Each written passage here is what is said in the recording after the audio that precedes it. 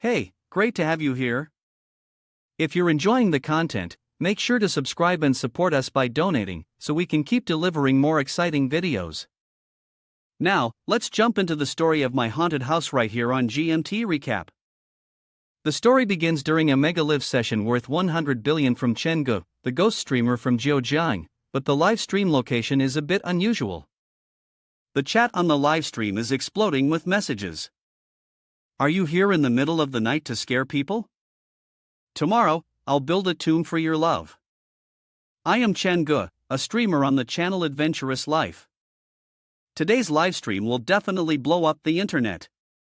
Because what I'm streaming is midnight, alone in front of a mirror in a pitch-black bathroom, lighting a candle, closing my eyes, and repeatedly chanting my name for 20 minutes, to see what happens in the end.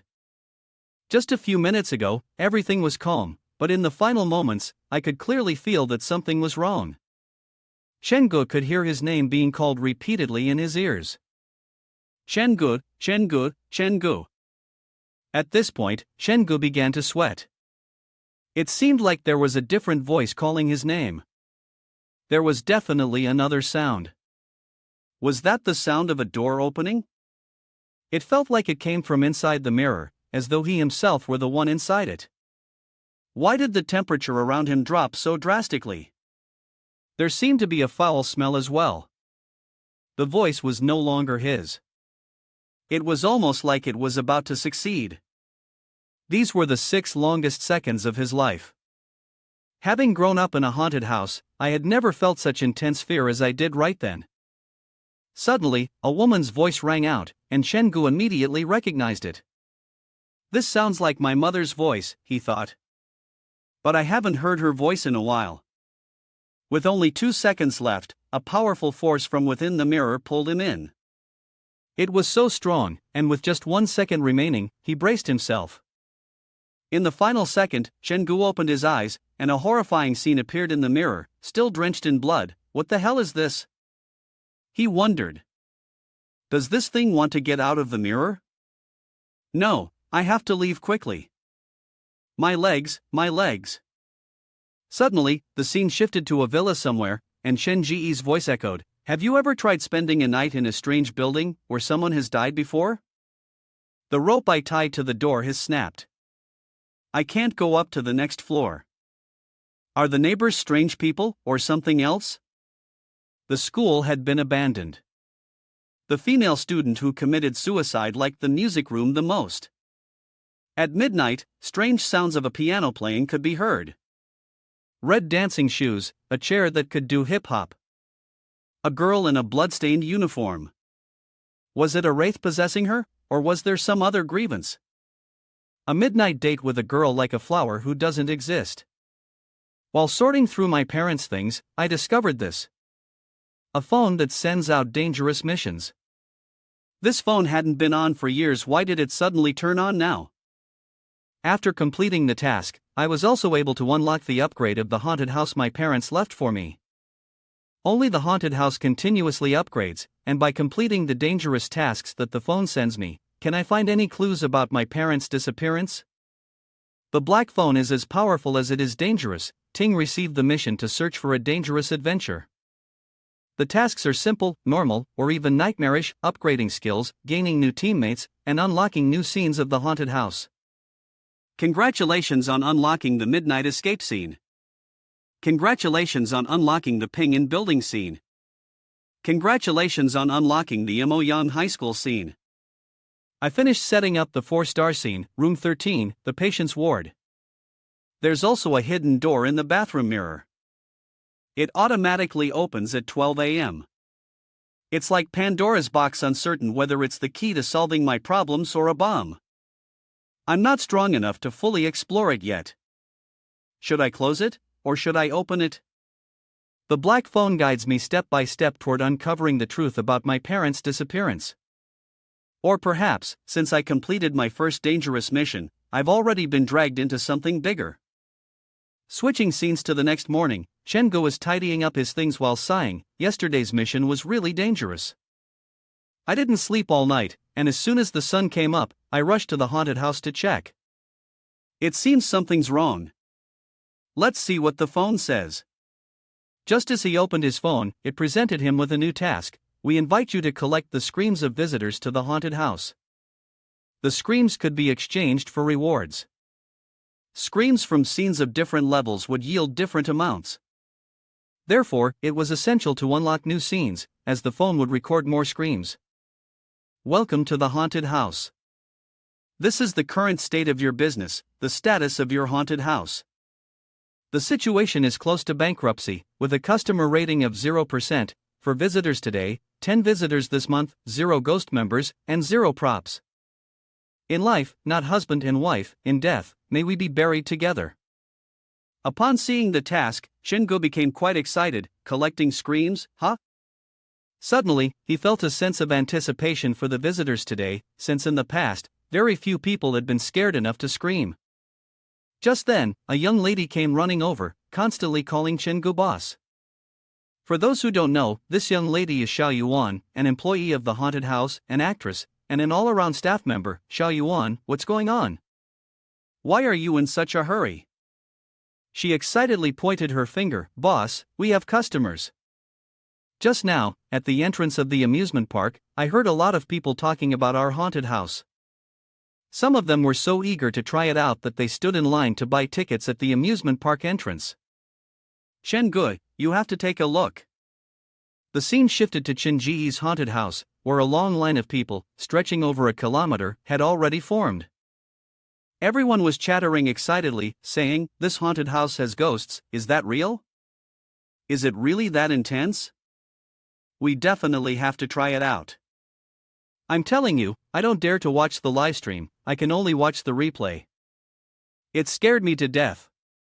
Wow, I was so scared yesterday, halfway through, I had to turn it off and watch G5 to calm down. Looks like many people watched me suffer through last night's nightmare livestream. Is this some kind of fame I should admire? The livestream effect is really not bad. I've gotten a lot of messages from people in other areas on my phone, saying that the top fan wants to come review. At this point, the video Chen-gu posted had reached 4,300 views, with 66.66 comments. The comments were quite lively. One person asked, why did a crack suddenly appear behind the mirror? What did the streamer do? Yes, it seems like there's something in the mirror. I just wanted to find a ghost, I didn't want to know the answer, I was scared to death. The young girl noticed Chen-gu was focusing on reading the comments and couldn't help but ask, Boss, what are you staring at on your phone? Xiao Yuan, yesterday you leveled up the scene of the wedding night, today you're going to do the makeup for me. Boss, you can do makeup too? Cut to the makeup room. Chen-gu immediately used his basic skills, with his natural talent for facial makeup at a proficient level. 7 tweezers, razors, surgical pliers, needles, thread, and a sterilized central needle. All these tools weren't necessary, it seemed like he could only go for the basic makeup for now. Hearing that, the younger sister became quite worried. What's with the empty drum in the middle? Boss, do you really know how to do makeup? Don't turn me into an ugly person. Don't worry, it'll be fine. Alright, open your eyes and look in the mirror to see if you're satisfied. She looked into the mirror and didn't even recognize herself, it was so stunning she was speechless. I've never seen myself this beautiful before, but why do I look like a corpse? Don't look anymore, the door's about to open. Hurry and go to the second floor haunted scene. Remember to put on the Bluetooth earpiece and follow my orders. Got it. I'm on my way. By now, everyone had grown impatient. Why isn't the door opening yet? It should be time, right? Let's go to the haunted house first. Yeah, I also want to go there first. Chen-gu stood at the door, warmly welcoming everyone. You haven't been waiting long, right? Welcome to start with the most thrilling, terrifying, and extreme haunted house adventure. We're officially open for business. The crowd suddenly reacted strongly. I came here to cause trouble, not to visit. You're the one who posted that short video yesterday, right? You really scared the crap out of me. Give me 2 pairs of pants. You think scaring people is fun? Today, I'm going to chop you into pieces. One punch from me will definitely kill you. Smoking a cigarette shortens your life. If you scare someone for 5 seconds, you lose 5 days. Do you know that? I bought a ticket. I'm here to take over. Ha, just endure it, everyone is really enthusiastic. It's fine, you all just need to line up to buy tickets and it's all set. Has the door opened yet? So we're the first ones, can we go in now? A pretty young woman and a guy walked up and said, "Hello, we're students from the Forensic Science Department at Zhejiang Medical University. I'm Ishan, and this is my senior, Gaoru Shui. I posted your video from yesterday, and it went straight to the top search. My senior said she wanted to come visit this morning. Haha, so you're fans of the live stream room. Thanks for your support. Everyone was discussing on the forum yesterday, the owner, your haunted house was missing. Really? Hishan, don't talk nonsense, there's no such thing as ghosts. I'm here to expose the shady practices of this haunted house. Senior, you're amazing. Well, I'll look forward to it with anticipation. The entrance ticket costs 20 yuan at the regular price, with a discount price of 10 yuan. You can store your bags in the locker. Please. Hearing Chengge speak so confidently, the young man Hsien couldn't help but feel anxious. The owner of this haunted house is so confident, it might really scare us. I should have brought a couple more diapers just in case. Before the game began, I briefly introduced the background of the theme. Is there still hidden risk? In life, they weren't a couple, but in death, they wished to be buried together in the same grave. This story has been passed down in Zhejiang Guchang for many years. There was once a Pingan marquis who wanted to help his son die and set up a ghost marriage. He invited a fortune teller to read the Batsi, and after matching the birth dates, they chose a girl. But the girl soon had someone in her heart to force them to obey. Pingan marquis ordered his men to throw her lover into the river, using the life and death of her family as leverage to pressure the girl into submission. In the end, for the sake of her parents, the girl agreed to marry a dead man. The blood from the candles stained the red and white coffin, and both matters were arranged in the same room. The girl was locked in the coffin and buried alive. However, after the conclusion of the ghost marriage, strange occurrences began to appear at Pingan Marquis Mansion. The rooster's eyes bled, paper figures stared, and at midnight, a woman with eerie sounds would wander around Pingan Marquis Mansion. Here is the experiment project for you all this time. This scene is not big, you just need to find the exit within 15 minutes. If you manage to escape successfully, that's all you need to do. If you're really too scared, just shout "super handsome admin" at the camera, and I'll come to pick you up. The younger girl snorted, showing disdain towards the president, then gently ran her fingers through her hair. Well, I hope you all enjoy yourselves. Hee hee. Feels like watching a lamb walk into a tiger's mouth. The timid young man, following behind her, kept sweating. Senior, slow down a bit. What was that sound? Only 15 minutes. Hurry up. Is this music coming from the room? The boss is pretty creative. Senior, this music is really getting to me. What's the rhythm? Making a mountain out of a molehill. Isn't it just some nonsense music? Hee hee, nonsense, right? This isn't some random music. Using the Black Friday demon props, the international anthem, solitary and gloomy, Death's Complete Law. I've heard that listening to it too much can make people feel suicidal. The original version has long disappeared. I'm going ahead. Big sister, you take it slow. Hishan, why are you so brave? You're really embarrassing the medical department. Big sister, I just feel like this music is a bit creepy. Suddenly, a door opened on its own, catching both of them off guard. The room exuded an incredibly eerie atmosphere. Inside, a pile of white sheets hung suspended. Big sister, why does this room feel even more haunted? Let's go in and find some clues. The young man barely dared to step inside, only standing by the door waiting. Big sister, I'll stay here to back you up. Please be careful. A man like you believes in ghosts? Aren't you afraid of being laughed at? I'm just trying to find the way out first. The younger girl observed and analyzed like one Nan, a bit of a deathly vibe in her tone.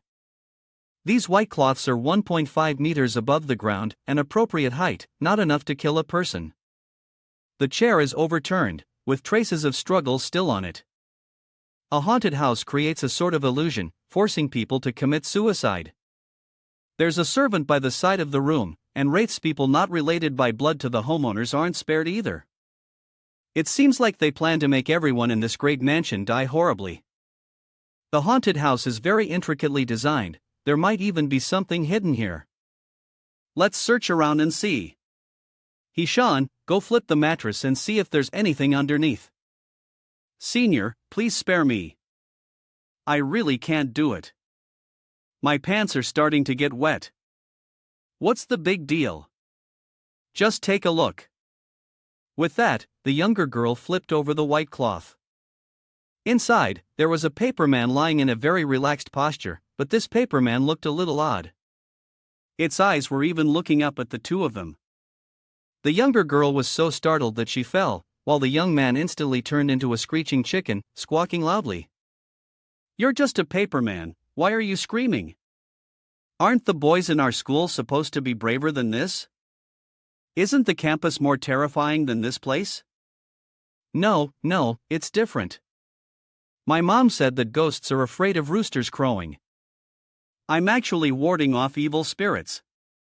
Senior, you don't think this place really has something unclean, do you?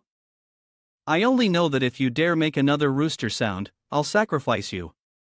My mom said so. Alright, just shut up. Are you even a medical student? Where's your scientific mindset? And stop talking about your mom. Why did I even come with you to this haunted house? Hurry up and find a way out, there's not much time left. But then the senior moved them to another room, where a group of people was gathered, along with a coffin marked with the word "She Happiness." The young man screamed, Senior, do you feel like these paper people are staring at us? I feel like they're moving on their own. Don't panic. Let's go inside and check first. The senior couldn't find any sign of an exit. The doors were tightly sealed from all sides, and the exit certainly wasn't in this room. The owner of this haunted house clearly understood psychological suggestion and knew how to read people's minds. Therefore, we had to do the opposite. The more uncomfortable the place felt, the more we needed to search carefully. Little sister, step onto the coffin lid and create the perfect scene. Come help me, I need to open the coffin lid. Open the coffin lid? Senior, please, have mercy on me. Can I admit that I'm scared now? Look, those paper people seem to be smiling at you. Can paper people smile? At that moment, the younger girl also noticed. You're right, those paper people are really smiling. How could that be? This must be a psychological effect, no medical student would give up. There are no traps around here, it seems the exit can only be inside this coffin. The young man stammered, if you still want to be a man, stop talking and come help quickly. Then, both of them put all their strength into lifting the coffin lid. The young man suddenly felt as if his backside was about to be penetrated. Senior, do you see the paper people getting closer and closer? Something keeps brushing against my butt. Stop overthinking, it's all just an illusion. We're about to find the exit, and when we do, we'll make the owner of this haunted house lose all his face. At this moment, Chengu was sitting in the surveillance room, eating potatoes and watching a movie. The ideal beauty was also quite beautiful, but in reality, she wasn't as rich and diverse as she thought. Xiao Yuan, it's time to hit the stage. They're about to open the coffin, the boss has received it. After saying that, Chengu pressed the control button. As soon as the two people opened the coffin lid, the coffin began to glow, and the paper flower effect fluttered around. Xiao Yuan also crawled out from the coffin, along with two dumbbells that flew up, creating a scene that left both of them frozen in place. Xiao Yuan turned her head and looked at the young man. At this moment, the young man had turned into a chicken again, clucking loudly. Terrified, the young man quickly ran toward the two pairs of pants. Xiao Yuan laughed mischievously and chased after him, causing Yishan, the young man, to cry rivers of tears and snot. At this point, only the young girl remained in the room, keeping company with the coffin. She soon realized the boss's strategy of separating them and attacking them one by one. This move of the boss was clever, and the real danger was only just beginning. No, I can't, I must find Yishan quickly. Yishan, where are you? The young girl accidentally walked into the honeymoon room. I'm not afraid, all of this is just part of the boss's scheme. There can't be ghosts in this world. I won't be scared. That damn man, hoo-hoo. Chen-gu observed through the screen, shooting aimlessly. Threatening to cry, the beauty, this isn't something I wanted, okay? Strange, this haunted house only has a few rooms. Yishan couldn't have possibly not heard me calling for him, could he? In the dark night, the young girl took cautious steps, groping her way to find Yishan, when suddenly, she bumped into something. Turning, she saw a mirror beside her. That startled me. Turns out it's just a mirror, but something strange is happening in it. Why is that? The reflection in the mirror didn't seem to be her own. As a top student in forensic science at the medical academy, Gao Rushua had dissected many corpses. The woman in the mirror looked incredibly familiar to her. It was a face only the dead could have. This haunted house had a real corpse. The young girl stumbled and fell to the ground, slowly backing away. After bumping into someone behind her, she thought it was the young man, and turned around with a bright smile. Yishan! But it wasn't him, the person behind her was Xiao Yuan. At this moment, the young girl was completely stunned. In times of extreme tension, the body's senses can change unpredictably. Seeing Xiao Yuan in front of her, the fear and tension that had built up earlier suddenly vanished. In that instant, the only word in Gao Rushua's mind was, so beautiful. The blood in her veins surged suddenly, like hot boiling water, spreading throughout her body, but she quickly regained her composure. Fear was like the effect of water being thrown and freezing into ice, suddenly invading every pore of Gao Rushua. Holy water also began to pour out, and the girl screamed in panic. Aunt, don't come over here. Chen-gu also felt things were starting to go too far, quickly ordering Xiao Yuan. End it here, get them both out. Have you heard the boss? Are you okay?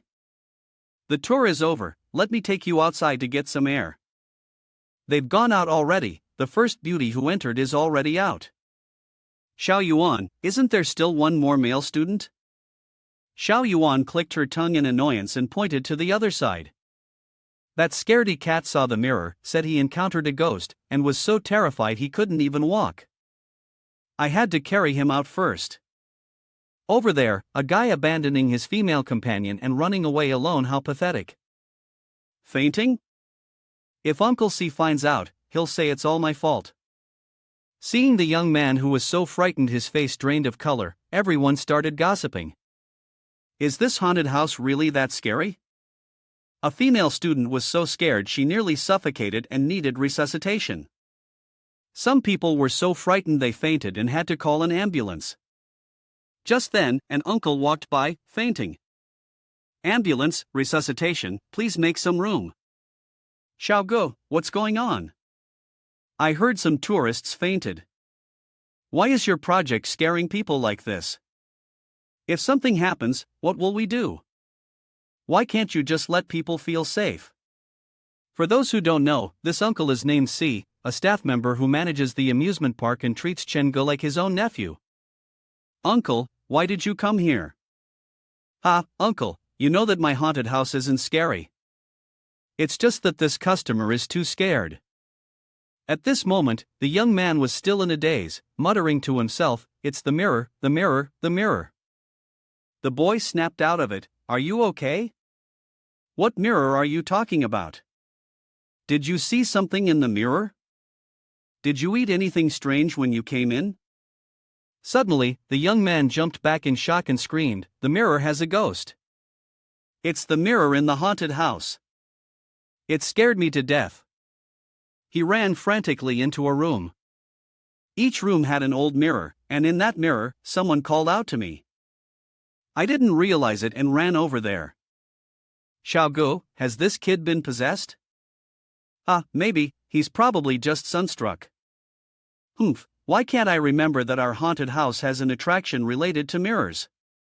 Shengu was also confused. "Mirrors? Is that it?" The nightmare-level dangerous mission yesterday. There was someone in the mirror.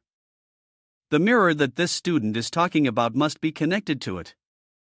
What the student from Ishan Medical Academy encountered, and what I saw in the mirror, must be the same.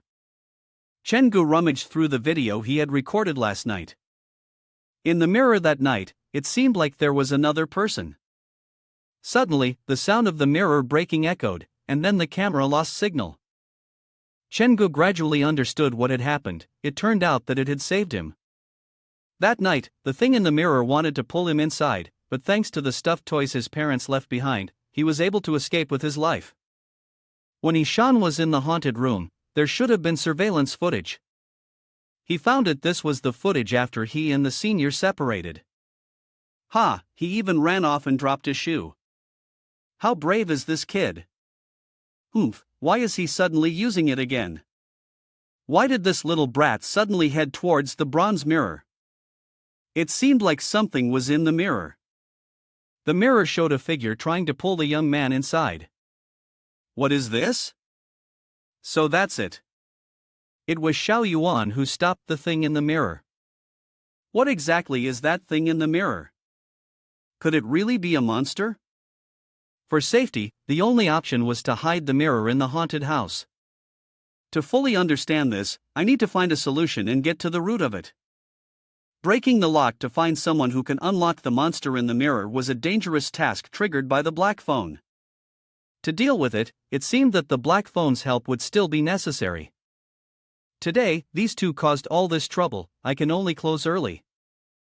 As for the business situation of the haunted house, the current situation, near bankruptcy, good reviews, but no increase in customer volume today, and only 2 customers for the month. 12 members of the demon squad without props, one of them can unlock a new mission. The body is pure, but the heart is shattered. What is this? Never seen before. Ting has unlocked the risky mission. In the mirror, there's a friend. This was unlocked yesterday. A midnight escape triggers a new risky mission. The design of the Black Phone's adventure game is incredibly fair. Completing the mission will reward the visage sealing technique, which comes from there. In the old apartment building, a dangerous psychopath appears at midnight. In his hands, he holds scissors and a steel hammer, lurking by your room door.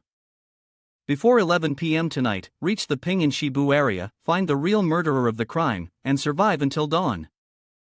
Reminder, he hides among the crowd, under the guise of kindness, concealing a heart that has been shattered. This mission lasts only 24 hours.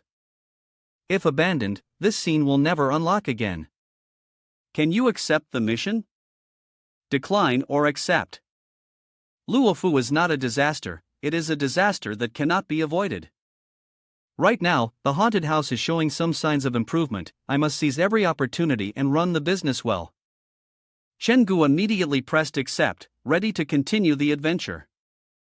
Over here, there's also a large adventure wheel. Life and death are in fate's hands. Wealth is determined by the heavens. Here, there are spirit fruits to prolong life, and wraiths filled with intense resentment.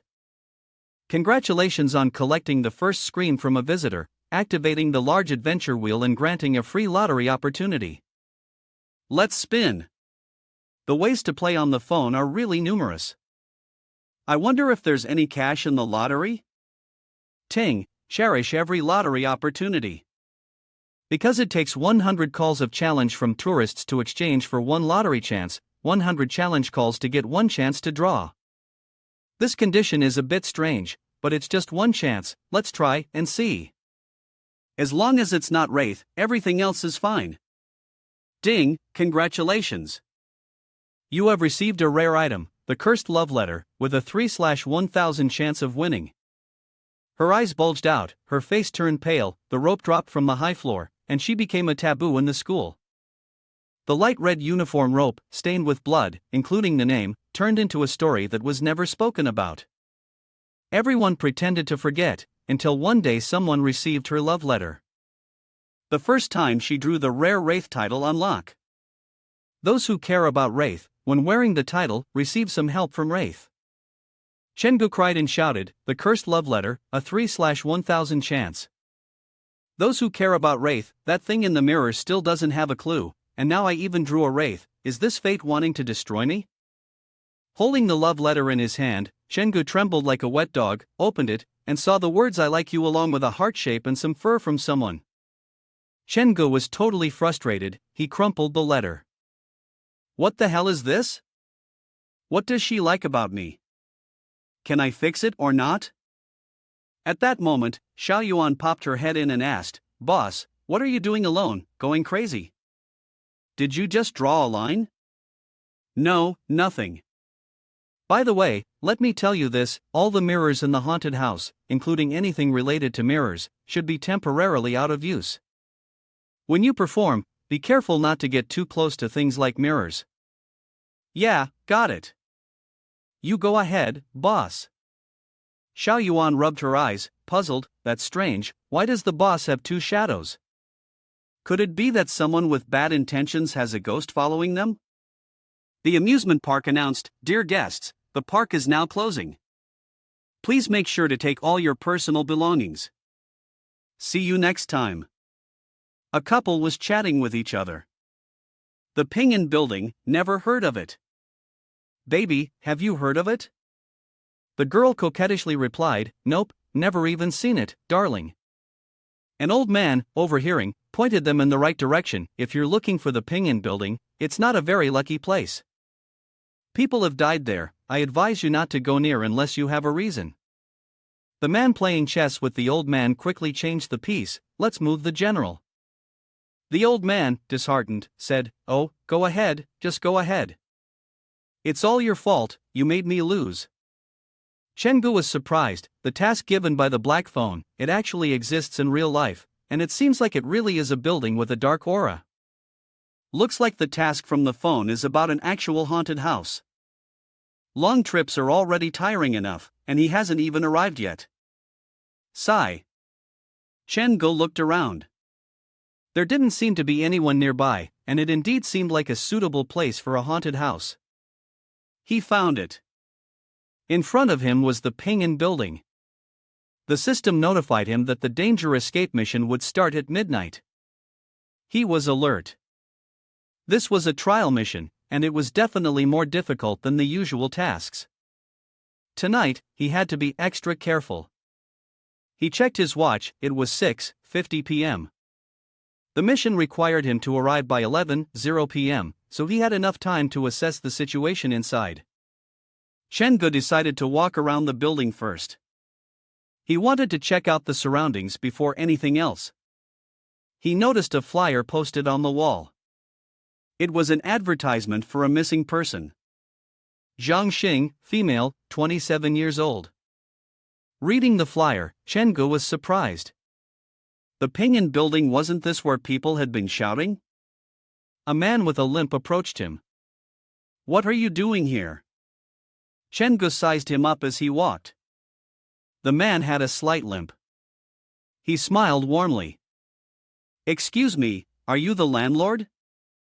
I'd like to stay here for a night. How much would that be? Hearing this, the man asked, You're looking for a room for just one night, right? Just one night. Is that okay? Yes. Can I see your ID? After watching, he led Chengu into the building. Alright, come with me to the second floor to hand over the money. Chengu quickly followed, thanking him. Looking at the building, he thought to himself, this building has 3 floors, and the condition of the rooms is seriously aged. Judging by the slant of the outer walls, it seems to have been built 20 to 30 years ago. However, the garden here is regularly cleaned, so it doesn't seem like only one person lives here. Inside the building, the sound of footsteps echoed. It's too dark on the first floor, it seems like no one is living there. Chen-gu walked up to the second floor. There's someone on the second floor. A door creaked open. A pair of eyes peered through a crack in the door, and Chen-gu tensed, his heart racing. Suddenly, the man with a limp from earlier shouted. "Hey, why are you here?" "Wang Qi, I told you, your girlfriend isn't here. If you keep clinging on like this, don't blame me for being rude." The man was pushed out, his papers slipping from his hands. Chen-gu noticed the pile of papers scattered on the floor. This looks like the same missing person notice as the one at the entrance. He picked up the paper and looked at him. Was he the landlord here? Why was the missing person notice only posted inside this building? This place is dilapidated, and it doesn't seem like many people live here. Chen-gu kindly handed the paper back to him. The limping man reminded him, "You don't need to mind him, this person is a madman." The other man timidly said, "Thank you." Chen-gu replied, "No need to be polite." He was confused by the words of the man with the limp, madman.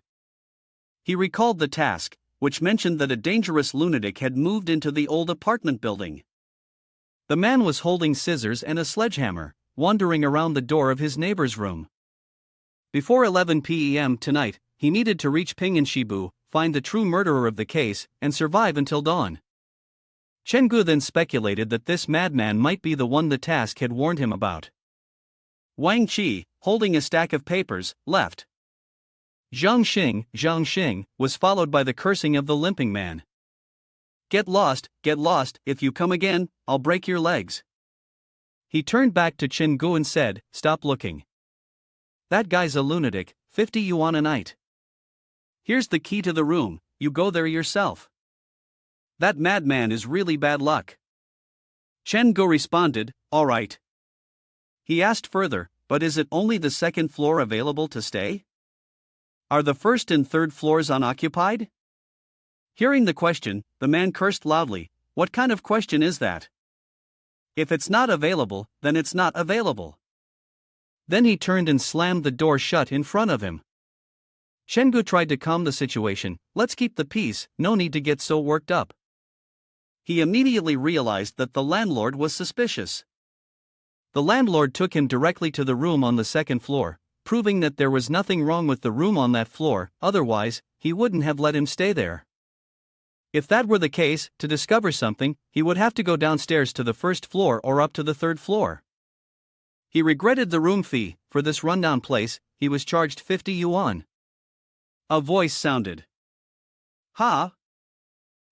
Followed by the sound of cursing. "Old man, what are you shouting about? Shut up." Chen-gu immediately noticed that the voice of the old man was accompanied by the landlord's scolding. "Is there someone else here?" Then there was silence. A hand reached from behind. The person placed their hand on Chen Ji's shoulder. "Oh, it's the man from earlier. I think you're not a bad guy. Listen to my advice and leave, don't stay the night here." Chen-gu was confused. "Why can't I stay here?" The man explained, "This building used to have frequent extermination cases. Everyone around here knows about it." Chen-gu, still puzzled, asked, "Extermination cases?" Wang Qi nodded, He remained calm, seeming to have realized that it wasn't worth searching further. The NPC came out on its own. Chen-gu then asked him, "So why did you come here?" Wang Qi replied, "I came because my fiancée mysteriously disappeared in this Pingan building." A mysterious disappearance. After she went missing, I immediately reported it to the police. The police told me that the last location of the phone was in this Pingan building. But they also said she isn't here. But I know for sure that she is still here. Look, this is my fiancée. Something must have happened to her. She definitely didn't disappear without a reason. I've been keeping an eye on this building. I believe she's been kidnapped by someone from this building." Chen-gu hesitated when he heard this. Kidnapped. He held his phone up to him. "Look, this is a message she sent me. The whole message just says save me. He desperately kept calling. Wait for me, I'll find you, I'll get you out. Jiang Xing, why aren't you picking up? After saying this, he left. I will find you, I will find you. Jiang Xing. Chen Gu thought to himself, this guy seems to really love his fiancée, but his expression is a bit strange, like he's not quite normal. He's talking so much about his fiancée to a stranger like me, yet he never even asked if I've seen her. He pondered, odd. The more I look at him, the more he seems like the person the phone mentioned. A female voice suddenly spoke up. Wang Qi, he's a madman. The girl stepped closer. Don't believe him. The words startled him, AAA. The girl greeted him. You're handsome. Chen Gu was frightened. Damn it, where did you come from? Are you human or a ghost? She heard this and laughed. You're such a jokester, handsome. Of course, I'm human. I've been stuck in this hellish place for 8 months and haven't even seen a shadow of a ghost. There are people pretending to be ghosts, but maybe even the ghosts dislike this place. He looked at her, his face turning red. You're not talking about yourself, are you? Chen Gu cursed inwardly, why is she dressed so little? After finishing her words, she turned and entered the room. Little brother, it's getting late. Don't wander around. Go back to your room early. Let me remind you again, absolutely do not go to the 3rd floor. With that, she closed the door. Chen Gu stepped outside and thought. So many people warning me not to go to the 3rd floor like this. Looks like I really have to go there. But I should go back to my room and get ready first. In this damn place, who knows what else might happen? As soon as he entered the room, his phone rang. Beep beep beep. He looked at the message notification. Oh, the kid got scared and had a tantrum this morning. The message was from Ishan. Little brother, I've been waiting for your new clip. Who are you? Come on, boss, it's me, Ishan. I came with the senior sister to your haunted house this morning. Looking at the message, he remembered that Ishan had reminded him, and now he was in a spooky house. Isn't this the perfect opportunity for a livestream? If anything goes wrong, the friends in the livestream room can call the police for him.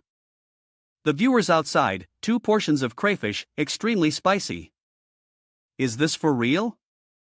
Is this streamer really going to quit like this? He calculated, and besides, the clip recorded in the live stream room could become solid evidence. Later, he could even copy this dangerous mission. This is a good idea. Using the live stream to attract manpower could also boost the fame of the haunted house. Chen Gu replied to Ishan's message with a reminder. If something unexpected happens later, remember to call the police. My location is at Pingan Shibu building, don't worry boss, I'll call the police immediately.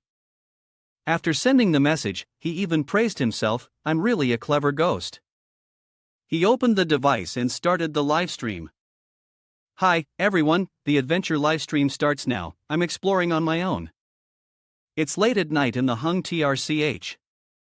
The live chat immediately flooded with messages. Streamer, you haven't posted any new clips lately, last time you got scared and peed yourself. What are you doing today? Wow, really daring to go to Hung TRCH? A ghost woman? With that kind of figure, she's so scared, why would she even go into a haunted house?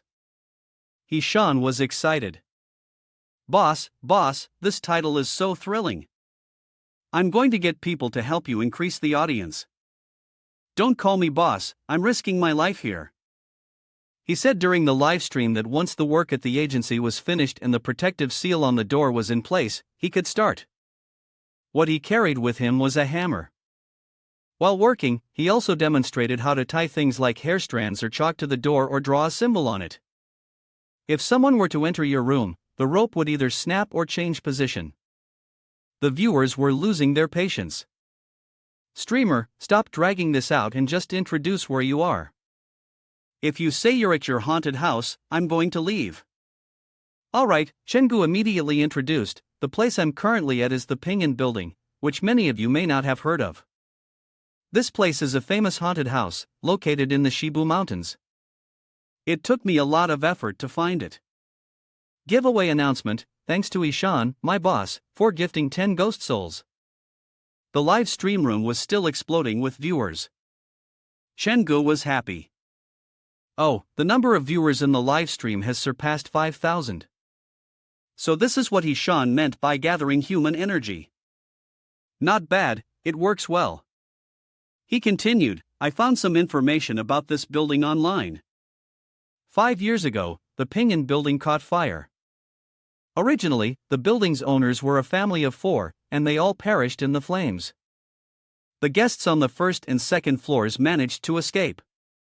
Only the family on the third floor couldn't make it out in time. The police investigated and confirmed that the fire was deliberately set, but the culprit was never caught. And there's more. It looks terrifying, but after I arrived at the scene, I discovered even stranger things. Suddenly, a noise rang out behind. Bang! Chengu paid attention to that figure. Was that person the landlord? He immediately chased after the person, not allowing himself to leave. He secretly sneaked upstairs. If he didn't chase, he would feel uneasy and restless. While walking, Chengu checked his phone. It seemed like the task was sent through the phone, specifically requesting him to take each step one by one. He continued filming, saying, as you can see, I'm currently following the landlord up to the third floor of the building. Earlier, the landlord mentioned that this place is a restricted area, not allowing anyone to step up. Chengu turned the phone around, it was very dark. I wonder if you can see clearly.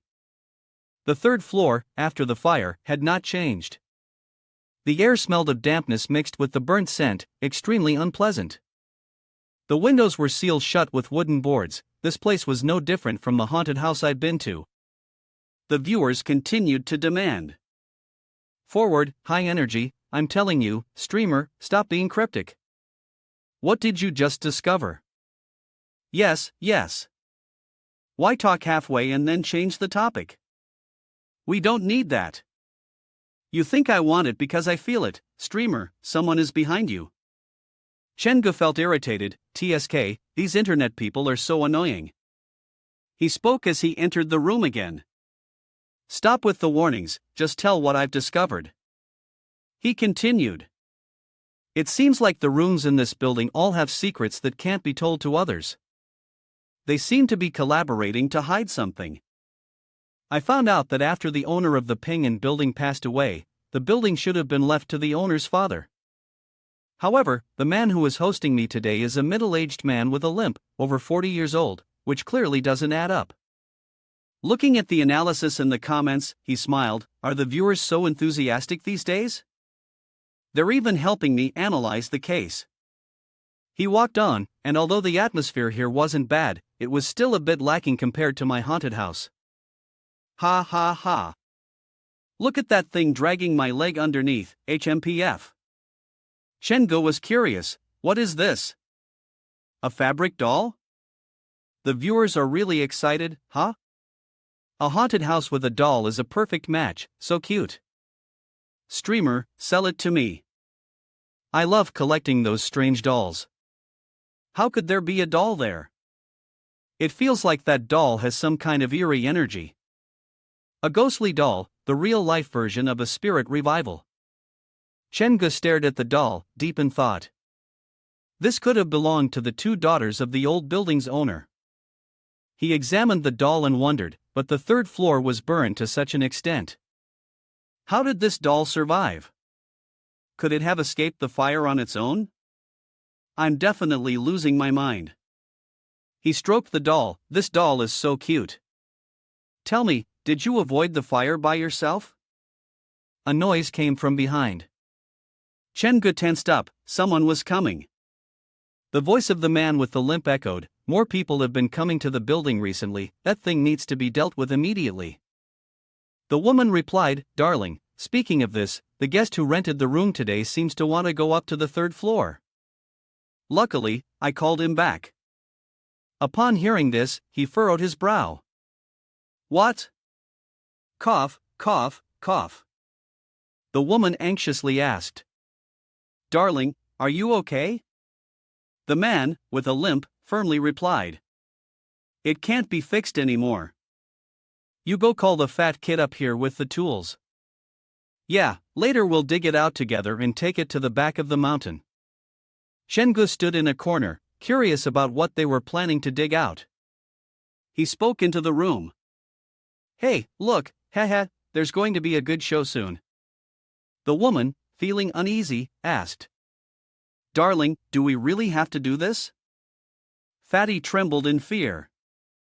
Yes, once we dig it out, there will be fingerprints left around it, and it'll be impossible to explain later. I think we should call the police. The man with the limp, hearing this, raised his hand and grabbed Fatty by the collar, shouting. Are you crazy? Are you trying to dig your own grave? Damn you, Fatty, listen carefully. If you call the police, the first ones they'll suspect are us. Don't even think about the fact that they'll uncover you drinking and driving, hitting someone and fleeing. We're the ones who kidnapped the old man and took over his building, that's going to be exposed too. Seeing the tension rise, the woman intervened. All right, don't get angry. Everyone has a past, we're all in the same boat here. The limping man heard that and said, forget about the fatty. Ugh, the woman continued, when the police come, it's bad for everyone. Hey, fatty, listen to my husband, she said. The limping man ordered, damn fatty, bring that thing out here. Fatty was in an awkward situation, who are you calling me? Stop talking nonsense. The limping man pulled down the cloth, hurry up, bring that girl out here for me. Looking into the wall, it seemed like something was there. Chengu was startled. This is a corpse. This corpse is buried in the wall. He quickly texted Yishan in fear, call the police, hurry, call the police. The other person replied mockingly, did you find a COVID isolation escapee? What's your name? Chengu looked at the message angrily, Yishan, you're such a bastard, next time you come to the haunted house, I'll make sure you know what's what. The live stream was still booming with viewers. Chengu announced, this is it. There's a corpse in the wall, turns out this is what they wanted to dig up. The limping man yelled from inside, stop being slow, hurry up. Fatty was irritated, originally thinking he had found a quiet place, but who would have thought this house's roof would have something like this? Really unlucky. The woman was displeased, it stinks, but fine, we're not exactly clean ourselves. Having this place is better than nothing. This girl is pitiful, burying her is also good karma. Are we supposed to report it to the police and catch the killer for her? Fatty was scared, trying to act tough, I'm dead. Chengu was furious upon seeing this. No wonder they had repeatedly prevented him from going up to the third floor. So this was the reason. I'm really sorry, I already streamed it all. The limp-legged man yelled at Fatty, damn Fatty, move faster. Fatty was in an awkward position, I'm going as fast as I can, I'm really fast already. Chengu said into the livestream, these are a bunch of reckless fools. After they found the Pingan building, they imprisoned the fake landlord. Now, in the building, they discovered a corpse, yet they chose to help the murderer dispose of the body. Suddenly, his phone rang, rin rin rin. The voice on the phone said, hello, this is the manager of the EGE video company. We've watched your livestream and we believe you have great potential. We'd love to collaborate with you to help you become a super popular internet star. Are you interested? Chengu was startled, not interested, he panicked, damn it. Looking inside, everything was silent.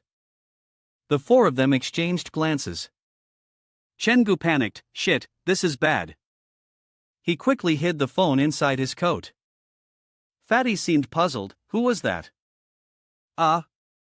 He waved his hand, you guys aren't asleep yet? A knife flew right at him. Chengu was pinned against the wall, the knife embedding itself right next to his head.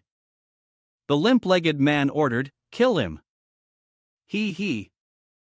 He ran ahead, the group of people chasing after him. I don't know if they believe it or not, I just went out to pee. Catch him! A shout echoed throughout the building. UAA, Chenggu has fled into the forest, search thoroughly. Come out, I see you. He was tired, enduring this trial was really too difficult. It felt like they were trying to take his life. Chenggu panted heavily, glancing at their movements. If they didn't kill him, they wouldn't stop. He pushed aside the grass and found a house. Chenggu decided to go inside. This seemed to be the forest guard's room. He'd hide here for now, and once Ishan called the police, he'd be safe. He opened the door, and a bell rang. Chenggu shouted, "Is anyone here?" He glanced at the bed. These are women's clothes, but why are they so dirty? Why do I feel like these are the clothes of the female corpse in the wall? The phone dropped from above. Shoo, he turned to look, what fell down? The phone message was just a string of words, save me, save me, save me, save me, save me, save me. Chenggu remembered what Wang Qi had told him. Every night, she would send him messages with just 2 words, save me. He pondered, could this be the phone of his fiancée Wang Qi? He was the only one not in the building, but he was always seen around it. His place of rest must surely be close to the building. Could it be this wooden room? A building with 4 criminals and 1 corpse, and a madman constantly holding up a notice about a missing wife. He thought he had figured out who the murderer was. A figure holding an axe slowly approached. He laughed maniacally. Hee, you found me. Wang Qi went insane. I told you, my wife must be inside the building, see? I wasn't lying to you. Chenggu exposed him. Wang Qi, as I suspected, it was you who killed your fiancée. He admitted, that's right, I personally buried her in the wall. Chenggu asked, why? Wang Qi immediately replied, because I wanted to keep her with me forever. Do you know how much I loved her? No, you can't understand my love for her. She was perfect, pure, like the most pristine lily. I was lucky to have her. But even though she married me, there were still so many people chasing after her, wanting to take her away. What could I do? Even if I'm as lowly as a filthy mop, always cautious, always worried. I was afraid of losing her. That's why I came up with this method, the method to keep her by my side forever.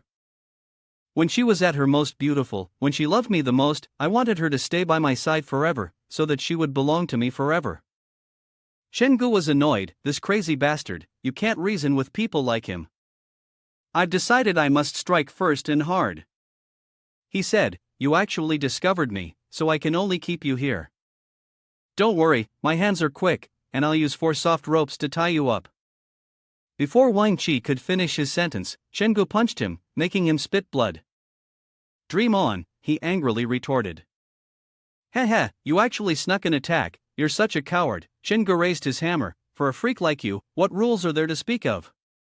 The sound of the hammer striking echoed. Chenggu was exhausted, puffing heavily. He ran out of the house, muttering, what a crazy person. The police had arrived at the Inping building. They called out, who reported the incident? Chenggu ran over, I called the police. He sighed in relief, I'm saved.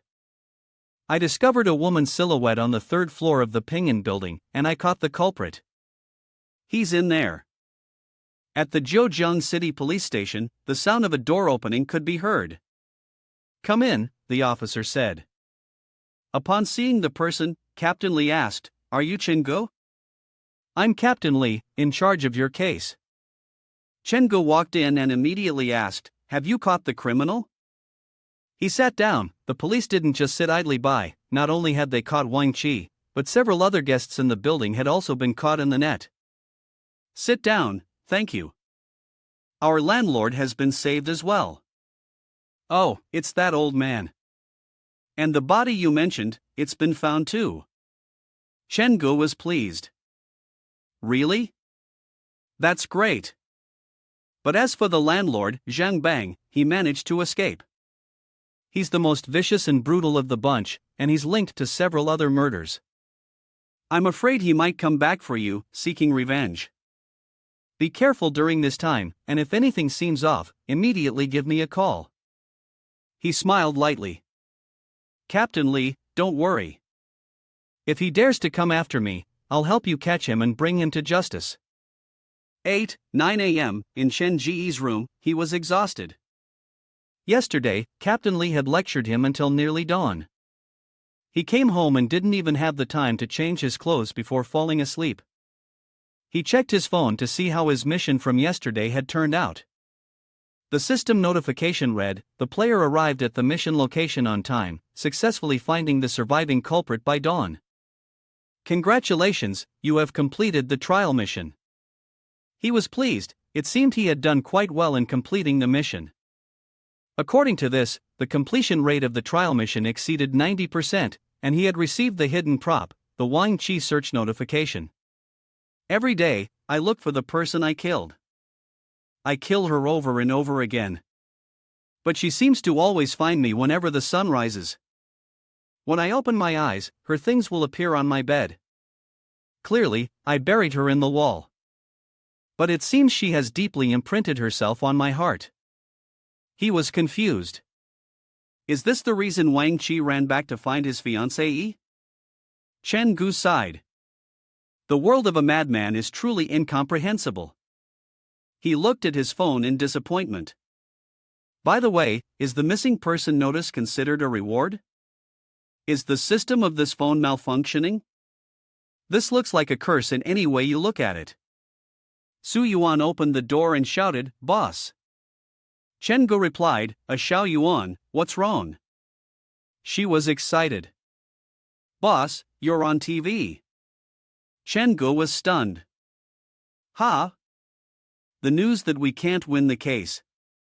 A major breakthrough in the raid on the Pingan building's criminal gang since the arson case. With the help of a passionate civilian, the police have captured the real culprit. Because one suspect escaped, in order to protect the safety of the witness, the identity is temporarily undisclosed. A patient infected with the coronavirus has escaped, but don't worry, I will bring him back to you soon." Su Yuan was cheerful. "Boss, is that you?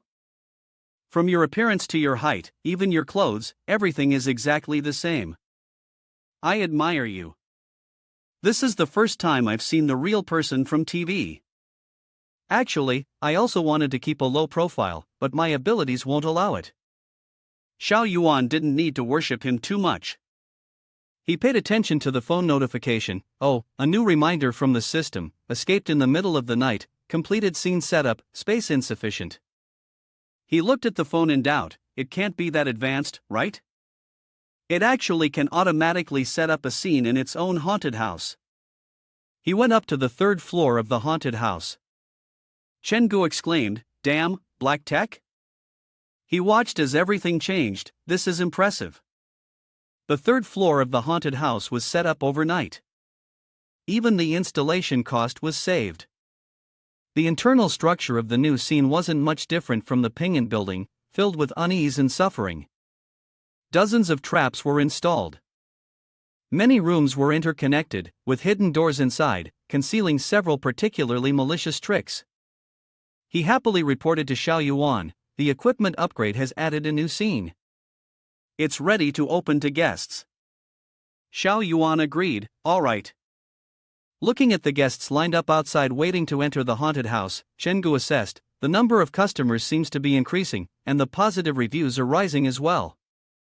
If this continues, I'll be able to complete the expansion of the haunted house in just a few days. The system makes a ding-dong sound.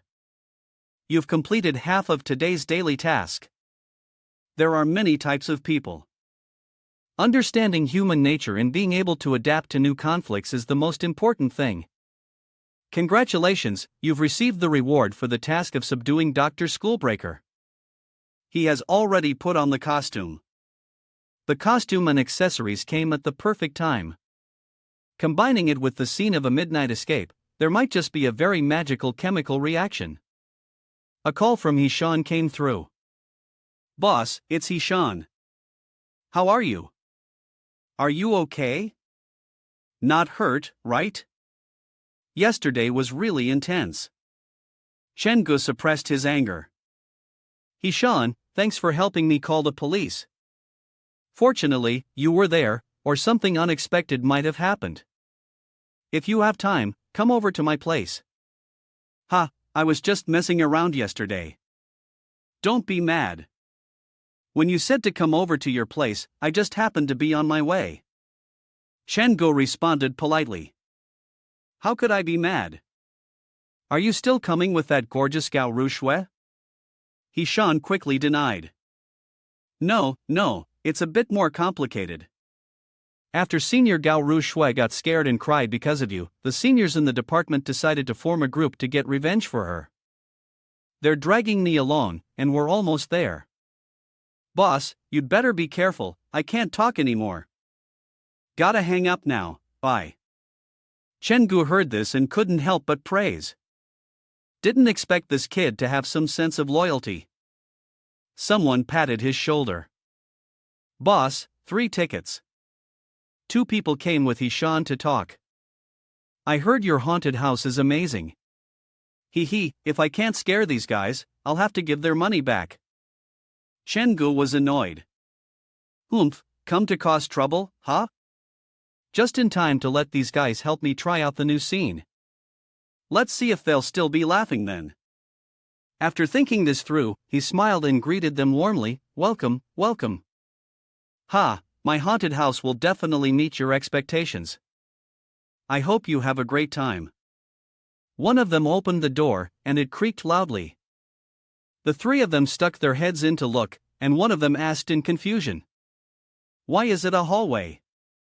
One of them complained. Wasn't this supposed to be a ghost marriage scene? This doesn't look like what you described, right? Where's the ghost marriage courtyard? He-shan, holding the frightened person, answered. I don't know either. Could it be that they changed the scene? Another person said. This is a loss, a huge loss. I spent all night lifting weights just to open the coffin lid quickly. The haunted house PA system made an announcement. The theme of this haunted house is escape at midnight. Please do not take photos or record videos at the scene. Violators will be held responsible for any consequences. Please do not damage the props. The guy with green hair looked confused. Escape at midnight? The PA system continued its announcement. Escape routes are hidden throughout the entire scene. You have 2 minutes. If something unexpected happens or you're too scared, scream at the surveillance cameras. Chen-gu wore a mask, grinning sinisterly. I'll get you guys out of here. The loudspeaker announced. Once you're ready, start moving. The other man raised his middle finger toward the camera. He's shouting loudly, pretending to be some god or demon.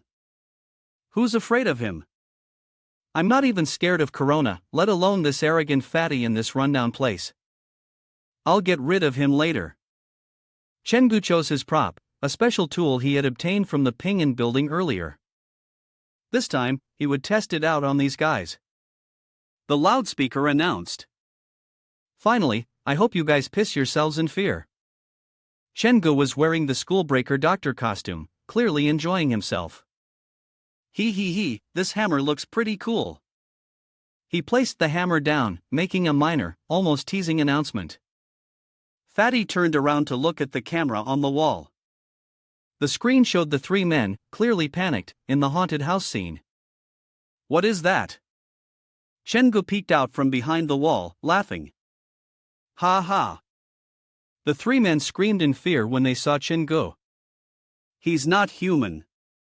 He chased them, pushing them forward. He was surprised when he saw He-shan running the other way. Hey, are you out of your mind? Why are you running backward? Chen-gu sprinted toward him, shouting. Boss. There's a haunted doll chasing us over there. Are all the ghosts in your haunted house real? This is terrifying. Chen-gu removed his mask and asked again. A haunted doll? He-shan clung to his arm, sobbing. Ugh, ugh. He pointed to the doll and said, look, it's this one. Chen-go recognized the doll. Isn't this the one I found at the Pingan building? He was confused. How did this thing end up with me? His phone vibrated, and a notification sound rang out. The system announced, you have attracted the attention of Wraith MN. You have triggered the hidden mission for the midnight escape scenario. Mission, the obsession of the deceased cannot be let go. Fulfill their wishes, and they will allow you to use them. He picked up the doll and said to it, so you're Xiao Xiao. He deduced that the doll must be carrying the lingering emotions of the victims from the Pingan building. If we bring the accomplice Zhang Bang to justice and make him face proper punishment, maybe that will fulfill their wishes, right? He-shan looked at the doll trembling. Boss, I feel like when you spoke, the doll's eyes lit up. Chen-go looked at the system in surprise. Huh? There's another page? He curiously scrolled down. Red-robed wraith. Chen-go frowned. If I'm not mistaken, this is the person who sent me those love letters. The system notified him in a friendly tone, the favorability level of the wraith has reached a stage where it's filled with hearts. She will choose to follow your instructions. He immediately understood the situation. So it turns out these demons just need to serve well, and from now on, they'll all be his teammates? Chen-go smiled and instructed the doll, Xiao Xiao, from now on, this will be your new home. Don't wander around, be careful not to get stepped on by others. He-shan found it puzzling to see him talking to the doll. Wasn't this boss a little crazy? Talking to a doll like it was normal. He laughed and asked about the two guys. Boss, I still have two senior brothers here, I don't know how they're doing. I was about to ask you, why did you all separate? Where are you guys staying? Suddenly, a scream echoed through the air. AAA. Chen-go was curious, who screamed like that? He-shan immediately recognized the voice, sounds like brother foam. Chen-go frowned, puzzled, the janitor's room is upstairs, why would he run up there? After a moment of thought, he grabbed his hammer and headed upstairs. I'll go check it out. He-shan quickly followed. Wait a minute, boss. Don't leave me here alone, I'll go with you. Upstairs, they reached the source of the scream. Get away from me, get away. He-shan, frightened, peeked into the room. Boss, did Brother Fong fall for our trap? Inside the room, angry cursing could be heard. If you come over here, I'll smash your face. I'll risk it all with you. Chen-go entered the room and saw a man holding a chair, surrounded by broken pieces of glass. He walked over to the other person and asked, what's going on? What did you see? The other person pointed at the mirror, stuttering, the mirror. There's something in the mirror? It wants to possess me, take over my will. Chen-go turned and looked at the mirror. It had been shattered into pieces. His reflection in the mirror looked strange now. He-shan helped the other person up and comforted him. Boss, Brother Phone might have been frightened so badly that he's traumatized. Chen-go stared at the mirror and said, the mirror doesn't need you to compensate anymore. The game is over now. I'll take you guys outside. He-shan and the fat guy helped the other person walk out. Brother Phone, can you walk by yourself? The other person was still shaken. There really is a monster. It's in the mirror. The system notification popped up, congratulating him for meeting the requirements for expansion. The phone screen displayed the business status of the haunted house. Note, every time the haunted house expands, there will be a secret reward. After expanding 3 times, the haunted house upgraded to a terrifying maze. Chen-go looked at the happy notification and smiled. He had expanded again. It seemed like he needed to take the entire parking garage of the amusement park now. However, he didn't know how much money it would cost. He shifted his attention back to the broken mirror, but the urgent matter at hand was dealing with the monster in the mirror. It seemed like it could possess other people. If left unchecked, it would affect the business of the haunted house. He stepped outside and noticed the policeman over there. Chenggu approached to greet him. "Captain Li, what brings you here?" "Chenggu, I'm here to look for you." The policeman continued. "The fake landlord, Zhang Bang, may have slipped into the amusement park. We spotted him on the surveillance cameras. He could be waiting for a chance to get revenge on you. Right now, you're in great danger. I advise you not to stay at the haunted house anymore." Chenggu responded, "Don't worry. As long as he dares to enter my haunted house, I'll make sure he goes in but doesn't come out." "Your plan. Zhang Bang suddenly showing up might not necessarily be a bad thing for me. If I can use him to lure that monster away, or if that monster eliminates him, either outcome will be beneficial to me." After saying this, the policeman left. Su Yuan walked up and hugged Chen Ji's arm. Boss, what did the police want with you?" "Xiao Yuan, close the haunted house later. You can leave work early today," Chenggu said as he walked away. He had to prepare a bit since he was expecting guests tonight. Hearing him, Su Yuan pouted. "What guests? Why does the boss need to entertain them personally?" "Humph, so mysterious." 12 o'clock midnight at the haunted house. In the surveillance room of the haunted house, Chenggu was happily sitting, waiting for Zhang Bang to arrive.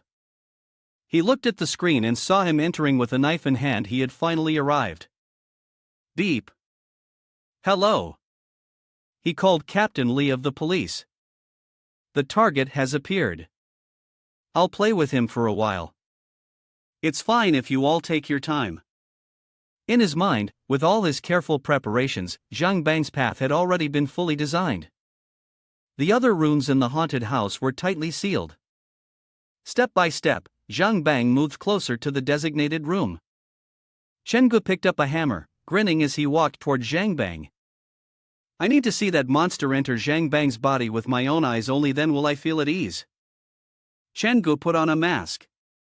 "Why do I feel like I'm the real villain here?" Ha ha. Zhang Bang wandered through the haunted house, cursing. "What the hell is this place? There are so many rooms, doors everywhere, none of them open, and it's pitch dark. Lucky for me, I've got guts. But once I'm done with him, this place will be a perfect spot to hide a corpse. Outsiders probably won't find it for 10 days or half a month."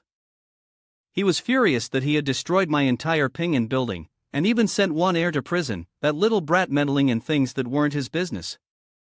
Seeing his shadow, he immediately raised his knife. Chenggu and Zhang Bang grinned in satisfaction. "I will definitely kill you." He thrust the knife forward. Die. But the shadow had disappeared by then. Zhang Bang was terrified. "Gone, it's gone." He turned around, looking around. Where is it? How could it disappear? He had clearly seen its back just now. It was definitely that one. Realizing this, he broke out in a cold sweat. How can a person just vanish into thin air? Zhang Bang muttered to himself, not noticing that Chenggu was holding a hammer behind him. Did I run into a ghost? He swung the hammer forward. Chenggu hit him in the head with the hammer, and he didn't have time to see much. He moved forward, and Zhang Bang was knocked over. Scratching his head, he explained, "My outfit really doesn't look very human." Sorry about that, next time I'll be more precise, didn't mean to hit you in the head." Zhang Bang crawled away in fear. Why is it so scary? Why is it even more brutal than the murderer himself? He lifted the hammer onto his shoulder with disdain. "With such a small heart, who gave you the courage to come visit my haunted house?" Zhang Bang was afraid. "You crazy man, don't come any closer." Chenggu swung the hammer with a playful look. "Don't be scared, I won't hurt you. I promise I won't hit your head, be good, if you move again, I'll just miss it." Zhang Bang ran away, still cursing. "Won't hurt me, huh? Are you trying to trick me? We haven't even been face to face for 3 seconds and you already hit me with a hammer so hard I feel like my joints are dislocated. If I don't run, are you waiting for me to turn into a pancake?" Chenggu smiled as he watched him run into the room he had set up. Haha, he slumped down, clutching his shoulder. He probably won't find me that quickly. Later, I'll think of another way to trap him. Chengu walked up to the door and smiled in satisfaction. Haha, you've fallen into my trap. That room you're in is a real haunted house. Inside the room, Zhang Bang looked into the mirror. What is this thing? It felt so terrifying, he screamed in fear, eh. From the mirror, red threads reached out, pulling him in. No, don't pull me. Chengu watched Zhang Bang being dragged into the mirror. He was caught off guard and ended up merging in. At that moment, the sound of police sirens echoed. Xiao Chen, are you okay? The officer asked loudly. Where's that Zhang Bang? He immediately pointed to the room. Li Du, you came just in time, he's inside. At that moment, Zhang Bang climbed through the window. Not good, he's trying to escape. Seeing this, the police officer left. Alright, stop running around. Stay home and wait, leave the rest to us. Chengu turned his head and said, but think about it, I can't just not worry. Zhang Bang is no longer the same Zhang Bang as before. Looking into the mirror in the room, Chengu realized that the monster in the mirror had gone along with Zhang Bang. He stared at the number in the mirror. The number 2 had been left by them. What does it really mean? A person, a ghost, 2 evil things have merged. Does this make me even more dangerous? It seems like I need to find some backup. He thought for a moment. Xiao Xiao from the Pingan building, the only wraith who could be of help, but unfortunately, her combat abilities were non-existent apart from being a little mischievous. He looked into the system, and it seemed the only thing he could find was the crimson-clad female ghost. Zhangya, her specialized paper face on the phone, seemed like she might be very powerful. He calculated that she might even be stronger than the monster in the mirror. If he could subdue her and get her to help him, that would solve everything. Except the mission to increase the favorability of Zhangya and Ding Dong. On the phone, an image of a pair of red shoes appeared. Chengu was surprised. Ah! The mission has arrived. The screen displayed the story of the red shoes. The system notified, go to the appointment within an hour, to Shicheng Private School, and find Zhangya's red shoes before dawn. Note, don't be late for the first date, or she won't be happy. Chengu felt a headache. Ha! My first date with my daughter, and it's in an abandoned school in the suburbs at midnight. Could it be that something is wrong with my love story? At midnight in the suburbs, Chengu was in a taxi. He requested, Master, to private school Changxi. The driver responded loudly, you want to go there at this hour? He remembered the first time he spun the wheel and won a love letter, and how the black phone had described Zhangya. When she died, she wore a blood-stained uniform and a pair of red dancing shoes. The mission from the phone had also instructed him to find the red dancing shoes. It seemed that these red shoes might be the key to subduing the red-clothed wraith, Zhangya. The driver initiated a conversation. Young man, can I ask you something? The school you want to go to has been closed for a long time, and now there's no one there. What are you doing there at midnight? He replied with a happy expression, going on a date. Ha, your youth is really something special. Which girl would want to go on a date in such a weird place? Chengu sighed, there's no helping it, my date has some rather unique interests, and her temper doesn't seem too great either. The driver arrived and immediately announced, Ha, we're here, young man, wish you a successful date.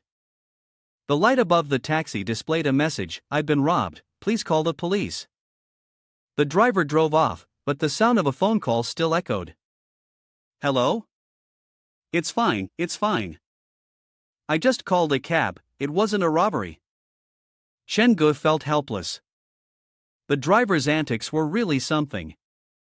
The most fundamental thing between people is trust.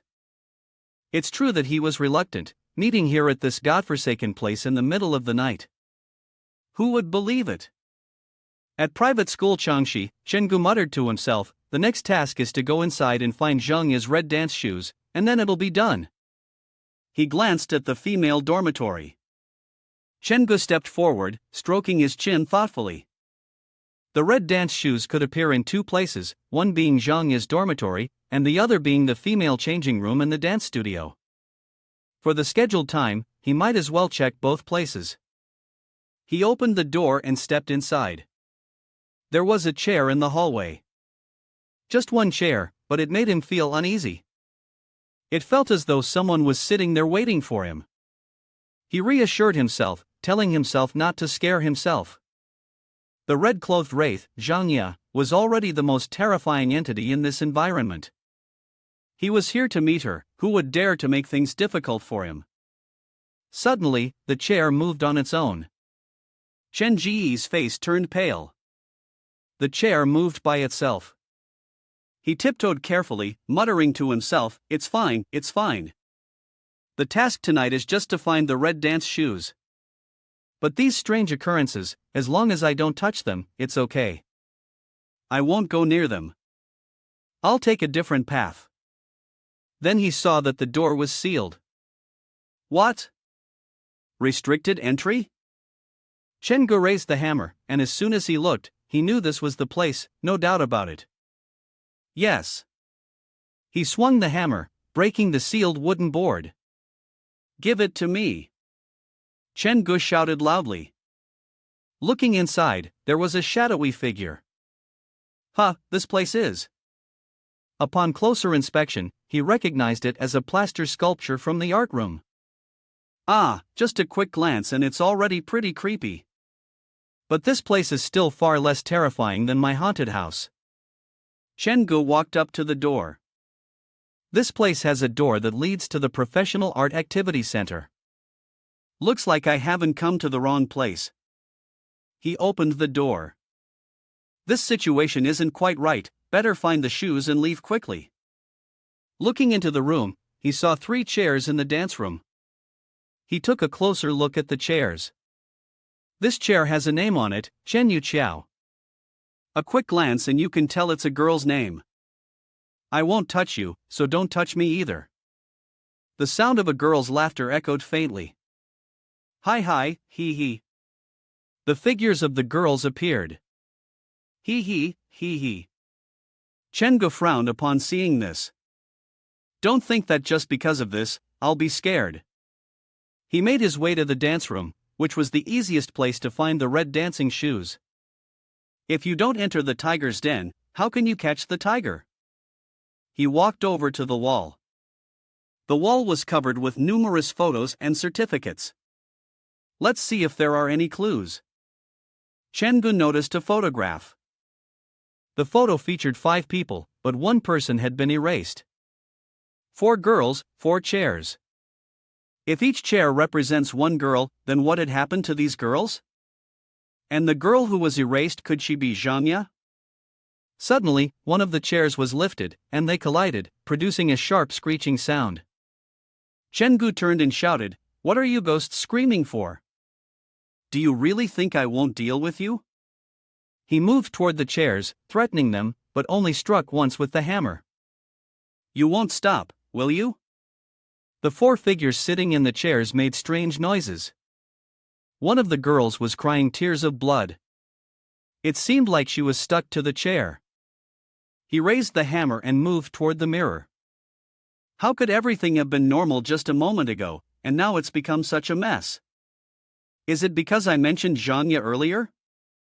Leave. The chairs started to move more violently.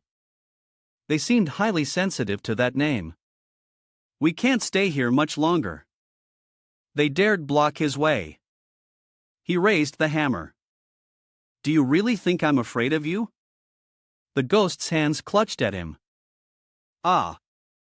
Chen Gu glanced toward the door. This is bad. The 4th chair had blocked the door. There was no way out. The hammer dropped, creating a loud noise. He was tense. This is me. Are you going to kill me directly without even inviting me to sit down? He called out with difficulty. Zheng Qingu shouted loudly, Zhang Ya, you were thrown into the mirror shattered and fell to the floor. Grandfather of Chen Gu clutched his chest in discomfort, coughing repeatedly. He glanced up at the group of ghosts, who looked terrified. What's going on? They seem really scared. Chen-gu was on edge. Even the ghosts were afraid. What exactly was behind him? Recovering his strength, he looked into the mirror. Chen-ji's eyes filled with fear. The image in the mirror showed a girl hugging his shoulder. It was Zhangya. What did she want him to see? The image in the mirror changed. Weren't these girls the same female ghosts who were trapped in the chairs earlier? No, back then, they seemed to still be human. The scene in the mirror showed the girls dancing. The person behind them seemed to be Zhangya. The girls were chatting happily. Let's go have ice cream later. I love sweets, but eating too much will make me fat. Ha, how annoying. Zhangya wanted him to understand what had happened before. The girls were innocent and beautiful, just learning to dance. Zhangya proactively shared, wanting to win the favor of the other girls, but this kindness seemed to be unaccepted. It appeared that Zhangya was still being pushed aside. A letter fell out of her bag. Someone picked up the letter, and the scene shifted forward. Why did they suddenly start arguing? Who is this man? Calling Zhangya to the office, is he a teacher? Why is he suddenly running away? Zhangya ran outside. The man, whether or not he was a teacher, seemed to have been injured. Zhangya's clothes seemed to be torn. She sought help from the other girls, but they all seemed indifferent. The man, unafraid, chased Zhangya away. Zhangya, don't retreat. Chen-gu shouted as a warning. It's dangerous. Zhangya fell. Don't. Zhangya cried out. Chen-gu realized everything. So that's it? That fatty pressured Zhangya to death, then staged it as a suicide. The silence of the other girls also helped the murderer. Since Zhangya's death, she had become a taboo in this school. The red dancing shoes, the blood-stained uniform, including that name, all became topics that were never to be mentioned. He turned back to look at Zhangya and said, I already know your story. Don't worry, I will help you get your justice. Hearing this, Zhangya kept her eyes shut, and there was a sound of a door opening behind her. Creak. Chen-gu noticed Zhang Bang had followed them here. Zhang Bang said, Didn't expect that, did you? I've been following you all along. Tonight, we'll settle old grudges and new ones. He saw Zhangya hovering beside Chen-gu. Zhang Bang was too scared to speak. At that moment, Zhangya opened her eyes. Zhang Bang was so frightened that he took a step back. You. What's wrong with you? What's that thing behind you? Chen-gu sneered, Zhang Bang, let's assume you're possessed by the ghost in the mirror. But here, I have something far more terrifying than what's on you. Zhangya darted to the other side, and Zhang Bang, terrified, turned to flee. Don't come any closer. Chen-gu, seeing this, followed right behind. Hey, wait for me. He took out his phone and called the police. Captain Lee, this is Captain Lee. Who's calling? Chen-gu, it's Chen-gu. Zhang Bang is at Xicheng Private School. You need to come right away. The officer sounded confused. Xiao Chun, what are you doing out so late at night? Zhang Bang has been following you. Do you realize how dangerous that is? He ran while explaining, I came here for a reason, and moreover, I discovered a murder case. 4 or 5 years ago, a female student named Zhangya from this Xicheng private school fell from a building, and that wasn't an accident. Her death holds a secret. How do you know about it? Let's talk about this case in detail when we meet, but you should quickly go and arrest Zhang Bang first. He looked in the direction where Zhangya was pointing, where the utility room was sealed off. Chen-gu opened the door and walked in. It was clearly colder inside than outside.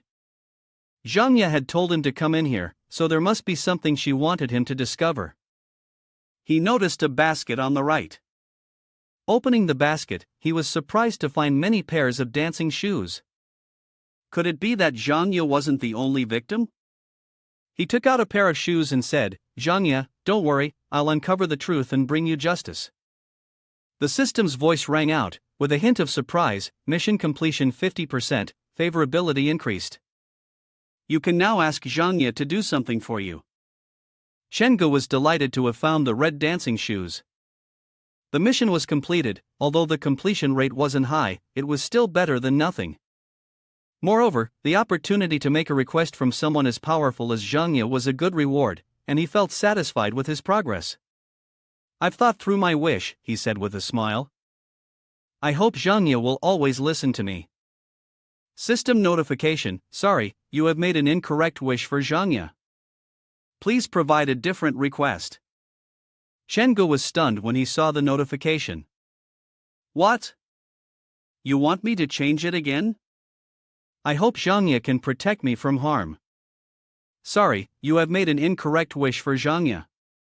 Please provide a different request. I hope she won't harm me, and won't develop any thoughts of wanting to kill me. He grew impatient. Is this acceptable?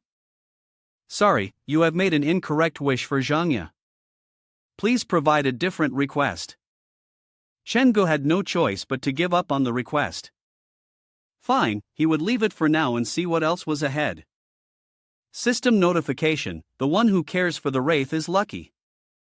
Congratulations, you have completed the affinity mission. Please note that after completing all the missions, a trial mission will be unlocked. Upon completing all trial missions, you may successfully unlock the box of scenery. Shengu was taken aback. A 4-star horror scene. The 1-star horror scene had already been terrifying enough to drive medical students to the brink of collapse. How much more terrifying would the 4-star scene be? It seemed that his haunted house would have to be tiered. The 1-star risky scene could be entered by anyone. But in order to reach the level 3 and above dangerous scenarios, one must first pass the gates of the 1-star and 2-star scenarios. It's like a level-up system. Tourists who have previously played can continue to challenge themselves because their star level has increased, which is clearly a perfect clearance. The excitement he felt meant that every time tourists visited, they had different trials. Later, the place was never short of customers, and his haunted house business became hotter and hotter. Business was booming, and there was hope for prosperity. I really am a business genius. The sound of a police siren blared. Beep beep beep beep. The officer anxiously said, "Xiao Chen, where are you?" "We're here."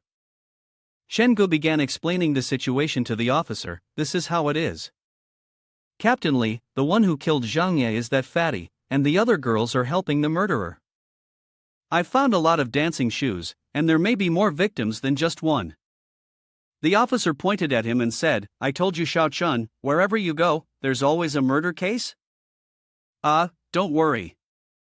If everything you're saying is true, we will definitely clear the victim's name." A soldier came over to report, "Captain Li has investigated the surroundings and found no trace of Zhang Bang. Lu Jing's driver said he once brought a man like that here." "What? Are you telling me that the guy got away?" After listening, Captain Li waved his hand. "Alright, Jinge, I'll arrange for someone to take you home first, it's safer that way. Zhang Bang hasn't been caught yet, so you'd better stay at home for now, don't go wandering around." He was like a shadow, sticking to him, and would certainly stop at nothing to get his revenge. Shengu raised his hand in salute. "Yes, sir. I'll definitely stay home and behave. By the time you get back to the haunted house, it'll almost be dawn. The sky's about to brighten, and I still need to prepare to open the haunted house. With these kinds of tasks, it's a miracle I haven't been killed by a ghost yet. I'll probably die from a heart attack before anything else. At least I've made some progress, though the red dancing shoes mission is done, and I've gotten closer to Zhangya." He reflected on his earlier thoughts. Could he make a request that wouldn't go against Zhangya's wishes? Was simply asking her to help him eliminate the monster in the mirror too much to ask? Noticing the window was still open, he wondered if Xiao Yuan had forgotten to close it yesterday. He didn't notice Zhang Bang sneaking up with a knife from behind. He lunged forward. Chen Gu, die. Chen Gu jumped to the side just in time to avoid Zhang Bang. Reaching for a hammer, he said, "You're still following me, huh? Go wait for me at the haunted house. Humph, even if I die, I'll drag you down with me." Chen Gu charged forward. "Who said I want to die with you?" The hammer struck Zhang Bang's head with a violent force. He was also stabbed by the man, yet he managed to stay on his feet. The sound of blood dripping echoed. Looking behind Zhang Bang, he realized it was the monster in the mirror. That monster was protecting Zhang Bang. Chen Gu quickly retreated. No, this is bad, one person and one ghost? It's unfair to fight two of them. I need to call for help, I need outside support. The ghost behind Zhang Bang rushed forward, charging straight at Chen Gu, knocking him to the ground. Chen Gu screamed in fear. Ah! Zhang Bang swung the knife, shouting, "Die!" Chen Ji's eyes widened in shock, and his hand pressed onto the system on his phone. He shouted loudly, "Help me!" The system beeped. Bip! A red beam of light shot out from the phone. It spread out, wrapping around, forming circles. Chen Gu was taken aback as the light surrounded him. Zhangya appeared before him. The ghost was pierced by the red streaks launched by Zhangya. It howled in agony. Zhang Bang was terrified. "What the hell did you just summon? This is way too terrifying." Taking this opportunity, Chen Gu stood up and swung the hammer from behind. The hammer struck Zhang Bang's back. Chen Gu shouted, "Don't even think about escaping." Hit by the blow, Zhang Bang was thrown forward. Chen Gu finished him off with one strike. Meanwhile, the ghost howled in agony, being torn into pieces. Howl, howl, howl. Chen Gu looked at the unexpected situation. Zhangya. Zhangya put the ghost into her mouth and mumbled in response, "Oh, yeah." She chewed the ghost with relish. After finishing, Zhangya sat down comfortably. Chen Gu felt helpless, wondering, is it really that easy to be torn apart and eaten clean? It seemed like she wasn't done yet. Suddenly, a burst of light shot out. Chen Gu rubbed his eyes. "Ouch, something got in my eye." He looked at his reflection in the mirror, which seemed strange. There was nothing there, but at least the issue seemed to be resolved. From now on, the numbers would probably never appear in the mirror again. He sat down to rest and pulled out his phone to call the police officer. "Hello, Captain Lee, right? This time, I was obedient and stayed at home, but Zhang Bang came to my haunted house to find me." The officer grumbled, I'm coming right over." "I'm telling you, you're quite the troublemaker." After hanging up, Chen Gu sighed in relief. He closed his eyes, feeling exhausted. Finally, it's over. The tail of the Pingan building has been cleaned up, and the monster in the mirror has also been consumed by Zhangya. Once morning arrives, there's a good chance that the haunted house can open all the attractions to welcome visitors without any issues. He sat on the bed, thinking, but expanding the haunted house was also urgent. If he didn't expand it soon, he wouldn't be able to unlock any new missions. Chen Gu lay down, utterly exhausted. He thought to himself, I'll sleep for a bit, and when I wake up, I'll go check with Uncle C to see what he thinks, and figure out a way to take back the parking garage. His phone rang. Xiao Yuan was calling. Chen Gu mumbled in his sleep. "Hello, Xiao Yuan. Not opening the door this morning, but we'll start in the afternoon." Xiao Yuan hurriedly responded. Boss, wake up. There are a lot of people gathered at the haunted house, including the police and reporters." "Did something happen?" Chen Gu looked out the window in confusion. "What's going on? Why are there so many people?" Xiao Yuan urged. "Boss, why don't you turn yourself in? I think things have gotten really messy." Chen Gu, hearing this, cursed. "Turn yourself in. Wait for me, I'm coming down." The door creaked open, and everyone immediately took notice. "The door's open, the boss is out." Chen-gu smiled and greeted them. You guys are already in line this early? Welcome to my haunted house. A police officer pushed through the crowd. Move aside. Are you Mr. Chen-gu, the owner here?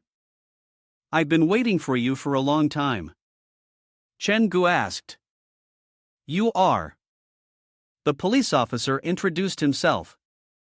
I'm Yan Jingguan, Mr. Li from the Xicheng police station.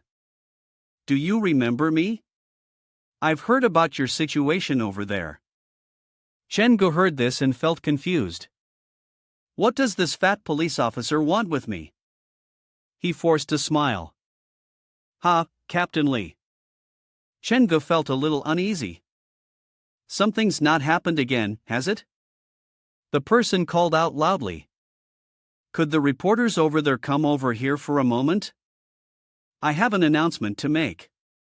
Wait, there are reporters here too? The person explained. In the case of the massacre at Pingan building, Comrade Chen-gu provided important leads.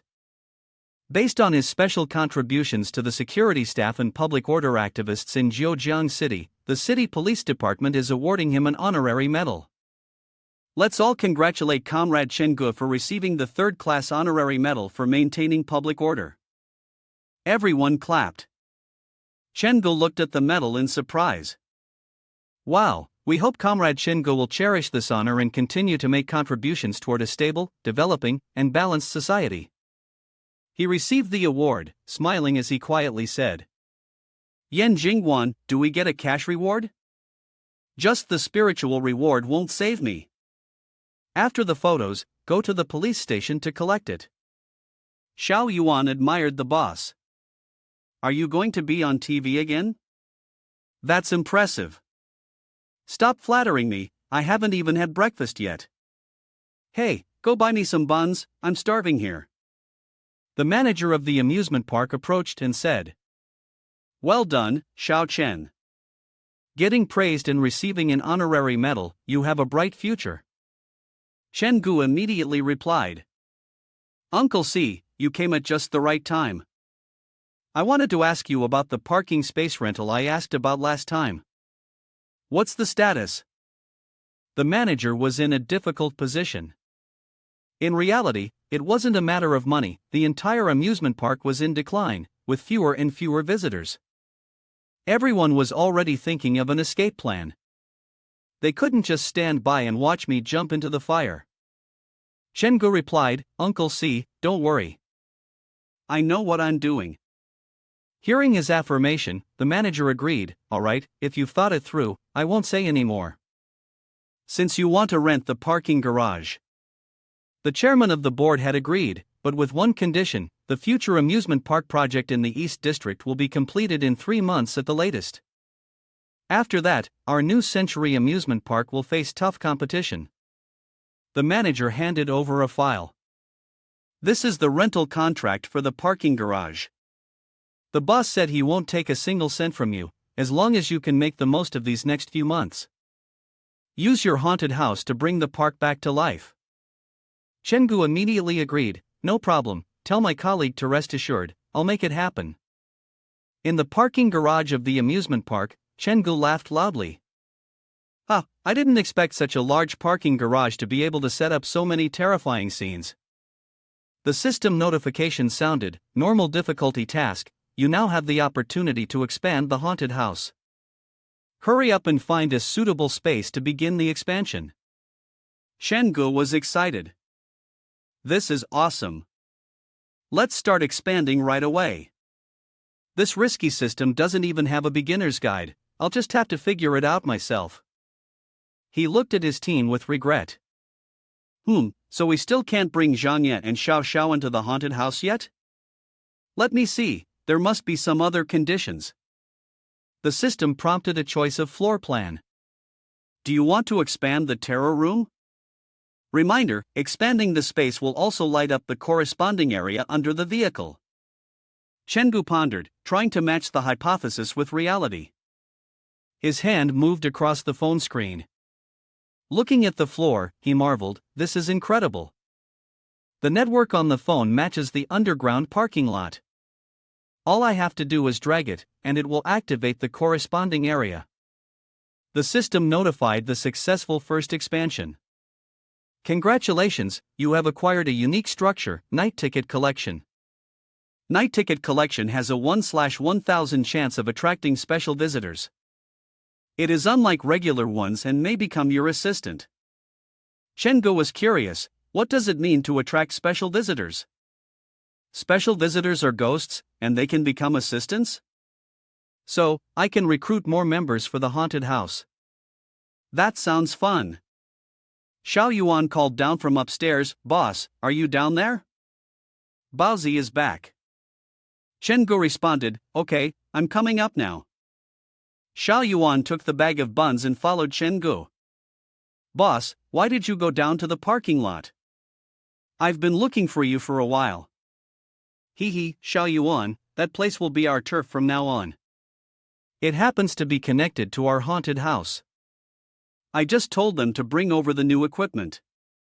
Chen-gu just passed by the ticket booth, "And what you're seeing that's our new ticket booth." Xiao Yuan admired, "Boss, you're amazing.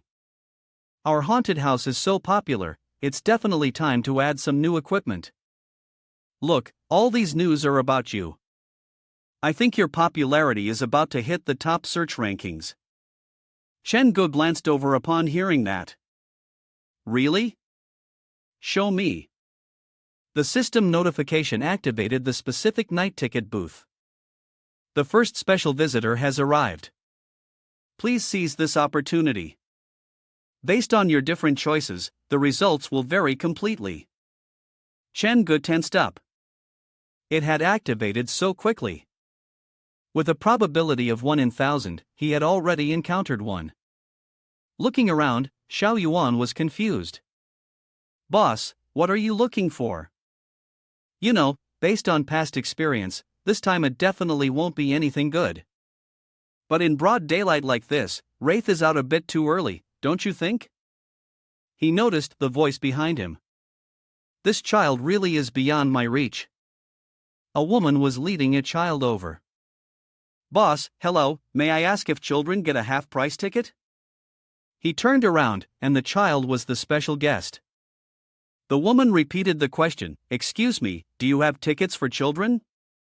He politely declined, "I'm sorry, your child is too young. I'm afraid they might be scared by the things inside." "I understand, but this child insists on going in. No matter how I try, they won't listen." He bent down to look at the child and asked, "Can you tell me why you want to go inside?"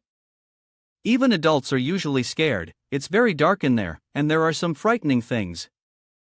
The child didn't answer, and the woman accompanying him explained, "I'm so sorry, Xiaoyu isn't like other children. He doesn't really like interacting with others, I hope you don't mind." "It's fine, I'll take you all inside. Don't worry about the entrance fee. Living and dead are not meant to be together, the dead should be buried in the same grave." Chen-gu introduced, "This is the topic of a marriage after death." He noticed the boy behind him, "Hey, little one, what are you doing?" The woman called the child's name, her face full of worry. "Fanyu," she pulled the boy away from the well, "Xiaoyu, what are you doing? This is very dangerous." "Hey, boss."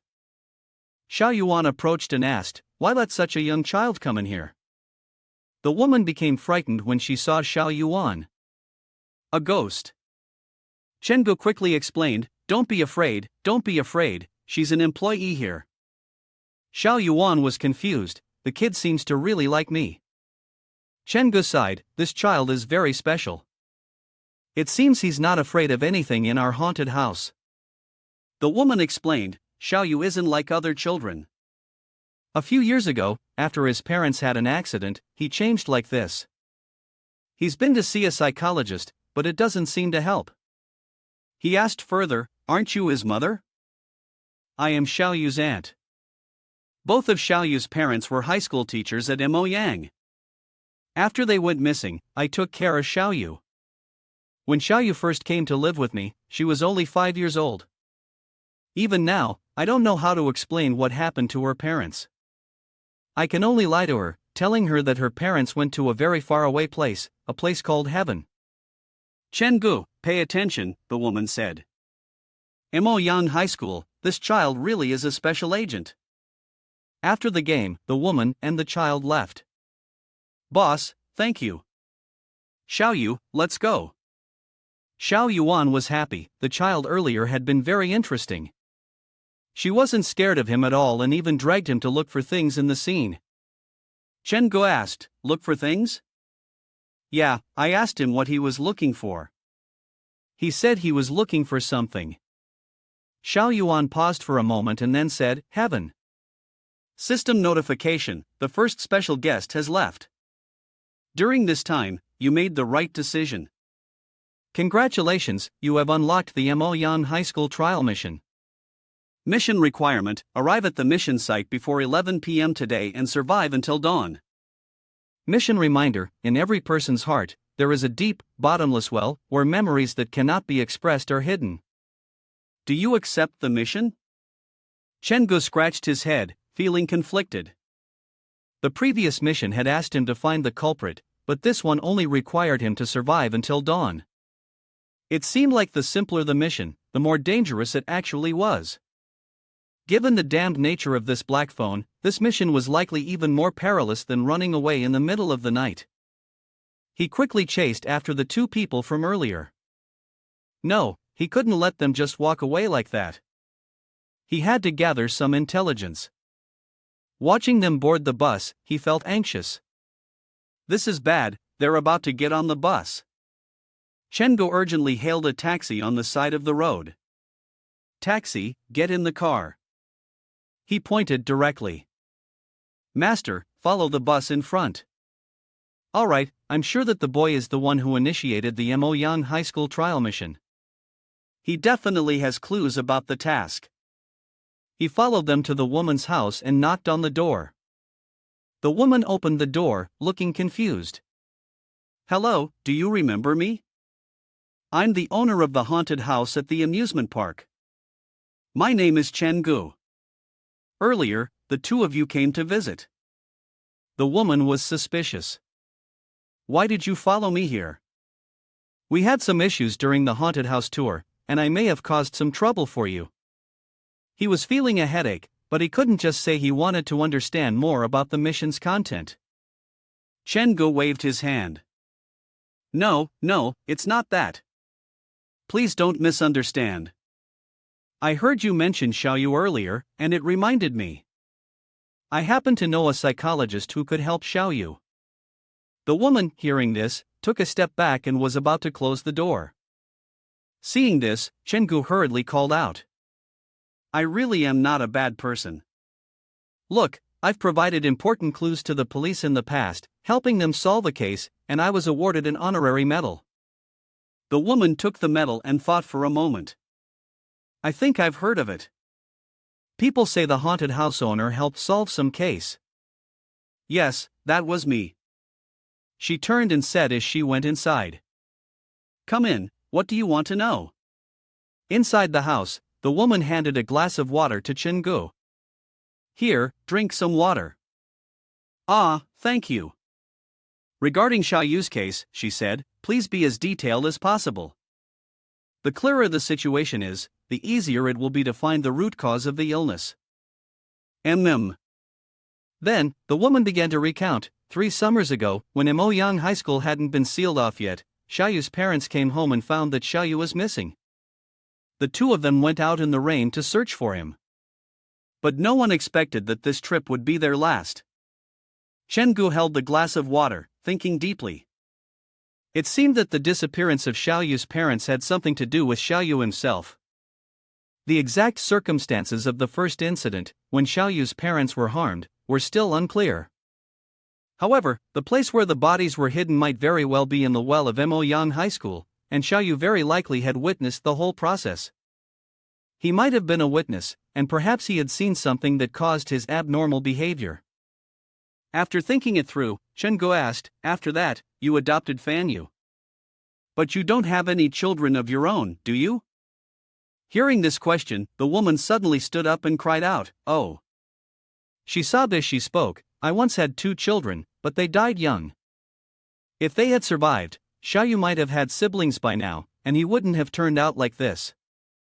Sob, sob. Chenggu felt uncomfortable and said, I'm sorry. It's alright, the woman replied, at least, you and Fan Yu are still family. That's right, she continued, so now I just hope Xiaoyu can grow up like a normal child, happy and healthy. Fan Yu's parents went missing while searching for him. So where did Xiaoyu end up being found?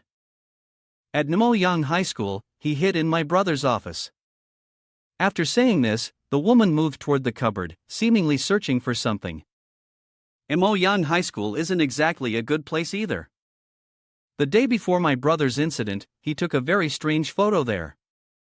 After he took this photo, the very next day, the incident occurred. So I suspect that his death is connected to the legend in the school. Chenggu was confused.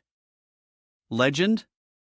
Since Nemoyang High School was established, there has been a classroom where both the front and back doors are locked tightly, and entry is prohibited.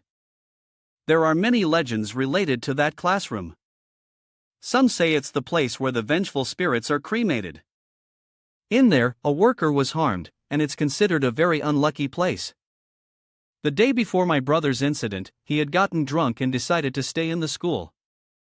Before dawn, as he passed by that classroom, he claimed he saw a group of students who were taking graduation photos and asked him to join them. When he woke up, he didn't know who had placed that photo in his hand. Chenggu looked at the photo, surprised. This photo really is strange. The students in it are all facing away from the camera, and they're all standing on tiptoe. The woman spoke bitterly. I've asked around. Nemoyang High School didn't have any graduation photos that day. My brother and sister-in-law must have been killed by these damned things. Chenggu noticed the boy looking at him from inside the room, Fan Yu's eyes filled with discomfort as he stared at him. The woman chuckled softly and comforted him. Xiaoyu, sorry, did I wake you up? We have guests at home. Do you remember Chenggu from the amusement park earlier? The boy handed over a piece of paper, and Chenggu happily said, Is this for me? What's this? Opening the paper, he didn't understand. A black room, a red person. The woman explained, This is a drawing Xiaoyu made. This child doesn't like going outside much, always locking himself in his room. When he has nothing to do, he just likes to daydream and draw. If Xiaoyu gets better, I'd be really grateful to you. Chenggu reassured her, Don't worry, I'll contact a doctor to help treat the boy. As he walked back home, he muttered to himself, Both the woman and the child have issues, just not sure whose problem is bigger. Chenggu pieced the events together, the locked classroom, the body falling into the well, the weird group photo of the class, and the boys painting in the darkroom all depicted the dead. It seemed that tonight's trip to Nemoyang High School was going to be extremely dangerous.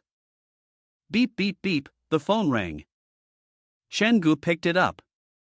Hello, Hishan, what's going on? Hishan hurriedly replied, Boss, hurry up and check out the adventure section on the short video app. There's a story called Qin Guang Steals Your Rice Bowl. Chenggu was a bit confused. What, is he opening a haunted house too? Hishan quickly clarified, No, it's not a haunted house. Qin Guang is also an adventurer, and he's imitating you by saying he wants to livestream exploring a haunted building to uncover mysteries. Even more hidden, the place where he would livestream tonight was clearly the Pingan Shibu building, blatantly imitating his boss. Truly shameless. Chenggu appeared unfazed. I thought it was something serious, but I don't have time to worry about him. By the way, Hishan, you studied medicine, right? Do you happen to know any child psychologists? There's a kid. Before Chenggu could finish, Hishan interrupted, getting to the point. Do you remember Gao Ruhua, that senior you scared to tears? Her father is a psychologist, and also a criminal psychology lecturer. I'll ask her later if I can get his number for you. Boss, aren't you going to handle Qin Guang's issue? Chenggu asked back into the phone. Heh, it's fine, let him go. I'm also live streaming tonight, so remember to come and cheer me on. Hishan was excited. Ah, so you're going head to head with him? Don't worry, I'll make sure to help you sweep the leaderboard. I'm not sleeping tonight. The Emoyang High School system issued a mission notification: complete the task before 11 p.m. tonight and survive until dawn. Chen-gu turned around and muttered to himself. Just need to prepare a little. The Emoyang High School trial mission began. At night in Emoyang High School. This was indeed Emoyang High School. Several taxis refused to take people here, a place even taxi drivers were reluctant to go, making one feel uneasy. It was raining heavily that night. Chen-gu sighed. It's raining again. It's not easy finding a taxi to take me to the vicinity. He watched the car drive away. Chen-gu stood under the rain, feeling dejected. The taxi driver arrived, and only after throwing away the phone I was holding did he leave. The old location of the skeleton high school was the crematorium. Was this place really that cursed? The land beneath it had a broken boundary marker. Inside the Emoyang box, off the main road, people survived until dawn. There were also 4 side quests: immortal brush laid bricks, the bathroom door's partition wall was in place, and the deep well leading to the locked classroom. To unlock this 100% scene, none of the 4 side quests could be skipped. Any one of these 4 side quests felt like a nightmare mission. It was almost impossible to keep trying through the night. It wasn't even midnight yet, and the dirty things hadn't fully started stirring. For now, he can only visit a few of these places first. The first place Chen-gu went to was the dormitory. The tightly shut classroom was definitely the origin of the strange occurrences at Emoyang High School. He decided to check the dormitory first. He turned back and noticed something. The paper and pen in this bedroom were brand new, completely out of place with the rest of the things in the room. Maybe they had just been placed there recently. Was someone writing something on them? When will I die? How will I die? Who will be the next? This game, I know it well. It's called Money Sucker. High school girls are obsessed with it. He pinned the camera upside down for a live broadcast. Hey guys, look, I've equipped new gear, a GoPro camera. I hope everyone won't be caught off guard when I win, not knowing what's happening. The live stream starts now. The first image that appeared on the main screen was a window in the dormitory room. Right now, I am in a female student dormitory room at Emoyang Shibu High School. This place used to be a crematorium, so it seems like everywhere there are traces of being burned. On the table in this room full of burn marks, there are a few sheets of paper and a pen that don't seem to match. It seems like someone has been sitting here playing the immortal brush game. I decided to try summoning the immortal brush. Immortal brush, you are my past life, I am your present life. If you want to come, draw a circle on the paper. Immortal brush, you are my past life, I am your present life. If you want to come, draw a circle on the paper. After saying those words, the pen did not move at all. Chen-gu wondered, immortal brush doesn't want to come. He noticed some shadows flickering in the room. Wait, it seems there are more than 3 people in the room. At the same time, 3 voices answered, and hands shot out from the darkness, grabbing Chen-ji's hand so tightly that he couldn't move. They've grabbed my hand. He drew circles on the paper. Chen-gu explained, it seems like it heard my words. Now it's my turn to ask. Immortal brush, do you know where my parents have gone? Suddenly, the pen snapped in 2. Chen-gu frowned. Damn, was the question I asked too difficult? It actually broke. Looks like it doesn't know the answer to this one either. Well, never mind, I'll just ask something casually, and let's quickly finish this side mission. Immortal brush, can you tell me who my future wife will be? The hands controlling the brush moved back and forth on the paper. Chen-gu was taken aback. Is it Su Yuan? What's going on? It's not crowded anymore. The ink blots on the brush increased rapidly. Then, the brush snapped in 2. Crack! Chen-gu was disappointed. No way? Suddenly, a flash of light appeared before him. Zhang Ye. The brush was lifted unexpectedly by some force and hovered in the air. The broken part of the brush moved on its own. The broken tip moved across the paper, writing the name Zhangya. He sighed in disappointment. Immortal brush, are you sure this is what you wanted to write from the beginning? Shen Gu continued. Immortal brush, you were my past life, and I am your present life. If you want to leave, then go. This time, playing the immortal brush game seems a little different. He looked into the live stream room, surprised. Wow, the viewers in the live stream room have exceeded 20,000. I can achieve a small goal now. Shen Gu was happy. Thank you, everyone, for supporting the immortal brush game. If you're not a professional, please don't imitate. Alright, next I need to go somewhere else. Next, there were still 3 places to visit. The last stop was a classroom, a deep well, and the 5th place was a restroom. Next, every 5th restroom on each floor of this building will be my target. There are still 3 hours until midnight, so completing 3 tasks should barely be enough. The phone beeped with a series of beeps. Shen Gu picked up the phone with a strange feeling. Who would be calling me at this hour? Hello, hi. Who is this? A male voice answered.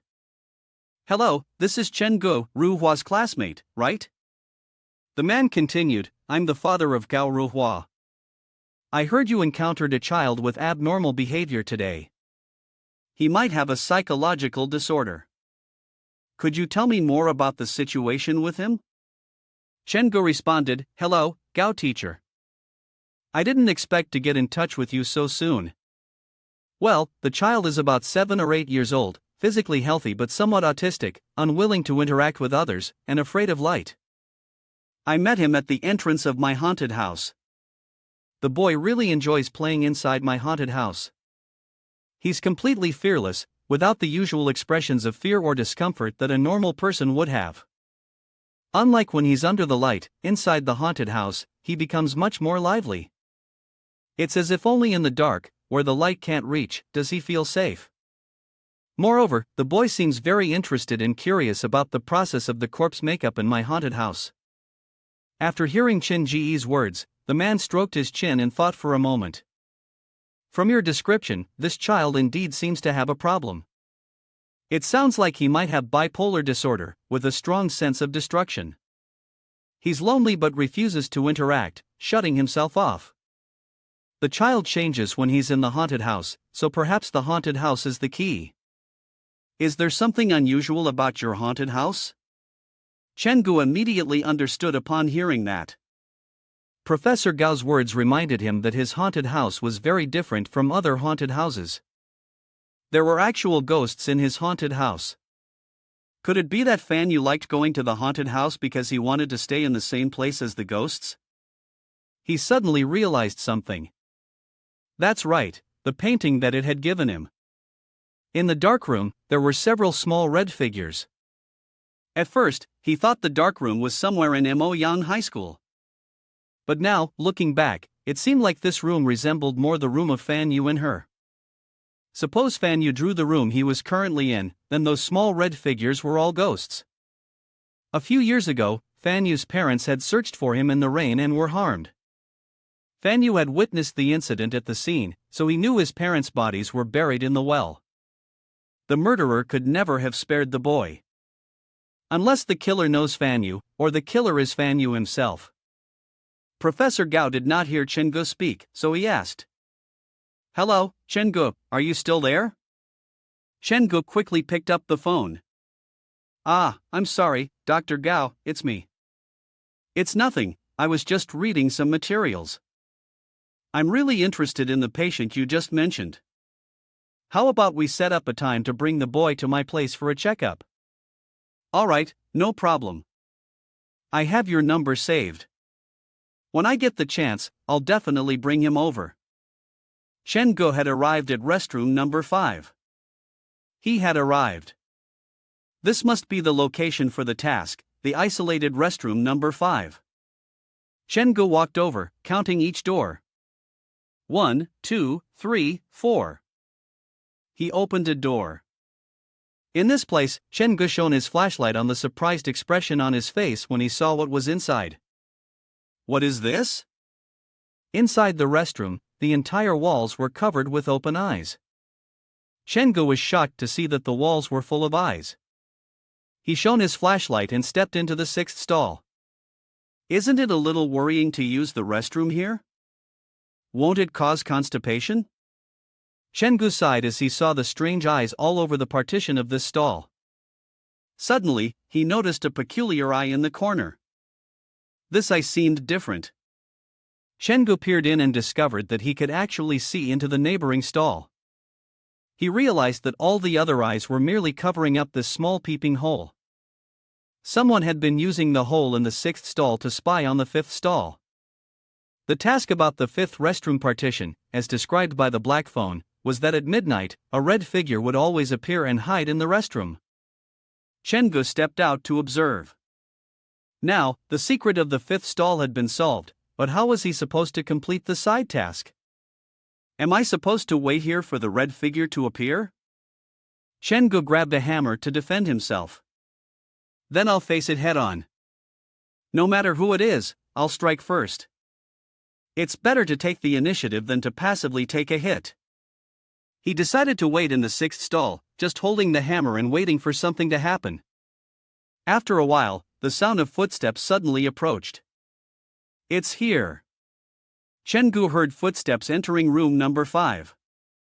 Puzzled, he thought, isn't this supposed to be room number 6? Why are they in the room next door? He glanced towards the small hole in the wall of the bathroom in room number 5. Chen Gu was surprised to see 2 children. Their eyes didn't have the usual red hue. This kind of menacing appearance was completely unthreatening. He wondered, aren't they supposed to have red eyes? Where did these children come from? He held the hammer, feeling uncertain. If these 2 kids were his opponents, it would seem like he was bullying ghosts.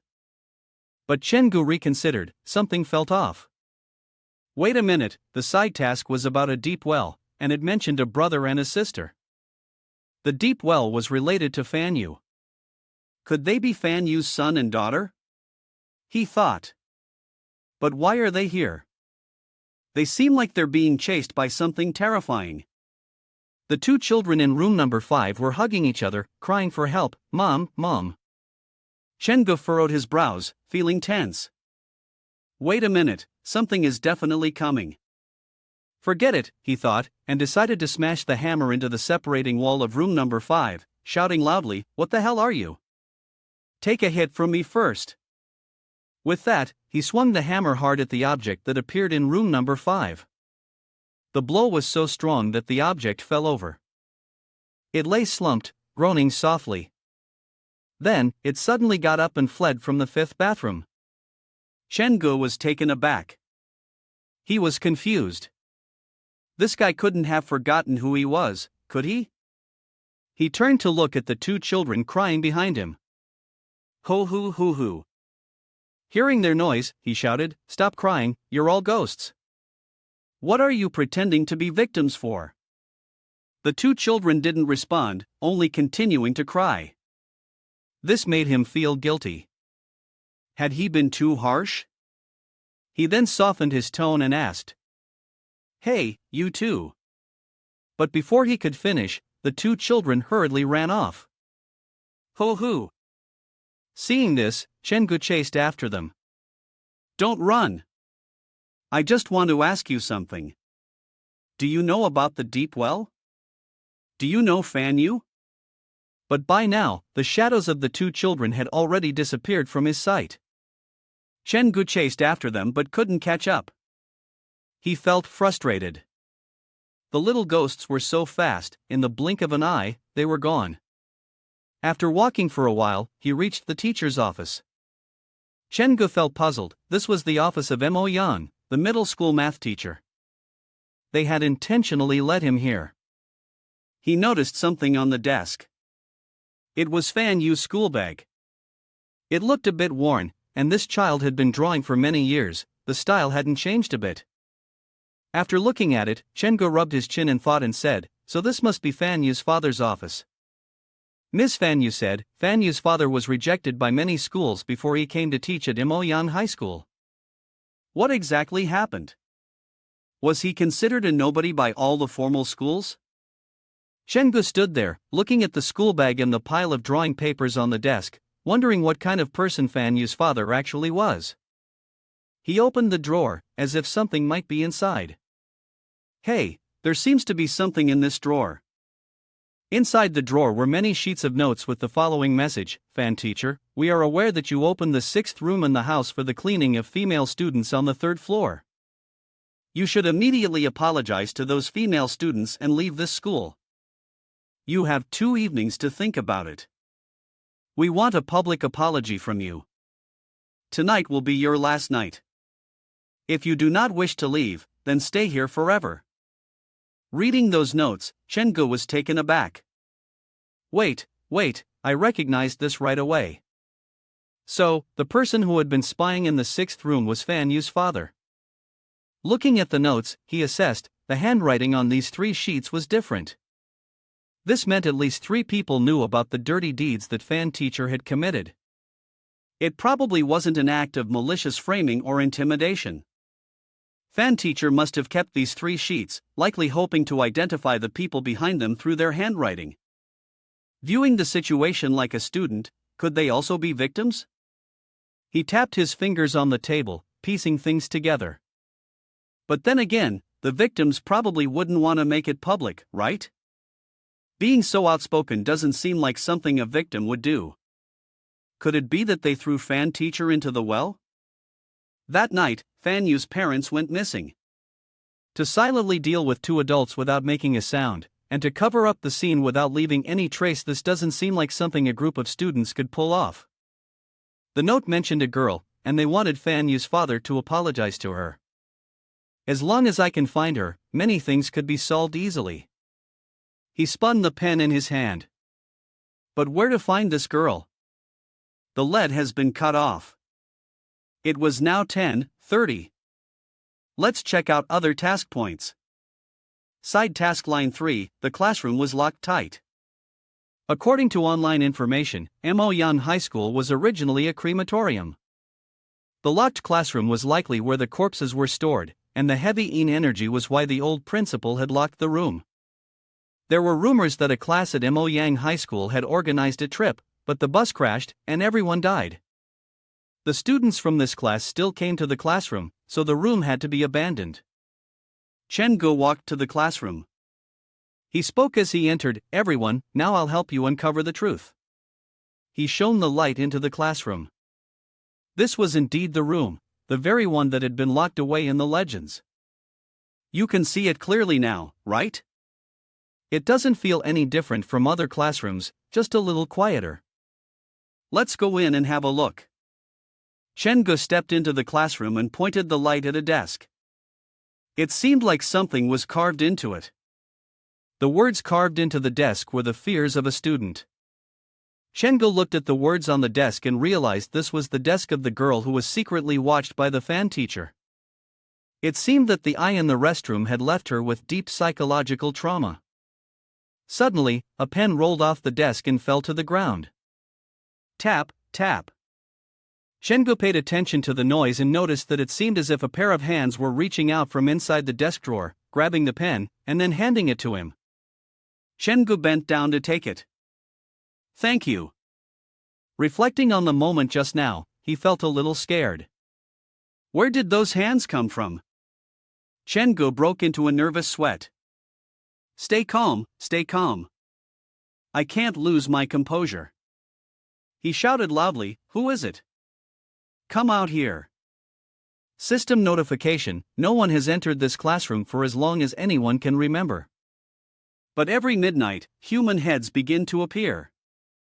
Chengu held the defense hammer in his hand, his hands trembling. System notification, it's almost midnight now. 11:59:36, figures are slowly appearing in the classroom. 23 hours, 59 minutes, 58 seconds, they gradually became more distinct. Chengu looked at the figures with fear. There are too many of them, we should run quickly. He stepped outside, glancing back into the classroom, which was now filled with ghosts. It seemed that this side mission could not be completed. Suddenly, a voice called out from behind him. Chenggu heard the call, his nerves tightening. Did the ghost just call me? The rain is still pouring outside, and there's a figure calling from behind him. Chenggu. Chenggu responded, Are you a person or a ghost? The woman lowered her cloak and said, I didn't expect you to actually run. Come here, I'm here to save you. Seeing the familiar face, Chenggu suddenly recognized her, Fan Yu's aunt. He repeated, Save me? She handed him the painting that the boy had drawn. This was the picture Fan Yu had drawn today. The person in Fan Yu's painting always had a red color. This was the first time I saw him draw a small figure in black. I feel that this small black figure is you. Because in the past month, you are the only outsider who has entered my house. Chenggu looked at the painting and asked, What does this small figure represent? What's the difference between the black and red figures? The woman slowly explained, The small red figure represents a ghost, and the black one is something I've never seen before. It could represent a person. Chenggu realized that the woman indeed knew that Fan Yu could see ghosts. He asked again, A ghost? The woman continued, I know you probably won't believe me. Actually, before anything happened to Fan Yu's parents, I already knew that Fan Yu could see things that ordinary people can't. That was the darkest period of my life. My husband and 2 children died in an accident. Every time I looked at their photos and cried, Fan Yu would show me a painting she made. Here, for you, she said. She recalled that painting, which depicted 2 small red figures in a black room. Fan Yu had said that those 2 figures were her younger brother and sister.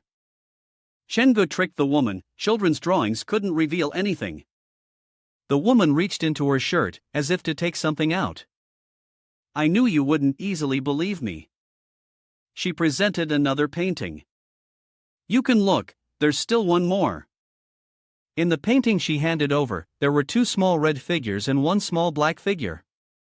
The woman continued, her expression serious, I heard that there's a well at this school where many people have died. The ghost in the well is about to escape, and in this painting, they've already set their sights on you. If you hesitate any longer, something bad will happen. Trust me, you should leave now. Chenggu remained silent as he looked at the woman. He patted his head and smiled, looks like I misunderstood. This place really gets to you, it's enough to mess with anyone's nerves. He extended his arm in a gesture of invitation, let's go together, we can accompany each other on the way.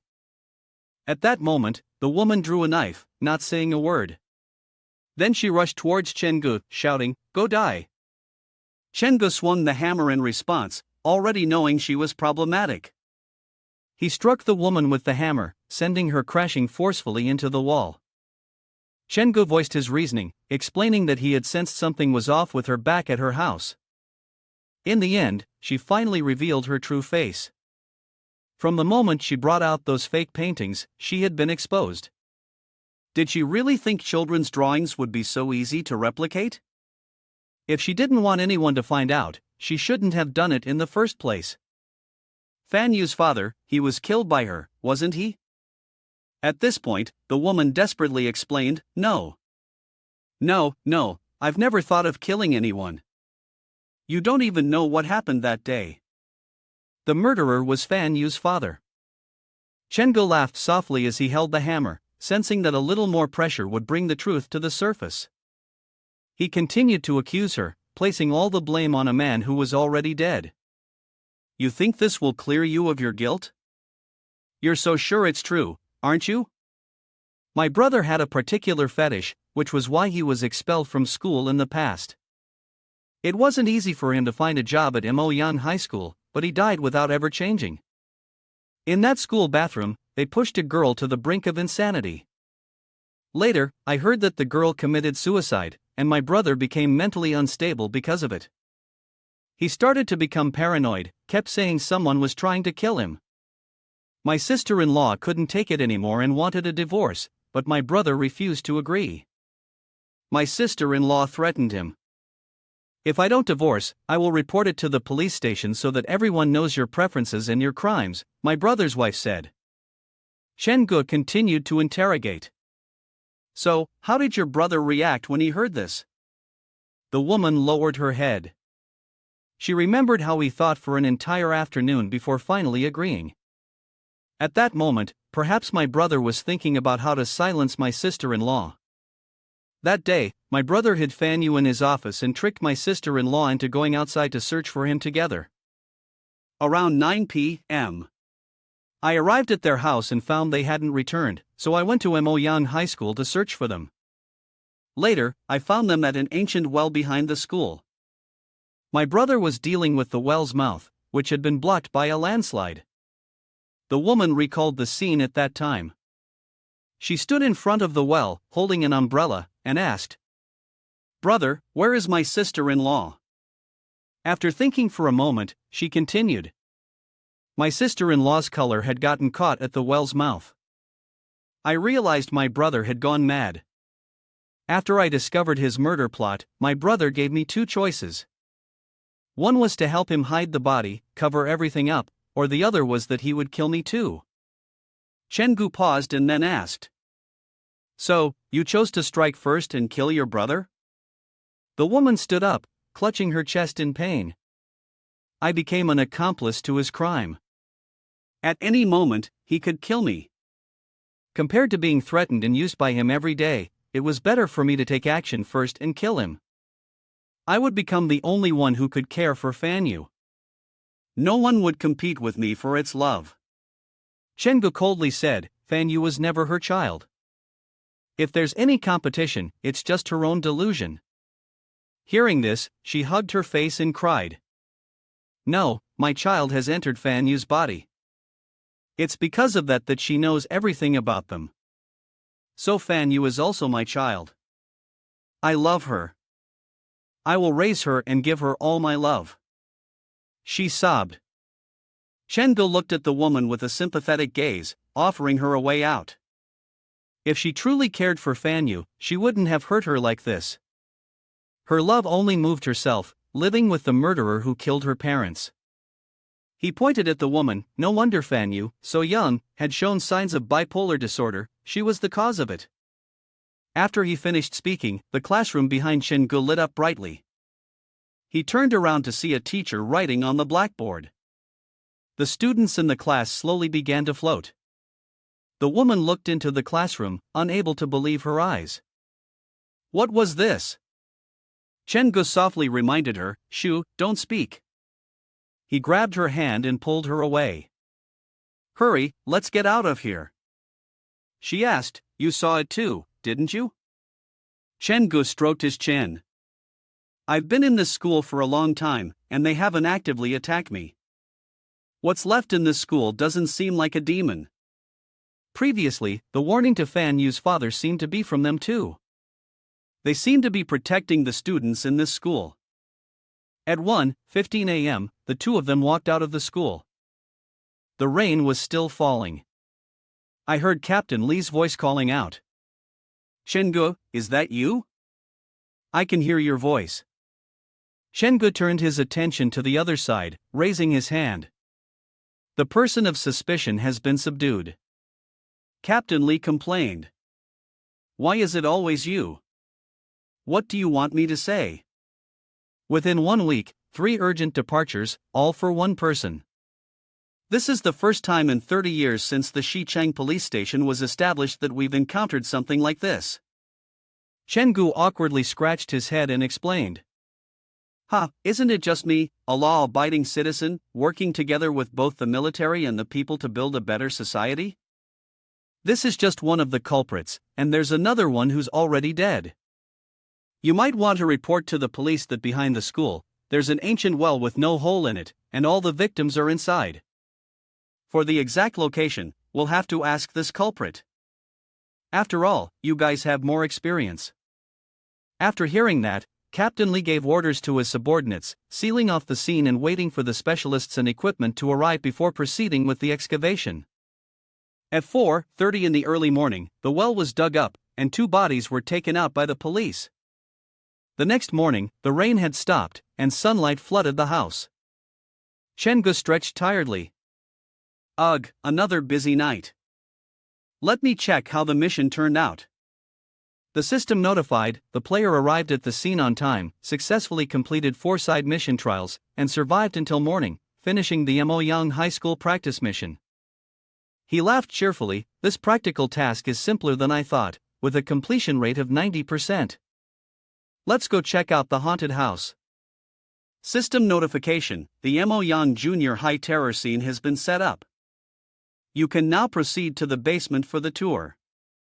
Note: Moyang Junior High is the terror scene of the 4-star spirit communicating ghost at Changtong supporting segment. Its area is double the normal size. Please use it after familiarizing yourself with the internal mechanism. Chen-gu strolled through the basement area, evaluating the space that was double the usual size of a horror scene. Could they have carried half of Moyang Junior High here? He chose a door to open and was surprised. Wow, it's huge, just like Moyang Junior High. Chen-gu carefully walked through each room of the scene to inspect it. The hallway, the bathrooms, the classrooms, they only differed in layout, with several rooms clustered together. He stared at a classroom in surprise. Wasn't this the one that had been locked? Something felt off. He looked at the desks. Why were there uniforms here?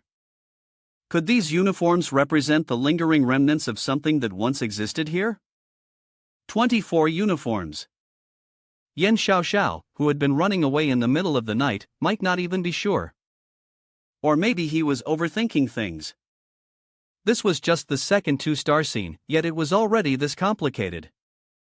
If more terrifying scenes were unlocked, this parking garage might really turn into a trembling maze.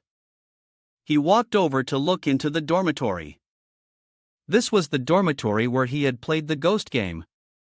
The system notification indicates that the task completion rate for the practical exercise has exceeded 90%. Upon receiving the task's seal prop, Bamboo Garden Brush trembled with resentment. He recalled that this reward seemed to have been tampered with by him earlier. Was it the key to unlock Moyang Secondary School? Immortal Brush, you were my past life, and I am your present life. System notification: Bamboo Garden Brush is broken. Immortal Brush no longer wishes to pay attention to you. It gives you a glare and hides itself away. He smiled helplessly. Immortal Brush, I know that the previous issue troubled you and made you resent me. Don't worry, I will fix it. At that moment, his phone rang. Ding ding ding, it was Captain Lee calling. Chen-gu, this is Captain Lee. If you're not busy, come to the police station. The murderer in the case who hid the body in the well wants to see you. Chen-gu felt a headache coming on. Wants to see me?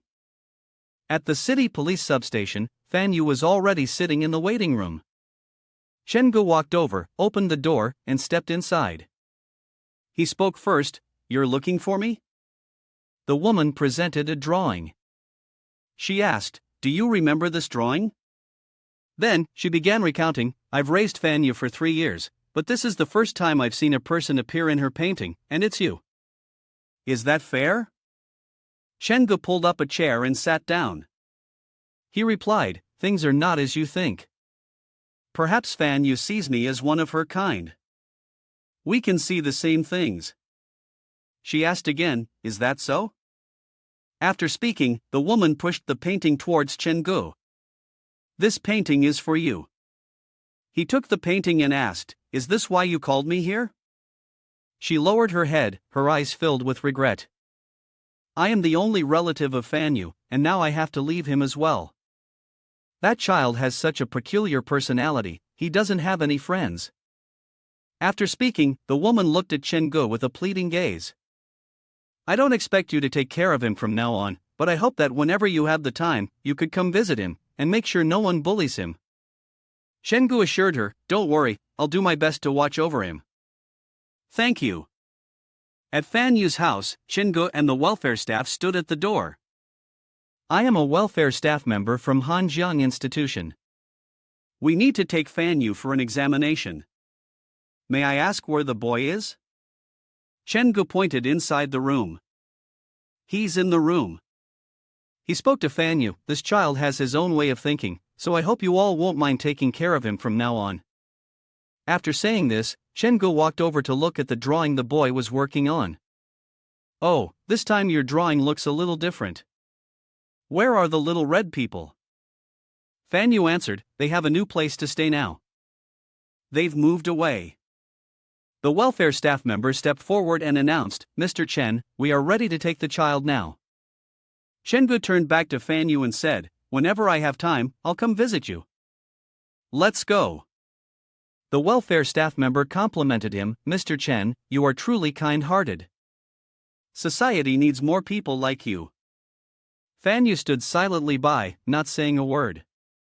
The boy stepped forward and handed over a box. Chen-gu asked, is this for me? He opened the box. Inside, it was filled with name tags of students from the sealed-off classroom. Chen-gu was delighted it turned out to be Fan Yu. In the afternoon at the haunted house, a large crowd had gathered outside its entrance. He asked Su Yuan. Xiao Yuan, what's going on? I was only away for a short while something happened again? Su Yuan saw Fan Yu and immediately said, Boss, you're finally back. Someone came digging around. 3 strangers introduced themselves. We are from Qin Guang Studio. You bought views, spread rumors during your livestream, and damaged Qin Guang's reputation. We suggest you stop maliciously attacking Qin Guang and publicly apologize in your own name. Otherwise. The man paused for a moment, then continued. We will contact the platform and have all your links taken down. Chen-gu immediately responded. I bought views, and now you want me to publicly apologize? He shouted angrily. You really know how to put on a show. Those views came from people who couldn't stand it anymore. Who copied whom? Deep down, you know very well. The 3 men still raised their voices in warning. Acting on impulse helps no one. You'd better think this through. Chen-gu didn't care. There's nothing to think about. If there's nothing else, you can leave now. Don't disturb the visitors.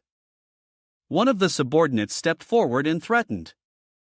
Who said it's all over? Isn't this place supposed to be a haunted house? We're also visitors, wanting to check it out and see just how terrifying this so-called scariest haunted house in Zhejiang really is. Another one joined in. Exactly, if this place is just a fake scare, our office can help you get top search rankings for free, right, boss? Chen-gu smiled lightly upon hearing that. Alright, I appreciate people like you who enjoy thrills. He extended his hand and gestured. Go ahead and sign the waiver. Fei Yu Liang sneered.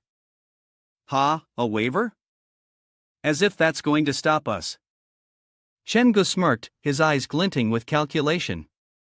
Later, you'll cry and won't even be able to stop. He led the 2 men inside, simultaneously introducing the place. This is the largest scene we have here, we have to test everything out before we can find the exit. Su Yuan grew worried upon hearing this. Boss, don't go too far, if something happens to the customers, we'll be in trouble. Chen-gu patted his chest. I know my limits, you don't have to worry. The 2 men still talked big, clearly trying to act confident, especially with the beautiful staff member working with them. Fei Yu Liang laughed along. Right, what's so scary about this tiny broken room?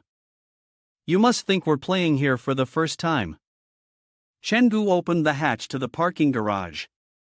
Let me show you the entrance. If you're seasoned players, there's no need for further explanation.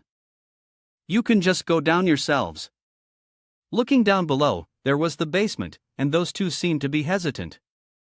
Zhu Jianing, walking in front, said, this scene is actually designed in the basement. This boss has some ideas. Yu Liang, holding someone behind, also had a certain demeanor. He then attached a camera to his chest and assigned tasks. You and I will take each side, one side attacking, one side filming. When the time comes, we'll publicly stream everything online. Zhu Jianing asked, is this really useful? Yu Liang gave a mysterious look. The interior design of a haunted house is considered commercial trade secret. If online visitors know about the process of creating this model in advance, they will only come once at most, and after that, no one will come again. By then, the comments will all be negative. Xu Jianing seemed to sense something behind him, and he was frightened. Yu Liang turned back. Xu Jianing, what's wrong? The other man was asked and pointed to a classroom, replying, "This classroom seems a bit unusual, with desks full of uniforms, as if it's packed with people." Yu Liang turned to look inside as well. Are there actors? There might be someone inside controlling a mechanism. Let's go inside and check. The classroom door opened automatically with a creak. Yu Liang, seeing the scene, felt tense and wondered, the door opened by itself? Creak. Yu Liang spoke out, criticizing, "This kind of low-level mechanism, I've seen it many times on set. It's all fake, all for show. Watch me drag you out." Xu Jianing patted his head and advised, "Yu Liang, how about I wait here for you, okay?"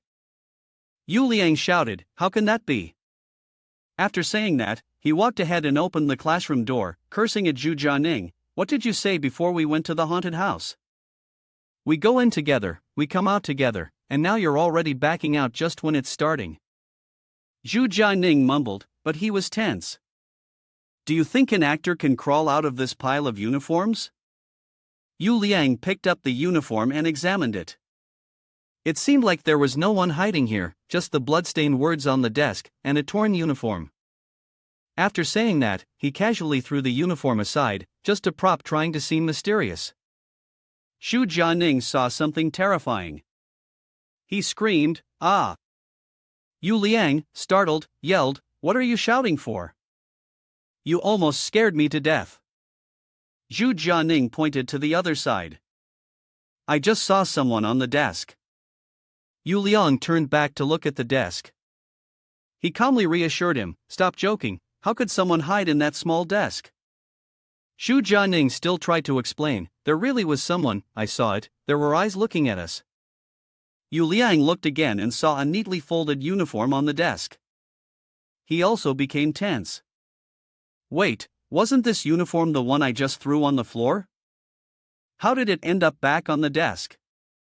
Yu Liang broke into a sweat and asked, "Xu Jianing, did you pick up the uniform and put it on the desk?" Xu Jianing scratched his head, confused. "The uniform was thrown on the floor, how could I have not seen it?" Only then did Yu Liang start to feel afraid. He swallowed nervously. He looked at the uniform on the table and said nothing. Xu Jianing anxiously asked, "Do you still want to continue?" Yu Liang, who had been loud, was already thinking of backing out after less than 5 minutes. "Of course I do." At that moment, the uniform on the table began to move. The two of them had already left the classroom. Xu Jianing felt a little scared. Why did this corridor seem to have no visible exit? We're here to cause trouble, not to promote its haunted house. If you want to die, I truly pity the muscles on your body. Suddenly, a clanking sound echoed. Yu Liang and Xu Jianing tensed up, turning to look toward the source of the noise. In the hallway, a uniform flew out of the classroom with no one wearing it. Both of them screamed in unison. "Ah, something's chasing us." Yu Liang and Xu Jianing ran for their lives down the corridor. "Xu Jianing, hurry up and run. It looks like something followed us out of the classroom." Yu Liang opened a door and called out, "There's a room in here." Both of them dashed into the room, slamming the door shut behind them. After escaping from the uniform, the two of them were panting heavily. "What was that just now?" Xu Jianing asked. Yu Liang responded, "I didn't get a good look, but I saw it wearing a uniform. It didn't look human." Yu Liang looked around the room, confused. How big is this haunted house? Why are there so many rooms like this? This scene seemed to be a dormitory. On the desk in the room, there was a pen and a sheet of paper with some text on it. When will I die, and how will I die? Who is the next person that must die? Zhu Jianing looked at the sheet of paper and said, "Look, this is like the game Immortal Brush, except he's holding the pen and criticizing it. This pen is really terrible." Yu Liang remembered that before entering, the haunted house owner had mentioned that this theme contained 4 small scenes, and they had to experience all of them in order to find a clue related to the exit. Zhu Jianing picked up the pen and said, "Does this mean we have to try the Immortal Brush game? I'm familiar with this, leave it to me." He placed the pen on the desk and recited the game's chant.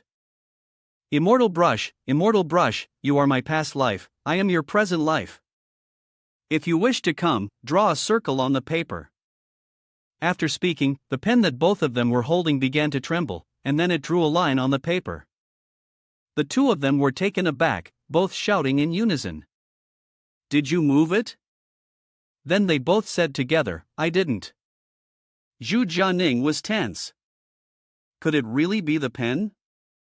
The money had come. At this moment, Yu Liang still didn't believe it. Stop scaring yourself. This game just takes advantage of the environment and the game's rules to create psychological suggestion. There's no such thing as an immortal brush. Zhu Jianing looked down at the pen in fear, but if the immortal brush truly existed, all we could do was ask it a question and then send it off. Just ask a question then. Immortal brush, what is the name of my future wife?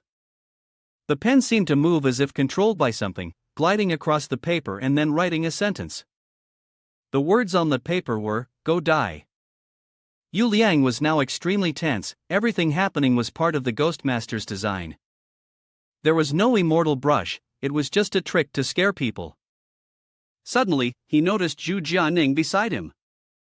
His eyes widened in shock. Yu Liang looked at him worriedly. Xiao Zhu, what's wrong with you?" Zhu Jianing frowned, forcing out each word, What? A woman appeared behind Yu Liang, and he finally screamed from behind, "You!"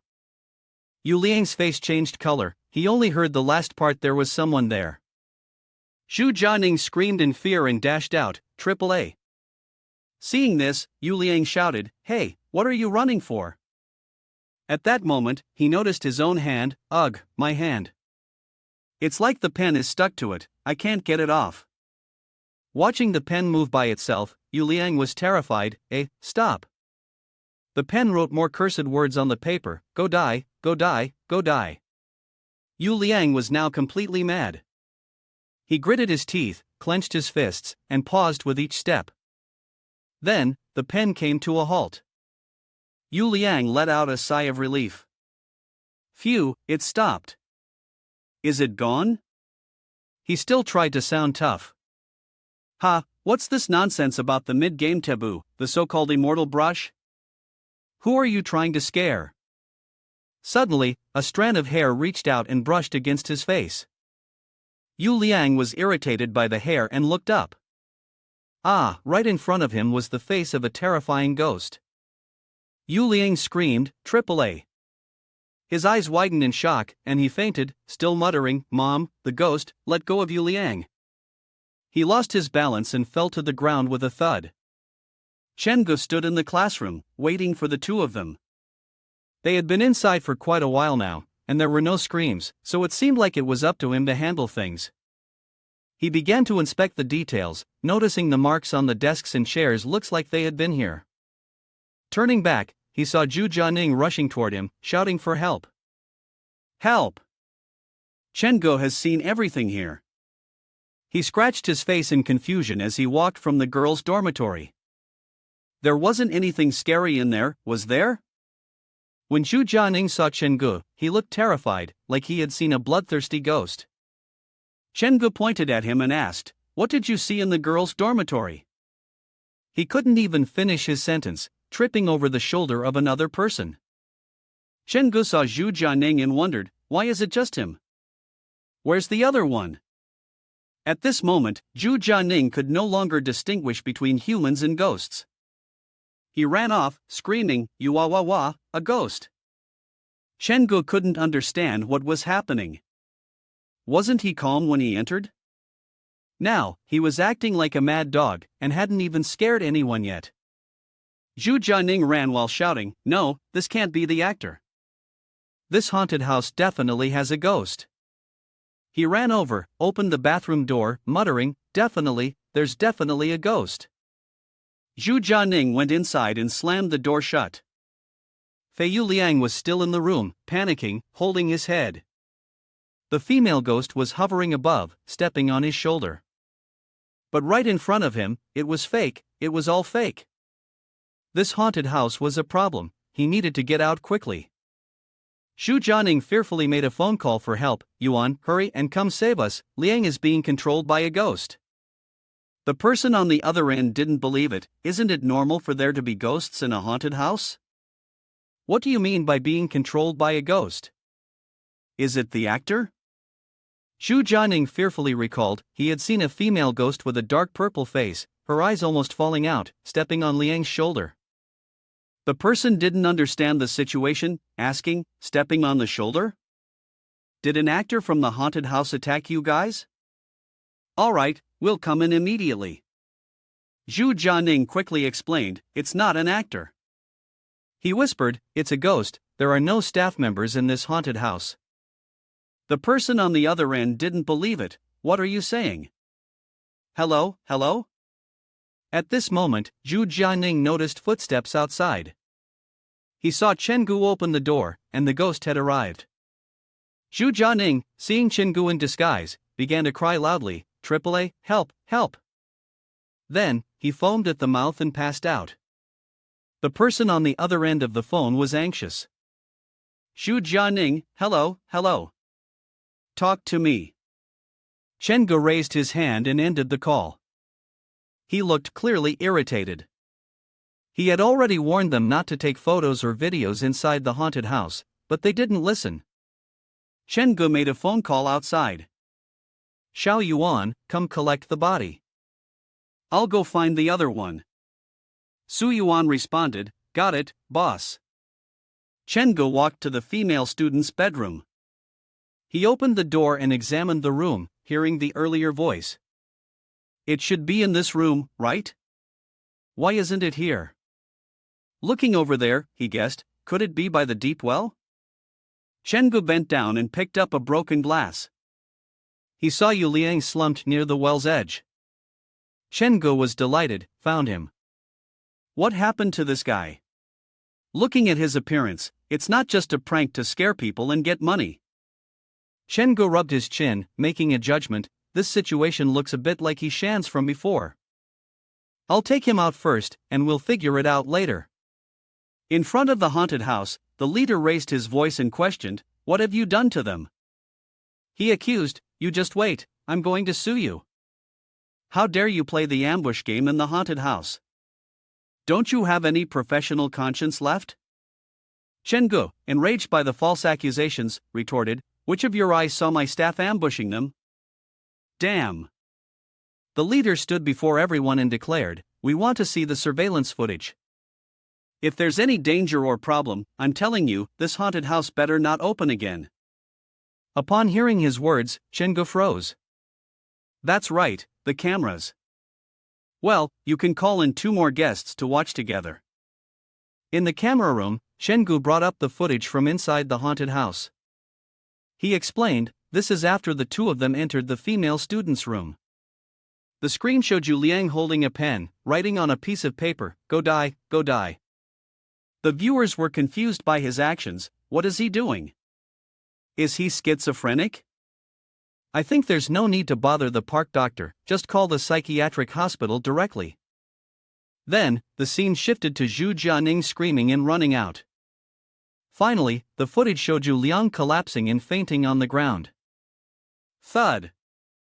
The 2 guests whispered to each other, did they scare themselves into passing out? Look, the guy is getting up again. He looks like he's drunk. Is he saying something? The leader saw this and shouted, "Quick, zoom in, he's definitely asking for help, don't even think about hiding the evidence." He paused, zoomed in a little more, and turned up the volume. On the screen, Yu Liang was walking toward the classroom, murmuring to himself, "I also consider this classroom my home, but I have a reason I must leave. I have to make things clear with Wang Xin. Once I finish this, I will definitely come back. Chen-gu observed the scene and thought, has he been possessed by the immortal brush? The leader, watching this, was confused. What is he rambling on about? The actual scene unfolding was Yu Liang being tightly held by some ghostly hands, but on the screen, it only showed him screaming in the classroom. I have to leave today, none of you can stop me. Let me go, let me go. At this point, the screen went black and showed only a gray patch. Crackling noises followed, and the other person, anxious, asked, why is there no image now? Chen-gu responded, wait a moment, I'll change the angle and check. He then opened another camera feed. The next image showed Yu Liang approaching a well. The other person demanded, alright, does he want to jump into the well? Turn up the volume a bit. On the screen, Yu Liang muttered, I can understand Chen Yulin, she did that for a reason. If it were me, I would have done the same. After all, Wang Xian was once her best friend. Then, he knelt by the well, saying, then let's give her another chance. The other person immediately began to slander, look, out of nowhere she faints. It's definitely because of your organs that she got hurt. Chen-gu responded, don't rush, just wait and see what happens next. A moment later, Chen Ji's image appeared on the camera. He looked worried and said, where is she? There's someone who has fainted here. The onlookers agreed, what's going on? The master of the haunted house is fine.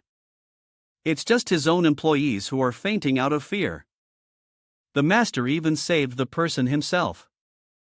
A farmer and a snake in a haunted house version?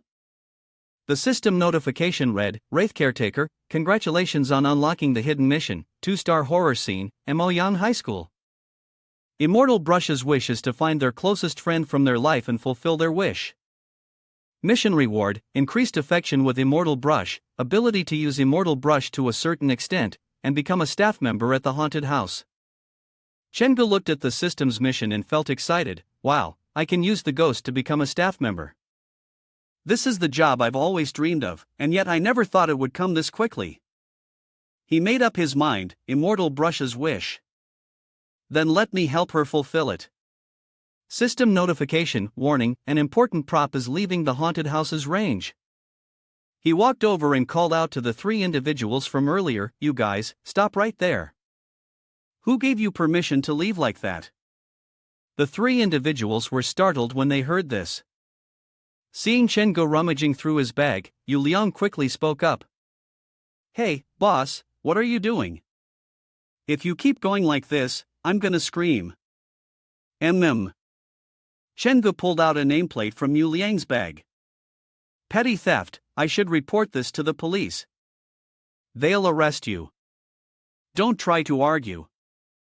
Is this old nameplate something that belongs to you? The person realized they were in the wrong and laughed awkwardly, trying to defuse the situation. Boss, sorry.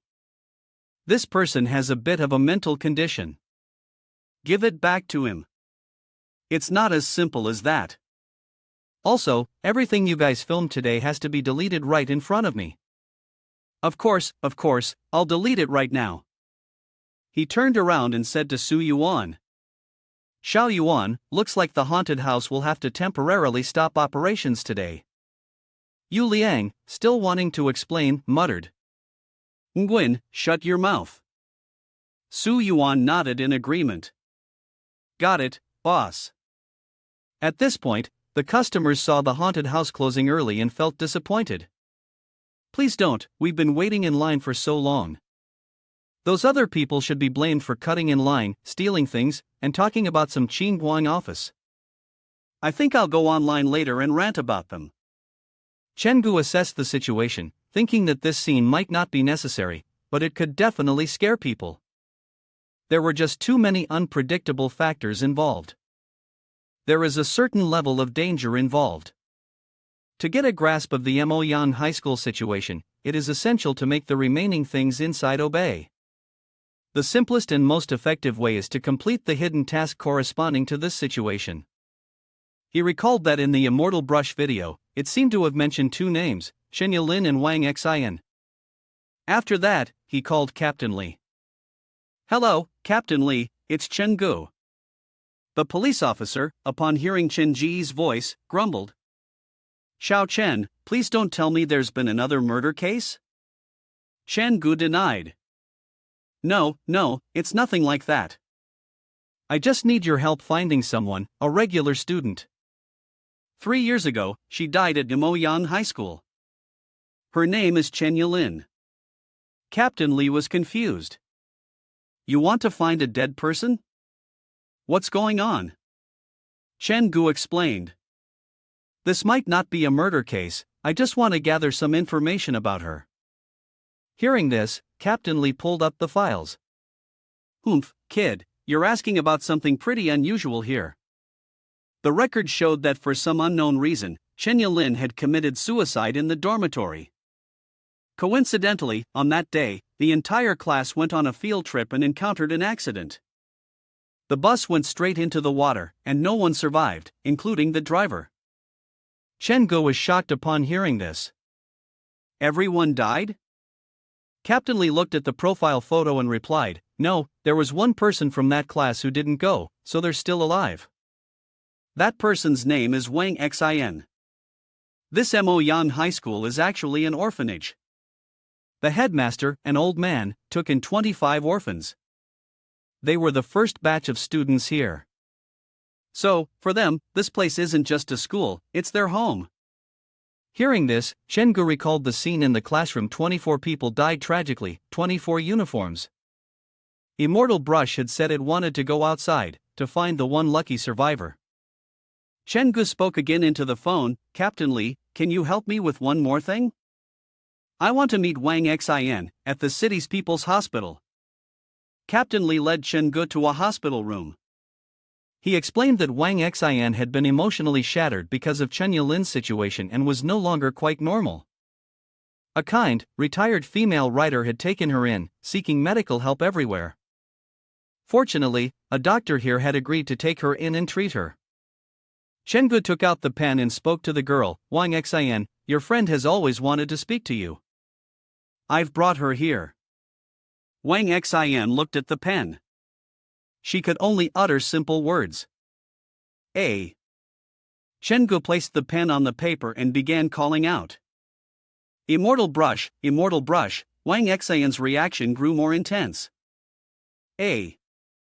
Chen Gu continued reading, You were my previous life, and I am your current life. After hearing this, Wang Xin screamed in terror, clutching her head.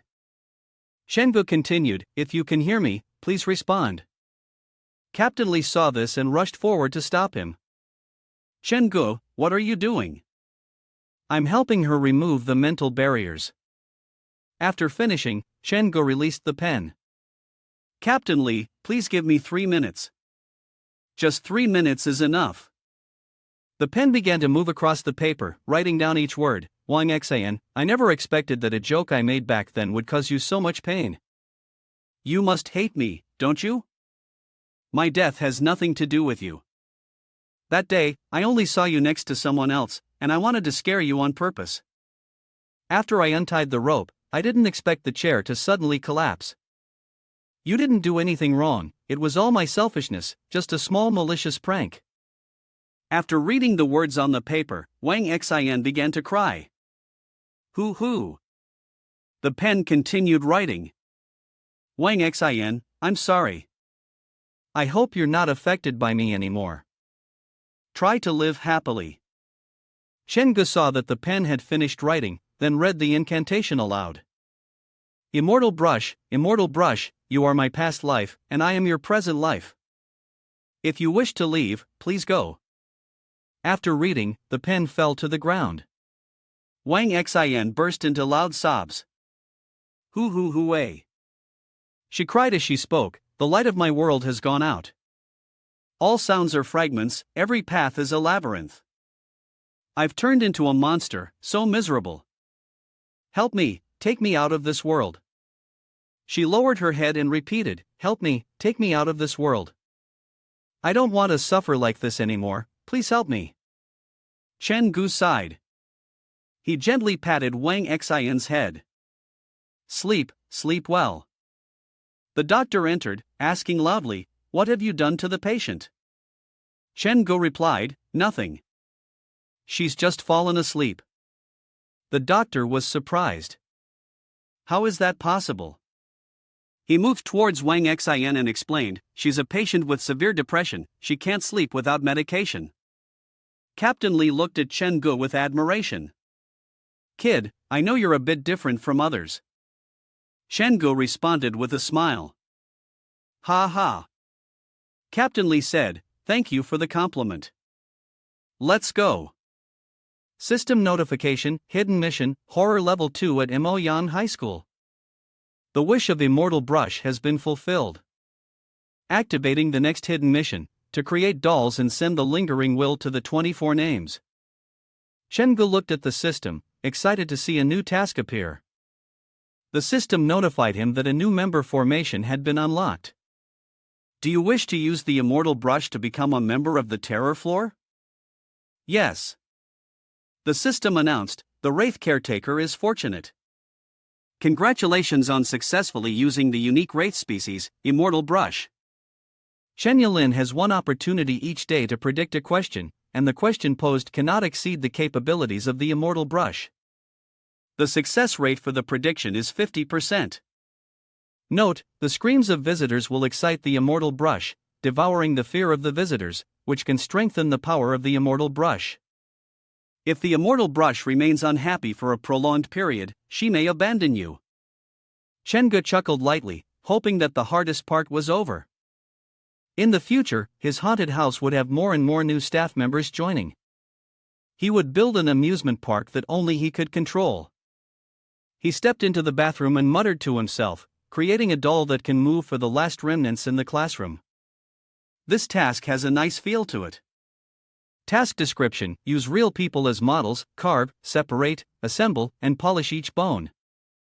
On the outside, apply a new coat of paint, heal all wounds, then delicately decorate it, flawless, resembling a ghost spirit that does not hide its form.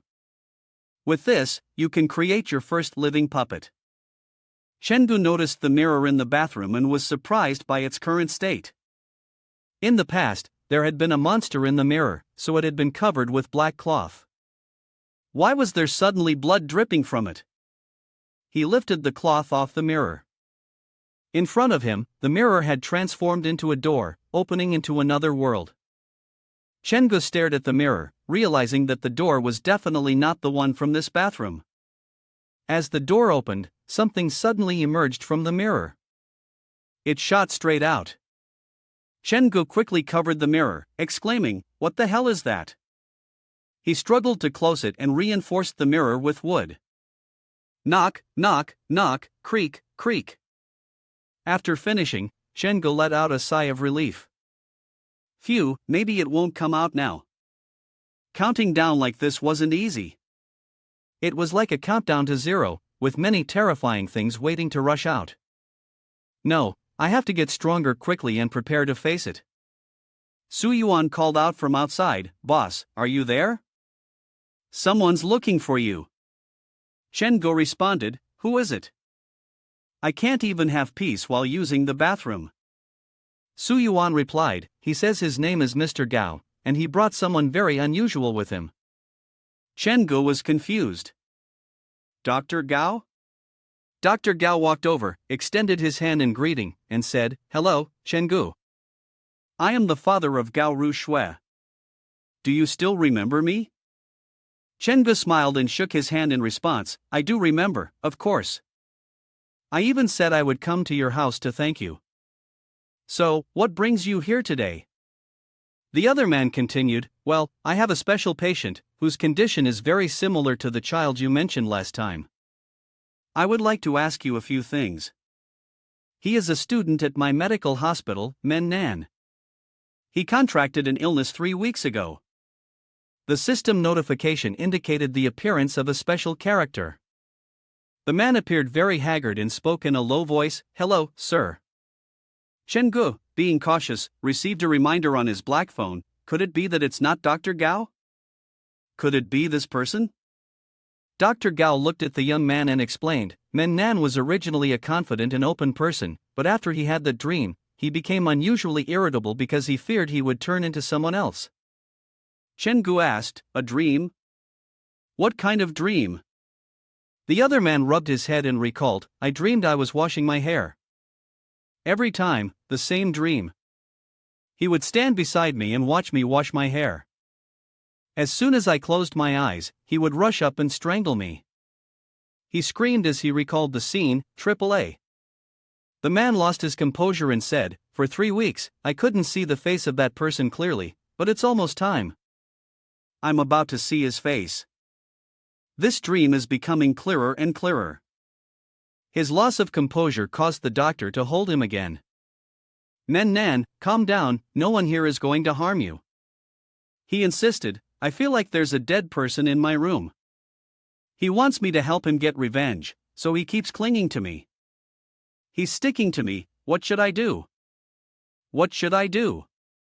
The doctor turned to speak quietly, given his condition, we shouldn't provoke him any further. Then, the person continued, I went to the place he rented, and didn't find anything unusual. Chen Gu, you run the haunted house. I want to invite you to take a look, there might be other discoveries. His condition right now is very critical, I'm really worried.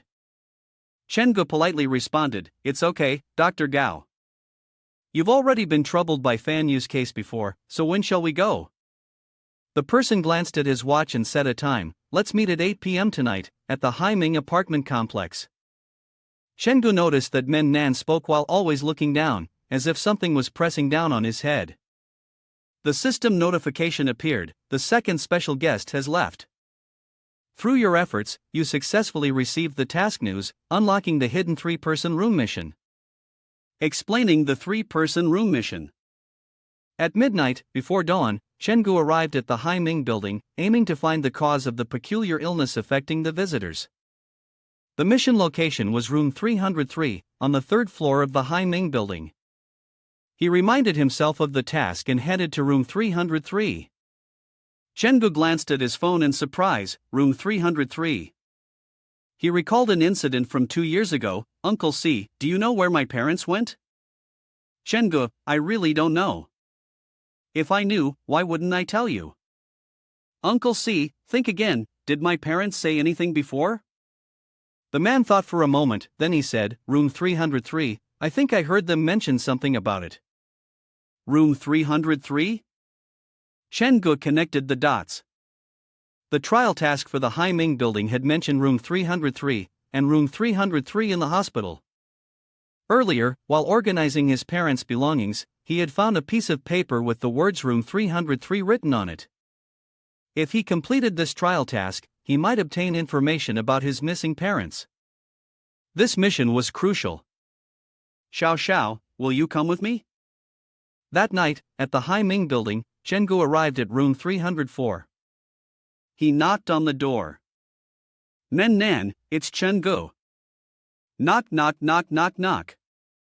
Nan, are you there? Knock. The neighbor next door opened the door and complained. Hey, stop knocking. Who are you looking for? Chen Gu replied, Nan from room 303, a student of Jiuzhang Medical University. The person frowned in annoyance at him, you've got the wrong place. I don't know any Nan. After someone died in 303, they stopped renting it out. Don't knock again, it's really irritating. With that, the person slammed the door shut. Chen Gu was confused. Someone died? He pushed open the door, and room 303 opened. Nan came out. You're here. This made Chen Gu jump in fright. He quickly regained his composure, looked at Nan, and awkwardly smiled. Nan, so you're here? Nan turned his head. Chen Gu, come in. I've been waiting for you for a long time. I knocked for a while and thought something had happened to you. Looking into the house, Chen Gu was surprised. The bathroom mirror faces the front door? The trial mission this time was called 3 People's Room, and it seemed to contain a hidden hint. 3 people, Nan, the person in the dream, the 3rd person. Could someone be hiding in the mirror? Nan looked embarrassed. Sorry, I've been living alone since I was a child, so I rarely have guests over. Chengu noticed and asked, Alone? Where are your parents? He answered, they've been dead for a long time, killed by someone. He continued, when I was about 5 or 6 years old, there was a thief who broke into the house. My parents told me to run and hide.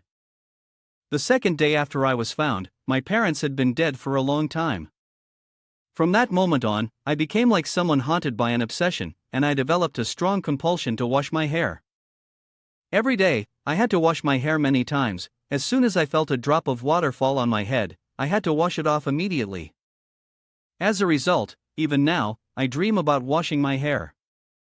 Chengu focused on the detail about the drops of water and asked, You were discovered the next day, so where were you hiding at that time? He continued, I noticed some movement in the middle of the night, and my parents told me to hide while they went out to check. I heard a loud noise outside the room, but I didn't dare to make a sound. After waiting for the noise to stop, I finally dared to go out, only to see a large trail of blood leading to the bathroom. When I entered the bathroom, I couldn't find my mother, but suddenly, blood started flowing from the ceiling. It was blood. He held his head and said, So much blood. Chengu deduced that the reason Nan was so compulsively obsessed with washing his hair multiple times a day was likely due to psychological trauma. However, the real threat was the man who had harmed him in his dreams. It must be connected to this house. Something dirty and sinister must be lurking here, trying to push Nan to the edge. It seemed that to deal with the entity in the dream, we would have no choice but to enter the neighboring room 303. Suddenly, a voice called from behind. Xiaoge, come here for a moment. Chengu was confused. The person introduced himself. Xiaoge, I'm in room 301. Are you here to check out the room or to find a friend? Is the guy in room 304 your friend? You'd better take him away. I think he's a little crazy. If you're here to rent a room, I'd advise you not to rent here. This place isn't somewhere anyone can just move into. Chengu stepped forward to ask. Hey, can you tell me what's wrong with this building? I'm thinking of renting the room next to my friend, room 303. The person replied. 303. You picked a good one. Do you know why this place is called the Haiming Dormitory? It's because it was built by a man named Wan Haiming. Chengu continued to ask for more information. Oh, you can keep watching. The person continued. Wang Haiming made a lot of money, left his wife, and married another woman. Less than 2 years later, that woman took all his money and had him sent to a psychiatric hospital. Afterward, his ex-wife, feeling sorry for him, took him back to this dormitory, specifically to room 303. For the first 3 days, everything was fine. But at night, he would bang his head against the wall, screaming in agony, bleeding from his head, and he wouldn't stop. Several times, the police had to come to control him. Chengu asked again, constantly banging on the wall. He said, if something like that crawls into your brain, isn't it just your brain getting soaked in water? What's even weirder is, Wang Haiming is dead, but many of the guests in this old building saw him come back, saw the dead man. That's right, so my brother advises you should leave. This place is haunted. After hearing that, Chengu realized the problem. It seemed that room 303 was the key. Nan, standing outside, asked. Chengu, what are you doing out here? Chengu explained, Oh, your room's layout, I need to check around and see. I want to go into room 303 next door. The person following him asked, How do you get into 303? It seems like the landlord doesn't let anyone in. No need to look for the landlord, I'll climb through the balcony. Hearing that, the person was alarmed. The balcony? Chengu, are you crazy? This is the 3rd floor. Don't worry, this is the quickest way. As he climbed, he calculated, hoping no one would notice. Hey, if you explain it as trying to treat a disease and climbing through a neighbor's window, no one will believe that. You have to be careful, this place leads down to the swamp. Suddenly, his phone rang. Beep beep. Chen-gu, irritated, muttered, "Damn. Who's calling me at a time like this?" He picked up the phone and answered. "Hello." It turned out to be the doctor calling. "Chen-gu, I'm so sorry. This is Dr. Gao. Something urgent came up today, and I can't come over." He moved to the balcony of the opposite floor and responded. "Dr. Gao, your call came at the perfect time. I'm climbing over the balcony right now." "Huh? Weren't you supposed to be looking for Manhwa?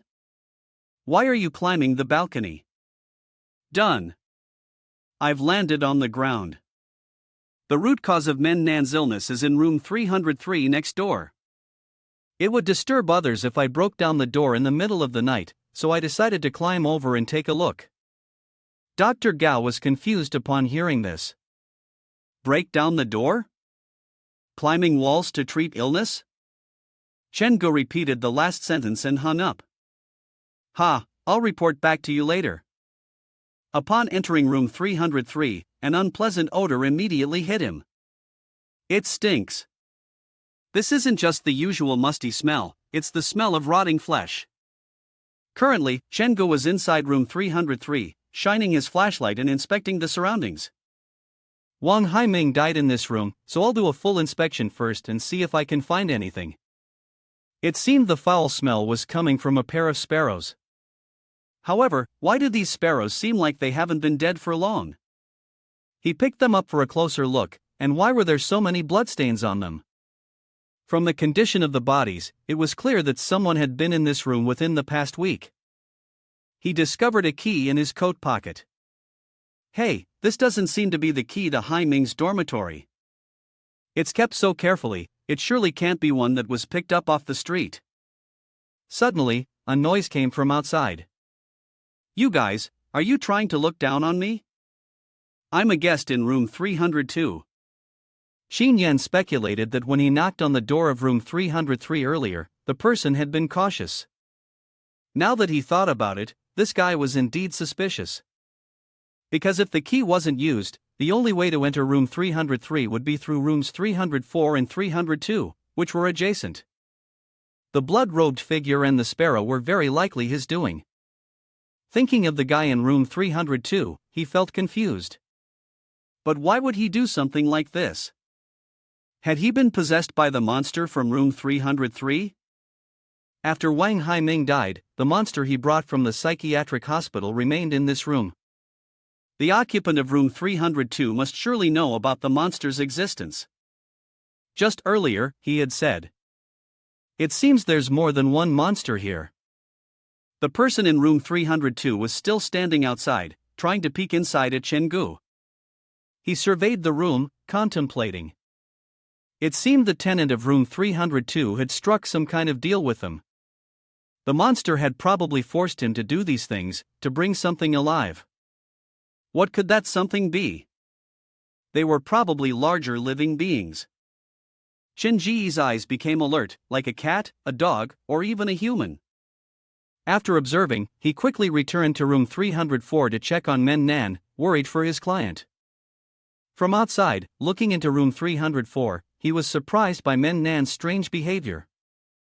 Chen-gu was confused. What's wrong with Manhwa? Looking at him, his eyes wide open, Chen-gu wondered, is he sleepwalking? Watching him walk around the room, the protagonist realized that it seemed like he was indeed sleepwalking. Manhwa entered the bathroom and turned on the faucet. Chen-gu continued observing, thinking, it can't be sleepwalking. Is he washing his hair? Then, Manhwa bowed his head under the running water. The water splashed over his head. Manhwa screamed while the water poured down on him. Chen-gu saw that something was wrong with his condition, and quickly approached, calling out loudly, "Wake up, Manhwa!" He pulled Manhwa away from the sink. "Don't sleep anymore, wake up!" Turning to the side, something caught his eye in the mirror across from them. Chen-gu stared in shock at the mirror. What is that in the mirror? Seeing the monster preparing to jump out, the protagonist tensed up. This isn't good, it's trying to possess Men Nan. He decided to punch the mirror, shattering it. At the same time, when the mirror broke, Men Nan's condition also became abnormal. He screamed, "Ugh! Ay. Looking to the side, seeing the monster leaving, Chengu shouted, wanting to run. He took out the fabric doll from his bag. Xiao, I'm counting on you." The main character threw the doll ahead to block the monster, to hold it back. The scene at that moment showed Xiao chewing on some bizarre thing, as though it had been a long time since she had tasted something so delicious. After a while, Chengu, with a pleased expression, ran over, still not understanding what was going on, and saw her still chewing happily. He asked, Xiao, you did great, but what exactly are you chewing on?" Xiao didn't care about what Chengu said, completely focused on her food. She was really a glutton. He bent down, reaching out to lift the silly girl to see how she was doing, and she looked so adorable. Her mouth was still chewing, and her eyes were sparkling. But the habit of eating strange things was something he just couldn't tolerate. He responded, "Huh, did you eat it all? Why do you and Zhanya both like eating these kinds of things?" Suddenly, the monster with a few strands of hair kicked the door open, still holding an enormous knife in his hand. He kicked the door and shouted, "How dare you eat my arm like that? In that case, I'll bury you right here." Chengu narrowed his eyes and thought, it looks like the monster has entered his body. He's really blunt. Whoever shows up, I'll take them on. If you're not afraid, you don't need to leave. Let me show you here why the sea is salty. This messed up thing is nothing but ordinary flesh now. Finishing his words, Chengu pulled out his cute hammer and swung it at the monster. At this moment, he was like a dog whose tail had been stepped on, howling in a language only he understood, his eyes now glowing a blood-red hue. He raised his cleaver high, ready to hack him into 100 pieces. Chengu was no slouch either. He raised his hammer to block the blow. Clang, clang, clang. The weapons of both sides collided. He struck with such force that the man's vegetable cleaver was knocked right out of his hands. "You're just a kid who hasn't seen the world, big but not wise. Do you know who I am now?" Chengu stepped forward, pushing the freakish guy into the corner, readying himself for another blow to finish him off before he turned into a pile of mush. At this point, the man had no strength left to resist, his legs were trembling, and his balls, if he ever had any, were probably rattling too. Like a dog that hadn't been vaccinated for rabies, he still kept babbling. "Kill! Kill, I have to kill you, you bastard." Suddenly, a middle-aged man rushed in to stop the dog from continuing his attack. "Hey, Xiao, have you lost your mind?" The old man lunged forward, pinning the scrawny man to the ground, causing him to spit out saliva and enzymes. You almost wondered if something else might have leaked out too. The guy's buddies were still stubbornly trying to kill Chengu, and he kept squirming, trying to make contact with the floor beneath them. "Behave yourself." The old man above him pressed harder to stop the man's struggle. At that moment, the freakish thing wriggled out, trying to escape. Noticing that the name had lost its value, it crawled out and ran toward the door in an attempt to escape. "But where are you going to run from the sun, huh?" Chengu was startled when he saw that strange creature trying to flee. "Isn't that?" After breaking free from the control of the strange creature, the man returned to normal. It seemed that after being possessed by a host, one wouldn't remember what had happened. So the old man asked, "You're heavy, uncle, why are you pressing on me like that?" "Ha, you're awake now, Xiaodu? You're awake now, Xiaodu? I don't know if my Xiaodu is still alive because your uncle's weight still hasn't moved." The old man weakly asked, "What? What happened to me?" "Uncle, it's just that after surviving a disaster, blessings come. No need to thank me.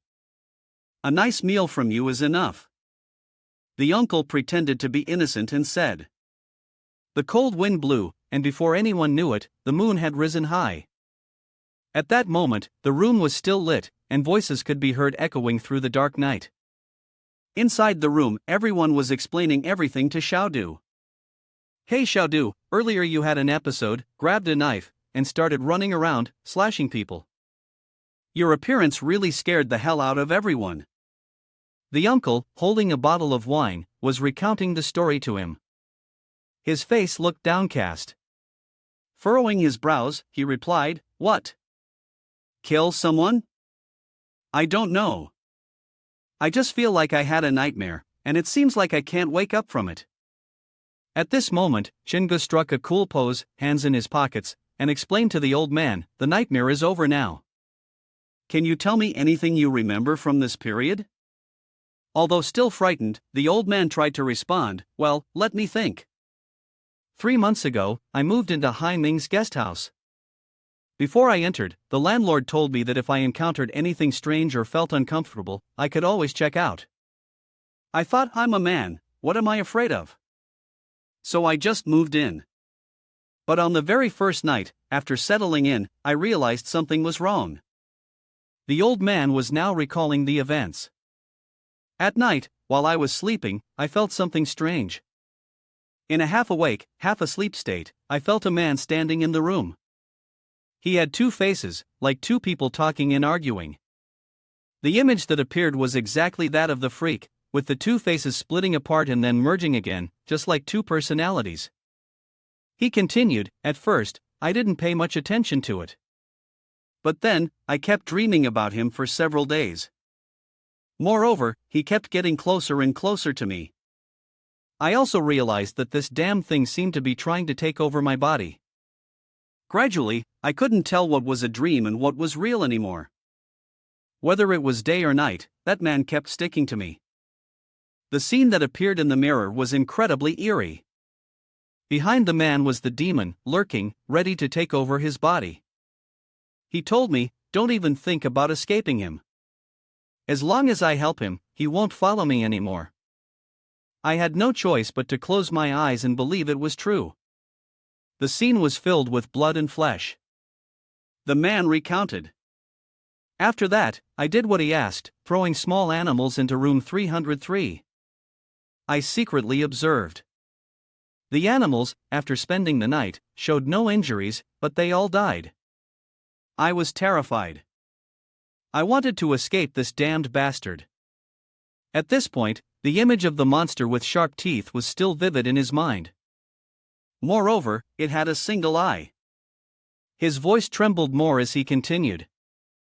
That wasn't enough. His stomach kept growing larger, and he even started asking me to bring back live people for him. I told him I couldn't do that, and he threatened to kill me. Just when I was about to lose my mind, I stumbled upon a lifeline. It was a male student looking for a place to stay. The rented Men Nan's place in Hai Ming was cheap, so I booked room 304. Chen's expression changed. He didn't directly lead him to room 303, did he? What would those 2 faces have said to each other? Would they have argued? The man held his head, still shaken, and replied, "They mostly just insulted each other. There was one time when he was so angry he said, if it weren't for fearing the red-robed one finding out, he'd rather die than coexist with such a scum." Chengu could not hide his astonishment, with beads of sweat rolling down his face. The red-robed figure came from room 3? He pondered deeply.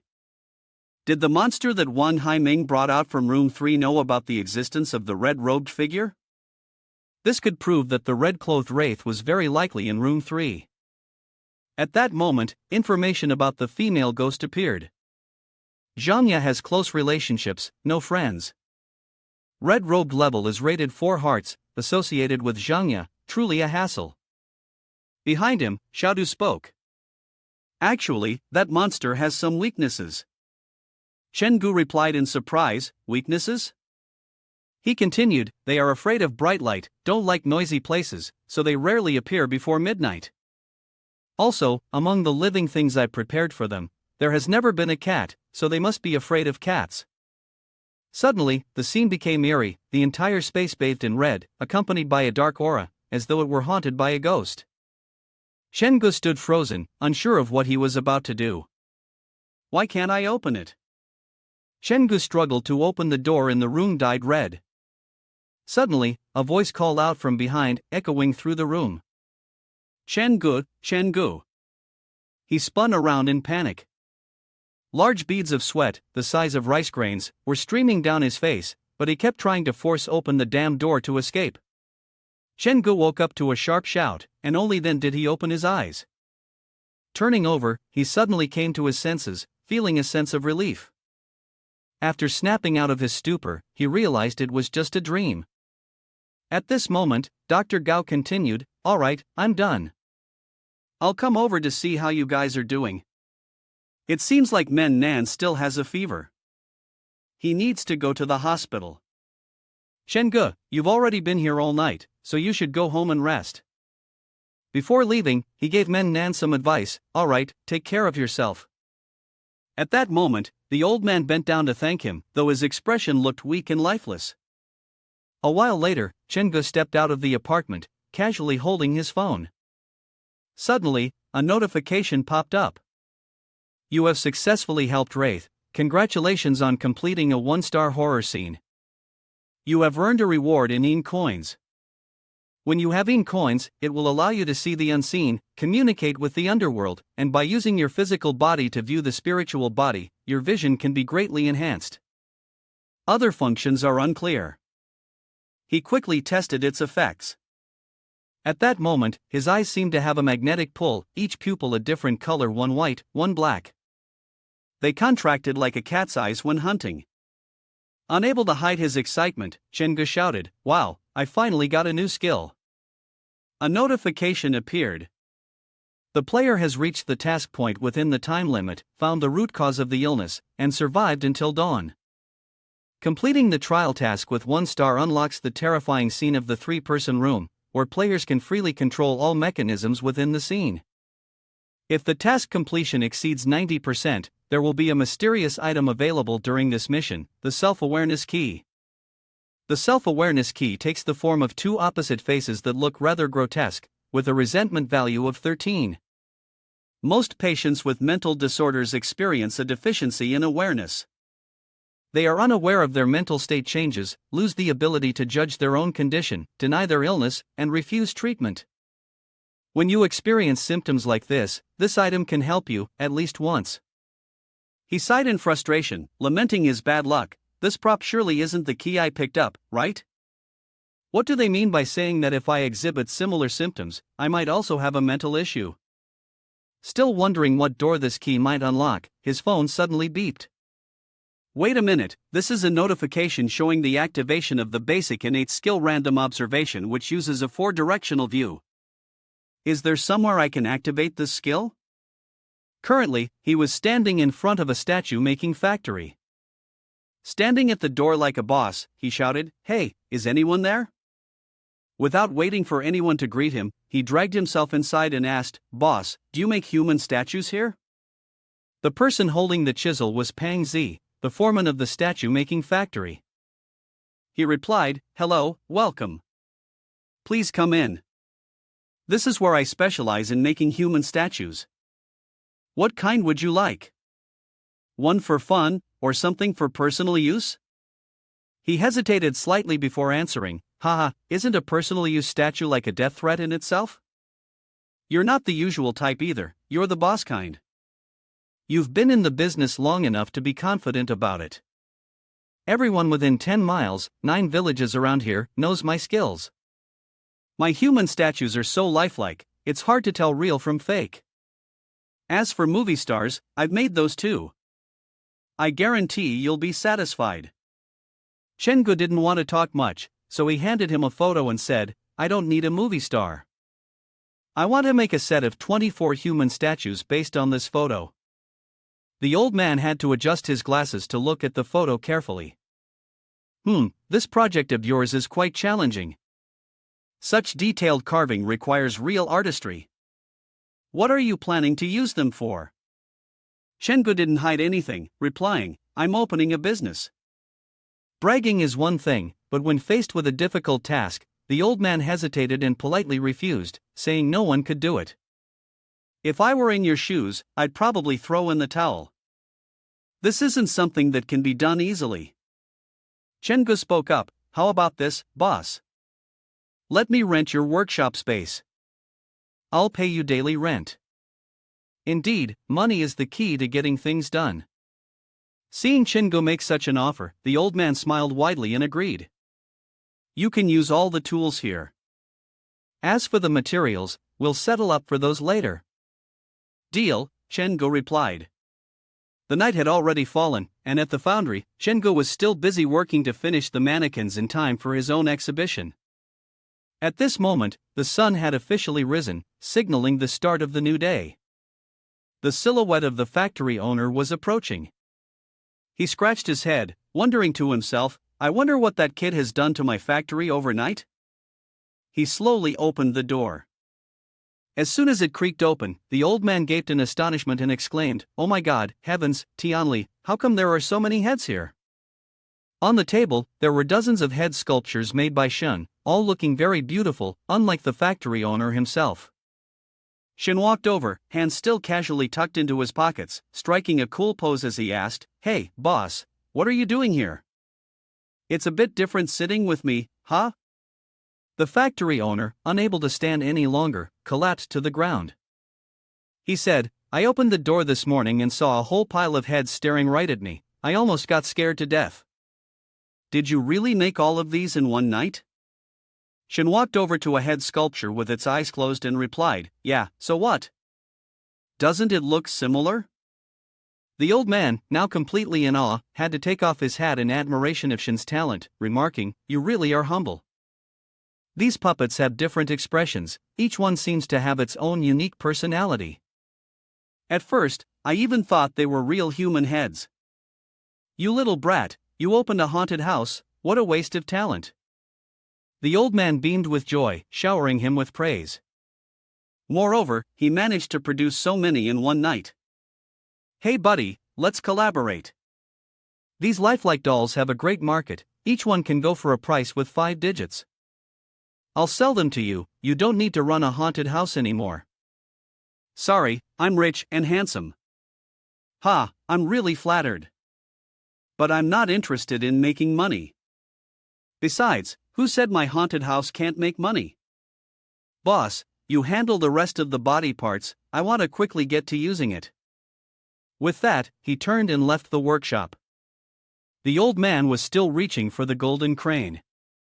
Buddy, you're young, you should have a broader vision, he said.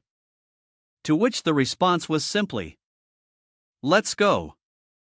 At this moment, the two were heading back to their haunted house. She asked curiously, Boss, what's in that big box you're carrying? He honestly replied, They're dolls for the haunted house. Don't peek, or they might scare you. She stuck out her tongue and teased him, clearly trying to provoke him, thinking they weren't serious dolls. He had just placed the chest down when he responded, Do I look like the type of person for that? This is an important prop for the Mo Yan high school drama that's about to air. Her eyes sparkled with joy as she jumped up. Wow, it's a new prop. Last time, it scared those two so much they nearly wet themselves. This time it's even more upgraded. Doesn't that mean our haunted house will be even more powerful? Still unconvinced, she picked up the chest and tried to carry it, only to drop it and exclaim, Ah, it's so heavy. See? You never believed me, huh? Suddenly, he raised a hand to his forehead, deep in thought. Recently, his phone had been sending notifications about the third infirmary. It seemed his parents' disappearance was also related to that place. He definitely had to go to the third infirmary. Just then, a voice called to him from behind, Hello, are you Mr. Chen? Finally, I've found you. I'm Lu Dao, a huge fan of yours.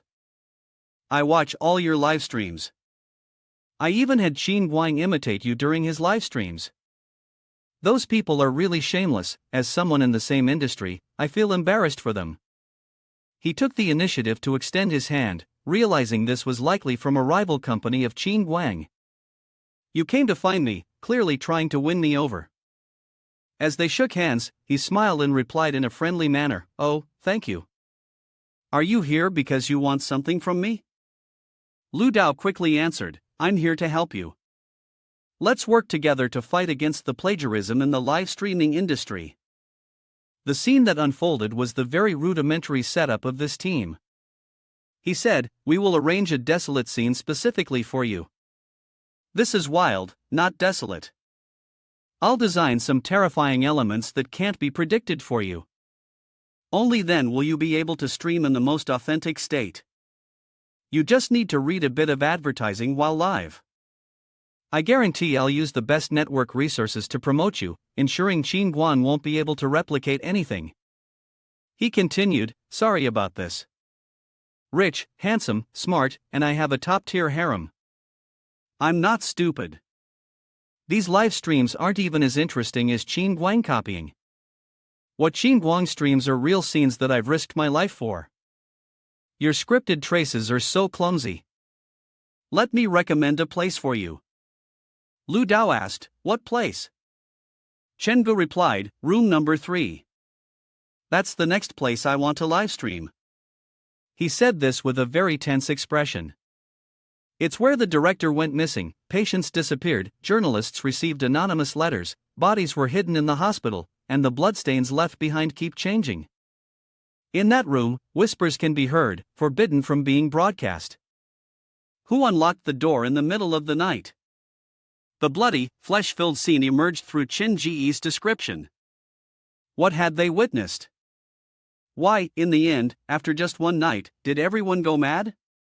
Who is the patient, and who is the doctor? The desperate screams, the metallic sounds, the stitches, and humanity all have been severed. In the dark hospital room, the light will never be lit again. Earlier, Lu Dao frantically interrupted him, saying, "Mr. Chen, the place you've chosen. I'm afraid that none of our staff will dare to enter. If you feel the script isn't suitable, just tell us, we can change it according to your suggestions." Before Lu Dao could finish, he cut in sharply. "There's no need. I don't need anyone with me. I can go in alone." His eyes were bloodshot, as if waiting to devour everything in sight. After hearing that, Lu Dao was left dumbstruck. He stammered, "I don't need anyone with me. I can go in alone." Next to him, Gu peeked out and asked, Do you really want to go in there alone in the middle of the night?" Lu Dao now looked like a blind man who had found a golden fish, urgently saying, "No problem, if you have any requirements, just tell me directly, I will definitely meet them." Gu didn't even register his words, standing still, staring blankly. It was raining again. By now, night had fallen, and at my place, they were bringing people into the casting workshop, the haunted house, and the delivery of his goods. The boss was quite reliable, but these things probably required Uncle C's help. I couldn't manage them on my own. Beside him, the pile of headless mannequins looked bizarre and strange. Suddenly, a voice was heard, "Dad, hurry, the little brother got scratched by a cat." "I just came back to see what's going on." At that moment, the burly man was holding a shovel in his hand, shouting, "How dare you harm my son, I'll skin you alive." It turned out that he was angry with the cats. The bloodied cat on the ground seemed to be the mother of the litter, desperately trying to protect her family. Despite being covered in blood, she still mustered enough strength to make sounds, trying to intimidate this big, dumb man. He charged forward, raised the shovel, and yelled, "You damned beast, you dare attack people, today I'll kill you." Before the shovel could reach the cat, someone appeared and stopped him. It was Gu. His figure appeared like a savior to protect the poor cat. The man was now struggling to pull the shovel from his hand, grimacing and asking, "What the hell are you doing? Are you crazy? Get out of the way." At this, Gu turned around and assessed the condition of the little cat. His gaze sharpened. "Forget it. Your kid's fine. This cat, though, won't make it." However, at this moment, he didn't pay any attention to your words. Like a duck listening to thunder, his face was filled with veins and anger as he cursed directly at you. "What do you mean by that? Is this damn cat's life worth more than my son's? You dog!"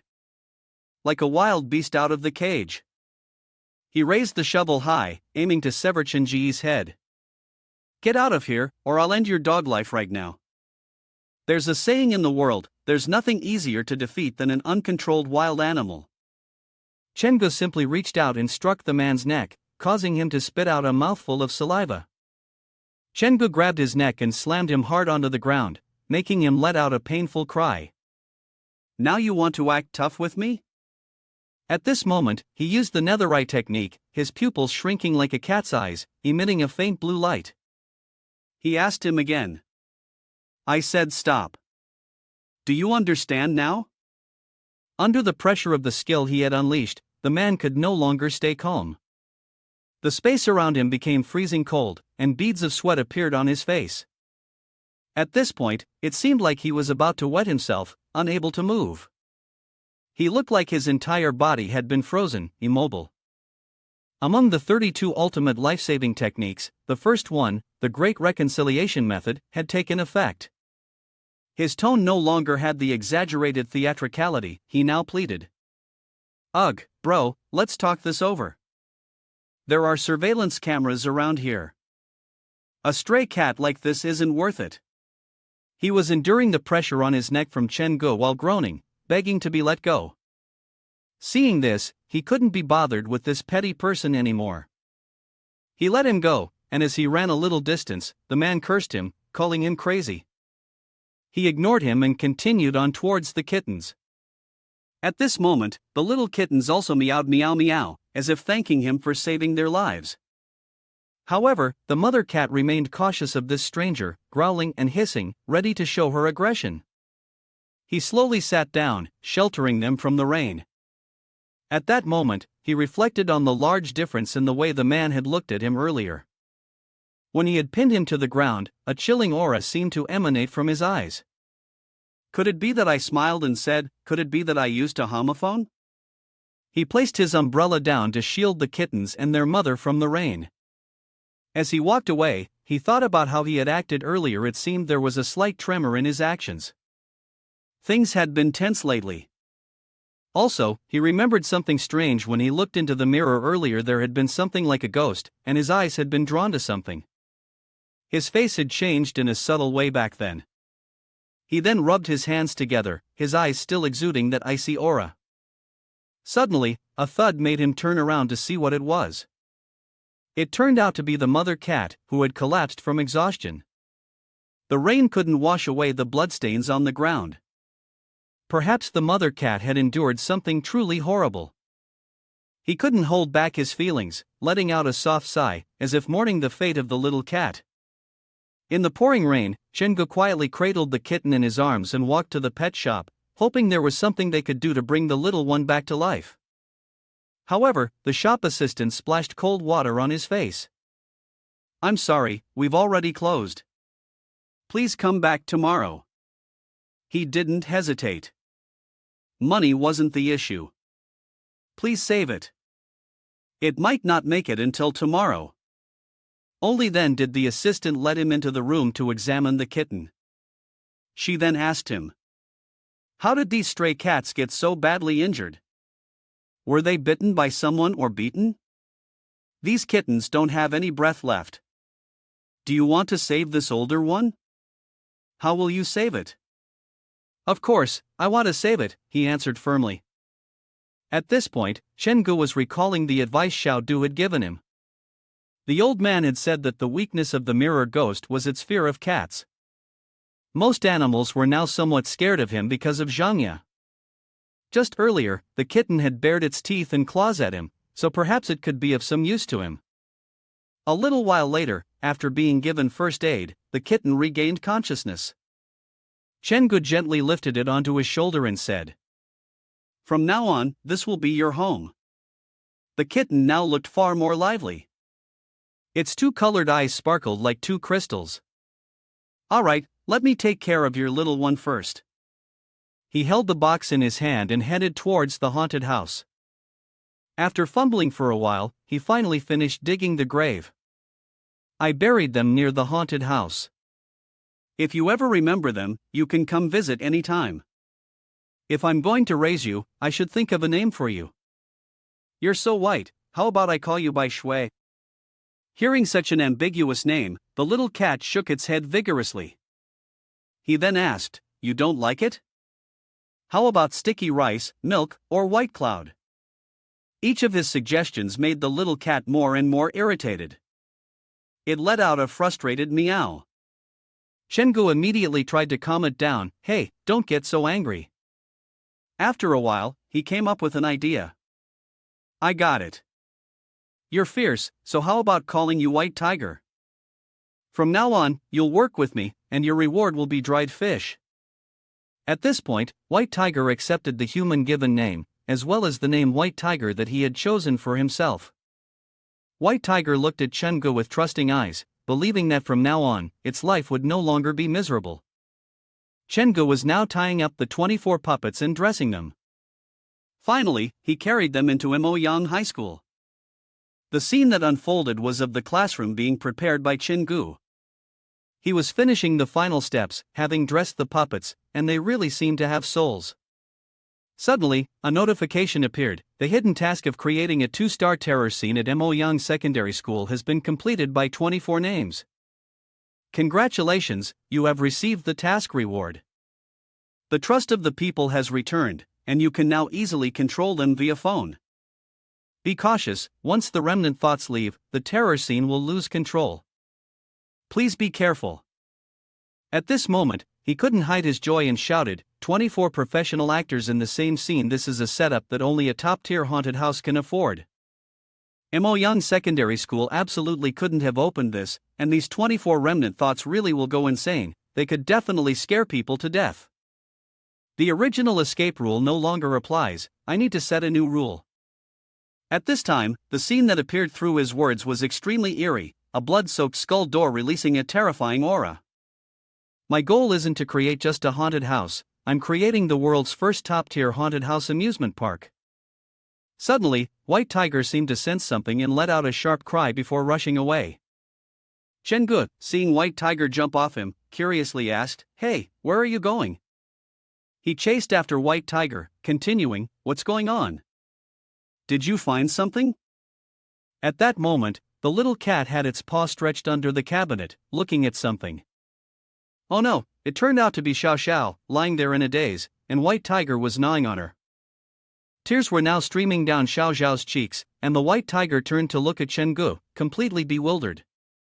"Hey, don't hurt her, she's one of ours." He quickly reached out to pick up Xiao Xiao, gently soothing her. "Who told you to keep running off on your own all the time? Even if you're a wraith, you shouldn't be so carefree that you don't even take a cat seriously." Seeing this, the White Tiger turned away and let out a meow. The White Tiger's expression was changing. Chengu noticed it and asked, "What now?" "The direction it's heading. Could it be the restroom where the mirror demon and the countdown had appeared before?" He ran toward the door that was emitting something unusual, a presence that made him uneasy. Chengu stood before the mirror, which was covered by a cloth and wooden planks nailed in place to prevent whatever was inside from escaping. He thought to himself, just as night falls, the White Tiger starts reacting this intensely. Suddenly, blood began seeping out, sending Chengu into a panic. He reached out to pull off the cloth, but as he did, all he saw was the countdown hitting 0. At that moment, he realized that the door inside the mirror had already been opened, and red mist-like energy was spreading everywhere. It was a blood-drenched world. Chengu stood frozen before the eerie sight. Out of nowhere, hands began reaching out, trying to drag him in. More and more hands emerged, doing everything they could to pull Chengu into the blood-soaked world. He was struggling against that tremendous force. At this moment, the upper half of his body had been pulled in halfway. He thought angrily, there must be someone behind. Do they want to pull me inside? The grip of the hands was growing stronger, and they were slowly pulling Chengu in. Suddenly, a monster appeared, sticking its tongue out as if mocking him.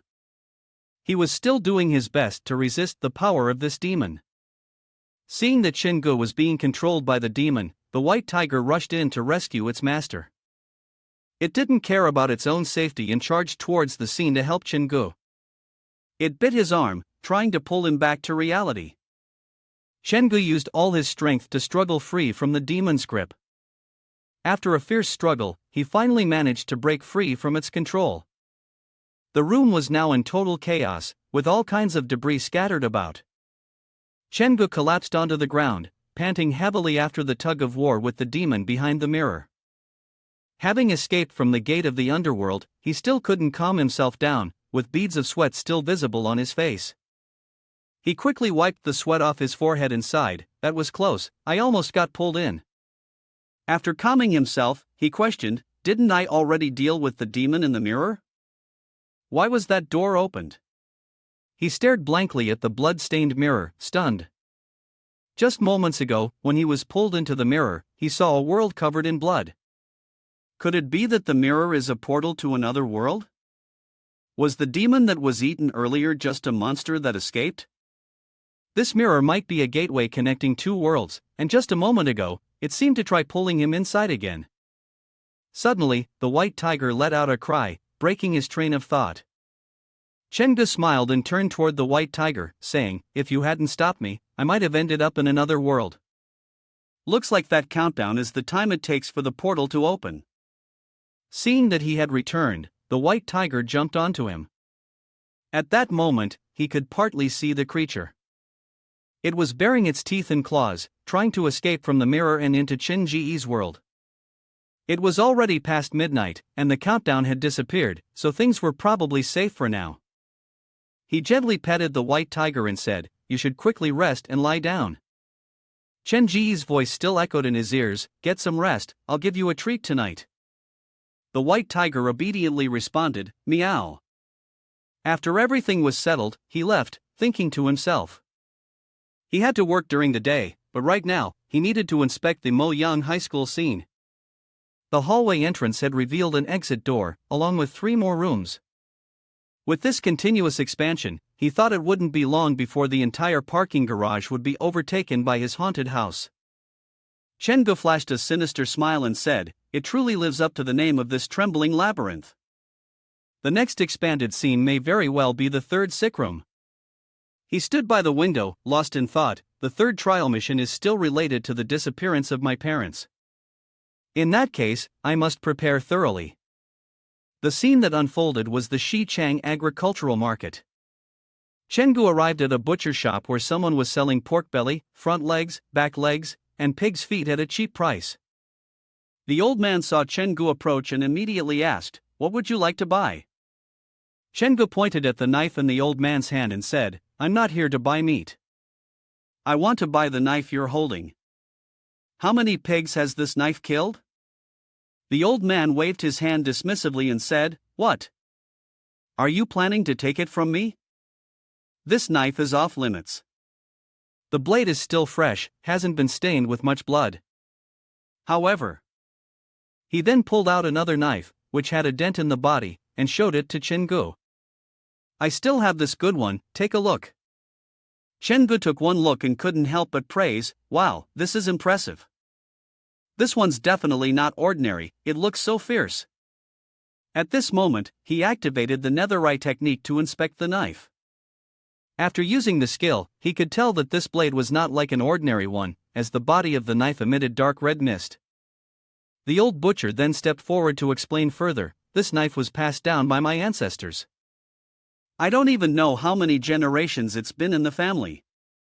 When I was young, I saw my grandfather holding a knife and entering the pig pen, and not a single pig dared to make a sound.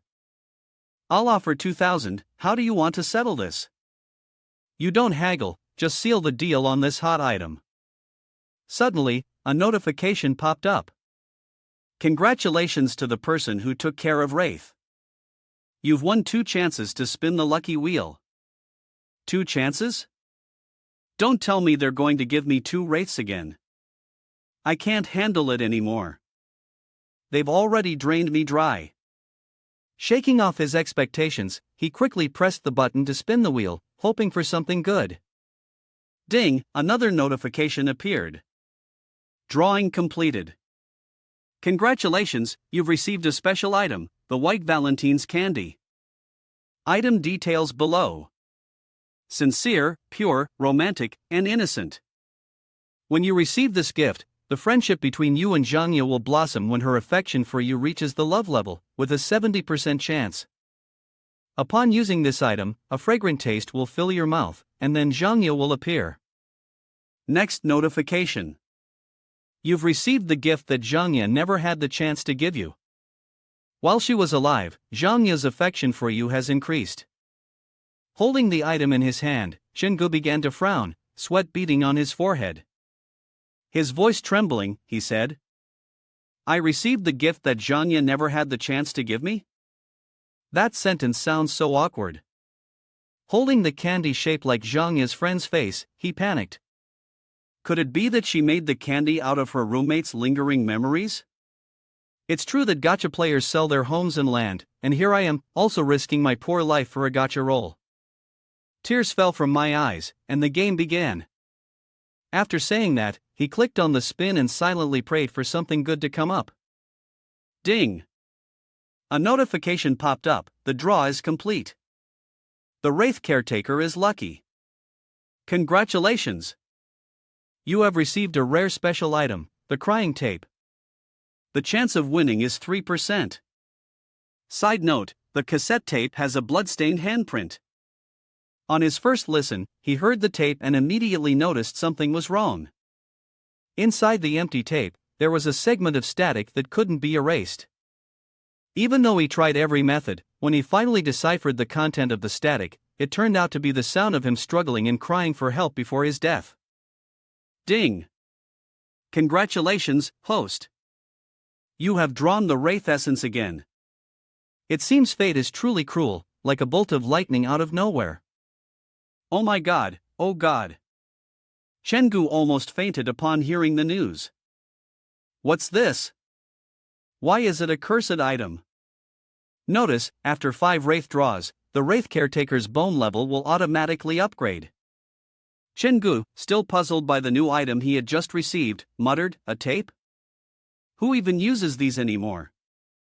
You can't even find a tape recorder in second-hand shops nowadays. His expression also grew more subdued as he pondered, and the odds of drawing the right one were only 3%. This wraith from the ice probably wasn't as dangerous as the Zhangya red-clothed wraith, it was a little weaker, but still fine convenient for cooperation. Having finished his words, he laid out all the tools needed to deal with this demon. There was a pig-killing knife, white salt, rope, a flashlight. What was he missing? He suddenly remembered and exclaimed. Oh, right, there's this. At that moment, Chengu held the immortal brush in his hand and spoke. Immortal brush, oh immortal brush, you inhale the air, consume mortal food. Today, I wish to predict what will happen. Tell me, what danger will I face when I enter room 3? Answer me quickly. As soon as he put the brush to the paper, a mysterious smoke began to rise, and the word you gradually appeared, referring to Chengu. Slowly, more words began to emerge, revealing that the immortal brush was afraid of death. Such a traitor, don't bring me along. After reading the words of this debt, Chengu not only ignored them but also displayed a look of disdain. What's the matter? Don't drag me into this. Then let's go together. With that, he put the pen back into his coat. In the quiet night, under the clear moon and cool breeze, footsteps could be heard approaching. It turned out to be Chengu, announcing the current task. The caretaker of the wraith is fortunate. Congratulations on receiving the trial mission for room number 3, 3rd ward, 3-star challenge rating. This ruined hospital, every midnight, would emit strange sounds. You must enter and investigate the location and task. The restricted area of the 3rd Mental Health Recovery Center requires the mission to be completed before midnight. Reach building number 3 and survive until dawn. Mission reminder, the opposite of good is evil, the opposite of right is wrong. So, what is the opposite of human? Will you accept the mission? After a moment of hesitation, Chengu finally clicked accept. At that moment, the hot nose of the tiger was resting on his shoulder, looking quite majestic. As for Chengu, he remained unfazed, striking a cool pose while strolling leisurely, showing no fear of anyone. He thought to himself, this 3rd ward might be related to the disappearance of his parents. He should go inside to see if everything was ready. He wondered how Lu Dao's livestream was coming along. After walking for a long while, he finally arrived at his destination. Suddenly, Lu Dao turned around to look at him, puzzled for a moment, and then spoke up. Chen-gu, is this? Chen-gu? Chen-gu reached out to stroke the white tiger and replied. Why are you looking at me like that? Isn't it normal to livestream with a white cat? Upon hearing this, Lu Dao didn't argue further and responded. That's true. If you're prepared, you won't fear disaster. Qin Guang is live streaming today as well. It seems like he wants to directly compete with us. Chen-gu extended his hand politely to ask. Where is he live streaming this time? Seeing him ask, Lu Dao explained. Moyang High School, the same place where you live streamed before. But this time, he's being smarter. He didn't copy everything from you. He hired a professional scriptwriter to design the script. That way, we can't sue him for plagiarism. He also left a backdoor, so he didn't hesitate too much. At this moment, Chen-gu looked displeased and said, He might just play me to death. Upon hearing this, Lu Dao burst into laughter and replied. We don't need to worry about him. I'm all set on my end, you can start any time. Suddenly, a voice from behind called out to them from one of the team members. Mr. Lu, are you sure he can do it? We spent 200,000 to get him the nomination. Can we actually win against someone like Qin Guang, who is his own flesh and blood? Beside them, the woman also added. That's right, our script, props, and actors are missing exactly what we need. All we're seeing is him live streaming like this. Do you think the viewers will actually buy into it? Hearing the two team members talking like this, Lu Dao was furious and snapped back. Can you all be a bit more confident? That Qin Guang guy is just a thief who steals ideas. The real deal is right here in front of you. Chen-gu, seeing their argument, didn't get involved. He stepped forward, smiled lightly, and said to them, Lu Dao, I think you all are very professional, and I have no issues at all. Hearing this, Lu Dao felt a bit reassured. Well, of course. I've made some adjustments to the materials for Ward 3, you can take a look and see if they're usable. With that, he handed Chen-gu the building map. From the outside, the recovery center appeared to be 3 buildings, but in fact, they were all interconnected. The first building was a regular hospital with a sunny orientation, while the third building was a restricted zone, housing dangerous patients, and its exit faced away from the sun. According to an online description from a patient, the third building was mysterious and served as a forbidden area in the recovery center. If a regular patient tried to sneak in, they would be subjected to harsh punishment. I think you shouldn't go to the third building tonight. It would be enough to get a feel for the rhythm by exploring the first 2 buildings, she suggested. Just as he took the map, Chen-gu said, the third hospital is very special, huh? There are some rumors online, do you think they're useful? Not much, you can tell it's all nonsense just by hearing it. Lu Dao replied, some people say there's a murderer doctor in the third hospital called Xiong Qing, who's killed a lot of people. There are portraits of the victims underneath. The first 2 look normal, but the third one is really eerie. Some even say the patients here aren't humans at all, they're all monsters. Lu Dao continued sharing some side information, but suddenly, Chen-gu interrupted, saying, everyone stay in the tent and watch the live stream tonight. Don't go anywhere. Finishing his sentence, he left Lu Dao behind and walked away with White Tiger, not caring about what they saw or heard, and telling them not to come looking for him. After a while, he reached the third hospital. His gaze became sharp, and he silently made up his mind to face whatever challenge came. Lu Dao also called him to confirm. Hello, Mr. Chen, the live stream has started, everything seems fine, can you hear me? He answered, I can hear you. At that moment, the live screen appeared.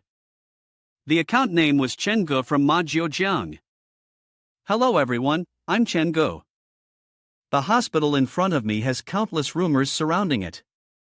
The building is said to emit strange ghostly screams. The hallways are said to be disorienting, like blood-written words appear on the walls. And here is my new teammate, White Tiger.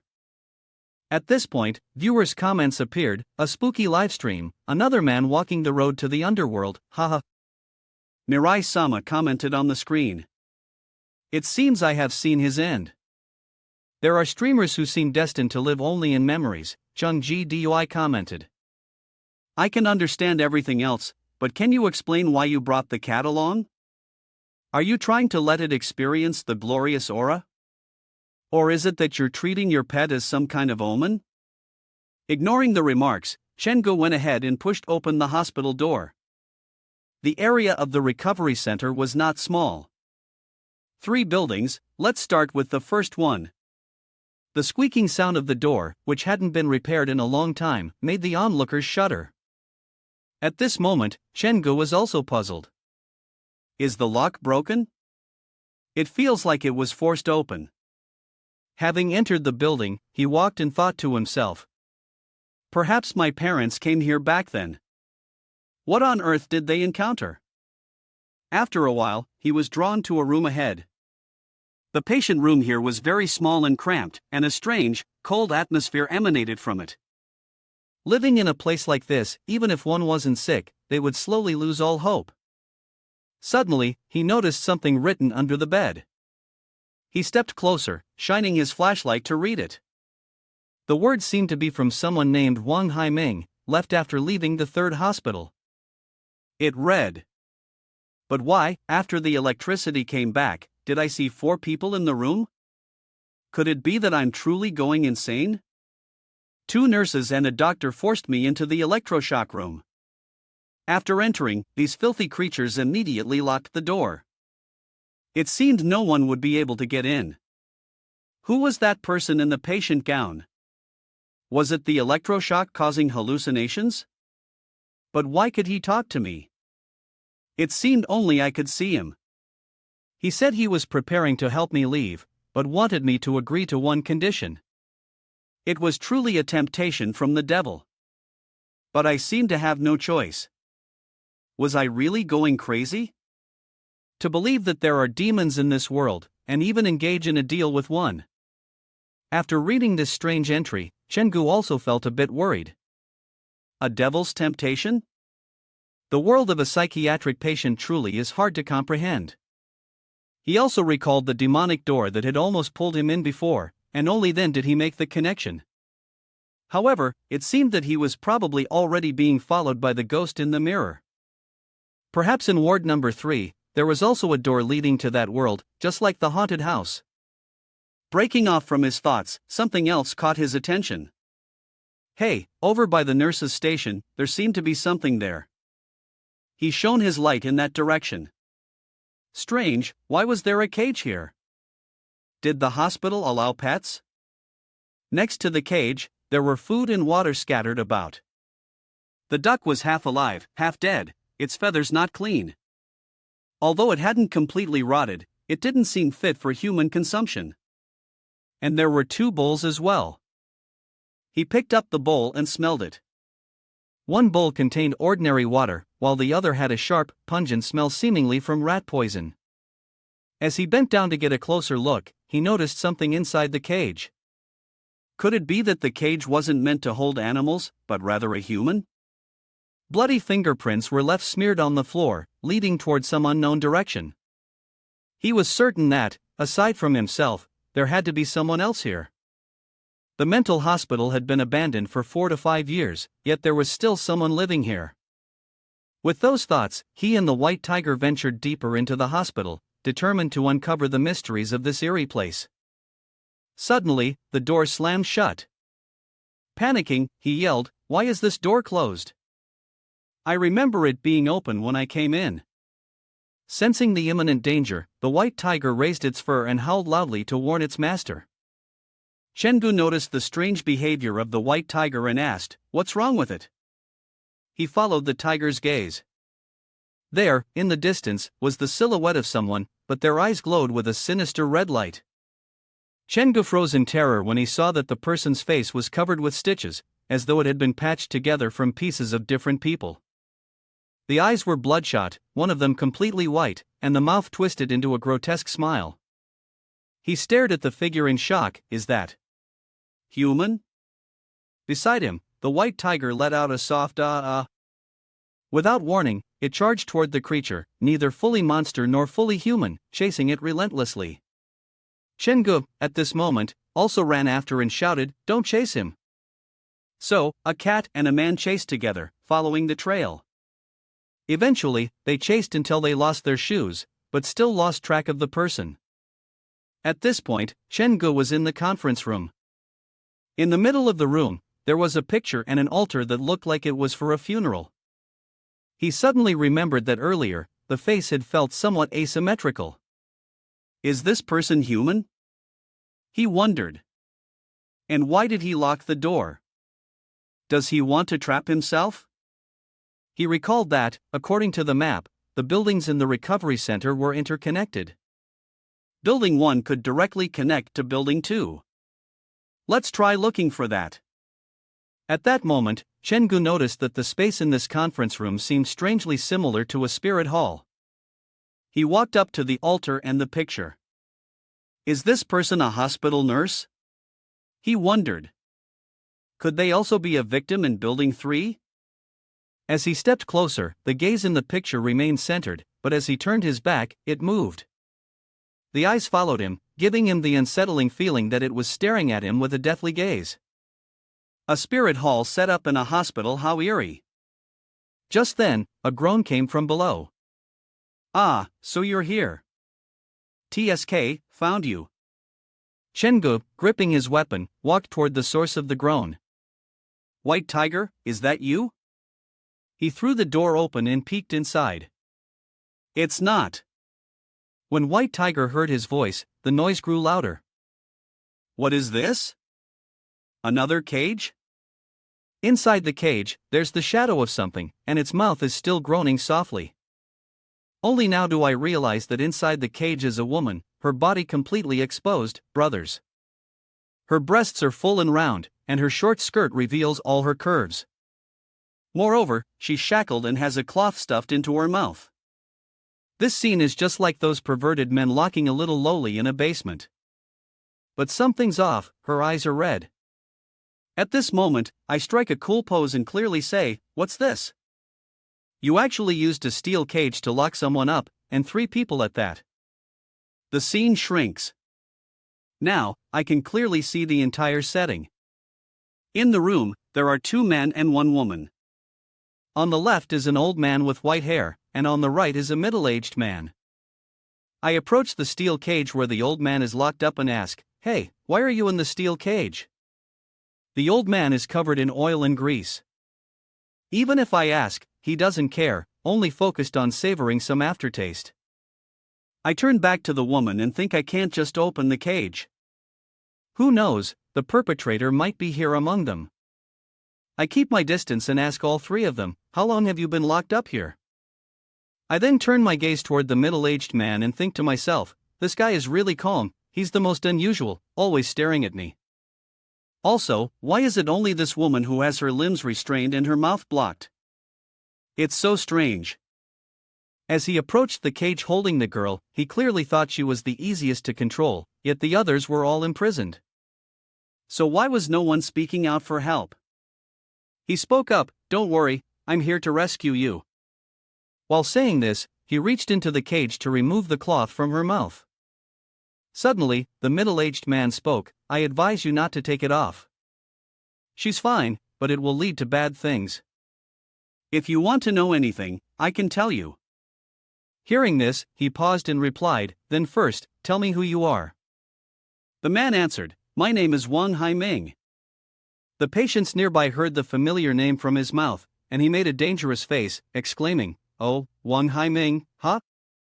With that, he immediately grabbed his weapon and slammed it into the cage holding the middle-aged man, deforming the cage. He then shouted, "Don't lie to me. Next, I'll take your head and use it for soccer." At this point, the man realized the danger right before him and said, "Suton, Suton, my name is Suton." He recalled, "Suton, huh? This person has a changeable personality and believes everyone around him is in disguise. His life is locked behind a forbidden door. Earlier, he had mentioned Wang Haiming. Did he know him? The man responded, I know him. He assaulted a medical staff member, and the doctor used restraints to take him to the restricted room in Building 3. Everyone here knows about it. I heard his family took him home, and he died outside the hospital. He inquired further, what happened next? Why is it that only in front of the old man are there 2 bowls of water? Who left them there? He had just started to think, and the next words he heard might be trustworthy. The man slowly began to recount the whole story to him. His son left them there. But this is also just karma. One of those bowls is drinkable, and the other contains rat poison. Whether you live or die depends on your luck.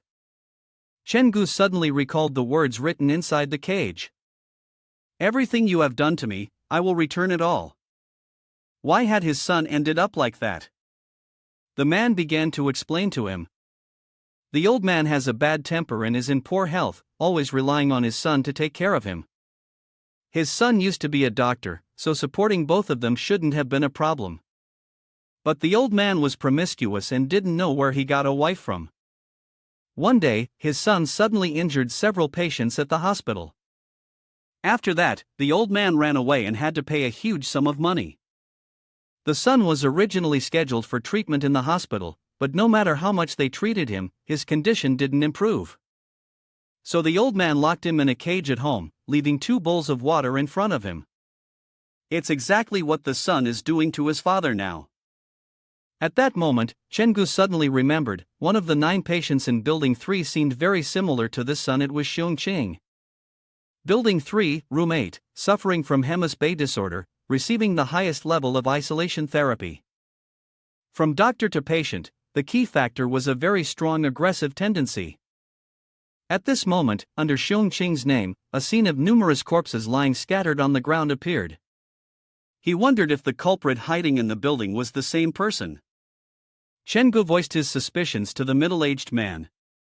How do you know so much? You're not his son, are you? The man laughed loudly, like a wild animal that had never been vaccinated against rabies. You suspect me too? I've gone to this extent to escape your surveillance, and you still want to fool me? How long do you think you can keep this up? Wang Ming Su Fei, who exactly are you? Isn't it all you're doing? The man was losing control more and more, laughing wildly in a deranged way. He truly seemed like a lunatic. Maybe it's time to give him some medicine. Ignoring the madman, Chenggu sank into deep thought.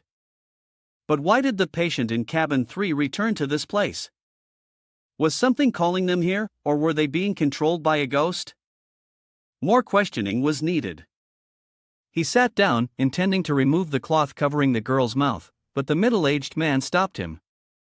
Wait, didn't you promise me? I answer your questions, and you won't let her speak, right? Chenggu, hearing his nonsense, shot back directly at the man's face. Shut up, wasn't it you who lied to me first? The man screamed loudly. If you do that, they'll come here. Chenggu decisively reached out to remove the cloth, replying, Who are they? As soon as the cloth was removed, she screamed. Hands, hands, hands. The woman's eyes rolled back in a grotesque manner. The middle-aged man, upon seeing this, held his head and began to repent. We're doomed, doomed. They're coming, we'll all die. At this moment, there were 2 shadowy figures in the corridor, looking very eerie, each holding a battle axe, muttering hands, hands as they took slow, deliberate steps toward the room where the group of people was staying. The girl kept screaming hands, hands, tears streaming down her face. Chenggu, unable to tolerate it any longer, shoved the cloth into her mouth to stop her from making any more noise. He asked, Are you also insane? After calming her down, he asked in a gentle tone, Stop shouting, let me speak first. You only need to nod or shake your head. You said you saw many hands, right? You're terrified of them, aren't you? Recalling the patient connected to the hands, the one in room 4 of building 3, who had lost an arm due to an accident, causing him to develop paranoid delusions, believing he still had his arm. Are you afraid of everyone losing an arm?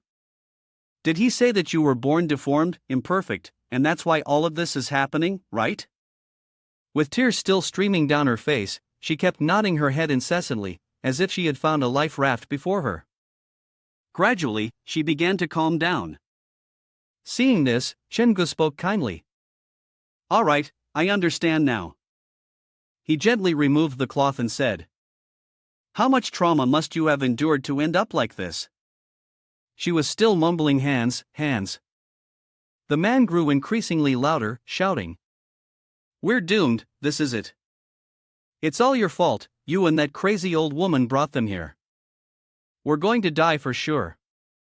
Chengu, unfazed, calmly replied while holding his hot weapon. Ah, so the real deal has arrived, huh? Then let him taste my hot item, he won't even know who'll die first. The sound of footsteps grew louder as they approached the room where Chen Ji's group was located. The door swung open, and Chengu, who had been lying in wait by the side, was ready to strike with his hot item at the rough man entering the room. A smile curved on his lips as he quickly calculated the perfect angle for a devastating hit. Chengu rushed out, thrusting his hot item straight into the man's face. The man turned to see what was happening, still not sure what was going on. Before he could make sense of the situation, he was sent flying into a corner. As expected from a side character, one hit and he was down for the count. Chengu walked up to the man's body and said, I don't care if you're human or ghost, just a light touch from my item is enough to make you feel pain. With that, Chengu kicked the man's bald head. I'll take out your other hand and see how you make trouble now. Sorry, did I hit too hard? I actually wanted to ask a few things, but it seems you won't be answering anytime soon. His gaze then shifted to the stunned man standing nearby. Still here? Let's make it a one-on-one match. Now that he had a clearer view of the man's face, he was taken aback and exclaimed, huh? This face, it's the same patched-up face of the guy you let escape last time. Realizing he couldn't withstand Chen Ji's hot item, the man broke into a cold sweat. He dropped his weapon and made a quick dash, hoping to escape and save his pathetic life. At this moment, he could no longer speak human language but only uttered growling sounds like a wild beast. He was puzzled and said, so it's already running? This little demon is such a waste of looks, even the ghosts would mock it, the devils would be upset. Really, no self-awareness at all. Suddenly, Lu Dao called him and said, Chengu, Chengu, can you hear me? He quickly responded, Mr. Lu, you really know how to pick the right time. Chengu, you're amazing. Our live stream room broke 150,000 viewers, almost lost control. At this point, while cursing the villain, he replied, lost control? How so? On the other end of the line, Mr. Lu explained, yes. You were swinging the axe while chasing monsters, with a steel cage for fish. This level is about to go crazy, nearly hitting the warning level of the forum. How could you not lose control? But don't worry, someone has already reported it to the police, you should head out. He replied with enthusiasm, anyway, we've already defeated Qin Guang, how could we leave now? He waved his hand to greet his audience and said, thank you so much for everyone's support. Tonight has really brought me many surprises. But it's not over yet, I'm going to give you all a live show that no one else could ever replicate. The comments kept flooding in, praising him. The handsome guy who left me a comment, hoo, that was awesome, Pepsi. Justin Bieber commented, support you, love you forever.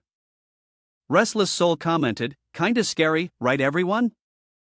After greeting the audience, he turned serious again and thought, it's time to enter Ward 3.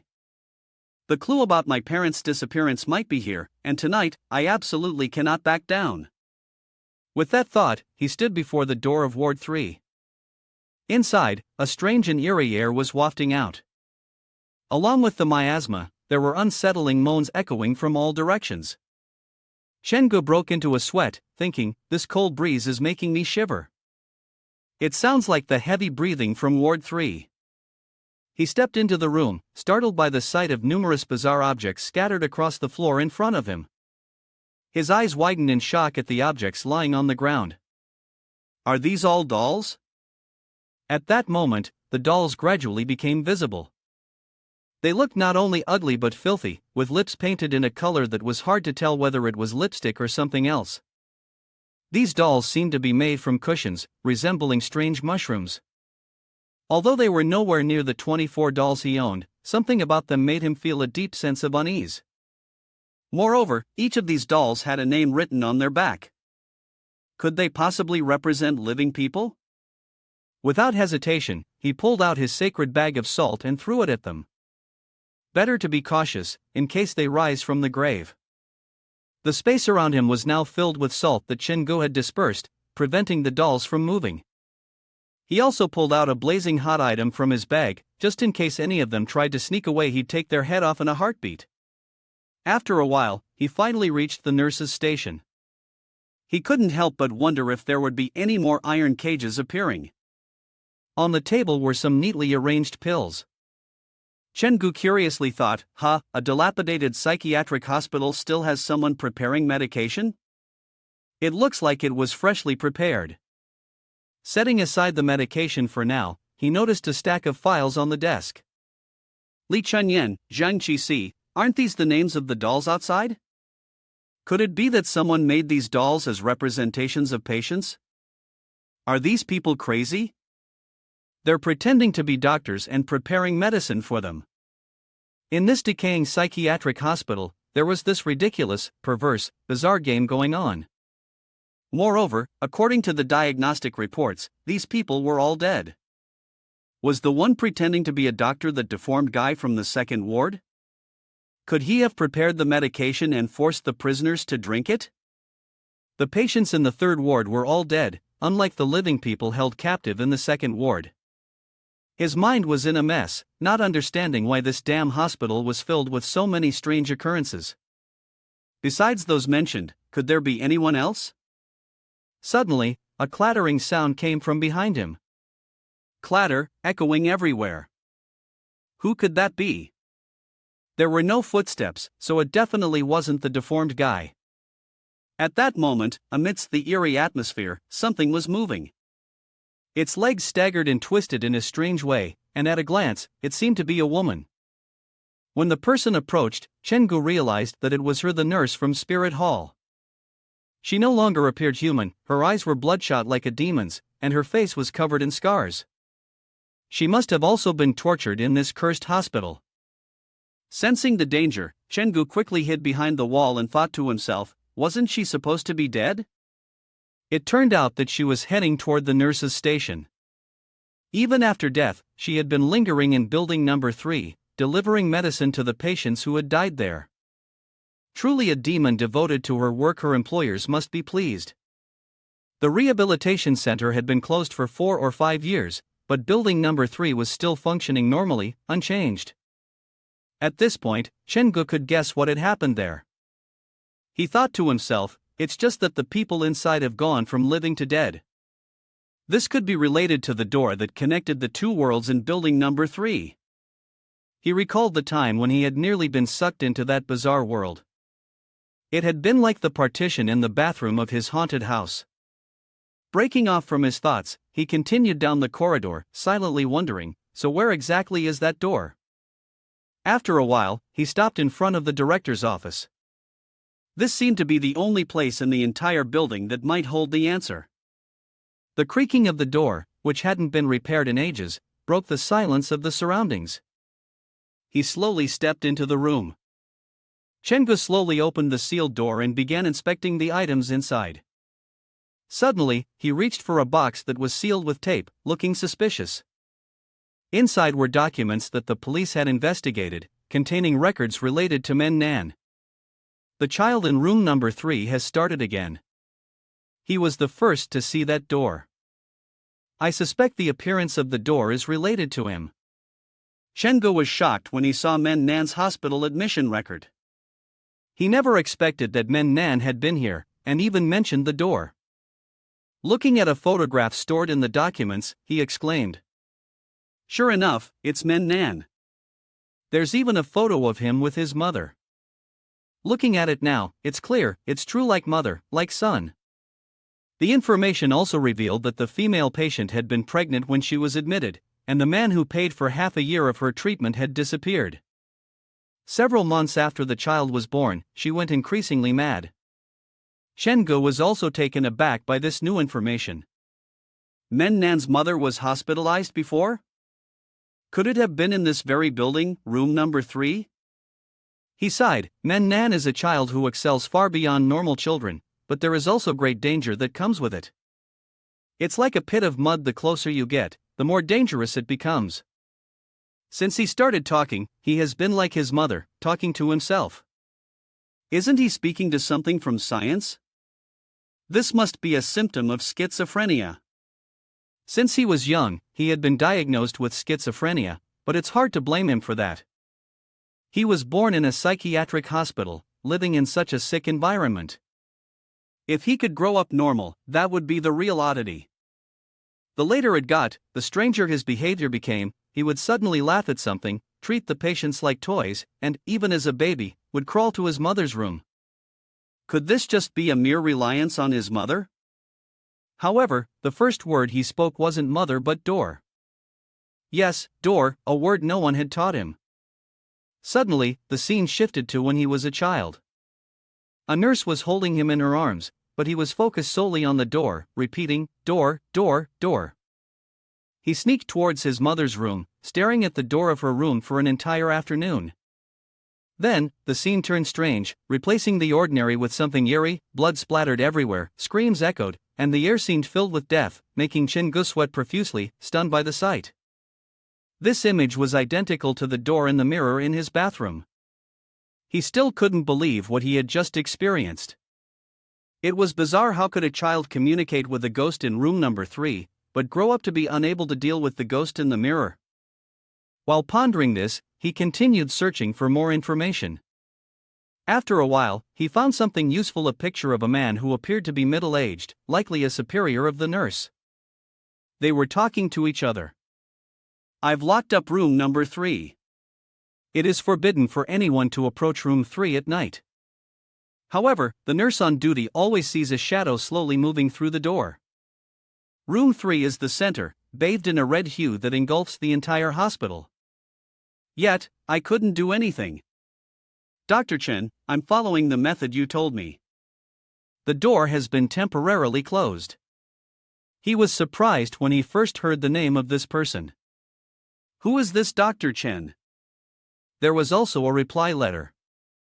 The letter stated that, first, the door could indeed be closed, but that wasn't the solution. Secondly, Manhwa was the key to closing the door. His expression grew sharper as he muttered to himself, Manhwa is the key to closing the door?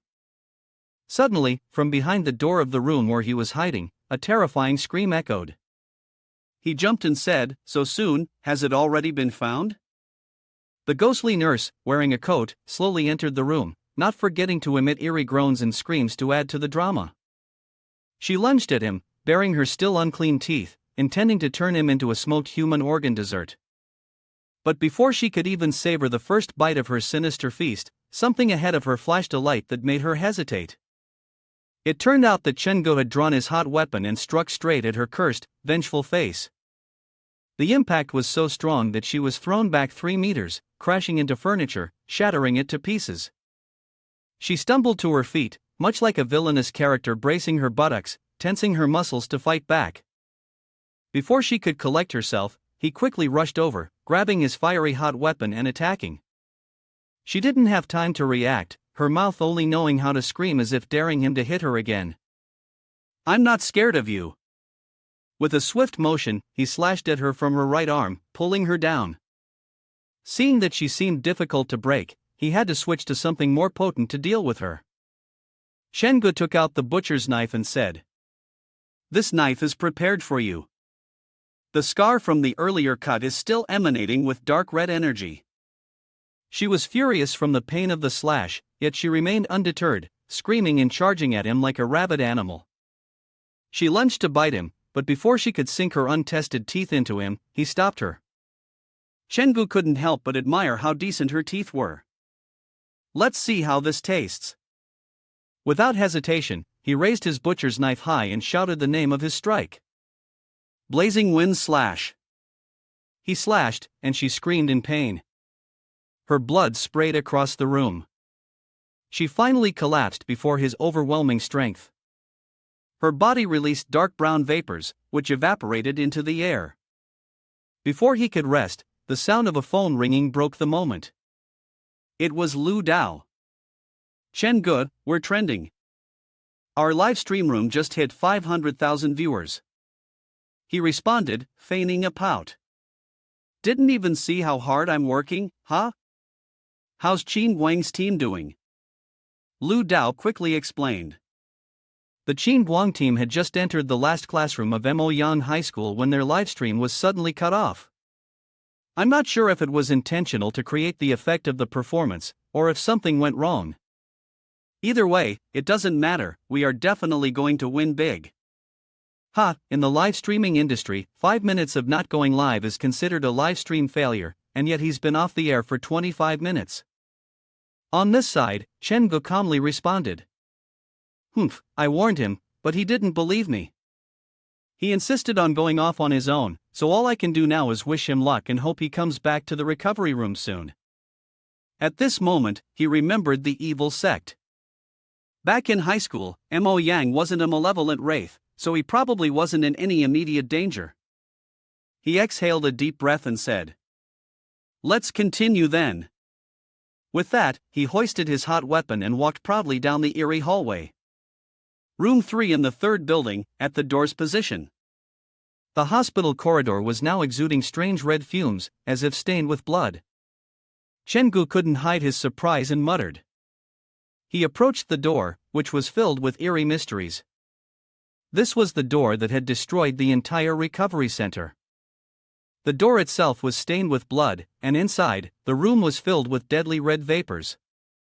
Standing before the room, he wondered if the door back home would eventually turn out like this. Lost in thought, the sound of footsteps from something rushing towards him caught his attention. He was so startled that he cursed under his breath.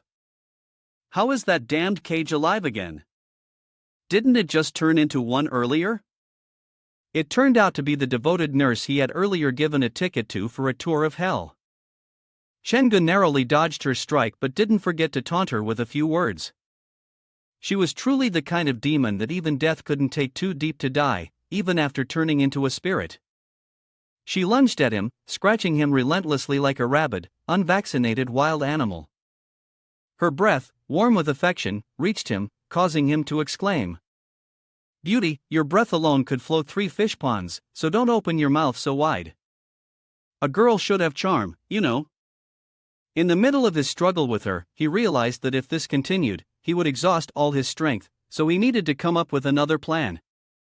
It was then that he noticed some arms inside the room were preparing to reach out. What's that? Are there enemies by the door as well? Seems like I'm surrounded on all sides. At that moment, she stopped hesitating and charged straight at him, screaming like a madwoman. This set of teeth hadn't been wobbled for years. Whoever encountered the handsome guy with the surname Tran would make her lose control to the point where even rising from the grave, she'd still want to sink her teeth into him. At this moment, Chengu finally came up with a way to strike her. With a triumphant grin, he gripped his hot merchandise tightly. With a swift motion, he slammed his merchandise straight into her face, causing her to lose her balance and stumble toward the door, where hands were waiting for the prey to enter. And it must be said, this thing probably had a faint bloodlust or something, because even after being knocked around, she still managed to bare her teeth and grin. Chengu couldn't help but feel proud as his plan worked. He then told her, "Hey, beautiful, there's a handsome guy behind you looking for you." As he finished speaking, a pair of hands formed from red death energy reached toward her from behind. She jumped in shock as she realized something was coming up from behind her. Immediately, the arm wrapped around her hometown river and dragged her into the room. Like a wedding night, the female protagonist was forced to marry into the man's family. She struggled fiercely to resist. Both arms clung to the door, trying to prevent herself from being pulled in. However, powerless to stop it, she was dragged inside by that demonic arm. She threw a hateful, bloodshot glare at Chen-gu and shouted. If she could talk, she'd probably curse you so bad, you wouldn't even have time to wipe your face. Chen-gu laughed with amusement and sent his affectionate words to the dedicated nurse. Well then, I wish you two a successful date. He didn't forget to give her one last kick out of spite. He stopped joking and blocked the door. Such great strength, what kind of monster lies behind that door? A while later, realizing that his normal strength couldn't hold it back, he had to use his own special measures to stop it. More and more red death energy seeped through, staining the scene as though it were drenched in blood. He had no choice but to shut the door. With such loud noises, more monsters would surely be attracted. Forget about completing the mission tonight, he'd be lucky just to survive and make it out of here. At this point, Chen-gu recalled the documents about this room and murmured the name of a notorious figure. He picked up the phone and called someone. When the line connected, it was Dr. Gao. Hello, doctor. Quickly find the high-ranking official. I need to meet him. He responded. He hasn't been discharged yet. Why do you need to see him? He anxiously explained to the doctor. This is a matter of life and death. I've discovered that Men Nan's illness might be connected to his background. He was born in a mental hospital. He has a Nahan. Another way to put it is that when he was a child, uncle, you must help me wake him up, now, only he can help me. Dr. Gao, who was driving his car somewhere, was sweating profusely, his face showing clear signs of anxiety. I can't guarantee I can awaken that side of his personality, but I'll try to help you. I'll contact you again in 20 minutes. Suddenly, something appeared behind him, with a person at the bottom and what seemed to be a demonic head sticking out from above. He gritted his teeth and thought. 20 minutes? I'm afraid even 10 minutes will be difficult. At that moment, the scarred man became visible. Above him, there was an evil spirit baring its steel teeth and grinning at him. This guy must have heard the noise and come over. The 8 preliminary levels can't be used right now, what should I do? While he was still worrying, the scarred man grinned crookedly, his smile wide and mocking. He was slowly walking toward him, not forgetting to laugh out loud to provoke him. Chen-gu, holding a butcher's knife, thought. This butcher's knife might not be useful against him. His eyes then shifted to the strange creature on the man's shoulder and he couldn't help but exclaim. What kind of lunatic is carrying a demon like that? Suddenly, the monstrous head spoke human language, and even invited him to play a game, which took him by surprise. Was this scarred man being controlled, or did this monster grow on him? He put on an arrogant expression and offered the challenge.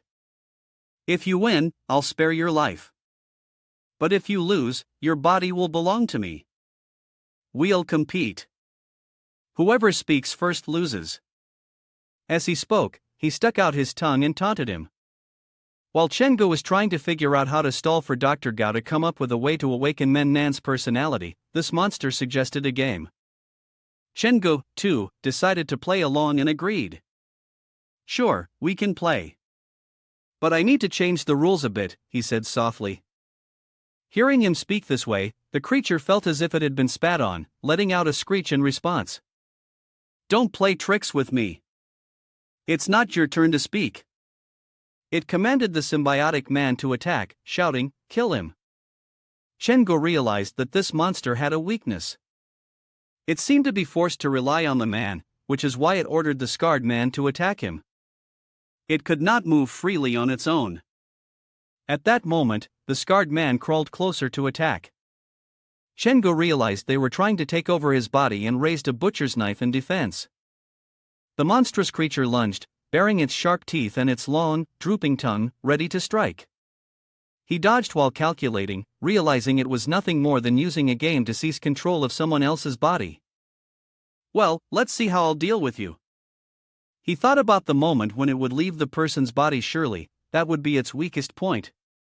He showed his cards, choosing to endure humiliation rather than face death. He raised his hand in a gesture of peace. Wait a moment, I agree to play your game, I'll follow your instructions. The grotesque figure smirked, reveling in the thought that this tiny human would have to submit to his power. He gave an order: first, throw the knife in your hand down. Without hesitation, he tossed his butcher's knife onto the ground. Once done, he raised both hands with a fake smile. Okay, it's done. What do I do next? Seeing that he had gained control over him, the creature issued another command: just stand there and don't move.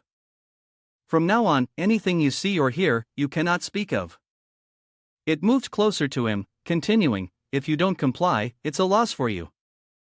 He. As soon as he finished speaking, he pressed his hideous, bulbous face right up to his, sticking out his disgusting tongue in a mockingly lewd gesture. At that moment, as the creature's tongue drew nearer, his body could only curse inwardly, damn it, it's both ugly and filthy. No wonder the previous player was frightened into speaking. However, he was no ordinary person.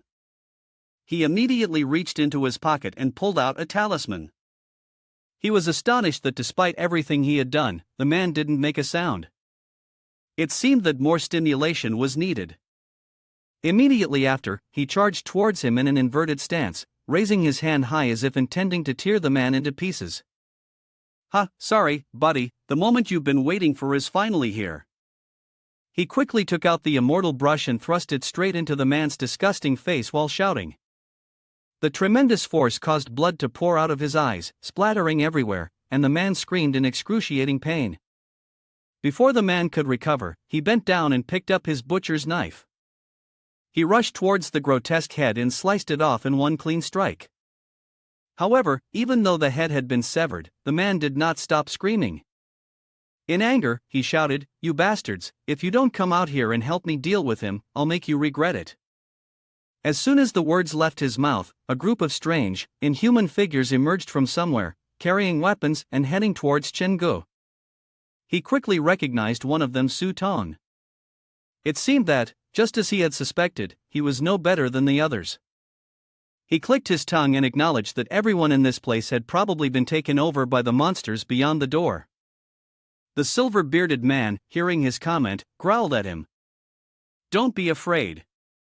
Very soon, you'll become just like us." In a situation like this, facing two opponents is already a challenge. They are far superior compared to the fusion of Zhang Bang and Mirror Demon. Indeed, the terrifying 3-star scene is still somewhat difficult to bear for me. In that case, I can only bring out my final trump card. He sneered at them while taking out the item he had received. Immediately, he called out, "Zhang Ye." She appeared in a tight-fitting dress that accentuated her figure, showcasing what needed to be shown, with a red aura thick like blood surrounding her. She was right behind him. Zhang Ye reached out to take the item he handed her. As soon as she bit the candy, her combat power skyrocketed. The deathly aura now radiated even more intensely. He quickly ordered her, "It's all up to you now." At this moment, the monstrosities were charging at him, screaming wildly. Before they could even reach him, Zhang Ye had already torn them apart, one slash per monster. They couldn't withstand a single strike from her, with some losing arms, others losing their heads, all screaming in agony. She continued to exert more force, her shockwaves pressing them down so hard that their souls seemed to be leaving their bodies. Chen-gu, witnessing this scene, couldn't help but be stunned. It hurts so much, it's truly ruthless. The red-robed rank certainly lives up to its name. At this moment, he turned his gaze toward the door, realizing that the hammer would soon be unable to withstand the pressure. The bloodstains had already spread outside the door, and he still hadn't figured out a way to close it. Suddenly, the sound of a phone ringing broke his train of thought. It turned out that Dr. Gao had finally called back. He quickly answered the call. Scene transition. Right now, Dr. Gao is in the hospital room with Men Nan. He handed the phone to Men Nan so that he could speak with him. Men Nan said, "This is Men Nan. Thank you for your help last time." Before he could finish his sentence, the other side interrupted, shouting, "Stop with the pointless pleasantries. There's a personality from your childhood hidden within you. Wake him up now." Men Nan, confused by the mention of a different personality, asked, I don't really understand what you're talking about. The other person quickly explained, what I mean is, you were born in a psychiatric hospital, and your childhood was spent here. You may have tried to forget those memories, but that doesn't mean they no longer exist. Men Nan, I'm sending you a photo. Take a look and see if it can help trigger your memories. With that, he sent the photo. The image that appeared was of the eerie, blood-red door. The situation was becoming more and more intense. Chengu, on his end, was getting anxious, his voice growing more desperate. I'm currently standing by the door. It's the very room where your mother used to stay. At this point, Men Nan sighed dejectedly and said, I'm sorry, I can't help you. I locked myself inside that door a long time ago. The scene that unfolded was of a child with a dazed, soulless expression, staring into an empty void. Upon hearing this, Chengu couldn't hold back and shouted, could it be that your childhood personality is inside that door? Men Nan also explained to him, it was born in a mental hospital, and the world through its eyes is not the same as that of ordinary people. It tried to be normal. But when the only person who supported it, its mother, died in front of it when it was 4, it gave up on the ordinary world. As Men Nan spoke, he recalled the happy memories of when he was with his mother. However, reality was harsh. It had never been treated warmly or kindly by this world. Its feeling was that our world was the bad, disgusting one. Then it locked itself away. That's when I appeared. We kept interacting. Until one day, it said goodbye to me, warned me not to fall asleep before midnight, and then entered that door alone. After hearing Men Nan's story, Chengu began to understand. No wonder now even a mirrored demon could bully him. It turned out that over a decade ago, his childhood personality had entered that door. The door had indeed stopped for several years. After stopping 4 years ago, it opened again. Could something have happened to the childhood personality inside the door? It seemed that if he wanted to survive, this might be the only exit. He turned his gaze toward the battle where Zhengya was fighting. Sweat was still dripping down her face. He silently thought to himself, Zhengya, hang in there. He stretched out his hand to touch the red gaseous membrane, and inside the room, the furniture was still neatly arranged. He reminded himself that he had to stay determined and escape from this place. He took a deep breath and stepped inside. The further he moved into this maze of fog, the more difficult it became to breathe. His body felt as though it were being soaked, and everything around him was covered in a layer of blood-red hue. The gaseous tendrils now coiled like a black hole, pulling everything into itself. With all his might, he charged forward, piercing through the monstrous barrier, using every ounce of his strength to avoid being consumed by it. After a brief struggle, the force finally released him, allowing him to pass through. The scene before him now was so startling that he couldn't help but exclaim, is this the world beyond the door? Even with a weapon in hand, I still find myself in awe. For what he saw inside seemed to resemble the world outside the door, though there were still differences. In the hallway, figures resembling gaseous beings took form like humans. A moment later, he encountered some puppets. He hid behind a wall and thought, these puppets are still alive. It's best not to disturb them. After carefully sneaking past them, he managed to get through. As he walked, he couldn't help but wonder, but where would the young Nam be? Suddenly, a pool of blood caught his attention. The scene before him made him shudder. To his surprise, a bloody hand had grown from the ground. Yet, the hand began to change shape, leaving him startled. Was it trying to point him in a direction? The arm was constantly pointing somewhere. He was a bit surprised but reacted immediately. Ah, yes, thank you. Following the direction the arm was pointing, he arrived at a place labeled as the electrotherapy room. He flung the door open, and inside, he saw the faint silhouette of someone lying on a hospital bed. Found it. It was really here. The person lying on the bed was none other than the child persona of Men Nan. He immediately called out. Men Nan, wake up! He tried everything to rouse him. Despite the commotion, Manhwa didn't react. He realized this wasn't a typical coma. What do I have to do to wake him up? Indeed, when words fail, violence reigns. He brought the pig slaughtering knife, still emitting a faint aura, right in front of him and said, Manhwa, if you don't wake up now, let me see if the power of this knife can get you to come around. He brought the knife closer, hoping the deadly aura would stir him. Suddenly, a threatening voice came from behind him, causing him to turn around and become alert. Don't hurt him. If anything happens to him, you won't be leaving here alive. The man flashed a sinister smile and moved towards him. Ha, I didn't expect anyone other than me would come in here. He was shaken by this old man. A blood-red robe? Was this guy the head of the institute? The man then adopted a more compassionate expression and said to him, Don't be nervous. If you know who I am, you can leave. Don't wake that child up. He must remain here. Hearing the old man speak like that, he quickly drew out the butcher's knife and threatened him, What if I don't? The man laughed with a disgusting tone, typical of a madman, and answered him. Okay, you might not believe me, but right now, you're happily calling out to her. Janya, you're here? Finally, you've come. You must have come because you couldn't bear to leave me alone here, right? He said with a beaming face. Not paying attention to Chen Ji's words, she rushed forward, bumping into the old man. The shock from their collision made the space tremble. Their auras kept rising. Chen Gu raised his hand, asking to be just an extra. He stood outside, admiring the power of the red-robed versus red-robed battle, unsure who was stronger. Suddenly realizing the situation wasn't good, he rushed in to help her. Just then, a hand grabbed him, stopping him from moving. He was startled and turned around, only to recognize it was the childhood persona of Manhwa. Has he woken up?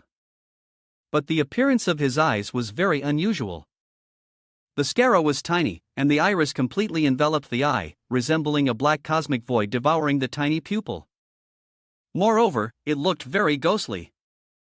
Chen Gu found himself in this bizarre situation and didn't know how to respond. He paused for a long time, wondering what he should say now. After a moment of hesitation, he finally spoke up, Manhwa, you've finally woken up. I'm not a bad person, I came here to save you.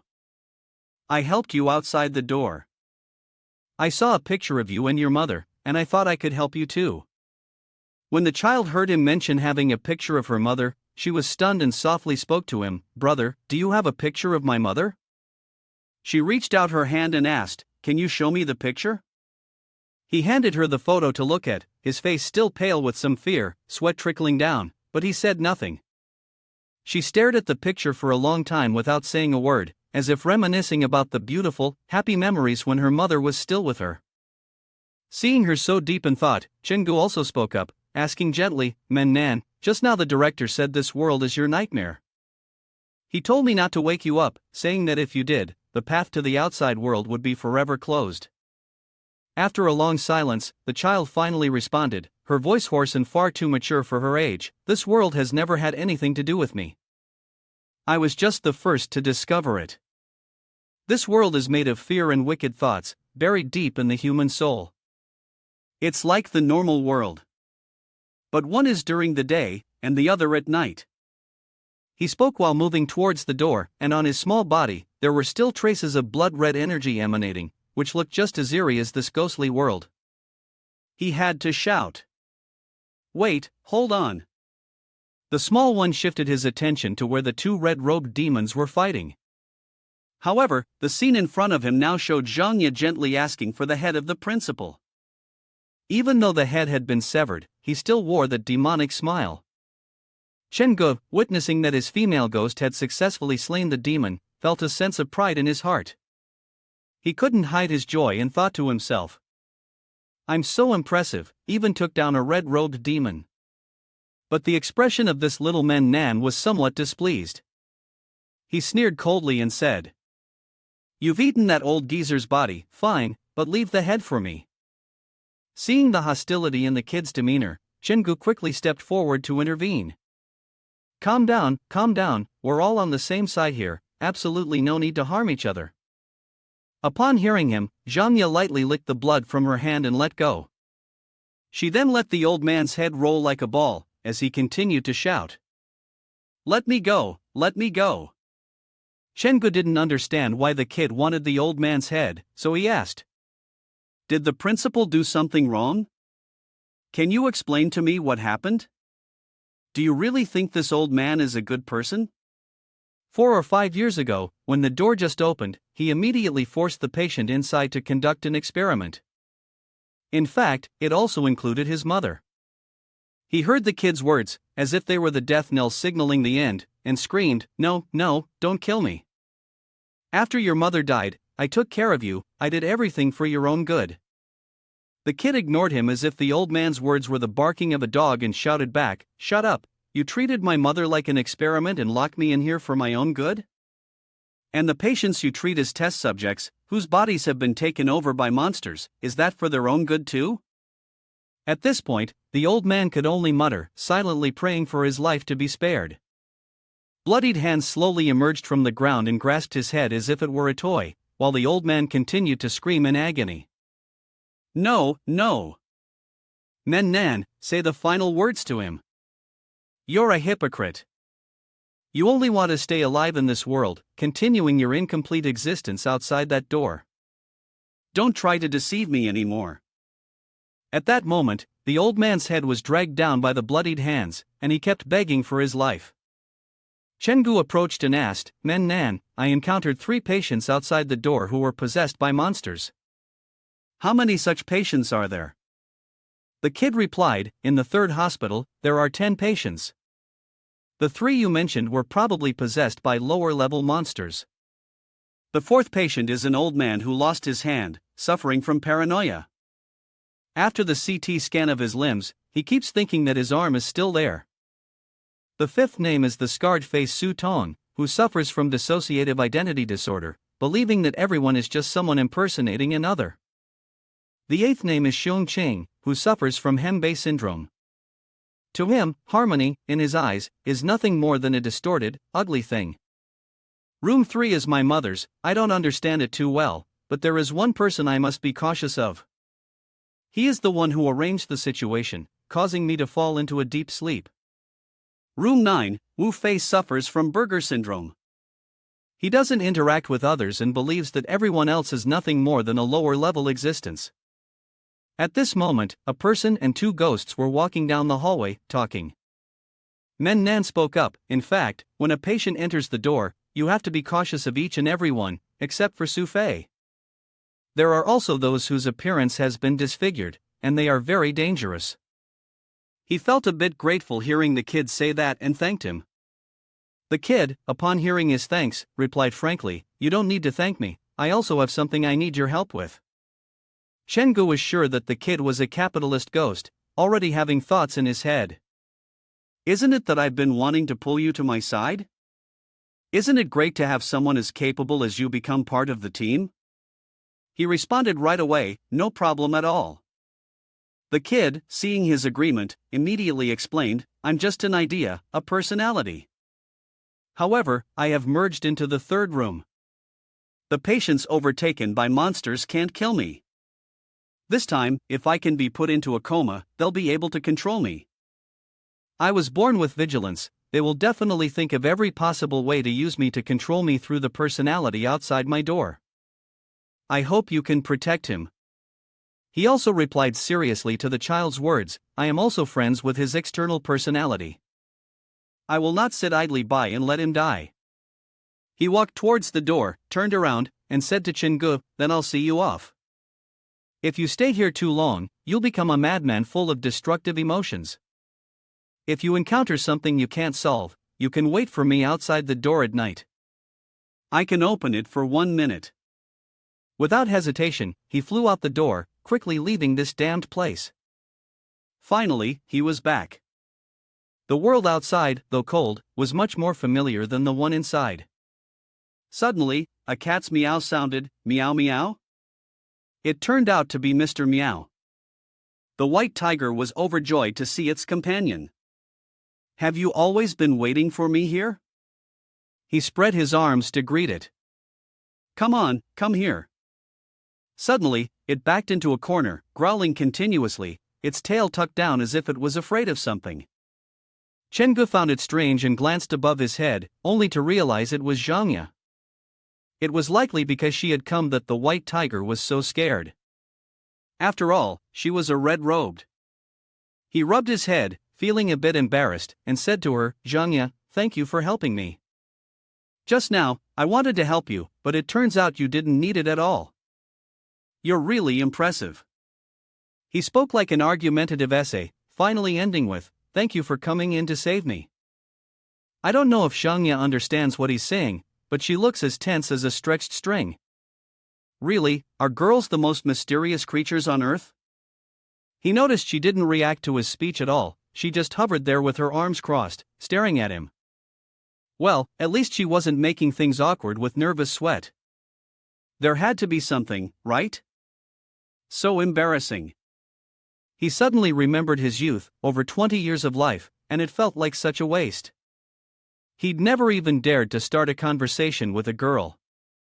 And to top it off, a beautiful female demon like her. The protagonist of our story only dared to be bold with monsters, but in front of her beauty, he turned into a little kid. Ha ha. Well, here we are. He smiled contentedly and spoke softly, "Zhangya, let's go home." For some reason, Zhangya seemed to really like young men. Her face turned as red as if she were experiencing a second youth. If no one told me, I'd think this was a romance movie. The notification popped up, and Zhangya's affection level increased, nearing the breakthrough to the next stage. It was unstoppable, the feelings were so intense that they couldn't be controlled. He read the message and felt an itch in his body, exclaiming, "Huh, what's this?" He was still in shock after reading that line. Holding his head, he cried out in frustration, saying, "What the hell, this can't be stopped. Why does this sound so dangerous? So intense that it can't be controlled." If Zhangya gets excited, would she tear herself apart? He reassured himself, well, I guess this night was somewhat enlightening. At this moment, a cat and a person were walking toward the door. He shrugged off the thoughts of what had just happened. Everything he had just gone through was way too stimulating. He didn't know if there would be a signal for the livestream outside when he entered the space behind that door. He raised his smartphone to check again, only to be startled when what appeared on the screen was not a wave of admiration or praise, but a warning. The livestream content did not meet the requirements and could not be viewed. He scratched his head in frustration, muttering to himself, "What the hell is this? Why is it banned?" On the other end of the line, there was an immediate voice. He picked up the phone and called Lu Dao. "Hello, Mr. Lu, what's going on? Why has the livestream been banned?" The voice on the other end responded, "Are you Chen Go?" He immediately became alert upon hearing that the voice wasn't Lu Dao's. It turned out that this person was from the city's division team. He demanded Chen Ji's location, and his team would come right away. Next to the old policeman was Lu Dao, who looked quite submissive. "Hee, little cop, we just ignored your pleas," the old man yelled loudly. "Stay alert outside, the target could show up at any time." Behind him was a whole police squad. At that moment, Chen Ge stepped out of building number 3. The light shining on him made it feel like he was an A-list star performing in front of thousands of fans. He had to exclaim, "Why are there so many people? Chen police, you're surrounded." Confused, he raised his hand and stepped out of the building, putting on an innocent face, "Where am I? Who am I?" Because just a small movement from him, and the officers were ready to treat him to some tasty copper candy, reeking of gunpowder. At this moment, the police team was also searching through his backpack and found all sorts of illegal items, and what's worse, they were stained with blood. He raised his hand and loudly said, "Officer, there's a victim locked in a cage in room number 2, please hurry and rescue them." He didn't forget to remind his companion, Lu Dao, "Take care of my cat too." Upon hearing that there was a victim, the officer quickly directed his team to proceed to room number 2. Standing in this situation, he had no idea how to handle it. Even if he jumped into the river, he couldn't wash away this injustice. How could he explain this to the police to make them believe him? Scene change.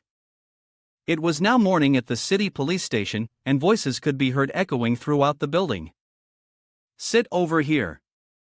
Shen-go had a frustrated expression on his face as he sighed. It seemed like he had been interrogated by the police for hours. Suddenly, the door was flung open, drawing his attention. The person entering the room was Captain Yen. He said, "All right, everyone, don't worry, we will definitely commend the citizens who helped us during our operation." At that moment, an elderly couple stood up, eagerly thanking the officer. The captain responded softly to them, "This is what we should do." Inside the room, as they entered, they were so overjoyed that tears rolled down their thin cheeks. "Benefactor, thank you so much." Yes, thank you for saving our daughter." Shen-go was still confused, not understanding the situation at all. What girl? What was going on? While he was still trying to make sense of it, the captain of the police team called him over and said, "Shen-go, I honestly don't know how to explain this to you. We've been discussing whether your actions might have violated the law. If it hadn't been for you, that girl would have ended up locked in a cage, completely unaware of time, place, or even her own existence." It turned out that she was the very girl he had saved in that psychiatric hospital building. If it weren't for you, these two individuals would have spent their whole lives searching for their loved ones. Thanks to your intelligence, we were even able to rescue an elderly person. As for the mentally ill patients you mentioned, they might have already escaped. By now, the police had also gathered basic information about the patients. The officer reassured him, "You don't need to worry too much. We've stepped up monitoring and inspections. It shouldn't be long before we're able to bring them to justice. You've done a great service once again, but your office will be locked for a while. It's also to protect you from being exploited by others." The main character was overjoyed by the praise, feeling as if he were floating up to heaven. Beaming, he asked, "What do you mean, credit?" "I just have an overwhelming sense of justice. I can't even control myself. Ha ha." After chatting for a while, he asked for permission to leave if there was nothing else. The officer replied, "Go ahead." After he had left, the officer straightened his uniform and said, "We do not regard violence and bloodshed as virtues, but we will never betray our conscience and sense of justice." Just stepping out of the police station, he felt as if life had returned to him. He raised both hands to the sky and shouted, I'm so exhausted." People around him couldn't help but notice his unusual behavior. Suddenly, Lu Dao appeared out of nowhere, startling him. "Lu Dao," he said, flustered. "Big brother, you're finally out. We've been waiting for you at the door for half the day. Didn't you say that in the mental hospital, all the staff are ghost house workers? I even confidently assured the police for you. You're really pushing me into the fire, don't you know?" Shen-go could tell he was being scolded, so he rubbed his head and explained, "It's just a casual thing, I was only joking. I did bring some ghost house workers with me, it's just that you can't see them." He secretly thought to himself, "This time was so dangerous, I even brought a mortal brush and the white tiger along." Lu Dao, still not satisfied with the explanation, retorted, "But those were really bad people. I always thought they were just acting. Who in their right mind would enter a mental hospital in the middle of the night?" He recalled the people imprisoned there, a group of violent lunatics wielding axes, randomly chopping away and running around fearlessly. "You were running after them with an axe, chasing them everywhere," Lu Dao continued. Shen-go couldn't help but laugh aloud when he heard this. It wasn't as exaggerated as you're making it sound. The police even said I was the kind of person who'd stand up for justice.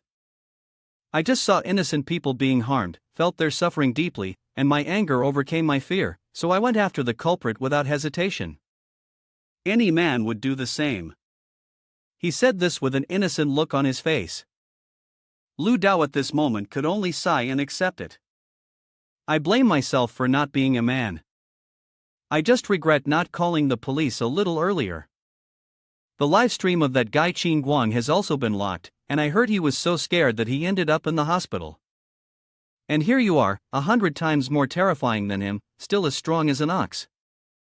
Is your brain made of muscle? After speaking for a while, he finally decided to let Chengu go, turning around and saying, "All right, you can leave now. I need to rest for a bit, eat something to regain my strength, and then I'll contact you later." Chengu reassured him a little, sorry to make you worry. It's fine, it's fine. Just practice being brave more often from now on." Ding, ding, he heard the familiar sound. Oh, has it finally arrived? The system popped up. The player has arrived at the scene within the specified time to complete the task and survive until dawn. The trial mission at the third hospital carriage has been completed, and the 3-star horror scene of the third hospital has been unlocked. Players can now freely control all mechanisms of the horror scene. The completion rate of the trial mission is below 90%, and the player cannot receive this mission this time. Upon reading this, he was puzzled. The mission completion rate is so low? Where did things go wrong? Did Nan hide something from me when he was younger? Or does it have something to do with the patients who escaped? Also, what's the hidden mission inside the third hospital? After walking for a long while, he finally arrived at his haunted house. There were a lot of people standing in front of it, which surprised him. Hey, isn't it the weekend today? Why are there so many visitors in the amusement park? At that moment, a lovely younger sister flashed a bright smile. You called me at 10 o'clock, Boss Chen. You finally made it? It seemed like everyone around was saying they had heard of him through the live stream last night. Before she could finish speaking, someone interrupted. Are you Chen Gu? The words made him turn his attention toward the source of the voice. It came from a man who appeared to be a businessman, well dressed, yet his words lacked credibility as he hadn't provided any evidence before speaking. "I suspect your live stream from last night was fake." This remark caused people around to start murmuring. Hearing the nonsense, he became angry and raised his voice. On what grounds do you say my live stream was fake? Who do you think you are? Faced with his strong opposition, the crowd began to grow more cautious. The man snorted in front of Chengu, introducing himself with an air of superiority. I'm the person in charge of the mobile haunted house, Tiantong Hospital, Guayao. He puffed his chest out and continued. As for haunted house props, I do have some authority on the matter. I watched your live stream last night.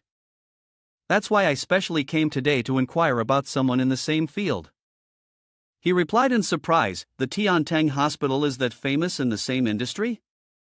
Amidst the murmurs and laughter, some people even explained it to him. Of course it's famous, it's the nationally renowned mobile hospital. Recently, they want to build one in the center of our city. The old man continued, the Tiantong Hospital invited a team of Japanese designers with years of experience to establish it. The layout inside integrates the will of the Azure Light Hall. It's a new 4th-generation haunted house combined with advanced technology. At this point, his voice suddenly became louder. Today is the grand opening of the Tiantong Hospital. We are hosting guests with special discounts.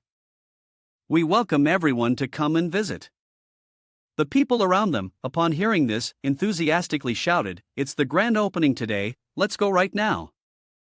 Chengu suddenly exclaimed, clutching his head, "Damn it, that old man dares to come all the way to my place and steal customers so blatantly."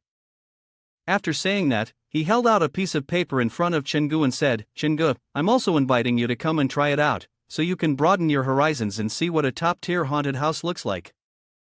You wouldn't dare go to someone else's haunted house, would you? Ah, so this old man is really looking for trouble with Chengu, he thought. Is he trying to provoke me? The people below took advantage of the situation, shouting loudly, "Boss, go ahead, I respect you, don't back down, you weren't like this yesterday." Someone else added, "If you don't go, I'll believe that the live stream from yesterday was fake." Chengu realized, these people are from the haunted house owner who's making trouble for me. Fine then, I'll go and check it out. Confident in his own thoughts, he firmly declared, "This Tiantan hospital can't possibly be scarier than real ghosts." On the third floor of Shangyuan International Plaza, a crowd was pushing and shoving each other to get tickets and codes. Behind the crowd, someone sighed, "I never expected Tiantan Hospital to come to Zhejiang." At this point, the flow of customers had become so dense that the streets were packed. Somewhere, someone was heard saying, "Last year during the long holiday, I almost bought a ticket to Xin Hai." People were talking, "What? Really? Isn't there a haunted house in Zhejiang as well? I saw it trending too. How could it be the same?" "Our haunted house only has a few people pretending to scare kids." "How could it compare to the Tiantan hospital?" Every word of criticism was heard by Chen Gu. At this moment, he was becoming more and more exaggerated, even holding a loudspeaker to make announcements. "Thank you for everyone's support. The long-awaited Tiantan Hospital in Zhejiang is now officially open. We are doing our best to create a shocking experience for Longzhou. It's absolutely different from those fake haunted houses that deceive people. People who think they're smart but actually don't know anything, promoting haunted houses online." Ha ha. Hearing him make those sneering remarks about him made Chengu angry. Damn it, can this bastard be any more annoying? The man then turned the public's attention toward him and said loudly, "I heard that some peers have also come to visit our haunted house. We warmly welcome adventurous streamers. This is the haunted house owner, Chengu."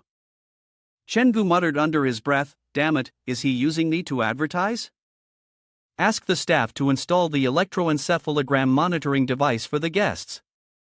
At this point, two girls dressed in tiger costumes, tight-fitting outfits that highlighted their curves, walked in according to the instructions of Lao Guiyao. "At Tiantan Hospital, we have the most professional support team, including supervision and medical logistics. Guests can ask for assistance at any time if they have any issues." At this moment, a girl leaned closely to Chen Gu and whispered, "Relax." After saying this, she slipped something into Chen Ji's chest. The old man continued, "Everyone can use the electroencephalogram on the external speakers and the camera to judge how unique our haunted house is. We've also invited 3 more players along with Boss Chen to the Tiantang Hospital to be among the first to experience our services." Chenga gently waved his hand and said to the old man, "Hey, can I go in alone? That would be more challenging." Hearing his suggestion, the old man was momentarily surprised and blurted out, "Hey, you." Chengu continued, "Here's the deal, if I get scared, I'll announce on my livestream that your haunted house is not up to par. I'll introduce Tiantang Hospital as the scariest haunted house in Zhejiang for a whole month, and even include an apology letter." The old man stroked his beard, sneering as he said, "Looks like Boschan is quite confident. But tell me, what standard are you using to determine if you've been scared?" Chenga shot back, "Didn't you install the electroencephalogram for me? A normal person's heart rate when walking is between 60 and 100. When scared, blood flow and heart rate both increase significantly. So, if my heart rate exceeds 100, I'll consider it a loss. Sound fair?" The old man smiled broadly, his eyes narrowing, and said, all right, whatever Boschan says." Around them, people were gossiping. 100? I'm almost at 100 now. This haunted house guy is definitely going to lose. He retorted to the old man, "What if you guys lose?" The old man replied, "Don't worry, everyone will be a witness. If we lose, we will also admit that your haunted house is better than ours on our official social media." Chengu was no pushover either. He said, "I have a small request. You're a nationally renowned team, and I hope you can come visit my haunted house. I just added a new scene that no visitor has tried yet. You can give me some feedback." The old man was visibly pleased. "Sure, no problem."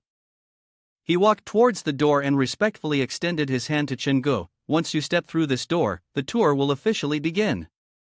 Chengu replied coldly, The old man stood by the door, grinning, "Ha."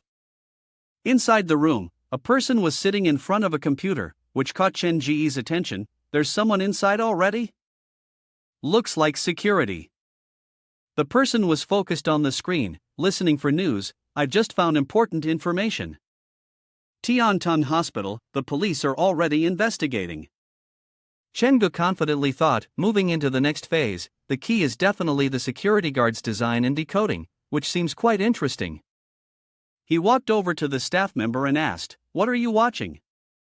The staff member turned around, his face betraying his fear, beads of sweat running down his face. His voice trembled as he replied, There's. He was purple in the face, pointing his finger and shouting loudly, yes. The man standing outside commented, character setup, stuttering, huh? Quite professional. At that moment, there was still sound coming from the screen. On the screen was what seemed to be a man lying on a bed. Beside him was a heart. The host said, below is footage taken from the surveillance camera. A strange figure appeared. With a hunchback, clothes covered in stains, it was moving through a dim hallway. The man also complimented this character design, stroking his chin as he said, "Wow, the design is pretty good." When the screen panned to that figure, the security guard screamed, "Is that a ghost?" At that moment, the screen zoomed in on a female ghost with long hair and small shark-like teeth. Her eyes were wide open, making her look very realistic. The man was at a loss for words as the security guard kept screaming. He turned to the guard and said, "Your performance isn't bad. If you were wearing a red-robed costume, I might actually be a little scared." The guard didn't understand what the man was babbling about and explained, "Our haunted house really has ghosts. If you encounter something unusual, please seek assistance from the supervisor." The man ignored the warning and walked inside. I know. You really got into character, tell the boss to give you a raise." The security guard bowed awkwardly as Chen Gu said this. Chen Gu also speculated about the situation of this haunted house. Even if there are ghosts, they are merely remnants of thoughts. While walking, he suddenly noticed a strange figure. I wonder what it is, constantly swaying like that. He approached and touched the object. Turns out it's a wooden puppet. Not bad, huh? Very detailed, worthy of its reputation. No wonder it dares to challenge me. He looked at the design of the tattered clothes and said, however, compared to my craftsmanship, it's still far inferior. Suddenly, something caught his attention, and he directed his gaze to the strange spot. It turns out this cabinet on the wall is designed to be hidden, something inside. Ordinary visitors would definitely be attracted to the swaying female figure in front. Inside the cabinet, there must be a ghost focusing its attention, waiting for me to approach so it can scare me. I'll go closer to the cabinet, where a hole has been drilled for observation. Might as well play with it a bit. Ha ha. He took out his phone, and the image of the ghost bride appeared on the screen. I'll give you a song. The unfortunate staff member was still waiting for Chen Gu to come closer to scare him. After waiting for a while without him coming, he began to grow suspicious. At that moment, the phone Chen Gu had thrown earlier was playing eerie music. Return my life. Screaming. The staff member was so scared that his insides seemed to twist, and he screamed loudly, "Ah!" The sound from the phone did not stop. The voices it emitted were as if from hell, coming up to claim the life of a living person. It kept repeatedly shouting, return my internet." The staff member, in a panic, resisted. Where is that voice coming from? He kept pushing the door open, trying to escape. What's that sound? Let me out, someone help me, save me. Chen Gu, at this point, blocked the door with his hand and laughed. After enough time had passed, he released his grip, letting the staff member go. The staff member, still clueless about what was going on, instinctively collapsed. Chen Gu, standing behind him, jumped forward, touched his back, and shouted, "Hello." The staff member screamed, "AAA." Realizing he had gone too far with the prank, Chen Gu stepped forward and explained, "I'm just a visitor." "Are you all right? Let me help you up." The staff member, unable to endure the embarrassment, shouted, "Don't touch me. I can get up on my own." The staff member retreated into the cabinet. Chen Gu, now teasing him further, asked, "Are you sure you're okay?" His face was ashen, and he frowned as he replied, "This is just makeup, you should go ahead and visit the place. Don't worry about me." Chengu turned around and waved as he said, "All right, take care then." The staff member, still trying to salvage some dignity for his haunted house, said, "Don't get too proud. The real Tiantang Hospital is up ahead. This is just the beginning." Suddenly, an object, round in shape, fell into his hands, catching Chengu by surprise.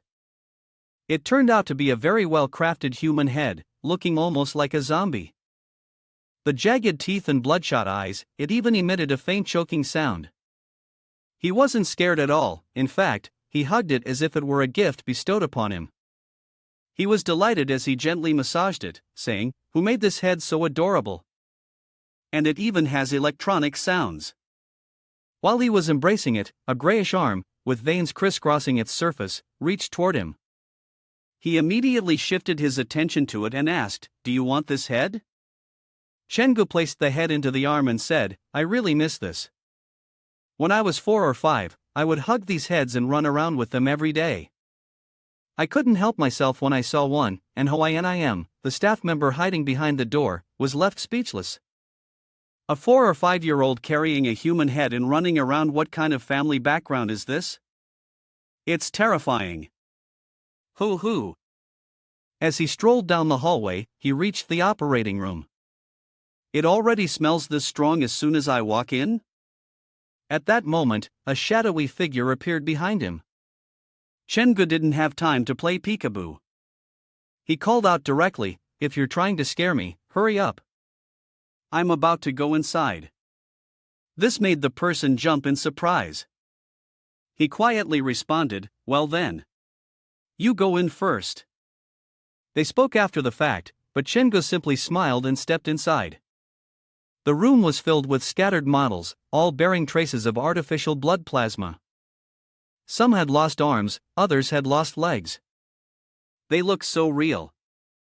He approached the figure of a woman and asked, "But why are all the fake bodies missing organs?" He paid attention to the name of the character. Is it Su Jinjin again? Is this a special request from the owner of the haunted house? At this moment, he also recalled the girl from the video clip that the security guard had shown him. Is it her too? The surgical tools in this operating room don't look like they were intentionally faked. They might have been taken from the old hospital.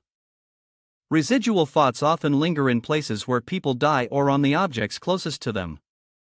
If these props are all real and taken from the hospital, then they could also carry those lingering thoughts here. He walked deeper into the room, where the fake body was. This is the scene reported in the security lobby. The organ trafficking happening at this hospital, this operating room could very well be the place for those illegal transactions. He glanced over and assessed, this female mannequin is very well done. Wait, something's not right. She seems to be missing a heart.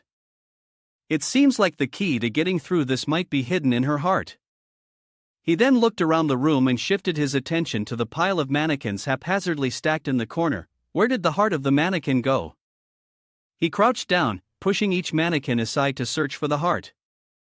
Suddenly, a heavily made-up face appeared, with blood still oozing from the eyes.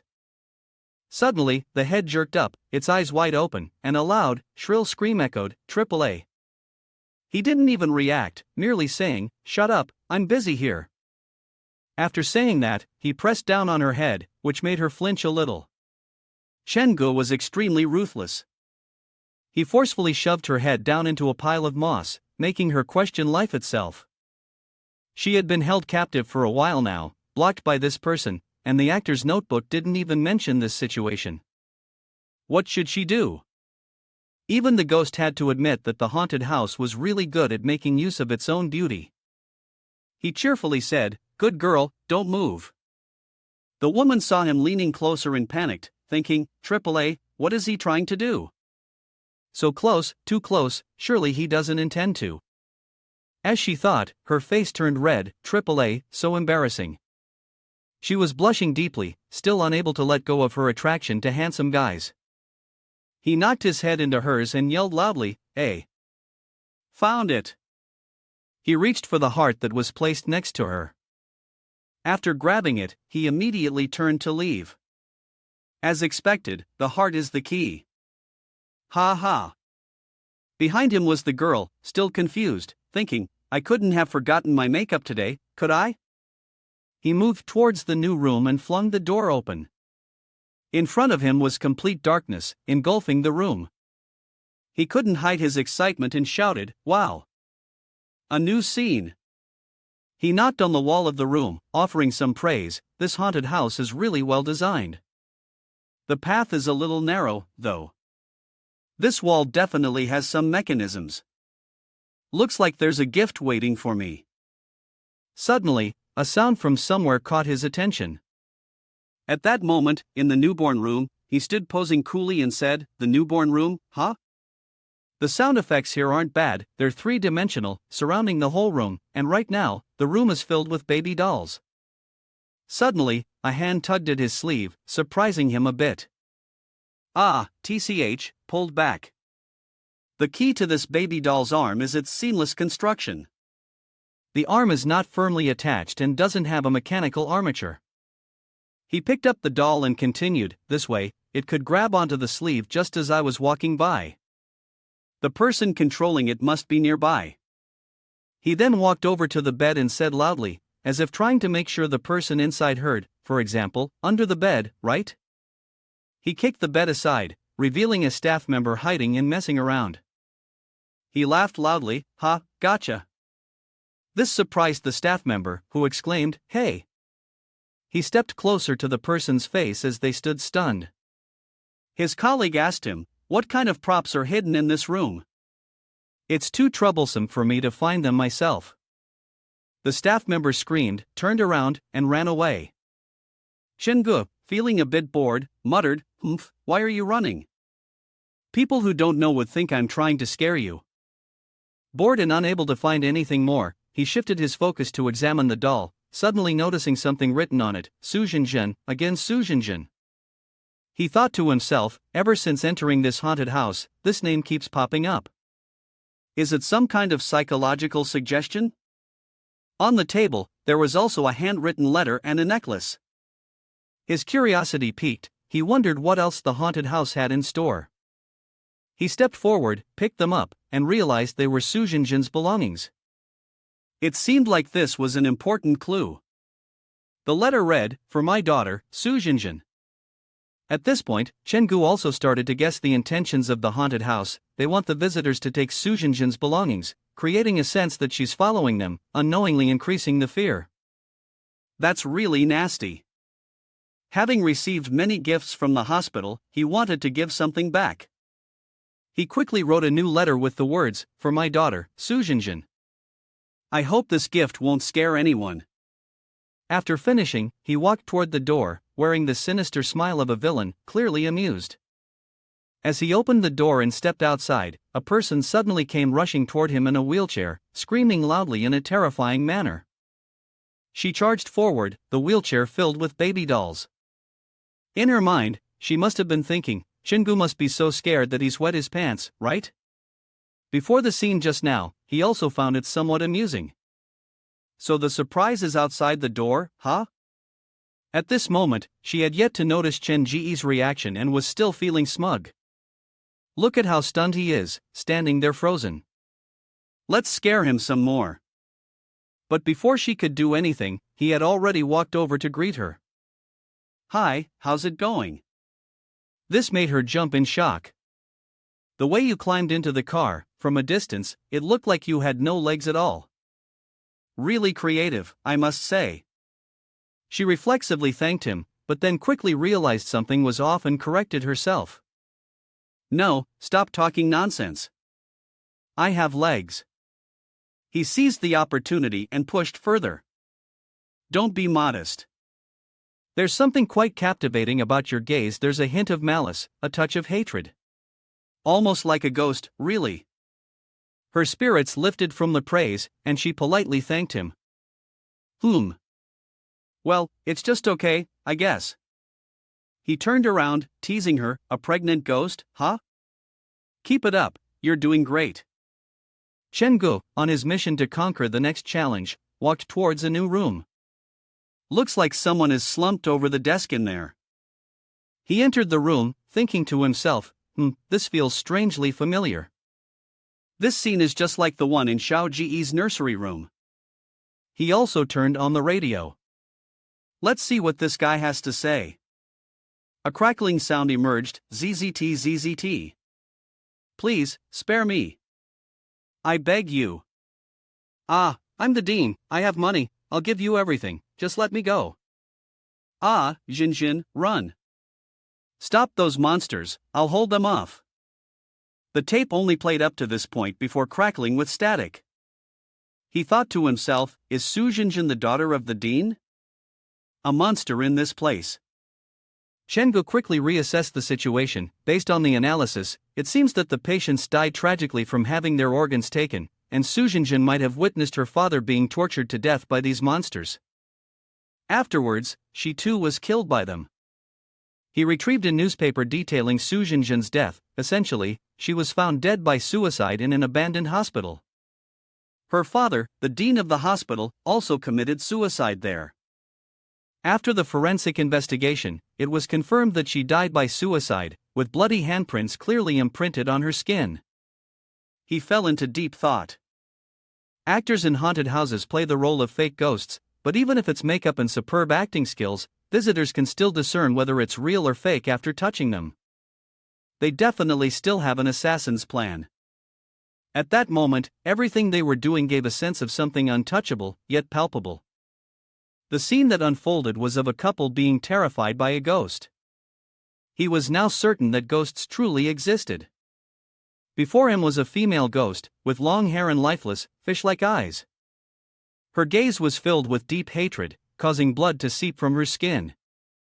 The Tiantan Hospital was indeed a professional and well-equipped team. They used real social information to recreate the scene, specifically to attract the real Su Jinjin. Realizing this situation was not good, he suddenly realized how foolish he had been. Who would have thought that when dealing with a haunted house, one would need to bring a blanket? Zhangya, after eating the dean's name, fell into a deep sleep and basically ignored him completely. At this moment, he was frantically rummaging through things, looking for something that could help him, because he couldn't just go in empty-handed. After rummaging for a while, he finally found the prize he had received earlier. Ah, this was the cassette tape he had won from the lottery in the black phone last time. He almost forgot about it. Right now, it seemed like the only thing he could try. Let's see what kind of chance the cassette would offer. The curse was probably somewhere between Immortal Brush and Ghost Shadow. He said this and inserted the cassette to start it up. At this moment, the sound from the radio was just a strange a noise, completely incomprehensible. He broke into a cold sweat and exclaimed, "Not good, there's fake stuff in here too." The noise from the radio continued with the sounds, and the blood-red mist also began to spill out. Realizing things were getting worse, he called out, "Xiaogu, wake up, I'm serious, you should leave this place right now." Chengu, at this point, had no energy left for jokes. "Xiaogu, you're really dedicated to your career, but soon, I won't have the time to protect you." Suddenly, the sound from the radio changed, and it said, "It hurts, it hurts, it hurts so much." The repetition kept going, causing even the passionate staff member to wake up. He was surprised. This part isn't in the script, is it, everyone? Chengu, standing next to him, was also at a loss for words. This guy's acting too deeply. We changed the tape and he didn't even notice. He bent down and asked him, "Did something happen?" Xiaogu, still sweating but trying to stay calm, reassured him, "It's just a little unexpected, nothing serious. The technical issue doesn't affect anything." It's fine." A moment later, he jumped up in panic. "Why can't this stop? The broadcast keeps repeating. It hurts, it hurts." Suddenly, the staff member who had earlier pretended to be a ghost rushed over anxiously. "Lin, something's wrong." Hearing someone call his name, he turned to see who it was at this awkward moment. "A Jean?" She quickly handed him a piece of paper. "Take a look, when I was putting away the props, I found this." Lin quickly read the note Jean handed him. It said, "I'm back."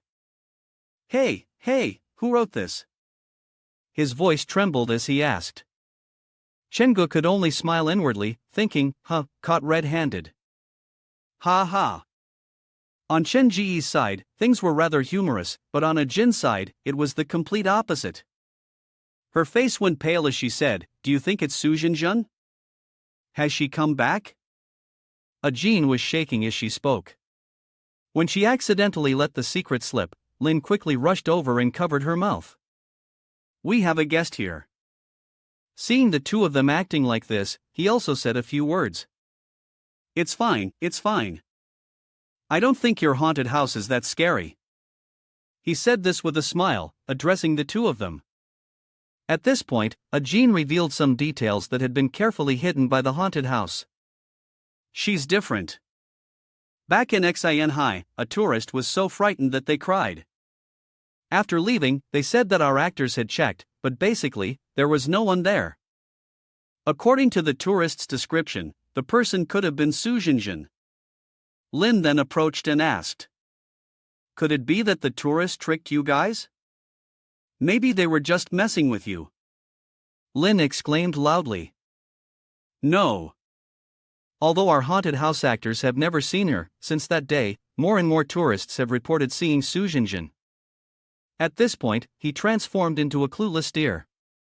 "If there really is a ghost, then why do you still write Su Jinjun's name all over the haunted house?" The two of them just smiled awkwardly and tried to brush it off. Isn't it because business has been so bad for the haunted house these past 2 years? Our scenes were all revamped, with special lighting and effects. We tried everything we could. Now, meeting Su Jinjun, who knows if it's lucky or unlucky, but she coincidentally helped us become the most highly rated and most popular haunted house in the world. Suddenly, the cassette player became more and more uncontrollable, and it emitted the sound. It hurts so much, it really hurts. The two people at this moment were shaking like dried dogs in the rain. Could it be because we took advantage of Su Jinjun to make money, and now she's angry? Ajin could no longer keep calm and began to cry out loud, "Hoo, we're sorry, we were wrong. Hoo." At this time, Chen Go, holding the cassette player, was speculating. Sometimes it was on the right, sometimes it was on the left. Is it looking for Su Jinjun? He had already walked out of the newborn room and shouted back to the two people, "If you don't want to meet a ghost, tell the people from the haunted house to leave immediately." At that moment, a pair of feet hovered in front of Chen Go, and it seemed that Su Jinjun had hidden her body from this female figure. He pointed the cassette player directly at it. The player emitted a purple mist, as if it were devouring Su Jinjun. Is this guy trying to pass his suffering on to another ghost? As he pondered, suddenly the doll fell with a thud, and he sighed in disappointment. "Hey, you really should have put up more of a fight. It's too easy for it to win." Outside, the crowd was just as anxious. "Boss, how much longer will it take? We've been waiting for over 10 minutes, isn't this a bit too much of a scare? This old man knows how to soothe people, huh? Don't be too hasty, there are still 5 minutes left before the previous guest has to leave." At this moment, hearing footsteps running from inside to the outside, he smugly thought, running that fast, they must have been seriously scared. "I told you, how could anyone walk into my haunted house with a heart rate under 100? It must have been a mechanical malfunction." When the crowd heard the owner announce that someone was coming out, they cheered, excited and eager. The old man then picked up the megaphone and shouted, "The first test subject must have been quite scared, huh? Let's interview them to hear how they felt." At that moment, 2 actors from the haunted house were rushing out, their backs arched, which left the crowd somewhat confused. The old man asked, "What's going on with you two?" The people beside him chimed in, "Yeah, why are you dressed like haunted house actors?" Breathing heavily, the 2 actors couldn't respond immediately. After catching their breath, Lin finally spoke up, "Who's CEO, something's wrong, there are ghosts inside, Su Jinjun came back." The old man quickly ran over to cover his mouth. "With so many people around, what nonsense are you two talking? Where's the guest who went in?" The employee pointed inside. They're still in there." The old man immediately yelled, "You two ran outside and left the guest wandering in there? You guys are unbelievable. Don't tell me they think the ghosts are just actors?" Ajin then softly said, "CEO, we are also scared out of our minds. What should we do now? Should we call the police?" The old man shouted directly at her face, "It's only the first day of opening and you want to call the police? Are you trying to make this a big mess?" With that, he aggressively moved inside. "You all bring your tools, come with me and let's go find him." At this moment, the doll continued to moan non-stop. Ah, ah, ah. Shengu stood to the side, thinking, what is this guy doing? This corpse is a parasite of Sujinjin. Is the cursed cassette trying to force Sujinjin out of the prop? Suddenly, the head was detached from the body, but its mouth kept screaming, "It hurts, it hurts." Shengu stepped closer to the fallen head and said, "Why is Sujinjin singing with the cassette? Does the cassette have the ability to assimilate other spirits? What kind of suffering did she endure before death to make her feel this much pain? Go back, I swear, I will help you resolve this grievance." The sound from the cassette gradually stopped, leaving behind an eerie silence. He thanked the heavens and said, "Finally, it stopped." Ding, a message appeared from the system. "You have gained favor with Wraith. Congratulations on triggering the mission to increase favorability. By helping Suin, your favorability with Suin will increase, and you will be hired at a fixed rate as a Ghost House staff member. System notification, mission alert, Fanghua Yuan District.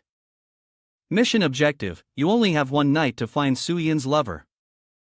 Mission reminder, deer, white, black, and red. In the end, which color do you prefer? Shengu was also puzzled by the notification at this hour. A new mission has come up. Looks like the haunted house has a new employee. It's just the beginning of the night, I should head back and get ready. Suin isn't bad either, taking her along for the trial mission should be a lot safer. At this moment, a group of volunteers rushed to rescue the new player who had just arrived. Some were holding brooms, others carried loudspeakers. "Shengu, are you alright?" He glanced at his phone while replying, "Hey, what could happen to me? Why are you all here?" An old man, as if he had found a treasure, rushed over. Wait a minute, are you really Shengu?" He smiled brightly and answered, "Ha, you don't think I'm possessed by a ghost, do you? What's my heart rate? Should be enough to tell you something, right?" The old man mumbled in response, At least 60, and at most over 90, quite normal." Shengu was surprised, "What? Over 90 already? Your haunted house is quite impressive, making my heart rate fluctuate so much. To be honest, today was really fun for me." The old man muttered under his breath, "Fun? What fun? You dare to play and dare to take responsibility. We'll have to apologize for your comments about our haunted house." He also bid them farewell. "Alright, remember that. I welcome everyone to visit my haunted house whenever they like." He walked away, under the admiring gazes of many people around him, while that old man could only remain silent, his face as long as a pump. After walking for a while, he finally noticed what was in his hand. "Ah, I got so caught up in it that I ended up taking their cassette player. I'll return it to them the next time they come by."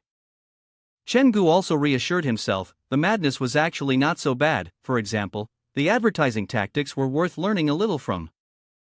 I should also organize some activities to increase my reputation, that way the visitors will be more enthusiastic. Maybe I should create some kind of reward system for passing levels. At this point, he arrived at his own property and pulled out a poster. "Dear visitors, this is the new terrifying scene of our haunted house. Equipped with the best props and most professional actors. When we first started, 2 brave souls entered thinking they were fearless, and they're still lying in the hospital to this day. Upon hearing this information, some people became excited, eager to try, while others shrank back, afraid. To ensure safety, this scene isn't open to everyone. You must first pass through other terrifying scenes of ours before gaining the right to enter this one." At this moment, the group of people angrily shouted, "What is this? Trying to act all mysterious, huh? You want me to go through every door of your house, is that it? This is forced spending. That's right, I'm robbing you of your money. I even admired you enough to come here. And there are people who say I basically don't want to play those daycare games in front, the owner is wasting my time. Scamming me? Chengu quickly replied, I absolutely have no intention of deceiving anyone. The entrance fee of 29 is the best proof of that. It's also for everyone's safety. How about we make a bet? Here's 20,000 in cash. In the new high school Mo Yang scene, I've hidden 24 nameplates of students. Whoever collects enough nameplates can win this 20,000 cash prize. When the group heard the reward was 20,000 and the entrance fee was only 29, their eyes lit up brighter than car headlights, and they smiled widely. This is 1,000 times better, amazing bro. He continued to explain, this is a promotional event set up for the new scene, which officially starts now. The event is only for today. You all need to seize this opportunity, so who wants to win the 20,000? The crowd cheered excitedly, I do, I'm really lucky today. Suddenly, a hand shot up to volunteer, we'll go in first. It was a team of 3 people, Pei Hu, the fat old man, Du Meng Lu, the beautiful and sexy young woman, and the man with the hair, Wang Hai Long. Get here first, no need to compete with us. Ha ha. He curiously asked, you 3 are together? Long responded bluntly, what? You didn't mention any limit on the number of people, so are you going back on your word? He laughed, no, welcome. Please, follow me to the basement. It's been forgotten in the school, with countless rumors circulating. Whether you believe them or not, just be cautious. Wang Hai Long arrogantly replied, humph. Pei Hu, at this moment, quietly spoke to Long, hey, Long, I'm scared of tight spaces. Long, with a mocking smile, teased him, Pei Hu? You haven't even gone in yet, and you're already acting like a scaredy cat? So easily frightened by the boss? Stay behind Meng Lu. She tossed her hair and pouted, I don't want to be near him. Let me go first. The group couldn't help but be impressed by the vastness of the haunted building. Seeing her praise its size, Long sarcastically replied, if it weren't big, where could all this money go? The DSO boss isn't stupid. She also added, there are 3 of us looking together, it surely won't be hard. After we win the DC 20,000, I want to go eat hot pot and sing karaoke. The fat old man next to her also expressed his wish, while I want to go dancing. He chuckled with his eyes squinted, anything's fine, let's start searching here first. Suddenly, something fell that caught Meng Lu's attention. She quickly picked it up and said to the 2 of them, Shenya Lin, is this a name tag? Already found one so quickly, it's too easy today. Ha ha. At this moment, Brother Long suddenly shouted, making Meng Lu wonder, Brother Long, did you find a name tag again? There was no name tag, just a bunch of dolls that Chen Go had prepared to entertain them. The old man sweated and thought, what is this? Before him were piles of dolls moving closer, their eyes completely red, exuding a dangerous aura. The others, still unaware of the situation, remarked, oh, these are human models? They look so realistic, like they're always staring at us. At this point, Brother Long, now acting completely irritable, shouted, is this the big trick? You're underestimating me. Who are you trying to scare? Let's go, let's see what else is in this classroom. The 3 of us are afraid of these fake people? Suddenly, Pei Hu spoke up, Brother Long, do you see if this mannequin has a name tag? In front of him was a female mannequin, bloodstained on its clothes. Brother Long complimented him, not bad, you found it so quickly. Hurry, go get it. Breathing heavily, Pei Hu replied, I should go get it? Not daring to defy the order, Pei Hu reluctantly moved towards the mannequin to carry out the task. At that moment, he resumed his teasing habit and said, up close, this mannequin is a bit pretty. Touching it shouldn't be a problem, right? Ha ha. Brother Long, I've taken her name tag off. Suddenly, the mannequin moved and screamed loudly. Pei Hu, now gripped by its hand, couldn't bear the fear and screamed, AAA, I'm sorry, I'm really sorry. Brother Long, hearing this sudden scream, turned around and asked, Pei Hu, what's wrong?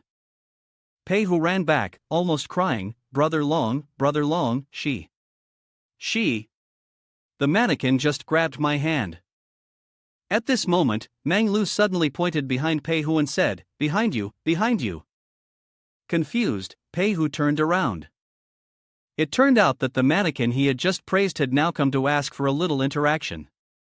He froze, then screamed and violently slammed the mannequin to the ground, shouting, "It's really a ghost." The mannequin's head rolled off, which startled the other two, making them fear for their lives. At this moment, Long no longer had the authority to act tough but instead trembled as he spoke. You mean they're all alive again?" and Mang Lu screamed like that? Chen Gu, standing outside, heard the high-pitched voices of the group and couldn't help but feel impressed. These three visitors really have some vitality, huh? Our brother Long was now running for his life, shouting as he ran, "Is there a ghost? Is there a ghost?" At that point, he had managed to escape into some room, panting heavily. "This is bad, I lost Pei Hu. Mang Lu. Will they get caught? What kind of ghostly place is this? It's really freaking terrifying." Suddenly, a loud bang came from the door, forcing him to retreat quickly. He shouted, "Who's there? Is it Pei Hu?" His face turned pale. After waiting a long time with no response, he figured there was no point in answering. It definitely wasn't them, it had to be those puppet people coming to get him. Quick thinking as always, he crawled under the bed, silently praying he'd escape this disaster. The door swung wide open. He lay there, hoping not to be discovered.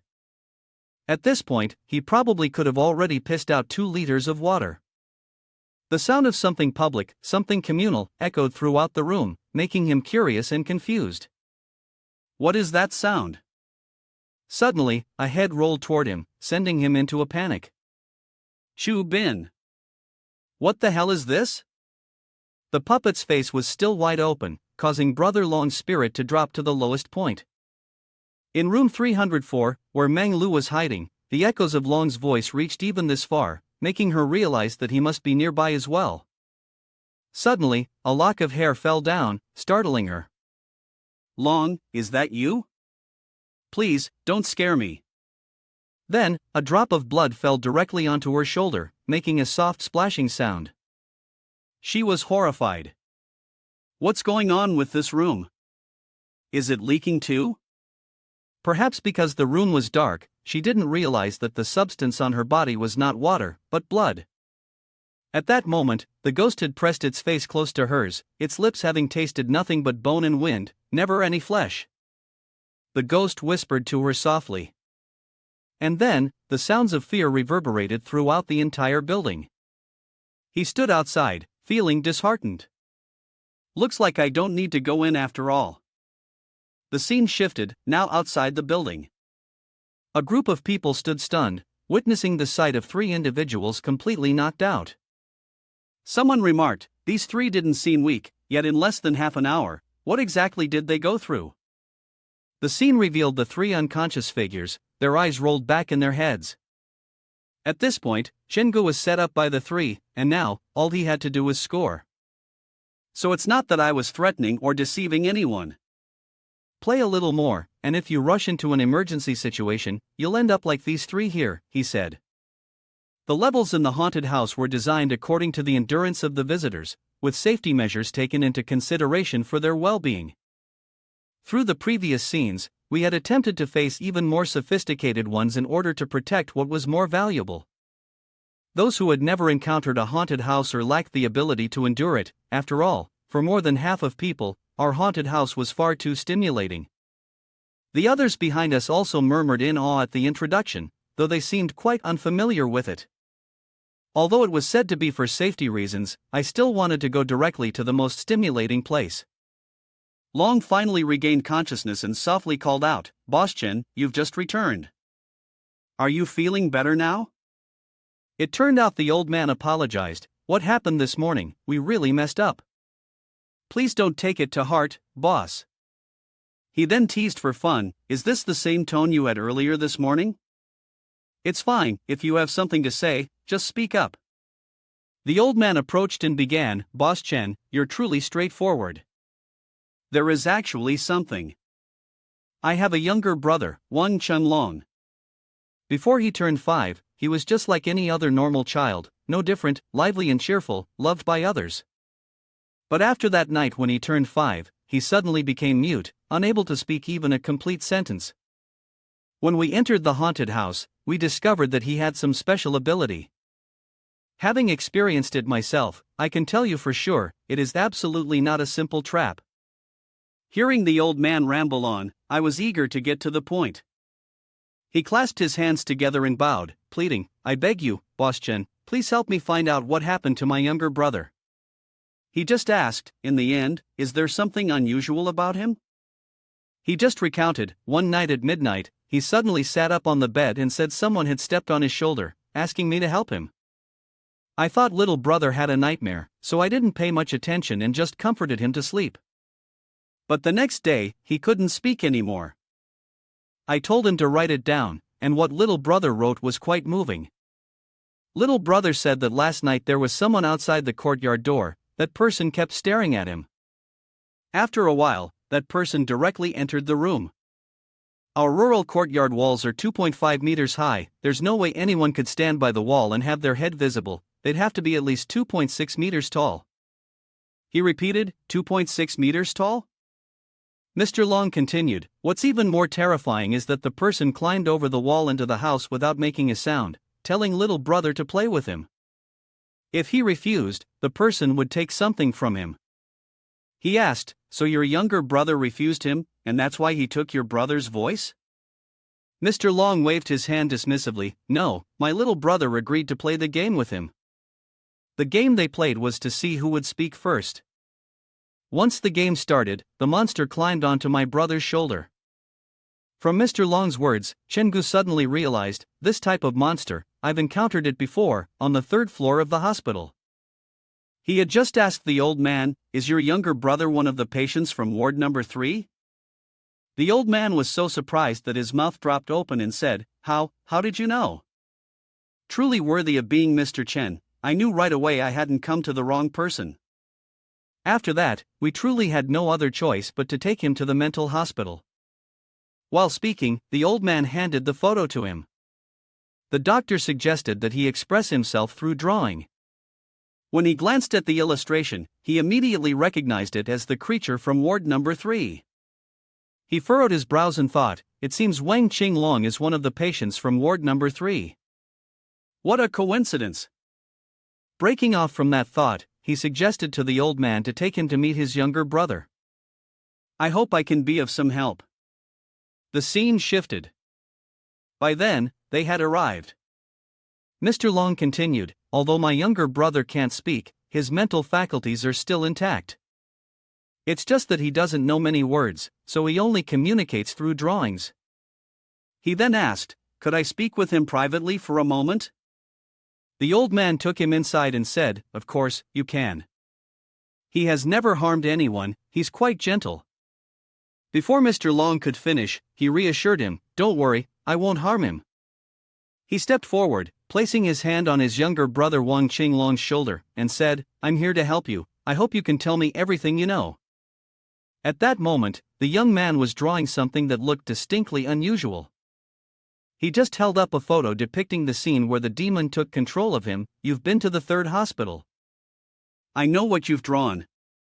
I want to ask you, is that monster still inside you? Suddenly, he gasped for breath, veins bulging on his angry face. He wrote something on the paper and held it up for him to see, we've all turned into monsters now. You should take care of yourself. Seeing him like this, he silently breathed a sigh of relief. It seems that the bet between Wang Qinglong and the monster isn't over yet. He hasn't been completely controlled. To be able to persist for so many years, this kind of determination is really unimaginable. At this moment, tears were rolling down his weathered face. Long quickly approached and asked cautiously, Boss Chen, is my little brother okay? He reassured him, don't worry, your brother isn't sick. He just needs some time and help. Standing dazed in the hallway, he thought, how many patients on the 3rd floor of the hospital have been possessed by the mirror demon? Suddenly, his phone vibrated. It was a call from the police station. Is this Chen-gu? I'm Captain Yan. We've found the 3 suspects from the 3rd floor. But there's something, two of them are already dead. He was shocked upon hearing this news. Dead? He also explained to him that the bodies of Su Tong and Nam, whose arms were severed, were found in a cabinet, with no signs of injury. The cause of death could not be determined. It was then that he remembered the name Xiong Qing, who was still alive. He continued, according to the investigation, the culprit could be one of the 8 patients on the 3rd floor of the rehabilitation center. Moreover, images of you taken covertly were found on their phones. They may have targeted you long ago. These are a group of madmen, so the main reason I called was to remind you to stay safe. If anything happens, contact me immediately. He was surprised and asked, 8 people?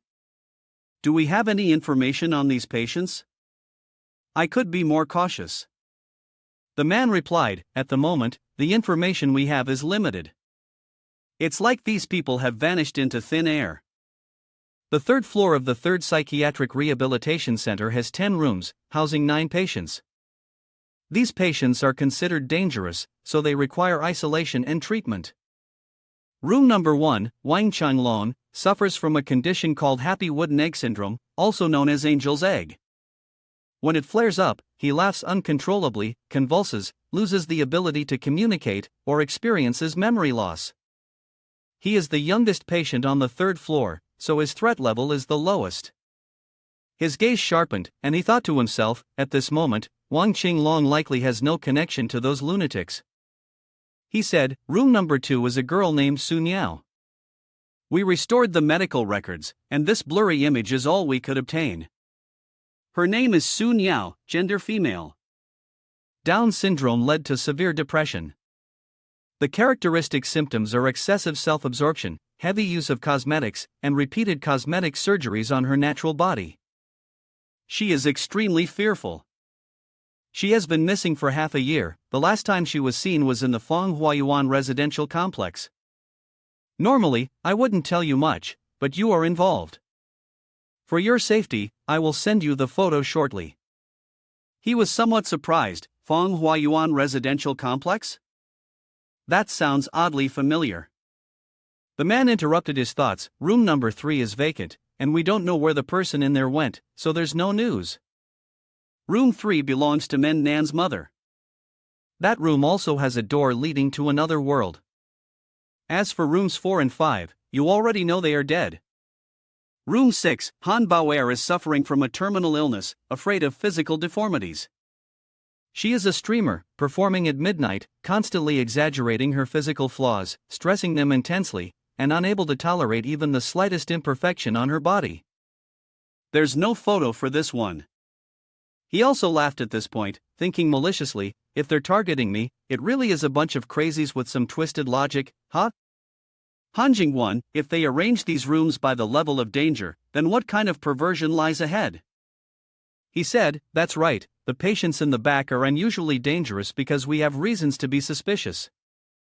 Patient number 4 and number 5 were the ones they handled. Patient number 7 has no name and suffers from Cotard syndrome, believing that his body and internal organs have completely rotted away and that he is already dead. Patient number 8, Xiong Cheng, was once a doctor at the 3rd floor ward. It's likely that after long exposure to the patients there, he developed a disorder, believing that only asymmetric structures, rather than symmetrical ones, are truly perfect. That's why his face is so patched up. Patient number 9, Wu Fei, although he has no illness, always stays in the 3rd floor ward, claiming to have done very crazy things. But after police investigation, most of these claims were found to be unrelated to him, fabricated. At this point, his voice also lowered as he continued, the most dangerous one is patient number 10, who suffers from syndrome synthesis, also known as self-dissolution syndrome. When this illness manifests, the person uses various weapons to twist their face in terrifying ways, deliberately causing extreme self-destruction. The doctors are afraid to even mention his name, referring to him as the demon in the medical records. Chengge, these are confidential materials from the police. I shouldn't be disclosing this to you. For your safety, please don't take any reckless actions. He spoke in a cautious tone. Understanding his intent, Chengge smiled to ease the tension in the air. Captain Yen, don't worry. Why would I go and provoke those lunatics? He snorted, well, that's good. If you can't really make others feel at ease, then turn it off. If there's anything, just contact me. Ting, a sound from the system rang, and a notification popped up. One person, two hearts, they are lifelong best friends, bound together through life and death, never depart. He patted his head and sighed, another task, sorry Captain Yan, it's not that I don't keep my word, I need to prepare first. After a while, he finally arrived at Manhwa residential area. Standing in front of the hundreds of high-rise buildings and the vast open space, Chengu couldn't help but marvel, this residential area is really big, I don't even know its name. How am I supposed to find it? Am I supposed to go around asking everyone using my photo? At that moment, someone suddenly shouted. He turned around, saw the uniform, and said, looks like a security guard. Someone called out, hey, you there? The loud shout startled him, and he turned around, huh? What is it? The man walked up, pointing directly at Chen Ji's face, and said, I've been watching you for a while now, sneaking around. Who are you looking for? Which building? Which floor? Spill it. Feeling pressured, he raised his hand and said, hey, security brother, don't get me wrong, I'm just here to find someone. Upon hearing that, the man lowered his tone and asked, who are you looking for? Suddenly, a voice came from behind, Xiaogu, don't get so worked up, aren't you worried someone will file a complaint about you? It turns out he is the captain of the security team. This man seemed to be experienced, not as unpleasant as the one earlier. He leaned in slightly and asked, who are you looking for? I live in this neighborhood, I'm quite familiar with it. Chengu felt relieved to finally find someone to talk to and took out the photo to show him. It was a young woman with green hair, the very same patient suffering from a cosmetic addiction, obsessed with beauty. As soon as the photo was shown to both of them, the man's attitude became slightly uncomfortable, and he said thoughtfully, is it her again? The police. Yesterday. This took him by surprise. He asked cautiously, do you know her? That's great. The man waved his hand, signaling, it's not that I know her, I just have some impression of her. 3 years ago, when she moved into Fanghua Yuan, there were constant complaints about her from the landlords. Many of the neighbors complained that her room always had a strange smell, and at night, there were violent arguments. After she moved in for 2 or 3 months, there were rumors about ghosts in the building. Some neighbors claimed that at midnight, they saw a white shadow in the hallway, and others heard scratching sounds on their doors in the middle of the night. Chengu asked curiously, was it an animal? The man shook his head, no, it wasn't. Because, outside the door, there were also sounds of a woman, like she was saying something. The shadow would just stand by the door, whispering, is anyone inside? If no one responded, it would get louder, screaming at the door. The sound was very eerie. The captain, at this moment, spoke with great frustration, this kind of violent behavior has gone beyond the scope of malicious teasing, so our security team has started to keep watch at the main building. One day, while on patrol duty, I received a report from the homeowner and quickly rushed to the floor where the incident had occurred. As soon as I stepped out of the elevator, I was horrified by the sight in front of me. I saw a white figure clinging to the door of a homeowner's apartment, constantly mumbling, is anyone inside? If not, I'll just go in. It even had a creepy smile. Chengu anxiously asked, what happened next? Afterward, when it noticed me, it entered the woman's apartment. There was no one inside. The next day, the apartment owner returned and mentioned that she had been staying at a friend's house and hadn't been back for a long time. He then seemed to understand the situation and asked, can you tell me which room the female homeowner lives in? The two of them were adamant about not telling him. Sorry, this is the homeowner's private matter, we can't disclose it casually. Besides, the police came yesterday, so you'd better not cause any more trouble. Seeing that the matter was settled, the man stood with his hands on his hips and said, Captain, don't worry, I won't let anyone with an unclear background enter. He cursed inwardly, humph, do I look like someone with an unclear background?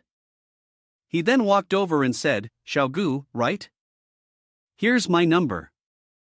If you're on night duty and run into any danger, just call me. I can help. He turned away and raised his chin. No need, I'm not that foolish. The 13th floor of Building 3. At this point, he was left speechless. He even dared to refuse. You're really clever, aren't you?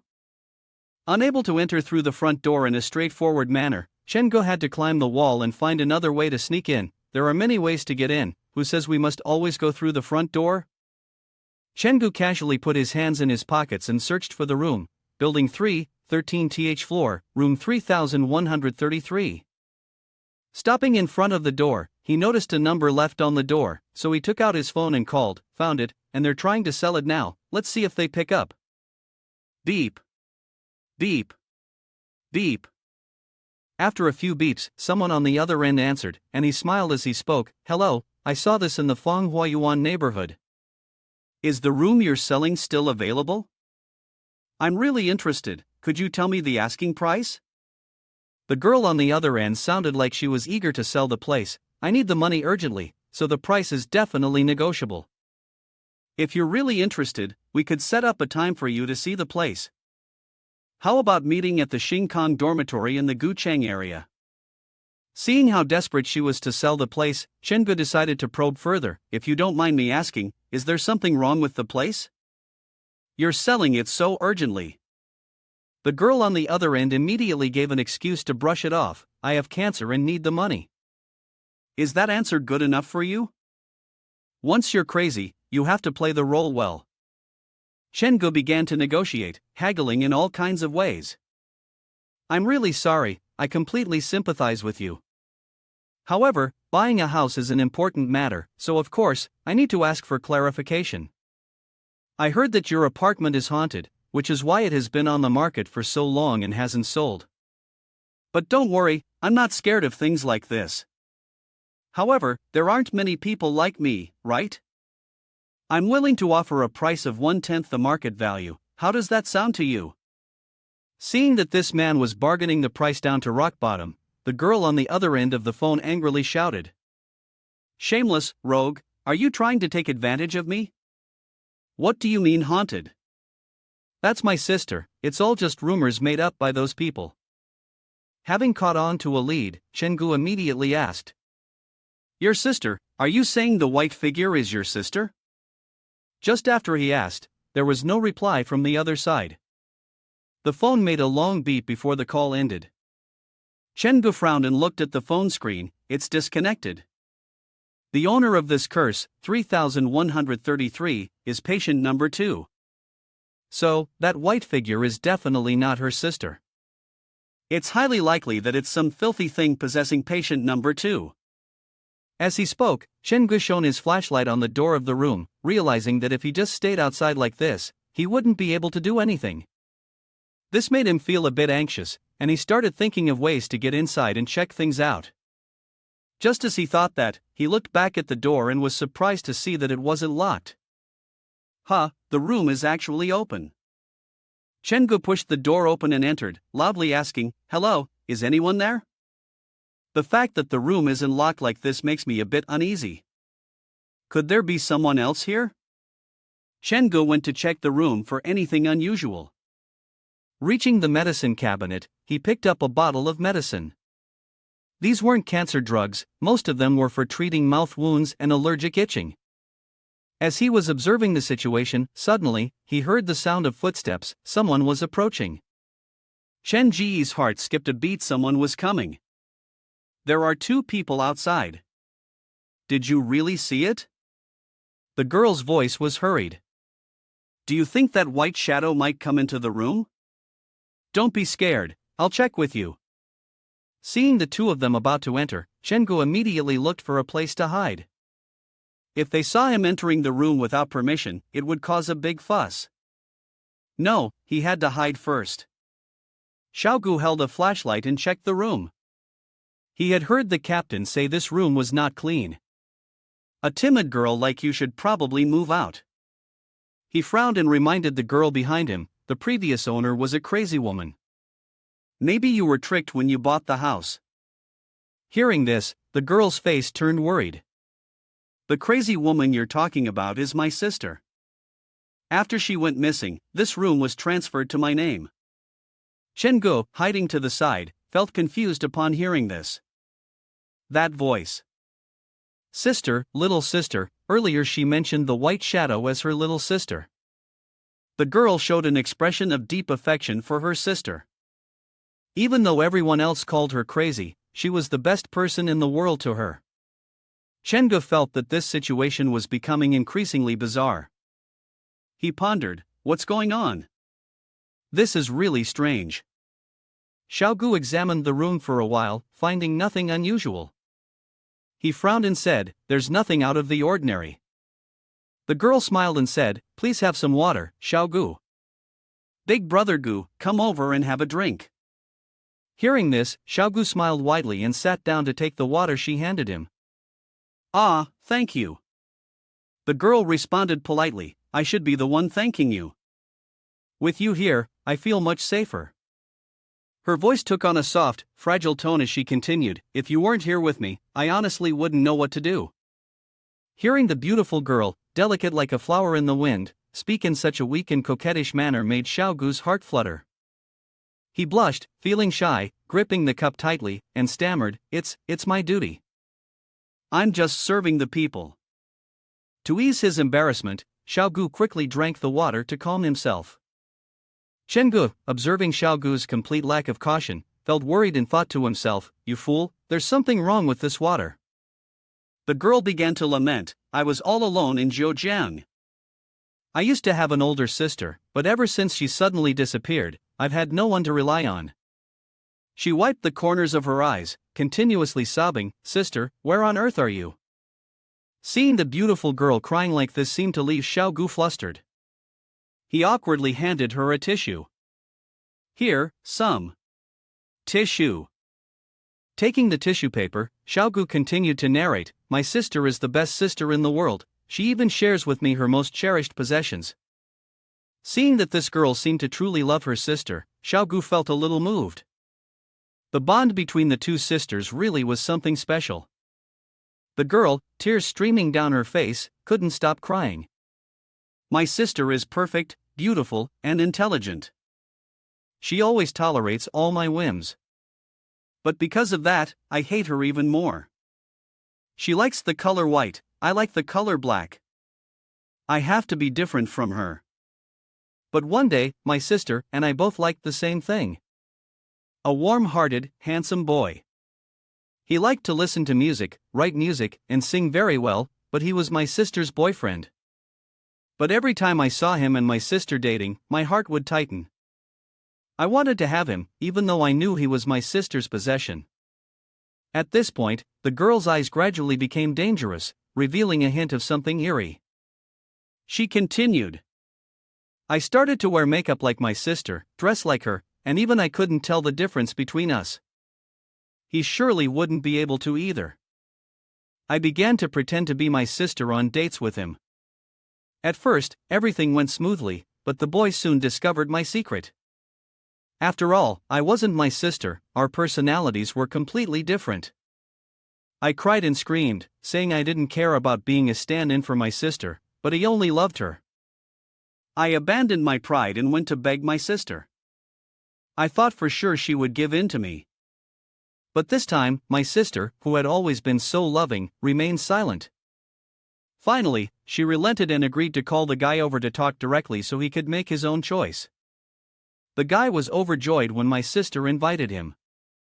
He changed into new clothes, bought flowers, and even stayed up all night to write a song for her. When he arrived, my sister called me out and asked him to choose between the two of us. I had never expected anything like this, but in just a few short seconds, all my expectations were shattered. Without hesitation, he chose my sister. The pain I felt at that moment is beyond description. My sister seemed to have known the outcome from the start.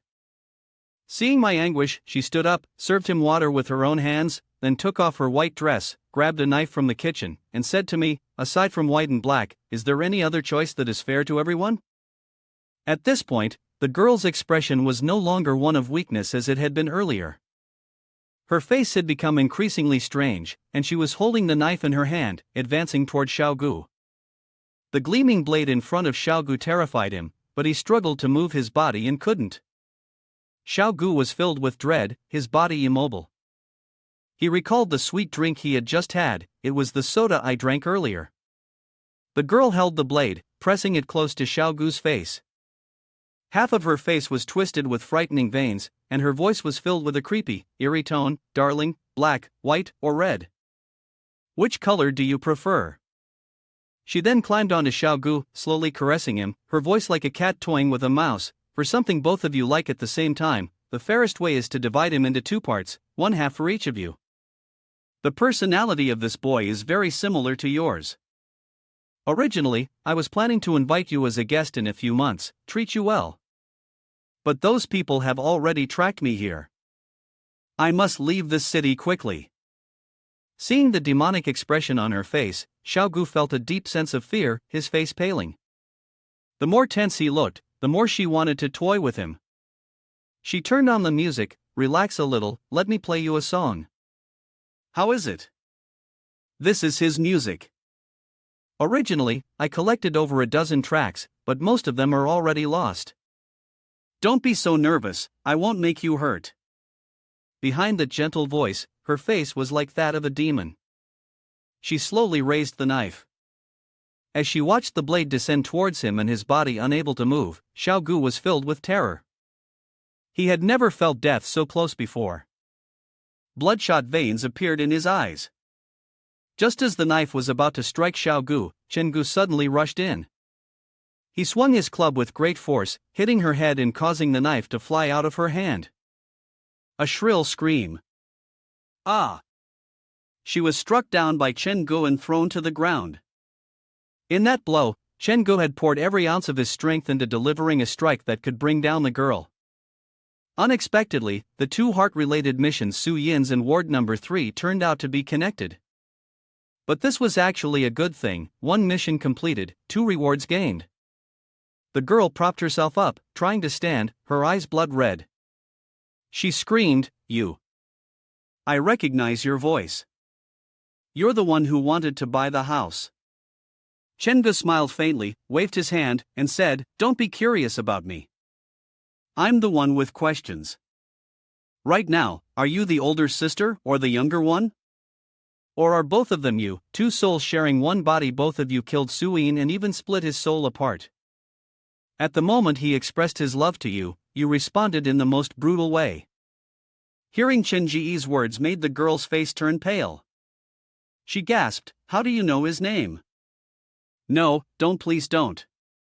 A strange aura suddenly emanated from her body, her expression growing more distorted, her eyes rolling white.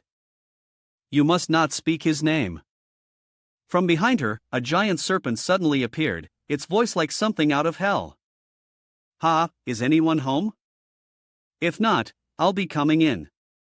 Seeing the massive serpent before him, Chengu was slightly shaken. He gripped the knife in his hand tightly. Sure enough, a monster had appeared. It seems that each patient in the third ward has a monster on them. This one is slightly stronger than the previous one. Seeing his knife being knocked far away and the monster's claws getting closer and closer, Chengu was horrified. The monster's hand reached out to grab him, but Chengu managed to dodge just in time. Looking at the sharp claws on the wall, Chengu kept muttering to himself in fear. "This is bad, this is really bad." The monster pressed its bloody mouth close to Chen Ji's head, and the huge bloodied mouth in front of him made his face turn pale. Suddenly, a young man appeared behind him, his clothes torn, with bloodshot eyes full of tears, wailing and ignoring the sounds of crying. "It hurts so much, it hurts so much." He clenched his fists tightly, his hands covered in scratches. A single shove sent the giant monster flying. Several monsters were knocked back, leaving Chengu in a state of confusion. When he saw it crash to the ground, accompanied by a pool of fresh blood, his heart was still in panic. The girl's weak voice called out, "Acha, Suyin, is that you? Is that your voice?" She struggled to crawl on the ground, constantly calling out, "Suyin, I know you have to answer me." Seeing the monster about to escape, Shinji's eyes turned cold. He grabbed his knife and shouted, "You want to run? Looks like I'm about to perform a big surgery here." As he spoke, he threw the knife with all his strength at the monster. Seeing the sharp blade, the monster quickly fled. But how fast could it run?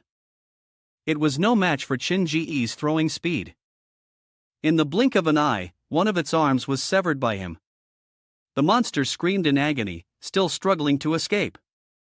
It had lost only one arm, but if it didn't run, death would surely be the only option. Seeing the demonic arm still emitting a sinister aura on the ground, Chengu felt a twinge of regret. It had to run so fast that it didn't even need its arm anymore. Looking at the card in the monster's hand, Chengu was stunned. What is this? He stepped forward to pick up the card and examine it. Ghost Stories Association tells a truly bizarre story every week. Chengu felt a bit suspicious. The Ghost Stories Association recounts a strange true story every week. The image on this flyer depicted a gate slightly open. Did that mean the world behind this gate? Could it be that the founder of the Ghost Stories Association were patients who escaped through the back door? As he was inspecting the card, Chengu suddenly heard a painful cry. "It hurts, it hurts." The girl with green hair twisted as if possessed, her movements eerie, crying out in pain. "It hurts, it hurts." Seeing her in this state, Chengu fell into deep thought. Had the soul of this girl been drained? Was it Suyin? While thinking, he heard a notification. Successfully fulfilled Suyin's wish. His impression of you has changed significantly. Do you wish to recruit Suyin as a member of the haunted house? You have 24 hours to make your decision, after which it will automatically be considered a refusal. Below, there were two options, yes or no. If Suyin wanted to join his haunted house, Chengu would naturally not refuse. He clicked on it, feeling a slight joy in his heart. It seemed that Suyin liked him quite a bit. The task of gaining favor was now complete. Wraith Cat set was much stronger than Immortal Brush. You were lucky to have chosen Wraith. Congratulations on successfully using this special Wraith. Suyin Wraith. He possessed a unique voice that could temporarily control evil thoughts, making it so that the other Wraith's disturbances had no effect on the red-robed. It could only be used once a week. Be mindful that the screams of tourists will excite Suyin, and he needs the fear of tourists to make his power stronger. If Suyin remains in a depressed mood for too long, he might leave you. Chengu felt happy inside. Looks like I'll have another pawn for future trial tasks. Seems like I should head to the second-hand market to buy a set and carry it with me. His phone kept buzzing with notifications. Congratulations, you've received a mission reward. The uniform of the faceless caretaker. The uniform of the faceless caretaker. Prop costume. Jenny is the wife of Dr. Schoolbreaker Crowley. That night, Kata saw her husband entering the hospital room with a hammer in hand. She was unclear about what her beloved husband intended to do. It wasn't until the hammer was raised high in front of her face that she finally reacted. Upon hearing the story, Chengu stroked his chin, his gaze deep in thought, while Dr. Schoolbreaker and the faceless nurse remained silent. It was indeed a terrifying tale. However, this nurse might actually be very suitable for Xiao Yuan. After completing the mission, Chengu couldn't help but feel a bit speechless at the two messes behind him. Xiaogu seemed like a soul lost in a daze, still not fully returning to her senses after the shock earlier. Meanwhile, the girl, whom Suyin had dealt with, was still writhing on the ground, groaning in pain. To avoid further trouble, Chengu immediately pulled out his phone to call for help. The next step was to summon Captain Li to clean up the mess. Upon receiving Chen Ji's call, Captain Li rushed over in a hurry. He forcefully swung the door open, a look of concern on his face. "Chengu, are you injured?" Seeing that help had arrived, Chengu waved his hand to reassure him. "I'm fine, I've already caught the suspect. The victim is the guard, and he's still unconscious." Looking at the two still acting as though they were possessed, Captain Li asked, "The female perpetrator and the male victim, who's a guard?" "Yep, that's right." Captain Lee glanced at Chen-gu and asked, "So, what role did you play at the scene?" Chen-gu scratched his head and laughed awkwardly. I just happened to pass by and stumbled upon a murder case." "Do you believe that?" He said it, but whether Captain Lee believed it or not was his business, and Chen-gu didn't care. After finishing up, Chen-gu went outside to enjoy the fresh air, stretching to relax after a long night of hard work. Haha, another long night. Time to get to work. Chen-gu returned to his haunted house. A considerable number of visitors had already gathered in front of the building. Seeing the large crowd, Chen-gu was pleased inside. "Oh, looks like the number of people is quite high today, huh?" When Uncle C saw Chen-gu return, he smiled and asked, "Xiao-chun, your haunted house really is becoming popular." Seeing him, Chen-gu politely greeted, "Uncle C, good morning." He chuckled and continued, "I just overheard some people talking. They said they watched your live stream online and purposely took the train here to visit." Chen-gu silently laughed. These tourists had such small courage. He also kind of missed those students from the medical academy. Uncle C crossed his arms and laughed, "You miss them, but they might not even remember you. You really need to stop scaring the tourists until they faint or puke. You've got me worried sick too." Chen-gu grinned with a slightly mischievous smile. "Don't worry, after I set up the levels, I'll definitely have to call an ambulance." While having a pleasant conversation with Uncle C, a voice called out from behind, "Boss Chen." Upon seeing the newcomer, Chen-gu smiled and asked, "Bosqua, Tiantan Hospital, I didn't expect you to actually come here." Hui Yao greeted Chen-gu cheerfully and said, "How could I go back on my word? Today, I've even brought some friends from the industry to support your haunted house." Hearing this, Chen-gu was surprised. Friends from the industry? Does a haunted house also have a group? Before he could think further, a group of 3 people stepped forward to greet Chen-gu. "Hello, Boss Chen." After hearing the voices for a while, Chen-gu scratched his head and chuckled. "Friends of Bosqua. Are all of you running haunted houses too?" Hearing Chen Ji's question, Hui Yao immediately laughed and introduced. Let me introduce. This is Mr. Han Xiuming, the best haunted house designer in the province, and also one of the founders of Tiantan Hospital. Hearing Hui Yao's introduction, Han Xiuming adjusted his glasses, smiled, and acted modestly. "I don't deserve such praise." Next, he pointed to the short-haired girl beside him. "This is Yi Xiao Xan, a fan of ghost culture, well known in the industry, worth over 600,000. Upon hearing this, Yi Xiao Xian also smiled humbly. "Just ordinary, nothing special." Finally, Hui Yao pointed to the remaining young man. "This is Songan, an employee at my haunted house. You've met him before." Upon hearing the introduction, Songan smiled and greeted Chen-gu.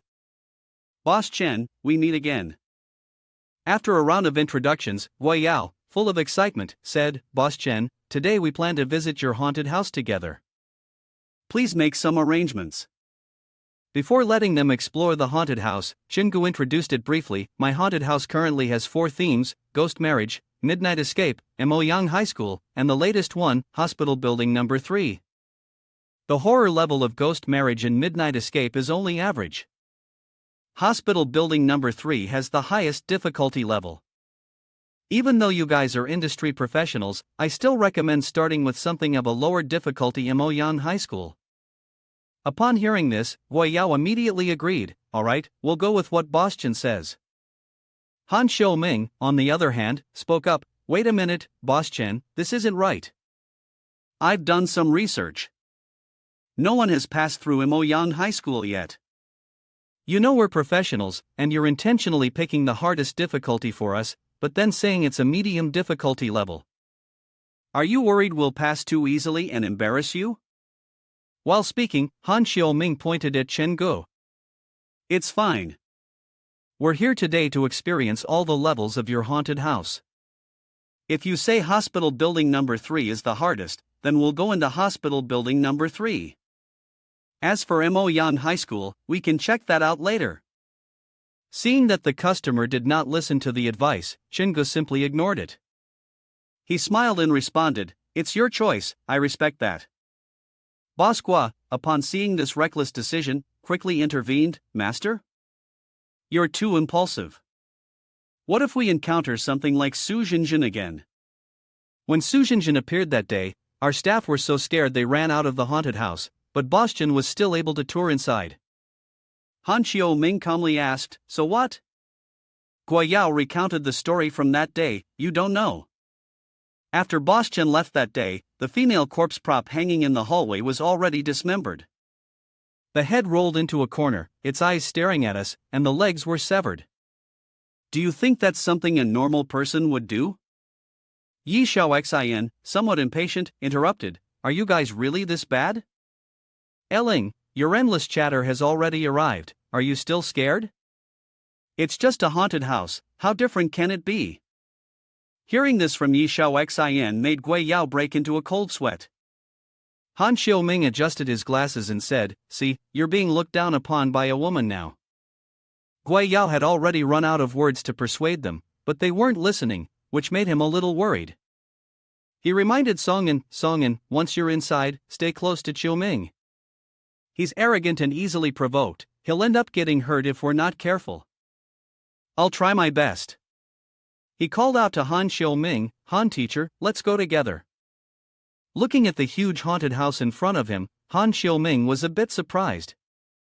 He didn't expect such a large, permanent haunted house to exist in this small town of Zhejiang. The group began to enter and explore the haunted house, which had the theme of the third-floor hospital ward. Chen Gu began telling the story of the place to everyone.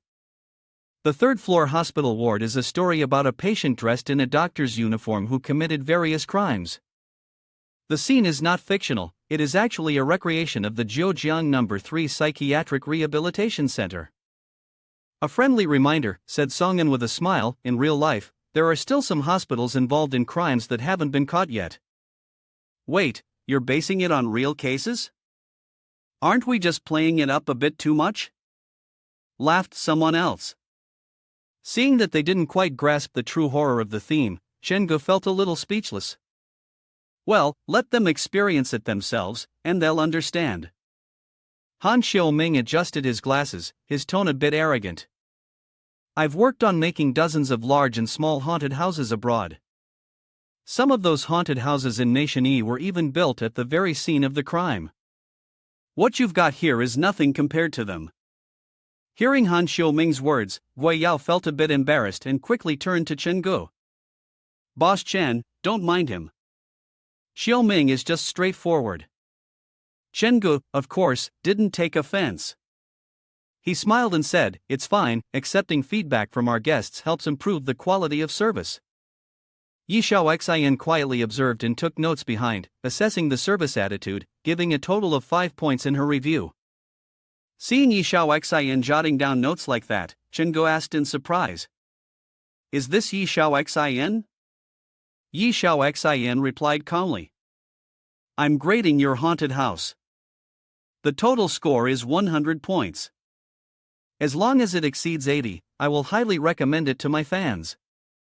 Haunted houses usually don't allow phones, so I can only jot down a few notes." Professional, huh? Chengu continued his tour, guiding the visitors through his haunted house. The third hospital ward was the starting scene. Once you entered, you had 20 minutes to find a few cassette tapes within the haunted house. If you managed to get them out, you'd have passed the challenge. On the left was Moyang High School, and on the right was the third hospital ward, taking up a very large area. It was best not to separate. Han Xiaoming, with his hand and glasses frame seemingly glued together, could always be seen pushing his glasses up whenever he spoke with an arrogant tone. "Stop wasting time," he said. "Going from front to back will likely impress Boss Chen." Songan peeked into the Moyang High School, wondering what was so difficult that many people had trouble with it. Is this the Moyang High School that no one can get through? Songan thought to himself. It seems there's something over there. He looked at a group of students with pale faces, vacant eyes, and eerie swaying movements, which made Songan break out in a cold sweat. He rushed towards Gui Yao, his voice trembling. Boss, Missouri Yang High School is indeed terrifying. Just now, a female classmate even nodded and smiled at me. Yi Xiao Xian's gaze also showed some fear. I also feel like she's getting closer to us, little by little. Is she a robot doll? Han Xiaoming said, appearing displeased. Can you all stop? Are we going or not? Hua Yao nervously urged. Han teacher, maybe we should listen to the suggestion and go into Mo Yang Hai first. Han Xiaoming ignored the suggestion, still speaking arrogantly. Humph, that Boschan has no good intentions. Mo Yang High School is absolutely the most terrifying. Fortunately, I've already exposed him. As long as we pass the highest level he mentioned perfectly, whether we go or not after that doesn't really matter. Songyan, who had just been intimidated by some students from Mo Yang High, found these words quite reasonable. She smiled and praised Han Xiaoming, causing him to puff up with pride. Han teacher is still amazing. There are so many dolls over there, just by looking you can tell it's the highest investment. We shouldn't go. Gui Yao, sweating with worry, had a bad feeling. She hoped things would turn out the way they had said. Entering inside, they saw that the surroundings were arranged very simply, and Han Xiaoming spoke smugly. Look, the arrangement here is so rough. Could this really be enough to scare some people? He was very confident, leading the way as the leader for the others. They had already said, the third floor ward wasn't even fully set up yet. What was there to be afraid of with a scene that was half done? I'm in charge, so it's fine, he said. The group proceeded into the third floor ward. Han Xiaoming walked ahead, his hands in his pockets, his face showing an expression as if he was waiting for the challenges to come his way. Gui Yao, following behind, wasn't as confident. He trailed along, filled with anxiety and fear. Looking at the mannequins on the floor, Han Xiaoming reached down and touched them, then scoffed disdainfully, these things are supposed to be the highest level of horror? As he looked at the mannequin in his hand, Han Xiaoming sneered, only a few people would be scared of these. Yi Xiao Xian called out from behind, glancing over. She pointed at the wall, her face showing a hint of concern. The bloodstains on the wall were clearly made by nails scraping it. This didn't seem like the result of a prop at all. Han Xiaoming chuckled, as if he had figured out the whole setup of the haunted house. Stop scaring yourself, it's not a prop. You're suggesting someone actually used their own hands to scratch the wall? This kind of technology is quite common abroad. We should focus on these worn-out puppets, they might even be actors hiding underneath. After seeing the blood scratches on the wall, Yi Xiao Xian's confidence started to waver. She couldn't shake the uneasy feeling bubbling up inside her. The moment they had entered the third floor ward, Songyan was already trembling in fear, unable to hold it together. He stammered as he spoke to the group, "Boss, can we wait outside?" Everyone looked at Songyan, who was timid and scared, hugging his shoulders, completely lacking any courage. Gui Yao sighed, "Hey, we were counting on you to lead us. How can someone this scared do anything in a haunted house?" Ignoring what everyone said, Songyan quickly ran out through the hallway.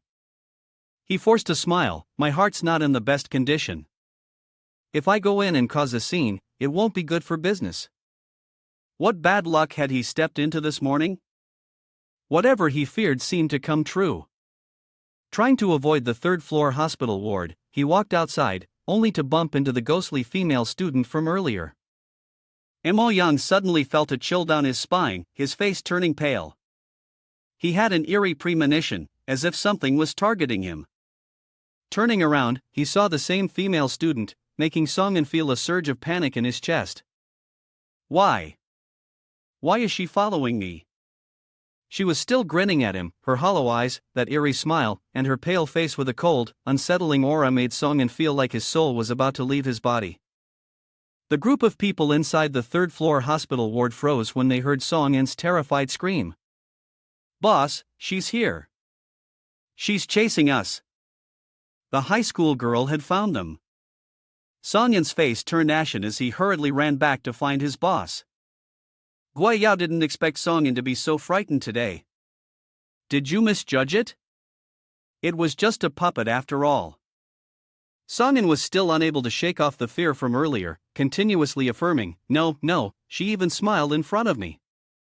Han Xiaoming adjusted his glasses, his voice soothing, "Don't panic, it's nothing strange for a puppet to move." 3 years ago, I encountered a similar situation at a haunted house in Nation J. The dolls there didn't just move, they could even display different expressions. Most of the large puppets, about 4 or 5, were just props, the rest were real actors. Seeing that Han Xiaoming's explanation seemed reasonable, Hui Yao felt less anxious and asked again, "So, you're saying the puppets that can move are actors?" Han Xiaoming confirmed, his tone slightly arrogant, "That's right. Real actors blend in with the puppets to create a special effect." It's a pity that Songin encountered one, but if it were me, Han Xiaoming, I would have enjoyed the actors' awkward expressions. As the students from Moyang High School got closer, Hui Yao no longer felt worried. He even turned to comfort Songin, "Han teacher's right. A year ago, we designed a similar puppet, but ours was too fake, it could be recognized immediately." Upon hearing this, Songin felt more at ease. Han Xiaoming reminded, "Don't waste any more time, make sure to seize the moment." Songin flattered, "Han teacher really knows a lot, the more you see, the more you understand." Being praised made Han Xiaoming even more pleased with himself. This is the most basic thing, just keep learning from the dictionary. The Chun group is probably directing the actors remotely right now. Through the dolls, they continuously push closer, creating psychological pressure on us, but they will definitely not come within a 5-meter radius of us, as that would expose any flaws. When Han Xiaoming said they would not come within a 5-meter range, but this female student was now only an inch away, Songin was terrified. Songin pointed to the group of students and said to Han Xiaoming, "Han teacher, those dolls have followed us to the 3rd hospital floor. Didn't you say they wouldn't come that close to us?" Han Xiaoming adjusted his glasses, trying to find a reason to convince them, while controlling so many dolls, surely it couldn't be done by just one staff member. Songin's heart skipped a beat. What's that sound? They suddenly appeared behind us, like ghosts. Han Xiaoming continued to analyze, "There's no sound." "Oomph, I know now." The flaw on the 3rd hospital floor, inside and out, was designed so that when the staff moves, they try to make no sound. This design is very subtle, very good at understanding human psychology, but it won't escape my watchful eye. Han Xiaoming deliberately raised his voice, "Come out here yourself. If I catch you, no one will be happy." Seeing Han Xiaoming turn towards the group of students, Mo Yang's high school classmates shouted loudly, which made Gui Yao a bit confused, and he asked, "Han teacher, who are you talking to?"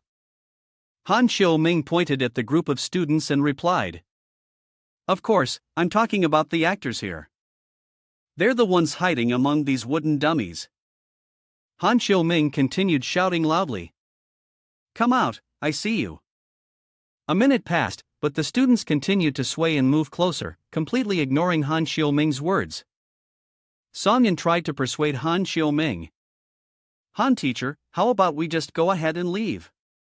Of course, Han Xiaoming didn't want to give up just like that, not at all. He rolled up his sleeves and spoke with great determination. "They, Chen and their gang, caused trouble in our haunted house. It won't be that easy. Today, I'm going to stir things up in your haunted house. Let's see how long you can hide." Han Xiaoming charged into the crowd of dummies, tearing them apart piece by piece. People weren't paying attention, so Han Xiaoming kept moving. Songin reminded him, "Han teacher, their boss has already left." Han Xiaoming remained fixated on the dummies. "Wait until I tear these heads off, then we'll know." He yanked the head of the female student from earlier, revealing a sinister smile. Han Xiaoming was convinced that the controller was here, thinking, "Let's see where you can run to." After tearing apart all the dummies, though, he still didn't find the controller, which made Han Xiaoming start to feel a little suspicious. He lifted the female student's head, staring intently. No way, could they all be made of wood? Seeing this made Songin even more terrified, her forehead drenched in sweat. "Han teacher, is there a ghost in this haunted house? Let's leave quickly." Han Xiaoming still didn't want to believe it. I know, the actors must have run through the staff's passage. There must be something like a secret tunnel under these fabrics. Thinking this, he continued to search the bodies of the wooden people. It must be like this, just wait until I find it. Seeing that Han Xiaoming refused to leave, Song An no longer wanted to stay there. You search by yourself, I'm leaving now. When Song An finally arrived, Yi Xiao Xian asked, why are you all so slow? After so many shocks, Song An no longer wanted to continue exploring. Don't go ahead, I suspect this haunted house really does have ghosts. All of Han Teacher's previous assumptions were wrong, there were no living people among those wooden figures. Hearing this, Yi Xiao Xian immediately made a note. Even the experienced haunted house designer got tricked. This haunted house is no ordinary one. Haven't you noticed Han Xiaoming is missing? Guo Yao asked. Why are you alone? Where's Han Teacher? Remembering Han Xiaoming's determined struggle to uncover the secret in the midst of the wooden figures, Song An's face turned pale. He's still behind, looking through the wooden people for the secret tunnel. Hearing that, Guo Yao was worried. No, we must go back and find him. Upon hearing this, although frightened, Song An still tried to follow. I have to go too. Of course, Teacher Han is the key to our success. Can I rely on you? Song An scratched his head, feeling a little embarrassed. I can't do it. Seeing that these people left without paying any attention to her, Yi Xiao Xian sighed. Men really can't be relied on, leaving a girl behind like this. Oh well, without them, I might be more comfortable. Yi Xiao Xian stopped in front of a door. The dean's office. This door didn't look like the others in the hospital. She was carefully examining the door when suddenly she felt someone touch her, startling her. Her face turned pale. Turning around, she saw it was Han Xiaoming, and she breathed a sigh of relief. You scared me to death, it's just Teacher Han. Seeing that Yi Xiao Xian was the only one here, Han Xiaoming asked, why are you alone? Where are the others? Seeing that the two had gone to find him and now he was asking her, Yi Xiao Xian was confused. They went back to look for you, but it seems they got lost. Let's go into this room and check first. I have a feeling the recorder is in this room. Han Xiaoming's gaze fell on the wardrobe, his mind filled with suspicion. Drawing from his years of experience in designing haunted houses, he approached the wardrobe to inspect it. This wardrobe was clearly special. There was surely something terrifying inside, or perhaps an actor. He opened the door and saw a pitch-black tunnel inside. Han Xiaoming's suspicion was further confirmed. There truly seemed to be another hidden world. Was this a staff corridor? He immediately fumbled his way into the tunnel. There must be some clue here. Yi Xiao Xian stood outside, peering in with concern and asked, what's inside? Following the tunnel, Han Xiaoming was led to a room. He turned around and called out to Yi Xiao Xian outside, saying, it's a room. The dean's office connects to another room. Is this how patients are treated, like personal possessions? Seeing Yi Xiao Xian approaching, Han Xiaoming furrowed his brows and said to her, a few years ago, I heard about a type of delusional management existing in psychiatric hospitals. There's another door here, let's go out and check it. He pointed to the door ahead and spoke to Yi Xiao Xian. Han Xiaoming looked around, feeling unfamiliar and somewhat suspicious. It seemed like he had never been here before. Yi Xiao Xian followed him, nervously glancing around. How big was this haunted house? Why did it feel like they kept walking endlessly? Han Xiaoming's gaze landed on a patient room. He frowned as he read the room number, room 3. This room didn't seem like the others. Seeing something unusual, he couldn't let it go. Han Xiaoming pushed the door open. As soon as the door creaked open, a cold breeze rushed toward him. Observing the room's layout, Han Xiaoming began to display his expertise. This place resembled an electroshock therapy room more than anything else. I've seen similar scenes in a few movies. Upon seeing the recorder inside the room, Han Xiaoming's voice was filled with excitement. Found it. He moved to pick up the recorder. We've passed the test. Yi Xiaoxian was also surprised, she hadn't expected it to be so easy. Found the recorder?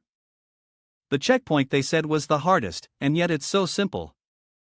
Han Xiaoming felt even more smug. I thought it was going to be difficult. Let's just go out like this and slap that Chen guy in the face. Outside, Chen Gu was speculating about the situation. They had probably found the recorder by now. It was time to add a little surprise to the mix. Let's test the effectiveness of this butler puppet. Seeing the headless puppet staggering by the door of the third-floor hospital area, Chen Gu was stunned. Hey, why are you all here? This isn't your scene. Watching his own team being tortured like this left Chen Gu speechless. He had to wear a uniform and run to the hospital, only to have his entire team wiped out. People in this profession are really too much. You guys wait for me to send them off, and then I'll come back and put your heads back on. In the electrical room, when the recording began to play, Han Xiaoming leaned in closely to the headphones. Can you hear anything on this recorder? It sounded like the crackling of an empty cassette tape. Han Xiaoming had expected the recorder to contain something that would scare him, but it only emitted crackling noises, which left him disappointed. An empty cassette tape? This is really a mistake on the part of this haunted house. How boring. He turned back to Yi Xiaoxian behind him and said, "It's almost time, and we've found the items. Let's head out first." Yi Xiaoxian, who was excitedly taking notes, didn't want to leave yet, so she said, "You go ahead." I feel like I'm still not satisfied. This haunted house is divided into levels, and the highest level definitely has more details. I want to see it. Upon hearing this, Han Xiaoming snorted, "Isn't it just a joke?" Go ahead, I'll leave first. While she was still focused on taking notes, Yi Xiaoxian was startled to see a white shadow on Han Xiaoming's body. What is that? Why is there a girl on his back with a white shadow? Where did it come from?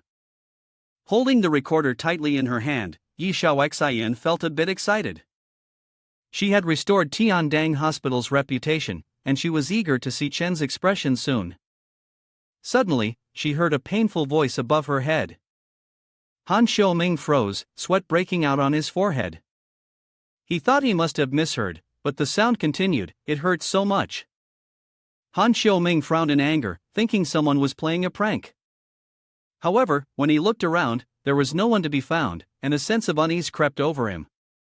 Did I mishear it? While he was trembling inside, the recorder suddenly emitted the same voice, "It hurts so much, it hurts so much." This made Han Xiaoming jump, almost dropping the recorder in his hand. He located the source of the sound, and only then did he feel relieved. It was the recorder that had malfunctioned. Suddenly, his gaze froze. Wait a minute, this voice. I've heard Su Jinjin's voice before while searching for information on her. She's the one, it's definitely her. Why does this recording have her voice? The more he thought, the more frightened he became. Han Xiaoming had an unbelievable guess in his mind. Could it be that Su Jinjin was here? At that moment, Han Xiaoming was overwhelmed with fear. He bent down to pick up the recorder, wanting to quickly leave this place. This is strange, I need to get out of here first. Just as he was about to take a step, he suddenly tripped over something and let out a cry. Han Xiaoming fell flat onto the ground, sending his glasses flying far away. Everything in his vision became blurry, and he hurriedly groped around for his glasses. Glasses, where did my glasses go? He looked up in front of him, panic rising in his chest. That thing is. He saw the figure of a woman, unsure if she was a person or a ghost, swaying in front of him. "Don't come over." The figure gradually became clearer.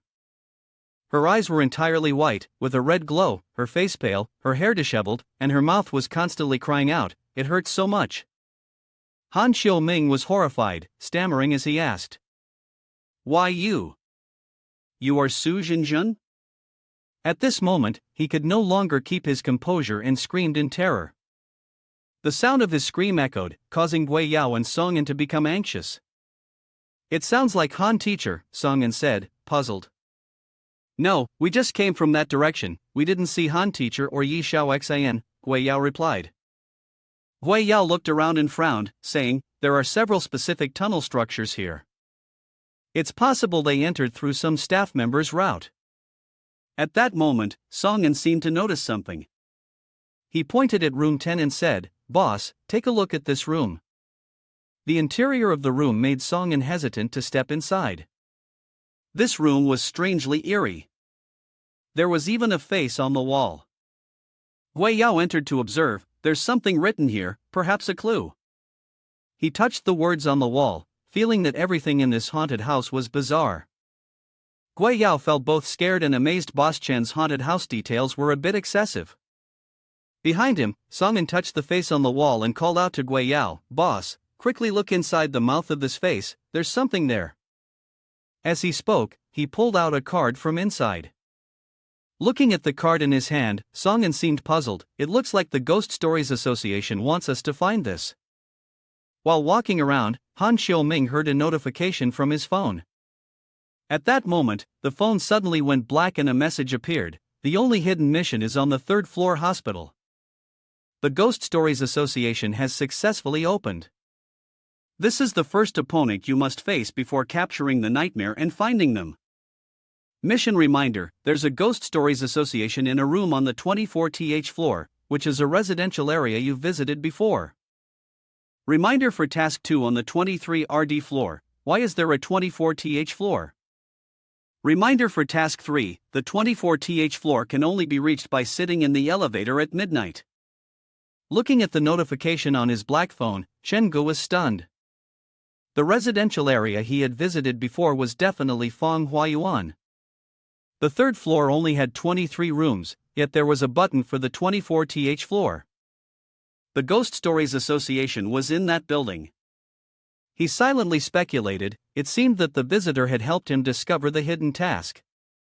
At that moment, Yi Xiao Xin was fumbling for a way out. Seeing her, Chen Gu continued with his task. Then I must thank them properly. Seeing no one after walking for a long time, Yi Xiao Xin grew worried. Is this place really this big? I've been walking for ages and still haven't seen Gui Yao, Xiaoan, or Han Xiaoming. She crossed her arms and sighed. Men. At this moment, Chen Gu, with his set of tools, walked up behind Yi Xiao Xin. Are you looking for someone? Yi Xiao Xin turned around, and right in front of her, there was a terrifying ghostly face pressed up close to hers. Yi Xiao Xin screamed in horror and stumbled back. Chen Gu continued his act. Don't run, I still have something to say. Meanwhile, Gui Yao and Xiaoan were still with each other. Since the beginning, Xiaoan had not stopped being scared. Boss, I have this feeling that something's about to happen. Although feeling uneasy in his heart, as the boss, Gui Yao could not show fear. He comforted Song-in, don't scare yourself, there is indeed something strange here.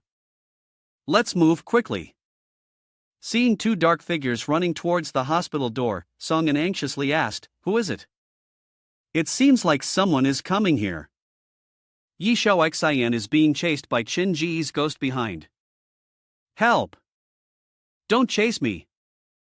Are you all here too? What a coincidence! At this moment, Chen Gu wasn't just chasing one person anymore, he had the entire group running as if they were being pursued by a ghost. Song-in, in panic, ran even faster. What kind of ghost is that? Yi Xiao Xin reminded them, hurry up, the exit is right ahead. Meanwhile, Han Xiaoming was still struggling with the shadowy figure inside the hospital. Seeing a dark figure swaying closer to the exit, he was horrified. What?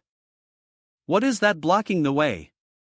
As the figure drew closer, Han Xiaoming could make out its appearance, drenched in blood, swaying toward him. At that moment, Han Xiaoming's soul seemed ready to leave his body, and his face turned ashen. Damn it, what should I do? This is terrifying. At that moment, Song-in and the others arrived. Boss, don't block the way, charge ahead. The group of Song-in, without caring what lay ahead, rushed forward and collided head-on with the demonic nurse. Chenggu, somewhat surprised, stopped in his tracks, staring at the group as they tumbled over each other on the ground. Yi Xiaoxian fell hard to the ground, pinned down by the demonic nurse. The pain was excruciating.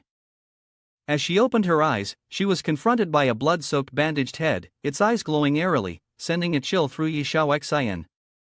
She screamed loudly, the sound echoing throughout the hospital. Chenggu, standing behind, looked at the group lying on the ground and was at a loss for what to do. Didn't I tell you not to run? Why is this so hard on you? The people outside, seeing that those inside hadn't come out yet, began to worry. 40 minutes had passed. This was taking far too long. Uncle C was no stranger to situations like this. He took out a piece of paper to wipe his face and gave a helpless smile. Perhaps they're just having a little too much fun. Yi Xiaoxian was the first to emerge. As soon as she stepped out, the crowd rushed over to her. That's the girl, right? Her name is Yi Xiaoxian. Isn't she the expert who evaluates haunted houses? Seeing her pale face, her hands and legs trembling, kneading the wall for support as she made her way out, the crowd began to speculate. She's so scared she can barely stand. Even though she's a woman, she's not like those men from Tiandang Hospital. Understandable, really. The men who had been called out were no better than Yi Xiaoxian at this moment. Chenggu then appeared, carrying 2 people in his hands. Seeing this, the crowd was shocked. What on earth is the boss wearing? It's so unsettling. And look, he's dragging 2 people from Tiandang Hospital. So now even the men aren't as strong as women? At this moment, the souls and bodies of Guiyao and Songyan had yet to reunite, and the 2 of them had been thrown to the ground by Chenggu. Uncle C stepped forward and smiled faintly, saying, "It's good that it's nothing serious. Uncle C will help you with these 2. He raised a finger and pointed to Uncle C, adding, "There's still one more guest inside." Upon hearing this, the people outside turned pale. Hey, aren't they out yet? Did they faint from fear? Han Xiaoming was being embraced by the group of puppets, who were fussing over him with concern.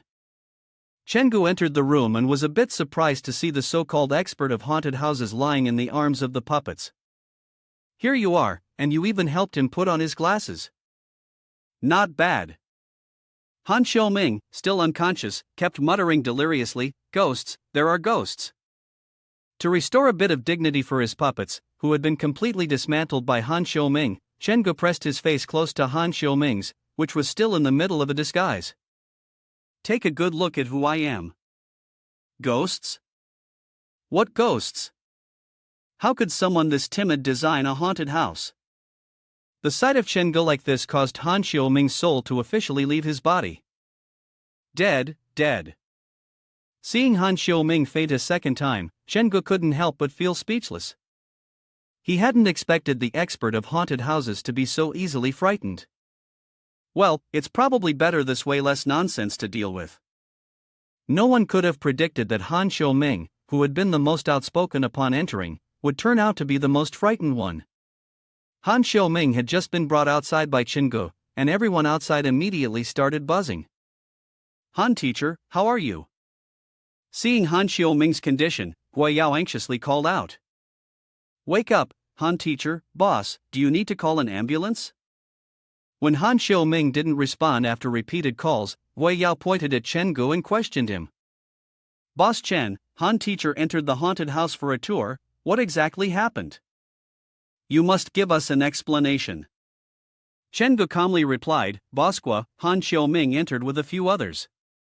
"What happened? You might have a better understanding than I do?" Hearing this, Guiyao became even more worried. "We got separated." "I'm not sure either." The more he thought about it, the more terrified he became, sweat pouring down his forehead. Could it be that he was frightened by something? Songyan, who was also worried, spoke up. "That's impossible. Han teacher is a haunted house designer, he's not afraid of even bringing the dead here. Moreover, we came here to stir up trouble today." Seeing this person speak badly and loud, Guiyao hurriedly stopped him. "You idiot, don't say anything more.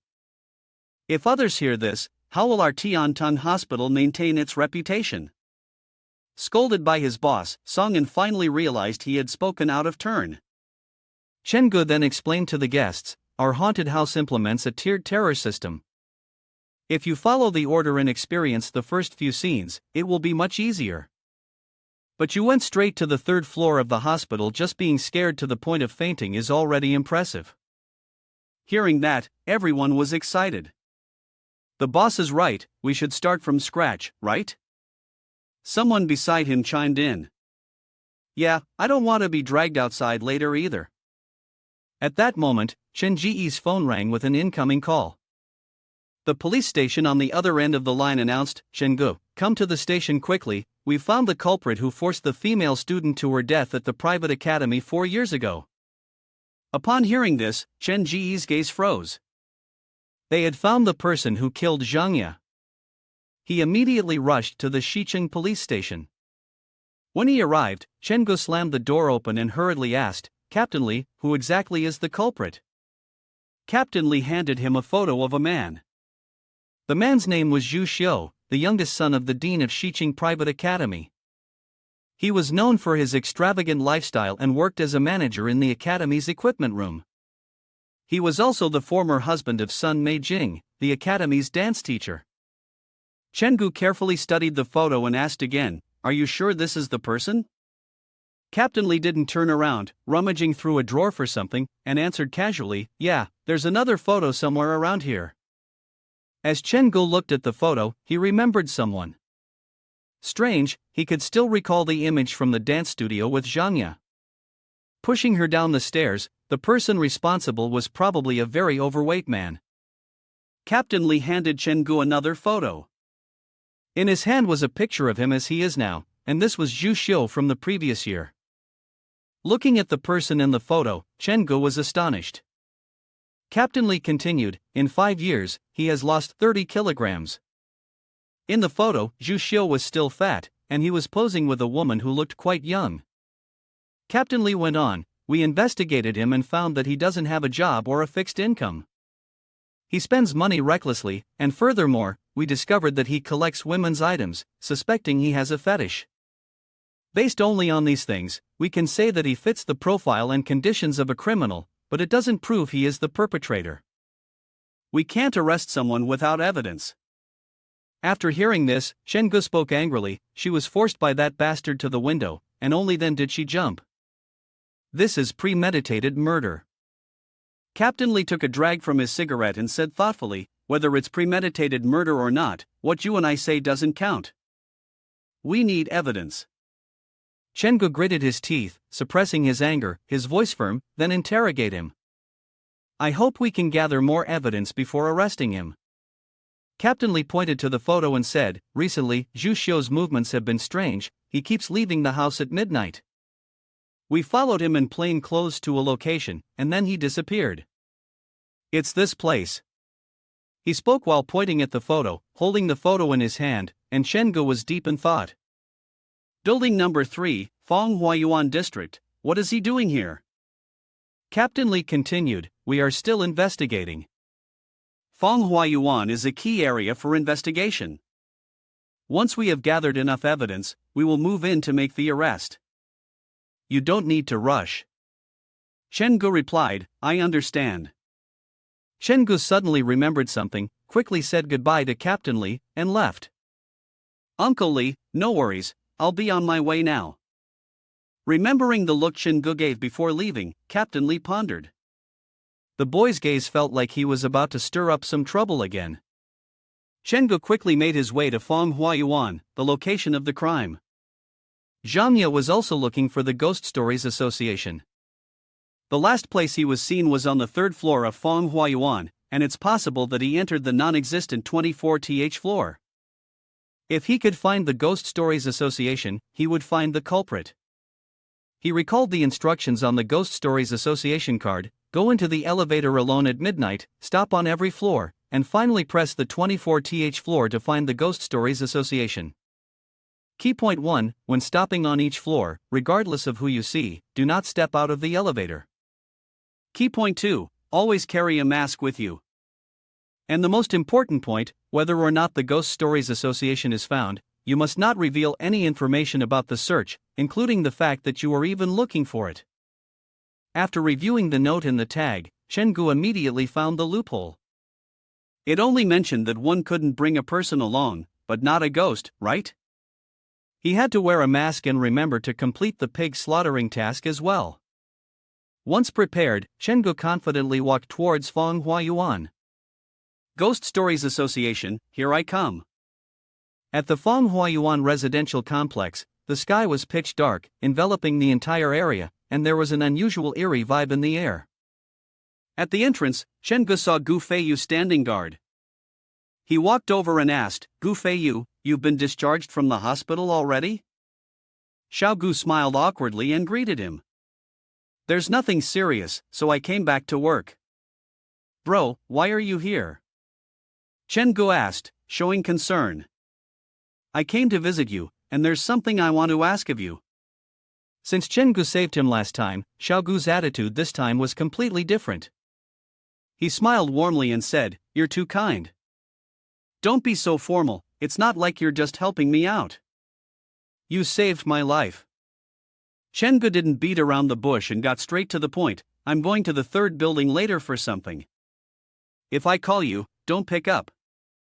Immediately call the police." Upon hearing this, Gu Feiyu was excited. "Are you planning something big?" "Got it, don't worry."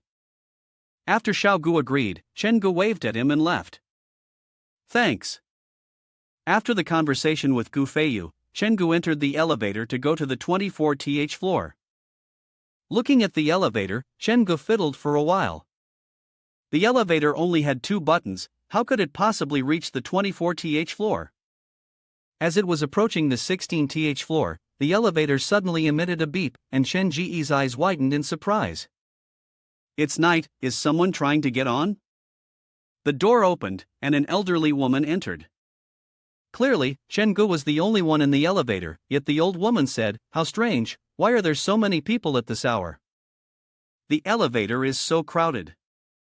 Hearing this, Chen-gu hurriedly glanced left and right around him, but there was no one there. "What's going on? Isn't it just me?" Suddenly, the old woman's gaze became peculiar, and she said into the elevator, "Well then, I'll wait for the next one." Seeing how strange the old woman was, Chen-gu was about to ask something, but before he could speak, the elevator door closed. Thinking about the old woman, Chen-gu fell into contemplation. She was a little odd, dressed in black at midnight, wearing a scarf in this weather, and speaking in such a strange way. He didn't want to dwell on the old woman anymore, and finally, Chen-gu reached the 23rd floor, the highest floor of Feng Huayuan. At the top, Chen-gu was shocked to see that the elevator continued to move. It didn't stop, it was still rising. Chen-gu speculated to himself, could this be the hidden 24th floor? Finally, Chen-gu reached the 24th floor. The elevator door made a surprising sound and then opened. Standing in the elevator, Chen Ji's expression was cautious as he stepped outside. "We've arrived." He took the mask from his pocket. The leaflet mentioned that no information should be revealed between members, which was why wearing a mask was required. Once on, it gave him the feeling that it would be easy to blend into this group of crazy individuals. While surveying the surroundings, Chen-gu spoke up. "Are you new here?" Chen-gu nodded lightly. "Yes." He turned around and saw a man dressed in a Western style, looking like a magician, wearing a long, nose-hidden mask. He stroked his chin and spoke to Chen-gu. "3 new people have already arrived today. Why is there a 4th? How did you find this place?" Chen-gu pulled out the leaflet in his hand and showed it to the man. "I saw this leaflet." The man took the leaflet and pondered for a moment. "This is indeed issued by us. But why is there one more person?" "Well, whatever, follow me." The man led Chen-gu to a room. He opened the door and said with a cryptic tone, "Go in, newcomer. Good luck." Chen-gu stepped inside and was surprised to see more than a dozen people in the room. It was quite a crowd. When the people inside saw Chen Gu enter, they were equally shocked and voiced their questions. Why is there another newcomer? A man with green hair stood up and asked. How many people are there, exactly? The man wearing the dog mask pointed at the man with green hair, his voice irritated. Don't interrupt someone else's story. Upon hearing this, the other man, his voice somewhat flustered, replied, Sorry, but why is there a fourth newcomer?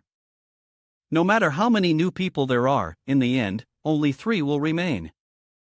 Hearing this, Chen Gu was confused. What does this mean? Are we playing some kind of selection game? Ignoring Chen Gu, everyone in the room continued their conversation. The first man continued speaking, and no one interrupted him anymore. Clearing his throat a few times, the first man regained his voice. All right, I'll continue. This story is something I personally witnessed. I guarantee it's true.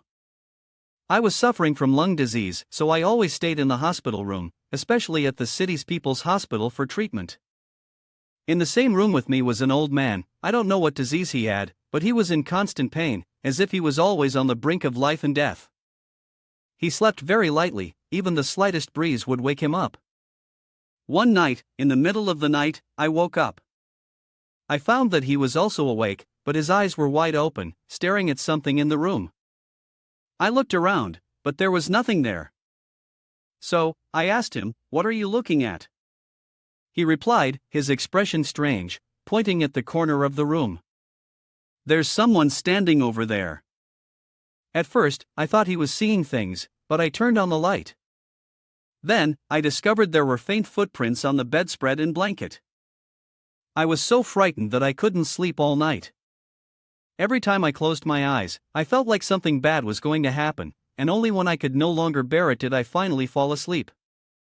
In that half-conscious state, I saw a terrifying image.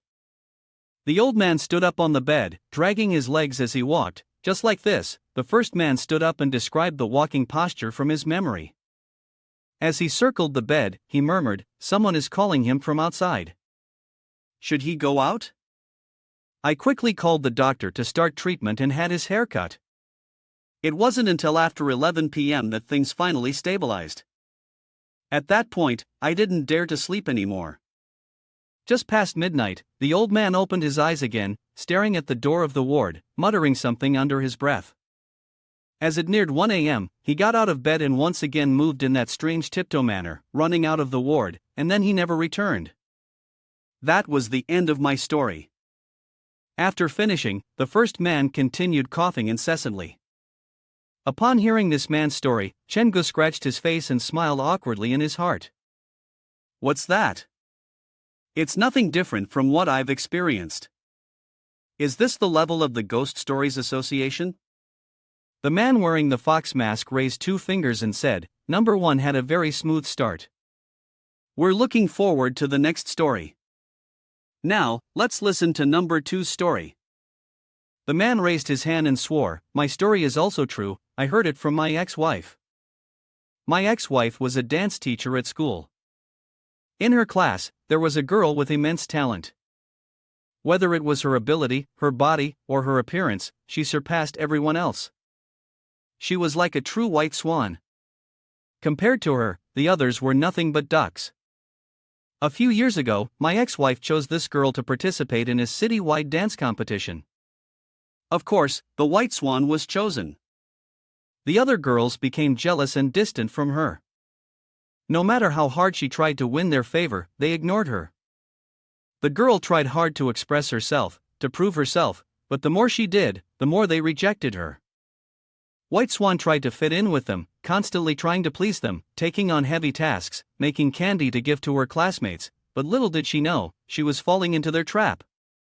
Looking at the man telling the story, Chen Gu froze. This man was Zhu Xiao. The man continued his story, saying that White Swan had turned to her classmates for help, hoping they would support her. But not only did they ignore her, one of them even took out a love letter and claimed that White Swan liked to seduce men, just because the love letter was written by the boy she liked for White Swan, not for her. White Swan had no other way out. Looking at the window behind her, without hesitation, she jumped from the 5th floor.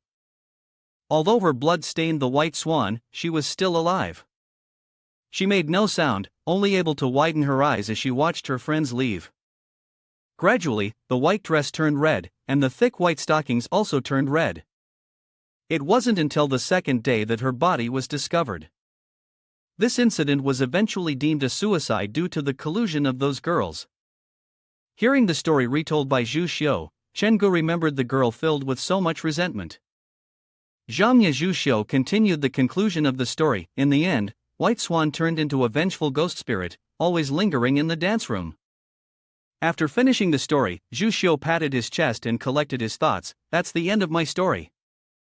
The man wearing the fox mask commented, the plot isn't bad, but the storytelling was a bit dull. You should practice a bit more next time. Hearing this, Zhu Xiu scratched his head and smiled awkwardly. Okay. Next was number 3. As if noticing something, the man with the long-beaked bird mask interjected, wait a moment. He turned to Chen-gu and asked, do you know number 2 and number 4? Upon hearing this, Zhu Xiu quickly waved his hands in panic. No, I don't know them. The man in the fox mask pointed out the suspicious detail. After telling his story, he had unconsciously looked toward the boy. Hearing that, Zhu Xiu froze, not knowing what to say. He rubbed his chin, trying to come up with an explanation. It's my issue. He makes me uncomfortable, and there's this voice in my head telling me. This person is very dangerous. Upon hearing this, everyone in the room turned their gaze toward Chen-gu. The man with the bird-shaped mask looked at Chen-gu, evaluating him. Dangerous, someone I've never met before. Is it because of his mask? Yes, indeed, it's truly a work of art. One day, it will belong to me. Not paying attention to these two anymore, the story continued.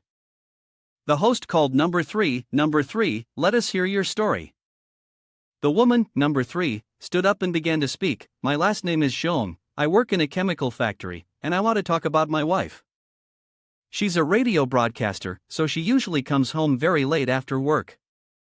One night, around midnight, I heard some noise coming from the kitchen. Thinking it might be a thief, I went to check. As I got closer, I saw that the figure was still my wife. She was holding a large piece of meat in one hand and a knife in the other, making several cuts and then dropping the pieces into a pot. I found it strange. Why was my wife cooking meat at midnight? Was she preparing breakfast? I didn't think much of it and ignored it. By 3 a.m., I could hear something tearing, like something being ripped apart.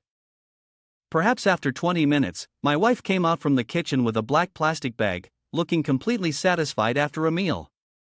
A satisfied smile was evident on her face. The second day, something similar happened again. My wife seemed to have caught some kind of obsession with eating meat. At first, it was chicken, duck, and fish. Later, I even saw bags filled with cat and dog fur. Having someone like this sharing the same bed with me really felt insane. I suggested that we separate. She cried and begged me, saying she couldn't control herself. Every night, I feel so hungry. Please don't leave, I'll love you more, and I'll try to control myself. Despite her pleas, I decided to leave her and move out. Not long after, I received a phone call from the police. They suspected my wife was involved in the disappearance of a radio station employee and asked if I knew where she had gone. At that moment, I was honestly relieved that I had run fast enough. If I had stayed just a few days longer, I feared I might have been the one missing. Back at my boarding house, I ate some leftover food, and while lying on the bed, a strange hallucination overtook me. I saw my wife crawling out from under the bed and softly saying, "Why do you always eat leftovers?" At that point, I knew this wasn't just a hallucination. I realized I could never truly leave her again. Chen-gu was also shocked by this third-person story. The husband in this story is probably not going to make it. It's very likely that he's in grave danger. After the girl finished her story, the sound of applause resounded continuously. The man in charge praised her, "Excellent." Hearing this, the woman squinted and smiled, replying, "Thank you. It's been a long time since I heard such an extraordinary story." Number 4, it's your turn. When it was his turn, Shengo leaned his head back and appeared thoughtful. I have many stories that start from that point. Shengo began to tell his story. My stories are all real ones from my friends. The first friend, Mr. Wang, loved his fiancée very much, but she suddenly disappeared several months ago without a trace. He had asked the police to put up missing person posters all over the street, but there was no clue. One day, he received a distress message from his fiancée. The screen read, "Save me." This made him both frightened and anxious. He even forgot that his fiancée hadn't gone missing but that he had killed her and hidden the body, still putting up missing person posters every day just to ease the guilt he felt for her. To his surprise, one day he suddenly received another message from his fiancée, and not only that, he also found her clothes, as if she were about to return to him at any moment, even in the middle of the night. One day, when he woke up, he even wore his fiancée's clothes. Unable to bear it anymore, he dug up his fiancée's body for the umpteenth time and finally sealed it in an old wall. Seeing that the reactions from those around him were not strong enough, Shengo continued, "It seems one story isn't enough. Next, I will tell you the real story of my second friend." The boy witnessed his parents fall into a well with his own eyes and then lived for many years with his aunt, who was the one who had killed his parents. The third friend's story is about a girl suffering from depression and an immortal brush. The last friend is a boy, whose story involves falling into a love triangle with two sisters, only to be killed by the girlfriend he loved the most. My stories, I assure you, are all true. After listening to Chen Ji's tale for a while, everyone in the room looked at him as if he were an alien. The friends of this guy were either insane or perverted, and all of them were involved in murder cases. What's more, he knew so many details. Could he be the one behind it all? Chenggu adjusted his mask, as if wanting to continue. I wonder if that's enough? If not, I still have more stories to share. The man in charge interrupted him. No need for more, let's vote. The one with the most votes will be eliminated. Everyone in the room spoke in unison, number 1. They all pointed at him. Apologies, number 1. You may leave now. Pointed at by everyone, number 1 looked worried. The man with the long beaked bird mask gave him a hard slap on the shoulder. His voice, carrying both danger and menace, left no room for refusal. Come with me. The expression on the man's face was one of fear, as he was dragged away by the long-beaked bird. Spare me, I don't want to die. The sound of the door closing was accompanied by the man's desperate cry. Everyone in the room was terrified, shaking uncontrollably, silently thankful that they had escaped the ordeal. The host smiled, trying to reassure them, "Don't be afraid, he's just adopting a different form of existence." Next, perhaps we should welcome you all to officially join the Ghost Stories Association. Your numbers will be Zhu Xiu number 11, the woman number 12, and Shengu number 13. Suddenly, someone interrupted, "Wait a moment." The woman stood up and said, "I saw on the promotional leaflet that this place can help solve suffering. May I ask what I need to do?" The person did not directly answer her question. Don't be in a rush. The people here were all once in great suffering. The purpose of creating the Ghost Stories Association was to help patients like us alleviate our pain. Once you shared your 3 real, bizarre occurrences, we will assist you according to the situation. Upon hearing this, the woman asked again, 3 bizarre events? It's not that simple. The ghost in room number 10, and Wu Fei in room number 9. These 2 might even be the founders of the Ghost Stories Association. The suffering that medicine can't cure, they used the method of a madman to save another madman. The host spoke up to remind everyone, each newcomer can ask 1 question. Does anyone have any more questions? Chengu stood up and asked, I'll ask a simple question. Who is the president of the association? The host answered, the president is among us, but we're not exactly sure who it is. Unable to get a clear answer, Chengu couldn't help but sigh inwardly. This was a rare opportunity to address the entire group. He raised his hand and asked to stop, then I have no further questions. See you all next Wednesday. Before leaving, Chengu didn't forget to call out to Zhu Xiu, who was behind him. You're coming too, right? When Shu Xiu heard Chen Ge calling him, he was startled. Although I'm very afraid, I'll still follow him. Alright, alright.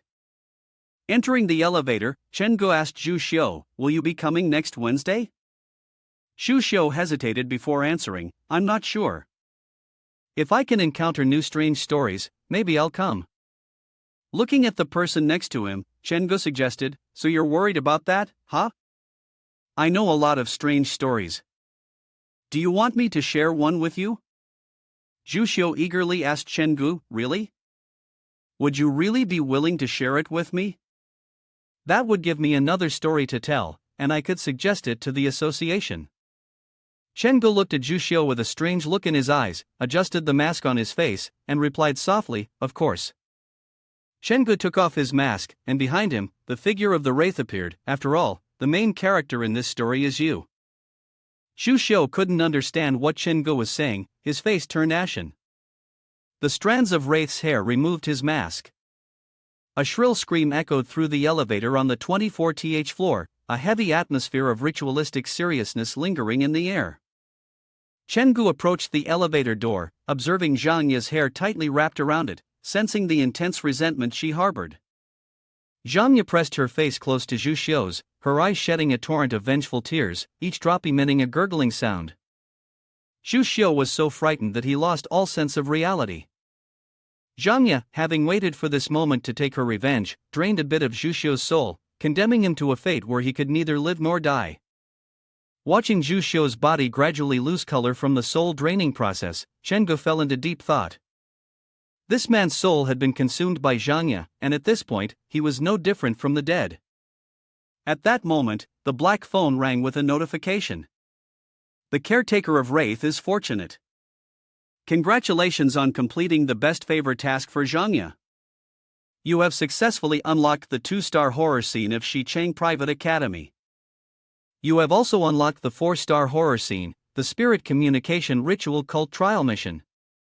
Seeing that a high-level task like this had been unlocked amazed Chen Ge, especially the 4-star Spirit Communication Ritual Cult Mission. This task cycle was long, so he decided to handle the Ghost Stories Association first and finish the hidden task of the 3rd-floor hospital building before tackling it. Chen Ge said to Zhang Ye, who was hovering and looking at him, it's rare to see you in a decent mood. How about we lighten things up a bit? After absorbing Zhu Xiu's soul, the oppressive atmosphere around Zhang Ye eased. Her face became smoother, no longer showing the fierce expression from before. At this moment, the elevator announced they had reached the 24th floor. When the person in the bird mask from the Ghost Stories Association saw Chen Ge return, he was stunned. He stopped his actions and glanced at Chen Ge, his voice dangerous as he asked, Number 13, why are you back? Chen Ge quickly made up an excuse, acting surprised, and pointed, asking, I left something behind. What are you guys doing? The person in the bird mask didn't bother to turn around but kept staring at his long, curved hand. His voice carried a murderous intent as he spoke, sometimes, newcomers just vanish, you've gotten used to it by now, right? He turned toward Chen Ge, his eyes bloodshot, and then looked back, muttering, you can only blame your bad luck. Seeing the appearance of the person in the bird mask, Chen Ge gritted his teeth, feeling some unease. This person wasn't human. The other person saw Chen Ge as a dead man, so there was no need to hide anything. He revealed his true form and lunged toward him, intending to silence him. Chen Ge was terrified and quickly retreated. Before the monster could reach him, Zhang Ye's hair had already tightly bound him, lifting him into the air. Zhang Ye swung her hair, sending the monster into a state of utter despair. Weakly, it said, no. The hair of Zhang Ye tightly coiled around it, the monster offered no resistance. Gnarled veins appeared on its face as it whimpered, please, don't. Then, a piercing scream rang out. The Strange Stories monster, which had terrified every player, was dealt with by Zhang Ye in the blink of an eye. Chen Ge did not expect this girl to be so strong. He couldn't stop praising her. Zhang Ye, you're amazing, with just one move, you made that bird mouth thing disappear. He moved closer to Zhang Ye, showing his concern. I was a bit worried about you earlier, but it seems it was unnecessary. The red-robed one you absorbed last time, you've become so much stronger. At this moment, Chen Ji's phone continued to buzz with notifications. Having resolved the last lingering attachment, Zhang Yi's favorability towards him had reached a point where it could no longer be restrained. She no longer wished to be apart. Seeing this notification, Chen Gu was a little surprised. Oh no, her favorability has increased too quickly. At this rate, with how fast she's developing, I'll be the one who ends up dying because of her. As he thought this, he looked at Zhang Yi's figure gradually fading from his sight. Chen Gu scratched his head, feeling pleased. How come I didn't realize before that girls like me so much? I haven't done anything, and her favorability just keeps rising. Looks like I'll have to stop bothering Zhanya from now on. Chen Gu rubbed his chin and looked at the bird-mouthed creature, now lying motionless on the ground, having returned to its normal state. This creature had recovered and looked like an ordinary person again. It seemed weak, so it probably wasn't the president. Forget about this name, I want to explore more around here. There must be some other clues. Suddenly, Chen Ji's gaze fell on a piece of paper on the table. This is the location the number 12 female announcer mentioned earlier. Chen Gu picked up the paper and read the words written on it. Huaihua Lane. After leaving Feng Huayuan, Chen Gu hailed a taxi to head back. Once inside the car, Chen Gu continued to ponder. After this incident, the Ghost Stories Association had targeted him. If they were to sneak into the haunted house among the tourists and cause trouble, it would be a big mess. He had to deal with them quickly. The driver frowned and tapped on the car's radio. Why has the signal suddenly become so unclear? From the radio came a series of crackling noises, followed by the voice of an announcer. Hello everyone, I'm the midnight announcer, Lai Chi. Zhejiang has a long history, with many ancient buildings preserved in the old town. There used to be an old road called Huaihua Lane. It became famous not because of any historical figures, but because of several strange occurrences that took place there. Hearing the voice from the radio, Chen Gu felt a sense of familiarity, especially since it mentioned Huaihua Lane. He was stunned. This voice sounds familiar. It seems to be number 10's. In his mind, an image of the strange girl with the bird mask from the Ghost Stories Association appeared. Seeing Chen Gu watch for a while but still not saying where he was going, the driver turned back and asked him, Sir, where are you headed? Chen Gu immediately replied, Huaihua Lane, do you know how to get there? Noticing that Chen Gu wanted to go to a place rumored to be full of strange occurrences, the driver reminded him, it's not far from here. I've heard that it's a very weird place. Some taxi drivers have even encountered ghosts there. Chen Gu reassured him, what era are we in? Do you still believe in such things? Though he was scared, the driver started the engine and took Chen Gu on his way. As they drove, he continued telling his story, you wouldn't believe it, but sometimes you can't help but believe. A few weeks ago, I had a strange experience. One night, I took someone to a deserted school on the outskirts of town. Guess what happened? He continued, his face still showing signs of fear as he recalled the incident. I asked the guy why he was going there so late at night. He said he was going to the school to meet someone. Do you know how I felt at that moment? Driving that crazy guy to a deserted place in the middle of the night. I nearly lost my mind. Chen Gu listened to the driver's so-called thrilling story, unsure of how to respond. He scratched his face and laughed awkwardly. Was it really that supernatural? Afraid that Chen Gu might not believe him, the driver insisted once more, I swear, it's true. And that guy, he was about your age. Hey, brother, haven't we met before? While asking the driver, he kept staring at Chen Gu through the rearview mirror. Chen Gu scratched his head and smiled at the driver, I troubled you before when I went to the Cebu Private Academy. Hearing that, the driver's eyes widened in shock, unable to believe his ears. A startled cry echoed in the darkness. You're that guy. Realizing he had run into the same weirdo from before, the terrified driver's hands trembled, and the steering wheel wobbled. Chen Gu pointed at himself, trying hard to put on a kind expression. Uncle, I'm a good person, not some lunatic, and definitely not a ghost. At that moment, the driver didn't care what Chengu was saying. His face turned pale, and cold sweat broke out all over him. Just my luck, why did I run into this thing again? As the driver looked up, he suddenly noticed someone standing in front of the car, wearing a hat that covered his entire head. He was a little surprised. Someone's flagging the car. Seeing that the driver was about to pick up another passenger, Chengu quickly asserted his presence. But you've already picked me up. Now that he knew Chengu was the same weirdo from last time, how could the driver dare be alone with him again? Having another person in the car would at least make him feel a bit less scared. The driver's voice now carried a righteous tone. It's hard to catch a ride in a place this remote. It's not safe at night either. You're kind-hearted, right? Just make a little room if you can. Hearing the driver put it that way, Chengu had no choice but to agree. The driver stopped the car and asked the man outside, "Where are you headed?"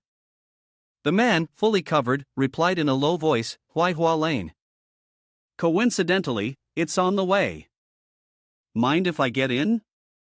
Looking at the man getting on the bus, he had a somewhat strange appearance, but the driver still tried to reassure himself having one more person meant having more courage. When he saw the newcomer entering, Chengu was stunned. The man, upon closer inspection, had an unusual name. Chengu quietly reminded the driver, "Uncle, stop the car." Seeing that Chengu wanted to stop the car, the driver was puzzled. "We're not there yet." Chengu gave him a strange look and spoke in a low, eerie voice, "Master, I told you not to be afraid, the person sitting next to you isn't human." Upon hearing this, the driver shouted back at Chengu, "So I was right, huh? You're definitely not human. Right now, there are two of us. We're not scared of a thing like you." Hearing the driver misunderstand him like that, Chengu was speechless. It wasn't because the guy behind had figured out his identity, but because the man no longer bothered to hide it. He took off his hat, gave a creepy smile, and seriously said, "He's human, but I'm not." Looking at the terrifying face of the person he had just let onto the car, the driver was horrified. He didn't know what kind of day he was having, stepping out the door and encountering all these strange things. Trying to make a late-night trip and being scared this many times almost made the driver want to quit his job right there. Although Chengu had suspected the man wasn't human, it wasn't until he took off his hat that he realized who it was. He was an escapee from the confinement case of the third-floor hospital. The driver's face turned pale, and he stammered, "He's human? Then what are you? Don't bother explaining." The man reached out to choke the driver. A demon's head appeared behind his head, with glowing green eyes and sharp fangs, staring intently at Chengu. The demon's head threatened, "Chengu, don't make any sudden moves, or this driver will surely die." The man switched to a negotiating tone, "Lift your hands where I can see them, and we'll talk seriously." Upon hearing this, Chengu immediately raised both hands. "All right, calm down, I don't need any weapons. You're perfectly safe." Suddenly, the man heard continuous cries of pain and anxiously asked, "What? It hurts so much? I haven't even made a move yet." Before he could react, a blinding golden light suddenly erupted from the car. The man was flung into a tree. Suin appeared, his surroundings filled with a dense, mournful energy, as his sharp nails lunged towards the man. He tightly gripped the skull in his hand, the air around Suin filled with painful wails. The demon's head in Su Yin's hand showed no resistance, it didn't expect the person before him to be this strong. "What kind of monster are you?" Seeing Su Yin's ruthless actions made Chengu feel a little uneasy. His move was decisive kill or nothing, and that was somewhat terrifying. The demon's head continued to wail in hopelessness. He had suffered so much, it seemed he needed to have his obsession cleared up, to be taught that only through reason could one dominate others. Thinking this, Chengu called out to Suin. "Suin, don't kill it, I have some questions for it." Before he could finish speaking, he saw Suin shove the ghost's head into his mouth. Chen Ji's face turned pale as he silently watched the increasing malevolent energy around Suin. Shengu approached and spoke softly to Suin. Suin, I know your past has been filled with pain, but could you try another way to release it? For example, talk to me. I'm willing to consider you a friend. Suin didn't react to the hand raised in front of him. Just then, a police car pulled up beside them, and a voice called out to Shengu. Shengu, are you alive? Shengu looked in surprise toward the car. It was Captain Lee. Captain Lee, with a cigarette in his mouth, turned to the driver and said, Old Zhang, you should thank Shengu. If it weren't for him, you'd be lying in a pool of blood right now. Still stunned from narrowly escaping death, the driver wiped the sweat off his forehead and softly responded. Thank you. I really must thank you, officer. You have no idea what I've been through. Shengu patted him on the back reassuringly. It's good that you're fine, Zhang. But next time, be more careful when you're driving at midnight. The driver hesitated before asking Shengu. Do you still want to go to Huaihua Lane? Shengu thought for a moment. With such a commotion, he figured they must have already received a report. If they'd stirred up a hornet's nest, they couldn't let this lead go cold. After thinking for a moment, Shengu waved his hand at the driver and said, Don't go there anymore. Take me to the city radio station now. In a short while, the driver had taken Shengu to the radio station. Seeing the empty building, Shengu scratched his head in confusion. This building doesn't even have a guard?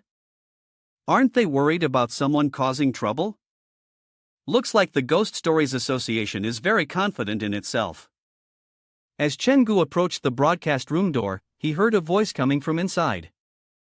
Tonight's program ends here. Thank you for listening. We hope you have sweet dreams and a good night. After finishing her work, the broadcaster, Lai Chi, took off her headphones. I'm so hungry. Let me think if there's anything to eat. The fridge should still have some meat. Maybe I can try a different recipe today. Just as she was thinking about food, her phone rang. Lai Chi picked it up. Hello, the voice on the other end was urgent. Number 5 is dead, hurry up and get to Feng Huayuan, 3rd floor, Unit 24. Hearing this, she couldn't believe her ears. She slammed the table and stammered, asking again. Dead? Shengu, standing outside, overheard the phone conversation. Lai Chi immediately hung up and replied firmly, Got it, I'll be right there. As soon as she opened the door, she ran into Shengu, making her jump in surprise. Shengu! He smiled a strange smile and asked her, Where are you going? Without saying another word, Shengu quickly lifted his leg and kicked toward her. She would probably miss her appointment now. Shengu scratched his head and smiled wryly. Although it wasn't very appropriate for a girl to take action, she was a monster in disguise. I don't dare to underestimate my opponent. Hearing an unusual noise on Chi's side, the voice on the other end of the phone kept calling. Number 12, what happened to number 12? Shengu reached out for the phone and thought to himself, this person is very likely president. It seems he's hiding in the shadows, manipulating everything behind the scenes. Shengu placed the phone on speaker. Hello. On the other end, the unfamiliar man stammered, asking again. Who are you? Shengu chuckled and replied. I'm a good friend of number 12. Upon hearing this, the person immediately hung up, and a long tone followed. The other side wasn't so polite, just hung up on him. Shengu was speechless. How rude. Only someone like you would think of her as a friend. Suddenly, as if remembering something, Shen Ji's eyes widened. He recalled the group from the Ghost Stories Association. The voice wasn't that of the first man on the left, nor was it number 5 or number 10. Narrowing down the range, if he could catch him, the Ghost Stories Association would fall apart. Feeling excited, Shengu quickly called Captain Lee. Captain Lee, I've found another suspect. However, Shen Ji's constant updates were starting to annoy Captain Lee on the other end. Kid, can you take a break? Even if you can handle it, at least let us catch our breath. Do you really think of yourself as the savior? At this moment, Shin Ji-ee's black phone continued to issue a notification. Dear Wraith Caretaker, you have received a request to expand the haunted house. Please expand your haunted house. Add more staff to your haunted house, increase the number of guests for your haunted house. The reward for the second expansion. Is there a demonic changing room for the expansion? Below, there were 2 selection boxes.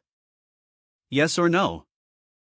The city sky was clear and blue, and it was hard to believe that this place held so many strange stories. Cheng-gu, after a long and exhausting night, had just managed to get some rest when he was woken by the phone ringing. Hello. The voice on the other end greeted him politely, Boss Chen. Hello, it's me, Wang Hailong. You helped treat my younger brother. Hearing this, Cheng-gu sat up and rubbed his eyes. Ah, I remember now, your brother is Wang Qinglong. Upon hearing that Cheng-gu recognized him, Wang Hailong immediately got to the point. Yes, I just wanted to tell you that my brother can speak now. He asked me to relay to you that he won, and it was all thanks to you. Boss Chen, thank you. Upon hearing this, Shin Ji's hand holding the phone froze. He was astonished. He got up to change clothes, still holding a hot piece of bread in his hand, and his mind was racing. Had Wang Chunlong won the game, or had the monster left on its own? Could it be that the monster realized that numbers 5 and 12 had been caught? Did it sense danger and, therefore, become afraid? Seeing Cheng-gu, Xiaogu eagerly called out, Cheng-gu, why did you call me here so early in the morning? What's going on? Cheng-gu turned around and smiled at Xiaogu. Xiaogu, have you ever thought about changing jobs? The salary is more than 10,000, the work is interesting, and I sincerely invite you to become a temporary member of the most outstanding Ghost House team. My Ghost House has been making big moves lately, and anyone who can pass through all the stages will get a reward of 200,000. Hearing Shin Ji's words, Xiaogu scratched his head and thought for a moment. He imagined money flying in front of him and felt a sense of happiness inside. Cheng-gu pointed at Xiaogu, his voice exactly like those pyramid scheme promoters. Right now, we are extremely lacking in talented people like you to join us. Let's build the most powerful haunted house in the world together and head towards the most terrifying development model. Upon hearing the vision Cheng-gu painted, Xiaogu got excited and immediately agreed. Okay, Cheng-gu, this is a much better future than being a security guard. Seeing how easily Xiaogu agreed, Cheng-gu thought to himself that it was too easy to deceive him, but then quickly suppressed the thought. Well, that was fast. Though he thought that, Xiaogu's quick agreement actually saved him some time. Alright, let's go change clothes together. Xiaogu excitedly clenched his fist. Okay. Xiaogu changed into his costume, but seeing his terrified expression, Cheng-gu became frustrated. You're playing a murderer, a madman. You need to give off that insane feeling. The more Cheng-gu spoke, the more Xiaogu became flustered. I am afraid I won't be able to do it. Xiaogu rubbed his hands together, his voice awkward and sincere as he said, when I first came in, I was a bit panicked. Just thinking about being here alone in such a large place, I started feeling scared. Xiaogu looked at himself in the mirror and scared himself even more. Furthermore, seeing his reflection in the mirror now was giving him chills. I can't let such a good opportunity slip away. Cheng-gu tried to convince him, pull yourself together. How can a man be so cowardly? If you're really scared, bring it along with you. Don't panic when things happen, it might bring you some luck. As he spoke, Cheng-gu handed Xiaogu a small, cute doll. Xiaogu looked at the small doll in his hands, confused, but reluctantly accepted it. At that moment, the phone buzzed with a notification, second expansion successful, received special architectural reward, dressing room haunted by a fierce ghost. The police mistakenly enter a ghostly building, students trapped in an old school, midnight visits to patients, the loss of memories. Here, visitors can try various roles. Dressing room haunted by a fierce ghost will provide costumes and props for the visitors, enhancing the experience. Attention, the dressing room has a 1% chance of triggering the highest experiential level, which may cause visitors to fully immerse themselves in a memory that doesn't belong to them. System notification, the experimental shock cannot be replicated and is expanding once again. The haunted house is about to upgrade into a trembling maze. That day, at the amusement park, Chengu set up a notice in front of the haunted house: great benefit from the haunted house, reward of 200,000 for completing all scenes. Chengu opened the door and greeted the visitors with a bright smile: welcome to our haunted house. A female student, excited, asked Chengu, boss, there are so many people today. Are they all here for our haunted house? Chengu explained, they're all just drawn by the money. It looks like the amusement park has really put in the effort to attract crowds. Chengu patted the shoulder of one of his staff members. Hurry up and get into costume, I'm getting ready to do business. The female staff member smiled brightly and replied, understood. Watching the crowd preparing to enter the haunted house, Chengu pondered, I wonder if anyone from the Ghost Stories Association has mixed in. Among the visitors entering Chenji's haunted house, two individuals stood out as slightly odd. The man with black hair was Wei Wu, and the other was Kong Yang Ming. Suddenly, someone behind them called out, you two in the front. A man with glasses, holding a piece of paper, approached them. Can we team up to win the 200,000? I have a map to pass the levels. Upon hearing this, Kong Yang Ming asked in response, a map to pass the levels? The man wearing glasses continued, since the Moyan High School opened, our school has continuously had people come to try. They have summarized the positions of the nameplates, which keep changing, but sometimes they overlap. In total, there are 41 locations. We just need to quickly check these places, and we can pass the test swiftly. The man with glasses was named Yang Chen, and the young man following him was named Wang Yin. Kong Yang Ming, with a somewhat strange look, nodded in agreement. All right, cooperating is better for everyone. The staff of the haunted house then called out to the group. Number 47 is preparing to enter the haunted house. Upon hearing this, Yang Chen led the way. Let's go, it's our turn. The group then entered the haunted house. Looking around, Kong Yang Ming was somewhat surprised. The whole scene was actually underground. Yang Chen, leading in front, said, according to the map, up ahead is the classroom of the puppets. There are a lot of nameplates over there. We'll start investigating from that area. Seeing the puppets swaying in front of them, Kong Yang Ming's face grew cold as he said, I feel like these puppets have souls, like they are human. Hearing Kong Yang Ming's words, everyone stared at the creepy puppets that were approaching them. Wei Wu frowned and said, treating the living like toys, not even allowing the dead to rest in peace. What a malicious person. Kong Yang Ming asked Wei Wu, do you think these puppets are people who have offended him? Hearing the question, Wei Wu stroked his chin and said, it's hard to say. The number of these puppets. I suspect some of them might be innocent people, or even tourists. Kong Yang Ming wiped the cold sweat from his forehead. Looks like this person is even more brutal than we are.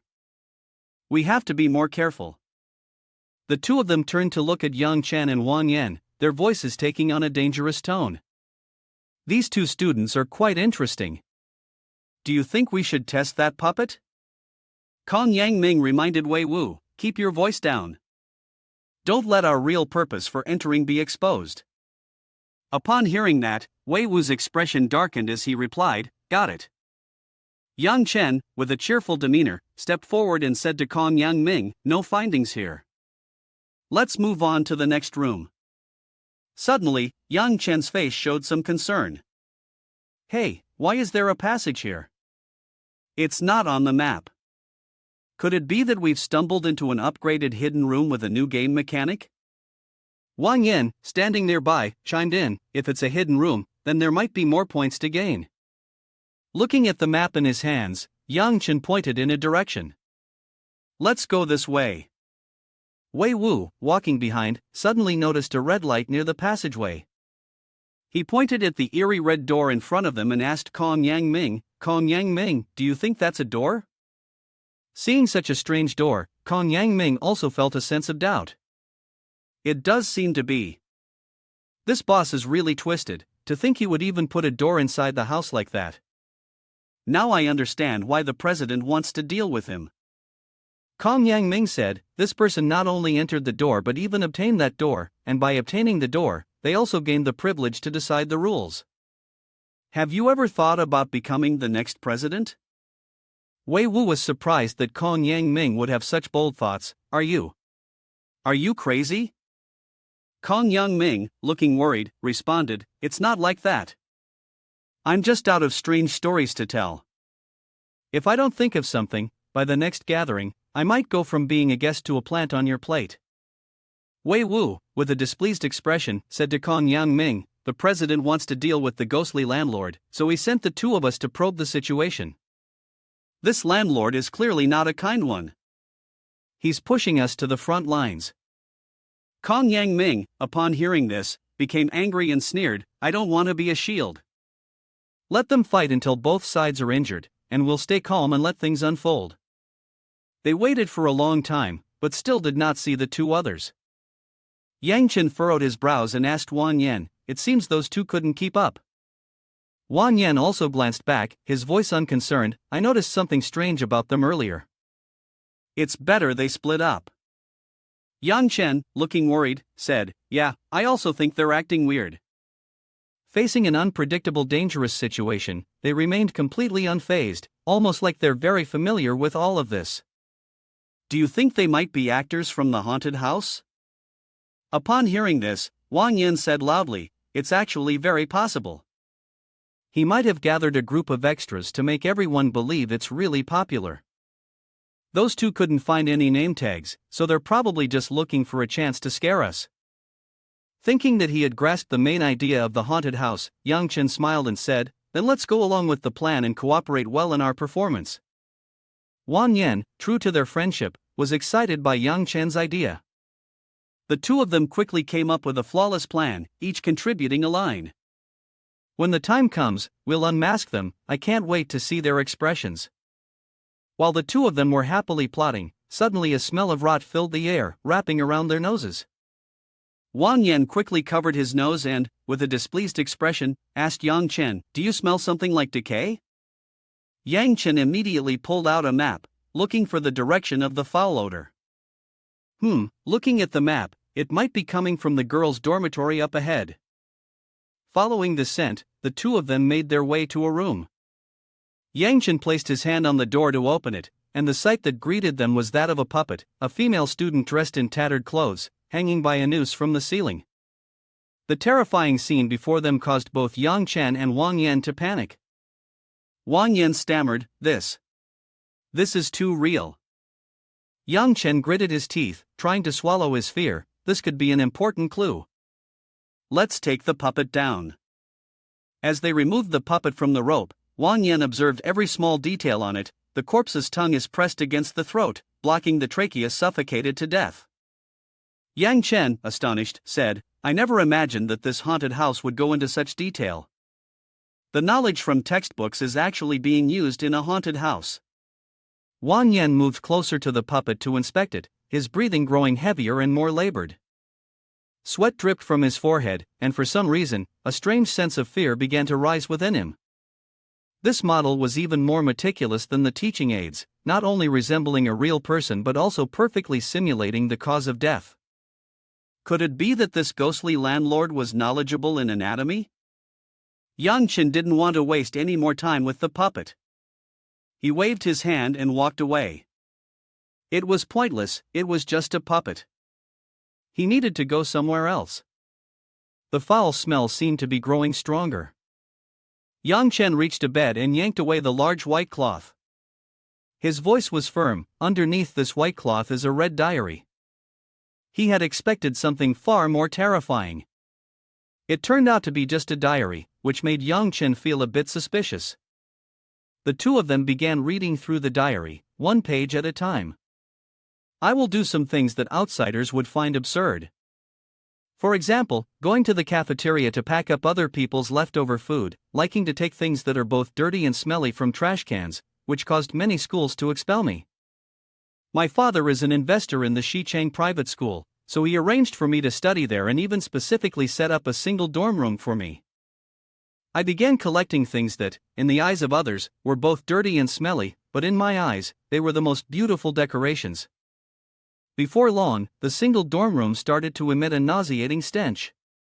The smell seeped through the partition and into the apartment. Reading up to this point, Yang Chen speculated that he had picked up a lot of trash, perhaps to hide something. He turned to the next page, but there wasn't much useful information left. The diary started from this day, and now it was just full of apologies to his father. What had happened? He kept flipping through the diary. Following the scent, Yang Chen stopped in front of the wardrobe. Standing there, the smell of decay grew stronger, seeming to come from inside. Without much thought, Yang Chen immediately opened the wardrobe door, and the sight inside shocked him. Inside the wardrobe was a tightly wrapped corpse, still emanating an eerie red glow. Surrounding the body, flies buzzed around, adding to the sense of realism. The sight of the corpse inside the wardrobe made the two young men immediately feel nauseous. Yang Chen quickly covered his mouth. As expected, the trash was meant to conceal these things. No wonder it had gone undetected for so long, it was truly tragic. Having been with the body for so long without anyone noticing anything unusual showed that no one had cared or paid attention to him. Yang Chen pinched his nose, trying to endure as he examined the corpse more closely. In terms of scene depiction, I truly have to admire Mr. Chen. Did you notice how the smell of decay is getting stronger? Yang Chen turned around and asked Wang Yan, "Is it because I opened the cupboard?" Wang Yan clenched his fist, wanting to leave. Forget it, our time is running out. Let's go outside quickly. Just as he was about to leave, Wang Yan suddenly froze. He looked at the puppet that he had placed on the table earlier, now moving, swaying closer to him. Strange, eerie gusts of air surrounded the puppet, causing both Yang Chen and Wang Yan to be terrified. That puppet was hung up. Did she always follow us? As the puppet moved closer, the two of them were at a loss for what to do. Yang Chen panicked. Could it be that she followed us when we weren't paying attention? But we can't believe she came here on her own, can we? Wang Yan was becoming more and more frightened, and he wanted to get out of there as quickly as possible. We should leave now. Both of them were so focused on the puppet in front of them that they didn't notice the mummy behind them stirring, its red, frightening eyes glaring intently at them. Seeing that they weren't paying attention, the mummy suddenly jumped out of the cupboard, filling the room with the stench of death. They were surrounded by terrifying things both in front and behind them, making them feel as if their souls were about to leave their bodies. Wang Yan couldn't believe his eyes.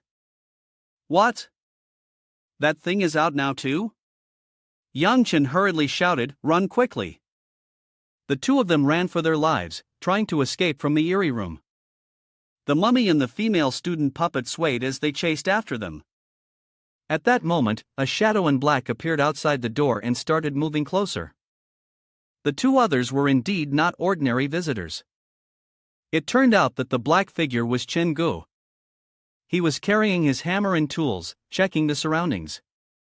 People from the Ghost Stories Association have come to my territory, I can't treat them normally now, he muttered to himself. He had been looking for the group sent by the Ghost Stories Association to stir trouble when suddenly Chen Gu stopped. He looked at the two heads rolling toward him, running in a disorganized manner. Can't find the body? Chen Gu asked. When the two heads saw Chen Gu approaching, they started rolling as if they had been waiting for him here all along. Chen Gu was astonished. Is it guiding me? After running for a while, and seeing that nothing was chasing them, Yang Chen called out to Wang Yan, "Wait a bit, slow down, let's rest for a moment." Wang Yan was terrified, not wanting to stay here for even a second longer. Lao Yang, I feel like I'm about to lose it, he collapsed to the ground, clutching his head tightly. Stop comforting yourself. Those things aren't actors, they're ghosts. I'm done. Let's call the police and get out of here. Seeing his friend like this, Yang Chen didn't dare push on any further. Alright, no more games, no more games. Let's leave right now. Before he could finish his sentence, Yang Chen suddenly stopped and turned to look at the two people behind him. Wei Wu spoke with a slightly eerie tone, you two stay here. His voice carried a hint of disdain, it seems like you're both more scared than I thought. Kong Yang Ming curled his lips into a smile, I didn't expect that, aside from deceiving people, this haunted house also traps quite a few monsters. Wei Wu, with a strange expression, continued, so many delicacies around here, I'm starting to feel a little hungry myself. The mummy and the deceived female student have already followed us here. Kong Yang Ming and Wei Wu stared intently at the two newcomers as if they were prey running straight into their mouths. Wei Wu's eyes gleamed dangerously as he coldly spoke to Kong Yang Ming, those two are mine, leave the students to you. Yang Chen and Wang Yan, upon seeing these two members of the Ghost Stories Association, thought they had encountered a lifeline. Their voices were filled with urgency. They considered themselves staff members and had been acting until now. Yang Chen quickly echoed, yes, that's right, we're not playing anymore, we're scared of you guys, please get us out of here. The two thought they were about to escape this terrifying place, unaware that they had become the prey. Kong Yang Ming, confused, pointed at himself and asked, an actor, get you out of here? Wang Yan, his face pale, didn't think much about it. He only wished to escape as soon as possible. Yes, that's right, we give up. He immediately put his arm around Kong Yang Ming's shoulder and said, big brother, hurry up, I'm feeling a bit dizzy. Seeing the hand placed on his shoulder, Kong Yang Ming was somewhat confused. He angrily slapped Wang Yan's hand away. Don't casually pat other people's shoulders. And what's wrong with you guys? Can't you see the face behind me? Could you at least show some respect? While shouting, Kong Yang Ming pointed to his own head, so furious he was about to explode. Yang Chen and Wang Yan still stubbornly believed that Kong Yang Ming was a staff member from the haunted house, and in a somewhat helpless tone, Yang Chen said, yes, your costume really is quite good. Thumbs up for you. Seeing that he was in a hurry to leave but these staff members kept fooling around, Yang Chen helplessly added, yes, thumbs up, thumbs up. Could you let us out now? Seeing that these two still didn't understand what fear was, Yang Ming looked up, his eyes emitting a terrifying green light. You want to leave? I'm afraid that won't be possible. Yang Chen, still oblivious to the danger right before him, took on an almost lecturing tone, old man, could you stop showing off everywhere? If you keep dragging this out, I'll leave a bad review for you. Seeing that this guy was about to die but still had the nerve to talk back, Kong Yang Ming said nothing but merely sneered. He looked up, his face dark and his eyes flashing a chilling green, his voice dangerously low, I originally wanted to make things easy for you, but you've brought this upon yourselves. Saying that, the demon head of Kong Yang Ming lunged towards the other two, saliva dripping terrifyingly. Seeing the demon's face getting closer, Yang Chen and Wang Yan finally understood what fear was. Seeing that the Ghost Stories Association's member was trying to cause trouble in his territory, Shingu quickly twirled the axe in his hand and threw it at the demon's head. Before he could assert his dominance and regain his reputation for fighting demons, Kong Yang Ming was struck by Chen Ji's axe, causing a few of his teeth to shatter. Still in the midst of throwing the axe, aiming at the target, Shengu turned to check on his guests, are you two alright? Looking at Chen Ji's terrifying disguise, which was no less intimidating than the real demons, Yang Chen stammered, I'm fine. Wang Yan also turned pale, using an axe on people, is this some kind of movie trick? The axe didn't look fake at all, and Kong Yang Ming, who had just taken the blow, was still holding his head, crying in pain. Shengu, still furious about the Ghost Stories Association's attempt to sabotage his haunted house, grabbed his axe back and stepped toward Kong Yang Ming. Ghost Stories Association, so it's really you guys. Seeing Shengu approaching, Kong Yang Ming's demon head trembled in fear, stuttering, no, don't come over here. Shengu gripped the axe tightly in his hand, you come to my turf and cause trouble. Are you looking for death? Staring intently at the hammer in Chen Ji's hand, Yang Ming was horrified and took a step back, what do you want to do? Shengu raised the hammer and, gathering momentum, lunged at him, here, a little reward for passing the test. As soon as the words left his mouth, a blinding flash of light appeared, and the blood-soaked scene was enough to terrify anyone. Yang Chen and Wang Yan dared not look directly at it. The two had already endured too much horror today. Wang Yan was left speechless, it was so brutal, so terrifying. Chenggu tilted his head, glancing at the two guests behind him. Blood was still splattered on the hammer and on his body, giving off an ominous, fear-inducing presence. He tried to comfort his guests. I usually am quite gentle. It's just that when dealing with special guests, sometimes a special approach is required. Despite the situation, Chenggu was still trying to act for his staff. Yang Chen, irritated, pointed at him angrily. Isn't this the actor you arranged? Why are you still pretending?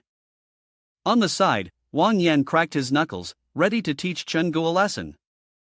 Confused, Chenggu asked, Actor? Seeing that the two had misunderstood, he rested the hammer on his shoulder and laughed. So you guys figured it out. Looks like the newcomer's acting skills are not quite up to par. The moves just now were too rough. On behalf of the haunted house, I apologize. There's a guide outside the door, so please head out first. There's still an actor inside. Let me go teach him a little lesson. As he spoke, Chenggu gestured toward the door. Hearing this, the two hurriedly waved their hands, smiling awkwardly. No, we don't need that. He didn't do anything to us. Wang Yan chimed in. That's right, old brother is quite good as well. The two of them weren't happy, and it crossed their minds, at least old brother seems more familiar than him. Chenggu carried the hammer on his shoulder, his tone stern. That's not acceptable. If you make a mistake, you must face the punishment. Seeing that Chenggu was about to wield the hammer and strike someone, Wang Yan felt a chill in his heart. Punishment? You still want to beat them up? Aren't you worried about breaking their bones? On the other side, Wei Wu was focused on the two prey moving closer, unaware that they were about to be on the chopping block. The more ferocious the soul, the better the taste. A terrifying shadow loomed over Wei Wu, and nearly a dozen skulls appeared above his head. His voice was filled with danger. None of you will escape. Without a word, the ghostly head lunged toward the mummy and the female puppet as if it intended to devour them alive. The mummy was instantly flung backward, no longer moving sluggishly as it had before. Seeing her companion thrown aside, the female puppet's face showed a hint of shock. Her head was tightly gripped by the ghost's hand. The female puppet broke free and was hurled away. She didn't expect these two prey to dare to fight back like this. Her eyes turned red with fury. Finally, Chenggu arrived. He rubbed his forehead. No way. You two look so terrifying, yet your fighting ability is this weak? When Wei Wu saw Chenggu arrive, he smiled excitedly. You're here. Perfect, now we can have a serious talk. We might not even be enemies. We can cooperate, all you have to do is agree to one condition of mine. Seeing that this guy was about to die yet still had the nerve to talk back, Chenggu rubbed his chin and said, Your way of begging is quite unique. In my haunted house, you even dare to set conditions with me? Looks like you still don't understand the value of life. Noticing this guy seemed strong, Chenggu called Suyin to handle the situation. As soon as Suyin appeared, both a person and a ghost immediately sprang into action. Wei Wu also got into a ready stance. Suyin rushed forward, grabbing the ghost's head. He opened his mouth wide, his blood-stained teeth seeming ready to devour the ghost alive. The ghost, which had been so ferocious just a moment ago, offered no resistance whatsoever against Suyin's claws. The sight of this made Wei Wu tremble in fear. He couldn't believe his eyes. What's going on? Chenggu reminded him, don't lose focus. Your opponent is right here.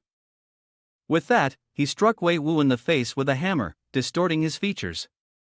Lying in the pool of blood, Wei Wu was left questioning his life. Why does it feel like I'm so weak in front of him? He's the one who looks like the villain, so terrifying, yet he makes us seem so much more approachable and easygoing. Yang Ming desperately tried to escape from the haunted house, his mind echoing with the thought, I cannot fall into his hands. I have to run. How could Chenggu let these guys ruin his haunted house and leave so easily? The Mo Yang high school students were already waiting outside.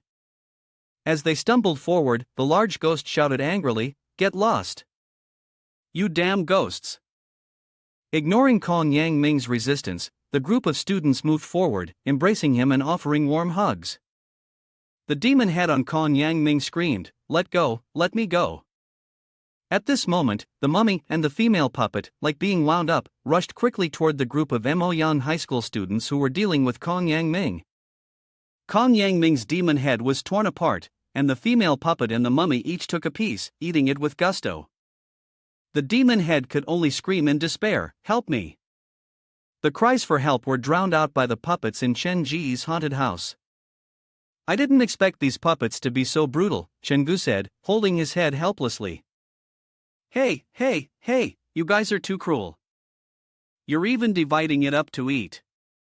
Chen Gu helplessly watched the group, each of them taking a piece of Kong Yang Ming's demon head, seemingly enjoying it. After finishing their meal, the puppets immediately dispersed. Seeing them hurry off so quickly surprised Chen Gu. "Am I really that scary?" After a moment of thought, he took off his mask and called his new employee, Xiao Gu, "Come and lend a hand." Xiao Gu looked at the unconscious Kong Yang Ming on the ground, panic rising in his heart. "Chen Gu, is our haunted house really that terrifying? In just a short time, we've scared 2 people into unconsciousness. Is this okay?" Chen Gu smiled and reassured him, "It's fine, it's fine. Xiao Gu, you need to get used to this if you're working at the haunted house. In your free time, you should go learn some first aid knowledge. Sign up for a class, I'll pay for it." Before leaving, he didn't forget to remind me, "Wait a moment, help me put on this schoolbreaker doctor outfit." I went outside for a while and saw Chen Gu trying to leave, which made Xiao Gu panic. I'm going." "Chen Gu, where are you going?" Chen Gu made another trip to the Xichang police station. On the table were photos of Kong Yang Ming and Wei Wu. Wei Wu's real name was Zhang Wu, male, 36 years old, working at a pharmaceutical company. He had taken advantage of his position to forge identification documents and had stayed at various places around the area.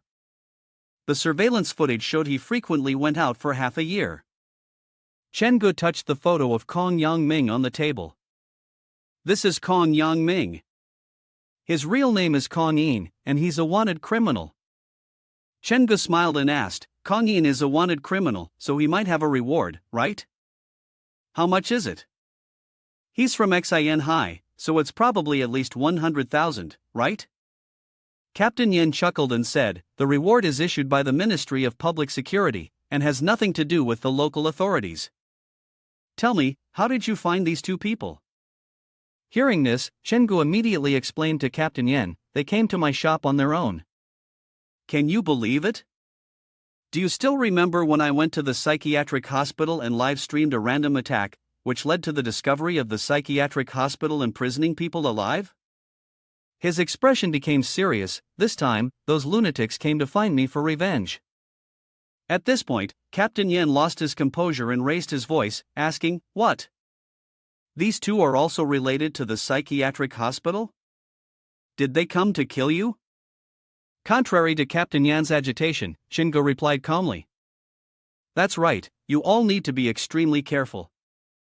These people are not like ordinary psychiatric patients, they are extraordinarily dangerous." Just then, Chen Ji's phone rang. He answered, asking the person on the other end, "Xiao Gu, what's the matter?" On the other end, Xiao Gu's voice sounded very serious. "Chen Gu, hurry to the 3rd floor of Feng Huayuan."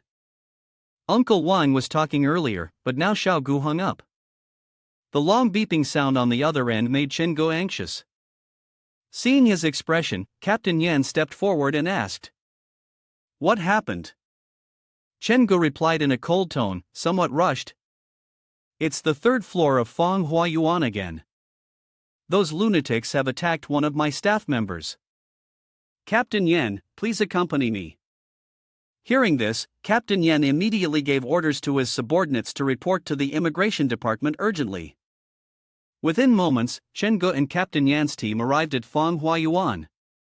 After investigating for a while, Chen Gu asked Captain Yan, "Captain Yan, what's going on here?" Captain Yin pointed ahead, his face full of concern. The situation is not good. It seems the other side has already discovered us, their alertness is incredibly high. We saw a phone in the elevator, with an unsent message on it. Take a look. As Yen, the captain, spoke, he brought the phone up in front of Chingu. Looking at the phone, Chingu immediately recognized who the message was from. This phone belongs to Xiaogu. The message, still unsent in the phone, seemed a bit strange. Dad killed us, left us in the elevator. My older brother is behind me, my younger brother is in front of me. Can you find us? Are we there? Are we there? Are we there? The bizarre message left Chingu confused. What? What does this mean? Captain Yen continued to explain to Chingu what they had discovered. We found out that old Wang received a report from the landlord, saying that on the 23rd floor of building number 3, there was a house where a child kept crying non-stop. The landlord knocked on the door but got no response, so they called at midnight to check. Old Wang went, then called Xiaogu to go as well. Just now, the investigators came in and brought back new footage. I heard that everyone is still going deeper into the building to investigate. Chingu, worried, said, "You need to get him out of there now." Chingu knew what the Ghost Stories Association was planning. His face grew serious. This is the situation set up for me. Right now, it's extremely dangerous inside. He silently prayed in his heart, I hope it's not too late. Captain Yen looked at the phone in his hand and softly replied, then there's no reason for you to go. Wait, why isn't he responding? Hearing the silence on the other end of the line made Chingu even more anxious. Captain Yen, those crazy people are trying to deal with me. I can't avoid this anymore, I have to go in. Captain Yen saw that Chingu was determined to take risks and immediately advised against it. For the past 3 weeks, you've been handling an entire case for the Major Crimes Unit. I know you're capable, but I can't let you do this. Despite his persistent persuasion, he couldn't stop Chingu.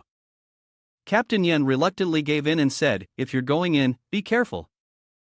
Chingu stepped into the elevator, which took him to the floor where the Ghost Stories Association was waiting. Suddenly, he received a message from Xiaogu, are you there? He quickly replied, send me your location. I'm coming to find you. It was nearing midnight, and Xiaogu's message conveyed a sense of unease. I'm hiding in the wardrobe of room 3239. There's something around here. Chingu asked, can you describe what it looks like? Xiaogu immediately sent him a photo of the surroundings. I can't make it out clearly. It's very dark outside, but I can sense their presence. Seeing the pitch-black photo, Chingu couldn't make out anything. Don't you have a phone? Why don't you turn on the light and shine it a bit? Xiaogu responded, if I turn on the light, they'll notice. Chingu pressed further, then why are you hiding in room 3239? Do you have a key to that room? At this point, Xiaogu's message seemed urgent. I don't have it. C made me hide in there. Chingu continued asking, old Wang is with you, right? Being bombarded with a series of questions like that, the person on the other end of the line seemed somewhat overwhelmed. Xiaogu hesitated before answering. Old Wang, seeing such a hesitant message, Chingu smirked, is it that hard to answer? Chingu sent another message, couldn't find him, huh? But at that moment, the chat window popped up, notifying that the message had been sent but was blocked by the recipient. Seeing that Xiaogu had blocked him at such a dramatic moment left Chingu speechless. Blocking the boss, huh? Is it really that easy for young people to find work these days? In just a moment, Chingu had reached room 3239.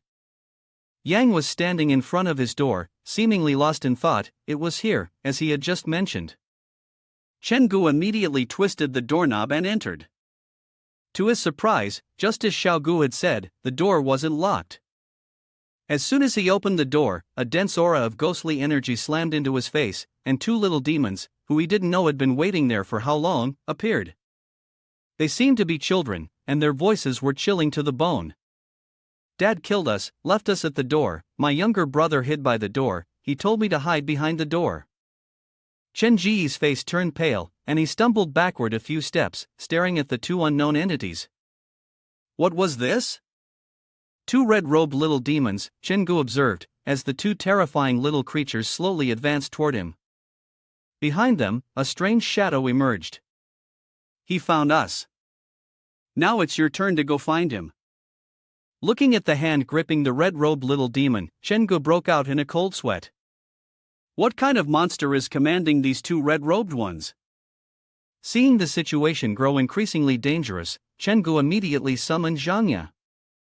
In the blink of an eye, Zhangya appeared behind Chen Gu. The demon controlling the two red-robed little demons grinned. Not bad, this is your ghost. He immediately gave an order to the two little demons, "Go, children, it's time to eat." Receiving the command, the two little demons charged crazily toward Chen Gu. Observing the figure of the one controlling the two little demons, Chen Gu deduced, his face, body, and even the fingerprints on his hands have all been burned away. It looks like he is patient number 10. I didn't expect to encounter the most terrifying patient. Zhangya rushed to deal with the two red-robed little demons. Chen Gu reminded her, "Zhangya, be careful." Zhangya used her hair to tightly bind one little demon, rendering it immobile, then slammed it hard against the wall. Taking advantage of her momentary lapse in focus, the remaining little demon attempted to sneak attack Zhangya. As a wraith, how could she let these two little demons launch a surprise attack so easily? Zhangya immediately swung her hair at the remaining demon, sending it flying far away. Every time the little demons were struck by Zhangya's hair, the pain was so intense that they wished they could reincarnate into another life. Seeing his two little demons being mercilessly tortured by Zhangya, patient number 10 couldn't believe his eyes. 1 against 2, there's no way there could be a red robe that powerful. How many wraiths has he swallowed? After dealing with the two little demons, Zhangya immediately set her sights on the ringleader. Seeing Zhangya look at him, the man was horrified, retreating in fear. "Damn it, she's targeting me now. You all, stop her." Patient number 10 quickly pulled two red-robed little demons back to shield him. "Protect me." At this moment, the demonic aura around Zhangya had fully erupted. Her body was covered in bloody streaks, and her eyes were icy cold. The two red-robed little demons under her command had no resistance at all, being tortured to the point where they almost questioned their existence as demons. Patient number 10 leaned on his hand and said, "This is strange, there's no way. Looks like today, we're done for." The one above tried to lure Zhangya away. Seeing this, Chen Gu immediately intervened. "Zhangya, don't chase after him." At that moment, one of the little demons dissolved and merged with the other. Witnessing the two little demons merging, Chen Gu was shocked. These two red-dressed demon dolls are actually merging. By then, Zhangya had already chased after patient number 10. After the two little demons merged, they rushed towards Chen Gu. The man intended to lure Zhangya away so that the demon could deal with him. Seeing the situation turning unfavorable, Chen Gu immediately called for Suyin to handle it. In the blink of an eye, Suyin appeared behind Chen Gu. Each time Suyin appeared, the surrounding demonic aura thickened even further. Suyin immediately rushed to deal with the two-headed little demon. Seeing a figure appearing out of nowhere to block the way, the two-headed demon Oa didn't hesitate and charged forward, punching through Suyin's abdomen. Chen Gu didn't expect the strength of these two little demons to be so terrifying when combined. Watching the hand pierce through Suyin's abdomen made Chen Gu feel anxious. With no one left to stop them, the two little demons rushed toward Chen Gu. "We've got you now." Chen Ji's body stiffened, horrified as he watched the demon's claws closing in on his face. In a life-and-death moment, Suyin struggled to hold on, grabbing the little demon's leg. However, the two-headed demon Oa didn't expect Suyin, despite his serious injuries, to be able to restrain him.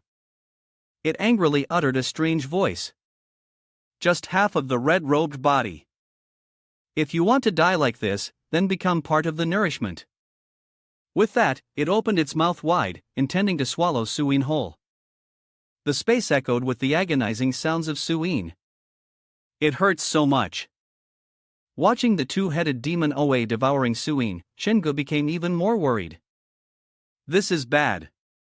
Suing is no match for the two-headed demon OA, if this continues.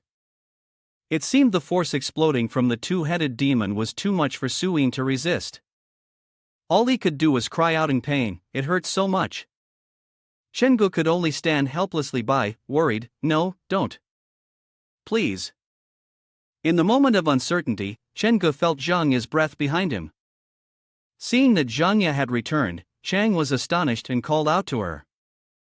His heart also felt much more at ease. When Zhangya appeared, the situation immediately shifted.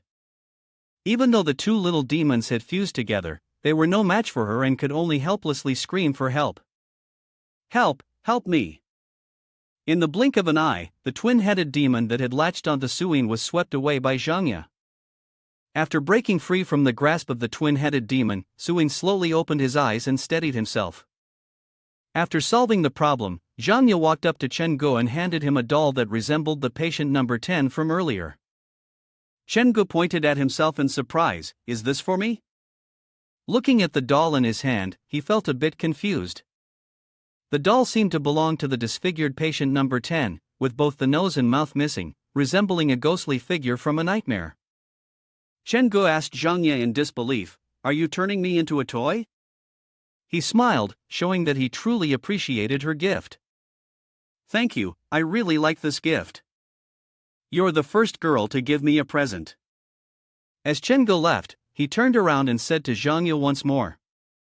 Zhangya was thankful for her own gift, but looking at the ugly, grotesque doll, its appearance now unrecognizable.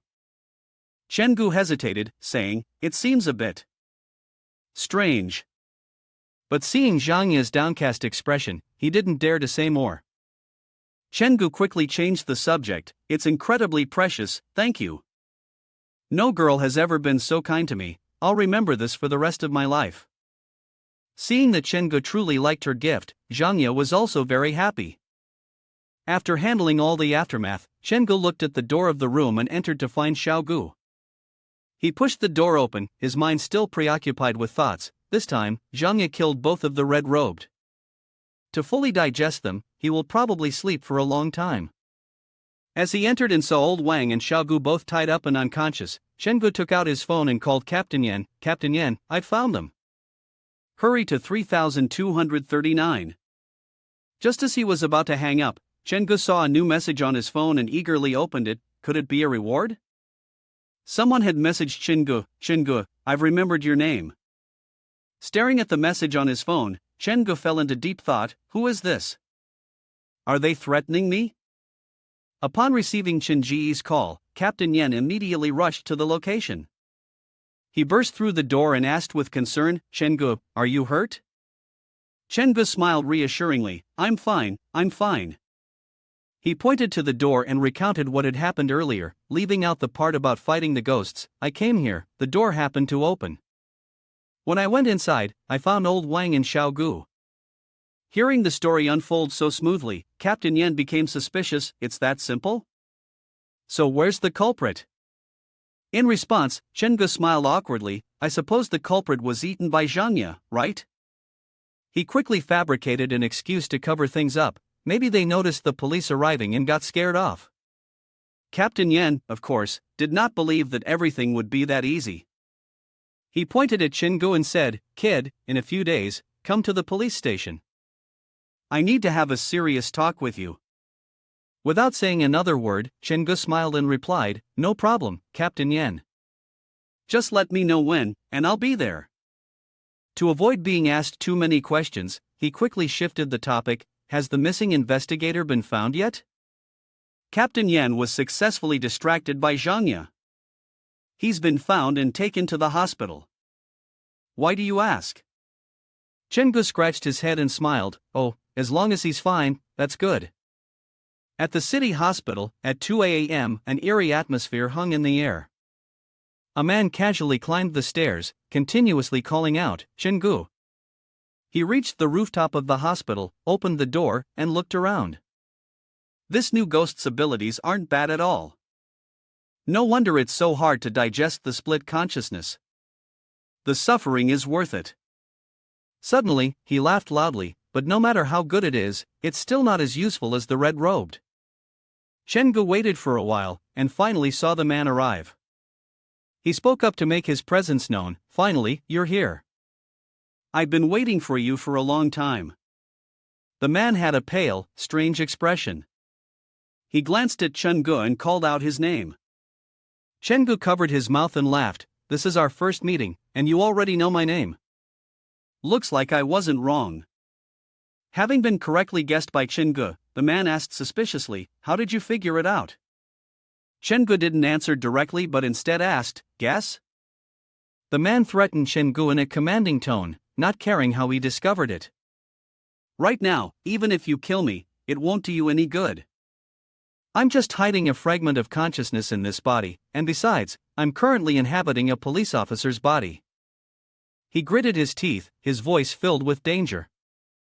"If you destroy my will, I'll make sure this officer accompanies me in the grave." Chen-gu scoffed, looking at him with a dangerous glint in his eyes. "Then I'll break his legs first. As long as he doesn't die, that's fine." He then thought of a way to torment the man. "Oh, I'll hand you over to my red-robed, you wouldn't be too bad for it. I'm sure it will love you." The man didn't expect to face such a reckless person. He took a few steps back, his voice turning into a negotiation.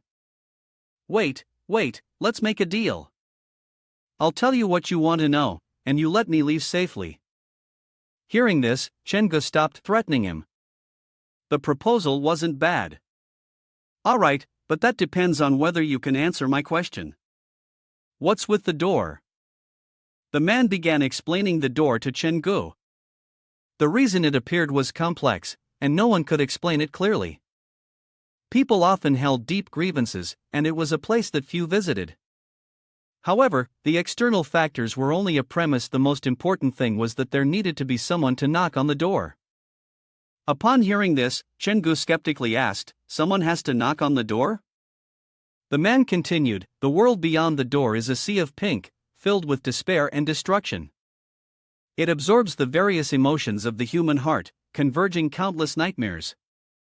Ordinary people cannot see that place, only those whose personalities have collapsed and lost all hope have a slight chance of opening that door." Chen-gu shoved his hands into his pockets, looked at the man, and replied, "What you're saying, I already know. This won't change the fact that you'll retreat completely." The man, seeing that he had revealed everything yet Chen-gu remained unmoved, was flustered. "Then what do you want to know?" Chen-gu didn't beat around the bush and asked directly, "Who is the president of the Ghost Stories Association? What are you plotting?" The man was startled by Chen Ji's question.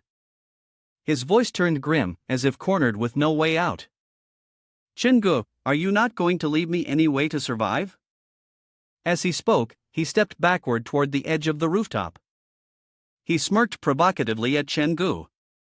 "Then I guess we'll meet again next time. I'll give you a surprise." Seeing the man's intent to jump down, Chen-gu hurriedly tried to stop him. Wait a second." Not allowing Chen-gu to approach, the man immediately jumped down. Chen-gu rushed forward and shouted loudly, "Don't!" The man plummeted from the top floor of the hospital, a creepy smile on his face as he waved goodbye to Chen-gu. "Goodbye, Chen-gu." Chen-gu stood there, watching the investigator, whose body was controlled by the ghost, fall from the rooftop. At that moment, Captain Yan also reached the rooftop, and in a loud voice, he asked, "Chen-gu, what's going on here?" Seeing Captain Yan, Chen-gu was stunned and called out, "Captain Yan, why are you here too?"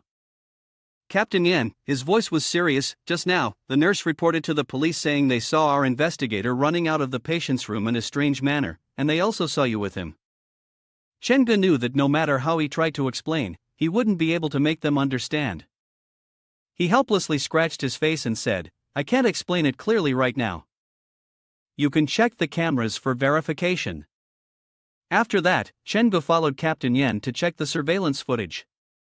The person reviewing the footage said, "The camera shows that the investigator jumped out on his own." At that time, Chen-gu was far away, so there shouldn't be any issues. Chen-gu prepared to leave. "Captain Yan, I'll take my leave now." Captain Yan stared at him for a moment before he left and called him back. Chen-gu, I hope you can trust the police. If there's anything, please tell us. Chen-gu seemed to not understand Captain Yan's meaning. I've already said everything I needed to say. Chen-gu left, his mind filled with thoughts. He muttered to himself, how should I tell them that there are ghosts in this world? Was your investigator controlled by a monster? Right now isn't the time to use a stand-in, is it Wu Fei or President? It doesn't matter who it is, those lunatics who don't care about human lives must be eradicated completely. Ming needs help, Ming needs red-robed.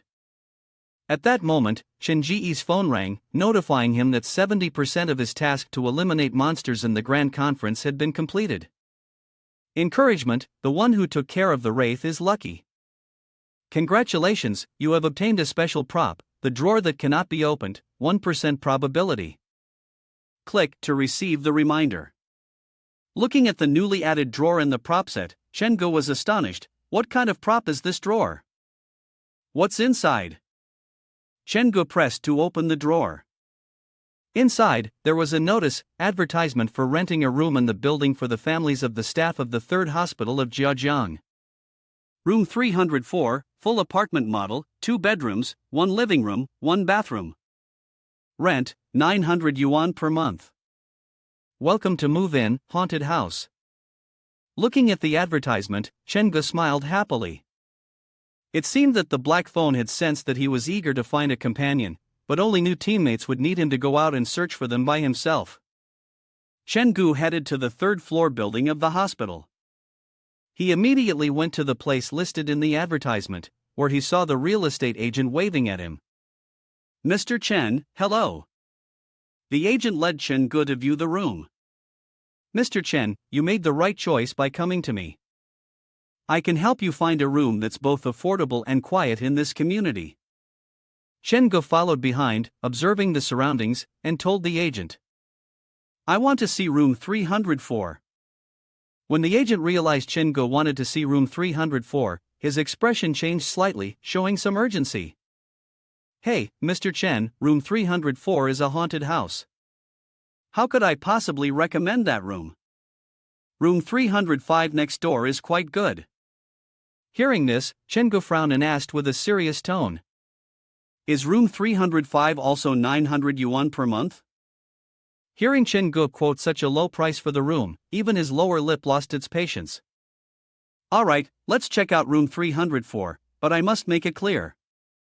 The fact that the room is cheap naturally means there's something wrong with it. Don't come suing me later.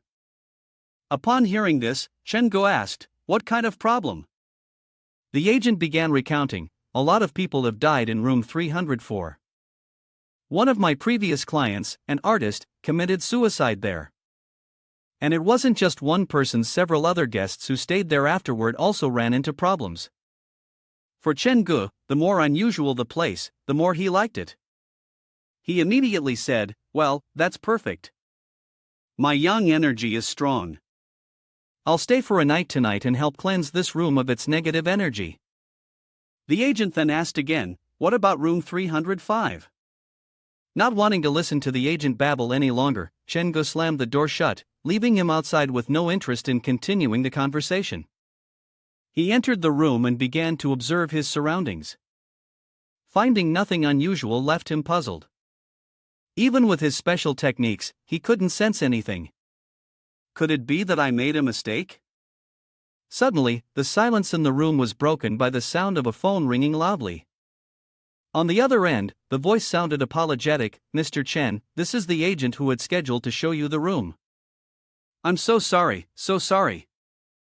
There was an accident on the road just now, and I only now have time to talk to you. I really couldn't make it in time.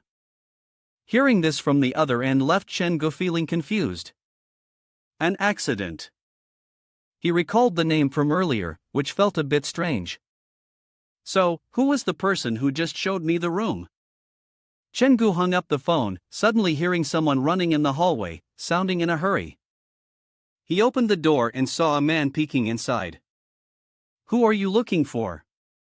The man frowned and reminded him, I'm just here to give you a warning. Don't stay here overnight.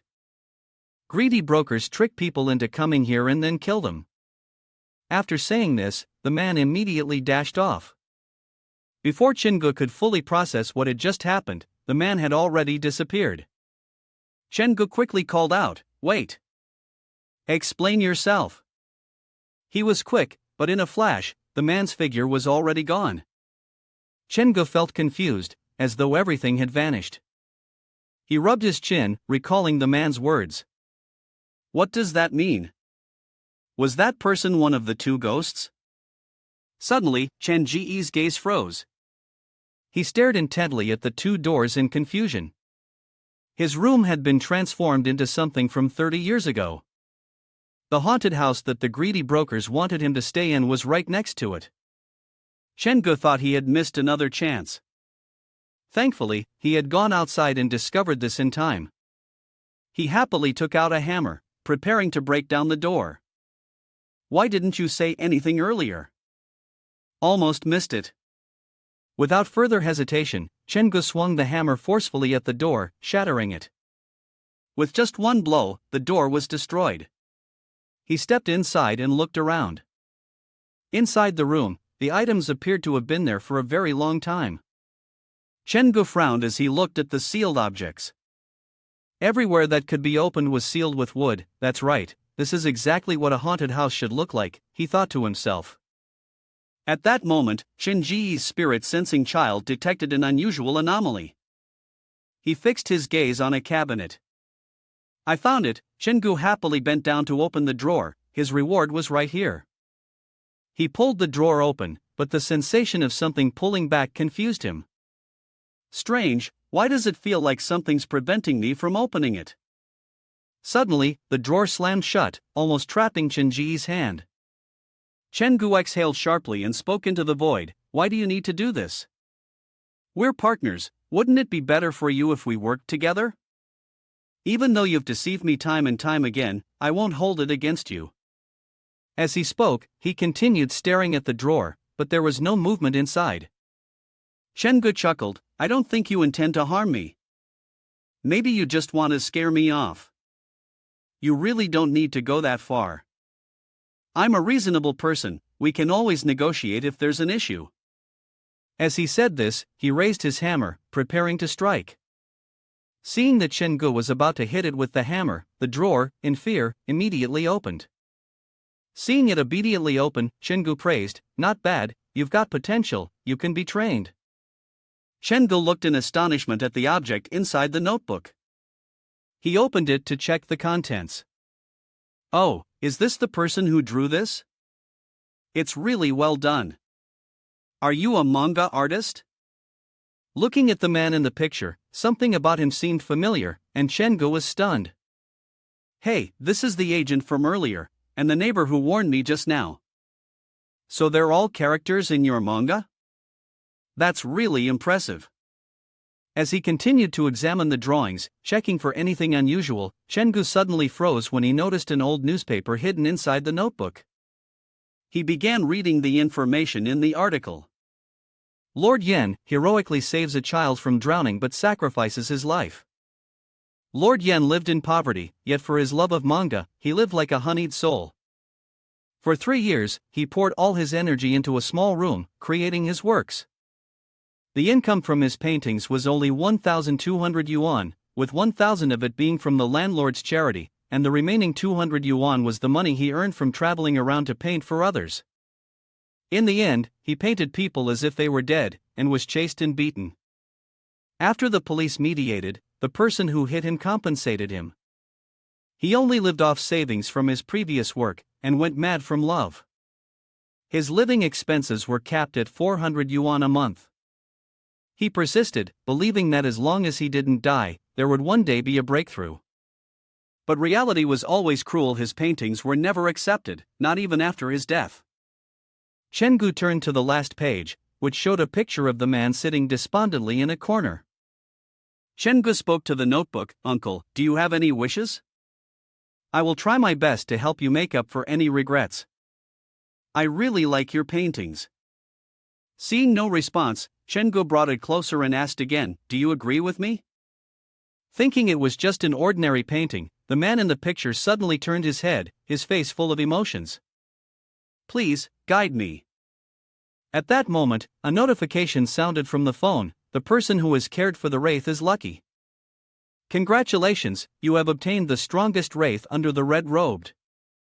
Chenggu did not expect this uncle to be a wraith, and such a powerful one at that.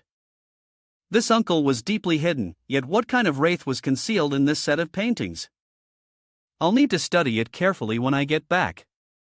Chenggu walked out the door, listening to the phone as he walked. Hello, I'm at the Zhejiang Children's Welfare Institute. May I speak with Chenggu?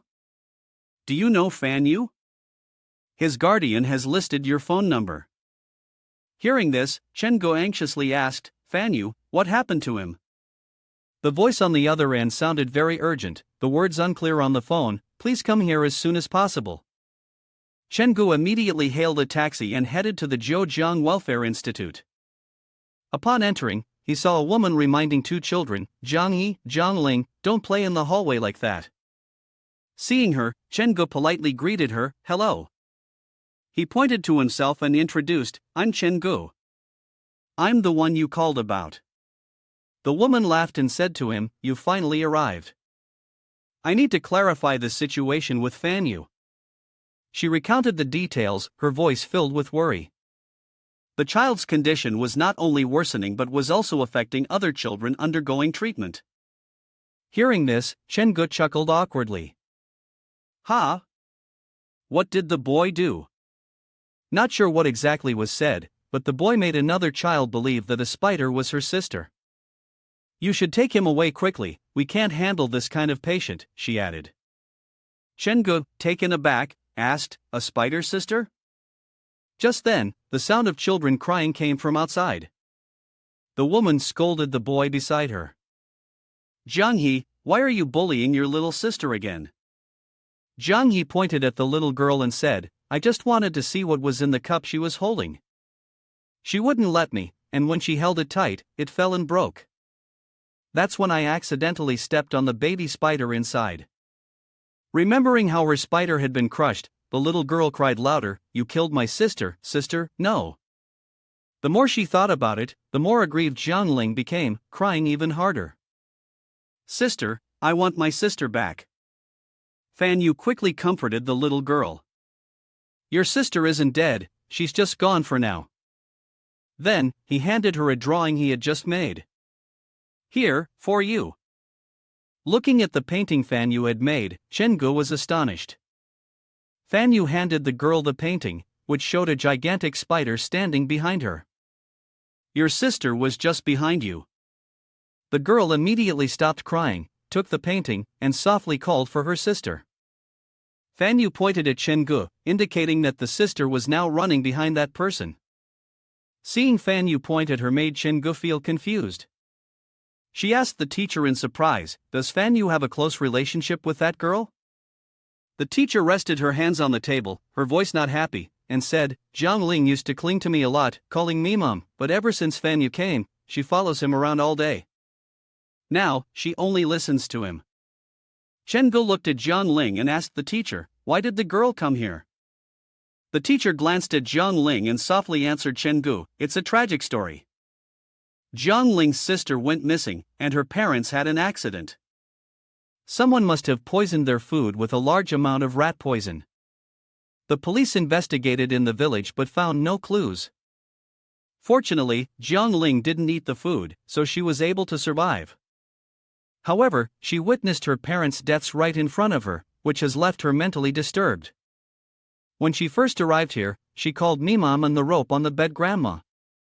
Seeing such a small girl all alone in a big room, so lonely, it really broke my heart. After hearing the tragic past of the girl, Chenggu couldn't bear to ignore it. If I can cure Zhang Ling, then Fan Yu won't have to leave, right? Hearing that, the teacher furrowed her brows and said, You're not even a doctor, how can you treat anyone? There's no harm in giving it a try with those people. Chenggu began to analyze, their parents were murdered, the culprit hasn't been found. Perhaps this has been a lingering burden for the two sisters. If we could capture the murderer and bring them to justice, we would surely win their favor. Seeing Chingu approaching, Fan Yu pointed at him and said, "He's a good person, he can see the sisters." The little girl asked doubtfully, "Really?" Looking at the bright smile on the little girl's face, he remembered the painting from earlier. In Fan Yu's painting, behind Jiang Ling was an enormous figure, likely the manifestation of her sister, most probably Jiang Yi. If we could subdue her. Chengu sat down and softly spoke to Jiang Ling, "Little sister, could you hand me what you're holding?" The little girl hesitated for a moment and then replied, "Okay." Jiang Ling opened her palm, revealing a little spider. "Brother, can you help me find my sister?" Her name is Zhu Jinro. She lives in a village located between the county area and Jiujiangshibu. Chengu broke into a cold sweat. Finally, it's here. To still have such isolated mountain villages like this, with nothing but long abandoned straw huts on the road, no streetlights. It's so eerie, and I haven't seen anyone yet. He noticed a sign ahead, Linguan Village, Muguan Village. It seemed like there were people over there, someone was making noise from a distance. Chengu approached, and the person continued rummaging through the area. Chengu wondered, the Jiangling family might live nearby. What is this person looking for here? He stepped forward and greeted, "Excuse me, sir, may I ask you something?" The man jumped in surprise, his face showing clear fear. He sat down heavily on the ground, asking, "Why you? Who are you?" Chengu reassured him, "Don't be afraid, I'm a tourist who got lost here. I happened to bump into you and wanted to ask for directions. Could you tell me how to get back to Zhejiang?" The man was puzzled. Why would anyone come here? This place is uninhabitable. You should leave quickly. Just follow the main road out. Chengu hinted, "It's getting late. I wonder if there's a farm around here." I could stay the night, then leave tomorrow. The man frowned. "You really want to stay here?" Chengu explained, "Yeah, I'm an adventurous streamer. I often go to desolate places for live streaming. The news and clips are online. I'm not a bad person. All I need is for you to help me find a place to stay the night. Here, take this." When the man saw the coin in Chen Ji's hand, his expression brightened. "All right, follow me. This room, wait a moment. Once the lights are off, don't go outside." Chengu felt uneasy and thought to himself, what he said is quite frightening. This place can't possibly have wild beasts, right? The uncle smirked, "Humph, this place is far more dangerous than any wild beast. If you want to survive, just stay quietly in place. I don't want any trouble." Chengu shouted loudly, "Master, please, may you be blessed and safe." The man coldly turned away. Go to sleep. That night, it rained heavily. Chengu observed from inside, "This room must be Jiang Ling's house, right? Her parents died here." Suddenly, a lightning strike hit the road, and someone screamed, "Help me, help me." Chengu looked outside. A giant, monstrous spider was staring at him. It was Jiang Ling's older sister from Fan Su's painting. The spider looked terrifying, with long hair growing from its head and exhaling poisonous gas from its mouth. It leaned close to Chen Ji's face. "Help me, help me." Chengu held out a cup containing a small spider. "I am the one Jiang Ling called upon to save you. I know how much you love your sister, always wanting to protect her, but your existence has been seen as a monster and bullied by others." "Did you know that?" At this point, Jiang Ling's older sister had lost all awareness. Her red, bloodshot eyes looked terrifying. Chengu continued, "Your sister can't live a normal life, can't experience love or have a lover. I want to help you both fulfill Jiang Ling's wish and free you from your suffering." Jiang Ling's older sister seemed to want to say something, but Chengu didn't understand what she was trying to convey. She turned around and walked away in the rain. Chengu stopped her. "Wait, don't go. I want to ask if you'd be interested in working at my haunted house?" Jiang Ling's older sister continued walking away. Chengu shouted loudly, "Spider sister, wait." The old man glanced at him. "What are you shouting about in the middle of the night?" Chengu asked, "Sir, when you arrived, did you see anything?" He was puzzled. See what? I only saw you yelling non-stop. Chen-gu was confused. Really? You didn't see the giant monster? Sir, you're not blind, are you? The old man angrily retorted. Are you calling me blind, brat? Chen-gu curiously asked. I first met you here while you were digging. By the way, you're definitely looking for the body of the older sister, aren't you? The old man was startled. Who exactly are you? How do you know this?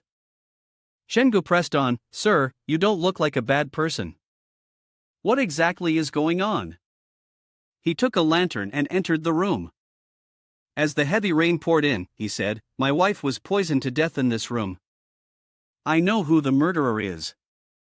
Chen-gu was stunned. What? He smoked a cigarette. When I was young, I heard the elders in the village say that there was a village called Quantai in the Zhejiang Mountains. This village had never interacted with outsiders. The people in the village were very strange, and there were many bizarre customs. It was said that every house in the village had a huiguan in each room. I thought the village was just a legend because no one had ever seen it. However, after the accident over a decade ago, when a few families fled from the mountain, I learned that Quantai village was real. That same year, our Linguan village also suffered a calamity. Chen-gu asked, did the households bring it with them from that bag? The uncle shook his head. How can we be sure about that now? The couple were people who fled from Quantai village. At that time, the woman was still pregnant. It could be said that the child was a species born from the Quantai village. That child was Zhu Jinro. She was a poor child, born with a deformed body, her limbs bent like a spider. Her parents were afraid that the people in the village would see her, so from a young age, no matter how hot it was, they had to keep her fully covered. They were very cautious, and when she grew up and it became impossible to hide it anymore, they locked her in the house, not allowing her to go outside. But the people in the village still discovered the secret and started making a fuss, wanting to kill this monster. Chen-gu asked curiously, what happened next? The uncle continued, one day, I was working underground. That little girl cried, calling me to save her sister. When I got there, her hands were tied, and she had many wounds on her body. Her breath was faint. I couldn't imagine what it had been through. It lay on the ground, begging me to save it. Seeing it like that, I was truly terrified, and didn't even know how to save it. I ended up running away. That was the last time I saw it. I missed the only chance I had to save it. After that, it vanished. Chen-gu frowned. How did that Zhou couple die? He explained, a month later, I went to their house again to ask if they had found the older sister. I saw the chairs in the room had been knocked over, and there was a foul stench. The Zhou couple had collapsed in front of the door, while that second daughter stood there smiling foolishly, staring at them. Maybe she had seen what happened to her sister and was so frightened by her parents' fate that. At that moment, Jiang Ling smiled gently. Uncle Bai, my sister ran into the forest. Can you go with me to find her? Perhaps Uncle Bai has been haunted ever since. That image has stayed carved in my mind. Even though I've moved to the county town, I still hear Zhu Jinro's voice every night. Zhu Jinro appears terribly terrifying. Help me, help me. Uncle Bai covered his face. That's why I came back, hoping to find the girl. Chen-gu was also heartbroken. Uncle, let me help you find her. Uncle Bai looked up. It's been so many years, and I still haven't found her. Do you really think you can? Chen-gu smiled. To be honest with you, when it comes to encountering ghosts, facing evil, or discovering corpses, I've got a knack for attracting them. Now, a sinister atmosphere spread around the village. My uncle held a lantern to light the way. Kid, are you sure it's this way? Chen-gu noticed the presence of Yin energy, with the most intense ghostly aura emanating from under this tree. Over there, my uncle was right. My uncle hesitated. Seeing it, his phone displayed a message, you have encountered the wraith. Congratulations, you have unlocked a 3-star horror scenario. The trial mission, the living coffin, is extremely dangerous. Chen Gu thought for a moment. The third room of the hospital from before was also a 3-star scenario. If it hadn't been for Zhanya, I would have been dead for sure. Right now, the 3-star trial mission is too difficult for me. I need to think of a way. Chen Gu turned to Bai Uncle and said, Bai Uncle, if we've already found the body, we should report it to the police. Bai Uncle smiled. Alright, it's less scary with the police here. This little girl died so tragically, who could have done this to her? Aren't they afraid of retribution? Under the tree, they saw the skull. The police car finally arrived, and they quickly sounded the sirens. Chen Gu instructed. Bai Uncle, don't tell the police anything about ghosts and spirits, okay? It won't have a good impact. Bai Uncle scratched his head and ears. I understand. Chen Gu smiled and greeted Captain Li. Tonight, he was on duty. Captain Li, blind, with a cigarette in his mouth, heard that the brat Chen Gu was seeking revenge on him. He hadn't even had time to change clothes and had to rush over here.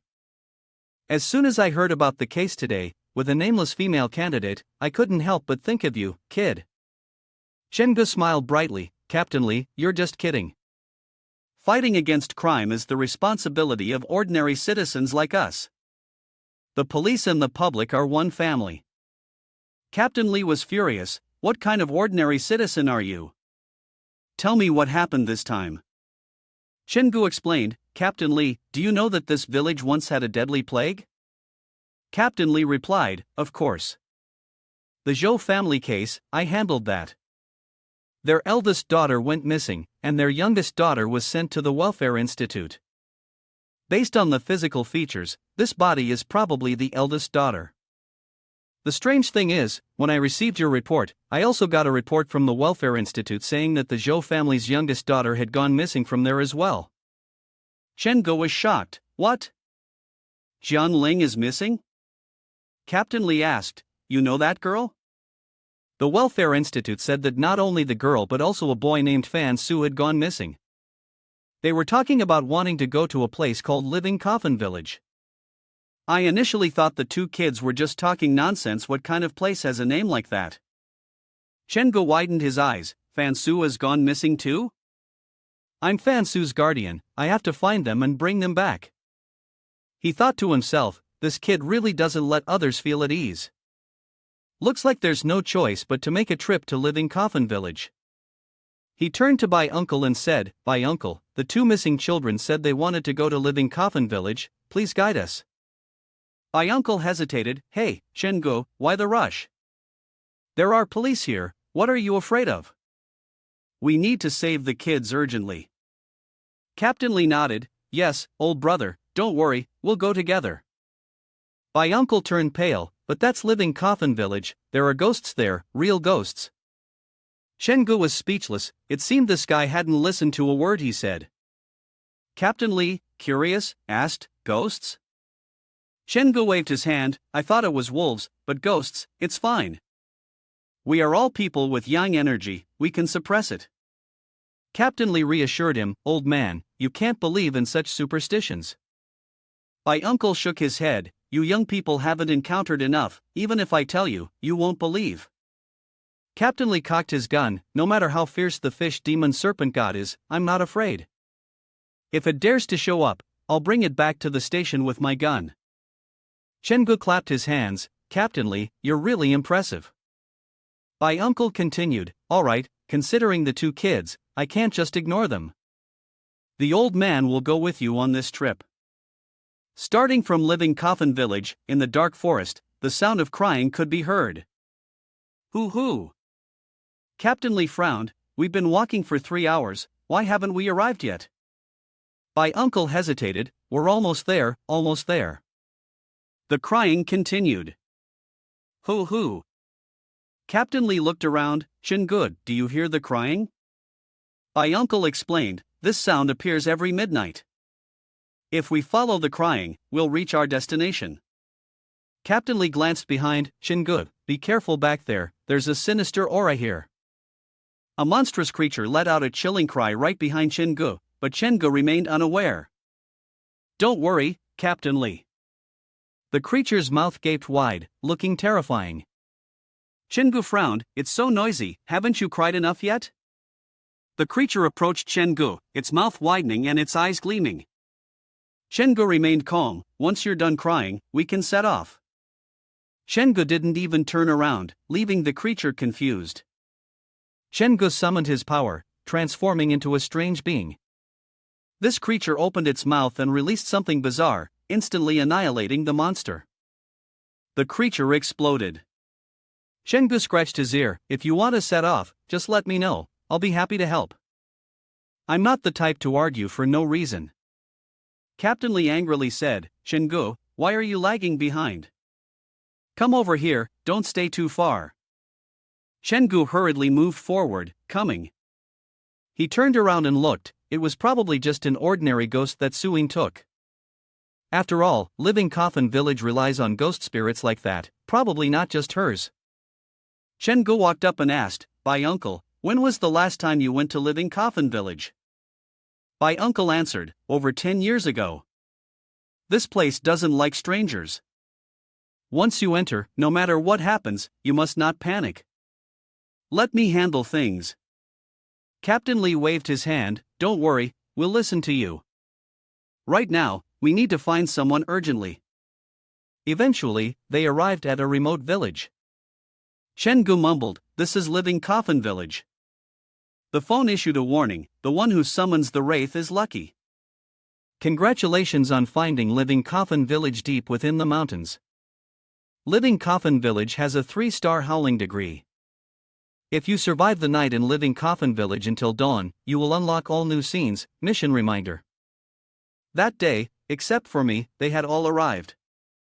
My uncle pointed to an old woman who was approaching, saying, "Look, someone is coming." The old woman's face was pale, and her smile was eerie. "Did you come from outside the Living Coffin Village as well?" Chengu quickly asked. "What do you mean? Was there anyone else who came before?" "Old lady, did you see 2 children come here?" The old woman didn't respond. "Ha, it's late already, I'll take everyone to find a place to stay. We'll leave the other matters for tomorrow, as the company will explain." Team leader Lee said with a forced smile. "What should we do? Should we follow her?" My uncle spoke up. "Let's go. This old lady gives me a very familiar feeling.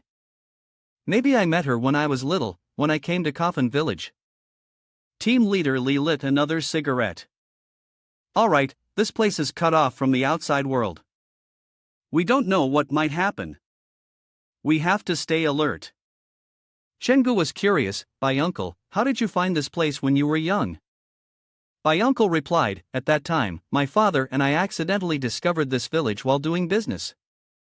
The people here are very strange, as if they are hiding a lot of secrets."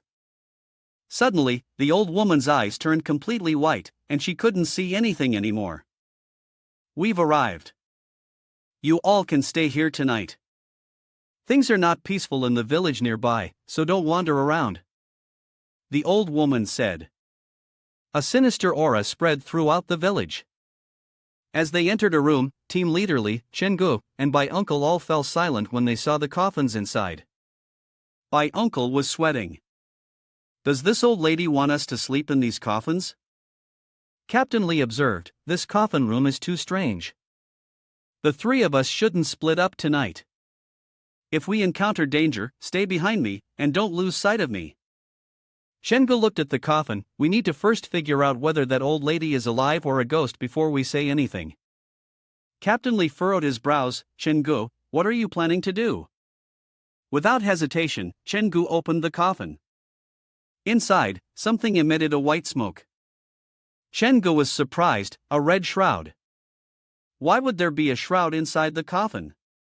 Captain Lee pointed at the coffin. "By uncle, does this Living Coffin Village prepare a coffin for everyone? Is it for the dead? Or is it for the living?" My uncle hesitated. "Maybe. This could be."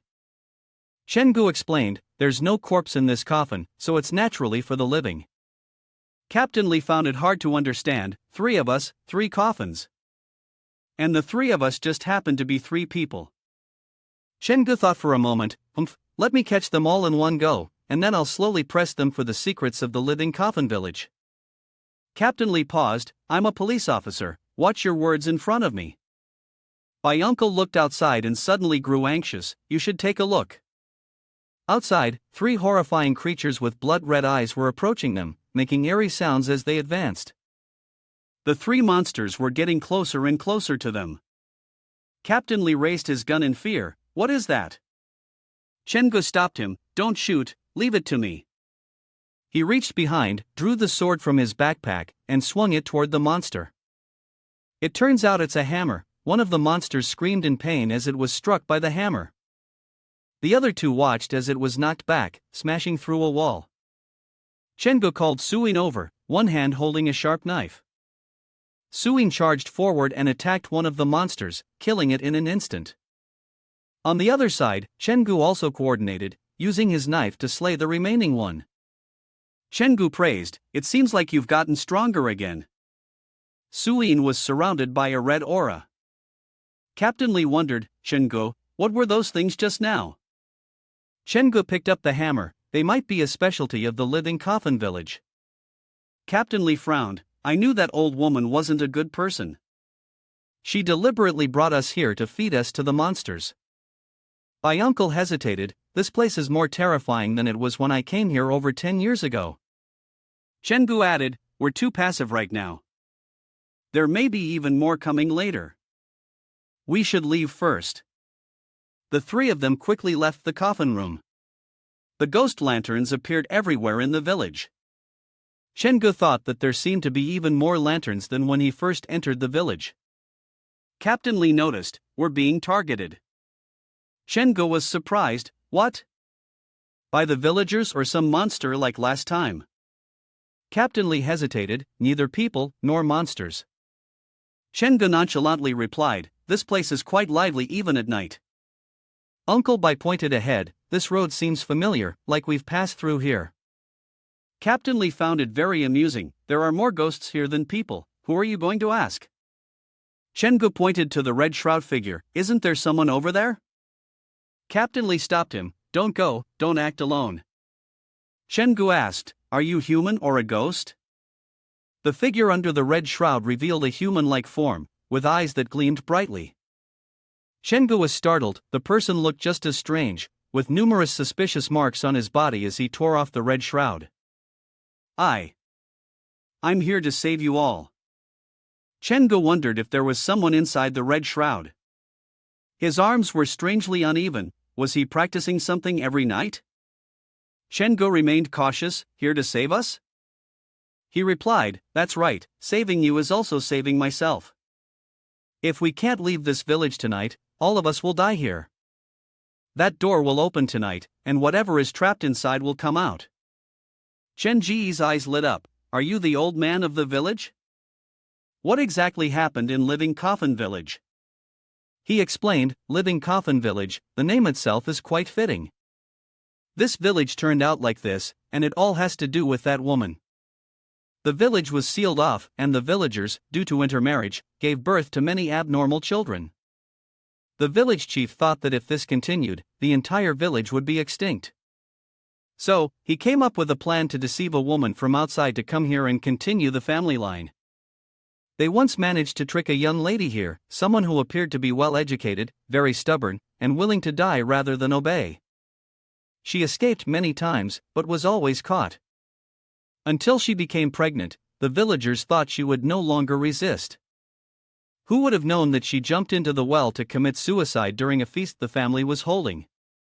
The villagers dragged her body out of the well, but no matter how much they searched, they couldn't find her corpse. It was as if she had vanished.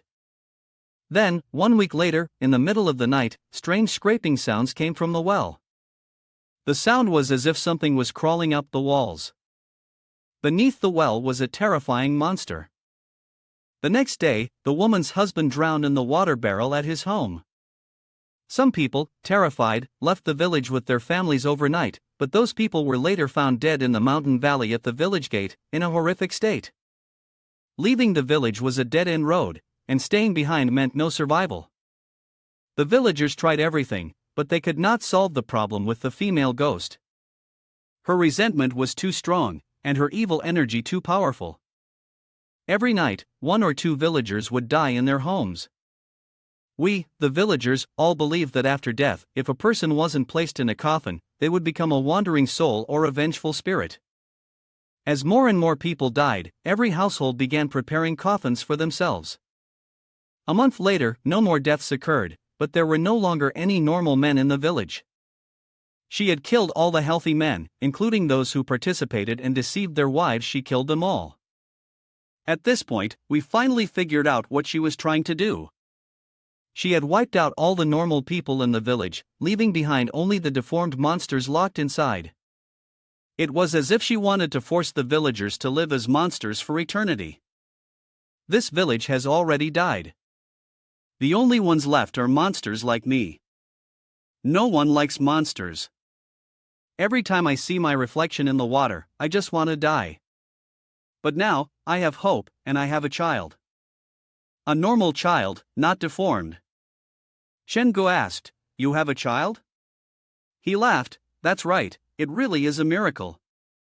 The monster has its own child, a normal one, so it can't stay in the village. If that woman finds out, it'll be a huge problem, and anyone else in the village who knows will be killed. That female ghost demands that any normal newborn child in the village must be taken to the village chief. As long as we keep it hidden, the whole village will be affected.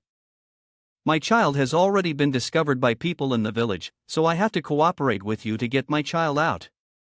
Captain Lee's face grew serious. Based on my many years of experience interrogating criminals, he's not lying. Shengu pressed, "So, where is your child?" He answered, "At the female ghost's house. Today is the day she comes out of the well. Once a year, the villagers perform a sacrificial ritual. As long as we can secretly take the child before the female ghost notices, and then you all run out of the village, it'll be fine." Shengu asked, "Do you know the way out?" He pleaded, "I do. As long as you save my child, I will guide you out." Captain Lee spoke up, "Have there been 2 children recently in the village, a boy and a girl, who came from outside?" He nodded. "Are they about 7 or 8 years old?" Shengu was surprised. "It's them. Do you know where they are?" He nodded again. "They were taken by the village chief. I heard they're also supposed to participate in the ritual." "I'll take you to find them." Shengu asked, "What should we do to save them?" He explained, "The ceremony will begin from the central ancestral hall of the village. The children of the ritual will be taken from the hall to the well where the female ghost committed suicide. You just need to enter the hall and find a child wearing a coin around their neck. That's my child. The houses in the village are a bit complicated, with several paths containing wraiths and monsters. You just need to follow this map. I beg you, please make sure to take my child out." Shengu studied the map, which had over 20 monster markers on it. Captain Lee looked at the old man. "If you already have the whereabouts of the 2 children, then let's move quickly." The dark path filled with ghosts began to show white figures. The strange, eerie ghosts appeared, wailing in despair. Soon, the road was swarming with monsters. Each one held a child as they headed toward the village chief's house. The chief smiled and directed them to bring the children inside. Then, she slammed the door shut. Turning around, she smiled and said, "Welcome home, my children." Those children were Fan Su and Jiang Ling. She gently stroked Jiang Ling's head. "No one can harm you here. You must be hungry, right? Let me take you to eat." Shengu stood behind the tree. Is this woman really the village chief? It seemed that Fan Su and Jiang Ling were temporarily safe, and now was the best opportunity to save the children. He opened the door, and the room was covered in blood. Shengu pinched his nose. The smell of blood was overwhelming, and inside were dead ducks with blood spilling everywhere. Shengu pondered. Fortunately, this blood wasn't from the children. But why was this scene staged to look so gruesome? A loud cry echoed. Shengu turned around. was that the cry of a child? He lifted the curtain, and inside were children sleeping soundly. It seemed the village chief had no intention of harming them, it appeared she was actually protecting them. Could it be that every time the village chief took the children away, she was actually trying to protect them? The old woman who had initially led them into the village appeared. You are right, we are protecting them. The village chief brought the children here so I could take them out. Chengu swung his hammer. Who's there? The old woman smiled, unafraid. I'm someone taken care of by the wraith. Chengu was speechless. Taken care of by the wraith, I'm getting too familiar with this. The old woman pointed at him. From the look on your face, you probably know about these things, don't you? I can sense the same aura from you. Chengu forced a smile. I don't just know about these things, I've even built a house specifically designed to capture them. So, grandmother, did you also see the red door? How did that door appear? The old woman explained, that poor girl, after she died, turned into a wraith. The household she once lived in before showed up with a red door. Only she could open that door.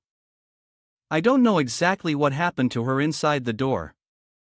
All I know is that after she came out, full of hatred, she massacred the entire village.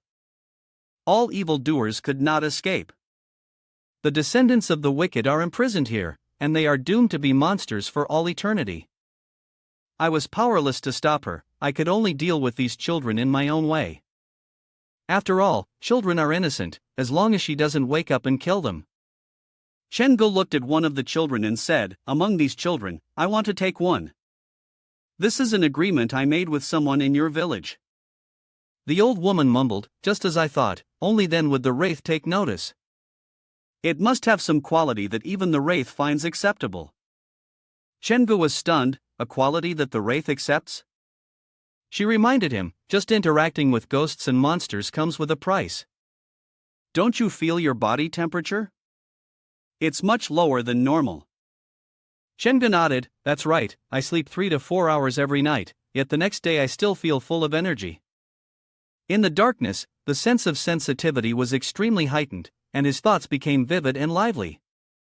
The only downside was that his body inexplicably felt cold, and no matter how many layers of clothing he wore, it didn't help. The old woman extended her hand adorned with a bracelet. It seemed that he had begun to feel the influence of the wraith. How can a living person endure this? 3 years after the massacre of the village, perhaps because of frequently speaking with the wraith, I began to experience various abnormalities. The most noticeable one was the drop in body temperature. Regardless of whether it was spring, summer, autumn, or winter, I could rarely feel warmth.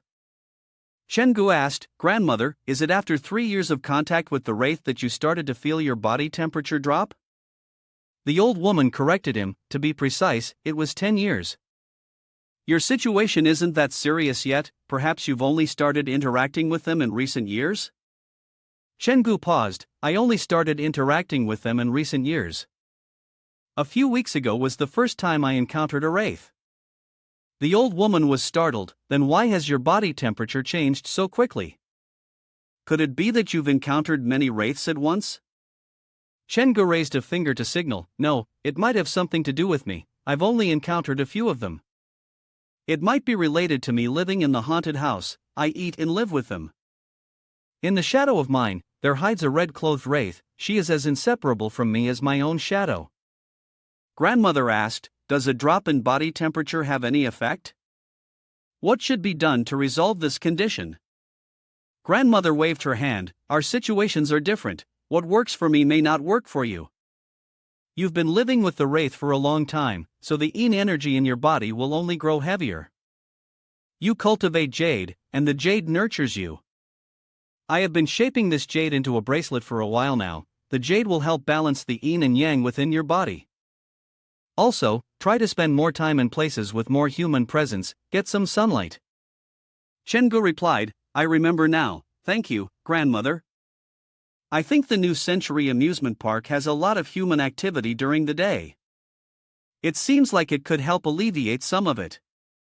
The old woman turned around, as long as you don't harm the children, hurry and take it away. The one presiding over the ritual, Zhu Sun Mei, won't make things difficult for you. This place is about to turn into a ghost city, so you need to be extra careful. Chengu thought, those who take care of the wraith, we are blessed with a pure heart. My uncle saw Chengu carrying the child outside. You're leaving? Let me carry the child for you. Chengu agreed. Follow me. This place is about to undergo a transformation. A ferocious cry echoed again. Hoo-hoo. My uncle looked a bit worried. Did you hear that? It sounds like my daughter calling me. Chengu panicked. Don't listen, hurry up and go. Captain Lee is pointing ahead. Quickly look at the roof of that building. What kind of ghost is that? The two ghosts looked terrifying, their heads resembling animal heads, but their bodies were human, albeit distorted. My uncle explained, I once heard my father say, this is called an eaves ghost. It clings to the roof, waiting for the homeowner to fall asleep, then enters through the window to steal their belongings and drain their life force. I thought it was just a rural legend used to scare children. After all, no one has ever seen it. After saying that, he continued anxiously, what if it jumps down and comes at us? Chengu stopped them, let the others go ahead, I'll hold them off. Captain Lee instructed, Chengu, be careful. The two ghosts made strange noises. Chen Ji's eyes gleamed, gripping his axe tightly. The two ghosts lunged, and Chengu shouted, Suin. Suin appeared again. Chengu used the axe to take down one of the ghosts. Behind him, my uncle was surrounded by ghostly arms. The child. The ghostly arms kept stretching out. My uncle tightly held onto the child, shouting, I won't let you take them. Chengu appeared, swinging the axe to clear the way. One swing of his hammer shattered those arms. He turned and asked, my uncle, are you all right? My uncle hugged the child, thankfully the child was unharmed. That thing was called a wall spirit, a lingering obsession of the dead stuck by the wall, unable to dissipate. Its power was limited, it only looked scary but wasn't really dangerous. Chengu observed, and Suin had returned as well. The vengeful spirits of the entire village were bloodshot-eyed with rage, and if they went outside, their clothes might have been stained red. He furrowed his brows. We should continue forward. The air in the village was filled with wails of lament. Hovovu wronged, I died unjustly, it's so unfair. Chengu kicked down a wall, barged inside, and shouted along the way. Doesn't he get tired? You've been screaming for so long, are you still not tired? What's so unfair? Let me help you get judged. The groan came from behind a tree, and a hand slowly emerged. Such injustice. Chengu slammed his hammer into the ground, smiling brightly. I'll help you out. If I crush your bones, you won't be stuck anymore. My uncle and Captain Lee, who were outside, heard the screams from afar. Captain Lee asked in confusion. Why hasn't Chengu arrived yet? Who is he talking to in there? The ghost lunged at him, and Chengu was startled.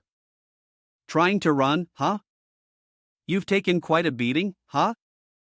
After all that smashing, you're still alive? Stay put. Captain Lee followed, is the person Chengu is chasing after really a human? My uncle hesitated, maybe so. Captain Lee wiped the sweat from his forehead, aren't we supposed to be running for our lives right now? Why does he seem like he's playing around, chasing someone else? My uncle shook his head, I'm not sure, maybe it's some important clue. Captain Lee ordered, in that case, let's quickly follow and see what happens. Chengu came up with a plan. Zhangya was in a deep sleep, and there was no way to wake her now. This time, he would let Suin experience enough to fully transform into a red-robed ghost. Then, the task of this trial would be to gather blood. Suddenly, a flower sedan appeared, and the ghost quickly jumped inside. Inside the sedan was a female ghost with a pale face, bright red lips, wearing a red dress. Chengu was stunned. This is bad, it's a red-robed ghost. So the shadow earlier was deliberately leading me here? She's the daughter of the village chief, who encountered a wraith massacre on her wedding day. Her entire family's souls were scattered, and even ghosts couldn't help them. Only she, with her accumulated resentment, transformed into a red-robed. The ghost spirit extended her claws, and red threads appeared from them. They attacked Chen-gu. Chen-gu shouted loudly, "Suin!" Suin appeared once again, but the threads pierced through his body. He screamed, "It hurts so much." He stared intently at the red-robed female ghost. Suin lunged forward to attack. Chen-gu observed the battle. Suin was the type to grow more relentless the longer the fight went on. It seemed his strength was perhaps on par with this crimson-clad female ghost. Suddenly, he noticed the shadow from earlier. "Do you think I'm weak enough for you to do whatever you want with me? If that's the case, you've chosen the wrong target." Chen-gu was excited. "Actually, I prefer group fights over one-on-one. Today, I'll show you the power of teamwork." "Lord Yen, let them out, it's time for dinner." The book opened, releasing a strange mist. Lord Yan's ability to hide ghosts within this sketchbook was so convenient. Many ghosts appeared. Chen-gu commanded, "Smash it." The ghost was drenched in sweat, receiving merciless blows. Chen-gu ordered, "Hurry up and eat. Once you're done, go help Suin." The crimson-clad female ghost had become the target of these ghosts, who charged at her, but something was causing them immense pain. It hurts," Suin also cried out. Pain, using his arm to split the female ghost spirit in half. Suin continued to chase her soul back and then shoved it into his mouth. In the end, only a ruined cassette tape remained, with blood flowing from inside. Chen-gu picked it up. "It seems that this red-robed one needs you to expend all your energy." "That's not right. If Suin is already in a deep sleep, then what should I do tonight?" Captain Lee arrived just then. "Chen-gu, don't rush too fast. My uncle is carrying the child and can't keep up. How are you supposed to lead the way with a map like this?" At this moment, a strange sound came from inside the palanquin. Captain Lee widened his eyes. "Why is the palanquin moving on its own?" Chen-gu frowned. "Is it done yet? What more do you want to do?" The voice came from inside, "Hurry up and leave the village. This place is getting more and more dangerous." Then, Captain Lee pointed ahead. "What is that up ahead?" "Coffin bearer." My uncle furrowed his brow. "Xiao Chen, let's take another path. The ghost in this coffin is not something we should provoke." Chen-gu ignored his words, raised the hammer, and swung it at the coffin, smashing it open. "The path is clear, let's go quickly, don't stop." Captain Lee marveled. "This kid is really bold." The three of them hurriedly ran off, and a ghost mask appeared. There was something else over there. The ghost mask stared, everyone panicked. It was a human oil lamp. Chen-gu threw the large knife at the human oil lamp, striking it directly in the center of its head. Chen-gu instructed, "This isn't good. My uncle can't run fast with the child." "Captain Lee and my uncle, you go ahead and check the map." "I'll go distract them." Captain Lee panicked. "What nonsense are you talking about? Let's go together." Chen Ji's face turned serious. "Stop babbling. This child was born in this dark place and has never seen the beautiful world outside. We must get it out of here. Hurry up." Then, Chen-gu, with a weapon in hand, charged toward the group of ghosts. Captain Lee was astonished. So there are actually people in this world who would disregard their own safety for a stranger. Captain Lee gave the order. "Go!" Chen-gu called out. "Uncle Yin, are you there? Please help me." In this state, even if Suing broke through to red-robed, there would be no way to save him. Unless Zhang Ye wakes up. He knew from the start that the 3-star trial mission wouldn't be easy. But what was going on ahead? Was it Fan Su with Jiang Ling? This person might be Village Chief Shu. Facing him was a masked figure, part of the Ghost Stories Association. Why are they here at Living Coffin Village too? It's truly a situation where wolves are in front and tigers behind. There's only one way to go. Brothers behind, follow me, kill them. Unexpectedly, he used the very monsters chasing him to attack the people ahead. One of the Ghost Stories Association members was worried. There are too many, hurry up and use that. That night, he shouted loudly. Come out. Xiong-chang, your wish will be granted. He opened the box, and Xiong-ching appeared. Chen-gu was sweating profusely. When did Xiong-ching and the red robe become red-robed? At this moment, Xiong-ching was covered in countless blood threads. He let out a shout, and the blood threads tightly bound Chen-gu. Chen-gu was surrounded by the blood threads and couldn't move. It was too strong. He thought of the uncle.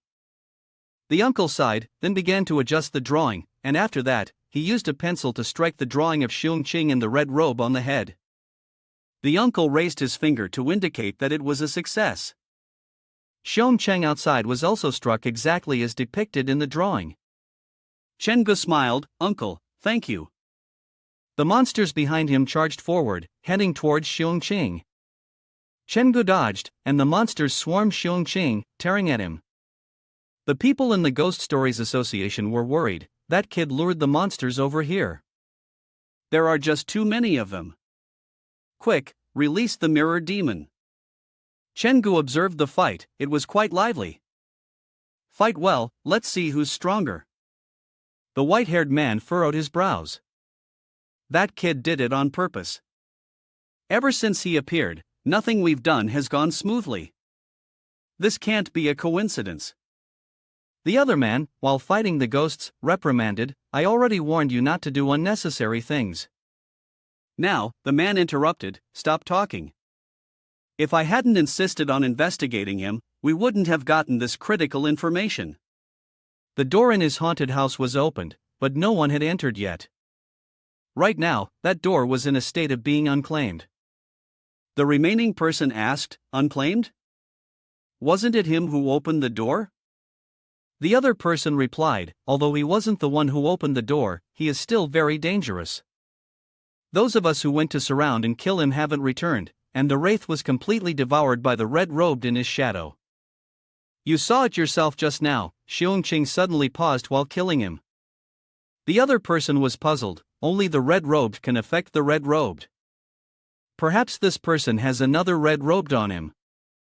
The other person nodded, so we must be very careful. If we can control him, we will have 2 doors. The more dangerous it is, the greater the reward will be. This time, I will not back down. The other person was surprised, what do you want to do? Village Chief Zhu noticed the person from the Ghost Stories Association walking toward him and glanced at Jiang Ling. Jiang Ling, please have your sister stop him. Jiang Ling immediately called out, Sister. Right now Zhu Jinro appeared from the well towards the person from the Ghost Stories Association, but he was very dismissive. Do you think I'll be afraid of just this? He didn't even turn his head, and behind the hem of his clothes, a monster appeared. Countless eyes of the monster began to grow larger and larger. Facing Zhu Jinro, it used one hand to grab her spider leg and then effortlessly threw Zhu Jinro away. Zhu Jinro fell to the ground with a thud. Chen-gu murmured, another red-robed one. The other one was so arrogant, saying no one could stop him, that no one would. The man opened the box, moving toward the well shaft where the blood chi was emanating. He poured blood into it and observed. No red-robed could remain calm within this blood aura. As expected, the female ghost was not there. She had been deceiving the villagers all along. There was no ghost here at all. Where did she go? Village Chief Zhu furrowed her brows. She's in the well. The monster shouted, You're not telling the truth. If that's the case, I'll have to search for her myself. The female ghost was killed by the villagers. Even if she's severely injured and can't maintain her form, she won't depend on the villagers' bodies. So, whose body will she possess? If it were me, I would possess the one I trust the most. He instructed the monster. Kill her? Village Chief Zhu was terrified. No, I won't. The monster opened its mouth and lunged toward her. She screamed loudly, "Help! Help! I've worked like a beast for so many years, show me some mercy." But the ghost didn't stop. It grabbed Village Chief Zhu despite her desperate cries. The man with the white hair clicked his tongue. "It's not on you, but the demon has already devoured Village Chief Zhu." The white-haired man began casting a spell. Although it was a bit troublesome, the only thing he could do was to kill all of you. Fan Su and Zhang Ling were utterly terrified. Chen Gu appeared. "What are you staring for? Run quickly." The white-haired man was furious. "You again? Seeking death." Chen Gu grabbed the hands of the two children, but they were surrounded by the monsters. "They're villagers here," Chen Gu accused. "Brothers, they killed the village chief. Go, avenge him quickly." The monsters obeyed the order and charged towards the white-haired man. The white-haired man wasn't scared in the slightest, not knowing his own strength.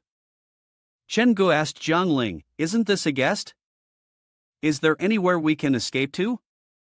Zhang Ling replied, "Go to the second courtyard building on the west side of the village." Chen Gu, worried, said, "Zhang Ling, let's go, we'll head there." Zhang Ling's face darkened. "I've always been clear about grievances and debts. Once I deal with them, I will thank you properly." Chen Gu noticed the female ghost on Zhang Ling. Zhang Ling cast a spell. "This room is the beginning of the nightmare." She opened the door with her hand and then turned to look at them. "Follow me." Chen Gu felt very uncomfortable as he stepped in. The air was thick and sticky, and a strong scent of blood lingered. "It's like being in a fog," Zhang Ling reminded. "Stay close. There are cannibalistic creatures hidden in this mist." Chen Gu scratched his head. "Got it. It's hard to imagine this little girl, who can't even reach my shoulder, is actually the top-tier red-clothed wraith." Zhang Ling's expression was indifferent. "Even though you saved me, I still ask that you be more careful with your words. If not, I'll only be able to repay you after you're dead." Chen Gu noticed a ghost. "What is that?" It wasn't just one, but many strange, grotesque figures appeared. Zhang Ling explained, "They are the villagers in my mind." Chen Gu was shocked. "In your mind? So, this blood-red world is something you created?" Zhang Ling herself was unsure. "I don't know if I created it or not, but this place is a dream I've had before. In my dream, all the villagers were ugly, monstrous creatures, and they were always trying to catch me." Chen Gu broke into a cold sweat. Is the world behind the door really a reflection of the human heart? Could the real nightmare be created by the resentful ghosts? They saw a house, with all the ghosts kneeling before it. Chen Gu observed, "What are they doing?" Zhang Ling simply replied, "Repenting to me. This is the ancestral hall where my funeral rites are displayed. Don't disturb the monsters outside, just open this coffin, and there will be no problem tonight. Whether it's in the real world or the world beyond the door of this village, it is a funeral that cannot end for as long as it takes." Chen Gu looked at his phone. He had already left the village of death in the real world, but the phone did not notify him of a mission failure. It seemed that the evaluation standard was that as long as he didn't leave the village, it didn't matter whether he was in the real world or beyond the door. The phone displayed a warning reminder. That day's mission, except for me, everyone else had arrived. Chen Gu analyzed, they were probably here to attend my funeral, to mourn for me, which was why I was the only one left out. They had all arrived, and the key to breaking the situation might be related to this funeral. Zhang Ling touched a door, then slammed it hard. A powerful force spread throughout the house. Chen Gu waved his hand to disperse the smoke. Inside was the corpse of a woman. Chen Gu stared. It was the corpse of the female ghost from the well. A red smoke began to seep out from her mouth. She continued to exhale something. Zhang Ling did the same. Chen Gu wondered, what are they doing? Has she reincarnated as Zhang Ling, or is she merely possessing Zhang Ling? The demons suddenly screamed. Jiang Ling pleaded, Chen-gu, help by some time. The demons seemed to be gaining strength. Chen-gu blocked the door. I'm just made of flesh, how can I buy more time? Soon enough, Chen-gu was surrounded by the demons. They opened their mouths wide to devour him. One of the demons bit into Chen Ji's hand, causing it to bleed. It hurts so much. At that moment, the white-haired man above had wiped out all the demons. In this life-or-death moment, the ghostly woman in the shadows didn't even bother to appear. It seemed she had truly fallen into a deep sleep. I've always been following you, just to reach this moment. Chen-gu realized, this was it, Red Robe from the Ghost Stories Association. The white-haired man removed his mask. We meet again. Chen-gu recognized him as the one who had possessed the investigator and then fled. The man had been controlling the monsters and the treasure. Go, clear a path for me. The monster immediately charged forward, slicing the demons apart and even devouring them. Chen-gu was in a panic, noticing the object in the white-haired man's hand. What was he holding? When did he sneak up behind Jiang Ling? This is a drop of extremely valuable blood, one I found behind the door. Then, he poured a drop of blood, spilling it over Jiang Ling's head. As long as this drop of blood touched him, even someone in red robes could not escape. Jiang Ling began to scream in pain. Chen-gu was furious. If Jiang Ling and the ritual of the female ghost's possession were interrupted, surviving and leaving would be even more difficult. A day spent raising a cat, an hour using a cat, life and death depend on when the person repays my favor. White Tiger, later helped me overturn the vase in his hand. Chen-gu swung his hammer in attack, but the white-haired man was not afraid, scoffing, don't overestimate yourself. Chen-gu shouted loudly, Lord Yen, and skillfully drew a picture of the monster. Immediately, the monster was also attacked in the real world. The man sneered, the same mistake, how could I make it twice? Stop him. After that, he spat out numerous paper effigies. Chen-gu, full of confidence, swung his pair of hammers. I didn't say I wanted to gamble with you. Go ahead. The white tiger was startled. What the hell is that? A two-colored-eyed cat attacked, biting his hand. He screamed in pain before the cat dropped to the ground. Chen-gu petted it, good job, white tiger, give me the vase so I can trade dry fish with the person. But the cat drank all the medicine in the vase in one gulp. Chen-gu glared at it. The white-haired man, furious, said, You've eaten, do you even know what you've done? The cat is dead, spit it out for me. Chen-gu chuckled, I'm just too hungry. The drunken man, the monster, grabbed him. Skin it, take out its bones, drain all its blood. The monster lunged at Chen-gu. Chen-gu taunted, hey, why bully a cat? If you've got the guts, come fight me. Today, I'll get revenge for the investigator who jumped off the building. The white-haired man gritted his teeth, it's all this brat's fault, he's been leading me around. You idiot, go back. Stop chasing the cat. Deal with this brat first. Chen-gu sneered, you're too scared to fight me one-on-one. Looks like the Ghost Stories Association doesn't have any martial ethics. The woman in red spoke, you guys are so noisy, you've really made a racket. Chen-gu was startled, she's awake. Jiang Ling was lying motionless on the ground. The female ghost reassured him, don't worry, she just fainted. It seems the connection with you still hasn't been severed. Chen-gu, I owe you a ghostly favor, I can help you with one thing. Chen-gu was surprised, really? The white-haired man interrupted, hurry up and kill them, don't let her get out. The monster lunged again. The woman didn't seem afraid, snorting, daring to make a move on my turf. I only saw her snap her fingers, and the monster collapsed onto the ground, surrounded by an eerie red mist. She approached its eye and then ripped one of its eyes out. If you don't give me a chance to become human, don't blame me. If you don't give you a chance to become a demon, neither, she said, crushing the eye in her hand. The white-haired man screamed in agony, collapsing to the ground. Chen-gu quickly asked, Wait, who is your president? On the other side, only a charred skeleton remained. He sneered, the president's group is right beside you, watching you. You can't escape. Chengu fell silent, watching as he gradually turned to dust. The female ghost turned to the villagers, now transformed into monsters. Next, it's your turn. With a flick of her hand, the power quickly bound the demons, and they screamed loudly.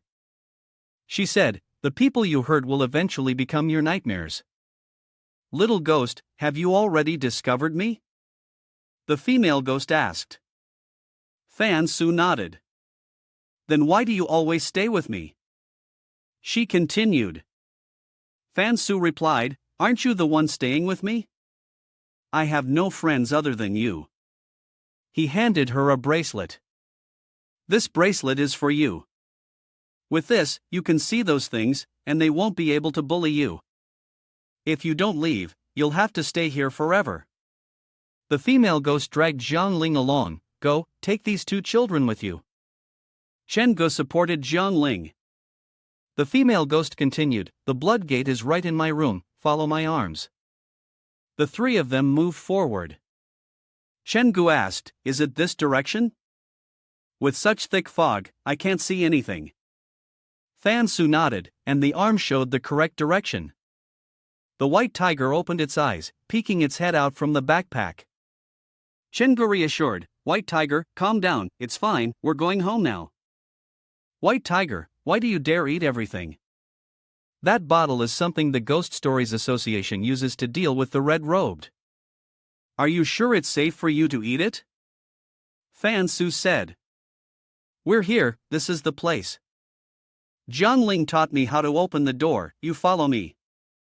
Jiang Ling opened his eyes, Uncle, where are we?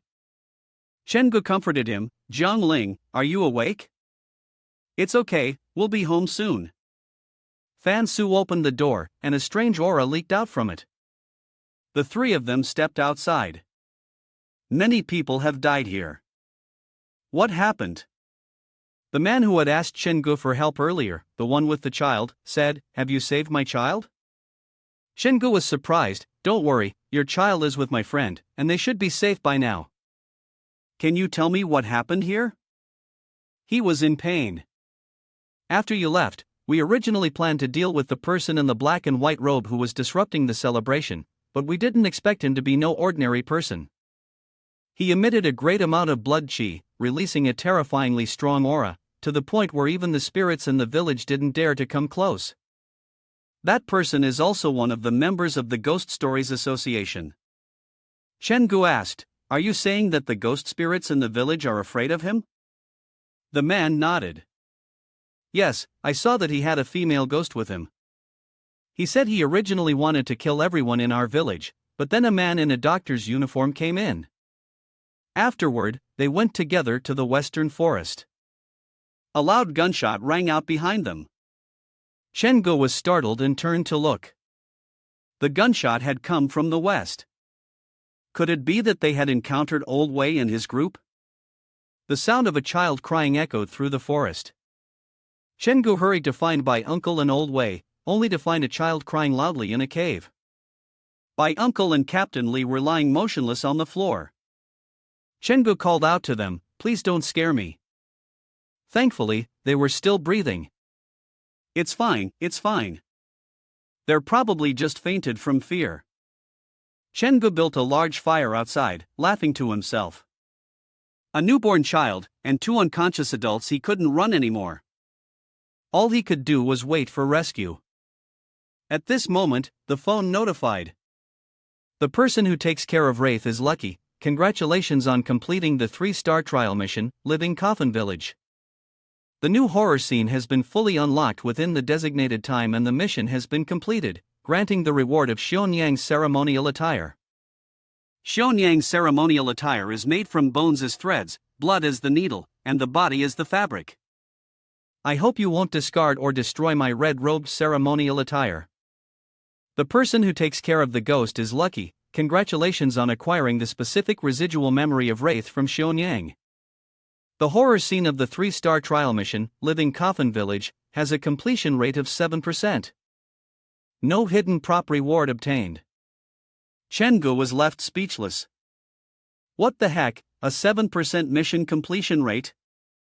I've been running around this village all night, almost going through every place, how can it only be 7%? With such a low completion rate, could it be because the Ghost Stories Association appeared and messed up the Altar of Living Coffin Village? The key to completing the mission might still lie with the female ghost. Helping her complete the ritual, or killing her, these two different choices might lead to different outcomes. This is the core of the mission. He recalled the female ghost's words. You won't let me be human, then I won't give you the chance to make me a ghost either. Chen-gu wondered. Not letting her be human, so she can't even become a ghost? It seems like the responsibility of this red-robed one has changed. Could she be trying to reincarnate? This is getting interesting. Alright then, if it's 7%, then it's 7%.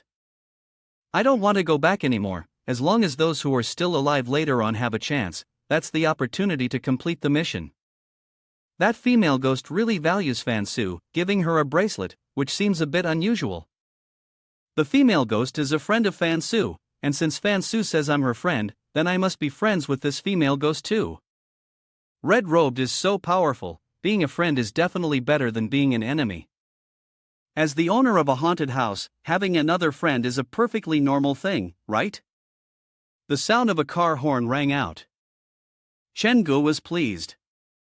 The rescuers have arrived. The police turned on their flashlights. Captain Lee, Captain Lee. Chen-gu waved his hand. Over here, Captain Lee, I'm here with you. He thought, it's pretty much over now. It's just like what the grandmother said, after getting the door, his energy has been increasing more and more. He hasn't felt sleepy even after several nights without rest, but his body temperature keeps dropping, which might be some sort of occupational hazard, right? Zhang Ling and Fan Su had no issues and were sent back to the welfare home. Captain Lee and Uncle Bai had regained consciousness. Losing some memories was fine, after all, they weren't exactly pleasant memories. Later, the police questioned the villagers, but they couldn't get any useful information. The grandmother spoke up, "We are just an ordinary village, isolated from the outside world.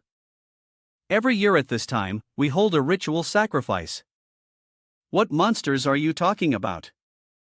Didn't the police officer teach us not to believe in these things? Why are you believing them now? A Qing's child was ultimately left with a Qing. The only thing that could be done was for the police to regularly return to the village to patrol.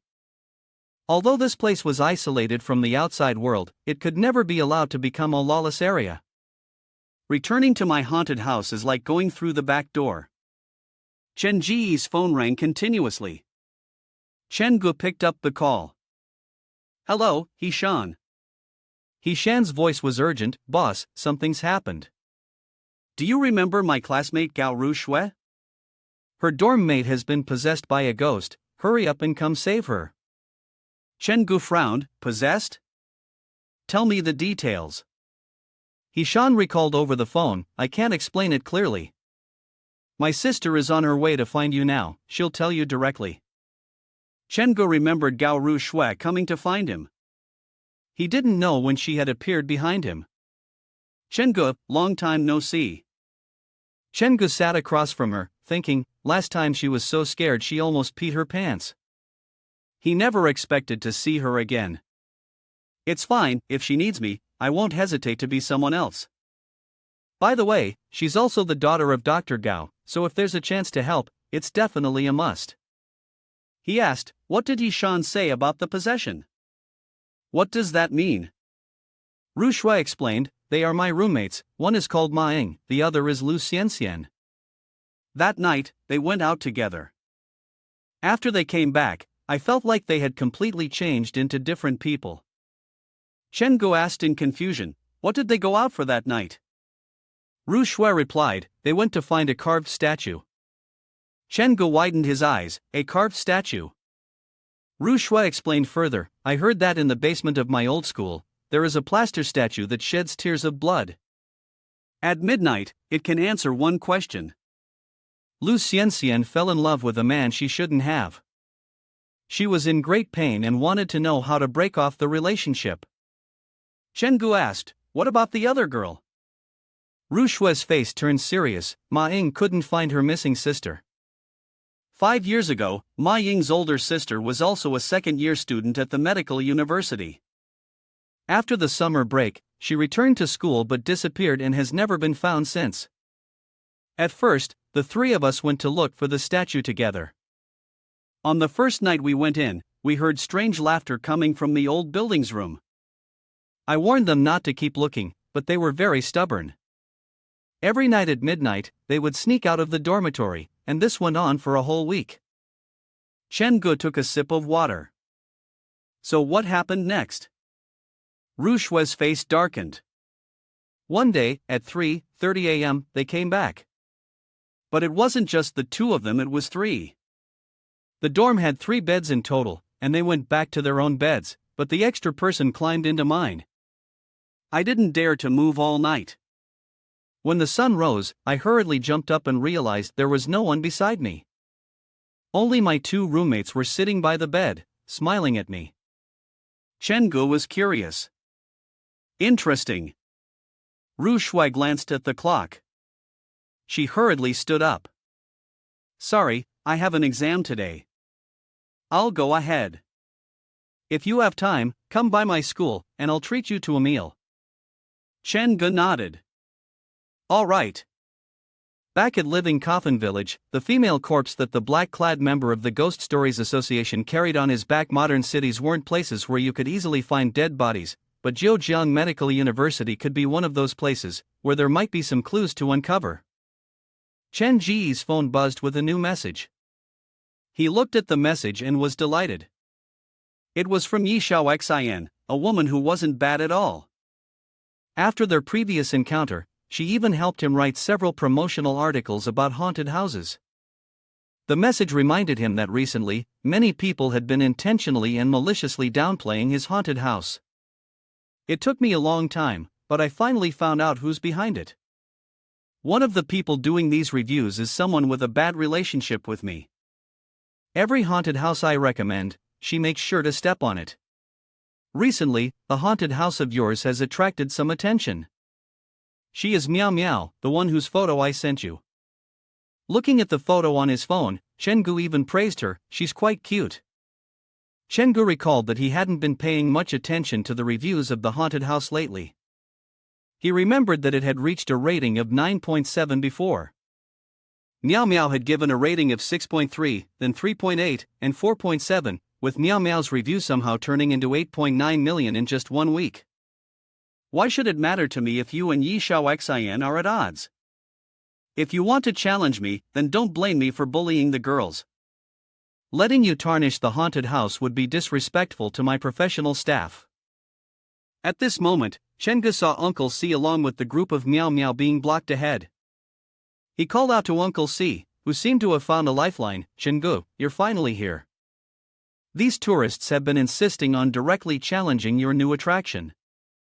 I told them they should start from the lower levels, or something would go wrong. But they refused to listen, saying they'd report and leave low reviews for our theme park. Chen Gu was surprised. Report what? Meow Meow said, the exterior design is outdated and lacks creativity, so I'm deducting 4 points. The staff's attitude is harsh, and there's no sense of service, so I'm taking off 2 points. The blonde guy beside her bared his black teeth and threatened, you're the boss, right? Finally, someone I can talk to. Chen Gu pondered, so it's her. How fortunate, I don't have to go looking for her. On the surface, he smiled, you're all guests, of course, we should follow the first principle of serving guests. The new attraction hasn't been visited yet, so you could be the first testers. It's an honor for me. Meow Meow spoke up, no need to be so formal, I'm Meow's sister, the expert in haunted house reviews, with over 100,000 fans. As long as I find your haunted house fun, all I need to do is recommend it for a week, and your visitors will at least double. Chen Ji's eyes lit up. Meow Meow set the condition, the premise is that I must enjoy it. I won't give a positive review if it goes against my conscience. Chen flattered, of course, now sister is here to guide and give advice to us. The blonde, arrogant man said, "Kid, looks like you know when to be sensible." Miao Miao said, "Then let's go inside." See, uncle stopped them. "Xiao Chen, is everything okay?" "These people." Chen reassured him, "Don't worry, uncle, I know my limits." Guests come here for excitement, and we provide the perfect sensory experience for them. That's our service motto. We don't aim for perfection, but for excitement. See, uncle forced a smile. That sounds like nonsense, doesn't feel reassuring at all. Chen instructed, "Wait a moment, this is a new scene called Living Coffin Village. It's our third-tier horror, with at least 6 people coming to try it out every time. Missing one person makes it difficult to pass, so these 2 guests also want to experience it beforehand, and will join you." These 2 were by Chiu Lin and Old Zhou. Old Zhou smiled, "Hello everyone." The blonde man scoffed, "Maybe they're just actors you hired." Whatever. The man in the suit next to him was deep in thought. Living Coffin Village, a rarely seen theme of a deserted village. Chen continued, "All you need to do is find the red robe statue to pass the level. There are also many small tasks, so if you're interested, you can try them out. I guarantee there will be surprises everywhere." The completion rate of Living Coffin Village is only 7%, and the most terrifying part hasn't even been unlocked yet. These guests aren't afraid of death, and if they can help increase the completion rate, that would be great. Plus, this also means they'll have special guidance throughout the process. The inside of the Living Coffin Village from my haunted house is extremely creepy, and there's paper money scattered everywhere. The blonde man appeared slightly fearful. This really is Living Coffin Village. The man in the suit was also stunned. The set design is so realistic. How did he pull this off? Miao kept taking notes. He has no skills, yet he dares to open a haunted house. Plus, Yi Xiao Xian holds him in such high regard, which shows he must have the ability to design the interior scenes well. Old Zhou laughed. "This place really feels like my hometown, very familiar." Miao Mao asked, "Did you 2 come together?" Bai Chiu Lin shook his head, "No, I don't really like talking to strangers." The blonde guy waved his hand, "Just like our Miao sister here, she likes to pay attention to all of you." "Wait until he's so scared that he pees his pants, he'll probably run after us asking for protection." Old Zhou ignored the sneer. "I'm Old Zhou, here for the haunted house tour, and this guy is Bai Chiu Lin. When he was reading the instructions at the door, he probably came here for the reward money." Xiao Lan introduced us. "We're the haunted house reviewers. I'm Xiao Lan's assistant, and over there is Miao's sister, you already know her." Miao's sister waved cheerfully at them. "The blonde guy is Huang Xing, and that one is Wang Gu." Wang Gu said, "For a haunted house like this, we can clear it in 10 minutes easily." Old Zhou praised, "Oh, so you're all professionals? Guess I'll have to cling to your legs for protection." Miao closed her book. She made a sound and said, "Everyone's introduced themselves, let's go." The reviews for this haunted house are so high online, I'm really curious to see what's so special about it. The old man said, "The scene has a time limit." Old Zhou responded, "This place is so big, I suggest we split up, it'll be better." Miao divided the teams, "Then I'll team up with Wang Gu, you 2 can split into your own groups." Old Zhou approached Xiao Lan, his younger sister. "Let's team up, shall we?" Xiao Lan was surprised. "Aren't you supposed to be with Bai Chiu Lin?" Old Zhou leaned in and whispered to her, "Those guys are the professionals. Besides, a man-woman partnership is never tiring. I definitely don't want to team up with a guy for a haunted house." Xiao Lan hesitated. "Alright, then Huang Xing and Bai Chiu Lin can be one team." Huang Xing raised his hand in a greeting, "Consider yourself lucky to be stuck with me." But Bai Chiu Lin ignored him. Huang Xing, frustrated, muttered, "Ungrateful. Don't come running to hug my legs and cry for your mom later." Xiao Lan observed her, sensing something was off. Old Zhou leaned closer, "Don't be afraid, little sister. I'll protect you later." Xiao Lan pointed at Bai Chiu Lin. "Isn't Bai Chiu Lin acting a little strange?" "She's always avoiding us and seems to be holding something in her hand." Old Joe replied casually, nothing unusual. She's probably just planning to resell some footage or try to gain some followers. Xiao Lan let out a relieved sigh. I hope that's the case. I heard about a mental patient who once ran into a haunted house and attacked customers. As long as she's not like that, I'll be fine. Old Joe looked alarmed. Huh? Is this some sort of revenge-seeking madman? Xiao Lan reassured him, it's fine. We're all just here to have fun. She probably isn't a lunatic. Meanwhile, Huang Xing and Bai Qiu-lin were exploring the area. Bai Qiu-lin pointed toward a sedan chair. Look, over there. The bride's sedan chair is arriving. Huang Xing smiled, it seems we've completed the mission ahead of schedule. With the bridal sedan chair, the bridal gown is probably hidden in this house. We're almost through. Bai Qiu-lin said, what are you still waiting for? Hurry up and go inside. Bai Qiu-lin noticed something strange inside the bridal sedan chair, something horrifying with bloodshot eyes. Huang Xing urged, hurry up. Bai Qiu-lin smiled wickedly. Huang Xing turned around, feeling like something was calling him. Huang Xing, Huang Xing, Huang Xing. He was frightened, his face darkened. Who's calling me? The shadows were moving everywhere. Hee hee, hee hee. Huang Xing looked back and shouted, who's there? Come out, I can see you. A hand reached from behind, aiming to grab him. It turned out to be Bai Qiu-lin. Huang Xing's heart skipped a beat, and he shouted. Bai Qiu-lin spoke up, what's wrong with you? It's me.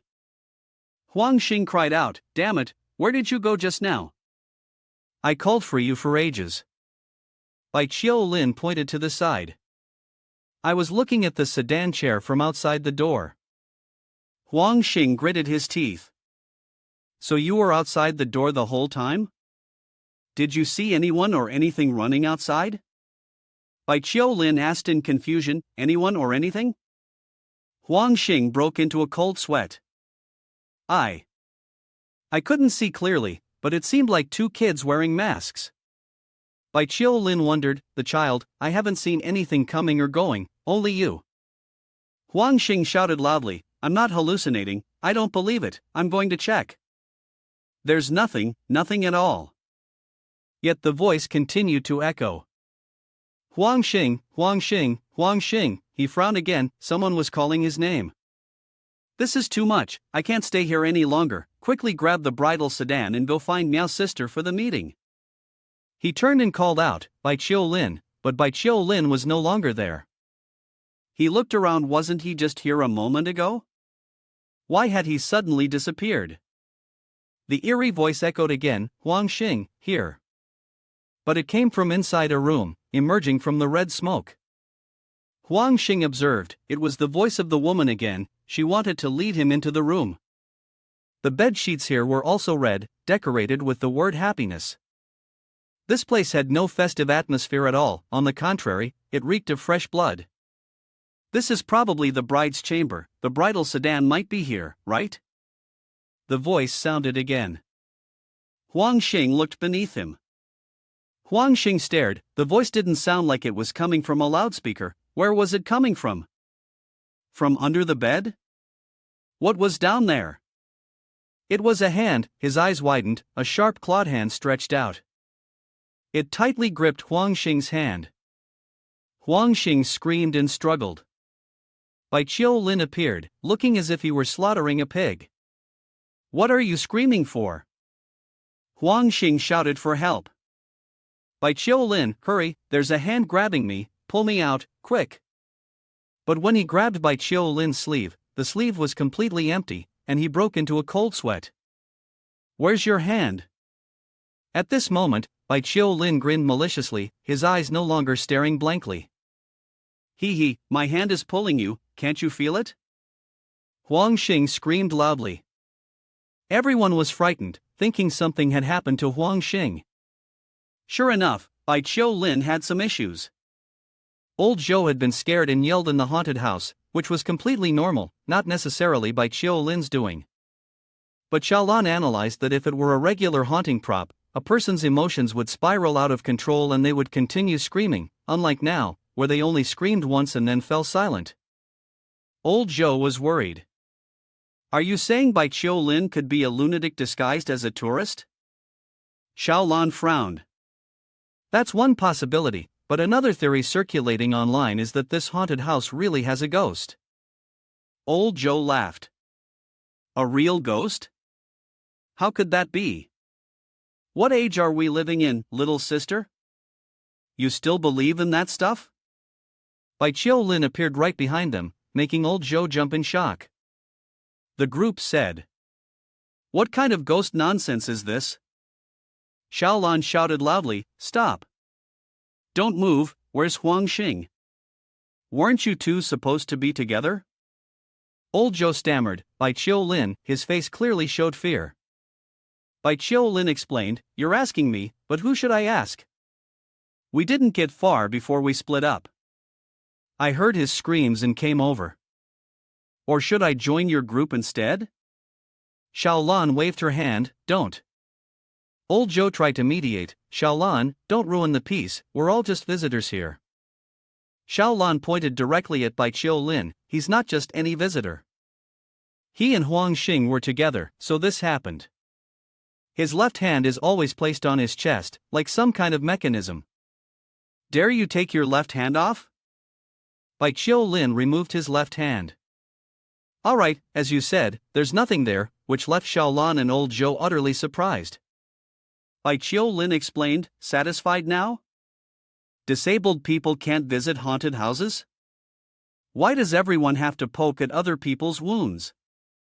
Old Zhou laughed heartily, It's a misunderstanding, a misunderstanding. This girl thought you were an employee here, with some kind of task in your hand. Silly girl, apologize. Xiaolan hesitated, I didn't know. Sorry. Just then, her phone rang. Xiaolan was on the phone, Miao's sister, Miao Miao was worried. Miao Miao, Xiaolan, do you know what happened to Huang Xing? We heard his horrible scream and then nothing. Has something happened? Xiaolan replied, It's his teammate Bai Qiu-lin who has a problem. I've always suspected that he's in the same state as that crazy guy we met last time at the haunted house abroad. In short, something's wrong with him, he's not an actor sent by the boss, he's a madman preparing to take revenge on society. Miao Miao frowned, Where are you guys? I'm coming to find you. Xiaolan replied softly, We're in an old house, there's a sedan chair at the door, and the door behind us keeps creaking open. Xiaolan was alarmed, Who's that? Is there something in the wardrobe? Inside was Huang Xing, tightly bound by bloody ropes. Xiaolan panicked, Huang Xing. Miao Miao asked, Xiaolan, did you find Huang Xing? Xiaolan was terrified. Bai Qiu-lin appeared behind us. This time, his face revealed an even more terrifying expression. Bai Qiu-lin, what are you looking at? Xiaolan jumped, Bai Qiu-lin? Miao Miao screamed, Miao sister, Old Zhou, hurry and come save me. But at this moment, Old Zhou, like Bai Qiu-lin, had a strange gleam in his eyes. Old Zhou, no worries. Little sister, don't be scared, we won't hurt you. He. Xiaolan screamed. Xiaolan, what's wrong? Say something. What's going on? Wang Gu asked. Wang Gu, something's happened. The tourist who came in with us might be an actor arranged by the haunted house. Our teammates have lost contact. Miao Miao replied gloomily. Wang Gu was furious, You all acted so professional before, like entering a haunted house was nothing. But look at you now, it's barely been any time and you've already fallen apart? Miao Miao raised her chin defiantly, Why are you acting all superior? If you weren't a senior manager from the hypothetical future park, I wouldn't even bother dealing with you. Then she smiled apologetically, Wang Gu, this time we were careless. Give me a moment, if our team moves together, things will go more smoothly. Wang Gu asked, with so many rooms here, what do we do? Meow Meow replied, Xiaolan is on the phone outside. The room where the incident happened has a wedding sedan. Even though this place is big, if we don't split up, we might be able to find her quickly. At that moment, old Zhou returned, his face full of panic, rushing to find them. He spoke anxiously, hurry, we have to save Xiaolan. That Bai Qiu Lin is a monster. Meow Meow was shocked, old Zhou, what? Speak clearly. Old Zhou made up a story, we were in the interrogation room. We asked what he was hiding in his hand. He showed his empty sleeve. His face slowly started to transform, and his body began to twist, as if he had once been in a car accident. He pulled Xiaolan along, so scary, really too scary. Meow Meow dismissed it, look at you getting scared. Nothing will happen, this is definitely something the boss has set up, right? Wang Gu agreed, let's go check it out together. Even if Bai Qiu Lin is a lunatic, the three of us can handle him. Recently, the New Century amusement park has shown signs of revival, and all the changes are because of the haunted house. I really want to see how a haunted house can prop up an amusement park that's about to collapse. Meow Meow flattered, how can this haunted house compare to the amusement park you like? The design, right? We just made a small mistake. As they walked, they noticed green candle lanterns appearing along the way. Wang Gu stopped them, wait, something's not right. These white lanterns are suspicious. Old Zhou suggested, why don't we just admit defeat to the boss? These things are too weird. We should leave quickly. Meow Meow stopped him, no, the rule is 40 minutes. It's only been a dozen minutes, and you're already talking about leaving. I haven't even found the checkpoint yet, it would be so embarrassing. Meow sister, I can't lose face like that. If this gets out, I won't have a place to stand anymore. Wang Gu waved his hand, old Zhou, don't worry. Keep leading the way, we'll be fine together. Old Zhou was frightened. No, I can't. I must go back here. Wang Gu stopped him. Wait, hold on a second. Suddenly, people appeared in front of them, carrying a coffin. Meow Meow hesitated, are they actors from the haunted house? Finally, I see living people. Wang Gu shook his head. No, something's off. These people are strange, like they're part of a thin, lifeless layer. How could these props be made like this? It looks too real. Meow Meow wondered, what's inside their coffin? It can't be Huang Xing or Bai Qiu Lin, can it? Bai Qiu Lin appeared behind them, speaking, you guessed wrong. I'm here.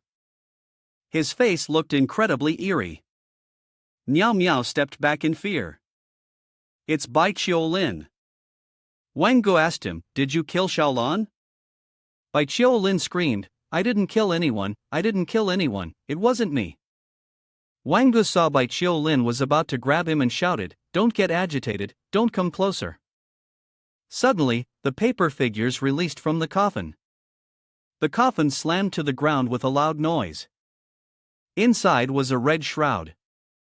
Wang Gu was stunned. What the hell is this? The shroud in the coffin just flew up by itself? Meow Meow, terrified, stood frozen. What is that? Run! The two of them ran with all their might. Meow Meow calculated, this place is too vast. No matter how we run, we won't be able to escape this village. Wang Gu panted heavily, this is bad, I can't run anymore, let's take a break. His hand accidentally pressed a switch on the tree beside him, and it made a clinking sound. Seeing the tree trunk lean back, Wang Gu scorned. This prop is so bad, it's definitely fragile. A little touch and it's falling over. Meow Meow broke out in sweat, quickly saying, No, Wang Gu, look under the tree. A sharp clawed hand emerged from beneath the tree. Wang Gu noticed a large, monstrous demon with sharp teeth and white eyes, its massive body rising from the base of the tree. In fear, he dropped to the ground. Meow Meow sister, please help me, I can't stand up anymore. Meow Meow anxiously said. Wang Gu, hang on, I'll go get help. Two strange children appeared behind her, the old master sitting solemnly, his expression serious and dignified. Both adults and children gathered around to watch. Seeing the children wearing masks, Meow Meow screamed in terror. Help, help me. Someone, please save me. Is there really no way out of here? Bai Qiu Lin appeared, saying, Follow me, I'll get you out. Meow Meow turned her head to look at Bai Qiu Lin, who gestured quietly. Well, didn't expect to see me like this, huh? Meow Meow kept her distance from him. In the end, are you a human or a ghost? Just now, on Xiaolan's phone, Bai Qiu Lin had said, You guys have been deceived by old Zhou. He is the real ghost. Meow Meow was confused. Old Zhou? Bai Qiu Lin explained. This haunted house has always been rumored to be haunted. There was a couple, and their love wasn't supported, so they broke up. A few months ago, the man couldn't bear the pain of heartbreak and chose to commit suicide. The place where he did it was the haunted house, the last place they had their date.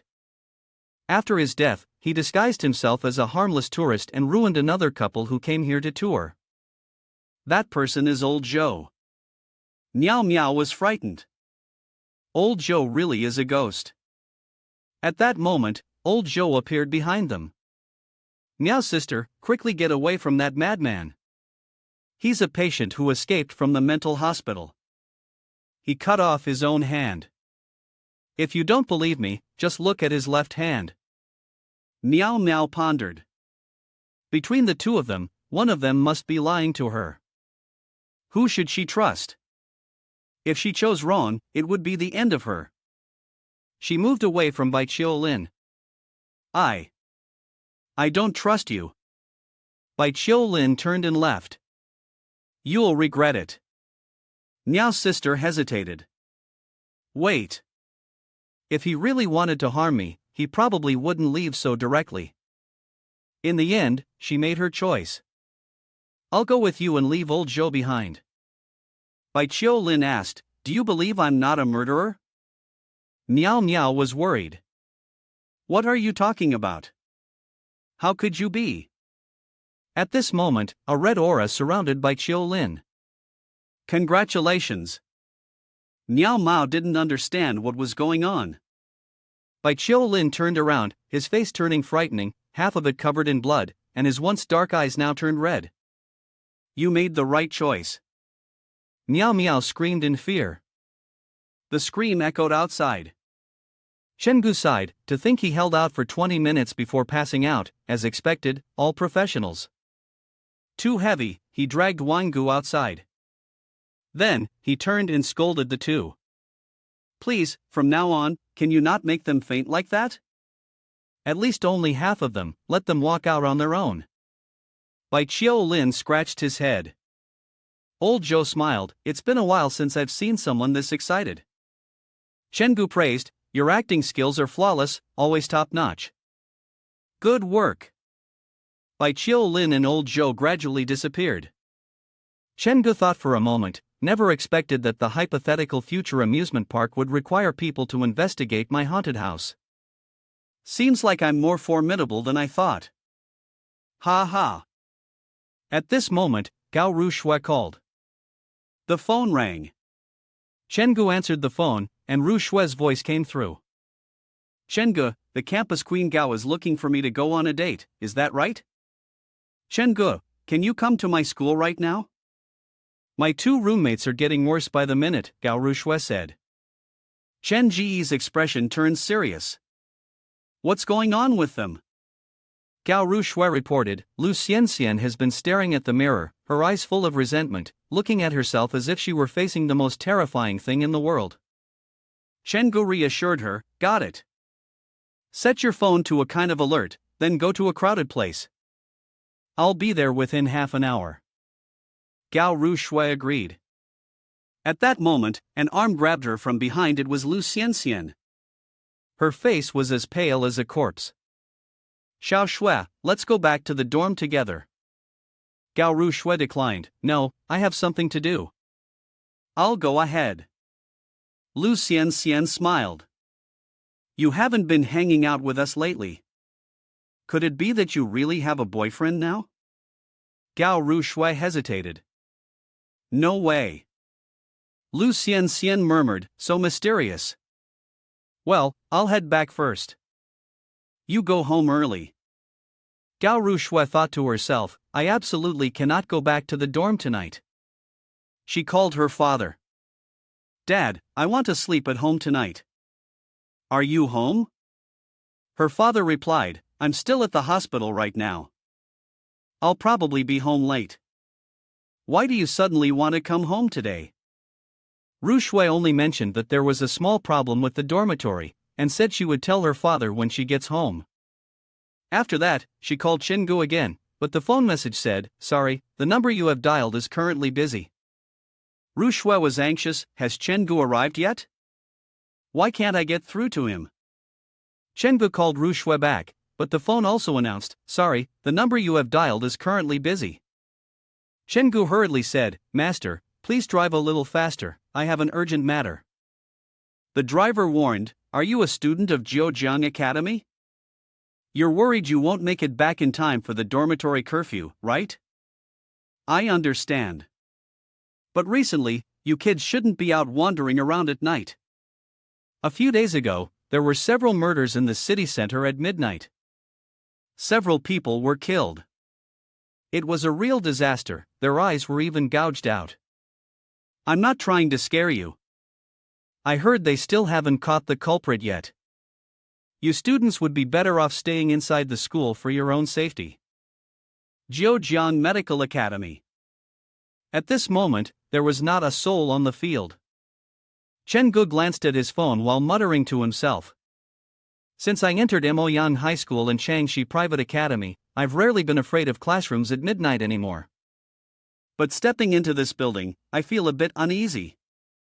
Could this building be hiding something even more terrifying? He walked into the dormitory hallway.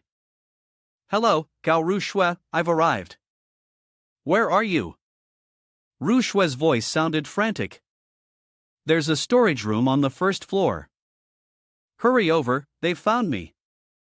After spotting the door to the storage room, Chengu rushed over. When he opened the door, it led to a basement. Rushui's voice became more panicked. Chengu, hurry and save me, they've discovered me. The door behind him suddenly slammed shut. Chengu pondered for a moment. This was indeed a trap. You're not Gao Rushui, are you? A monster's head popped out, its long tongue flicking and sharp claws extended. You guessed right. Ha. Unfortunately, it's too late now. You won't get the chance to escape. Chengu nonchalantly replied, who said I wanted to escape? Suyin, time to eat. Suyin quickly lunged toward the monster. His eyes were bloodshot, his face full of delight. He let out a scream that echoed through the room. The monsters all clutched their heads in pain. Chengu complimented, Suyin, you've turned into Red Rogue now. It seems like the monster from before has already been absorbed and digested. Was that sound just now your new ability? Not bad. Suyin quickly dealt with the surrounding monsters. Chengu thought to himself that the Ghost Stories Association had once again used Gao Rushui's name to lure him to the school. Then where is Gao Rushui right now? Chengu asked.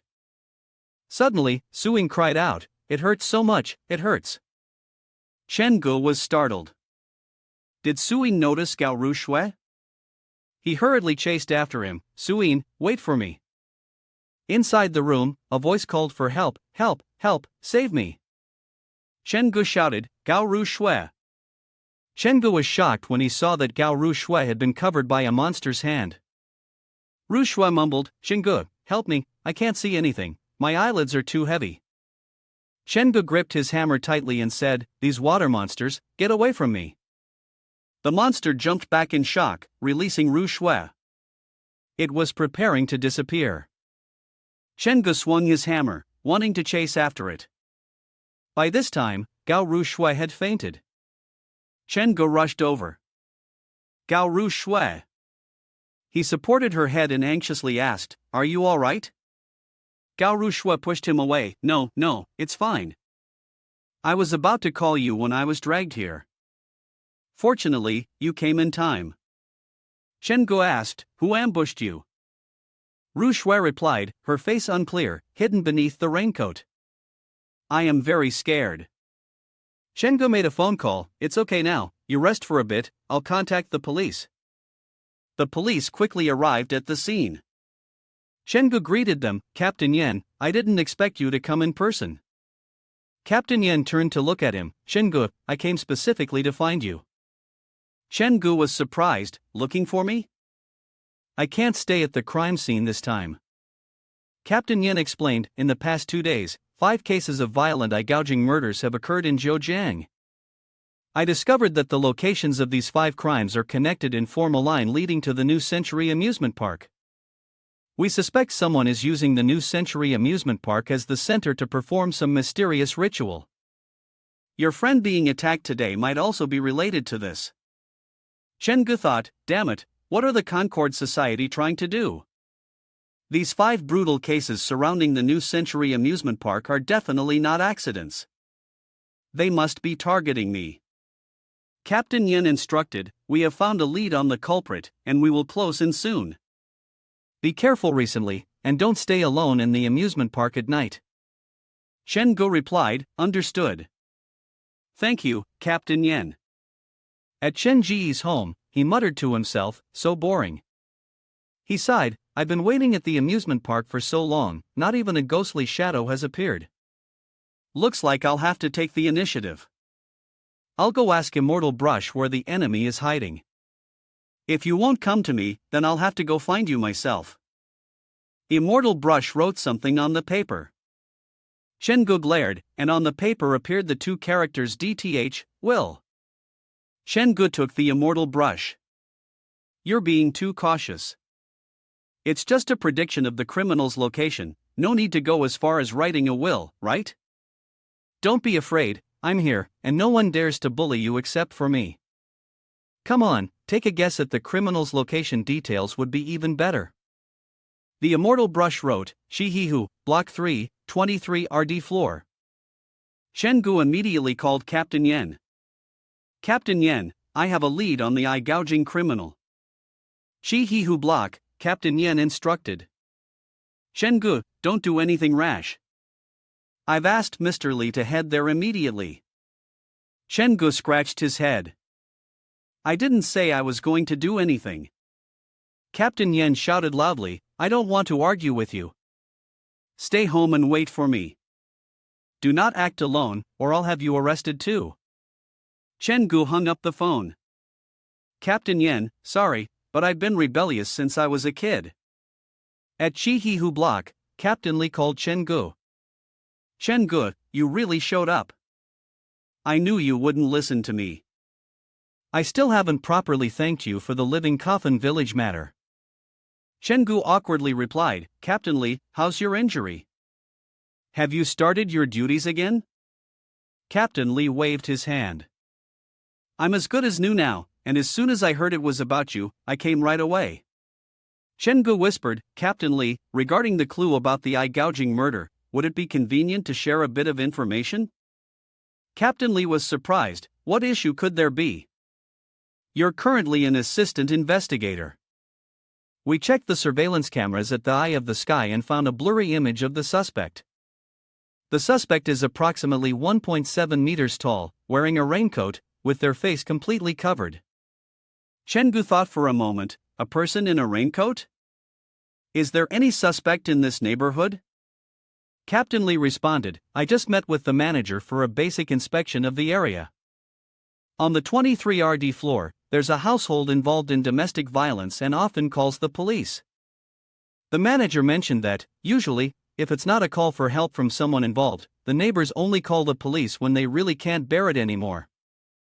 The owner of the household is named Xiu Meng, a personal trainer at a high-end club, 1.9 meters tall. He might be a suspect." Chen Gu rubbed his temples, feeling a headache. There were no other leads. "Let's go meet Xiu Meng first." Shengu knocked on the door. Excuse me, is this the home of Xiaomeng? Xiaomeng stood in front of the door, frowning. Who's there in the middle of the night? What do you want? Captain Li raised his badge. Police.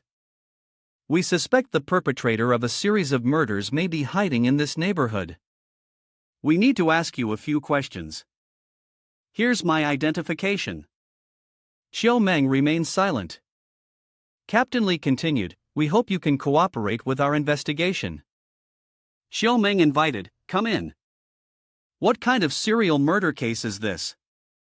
I've been at home playing on the computer, I don't know anything about it. Captain Li observed the rundown house. What happened to your house? Xiaomeng replied, who hasn't had an argument with their wife? You can't control people breaking things in their own house. Captain Li asked, where is your wife? Please have her come out so we can ask her about the situation. Xiaomeng pointed to her, she's not feeling well, she's resting in the room. If you want to ask, we can refuse to answer. Captain Li pressed, I hope you cooperate with the investigation. Xiaomeng raised his hand, if I don't cooperate, will you arrest me in my own house? Go ahead, arrest me.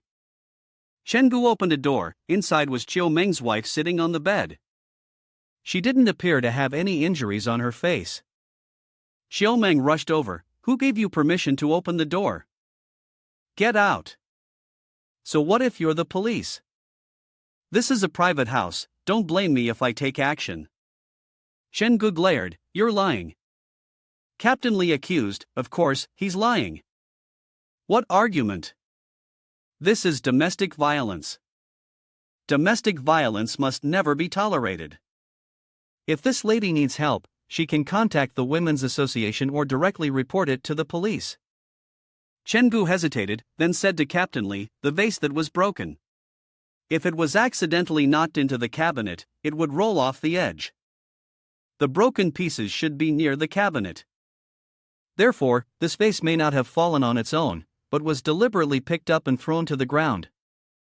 Additionally, the bedroom is tidy and clean, completely different from the living room. Would a man, who has lost his mind, only go crazy in one area?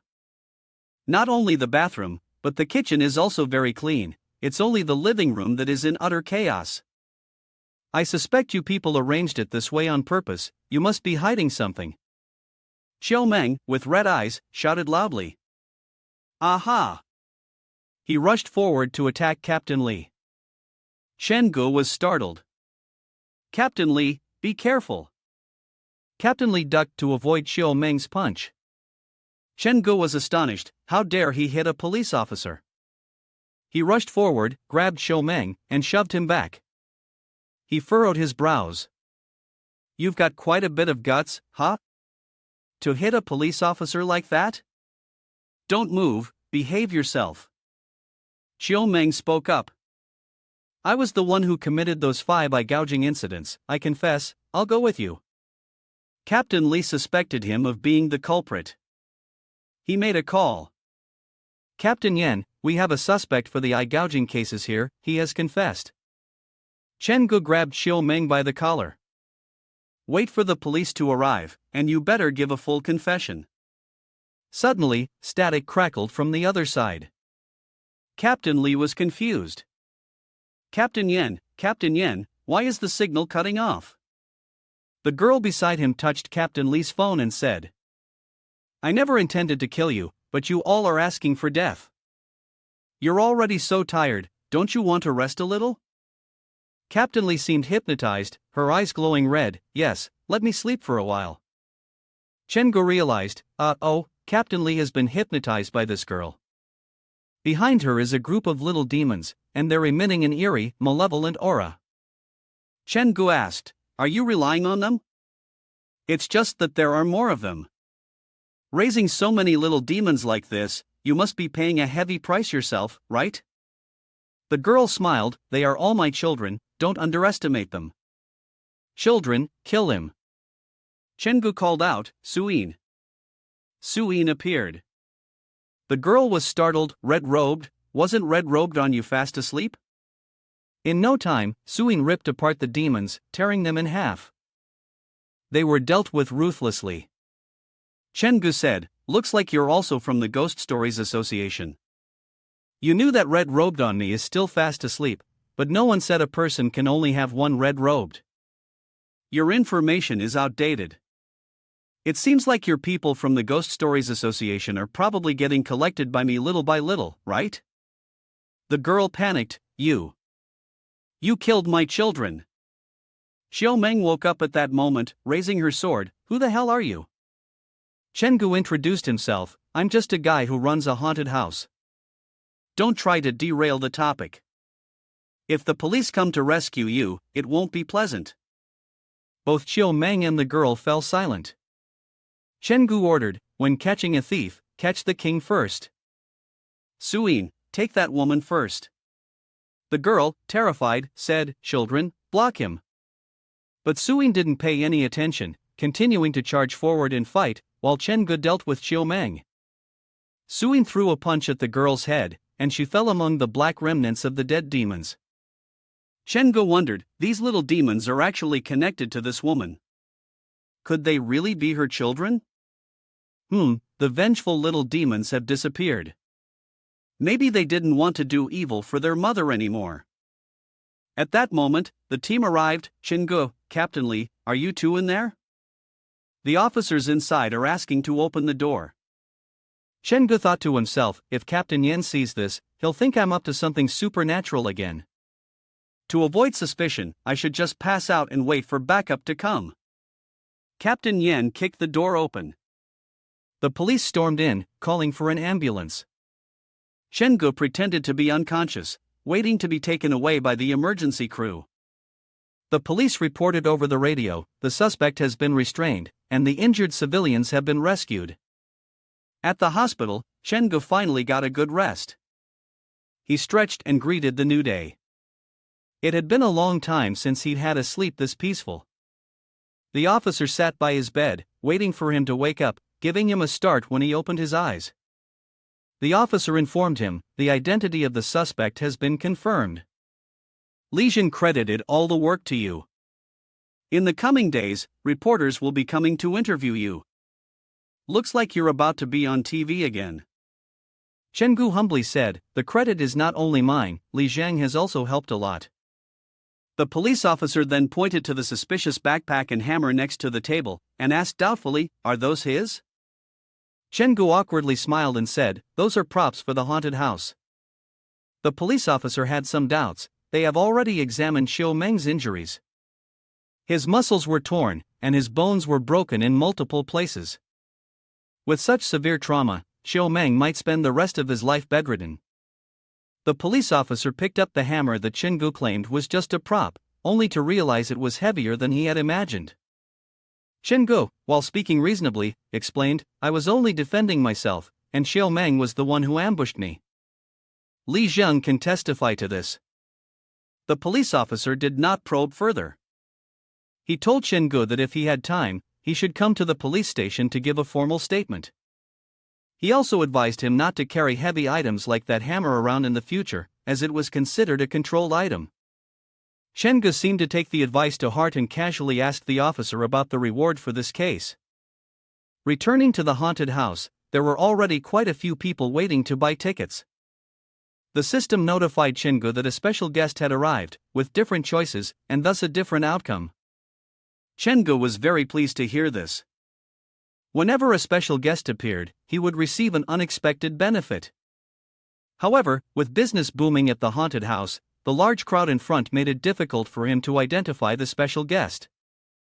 Chen Gu clapped his hands to attract the attention of the customers. He took out a commitment letter and asked the participants to sign it before entering. Chen Gu looked at a group of young people and asked them which scene they wanted to try. These young people were not first-timers, they had already gone through the one-star scene, so now they wanted to challenge the Mo Yang High School scene.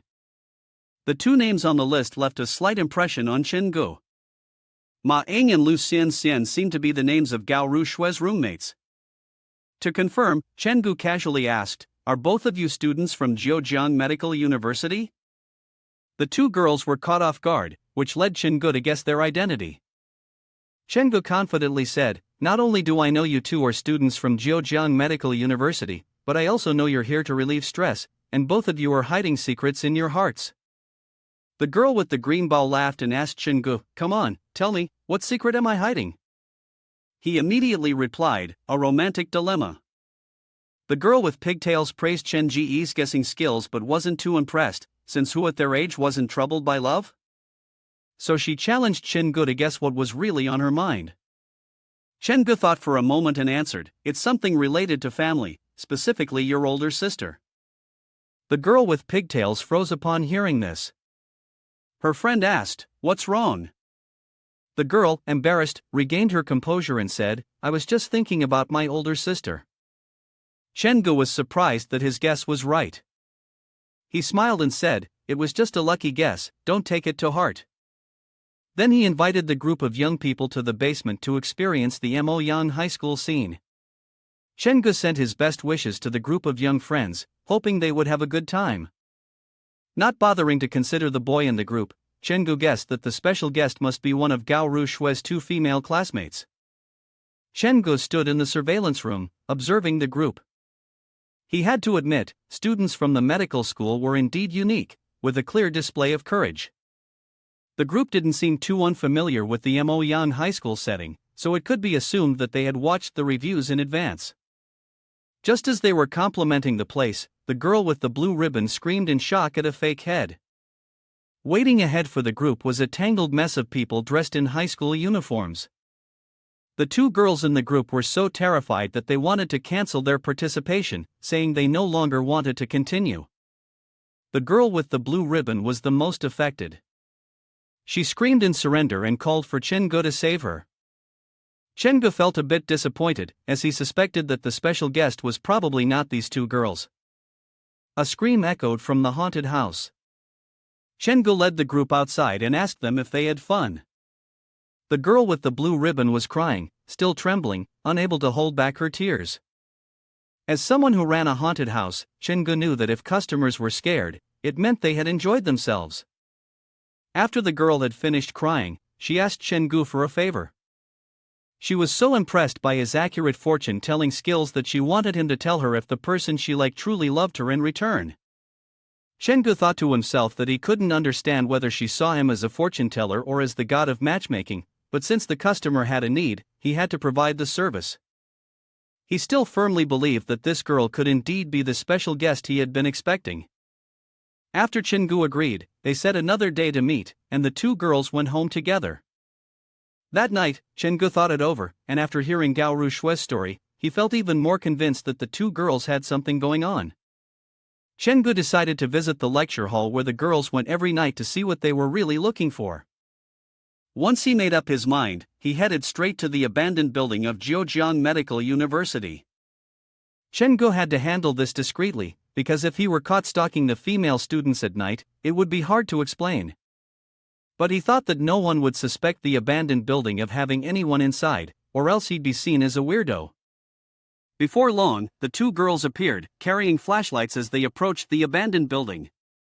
The girl with twin ponytails spoke up. "According to what the other girls said, the only area we haven't searched is the northeast corner of the building.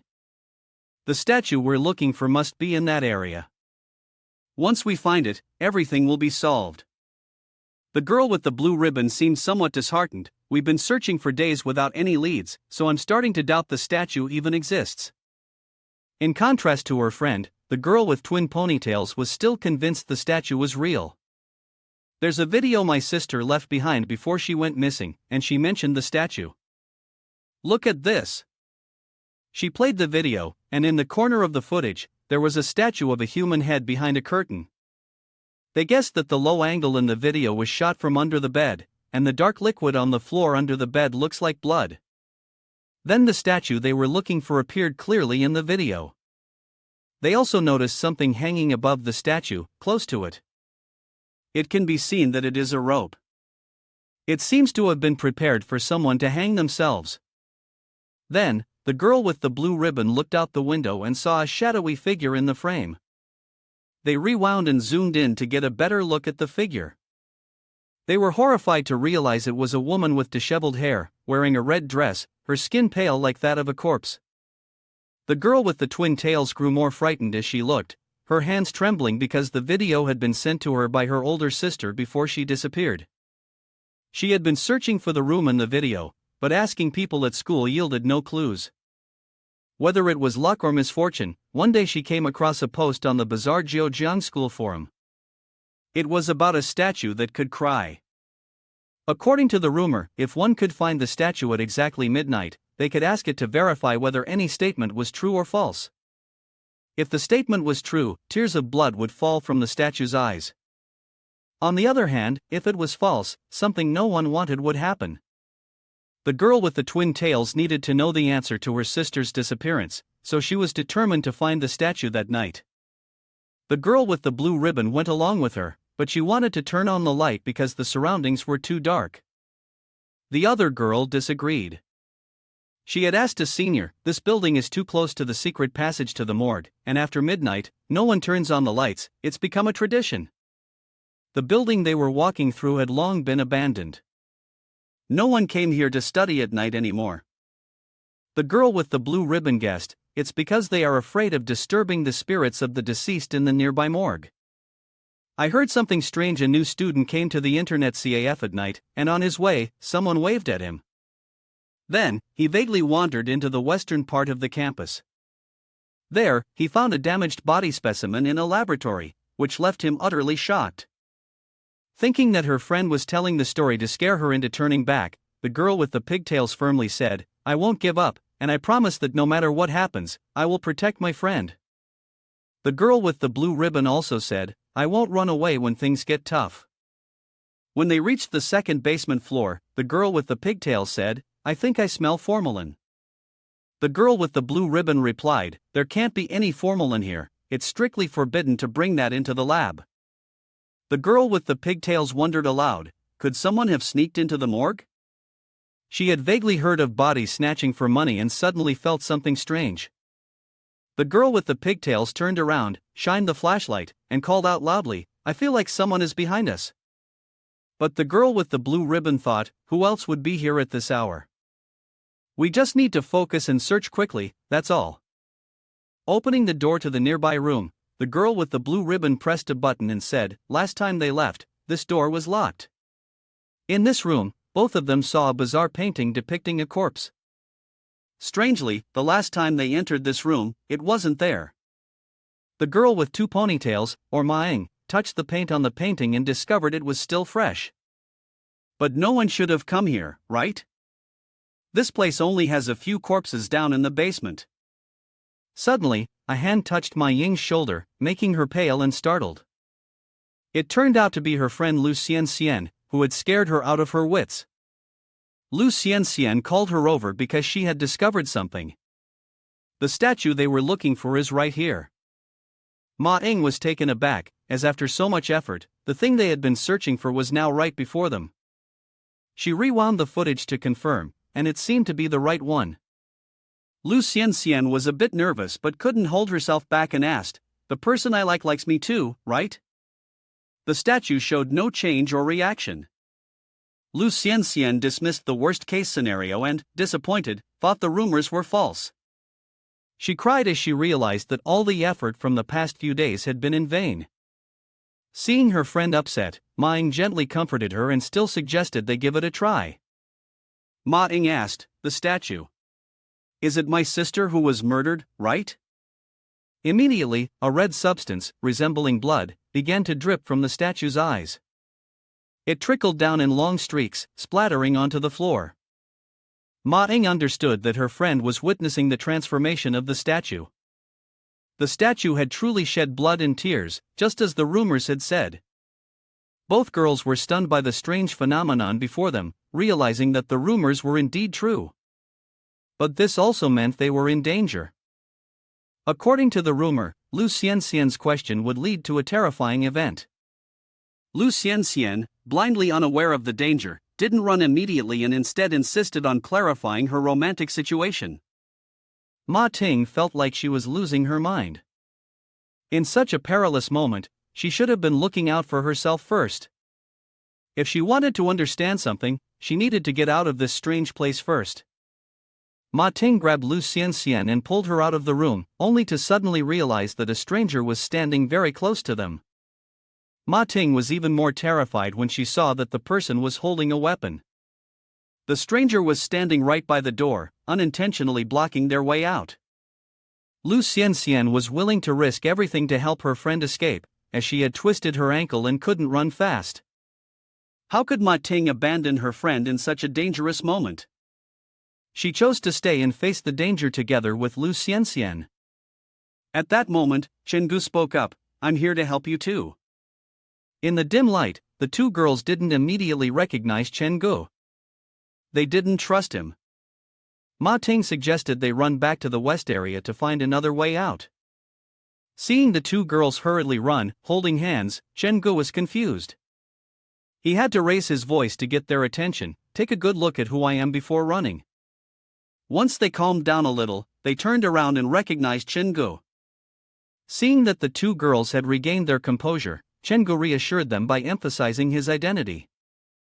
Chen Gu, half jokingly, half seriously commented, "This place is perfect for killing and dumping bodies, but I assure you I'm not that kind of person." What they didn't know was that his calm demeanor only frightened the girls even more. The two girls refused to show Chen Gu the location of the statue because they didn't want someone like him to run into bad luck. But strangely, it was precisely because of the supernatural presence that Chen Gu wanted to go see it. He had become interested in this abandoned house as soon as he noticed signs of ghosts. In the end, Chen Gu managed to convince the two girls to show him the strange statue. When he saw it, he had to admit it was hideously ugly. Chen Gu had heard stories about the statue's oddities, and he wanted to see for himself. Ma Ting kindly tried to warn him, but Chen Gu had his own plans. For his first test, he asked, "Can the statue determine if each of my statements is true or false?" Nothing happened in response. Chen Gu poked at the statue and asked, "Why aren't you shedding blood and tears? Do you even understand lies?" Ma Ting couldn't hold back and confirmed that the statue did, in fact, shed blood and tears. Chen Gu grew a bit impatient and decided to ask a simpler question. This time, he raised his hammer and threatened, "I'll smash the statue in 1 minute, so if you don't cooperate, you'd better watch out." Being directly threatened for the first time made the statue break into a cold sweat. "Well, if that's how it is, let's comply." The statue chose to answer Chen Ji's question by shedding blood and tears as a response. Although Lu Xianxian had already witnessed this bizarre scene earlier, she couldn't help but exclaim in surprise, "Chen Gu, it's great that you managed to verify the truth." He himself possessed the immortal brush, a tool that could predict the future, but its accuracy was only 5%. Now that he had discovered this statue, he considered combining the two to have a chance at obtaining a 100% accurate prediction. Chen Gu encouragingly patted the statue's head before asking the second question. With the mighty hammer in hand, Chen Gu wanted to know if the monster in this room had come from the morgue. The statue responded affirmatively, and Chen Gu, satisfied, continued, "Is there someone helping that monster?" The statue not only shed blood and tears but also oozed nosebleed from being questioned so much by Chen Gu.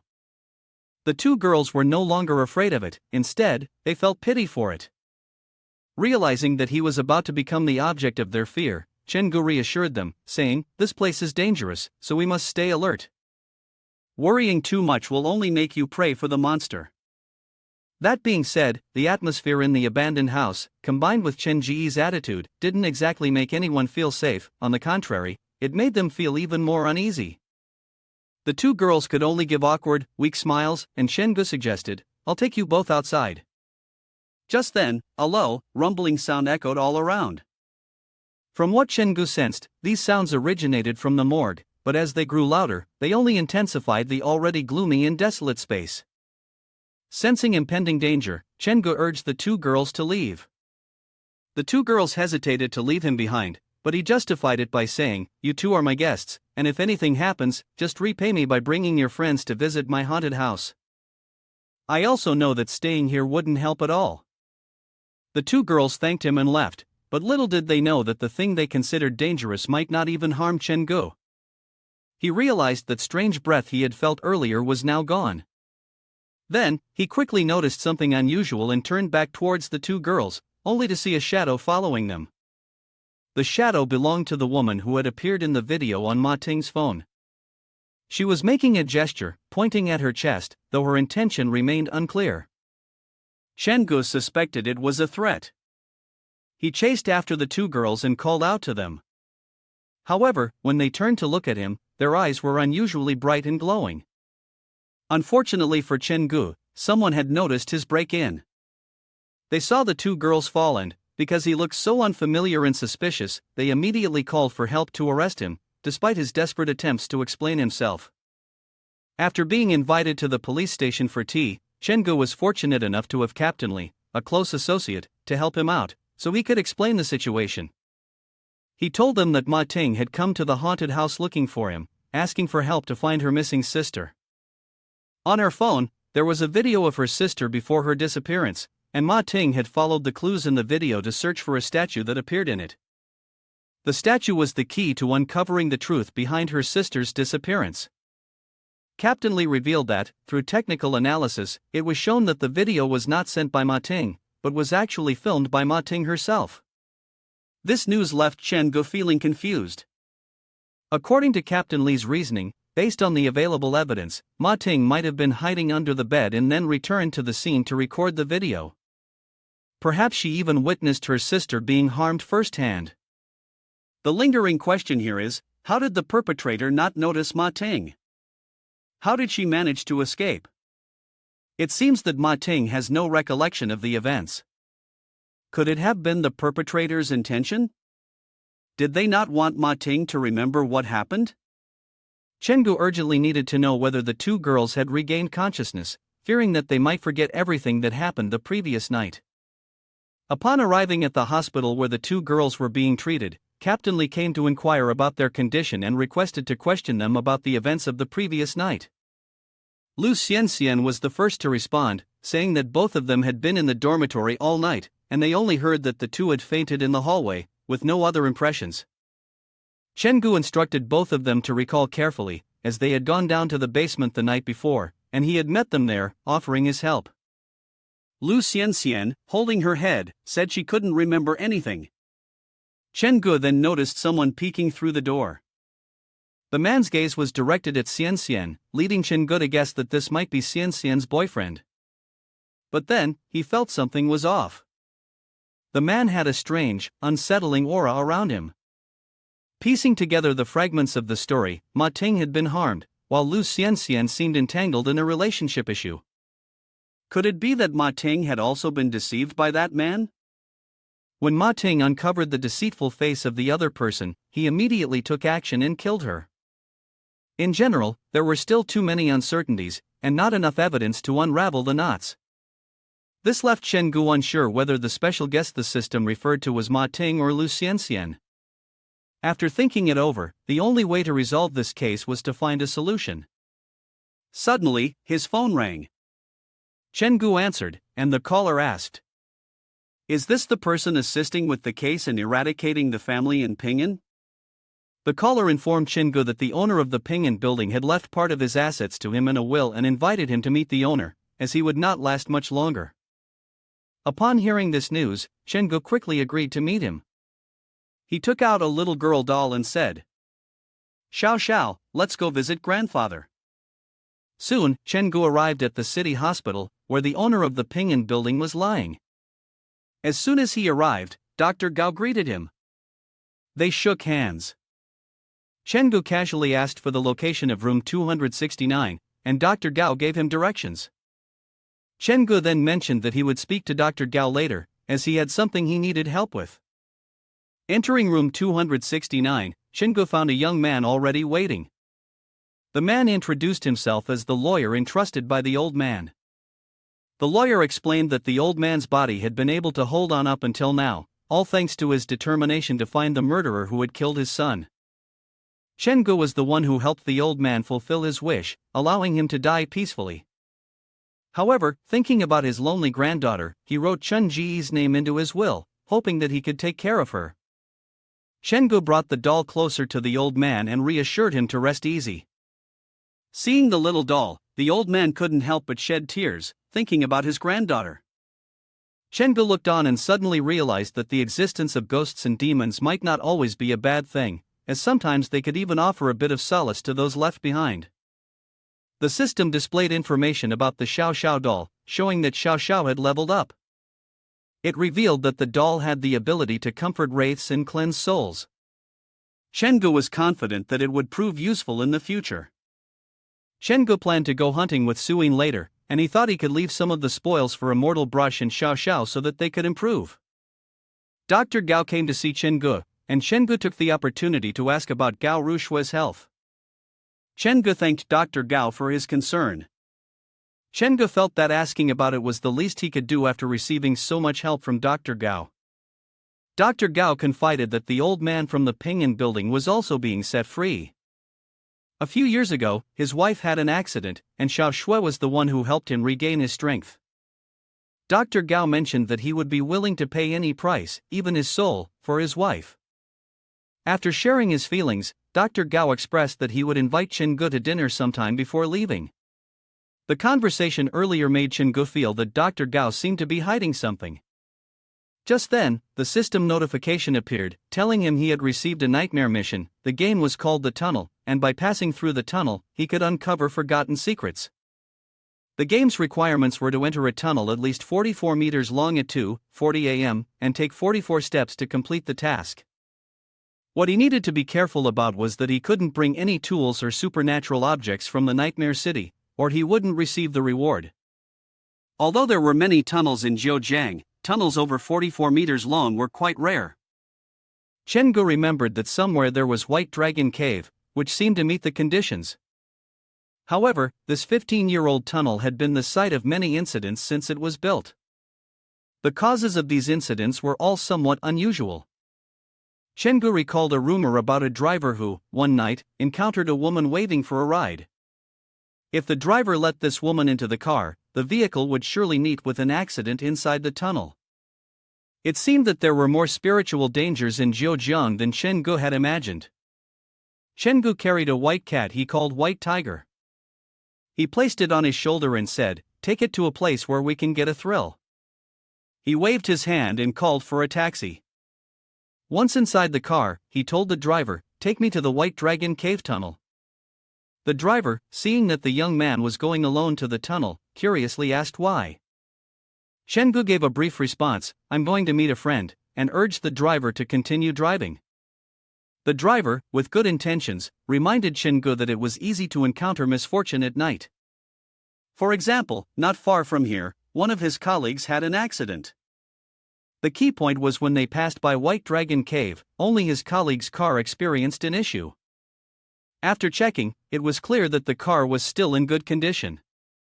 The person was trapped in the seat, and the firefighters had to use cutting tools to pull out the body. After the investigation, the police concluded that the cause of the accident was excessive fatigue while driving. But just a few minutes before, the drivers had been chatting happily on the phone, and there were no signs of exhaustion. Strangely, over the phone, the driver vaguely heard a female voice. But when the accident occurred, only his colleague was in the car. The driver kept thinking about the incident, and his skin crawled with cold sweat. He wasn't telling the story to scare anyone, but he sincerely advised, if Chengu sees anyone unusual near the tunnel, just ignore them and keep on living. The scene shifted to a dirty white shirt tossed somewhere. The taxi suddenly stopped in front of the tunnel entrance. Seeing this, Chengu asked and was told that they hadn't arrived yet.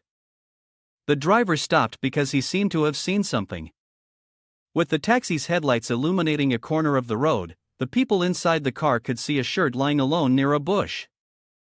Feeling uneasy, Chengu decided to get out of the car to take a closer look, even though their destination was just ahead. Chengu, along with his cat, went around inspecting the surroundings first, as it would still be 44 minutes before the mission was to begin.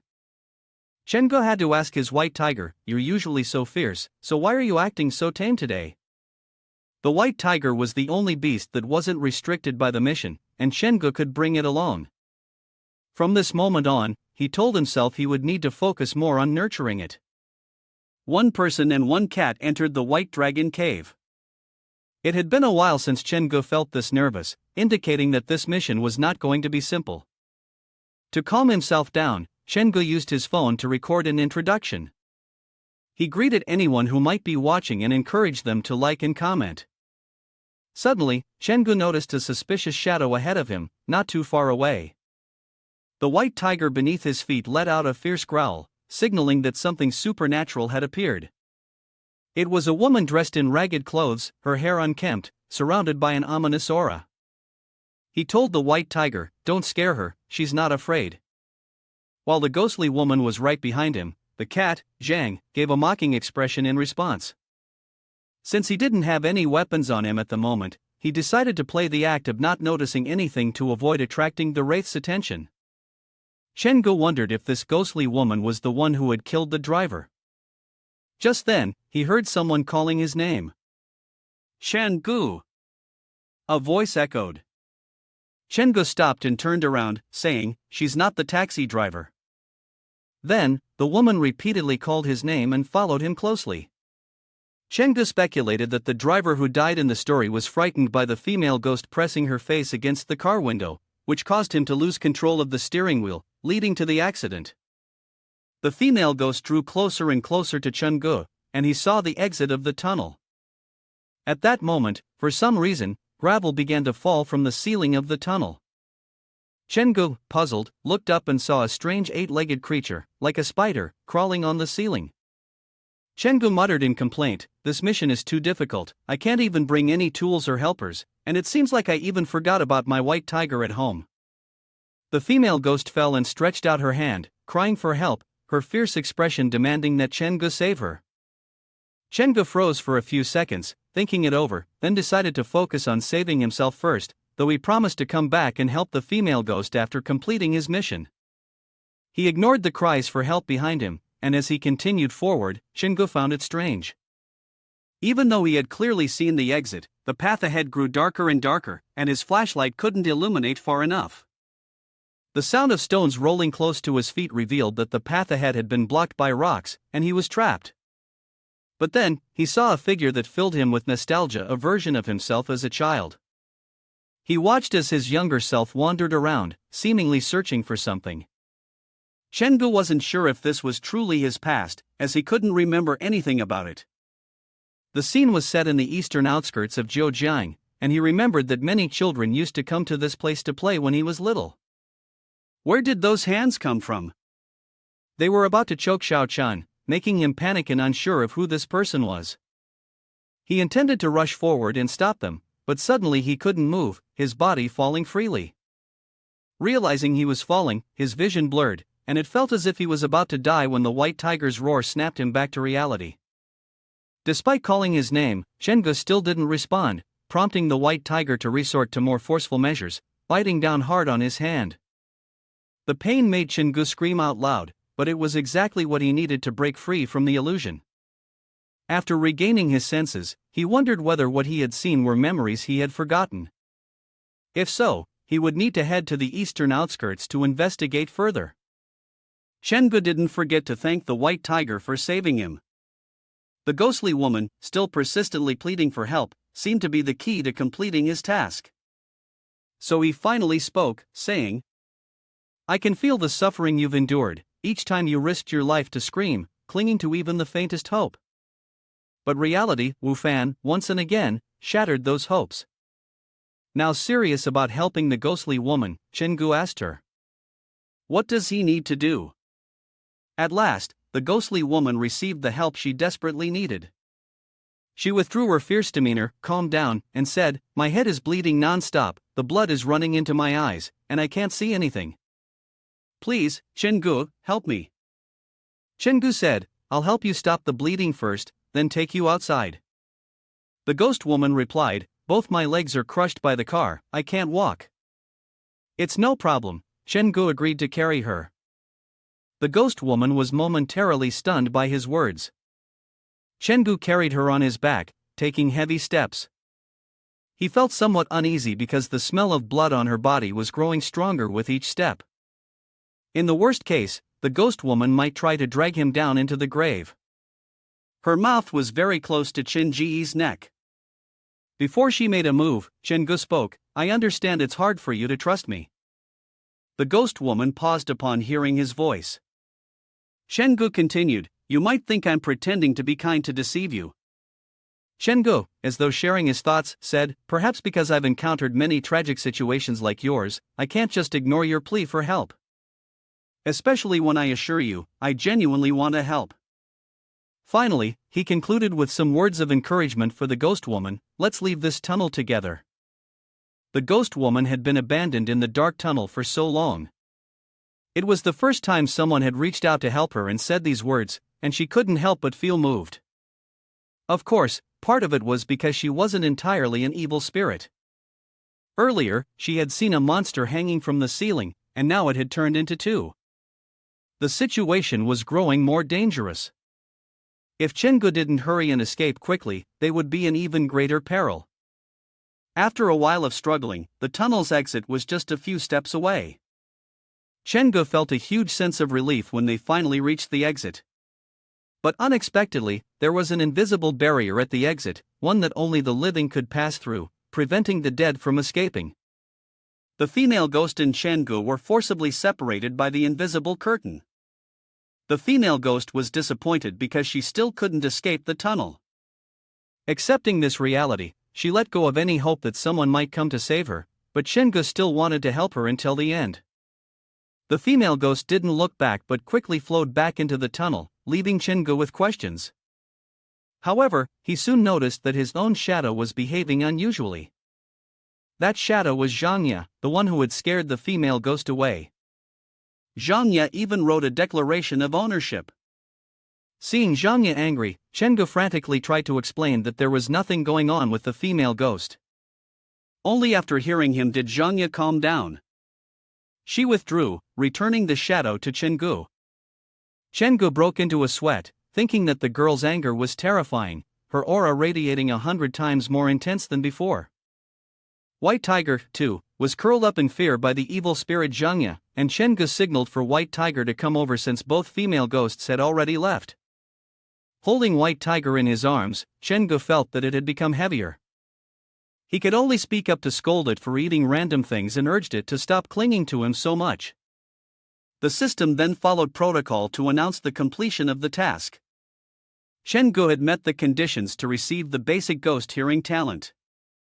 A reminder followed, warning him to think carefully before accepting the skill, as ghost hearing would make him constantly hear sounds from the other side. Chengu was holding the cat, walking away from the tunnel, when a truck came up from behind. The truck driver rolled down the window. Chengu asked, "Could you give me a ride to the city?" The driver asked, "Why are you holding a cat and wandering around the suburbs so late at night?" The driver still allowed Chengu to get in. He explained, "I run a haunted house business. I often go to live-stream supernatural spots to promote and gather ideas for improving my business." The driver, left speechless, commented, "I can't understand the way young people think these days." Chen Ji's phone rang. It was Captain Lee calling. Captain Lee said, "The forensic team has found skin tissue from the missing person in the sculpture. From this, the police suspect that the statue was used to conceal a body." Captain Lee continued, "The investigation team has also found other parts of the statue. These parts were wrapped up and left in a corner of a room. The amount of blood found there was substantial." Chengu was suspicious. Did the perpetrator hide the victim and the statue to cover up their crime? Putting all the clues together, the morgue is in the basement. After committing the murder, the killer could simply bring the body down there, and it would be like carrying out a perfect crime. The morgue at the west side of Jiuyang University is indeed an ideal place for committing a crime, because normally no one would go there to search for missing persons. Captain Lee agreed with this argument. The case had made progress when the police had a lead from the sculpture. They had narrowed down several suspects. The first suspect was the advisor, a likable person who was very popular among the students. However, the investigation revealed that this person was not as simple as they seemed. Although their academic performance was not impressive, they were appointed as a university advisor. Although the school board of Jiuyang had not responded yet, there were rumors that their appointment was related to their brother-in-law. Captain Lee trusted enough to send the suspect's photo to Chengu, and it turned out to be a familiar face. This is the person Lu Xianxian liked, no doubt. Whether this person was the murderer or not, they would still provide some clues related to the case. The second suspect was the security guard of the old teaching area, where the sculpture was found. Zhang Li, aged 35, was introverted and strict. Both students and faculty disliked him, a sharp contrast to Lu Jia. The third suspect was a woman, Zhang Suhan, a member of the painting club and the younger sister of Zhang Li. She had a good relationship with Ma Ting, but before Ma Ting disappeared, there were rumors of frequent disputes between the two. According to Captain Li, the Zhang siblings had a motive to kill Ma Ting. It was possible that both Zhang Suhan and Zhang Li were involved in the case. Zhang Suhan had a motive, while Zhang Li had the opportunity to commit the crime, but so far, there was no strong evidence to link them to the sculpture. Therefore, there was the final suspect. While the other three seemed connected to the victim based on the analysis, there was still a fourth person to consider. According to the analysis from the investigation team, the person who is likely to have committed the crime is also the prime suspect. What is even more surprising is that this person is acquainted with Chen Gu. The fourth suspect is Dr. Gao. Chen Gu was taken aback. Dr. Gao's suspicion arose because a camera near Jiuyan University had captured Dr. Gao's car close to the university on the day the victim was reported missing, and the car was gone for 27 minutes afterward. The police suspect that he entered the old campus area. Chen Gu rejected this flawed reasoning, as they had not confirmed Dr. Gao's presence personally. There was a possibility that someone else was driving Dr. Gao's car. Captain Li didn't deny Chen Ji's question, but since Dr. Gao never reported his car as missing to the police, they had every reason to be suspicious of him, Captain Li explained. The police suspected that Dr. Gao and Lu Jia were accomplices, having killed the victim and moved the body into the statue. Lu Jia, who carried out the process, was Dr. Gao. Considering that Lu Jia wasn't very intelligent, it was likely he would leave mistakes during the crime. However, when the police went through the documents, all the clues were cut off, making the investigation difficult. What was frightening was that the trail seemed to vanish after the police had only found a few words. It was as if an invisible hand from the darkness was reaching into every corner of the investigation, and all the clues pointed toward Dr. Gao. Chen Gu could no longer hold back and raised his voice to argue, what reason would Dr. Gao have to cooperate with Lu Jia? But as Captain Li's words hit Chen Gu like a hammer to the head, he learned that Lu Jia was the younger brother of Dr. Gao's wife, and also the only remaining relative on her side. 5 years ago, Dr. Gao's wife had died in an accident, leaving behind only one wish, to care for her family. At this point, even if Chen Gu didn't want to admit it, he had to recognize that the police's suspicions were founded. So, Chen Gu asked directly, what can he help with? Getting straight to the point, Captain Li knew that Chen Gu and Gao Rushui had a good relationship. Chen Gu had even saved her life, so she would not be wary of him. Captain Li wanted Chen Gu to approach Gao Rushui in order to gather evidence through her, nothing more than that. Chen Gu scratched his head, thinking that Captain Li was placing too much faith in his charm. However, he had already begun to grow suspicious of Dr. Gao. Number 10 from the Ghost Stories Association had a physique, height, and voice that were quite similar to Dr. Gao's. Could Dr. Gao be involved with the Ghost Stories Association? The system boosted Chen Ji's presence by notifying him of a raffle event. A chance to join something big was right in front of him. How could he let it slip away? This time, Chen Gu won a cursed phone. The phone had the ability to present a few wishes, and fulfilling these wishes would bring him unexpected rewards. Why not give it a try right away? The cursed phone contained the spirit of a boy. He asked the boy about the wishes he wanted to have granted. Chen Gu then glanced at the phone in the boy's hand and saw a missed call from a contact named Mother in the phone's directory. It seemed to suggest that the boy's mother had been relentlessly searching for him. The boy hurriedly pressed some buttons on the phone, and a message was displayed on Chen Ji's screen. The boy sent a message asking if Chen Gu could use his phone in Liloan town, on the eastern outskirts, to text his mother. Even though the sun had already set behind the horizon, Chen Gu had no hesitation in agreeing to help. Walking through the quiet streets, only the lights from the windows created a faint warmth in the night. Before long, he arrived at the top of the Puming building in Liloan town, which had been abandoned for some time. The boy pointed to a specific spot. When Chengu stepped over, he found the boy's dried-up body, a phone still hanging around his neck. The condition of the body suggested that the boy had been dead for quite some time, yet he had still managed to text Chengu. The boy had hoped that Chengu would send a message first before calling the police. Chengu asked the boy if he truly wanted him to send the message using his phone. The boy nodded vigorously. Chengu had no choice but to fulfill the wish of this poor child, though he wasn't sure if the boy's phone would even work. Carrying the phone, Chengu went to a phone repair shop. The technician told him about the difficulties in fixing that particular phone. It was an old model, the battery was worn out, and it was unlikely that any replacement parts would be available to repair it. Chengu was also sympathetic about this, so he asked, "Can this SIM card be used in another phone?" Normally, overdue SIM cards would be confiscated by the network provider. The repairman then helped Chengu check the status of the SIM card. Chengu received some good news. The SIM hadn't been locked because someone had been regularly paying the bills for this number every month. The most recent payment was made yesterday. Chengu speculated that the person paying the bills was none other than the mother who was still frantically searching for her child. Chengu relayed this to the ghost of the child and asked, "Do you want to meet your mother?" The boy thought about this for a moment, and then, on a rainy day, Chengu went to a flower shop owned by a middle-aged woman with a gentle face. Chengu requested a bouquet of carnations. The shopkeeper assumed that Chengu was buying flowers for his mother, so she asked, "What color does your mother like?" Chengu let her choose according to her own preferences, as he was buying the flowers to send someone else's feelings to her. Chengu noticed a photo on the table with several colorful candies, and he asked, "Is the active boy in the photo your son?" The woman, her eyes filled with sadness, shared, "My son, Tong Tong, went missing 6 years ago right here in this flower shop."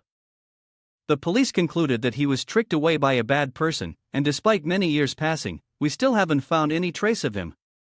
Everyone tells me to forget about it, but I've always worried, wondering whether my son has had enough to eat, whether he's been warm all these years. The ghost of the boy couldn't hold back his tears when he saw his mother suffering because of him. Chengu comforted the flower shop owner, saying, "Your son always remembers you from somewhere." She thanked him and handed him a bouquet of flowers, neatly wrapped. Chengu replied, "This bouquet is a gift from someone who entrusted me to deliver it to you." The woman was taken aback by this and stood frozen. Chengu quickly left in the rain, ignoring the shop owner's attempts to ask about the identity of the person who had asked him to deliver the flowers. The shop owner followed with the bouquet, but soon lost sight of Chengu as he disappeared into the streets. The ghost of the boy couldn't hold back his sobs. The mother who has waited for 7 years shouldn't have to wait any longer. Chengu dialed Captain Yan's number and asked Uncle Nan to help him look into records about a missing boy named Tong Tong from 7 years ago in the eastern suburbs of Zhejiang. Captain Yan replied, "The case of the disappearance is still unsolved. The police only know that Tong Tong was last seen on a vehicle heading into the Liluan district of the Zhejiang suburbs." The report stated that the police had visited the location to search for the boy, but found no trace of him, leading them to believe he had been taken elsewhere. Chengu asked, "Did the police check the abandoned Puming building on Dong Road back then?" From the hint of doubt in Captain Yan's voice, it seemed the police had unintentionally overlooked that location. Chengu couldn't reveal much more for now, so he casually explained, "I'm just helping an employee seek justice." Thanks to his ability to communicate with the spirits of the deceased, at 11 p.m. that night, Chengu contacted the police to report a child abduction scam. The report described in detail the entire process of the abduction, attempted murder, and concealment of the body.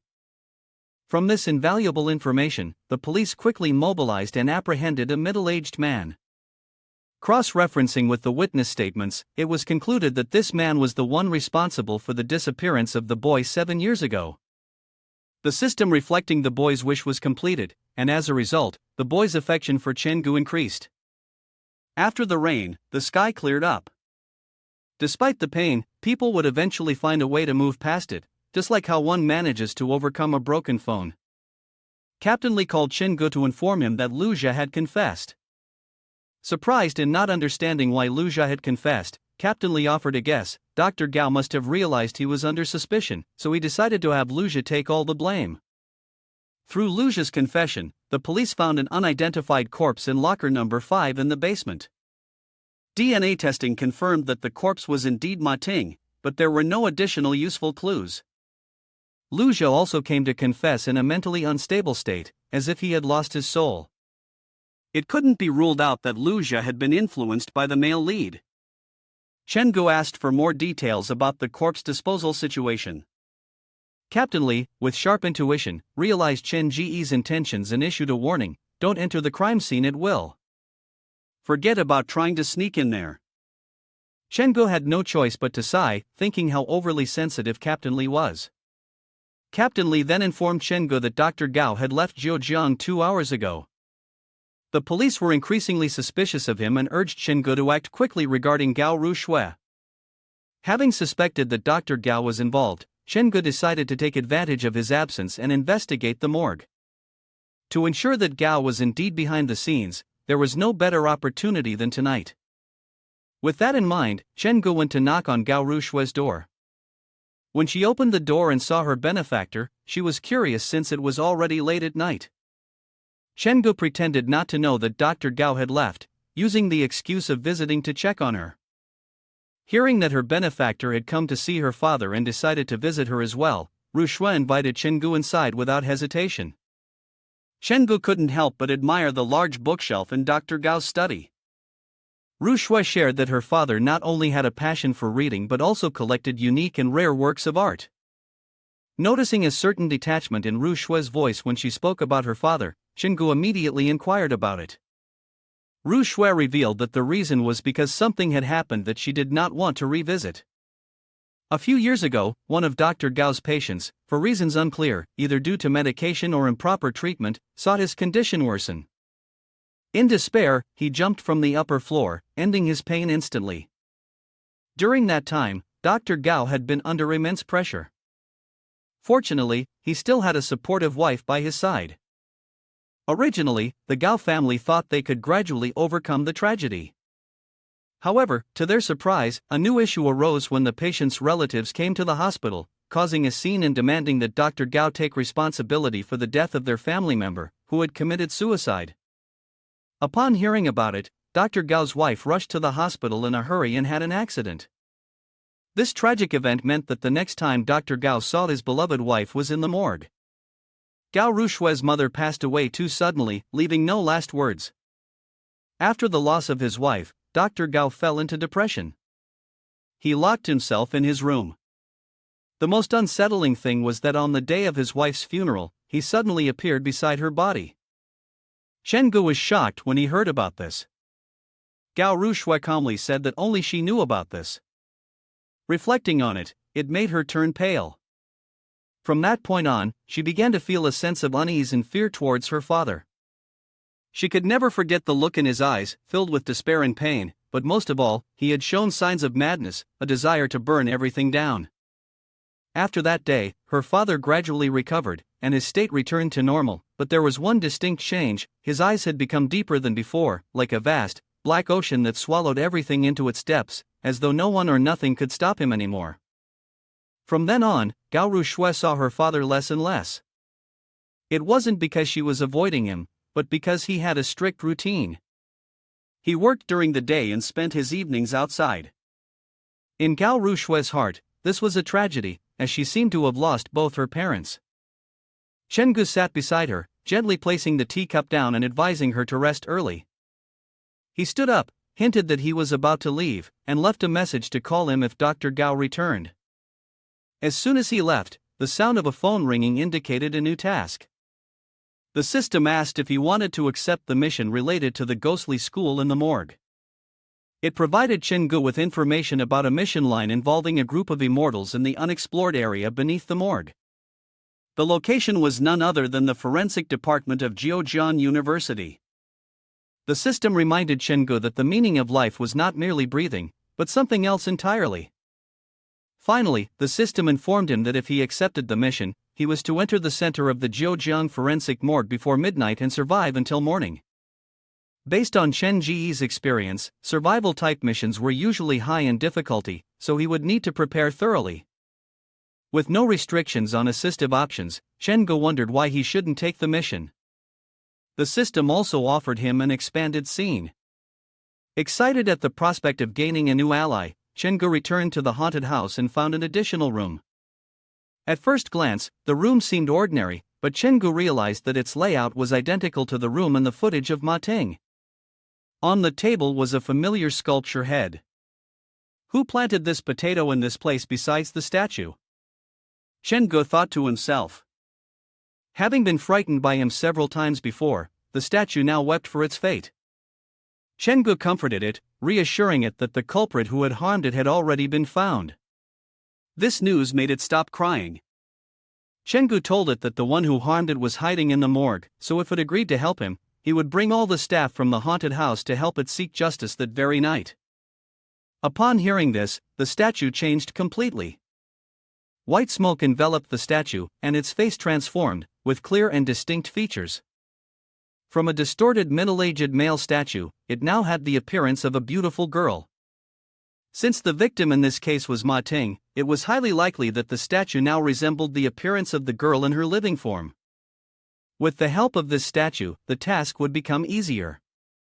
The backpack was already fully packed. The next destination was the morgue of Jiujian Medical University. Right on time, Chen Ge arrived at Jiujian Hospital. He turned on his flashlight and used it to find his way to the morgue. By chance, he was spotted by a security guard. The guard raised his baton towards the suspicious person wandering around at this late hour. Chen Ge had to resist with a hammer, and the baton fell from the guard's hand. Chen Ge thought that before asking for the person's name, the person questioning should probably introduce himself first, right? The unarmed security guard hesitated and introduced himself as Zhang Li. Upon encountering someone who had been a suspect in the Ma Ting case, he immediately asked this person about the morgue. Claiming to be an undercover cop, Chen Ge demanded.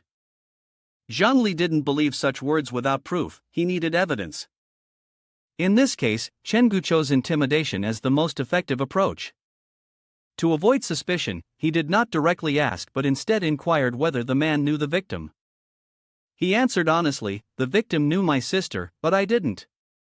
He knew that his sister and the victim had a conflict before the victim went missing. He had to justify himself, "I can't just kill someone over something as trivial as that.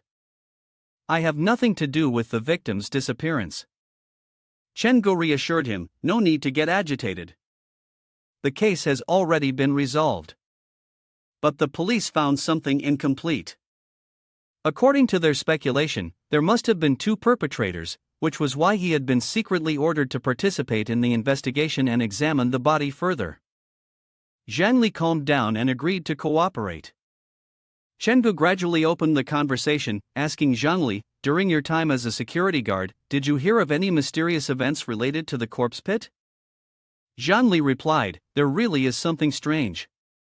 He recounted that there was once a janitor who, while handling formalin, accidentally fell into the corpse storage pond. The pond wasn't deep, but for some reason, the person couldn't climb out, as if countless invisible hands were gripping his legs, preventing him from escaping. There was an even more terrifying story, one that Zhang Li himself confirmed having experienced. One evening while on patrol, he heard strange footsteps. He hid in a corner and saw a shadowy figure approach. The person walked in an odd manner and moved in a peculiar way. Zhang Li had encountered this figure once, and it haunted him to this day. Because where there should have been a face, the person only had a head with the entire face gouged out. After the incident, he learned that the bodies used for dissection were not those of voluntary donors. Most of them were criminals sentenced to death.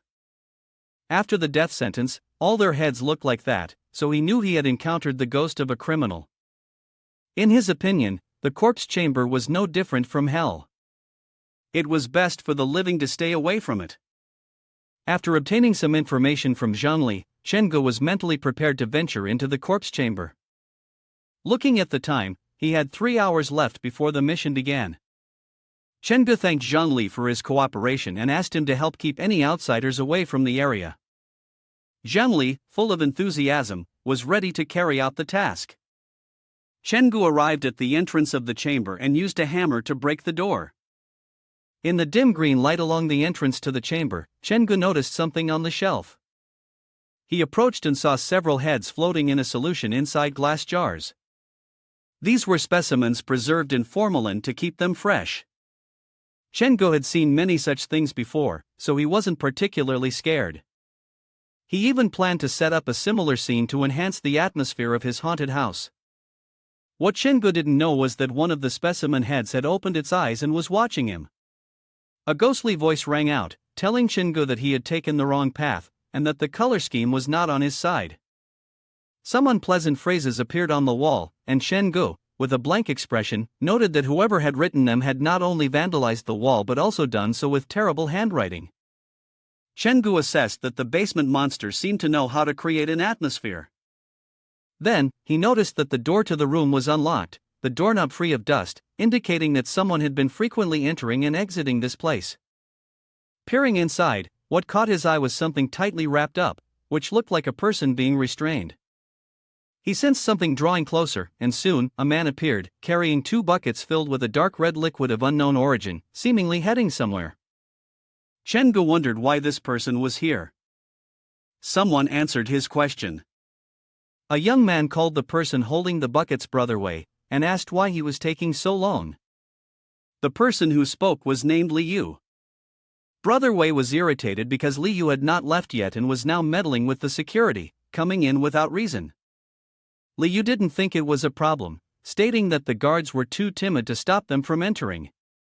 Liu whispered to Brother Wei about rumors of a ghost haunting the basement. Brother Wei shrugged, mentioning that both of them had worked at a crematorium before, so what was there to be afraid of? Liu joked, saying, "But what's strange is that usually people only ask us to move the bodies, not to help with the preparations. The school even paid us a small amount to do this, which makes me question the truth behind the ghost stories. Mr. Wei doesn't have time to bother with these things, they just need to work and get paid." The two of them arrived at room number 7. As soon as they did, Liu sensed something was wrong. It wasn't their first time coming to this place, but the last time, there had only been a room number 6, no room number 7. Mr. Wei's already annoyed from hearing co-workers talk about this stuff all the time. Anyone with eyes and the ability to read can clearly see the door says room number 7. Mr. Wei had no patience left for ghost stories from co-workers. He urged Liu to hurry up and finish the job. Liu asked Mr. Wei to come take a closer look at a body that had been preserved in a tank. They were both quite familiar with preserved bodies by now. Mr. Wei told Liu to come help him out, but Liu was too shocked to speak. Because the corpse was staring at them with open eyes. Mr. Wei didn't believe a dead body could look at them, so he went to check. Liu told Mr. Wei to read the information written on the morgue drawer. The identity of the body was Liu Shui. After graduating from the Department of Forensic Medicine at Zhejiang, he stayed on to work at the university. In life, he had been a stern man. On his first day of work, he signed the body donation form, hoping to dedicate his whole life to the school. He was also famously strict when students complained about cadavers. Mr. Wei peered carefully into the glass case, admitting that the people from Li's area were indeed skilled. The body was so well preserved it looked alive. Liu was already frightened, yet Mr. Wei went so far as to knock on the glass case holding the corpse. What if the body actually comes back to life? Liu turned his gaze to the side and realized that the body on that side had disappeared. Wei was also puzzled. Could it be that the corpse knows how to move on its own? Hearing this, Liu went pale with fear, and Wei also felt that they could not stay here much longer. Both of them had to hurry and finish their work before leaving immediately. Chenggu hid in a corner, hearing that something had run out. The two others were fumbling around, quickly finishing their work to escape. Chenggu sighed. He had to admit that these two were quite reckless. They had been guarding this place for so many years and still didn't dare to go down to the basement. Truly, ignorance makes one fearless. The stairs leading down to the dim basement were dark and eerie. Wei went ahead, reminding Liu to be careful not to get the stuff in the bucket on his clothes, as it was both disgusting and hard to get rid of. The two of them poured several buckets of blood and flesh fragments into the pit. The spot they were dumping the liquid into was a drainage system, but today it was draining more slowly than usual, suggesting that something might be clogged. Nearby, there was a long stick, and Liu planned to use it to clear the blockage in the pipe. Wei advised him to be careful and not to let the stick fall in. Liu poked and prodded at the drainage hole, and after a moment, he suddenly felt that he had struck something unusual. Suddenly losing his balance, Liu thought he was about to fall headfirst into that disgusting pit.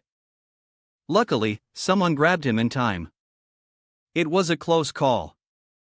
Liu, terrified, said to Wei, "There's something down there." On a night filled with all kinds of supernatural occurrences, if they didn't run now, when else would they? They had to be alive to find and spend the money. Both of them hurriedly ran upstairs, and Chenggu was faintly seen standing there. Wei was completely startled by this scene. The two of them were so shocked that they fell on the stairs, while Chenggu stood calmly, apologizing. Seeing that Chenggu was alive, Wei asked, "What are you doing here, Chenggu?" With a smile on his face, Chenggu asked in return, "What kind of person do you think I am?" Holding a hammer in his hand, looking menacing in the eerie atmosphere, Chenggu said, "The two confused individuals here are helping me maintain a cover identity." Wei didn't understand. Even with the fire literally burning at his feet, this guy was still babbling nonsense. Liu, however, speculated that Chenggu was someone who came to exorcise spirits, because who in their right mind would come to a place like this? Chenggu agreed with this assumption, so he hoped the two of them wouldn't run around randomly, as it could interfere with his exorcism. If they accidentally provoked something unclean, there would be no way for him to save them. The two of them were already terrified and didn't dare make any rash moves. A single wrong move and they would be done for. Chenggu opened the spirit gate, and with his special vision, he saw the intense energy coming from a cabinet. He used the hammer to break through. As expected, inside was a damp secret chamber, with moss covering the walls.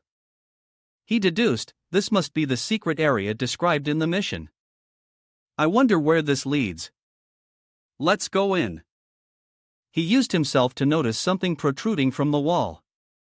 Upon closer inspection, he realized these were human body parts sticking out from the surface. The sight was horrific. The thought that this bloody path was paved with corpses made anyone shudder in fear. The other two could only stand at the secret entrance waiting for Chenggu. What could they do? Even they realized that running off on their own might not guarantee safety. But just a moment later, Wei, feeling uneasy, decided to follow Chenggu. In his view, it was the only way to find a chance at survival. Liu was also anxious to follow. The further they walked, the more Liu felt the eerie nature of this tunnel. Wei didn't want to overthink it anymore. He believed that whatever ghosts were present, Chenggu would clear them out ahead of them. After walking a few steps, they saw a figure. Liu asked, "Is that a person or a ghost?" A girl with long black hair, pale white skin, and smooth, dark, almost glossy skin stood there, holding a spilled apple. From the moment they laid eyes on her, they could tell she gave off no sign of being alive. No one needed to answer, both of them knew they had encountered a ghost.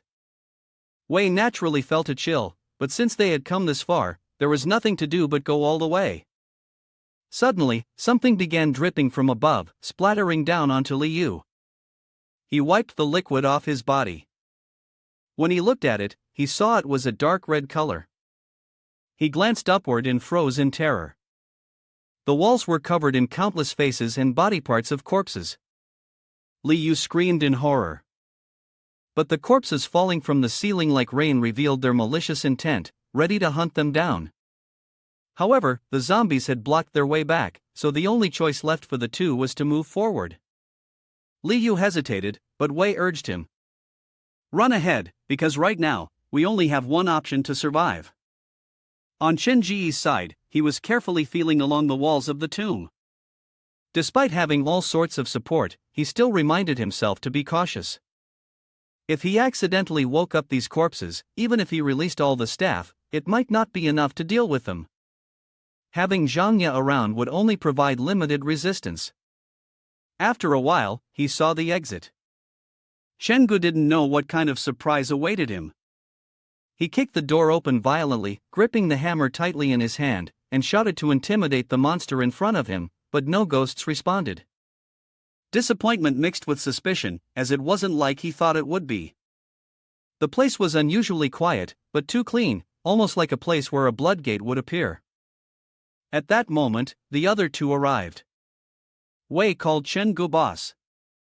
Even though Shengu was called boss by someone older than him, he couldn't feel happy. The two didn't stay outside but ran straight in.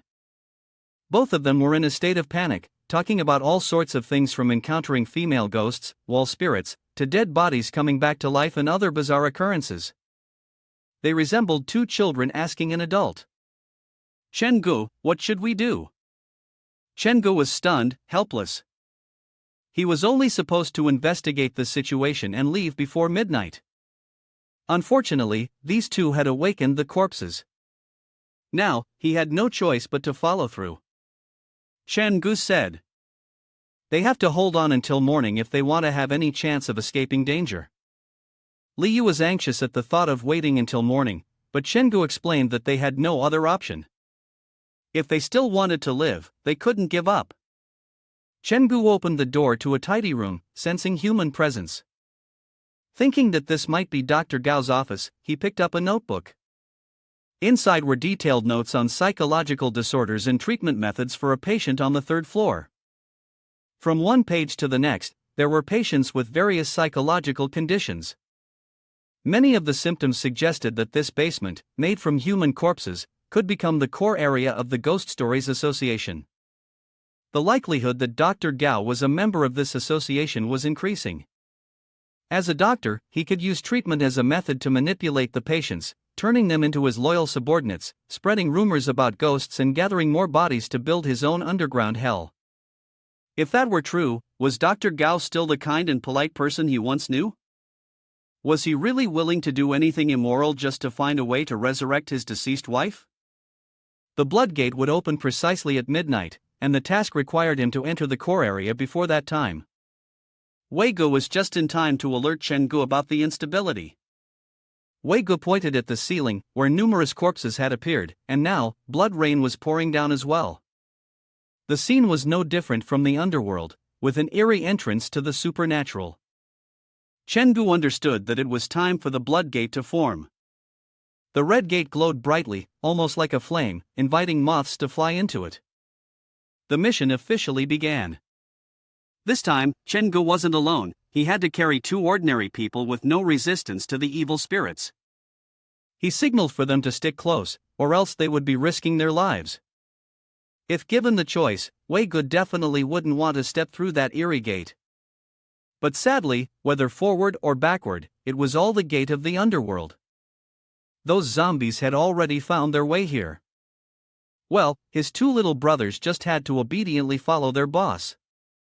Shengu reached out for the gate. He was about to take another round through the world on the other side. Shengu stepped through the gate, and this might very well be the world beyond the door of Dr. Gao. The other two followed him, immediately feeling the stifling, suffocating atmosphere of this place. It was no surprise, as they were in the realm of the dead, a place that did not welcome the living. Shengu reassured the two of them, but at the same time, he also prepared them mentally to face whatever they might encounter in this realm. As soon as he mentioned Chow Chow, Chow Chow appeared. The ghostly image of the little girl holding a red apple appeared near their group. Liu was trying to calm down, but Weigu turned pale when he saw the ghost girl he had encountered earlier.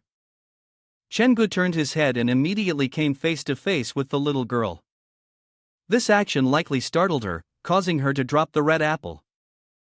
Shengu picked up the apple, bent down, and handed it back to the girl, softly asking her for directions. The girl roughly snatched the apple back and turned to run, ignoring Shengu, who chased after her while calling out to her. As he ran past a classroom, he suddenly heard the voice of a lecturer passionately giving a lesson.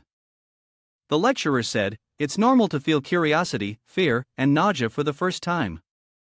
This lecturer warned them not to speak disrespectfully of the departed, reminding everyone that everything was done to ensure a better life for the living. The lecturer was Li Zhangyi, a dedicated medical professional who continued his work in the realm of the dead. Was this idea from Dr. Gao, or did he simply want to imprison the souls of the deceased here? A strange smell lingered in the air, catching Chen Ji's attention. Something was approaching him. A hand grabbed Chen Ji's shoulder, making him jump in surprise. Li Zhangyi indicated a hiding spot for him. He followed Li Zhangyi into the classroom and greeted the students who were sitting inside in a friendly manner. He hadn't noticed outside, but upon entering, he realized that these students had pale, lifeless skin. Their faces were gaunt, filled with an aura of death. Now he understood why all that could be heard in the classroom was Li Zhangyi's voice lecturing. Li Zhangyi guided Chen Gu to find a seat to avoid suspicion. What he found was a bizarre patchwork of beings that resembled human forms. Chen Gu sat among these corpses, barely daring to breathe. Cold sweat trickled down his back as the oppressive atmosphere filled the air. Outside the door, the huge, grotesque monster slowly shuffled past.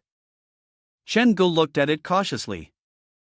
This thing was indeed enormous, but he still had no idea what kind of monster it was, only that he was certain of one thing: it must not notice him. The creature appeared as if half of its face had been peeled away, with fresh blood dripping down. Its skin wrinkled, and its hollow eye sockets bulged out terrifyingly. Its bloodshot, red eyes darted around as it scanned the surroundings, then it slowly turned and shuffled away. Only then did Chen Gu dare to breathe a sigh of relief, feeling that he had managed to deceive it. Li Zhangyi looked toward the door and explained, "That's the new school security guard. He has a bit of a temper. If he finds students running around outside during class, he might take you to meet the principal." Chen Gu hadn't even had the chance to process the information when Li Zhangyi asked again, "What class are you in? Who's your teacher? Skipping class is not allowed, go back to class right now." Chen Gu, quick on his feet, smiled and said, "Lu teacher, I'm your student. Have you forgotten?" Li Zhangyi pushed his glasses up, looked at Chen Gu, and asked, "My class? If you're in my class, then why did you leave during my anatomy lesson? Do you already know everything? Well, then let's test and see how much you've learned." Chen Gu gripped the scalpel in his hand, cursing himself silently 1,000 times. What a fool he had been, who would have thought it was an anatomy class? But now that he was in it, he had no choice but to go along. Chen Gu bent down, awkwardly holding the scalpel, and fumbled through his practice. Li Zhangyi watched his movements, his insides churning with frustration, and snapped. "Not paying attention in class? Hurry up and do it, stop dragging it out. Are you even my student? Did you listen to the lecture on anatomy or not? How could someone as clueless as you ever become a doctor? I'm really angry right now." The more he spoke, the more twisted and contorted Li Zhangyi's face became.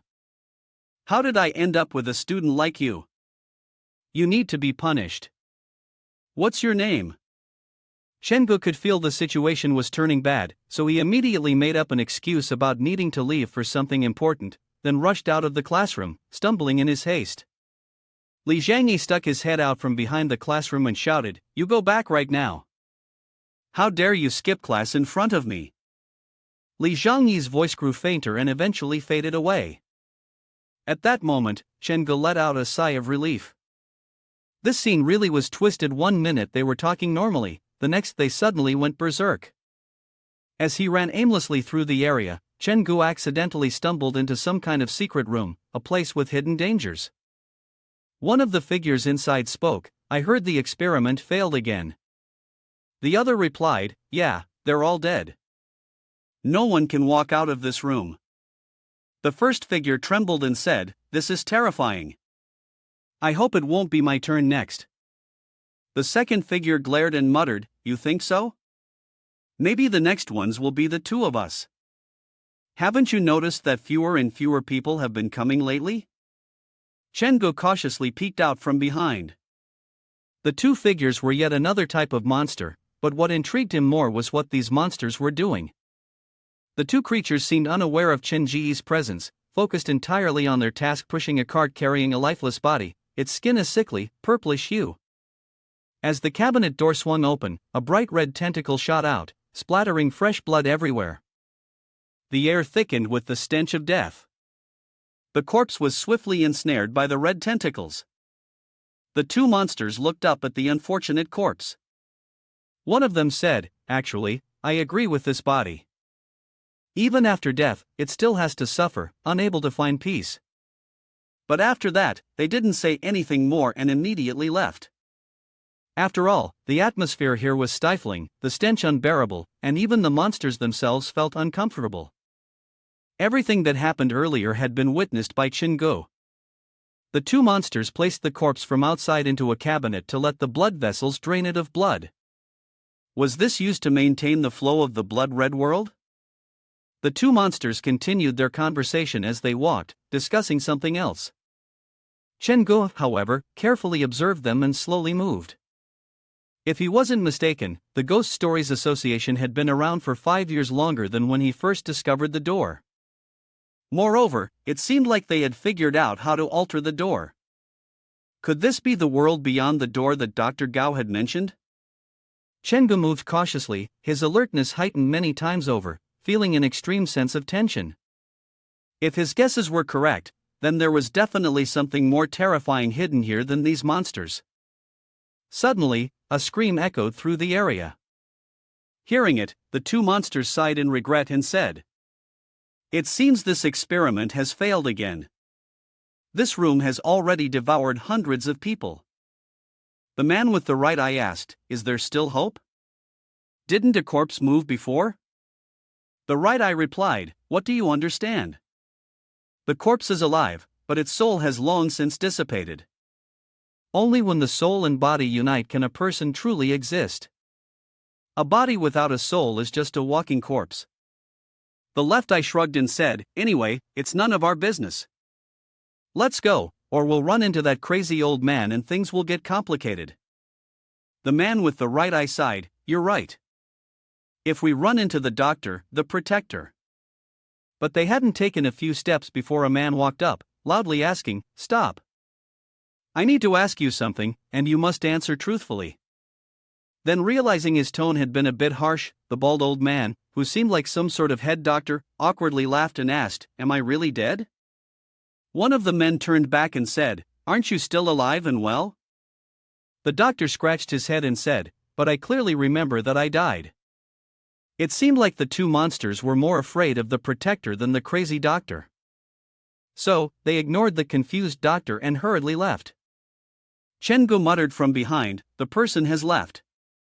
Chin-go stepped forward and, smiling at the doctor, said, "Dr. Wei, I can answer your question." Dr. Wei looked Chin-go up and down before asking, "You're a student. Why aren't you in class right now?"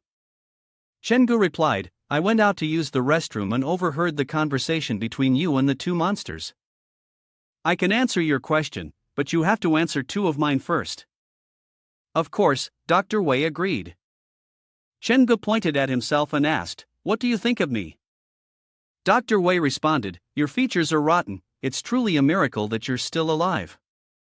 Chin-go was speechless. He then pointed at the two monsters that had just left and asked, "What about the two creatures that were talking to you earlier?" Dr. Wei laughed and said, "They're completely normal, nothing special."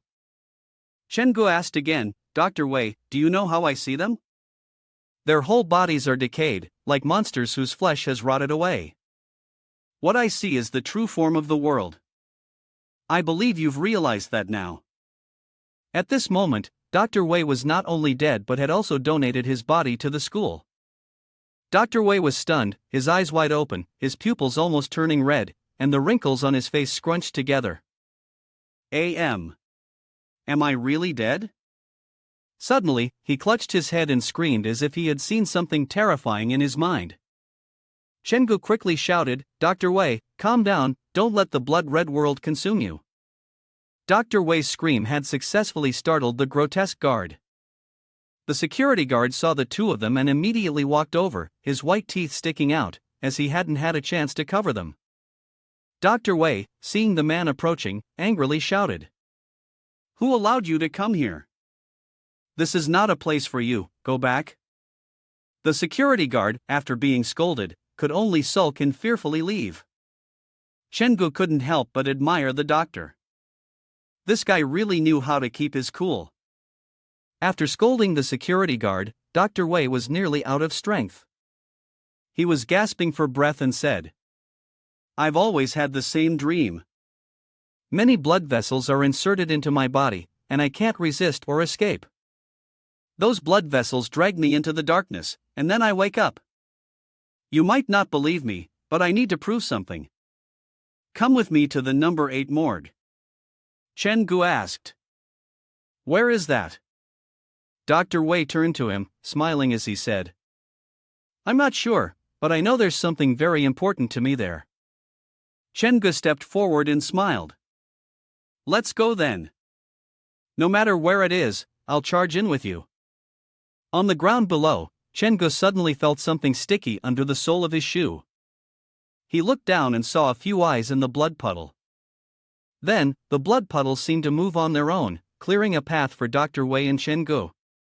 Chen Gu looked at them, wondering, is this corridor made of corpses? Beside them, the monsters were using large chunks of flesh to build up the wall, and you could even spot a few glaring red pupils mixed in. It was truly revolting, using corpses to construct a wall.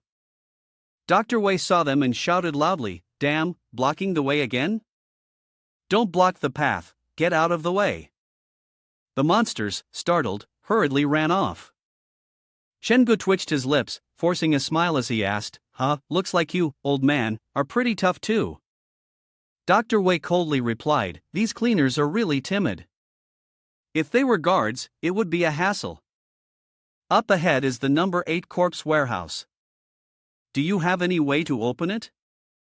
Chen Gu nodded, moved forward, and said, "Leave it to me." He then took out a blood-soaked hammer and repeatedly struck the door. The noise was so loud that the guard came rushing over. Dr. Wei furrowed his brows and said, "Kid, the noise is getting too much." Shen Ji's movements sped up, and finally, the door was opened. As soon as the guard saw the door open, he rushed toward them. Chen Gu quickly grabbed Dr. Wei's hand and pulled him inside. The guard was right behind them. The two entered the room, and Chen Gu immediately slammed the door shut and barricaded it. Dr. Wei began searching inside, while Chen Gu could feel the tremors from the guard banging on the door behind them. He quickly shouted, "Dr. Wei, you need to find it quickly, this door might not hold for much longer." Dr. Wei adjusted his glasses, his eyes scanning through a pile of documents on the shelf. Finally, he found what he was looking for. Inside was the record of Wei Jiuken, a professor in the forensic department of Jiujiang Medical University, and the founder of the Emergency Science Research Department.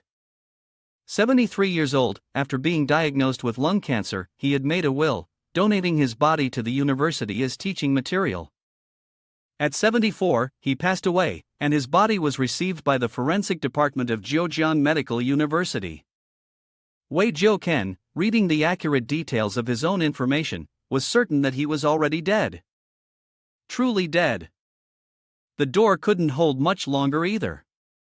2 guards were attacking the door, and they had managed to punch a large hole through it, growling as they peered inside. Chen Gu raised the bloodied hammer in his hand to defend himself. The 2 grotesque guards were getting closer and closer. Chen Ji's heart raced, nearly overloading. He yelled, "Dr. Wei, have you found it yet? The big door has been broken down by them." In contrast to Chen Ji's urgency, Dr. Wei calmly said, "I've remembered everything. While I was alive, I donated my body to the school. My children all opposed it, and after my death, I came into this distorted world made of flesh and blood." The 2 guards lunged forward, grotesque mouths wide open, rushing towards Wei Jiuken. But from the beginning to the end, the old man still only lamented his own death. "As for me, it turns out I've always lived in this world from the start." Chen Gu anxiously shouted out loud. "Dr. Wei." The fingertips of Wei Jiuken were covered by a red, blood-like glow. He gently touched the bodies of a few of the guards, and they instantly turned into blood and vanished as if they had never existed. He said, "We should leave first, this place is full of monsters. There's no need to fight, I know the way out." Chengu gave a helpless smile and, wielding his hammer, followed Wei Jiuken. As he passed through the bloodstains left by the two guards, he thought, "This old man is so cool. It'd be great if I could hire him as an employee." Once they exited the door, Chengu put his hammer away. He asked Wei Jiuken again, "Do you know where the principal's office is? Can you take me there?" Wei Jiuken looked at him and asked, "You want to meet the principal?" The old man replied, "This place is definitely much more terrifying than you think. Going over there will bring a lot of trouble." Chengu smiled and responded, "It's alright, maybe you don't know, but I have a very powerful employee." It seemed that the noise from Chengu and Wei Jiuken had attracted attention, as many of them began to gather. A series of screams blended together, giving Chengu the perfect opportunity to act. He immediately ordered Suyin to deal with the whole group. As soon as the command was given, Suyin appeared out of thin air, dressed in a bloodstained shirt, looking extremely aggressive. Following the order, he charged toward the group of monsters and started dealing with them. Chengu chuckled and said, after the previous incident, it seems he's completely turned into a red robe now." Seeing this, Wei Jiuken didn't try to stop him and instead led Chengu to find the principal. First, he took him to the laboratory, as the principal was usually found in the laboratory, the operating room, or his office. The laboratory was the closest to them, so they went there first. Who would have thought that upon arriving at the laboratory, they would encounter two doctors in the middle of a heated argument? Chengu pointed at them, curiously asking the old man, "What's going on with them?" Wei Jiuken adjusted his glasses and replied, "Those are Dr. Gue and Dr. Wang. They've completely abandoned their humanity." While the two were arguing, they both sensed the presence of a third and fourth person, and immediately turned to ask, "Who are you?"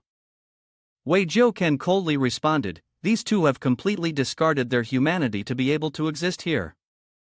I remember it very clearly." The taller one was Dr. Gue, a renowned surgeon, who, after being caught for organ trafficking, died while trying to escape. The shorter one, surnamed Wang, was also an excellent doctor. Although he appeared calm, he was actually hot-tempered. He was a pervert who enjoyed dissecting others, and no one knew where the principal had found him. Wei Jiuken really disliked them, and so did Chengu. He held the hammer handle and told Wei Jiuken to wait for him outside, before walking into the room.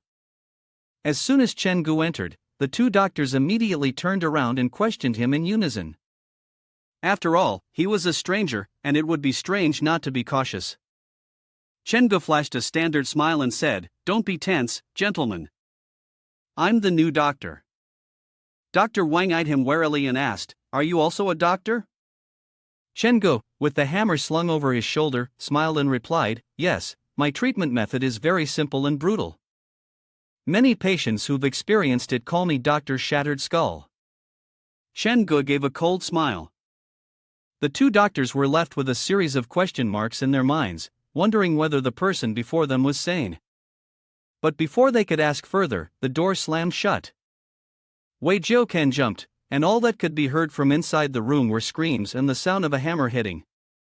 After a while, the door opened, and Chengu stepped out unharmed.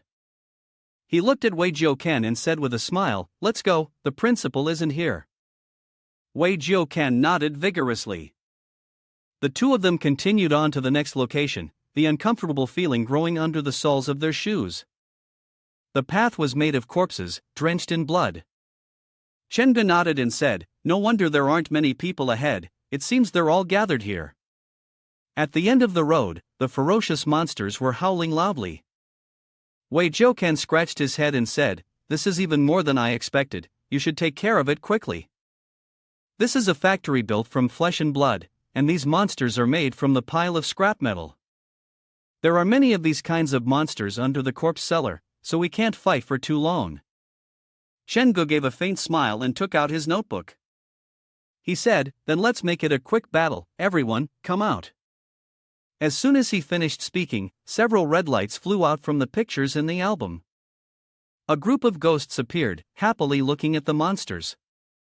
Chenga smiled and said, if we win, we'll add some chicken legs. Everyone, do your best.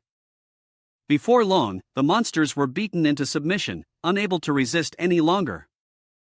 Chenga nodded approvingly from the sidelines, watching the battle. It seemed that these monsters were just large in size, their strength was nowhere near that of the red-robed ones. The next place they arrived at was an extremely gloomy room, as if it were the origin of this blood-soaked world, with an overwhelming oppressive atmosphere. Inside the room, there was a man, who kept staring at the well in front of him, from which blood was seeping out. Chengu opened the door, stepped inside, and called out, Dr. Gao. Dr. Gao seemed unfazed by Chen Ji's arrival. He only slightly raised his head and looked at Chengu, asking, "Oh, you're here? You're later than I expected. Did you run into something?" Chengu coldly said, "You don't need to worry about this." Dr. Gao put away his glasses and said, "You are my patient." Isn't it normal for a doctor to worry about their patient? As the glasses disappeared, countless wrinkles appeared on Dr. Gao's face. Chengu looked at him warily, wondering what had just happened. Why did his appearance suddenly become so fake? He gripped the handle of the hammer in his hand and said, "You have no right to say that. I think you're the one who's seriously ill." The world inside the door has no lies, the distorted nightmare world built with flesh and blood reflects the true feelings of the person. Dr. Gao coldly said, "Everyone's inner world has some distortion, a spirit shaped by flesh and blood. This is not a disease. If it were a disease, you would not be exempt either." Chengu silently stared at Dr. Gao. He suddenly chuckled and looked at the doctor. Chengu said, "Dr. Gao, don't waste any more time. If I've come this far, then go ahead and reveal your final move." Dr. Gao slowly walked toward Chengu and said, "I am a psychologist. I've seen countless distorted souls, but they could become like this, and often, it's not their fault. They are gnawed by the suffering of the outside world, and the long-lasting pain spreads to every nerve, constantly thickening it. They are like countless insects stuffed inside their bodies. They are the evidence of every inch of flesh in your body, including your blood, bones, and even your spirit. You cannot escape them. Can you understand them? A person whose soul is wounded is always in pain. I am a doctor, only I can resolve it, even save them. Do you still think my way is wrong?" Chengu smiled innocently and said, "Dr. Gao, it seems like you're making a lot of sense, but I don't understand." Dr. Gao was stunned. Chengu continued, "Although I don't understand, no matter what, there is no reason to decide someone else's life or death. You are one of the few people I respect, so I can't let you continue down this wrong path. Your hands are stained with blood, going beyond the limits of the law. Dr. Gao, do you realize that? You are sick too. Since you opened that door and created this world, you are no longer the person you once were. Even if your wife were to come back from the dead, seeing you now, she would feel like she doesn't know you. This is not the Dr. Gao she once knew." After saying this, Chengu swung the hammer beside Dr. Gao, as a warning. Chengu put the hammer down, and Dr. Gao's expression also changed. He coldly asked, "Just now, you were talking about justice and the meaning of life, and now in the blink of an eye, you've raised your hand. If you've taken action, then I won't hold back anymore." Dr. Gao waved his hand, and a group of monsters crawled out from behind him. He ordered them to rush forward and kill Chengu. The monsters howled and charged at him. Chengu pulled his axe back and laughed, saying, "You've prepared well, but luckily, I'm not empty-handed." With that, he called over his fellow ghost brothers for help. The others turned toward Chengu. No matter how you looked at it, their strength seemed to far exceed that of these failed experimental monsters. They exchanged glances and then rushed forward in unison. A chaotic battle broke out behind Chengu. He shrugged nonchalantly and said, "Employees fighting employees, little brothers against little brothers, kings against kings. Truly a brat who knows how to talk big." Dr. Gao shook his head and sighed, "Chengu, from the first time I met you, you tried to avoid this kind of situation. I didn't expect that you still couldn't escape it. No matter how much you dodge, it always ends up like this." Suddenly, the well behind Dr. Gao emitted a bubbling sound, as if something below was about to surge up. Dr. Gao's pupils contracted, and he said, "Don't forget, this is my world. The game ends with me." Dr. Gao raised his hand behind him, and blood from the well below surged upward. A source of power erupted from below the well, first a head, then gradually a body, patched together with numerous pieces, rising up. It emitted a deafening, ear-piercing scream. Chenggu took a sharp breath, his heart thudding heavily in his chest. This thing was truly bizarre. What was it? He had a very bad premonition. The woman had half of her face concealed, with only her blood-red lips visible against her pale skin. Her neck was connected to her body by threads resembling blood vessels, and her entire form was covered in veins of blood. Dr. Gao, upon seeing it, wore an odd expression, as though he were both relieved and oddly proud. He said, "Let me introduce you. This is my wife." The woman wore a white dress, soaked with blood. Blood dripped steadily from her body, pooling on the ground below. This was no ordinary monster, and it was all the more terrifying to see his beloved wife transformed into such a thing. Not just Chenggu, but all the ghosts following him also felt a surge of fear. Dr. Gao looked at him and coldly said, "Chenggu, she is my wife. The core of this door is also the entirety of my world." As soon as he finished speaking, the woman opened her eyes wide and stared at them. Her pupils were blood red, and from her throat came a high-pitched, wailing scream. She flew into the air, with the blood around her rising in unison, controlled by her like a macabre, horrific blood feast.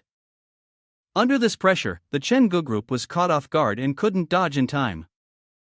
He fell to his knees, shouting in pain, while the others were thrown backward. This thing was truly stronger than he had imagined. The blood-like substance seemed to have the ability to bind one's movements. Dr. Gao looked at him, a smug smile on his face, and crazily said, "Chenggu, you can't win. Nothing can stand against the red-robed." Wasn't that true for him? Chenggu raised his hammer again and shouted, "Men Nan, I'm counting on you." Men Nan immediately appeared. He walked up to Dr. Gao's wife, staring at the person in front of him. This was the blood-colored bride. Men Nan looked at Chenggu and asked, "Do you think too highly of me?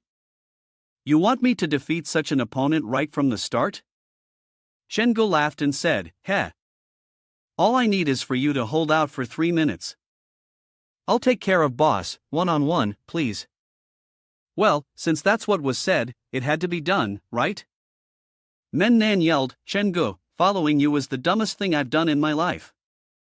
Then, Men Nan charged at Dr. Gao's wife to attack. Chenggu turned his gaze back to Dr. Gao and said, "Dr. Gao, the next part is for the two of us to settle." Dr. Gao no longer had his wife to protect him, but he remained incredibly calm as he responded to Chenggu, "Chenggu, that you've made it this far really surprises me. But you're too naive. The door was opened by me, and this world was created by me. Do you want to challenge me in my own world? Isn't that a bit too much, don't you think?" As soon as he finished speaking, a bunch of bright red magical circles appeared beneath Dr. Gao's feet, and his body was lifted into the air. Chenggu frowned and shouted, "Stop talking nonsense, just try me." He raised the hammer in his hand, and his body shot toward Dr. Gao, delivering a blow aimed directly at his head. But for some reason, the hammer couldn't harm the man at all. It was as if an invisible barrier surrounded Dr. Gao, preventing him from taking any damage. Chenggu tried to add more force, but still couldn't bring the hammer down. It felt like some kind of force was blocking him. Dr. Gao, seeing Chenggu so bewildered, laughed and explained, "In my world, I am the god. You're just an ordinary person. How could you possibly oppose a god?" After finishing his words, Dr. Gao's hand reached toward Chenggu. Chenggu couldn't move, and that hand was incredibly mystical, passing right through his body and reaching for his heart, as if intending to rip it out. This was, of course, meant as a trophy. Blood spurted from Chun Ji's mouth, but if he were to die here, the male protagonist would have to be replaced, and the author wouldn't allow that. So, the person assigned to protect Chenggu had already appeared. She emerged from behind Chenggu, coldly saying a single sentence, "Let go." the head slowly began to form. It's our beautiful Zhang Ran, a stunning beauty, like flowers blooming when the right person comes along. Chengge turned around, his gaze meeting Zhang Ran's eyes. No matter how many times he looked, she was always incredibly beautiful. Seeing her made Chengge feel much more at ease. He happily waved his hand, smiling. Zhang Ran, you've finally shown up. Dr. Gao coldly remarked, so what if Red Robed has shown up? You won't win. Chengge, I understand you better than you think. I've already prepared a special gift for your Red Robed. The well-like face made bubbling sounds as if something was about to surface. A second later, when the eyes opened and closed, a hideous, ferocious monster appeared, with tentacles twisted together, protruding from its body. The monster roared, opening its mouth to reveal disgusting, sharp fangs. Dr. Gao said, this is a monster formed by fusing countless corpses, specifically created for you. The monster swung its tentacles toward Zhang Ran, aiming to attack her. Zhang Ran's gaze swept over Dr. Gao, then fell back on the monster, her body gracefully sidestepping to avoid it. Her fingertips were covered by a stream of blood-red energy. Facing the grotesque creature, Zhang Ran lifted her slender arm, her long black hair slowly extending as if to wrap around the thing, to strangle it, to deny it any place to survive. Her black hair gradually turned red. In the blink of an eye, Zhang Ran had severed one of the monster's arms, but it still roared and howled, desperate to kill the one standing before it. Zhang Ran had the strongest disdain for such monsters, ugly, distant, cowardly, and evil. She frowned slightly, offering a disdainful glance to the creature, her hair transforming into sharp weapons under her control, slicing through the monster's arm in an instant. It howled in pain several times. Dr. Gao's wife, who had been fighting Men Nan, suddenly lunged toward the monster. Chengge shouted in astonishment, the red-robed and the fusion monster are working together? Zhang Ran remained cautious. Then, he turned to look at Men Nan. Men Nan simply replied, it's useless to call me. 3 minutes are up. My mission is complete. Truly a man of principles. The two villains simultaneously attacked Zhang Ran, but she seemed in no rush, calmly observing and searching for a way to counter their moves. The arm was raised, pointing towards them, and the hair followed suit, transforming into sharp, spear-like tips. It quickly wrapped around the fusion monster and Dr. Gao's wife. What horrors happened inside, only those within would know. All we can do is let our imagination run wild. In the blink of an eye, with Zhang Ran's arrival, the situation immediately shifted. Dr. Gao, seeing his wife disappear, urgently shouted, run, don't worry about the fusion monster. But it was already too late to run. From within the hair cage, a flock of birds spread their wings and flew away. The hair vanished, revealing Dr. Gao's body, now a grotesque patchwork, even more pitiful and ruined than before. Zhang Ran let out a soft laugh, and in the next instant, her figure appeared behind Dr. Gao's wife. In the center of her chest, a hand with 5 sharp claws pierced through, blood poured out, staining her wedding dress, which was already tainted with red. Zhang Ran laughed wildly, her chilling voice echoing throughout the space, as blood continued to spurt. Her locks of hair swirled in the air, looking terrifying. Dr. Gao, in utter despair, screamed, no, no, no.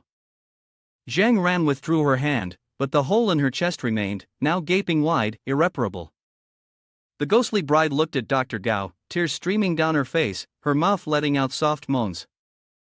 The hand stretched out towards Dr. Gao, as if trying to hold on. Dr. Gao also hurriedly reached out, screaming desperately. My wife! But all he caught was air. His wife had disappeared, leaving only a piece of the blood-soaked bridal veil behind. Dr. Gao collapsed to the ground, his face showing an unmistakable expression of despair. The bridal veil, now drenched in blood, gently fell to the ground. Dr. Gao trembled as he reached out, picking up the veil and gently kissing it, his heart filled with deep sorrow and boundless regret. Meanwhile, Chengge was ecstatic, his excitement evident as he said, "That's great. As expected of Zhang Ran, she's really impressive." He quickly rushed over to check if Zhang Ran was injured, but Zhang Ran furrowed her brows at him. Without saying another word, she walked away, leaving Chen Gu feeling somewhat confused. Although Zhang Ran had become stronger, for some reason, he felt that she wasn't as happy as she seemed. But never mind, what's there to comfort? The most important thing now is Dr. Gao. He walked towards Dr. Gao and said, "Dr. Gao, come with me to turn yourself in. No matter what, you must pay the price for the lives of those hundreds of people." At this moment, Dr. Gao was consumed by despair, and began recounting everything he had gone through during this time. "It's been 5 years. I've conducted countless experiments. I've tried every possible method, but I couldn't awaken my wife or make her remember me. I couldn't find her soul. All I could do was give her orders to satisfy myself." After putting away the bride's veil, Dr. Gao said, "I originally wanted to wait until Xiao Shui got married before making a decision, but I didn't expect that day to come a bit sooner than I thought." Chen Gu had a bad feeling, and he asked, "What do you mean? What do you want to do?" Dr. Gao pulled out a surgical knife, his eyes blankly staring at it. He asked Chen Gu, almost as if asking himself, "Chen Gu, what do you think is on the red-robed? I'm very curious." Without giving Chen Gu a chance to respond, Dr. Gao held the knife firmly and decisively stabbed it towards his own stomach. But when the knife was just a few millimeters away from his belly, a sacred and noble voice rang out, making him freeze. Gao Rushui appeared and called out, "Father." Dr. Gao looked at her in shock and asked, "Xiao Shui, why are you here?" Gao Rushui ran up to him and urgently said, "Father, please come home with me." Indeed, the sacred bond between father and daughter was incredibly strong. Dr. Gao stopped, no longer stabbing the knife into his own stomach. He looked at his daughter standing before him and said, "It's been so long since I've heard you call me father."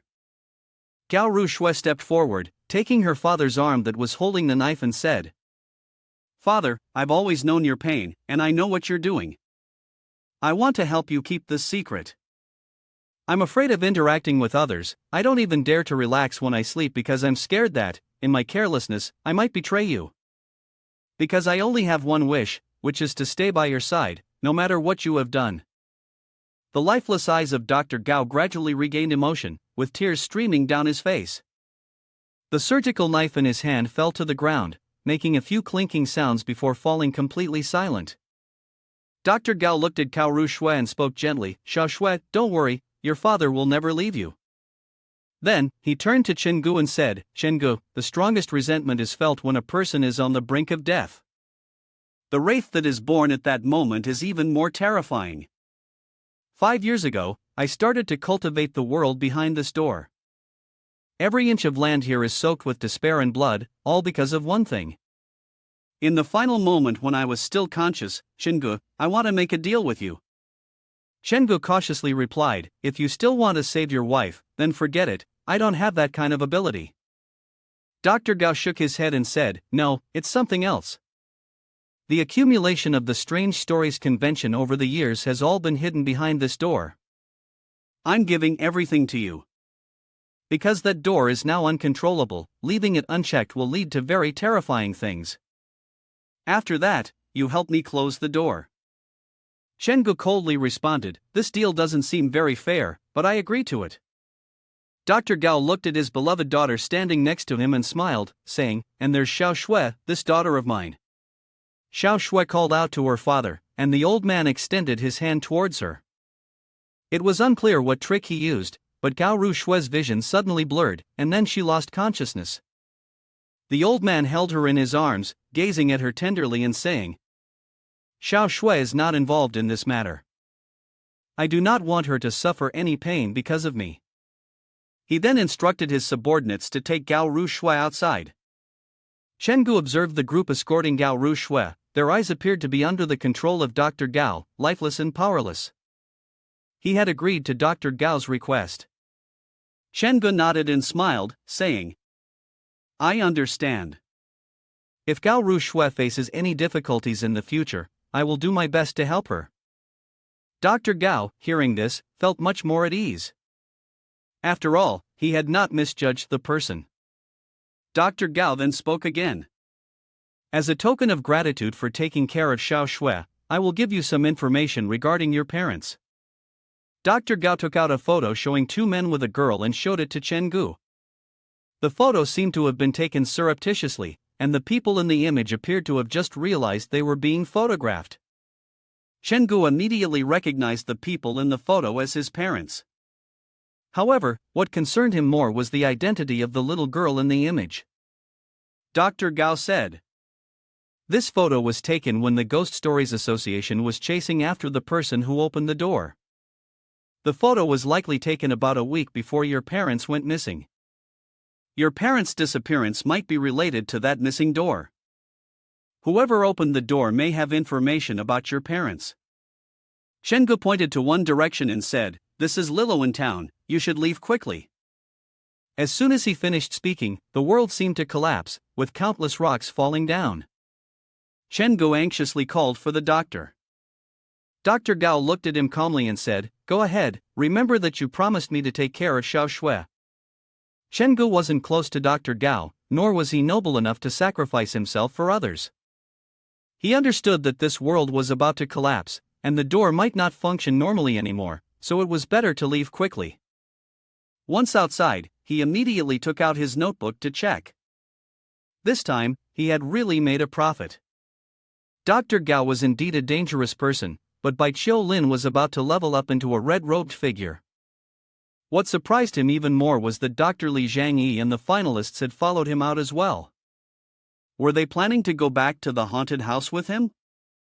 The finalists laughed and said, "I was saved by you, and for that alone, I can't refuse your invitation." Li Zhangyi added, "This kid looks good to me, his learning ability is impressive, I admire him." With such a big harvest, Chen Gu was so happy that he jumped for joy. This was really great. His phone suddenly lit up with a notification from the morgue. Within the specified time to reach the center of the morgue and survive until dawn, the caretaker wraith is fortunate. Congratulations, you have completed the 3-star mission. The completion rate of the trial mission is 60%, and you were unable to obtain the hidden items in this trial mission. The second one is from the Ghost Stories Association. The content reads as follows. Eradicate all members of the Ghost Stories Association, Caretaker Wraith is fortunate. Congratulations, you have completed the only hidden mission in the third-floor hospital scene, and have received the mission reward, the President's Authorization Book. Chen Gu looked at his phone, noticing that the completion rate of the morgue training mission was only 60%. This indicated that the person behind it, Dr. Gao, was not dead yet. As a reminder of the hidden mission in the third-floor hospital, he had wiped out all the members of the Ghost Stories Association. Could it be? Chen Gu suddenly thought that Dr. Gao might no longer be human? Before he could ponder it further, another notification came in. The internal space of the haunted house is no longer sufficient, it will expand for the 3rd time tonight. Attention, after the 3rd expansion, the 3-star horror scene, the morgue, will be fully unlocked, and the haunted house will officially upgrade into a labyrinthine maze. After completing the upgrade, a backup building will be randomly extracted, and the haunted house will unlock all new functions. Chen Gu scratched his head and smiled helplessly. The new staff, and now there was another scene this time, he had really gained a lot. He was really looking forward to going back to see how the haunted house was, so Chen Gu immediately set off. Currently, the architecture of this place was like this: Mo Yang High School on the left, building number 3 of the hospital on the right, with Living Coffin Village directly across from it, and the scene of the corpse pit at the innermost part. With this scale, Chen Gu guessed that he would have to create some more wooden figures, otherwise, the number of wraiths he had just collected couldn't be hidden anymore. There was also the matter of the 2 doctors. Scaring people wasn't really their specialty, so the only option was to arrange a separate space for them. Chen Gu then thought of the medical room in the haunted house. Not bad, that could work. Just as Chen Gu arrived back at the place, it was almost time to open the doors. However, looking at the long line of people waiting, it seemed that Xiao Gu hadn't arrived yet. As if summoned by the mention of his name, Xiao Gu appeared. As soon as he saw Chen Gu, he rushed over, panting and laughing as he said, "Sorry, boss, I'm late." Shengu turned to look at Xiaogu and immediately asked, "You don't look so good." Did something happen? Xiaogu hesitated, then nervously replied, "Huh? No, nothing at all." After that, he quickly ran off to greet the guests. Shengu stared at him, feeling that something was off. It seemed like this kid wasn't quite right. Shengu, of course, could not leave his staff in a situation where they were in trouble without offering assistance. When he found a moment of free time, he sought out Xiaogu to inquire. "Xiaogu, is there something you want to tell me? Let me see if I can help." Upon hearing Chen Ji's words, Xiaogu actually let his guard down a little. Finally, he made up his mind to speak about what had been on his mind, but first, he asked a classic question. "Boss, I want to ask you something. You've opened a haunted house and designed all these traps and stories. Do you believe that ghosts really exist in this world?" It seems like you might have actually encountered a ghost." As soon as this topic came up, Xiaogu's mind replayed the events of the previous day, and his face turned even paler. Seeing him look so alarmed, Shengu asked, "Tell me clearly, what exactly happened?" Xiaogu pressed his hand to his forehead and said, "That day, after work, I was waiting for bus number 140 on my way home. But for some reason, I ended up waiting for bus number 17. Since it wasn't the bus I was expecting, I didn't plan on getting on. However, the driver of bus 17 shouted at me. He told me if I wanted to get on, I should, but if not, I should step aside and not block the door." Xiaogu, upon hearing this, became very confused, looking around in all directions. Clearly, he had been standing far from the bus door at the time, and besides him, no one else was waiting at the stop. Xiaogu nervously asked, "Boss, did you say that the driver was acting strange? Is that possible?" Shengu immediately countered, "Maybe the driver was just dizzy." "Don't overthink it. If you're worried, I can let you leave work a little earlier today. For now, just focus on your job. The business at the haunted house is booming right now, so if you keep working hard, you'll be able to buy a car and won't have to take the bus anymore."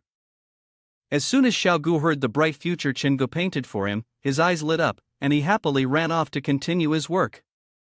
Shengu watched Xiaogu's retreating figure. The haunted house business was indeed thriving right now, but there were only two ordinary employees, Su Yuan and Xiaogu. Wasn't the workload a bit too much for them?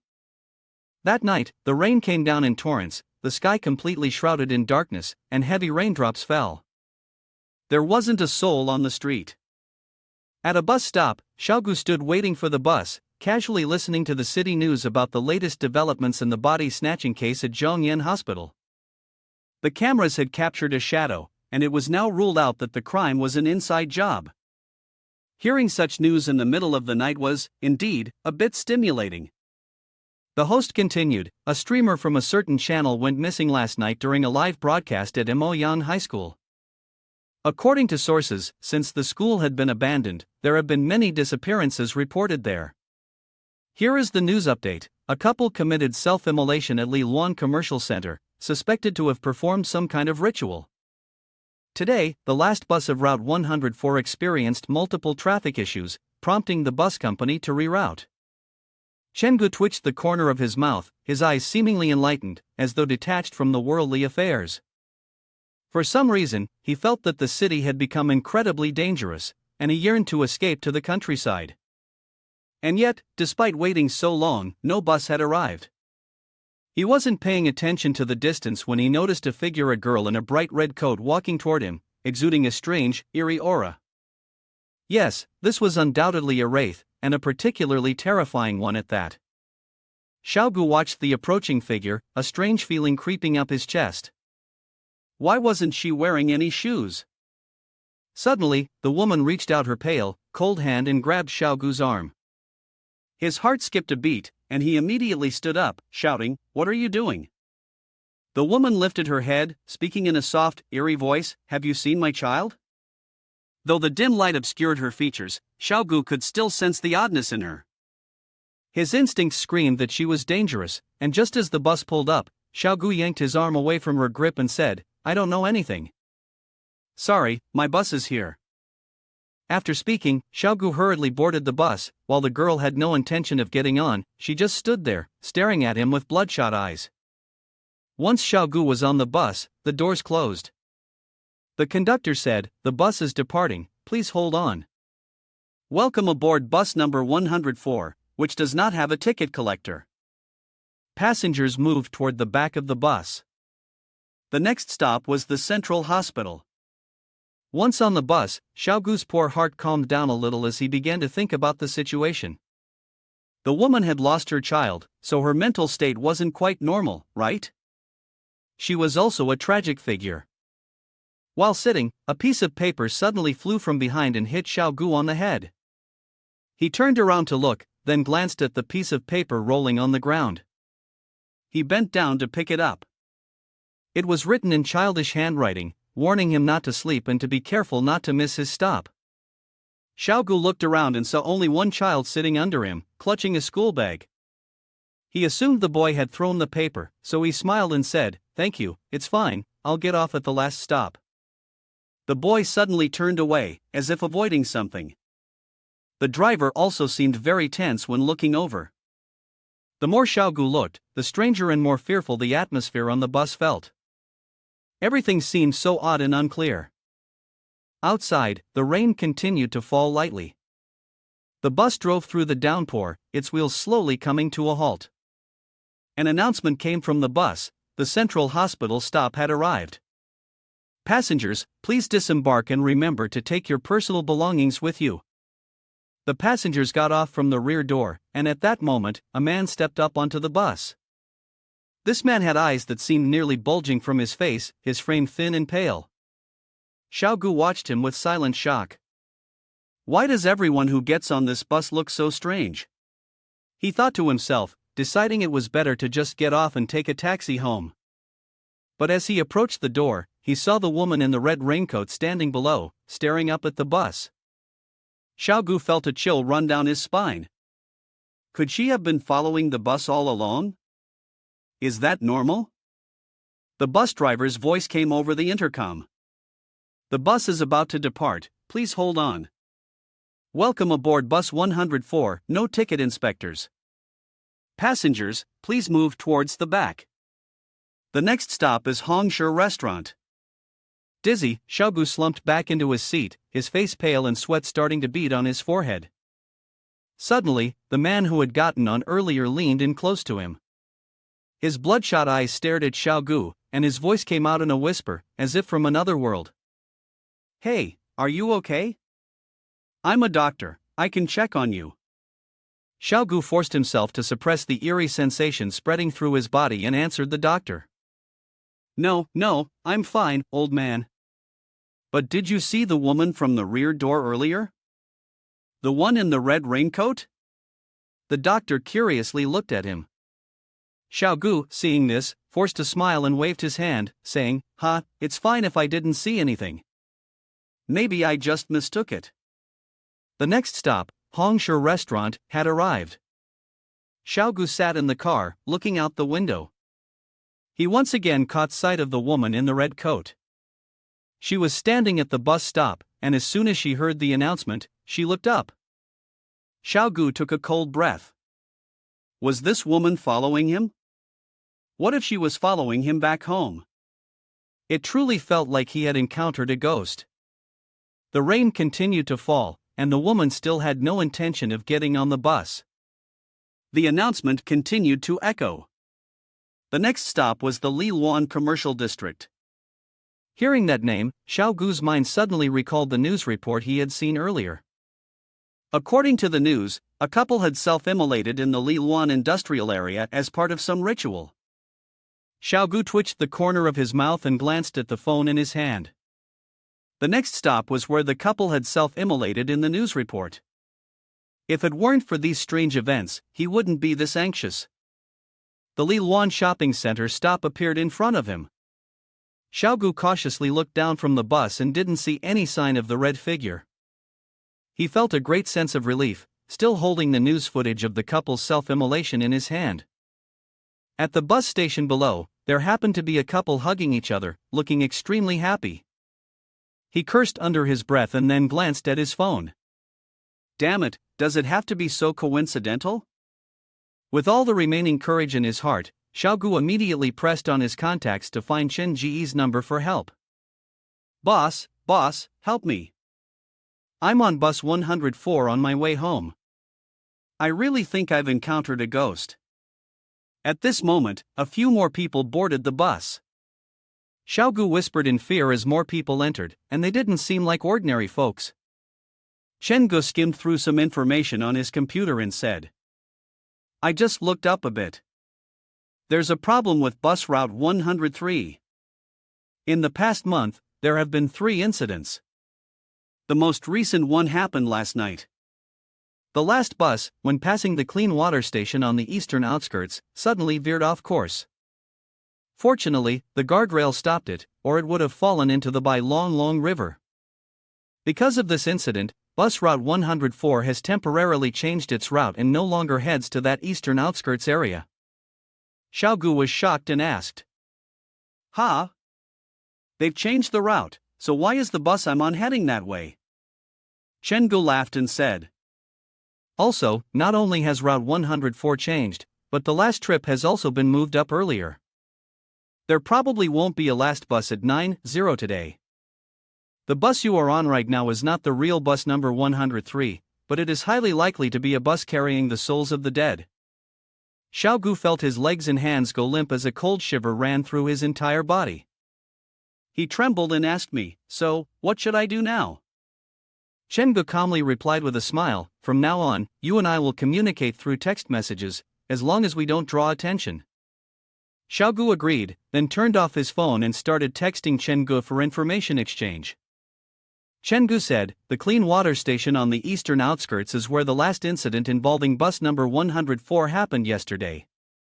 That station is your last chance. Once the bus stops, do everything you can to get off through the back door. Of course, Xiaogu could have gotten off if it weren't for that incident. He then texted, There's one more thing. Outside the bus line, there's a woman wearing a red raincoat. I've seen her at every station. She's looking for her child. She definitely isn't human. I've been targeted. Chen Gu patted his head, So there's this thing too? Chen Gu quickly texted back, She's been searching for her child at every bus stop. She might be trapped here. So, is it possible you've seen her child? The woman in the red raincoat probably can't board the bus to search for her child. If you could help her find her child, you might break the deadlock. After reading the message, Xiaogu looked around the bus. Are there any children on this bus? The bus was still completely empty, with not a single person around. Occasionally, the sound of coughing echoed inside. Xiaogu's eyes were fixed on the child who was coughing in the arms of a woman. After thinking for a moment, he quickly messaged Chen Gu, Boss, it seems like I've found the child of the woman in the raincoat. Chen Gu replied, See if you can get it off the bus. If you fulfill the wish of the woman in the raincoat, she definitely won't harm you, she will only thank you. But before you get off the bus, make sure the ghosts don't realize that you've recognized them. If they do, you may never be able to leave. Chen Gu sent the message to Xiaogu, and on the other side, all Xiaogu could do was nod and reply that he understood. Suddenly, a phone rang on the bus, drawing Xiaogu's attention. The person answering was an ordinary-looking girl, and the caller was her husband. She asked, Honey, what's going on? I'm almost there. Xiaogu silently watched the woman, confirming she seemed normal, but then he realized that no one else had gotten on the bus. Had this woman boarded before him? Suddenly, the woman's husband yelled loudly, Get off the bus now.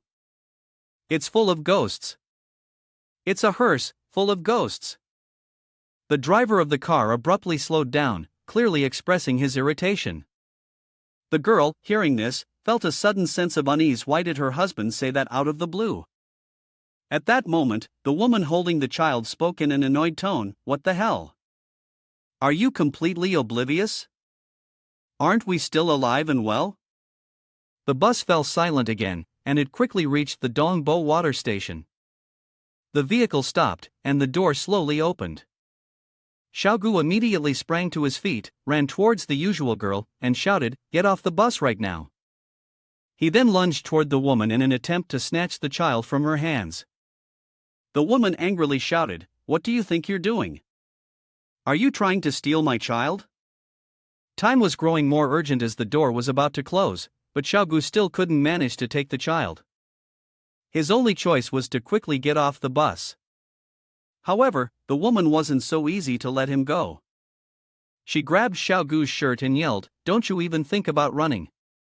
Xiaogu exerted force, tearing a piece of his shirt, and then he, along with the girl, ran off the bus. The woman, however, did not pursue them. The bus once again set off for its final stop. Although the strange vehicle had already left, there was still one more matter to attend to: the woman in the red raincoat. The girl turned around and looked at Xiaogu, anxiously asking, "Hey, was everyone on that bus just now a ghost?" Xiaogu didn't respond to her but quickly called Chen-gu for help. "Boss, I couldn't get the child off the bus. What should I do?" As soon as he finished speaking, the woman in the red raincoat appeared behind him, whispering, Did you see my child?" Xiaogu's heart dropped with a thud in his chest, and his whole body stiffened. He was terrified and turned to look at the woman, asking Chen-gu, "Boss, she's here. What should I do? Am I going to die?" Chen-gu frowned and said, "Calm down. Gu Feiyu, tell her the truth about the child, but absolutely do not run away." Gu Feiyu more or less chose to trust Chen-gu, so he gathered all his courage, turned around, and faced the woman to speak, though his words were a bit jumbled from fear. I met your child, it was on the bus just now." A middle-aged woman was holding the boy.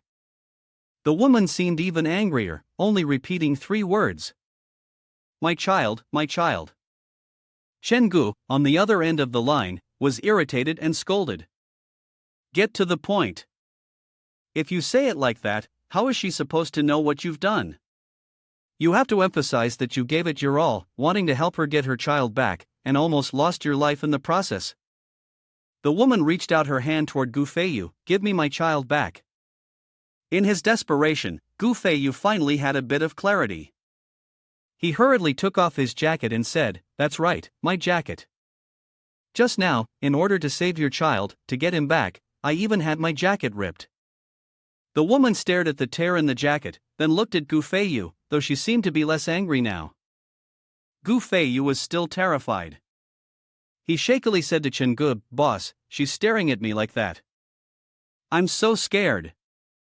Chen-gu, on the other end, was also at a loss. He sighed deeply and said, "All right, you hand the phone to her. I'll talk to her." At that moment, Gu Feiyu had only one thought in his mind: his boss was so cool, daring to negotiate even with a ghost. Xiaogu handed the phone to the woman in the red raincoat, awkwardly saying, "Boss, she wants to talk to you." As soon as the woman answered the call, Chen-gu spoke, "I am the president of the Ghost Stories Association, my name is Chen-gu. The child you lost, I will help you find him, as long as you let go of my employee." The reason Chen-gu dared to speak like this was because recently, the Ghost Stories Association had built quite a reputation in Lihua town. He hoped to use that name to intimidate her into leaving. Indeed, the woman in the red raincoat left as well. Xiaogu, feeling relieved, let out a sigh and said to Chen-gu, "Boss, she's gone, we're saved." Chen-gu replied, "Don't run around, stay there, I'll pick you up right away." The woman who had been with Gu Feiyu then dared to speak up and ask, "What was that just now?" Gu Feiyu frowned and said, "It's better if you don't ask too much about it. Boss, I'll be picked up soon. Wait a moment and we'll leave together." On the main road, a taxi sped through the rain, heading towards the bus stop where Gu Feiyu was standing. The taxi driver said, "The Eastern Water Station is the place with no human presence. If it weren't for the fact that we can't refuse customers, our taxi wouldn't go there." Chen-gu smiled and said, "Don't worry, master, we'll be there soon. I'll make sure to have you sit in my car when you get on, so you won't have to drive empty." The driver relaxed upon hearing this. He chuckled and said, "It's not about the money. Every year, 4 out of 5 missing persons cases in Zhejiang happen in the east. That place has a lot of sinister energy. Chen Gu frowned slightly. Liliwan Town is in the east. Could these missing person cases be related to the door that Dr. Gao mentioned, the one that's out of control? And that red haunted house from his memory, that's also in the east. Suddenly, the driver shouted, "A ghost!" interrupting Chen Ji's train of thought. In front of the vehicle, 2 staggering figures walked toward them, looking very much like wandering spirits, but these 2 were actually Xiao Gu and the girl. Seeing them, Chen Gu smiled and said, "Don't be nervous, they're the people I'm here to pick up." As he spoke, he took out an umbrella, while the driver leaned back in his seat with a sigh of relief. That really scared me to death. Chen Gu got out of the car and walked toward Xiao Gu, asking, "Why is there one more person?" Gu Feiyu replied, "She was also a passenger who got off the bus with me." Chen Gu asked again, "Aside from you, were there still other living people on that bus?" Gu Feiyu answered, "Not just Sister Huang Ling and me, there was also a student sitting in the last row. When I first got on the bus, he warned me that I didn't look like a bad person. When I got off, he was too far away. Otherwise, I would have brought him off the bus too." After hearing this, Chen Gu simply smiled and replied, "Someone helping you isn't necessarily a person, and someone harming you isn't necessarily a ghost." Of course, Chen Gu wasn't so cold-hearted as to leave a living girl in such a desolate place. He had to take her back first. The 2 of them quickly got into the car. While drying her hair, Gu Feiyu said, "Boss, when we were on the bus, Sister Huang Ling's husband called and warned her that everyone on that bus was a ghost." Chen Gu was silent for a moment, then looked at Huang Ling and asked seriously, "Huang Ling, have you ever felt that your husband is a little different from normal? Or was there a particular period when he started to act unlike himself?" When it came to this topic, Huang Ling appeared somewhat fearful. She said, "Jia Ming, my husband, has indeed changed a bit. Ever since the car accident, he has become taciturn and withdrawn, rarely interacting with others, and he has sleepless nights. We went to the hospital, and they said he has depression." Chen Gu smiled and said, "If it's just depression, did he exhibit any unusual behavior after the accident?" Huang Ling thought for a moment before replying, "He seems to have developed an intense dislike for children, and things like fabric dolls. One day, I came home and found a fabric doll torn to pieces in the pot. The doll's head was floating in the soup." Upon hearing this, Chen Gu seemed to vaguely grasp the oddity. He asked again, "What exactly happened with the car accident?" Huang Ling began to recall. One day, it was raining heavily, similar to today. Jia Ming was crossing the street and encountered the last bus, number 104. At that time, it seemed like he couldn't see the bus at all, and there was no way to avoid it. His eyes were just fixed on it. Chen Gu furrowed his brows and said, "I suspect that the person in your house right now is not your husband. It's highly likely that something from the last 104 bus that night has taken over your husband's body." Huang Ling felt an immense sense of unease upon hearing this. She hurriedly asked, "What should I do then? What's going to happen to my husband?" Chen Gu replied, "Perhaps your husband is still on that last bus. Everything about that soul bus must be clarified in order to save him, and the quickest way is to deal with your ghostly husband." After hearing this, Huang Ling felt an inexplicable chill run through her. Could this really be too dangerous? At New Century Liyuan, Chen Gu and Gu Feiyu got off the car and watched the taxi drive away. Gu Feiyu turned to Chen Gu and asked, "Boss, do you really want to help Huang Ling? This is terrifying." Chen Gu replied, "Helping her is just convenient. The main thing is still to find the child of that red raincoat." "Didn't you say the child of the red raincoat is on the last bus?" Gu Feiyu gave a bitter smile, then responded, "Boss, when you talked to the red raincoat, you said you were the president of the Ghost Stories Association. What kind of association is that? Is it an organization that deals with these kinds of things?" Afraid of scaring Gu Feiyu to death, Chen Gu only said, "Although the Ghost Stories Association is called Strange Stories, in reality, it's an association that supports those with mental illnesses." "What? You want to join?" Gu Feiyu awkwardly scratched his head, looking flustered and at a loss. He wasn't ready to be a good person to that extent yet. Seeing his reaction, Chen-gu just smiled and said, "Don't be afraid. Stand tall and fearless, as long as you don't do anything you're ashamed of, living with integrity. Even if you really encounter a ghost, it will still fear you 3 parts. Gu Feiyu, upon hearing this, excitedly laughed and said, "I understand now, I'll definitely be a good person." Chen Gu looked in the direction the taxi had just gone, wondering what would happen when Huang Ling got home. He could only hope that nothing dangerous would occur. As soon as Huang Ling arrived home, her husband rushed out anxiously and said, "Wife, you're back. Why did it take so long? Do you know how worried I was?" With that, he quickly went inside and set the food on the table. Huang Ling, standing behind, looked on with some doubt. Was he really her husband? As Jiaming placed the food on the table, he said, "I've reheated the food for you 7 or 8 times, I couldn't reach you by phone, and you still weren't back. I even made soup for you, it's warming up now." Huang Ling forced a smile and said, "I'm not very hungry today, I'm really tired. I just want to sleep for now." Jiaming replied, "I prepared everything already, you should at least eat a little bit." Huang Ling nodded reluctantly, thinking to herself that her husband was still very kind to her. It seemed she shouldn't believe what others had said. She then sat down on the chair, and as Jiaming opened the soup pot, he said, "I know you're afraid of gaining weight, don't worry, just 1 bowl of soup won't make you fat." But as soon as Huang Ling saw the doll that had been chopped into pieces inside the soup pot, with a dark, foul smell wafting up, she knew it was best to trust what others had said after all. "How could you not recognize this doll?" Her face went pale at once. Huang Ling, terrified, said, This is the doll you gave me, why are you using it to cook?" Jiaming calmly laughed and said, "What doll? Isn't this one of our children? Ha, there are so many of them. Even if we throw them away, they will just come back. It's best to eat them up. Hurry, eat them all, or they'll get cold." Jiaming was becoming increasingly abnormal. He braced his hands on the table, veins popping out, and then moved closer to Huang Ling, shouting in her face, "Eat all these damn children. They're all naughty kids that ran out from the Red Room.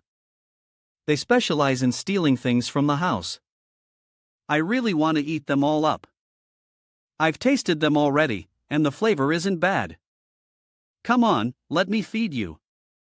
I guarantee once you drink it, you won't be able to stop." As he spoke, he scooped a spoonful of soup. On the spoon, there was a red, glaring pupil. He laughed and said, "Don't worry, from now on, I'll use fresher ingredients to make soup for you."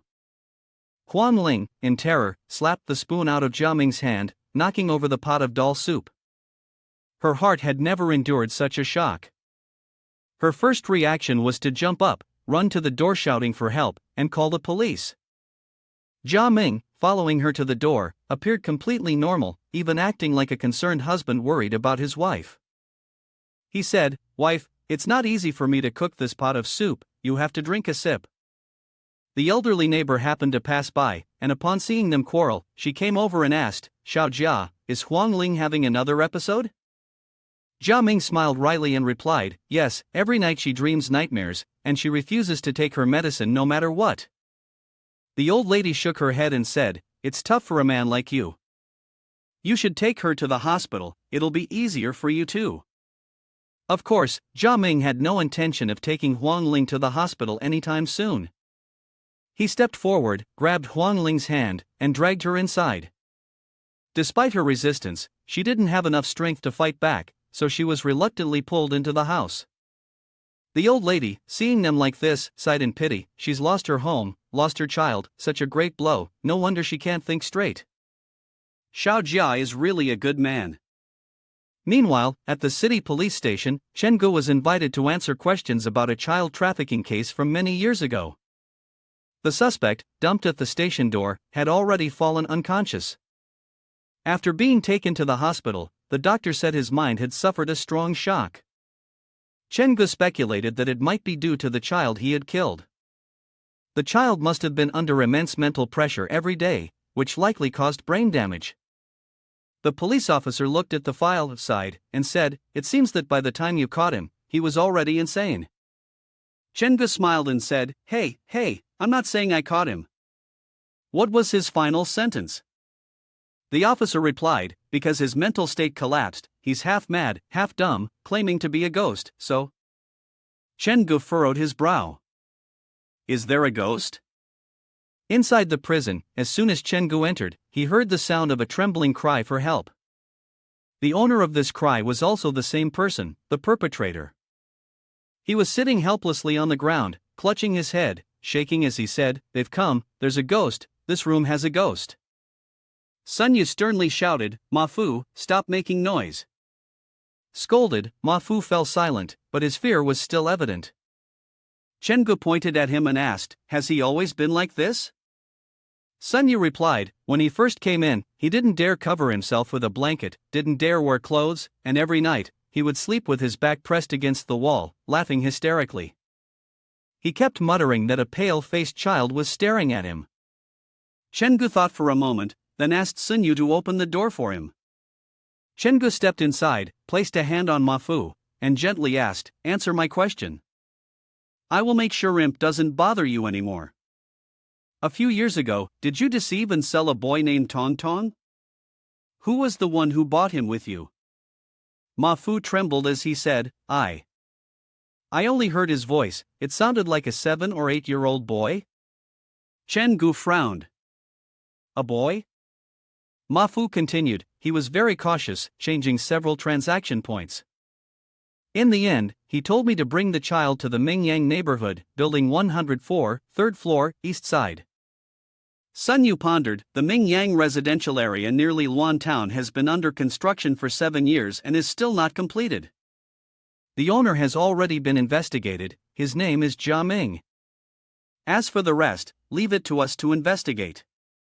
Chengu naturally still remembered that name. Isn't Jia Ming the name of Huan Ling's ghostly husband? No, the ghost phone incident happened 6 or 7 years ago. Back then, Jia Ming probably hadn't been possessed yet. At that moment, another police officer entered and said, "Report, Captain Lee. We received a call from the Mingyang residential area. Someone heard cries for help. We just found out that this area has some issues, and now we're getting another report. This is too much of a coincidence." Of course, Chengu couldn't miss an opportunity like this to investigate, so he followed Captain Lee to check it out. At the Mingyang residential area, on the 3rd floor to the east, Jia Ming opened the door, looking warily at the people in front of him. He asked, "Who are you looking for?" Captain Lee said in a stern voice, "Police. We received a report of someone calling for help. Please cooperate with us in the investigation." Jia Ming only stuck half his face out from behind the door and said, "This is a misunderstanding. My wife is mentally unstable due to some trauma, so the neighbors misunderstood." Captain Lee remained firm, saying, "Whether it's a misunderstanding or not, we need to confirm. Please open the door." Jia Ming had no intention of stepping back. He stood at the door and called into the house, "Huang Ling, come out and explain things to the police." Huang Ling had just stepped out when Captain Lee asked, "Are you his wife? May I ask if you were the one who screamed for help earlier?" Huang Ling hesitantly and fearfully replied, I didn't, I don't know, I don't remember." Chengu then asked Huang Ling, "Do you remember what happened last night?" Huang Ling seemed to have no recollection of Chengu, and upon hearing his question, she shook her head vigorously in denial. Meanwhile, Jia Ming continued to play the role of a good husband. After asking a few more questions to complete the procedure, Captain Lee and Chengu went outside. Chengu then said, "Captain Lee, this isn't simple. Huang Ling is clearly terrified of Jia Ming, and Jia Ming harbors intense hostility toward us." Captain Lee nodded and said, "Your instincts are spot on. I just got some information. 9 years ago, Jia Ming worked at Tian Insurance. Due to a conflict with a client, he was brought into Dongcheng police station. That client was one of the 3 major shareholders of the Mingyang development area, Changlong.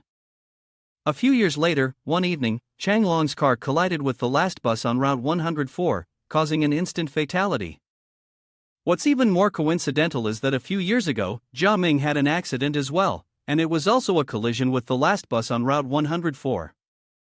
The accident site was almost identical to the location of Chan Lon's crash. What's even more interesting is that surveillance footage from Jia Ming's accident shows he deliberately crashed into the bus. Chen Gu frowned. Could it be that the soul that swapped with Jia Ming's is Chan Long? Captain Li pulled out a cigarette, lit it, and then said, "There are many suspicious points about this case. We need to investigate a little more thoroughly." Chen Gu nodded.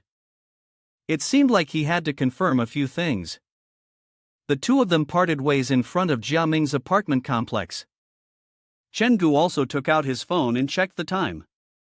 He had been so busy that it was already this late, and he wasn't sure if he would make it in time for the amusement park's opening. Chen Gu immediately headed towards his amusement park. As soon as he arrived, a man wearing glasses excitedly ran up to him and said, "Boss Chen, you're finally back."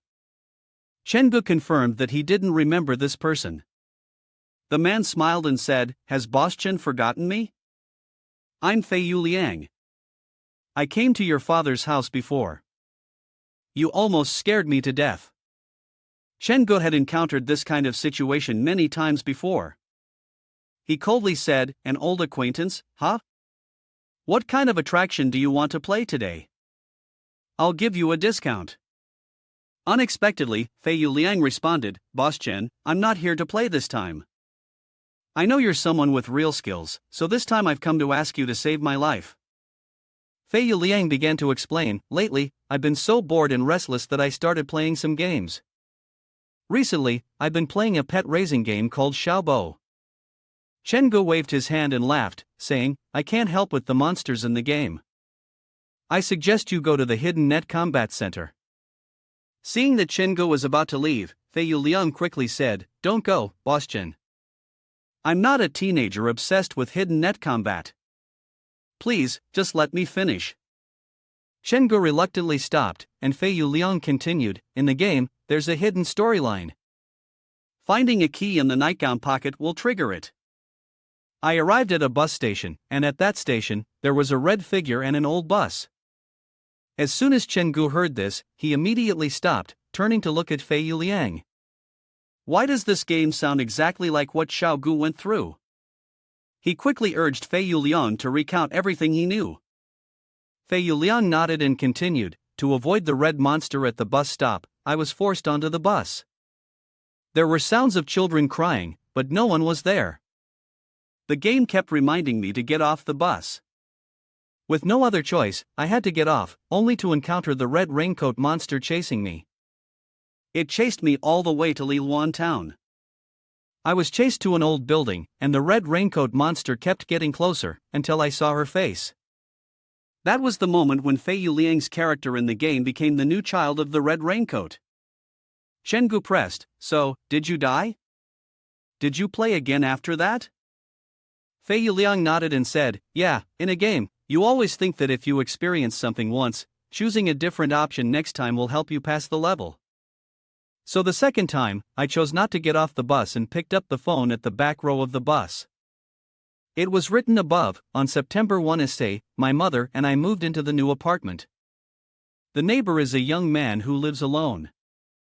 He has a big dog that seems very gentle, called Xiaobo. On September 7th, when I went online, I saw the neighbor holding a black bag and going downstairs, looking sorrowful. He said that the pet he had raised for many years had passed away. The dog, it seemed, had eaten something unclean and died inside the house. By the end of October, the neighbor had moved out. The landlord found dog meat filling the refrigerator in the neighbor's house. When Xiaobo died, the neighbor must have been heartbroken. Feeling strange, Fei Yu Liang went online to search for news from Zhejiang last year. A murder case like this really happened, and it took place in Liluan town. Did this game directly use real-world locations and cases? Chen Gu sighed and said, "Then you should have called the police." "Why come to me?" Fei Yu Liang forced a smile and said, "It's not just that, I've been to Liluan town." Chen Gu asked him, "You've been to Liluan town in the game?" Fei Yuliang replied, I've played through it many times, and there was one time when I barely managed to avoid Hongwui to reach Liluan town. On the foggy road covered by mist, the architecture on both sides was a dull gray, and there was no one in sight on the road, all the shops were closed. After walking for a while, I saw a middle-aged man following a little girl. At this moment, the game presented a choice: do you want to follow the drunk man into the alley? Driven by curiosity and concern for the little girl, I followed. But what happened next exceeded my psychological limits. I controlled Xiaobo to follow the drunk man into room 104. As soon as the door opened, I was ambushed by the drunk man who had been lying in wait. The screen displayed a message: you have witnessed Xiaobo being turned into clay. Due to fear, your body is unable to move.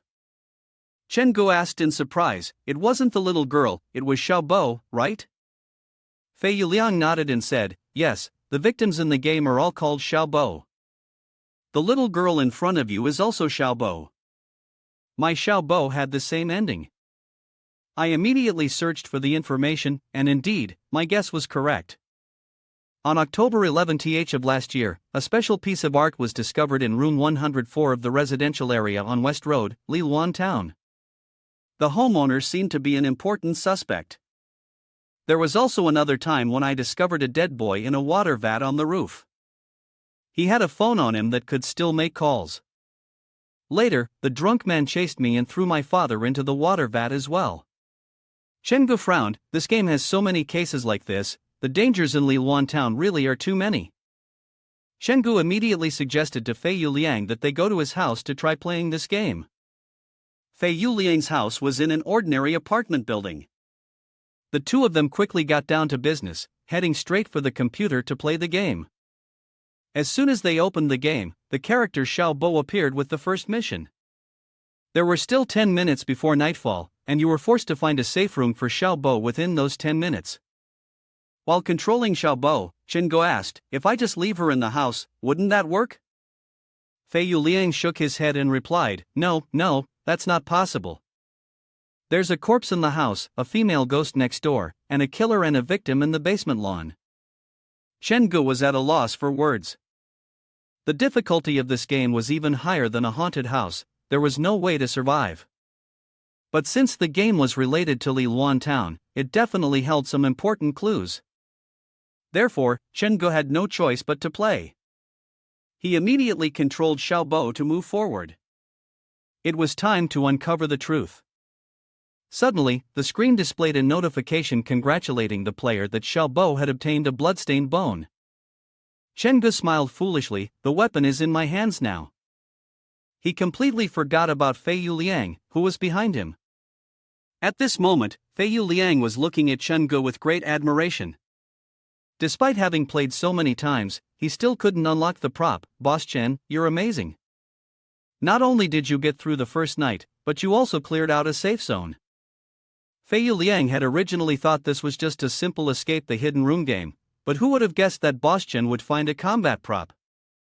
In this way, Chen Guo successfully passed the first checkpoint. Finally, Chen Guo played until the game ended. You are very hesitant and very distressed. Everything here is like the world you imagined. You decide to stay here until you find your mother, then leave. Chen Guo silently assessed, this game is definitely related to the missing door in the eastern area. The scenes and plot in the game are very likely something I'll have to personally experience in the future. By the time they finished playing the game, it was already late at night.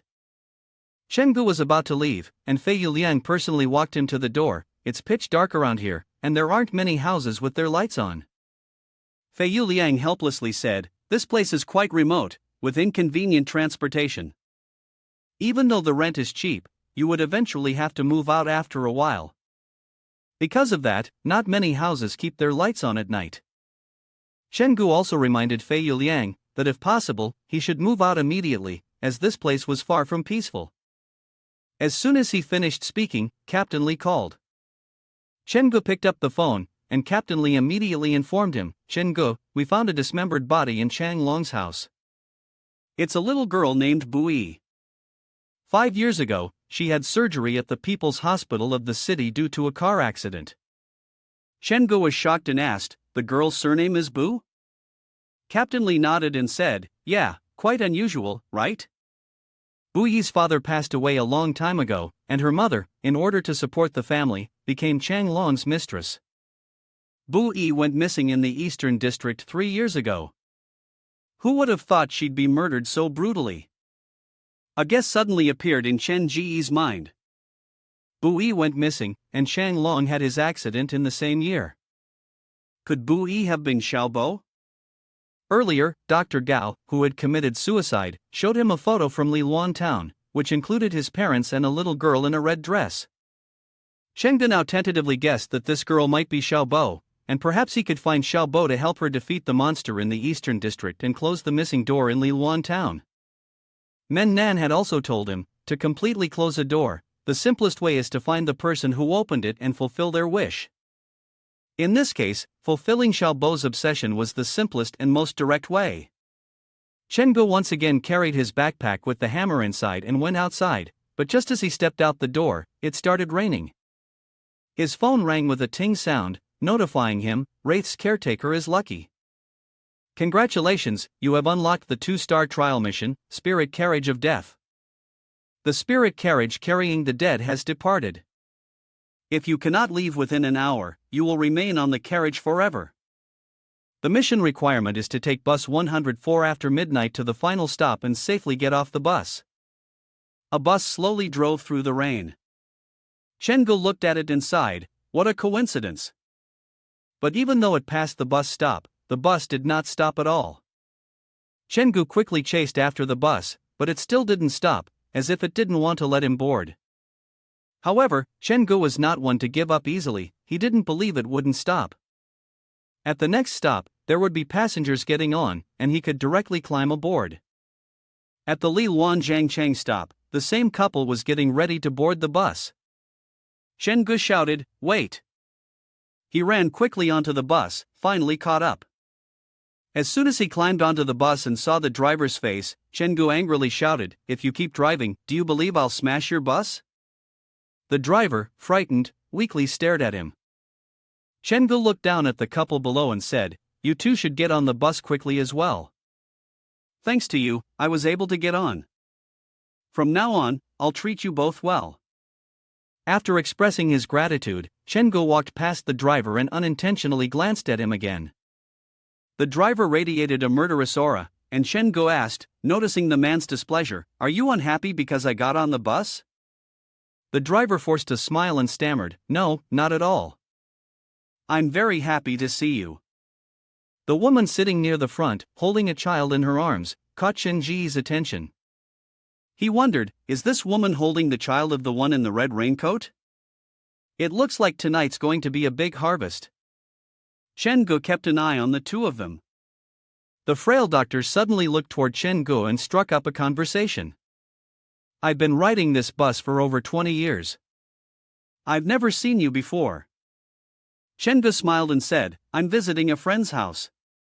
Are you familiar with the people on this bus? The doctor replied, mostly. Up ahead, there's a mute guy who goes to the last stop to visit his daughter. His daughter was bullied, her hands were soiled with cigarette ash, and her hair was completely shaved off. I heard that the camera caught even worse things, so after that, the girl ended up taking her own life. Chengde nodded, thinking to himself, perhaps this cursed bus is also a masterpiece of Dr. Gao, designed to collect as many emotions and the darker sides of despair as possible. He asked again, what about you? Why are you on this bus, number 104? The man replied, I'm visiting my wife, who lives in the haunted building at the last stop. I can hear her. Soon, they arrived at the Aching water station, and sure enough, a woman in a red raincoat was waiting there. Chengde stepped out of the bus, looked at the woman in the raincoat, and said, I promised you I'd find your child within a week. He's on this ghostly night bus. I'm risking my life to help you. I won't break my promise. Just as the driver announced that the bus was about to leave, Chengde looked back inside and shouted, wait a minute, don't drive off, I still have something to handle. It would have been fine if it were any ordinary person, but Chengde scared the driver half to death. The driver had no choice but to gently advise, this isn't quite right, this is a bus, people will complain. You can't make everyone wait for you alone, can you? Chen-gu angrily retorted, you know this is a bus? Then why did you refuse to pick up passengers earlier? I'll report you. After angrily berating the driver, Chen-gu, filled with murderous intent and a desire to intimidate, grabbed the axe in his hand and approached the woman, asking, I'm asking you, is this boy my child? The woman trembled and answered, yes. Chen-gu growled, I'll ask again, is this child yours? The woman, terrified, said, she's a relative of mine, what's the matter? Chen-gu smiled and asked, oh, how did she become a relative all of a sudden? He immediately pointed the hammer directly at the woman's face and threatened, if she's not your child, then give her to me. The woman was truly terrified of Chen-gu deep down in her soul, so she obediently handed the child over to him. Chen-gu took the child off the bus and then brought her in front of the woman in the red raincoat, asking, is this child yours? The woman stood frozen, letting out a few cries. Chen-gu, suspicious, asked, your expression is so calm, it seems this isn't your lost child after all. Seeing her about to take the child, he said, I promised to help you find your child, but I never said I'd give someone else's child to you. Why do you keep following this bus, trying to find your child, but never bored to take a look? What are you afraid of? Suddenly, the child hiding behind Chen-gu began crying loudly. The woman in the red raincoat quickly turned and fled. Chen-gu suspiciously watched her retreating figure but did not chase after her. Instead, he asked the driver, do you know what's going on with that woman? The driver forced a smile and said, I don't know, I'm just the night shift driver, I don't know anything. Chen-gu then asked, who put you in charge of this night shift? Tell me everything you know. The driver responded, I was originally a bus driver, and I used to always drive Route 104. One day, it was the last bus of the day, and it was raining heavily. After I entered the eastern area, there were no more passengers on the bus. But suddenly, I heard someone talking inside the bus, asking me to stop. But I clearly remember that there was no one on the bus. Where did the voice come from? I was so scared that I swerved the bus, and it crashed into the riverbank. When I opened my eyes again, I found myself still driving the last 104 bus. The dark figure behind me told me that if I carried 1,000 passengers, I could regain my freedom. Chen-gu frowned and asked, the dark figure? The driver continued, I asked the dark figure why it brought passengers to Liluan town. It said that Liluan town had things that needed to bring endless suffering and despair to the passengers. Chen-gu furrowed his brows, bringing the despair and suffering of all of Zhejiang to this place to nurture that uncontrollable door, right? At that moment, the woman holding the child got off the bus and tried to sneak attack Chen-gu, but Chen-gu was incredibly quick. You really don't know the height of the sky and the depth of the earth. He summoned Suin, and then asked, what's the story with the child you've taken? Speak up. The woman, trembling in fear, said, I'm just responsible for bringing this child to Liluan town, I don't know anything else. Chen-gu waved his hand, then keeping you here is useless, go on. Suin leapt forward and attacked the woman, quickly defeating her. After all, she was just an ant. Chen Ji's phone then displayed a notification, indicating the completion of the 2-star trial mission, with a 100% mission completion rate.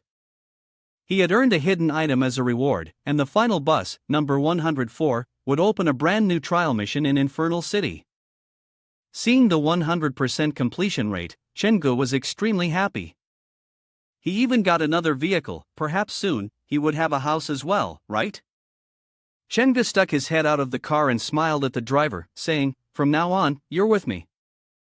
Following me will lead to a brighter future. The driver nodded and replied decisively, all right, boss. Next was the lucky wheel spin.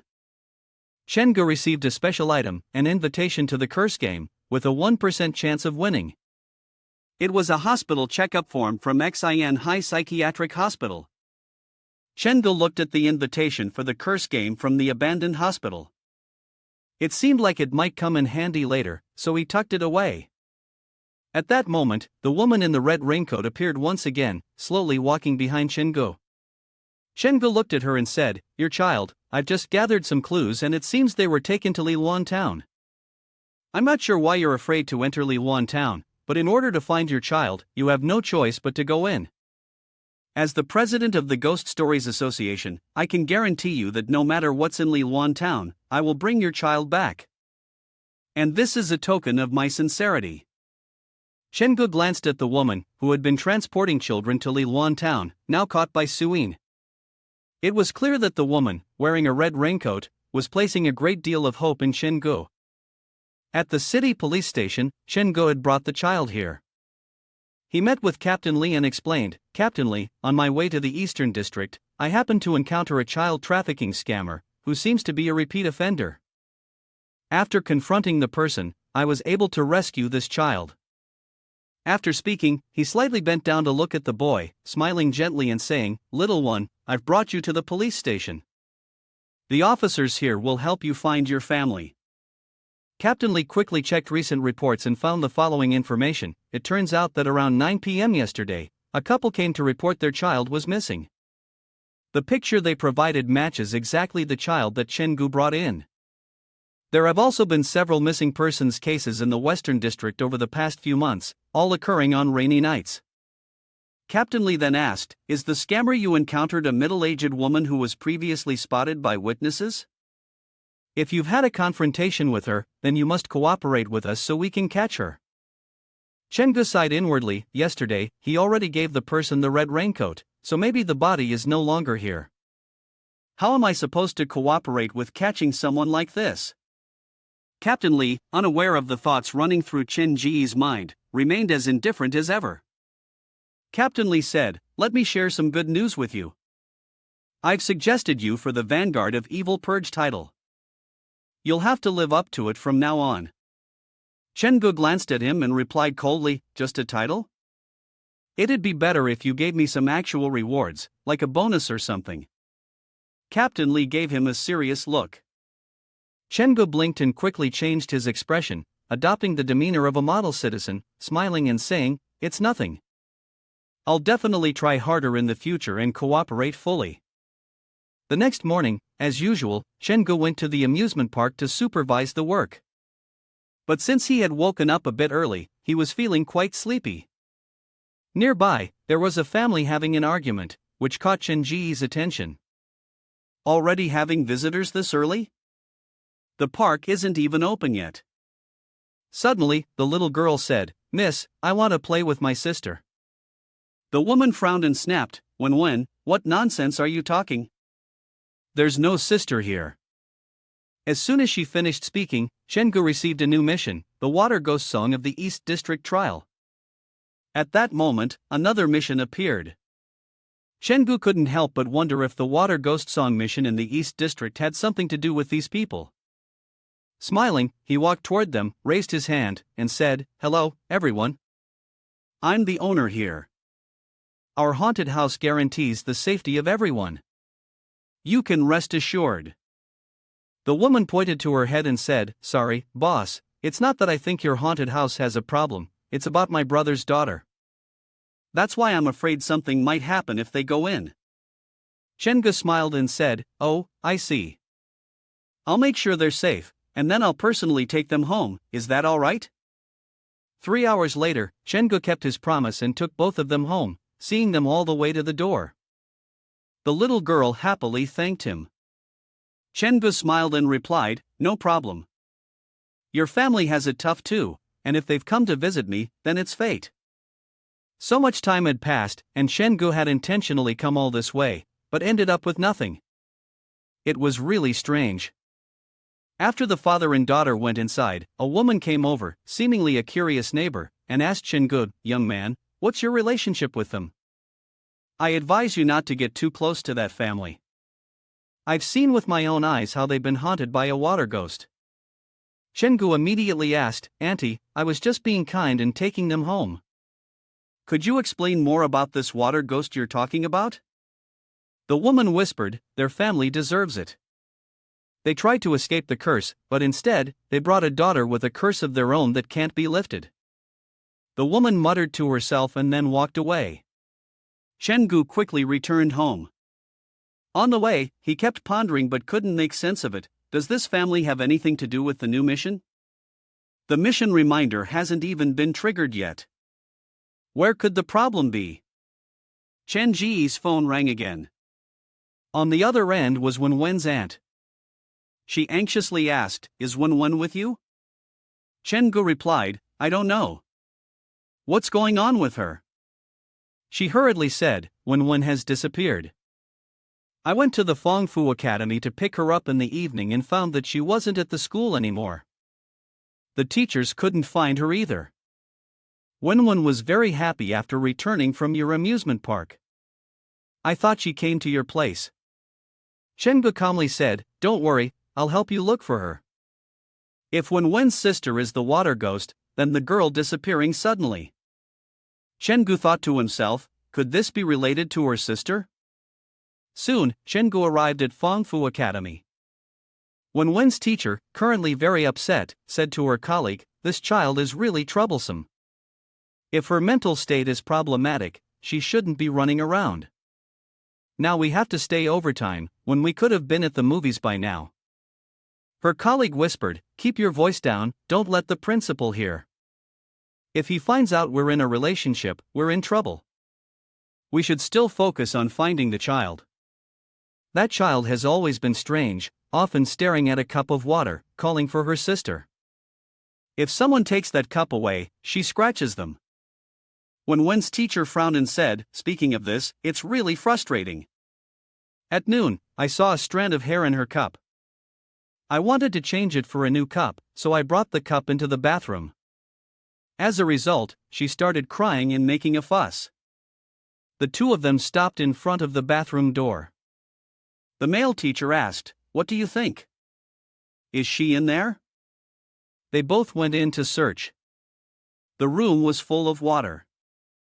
The teacher pointed to the mirror and said, "Quick, look at the mirror."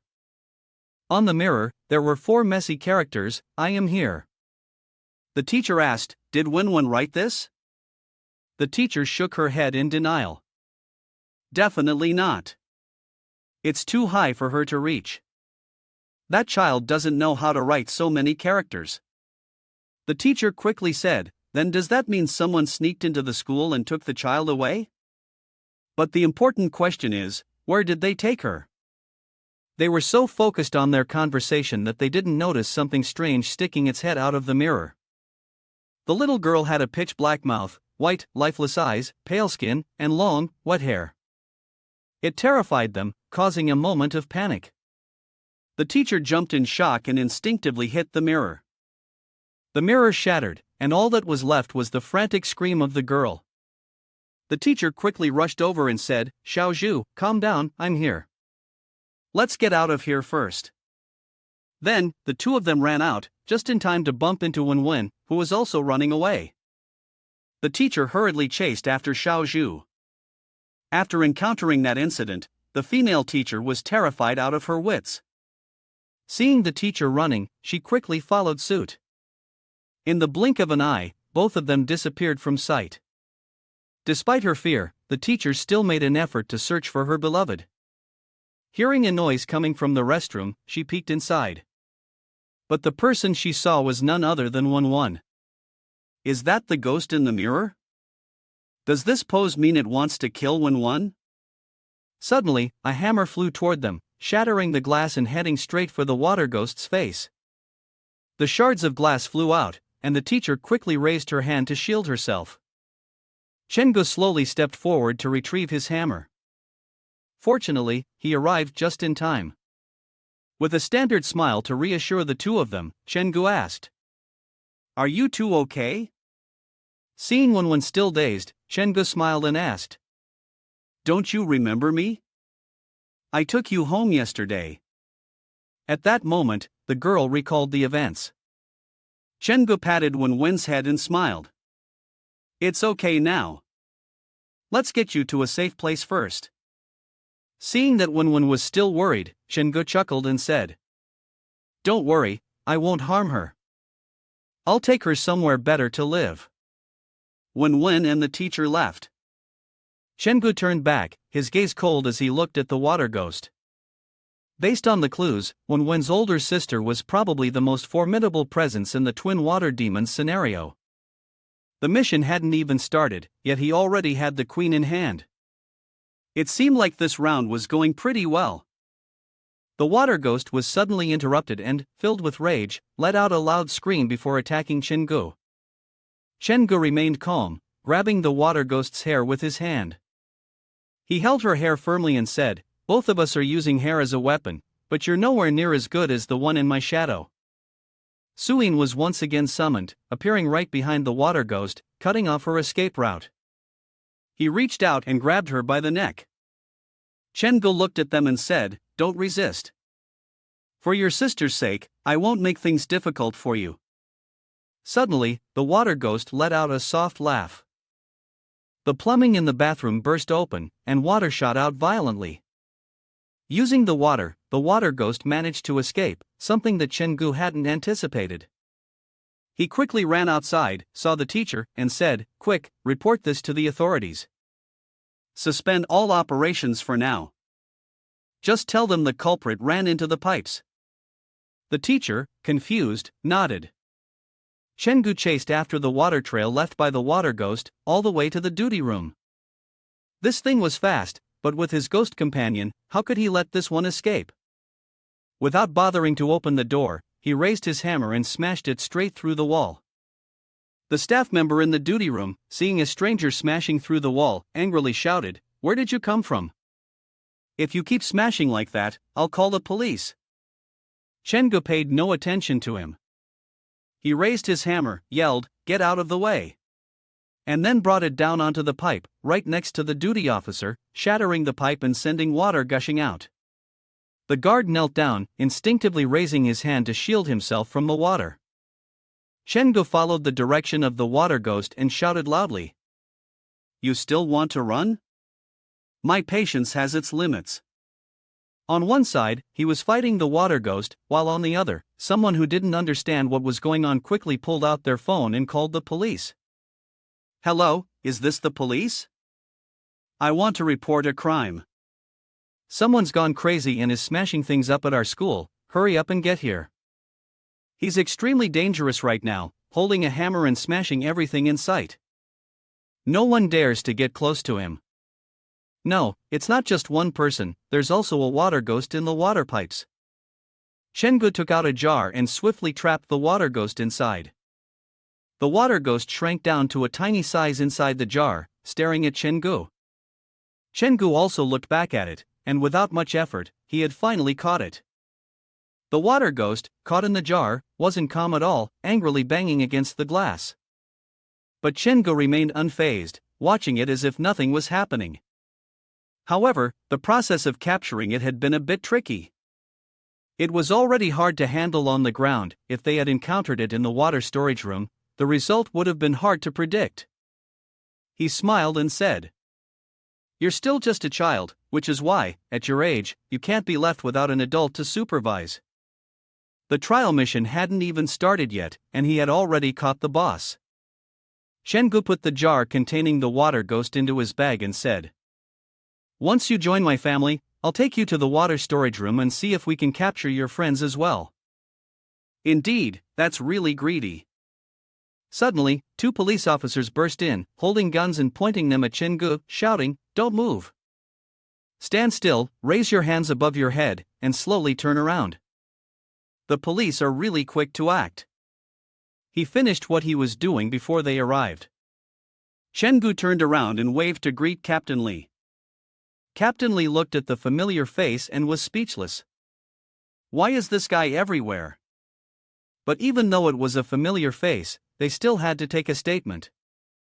Captain Lee took Chengu to the station and sternly asked, "To search for the culprit, you deliberately broke into the welfare home and even used a hammer to smash the pipe. Can you tell me how these actions are related?" Chengu pretended to be confused and smiled, saying, "Isn't this part of the investigation into the missing child case? We found the child at the welfare home." Captain Lee jumped up, shocked, and asked, "Did you find the child?" Chengu smiled and replied, "Yes, see how lucky I am? Why don't you come with me to the welfare home? The students and children there can all vouch that I'm a good person. Captain Lee didn't keep Chen-gu for long. As soon as he was released, Chen-gu went to find Wen and handed her the jar containing the girl's essence, then said, "You two are twins, so there might be some special connection between you. Try calling her. Maybe you can feel her response." Wen stared at the water ghost in the jar, softly calling out, "Sister," with an innocence that was pure and sincere. Chen-gu looked at the girl and gently said, "I promised I wouldn't hurt her, and I would help you all." The hostility from the twin water demons had decreased. The system then said, "Before midnight tonight, go to the dam in the east to remind you of the mission, and retrieve the body of your sister alone." Chen-gu looked at the mission that had just been issued. This didn't seem like what he had imagined, did it? Having to retrieve the body alone? That was way too difficult. A while later, when Wen's aunt hurriedly arrived looking for the girl. It was just in time. Chen-gu had something to ask her. He stepped forward and said, "The police just asked. I did my best to help conceal things for you, and I handled the matter of the teacher from your school. In fact, Wen's sister didn't have a kidnapper or any culprit at all." "Is that right?" Her aunt suspiciously denied it. Chen-gu coldly said, "I know that the body of Wen's sister is submerged in the dam in the east. It's full of resentment, so much sorrow, so much pain." As expected, she flinched. Wen's aunt couldn't take it anymore and screamed. Chen-gu pointed at the girl and asked, "What exactly happened to this child? Perhaps I can help you." Wen's aunt hesitated for a long time before cautiously asking him, "Mr. Chen, do you know what the ritual of the blood cultivation is?" Chen-gu asked, "What is that?" Wen's aunt replied, "It's using the life of one child to exchange for the healthy growth of another. Only in this way can the curse of our family's fate be lifted. The process requires three things: seeds, a fetus, and a host body, a child's life transplanted into the body of another. When Wen was about to be born, my parents took Wen's older sister away. They said that the child was going back to the countryside to be cared for by someone, and after that, I never saw that child again." Chen-gu asked in a low voice, "Was Wen's older sister used as the host? Is it because your family is cursed?" Wen's aunt shook her head. "It wasn't just because of that, perhaps they were doing something even more terrifying. They were conducting an experiment." Chen-gu immediately focused, listening more attentively. She continued, "If you were to put the lives of many people into one body at the same time, using an entire city as the host, waiting for the seeds to sprout, what kind of monster would be born? They call it the underworld fetus." Chen-gu furrowed his brow. If Wen's older sister was the first test subject, it means that the procedure has a certain effect. Liluan Town is probably the real testing ground for the mastermind behind this. Xiaobo is most likely the fetus they selected. But what is their purpose in creating the underworld fetus? Chen-gu thought to himself, "I'll only know for sure by going to the reservoir." At the eastern dam, Chen-gu was moving alone, searching the area. Suddenly, fog began to rise, and Chen-gu furrowed his brows. Has the two-star trial mission changed in some way? Could it be because I caught the water ghost boss first? Chen-gu wondered. The voice of the water ghost echoed in his ear, calling to him. Chen-gu opened the lid and asked, "Do you want to guide me?" The water ghost half emerged from the jar, her hair flying in the wind, and her hand pointed in one direction. Chen-gu looked in the direction she pointed. The water path is too dark, and there's even a coffin there. Could this be the water ghost's doing? Chen-gu murmured. Without hesitation, Chen-gu used a rope to pull the coffin up. However, what puzzled him was that the coffin was so small, it didn't seem to contain a person at all. Sure enough, there was no one inside the coffin, only dolls. At first glance, they looked quite strange. The water ghost urged him to pick them up, but were these just human-shaped dolls? Could they possibly be corpses? Did these dolls represent the lives of people? How many children had died under such circumstances?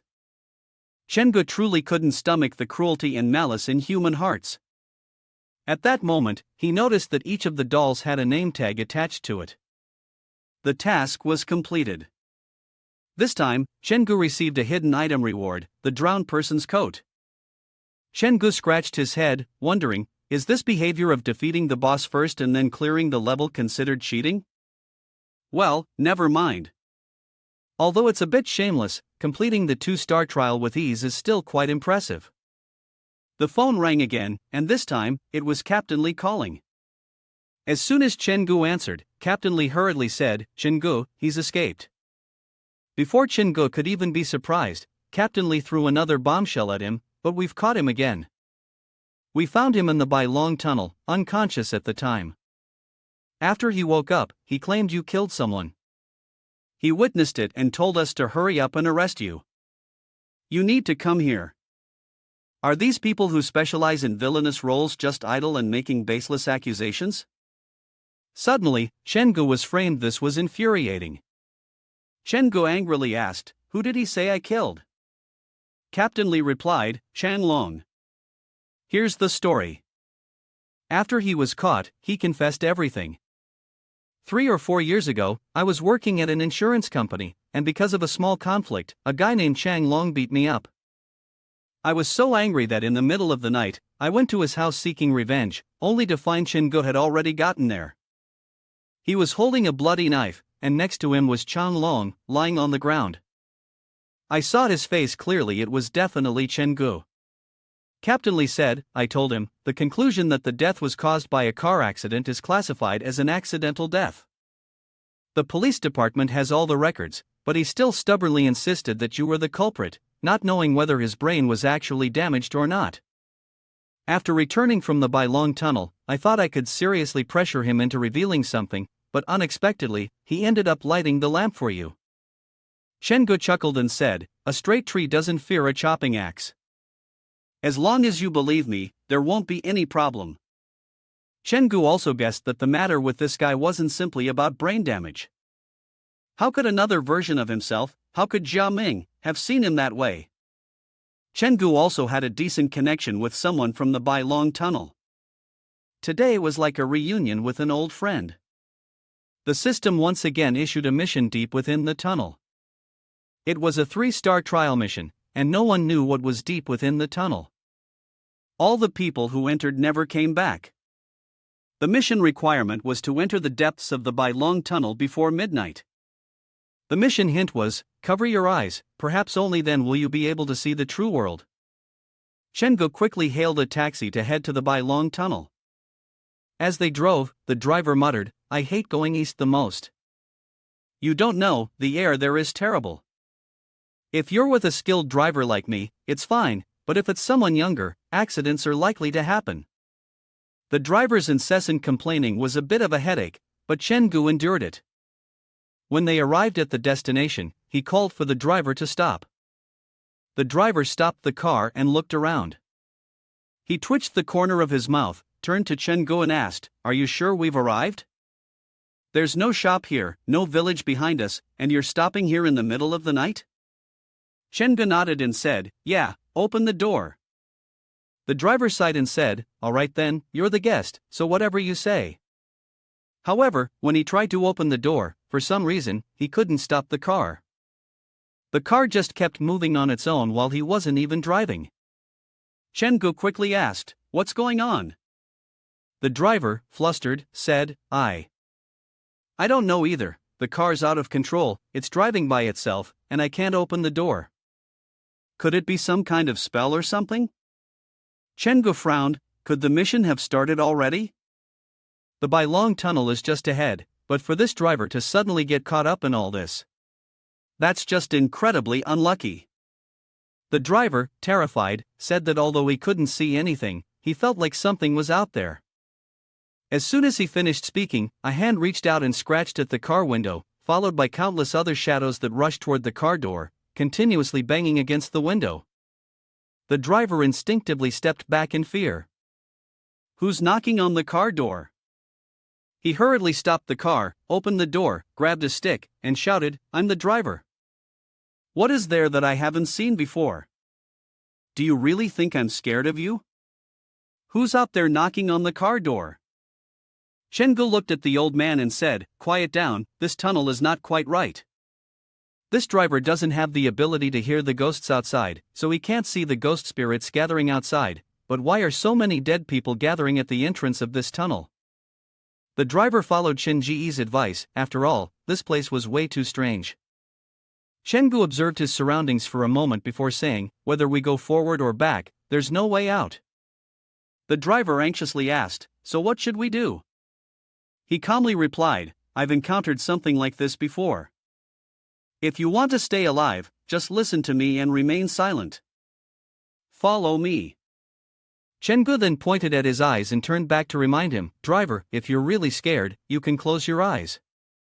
But in response to Chenji's kind and thoughtful reminder, there was only the endless silence. Chengu suspiciously called out, Driver?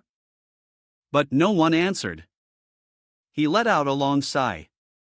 It had been noisy just a moment ago, and now it was as if everything had disappeared just like that? Well, the driver would have to fend for himself. After all, this place was incredibly strange. He remembered the task reminder and realized that the only way to move forward was to close his eyes. So, Chengu immediately shut his eyes and began feeling his way through the darkness.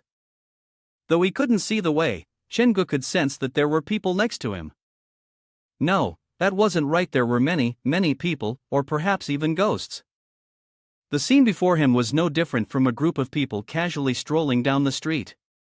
Suddenly, a child screamed from behind Chengu, Mom, please save her. My mom is trapped, please save my mom, I beg you. Despite the child's cries, the people around them had no intention of stopping to help. The woman trapped under the cart, severely injured, still resolutely said, Don't mind me, please just take my child. As long as she survives, I am willing to die here. The child cried even harder, saying, I won't go. If mom doesn't go, I won't go anywhere. Both of them continued to cry in deep sorrow. Chengu, unfazed, kept his eyes closed. He reached out toward them and said, Stop arguing, I will save both of you at once. The mother immediately refused, quickly saying, No, if you do that, neither of us will survive. My ribs are broken, it will only cause more trouble for you. My child's leg is broken, just save her. Chengu walked toward the mother, pulled her hand, and draped her arm over his neck, saying, If I say I can save both, I can save both. The woman placed her hand on her shoulder. I'll carry you out. Then he reached out to the child, saying, Little one, I'll carry you with one hand, hold on tight, we will definitely make it out of the tunnel. The child suddenly curled the corners of his mouth into a smile, his expression somewhat eerie. The child laughed, truly strange. Ha ha. The woman he was supporting said, Chengu, you can open your eyes now. Chengu followed her instructions. And then, the person he couldn't believe to be real appeared. It was the woman in the red raincoat, but at that moment, she was no longer wearing the raincoat. Perhaps this was her true form. The child also returned to its original form. It looked at Chengu, gave him a mocking smile, and asked, Do you still want to carry me out? We'll see if you're even strong enough to carry me. It turned out the true form of the child was a huge spider. With Chen Ji's strength, it would definitely be hard to carry it out. The child hung upside down from the ceiling, its blood-red eyes staring at Chengu, while the woman began to explain, This is where my son and I met our misfortune. Back then, I was pinned under the car. No one passing by would help us. In the end, my son didn't leave, and we were both burned to death by the fire. Chengu fell silent. So, the two of you left in such a painful way. Humans really are cruel creatures, but also among the most kind-hearted. Suddenly, the child fell onto the floor with a thud, its 8 legs crawling chaotically across the ground. The child shrugged, displaying a fierce expression and said, Suffering? I actually enjoy the current feeling. I like seeing the fearful and desperate looks on those people's faces after they see me. Who told them to be selfish and not help when they saw someone in danger? The woman smiled and said, In this tunnel, if a driver encounters us, there's still a small chance of survival. But if they meet my child, then there's only one way out: death. Well, this must be fate. Shengu decided to push aside irrelevant matters and asked about his purpose. 3 days ago, did you see any man come through the tunnel? He was saved after passing out here. The child laughed and asked, are you talking about the person who was controlled by the shadow? Shengu was puzzled. The shadow? Shengu furrowed his brows. If there's something on him, then the Shengu he saw might be connected to him in some way. Seeing his contemplation, the mother said, go back. The more you know, the more scared you'll be. This was out of gratitude for Shengu having helped her before, but Shengu wasn't one to give up so easily. He said, don't worry about me. This is related to me. Is the shadow you're talking about similar to me? Did he come here before? About 5 years ago. The child then said, that person comes once a year, and each time his power grows stronger. We can only try our best to stop him. Isn't that person a part of your older brother? Stop pretending. Looks like you can't control yourself anymore. Shengu frowned and said, I don't know of his existence, nor do I know why he appears. Maybe he has existed for a long time, it's just that I wasn't aware of it. But right now, we can deal with him. Because he is our enemy. Please tell me everything you know about him, and I will help you. Trust me, I genuinely want to cooperate with you both. Shengu spoke earnestly, and since the mother and child didn't have much malice towards him, the child didn't make things difficult for Shengu and agreed to tell him about the shadow. Shengu followed the child deep into the tunnel. There were countless things hanging upside down from the ceiling, resembling cocoons. Shengu looked up and asked, are these people all trapped in spider webs? The child went to their hideout, then whispered, I saw that shadow a long time ago. Back then, he was just a child a little older than me, not as powerful as he is now. I don't know where he came from, but one day, he suddenly appeared. It's like he's always been looking for teenagers. Then, I brought those children to be eaten by an underworld fetus. He said he wanted to fix a door in Liluan town. At first, I didn't know what the door was, but later I found out that the door was actually this. As he spoke, the child pointed at his own body. Each of his fingers explored the cracks on his body. The cracks on his body emitted a dark red light, and they gradually widened. Finally, in the center of his body, there was a complete door. This is what I looked like when I was burned to death by fire, slowly pushing out. He snorted disdainfully, that shadow has conducted many experiments to test humanity in Liluan town, pushing those unlucky people to the dead end, using them to open the door, but no one succeeded. His plan failed, so he pushed the business onto me. He wants to capture me, control me, and lock me in Liluan town so that I can help him complete his plan. Of course, I am not someone who can be easily bullied, so I want to kill him. But he's not easy to deal with either, he's someone who can kill gods and kill Buddhas. Shengu concluded, it seems like you can't kill him either. The spider demon nodded and smiled, that's right, he's very hard to kill. Moreover, he's getting stronger and stronger now, but in this tunnel, I have the advantage of the environment, and he can't kill me. I just bring all the people near the tunnel into the door. There, I can do many things that I can't do outside. I will become stronger.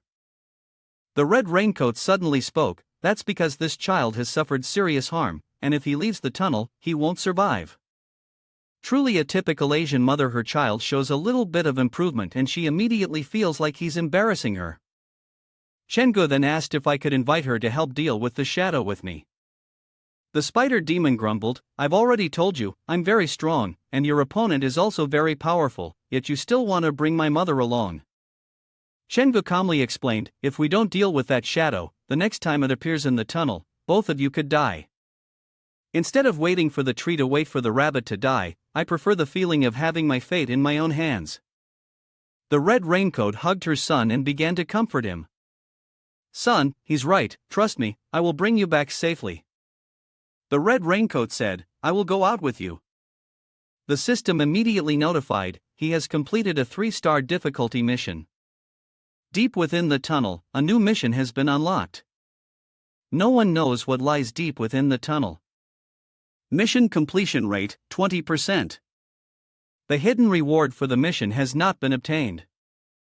With only 20% mission completion, it seems these two mother and son still have something they're hiding from him. However, Chenggu didn't pay much attention, leading the mother and son out. The 3-star trial mission character could be considered a successful acquisition, and in the future, it would definitely be a great help when dealing with the shadow.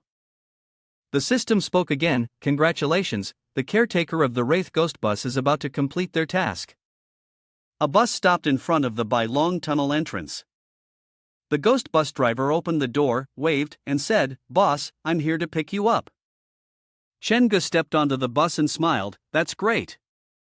I was worried that it would be hard to get a ride at this time, but I didn't expect there would be a dedicated bus to pick me up." "Well, in that case, why don't you take me for a ride around?" The driver nodded and smiled. "Sure, boss." Chenggu said, "Take the route to Liluan town that you're most familiar with." Chenggu chose a seat on the bus and just happened to spot his hammer. He smiled happily and said, "How about I add some chicken feet for you?"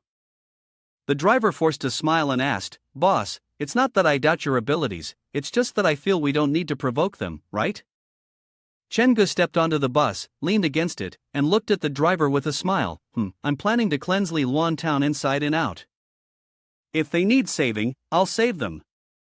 If they need killing, I'll kill them. The main thing is I want to clarify a few things first. As a salaried worker, I'll just follow the boss's orders." Suddenly, a knocking sound came from outside the bus. A man rushed over and said, "Hold on, driver, open the door, I want to get on." The driver looked at Chenggu awkwardly, seeking his opinion. Chenggu said, "Just pick him up as usual, it's on the way anyway." "If there's a passenger, pick him up." The man had just boarded the bus, rummaged through his jacket pocket for a moment, but couldn't find any loose change, so he could only apologize to the driver. Chenggu smiled and said, "It's fine, I'll pay for you." He then looked at the bottle of liquor in the man's hand, and asked with a grin, "You've been drinking quite a bit, huh? Hurry up and sit down." The man replied, "Thanks, my friend. You're a good guy." The man quickly found a seat.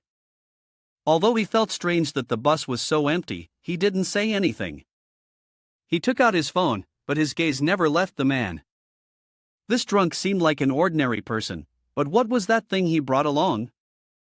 A high-heeled ghost? The bus stopped again at another station. Two men, one thin and one fat, got on, but one of them seemed a bit odd. Chenggu hadn't expected so many people to board today, and it seemed like every ordinary person who got on was accompanied by a ghost.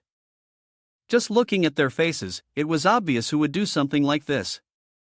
The tall man suddenly held his phone up in front of Chenggu. Chenggu looked up, and the man remained silent. He guessed, this person probably wants to show me something. Thinking of this, Chenggu glanced at the phone above and wrote, "After we left Liluan town last time, the spirit carriage disappeared. It didn't appear at the scheduled time as promised. Today, I was just testing my luck, but I didn't expect the carriage to show up when it shouldn't have. The previous rules have been broken, and surely, many passengers like me will come to check it out. Today will definitely be very dangerous.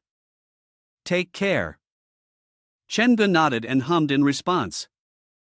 The other person continued with another message, "There's one more thing you need to be cautious about. The smiling monster in the second row, be careful with it. It has killed a whole bus of people before." Chenggu looked back at the person sitting behind him, and it was the fat ghost with a grin on its face. Chenggu never expected this seemingly cute mushroom head to be such a ruthless killer. Next, a regular person ran to the bus. He excitedly said that the midnight bus had appeared again, and the legend was true. All the waiting had not been in vain. The student quickly took out his phone to take a picture. Chenggu sat on the bus and looked down. The guy appeared to be just a normal college student. As soon as he got on the bus, he reviewed the photo he had just taken but found he couldn't view it. He quickly snapped another one. Chenggu kindly reminded, "Taking pictures here isn't very lucky, you should find a place to sit down." The student nodded. Chenggu then asked, "It's so late, why are you still out?" The boy replied, I'm a student from Linjian High School. My best friend went missing. I reported it to the police, but they didn't believe me. Chengu stroked his chin, pondered for a moment, and then asked, Did he take the last 104 bus and then disappear? The student handed Chengu a photo of himself and his best friend, asking, Do you believe me? He's my best friend. Chengu returned the phone to the student and said, At the next station, you should get off. If you find your friend, I'll take him home. The student hesitated, but Chengu added, If you want to stay alive, you should follow my advice. At that moment, a woman in a red raincoat appeared beneath the car. Chengu looked at her and smiled, saying, Now you're the missing piece. He held a hammer and stood by the car door, looking at her, saying, Tonight, we're going to find your child and keep our promise. Do you want to come with us? The woman spread her hands and then pointed at herself. Chengu frowned. What does this mean? If she doesn't want to cooperate, why is she showing up? Wait, Chengu thought to himself, maybe there's some reason she can't get on the car. At that moment, TL's phone rang. It was Fei Yulian calling. Fei Yulian laughed joyfully on the other end. Mr. Chen, I've successfully unlocked the Xiaobo game. I've been using the points you left and continuously testing, and I found 11 mission branches. These 11 characters correspond to 11 crime scenes. It's all about human lives. I've been calculating every day, and finally, I've unlocked all 11 routes. After the game ends, Xiaobo breaks free from the control and enters a building with red architecture. At that moment, a line of blood appeared on the screen. Chengu asked, What did the building look like specifically? Suddenly, someone rang the doorbell, and Fei Yuliang said, Mr. Chen, hold on, someone's at the door. At this time? What a coincidence. He hurriedly shouted at Fei Yuliang, Don't open the door. But it was too late. On the other end of the line, only Fei Yuliang's scream could be heard. After he mentioned the shadow, the call was immediately cut off. Chengu anxiously called out Fei Yuliang's name again, but there was no response. Finally, the phone turned off completely. The heavy rain outside continued to pour down. Inside the bus, Chengu was increasingly agitated. That shadow again, it truly was an unsettled spirit. Only 2 more stops until Liluan town, and it had to be dealt with. Chengu tried to calm himself and maintain his composure. The bus was about to leave, and another man got on, holding a large pair of scissors in one hand and carrying a black plastic bag in the other. After that, the man glanced over the people in the car and threatened, This worn-out car has finally let me in. Looks like it's pretty lively in here. I don't care if you're human or ghost, just stay away from me. The bag in his hand started to drip blood onto the floor of the car. He laughed and said, I'm not in a very good mood right now. Chengu chuckled softly. It seemed like another interesting character had boarded the car. He looked at the weapon in the man's hand, which appeared to be a pair of scissors. Then he looked down at the bag dripping blood beneath him. He had no idea what part of the bag could be leaking so much blood. Was this some sort of announcement to the world that he'd killed someone before? Truly absurd. The killer walked toward the strange mushroom head guy and barked, Get up. I need to sit here. Hurry up, I don't want to say it twice. Chengu was left speechless. Was he trying to assert dominance? Intentionally picking on someone who looked like they might be easy to provoke, but the mushroom head guy didn't look like the type to back down. From his expression, he seemed pretty pissed off already. With no other option, Chengu decided to stand up himself and eagerly explained, Brother, may I ask if you're heading to Liluan too? The killer snapped, Isn't this bus going there? I'm looking for someone who's dead. Chengu was deep in thought, deliberately trying to appear frightening. After getting on, he caused some trouble, but no matter how much a lamb wore wolf's skin, it would still be a lamb. He looked out the window, realizing they were nearing their destination, but the bus didn't stop, it kept moving. The driver, panic-stricken, turned to Chengu and said, The bus has lost control, we can't stop it. Chenga stared at the driver in shock as the bus drove straight into a small town.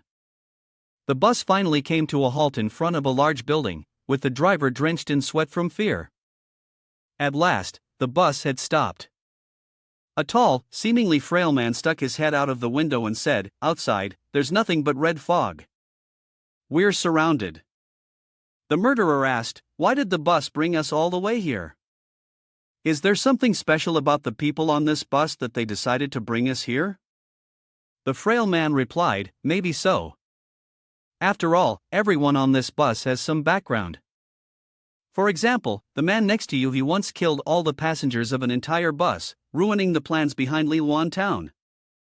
The man on the bus laughed and said, "Is my story that famous? I don't spare anyone's life, not even the driver." "How do you know about it?" The other man answered, "You killed everyone on that bus, and my friends saw it all from outside the vehicle." The man squinted his eyes and asked with a smile, "Really? So where is he now?" The man replied fearfully, "He's dead." After going into Minglu, none of them ever came back. Mushroomhead's face twisted in rage, veins bulging across his face. He gritted his teeth and said, "Oh, what a shame. Humph, last time we actually let someone slip through, but next time, I'll make sure to check thoroughly again and again." Sensing the tension, Chengu quickly stepped forward to ease the situation. "Let's all calm down. We're not enemies right now. This place can change at any moment. The most important thing is to find a way out." The tall man looked at Chengu and asked, "Do you have any ideas?" "There's no phone signal here, and we can't contact the police," Chengu said with a smile. "I'll go down and take a look. We can't just sit in the car forever. This small town looks a bit familiar to me." Then, Chengu opened the door and got out of the car. He surveyed his surroundings. The architecture of these buildings looked like something he had seen before in Xiaobo's game. There were still some dangerous killers in the car, especially that mushroom head guy who was now furious at his own companion. The tall man quickly ran after Chengu, anything for a bit more safety. Chengu raised a hand to his eyes, squinting as he looked around. The game felt just like reality, and being familiar with the map was a huge advantage for him. The man asked nervously, "Xiaogu, where are we going?" Chengu replied, "There's a hospital up ahead. Based on my experience, something always happens in hospitals. Let's check it out first." At this moment, the drunken man stepped out of the car, angrily cursing the lunatic. "This is really a group of madmen. A place as terrifying as this, I won't be getting out of the car." The killer approached from behind, sneering coldly. "Move, get out of the way. If you're not getting out of the car, don't block my path." He mumbled as he walked, "Animals like sheep only gather in herds, wild beasts always act alone, so a psychopath like me is destined to be lonely." The red mist spread across the entire town, the atmosphere oppressive and eerily silent. The small town was completely surrounded by the blood mist, and this place was nothing like the final stop recorded in his journal.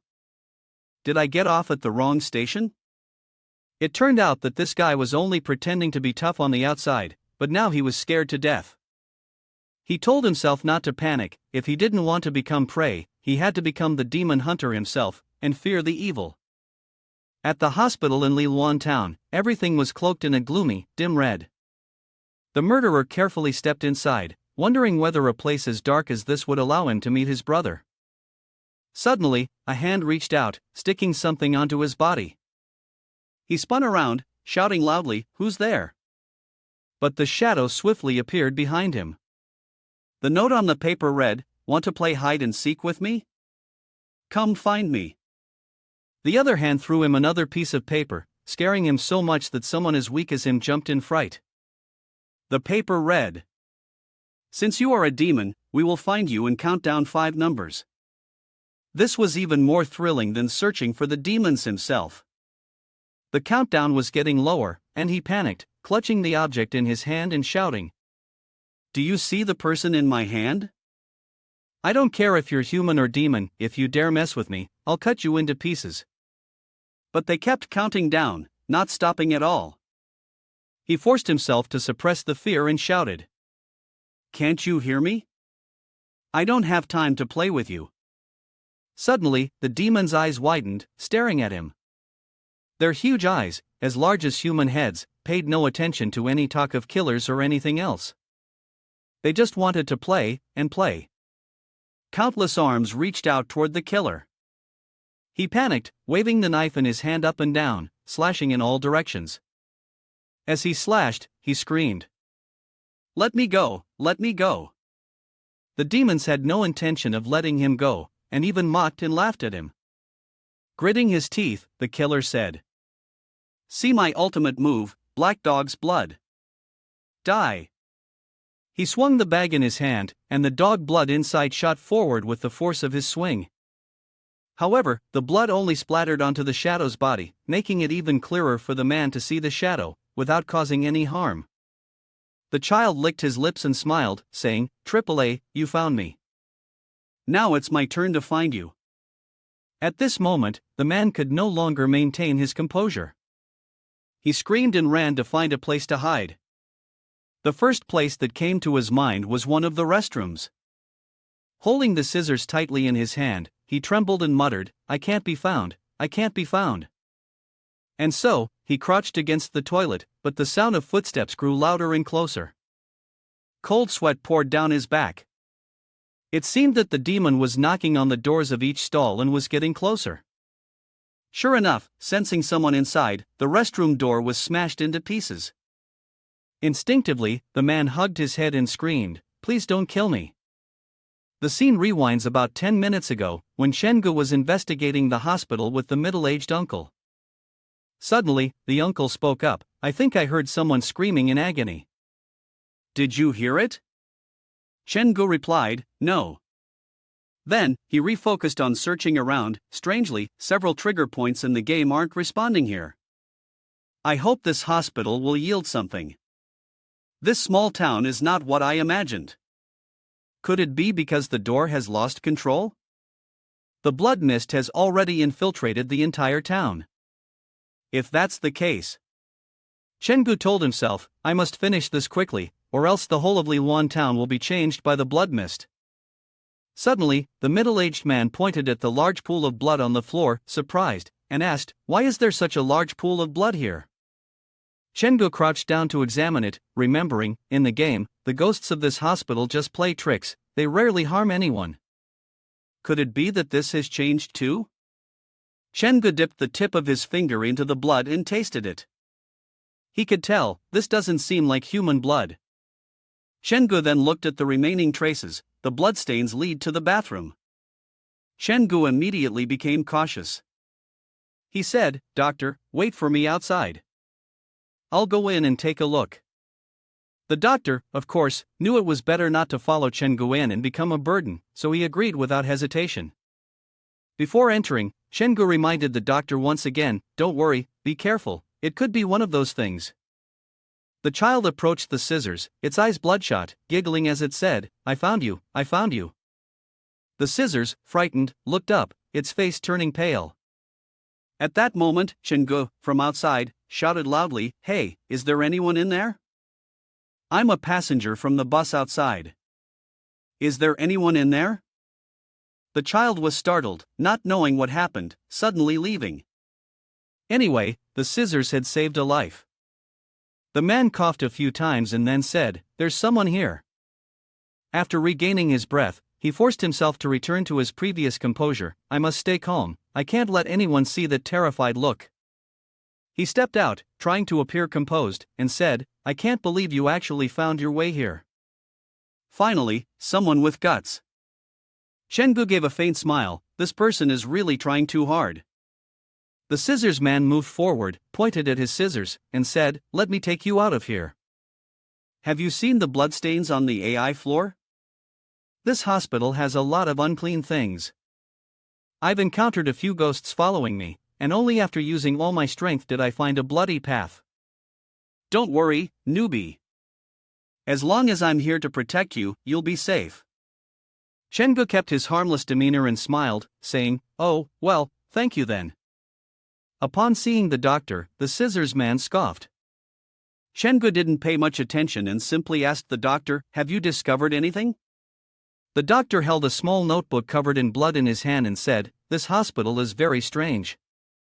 I found this journal on the second floor, and inside it, there are notes about a patient who was driven insane by a ghost spirit in the hospital, eventually becoming one of the demons of this place." Upon hearing the mention of becoming a demon, the Scissors felt uneasy in their heart. The doctor continued, "The journal says the ghost spirit likes to play hide and seek with him. If he loses, he will have to stay in the hospital forever, becoming a part of the game." But who started the hide and seek, I wonder? The Scissors suddenly shouted as if the loud sound was meant to calm itself down, "I don't care who started it. I came here to find my brother. If he's not here, I'll go somewhere else to look for him." The doctor pointed at Chengu and said, "I think if you want to find your brother, it would be best to follow this young man. You see, he's not afraid at all. On the contrary, he seems to be enjoying it." The pair of Scissors seemed to agree with the doctor's words, and as a result, their attitude toward Chengu became slightly more lenient. The man took the initiative to step forward and asked, "Tell me, what should we do now?" Chengu smiled and said, "Don't rush, I want to see who's playing hide and seek. I've never lost at this game." Seeing that Chengu was about to leave, the Scissors quickly asked, "Where are you going?" Chengu replied calmly with a smile, "Of course, to the most dangerous place." At the morgue, Chengu, the doctor, and the pair of Scissors were all hiding in front of the door. The Scissors, now terrified, had completely lost their previous menacing demeanor. Shaking, they said, "Boss, we don't have to take such a risk, do we?" Chengu glanced at him coldly and said, "If you're that scared, stay outside. The doctor and I will go in." Chengu still remembered that the boss in the game was a child. It was the first one in the hide and seek game. Only by eliminating it could this scene be considered safe. Naturally, the pair of Scissors stayed outside, and only Chengu and the doctor entered. Inside, the room was in complete disarray, with several bloodstains scattered across the floor, as if a fierce battle had taken place there. The doctor bent down to pick up a piece of cloth soaked in blood. He held the cloth up toward the light to make it easier for Chengu to see, and said, "Xiaogu, look at this, the blood on this white cloth most likely belongs to a child around 6 or 7 years old. Perhaps someone wrapped this child in the cloth and gave him a beating, leaving this behind. How could anyone be so cruel to a child like this? If that's the case, does it mean someone has already dealt with the boss before him?" Chengu stroked his chin thoughtfully. "Beating it is the work of the two of you.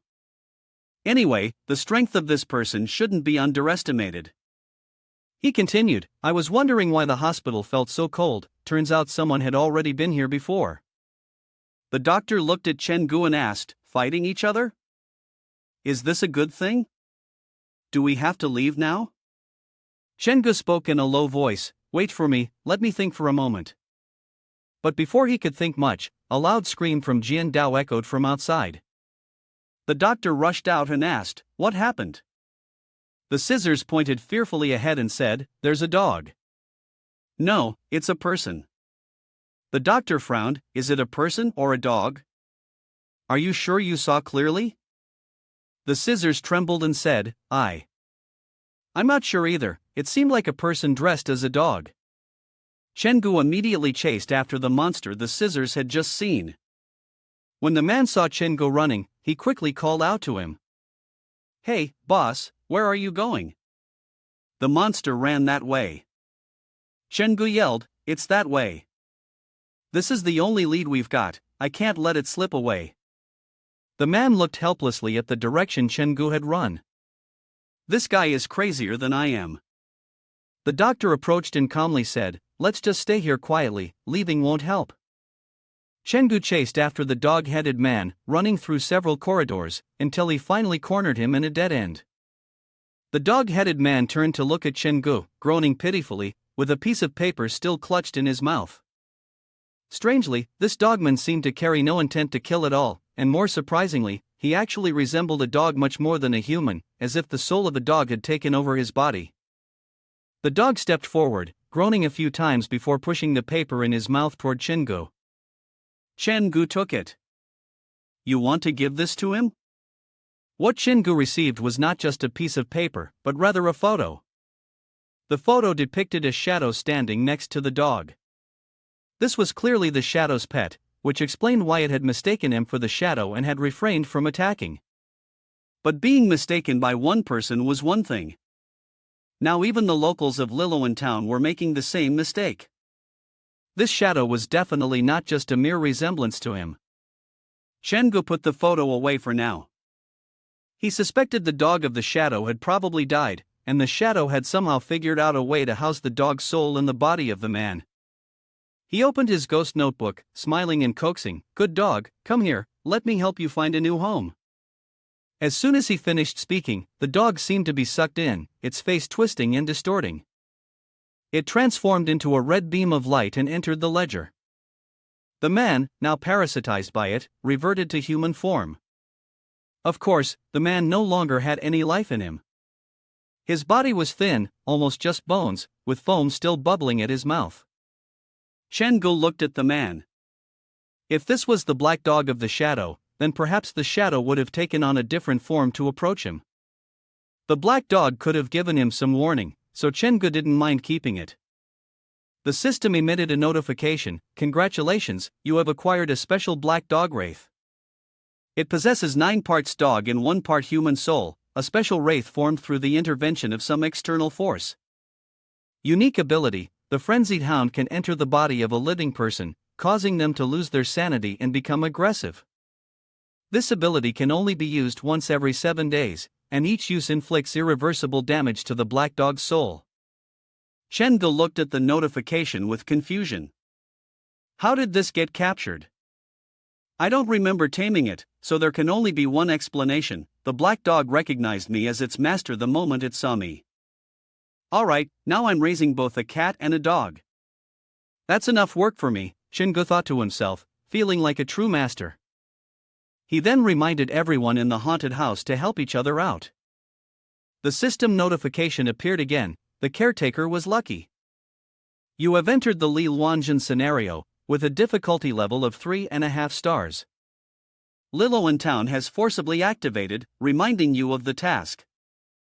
I saw you cry, I saw you smile, I've always been paying attention to you.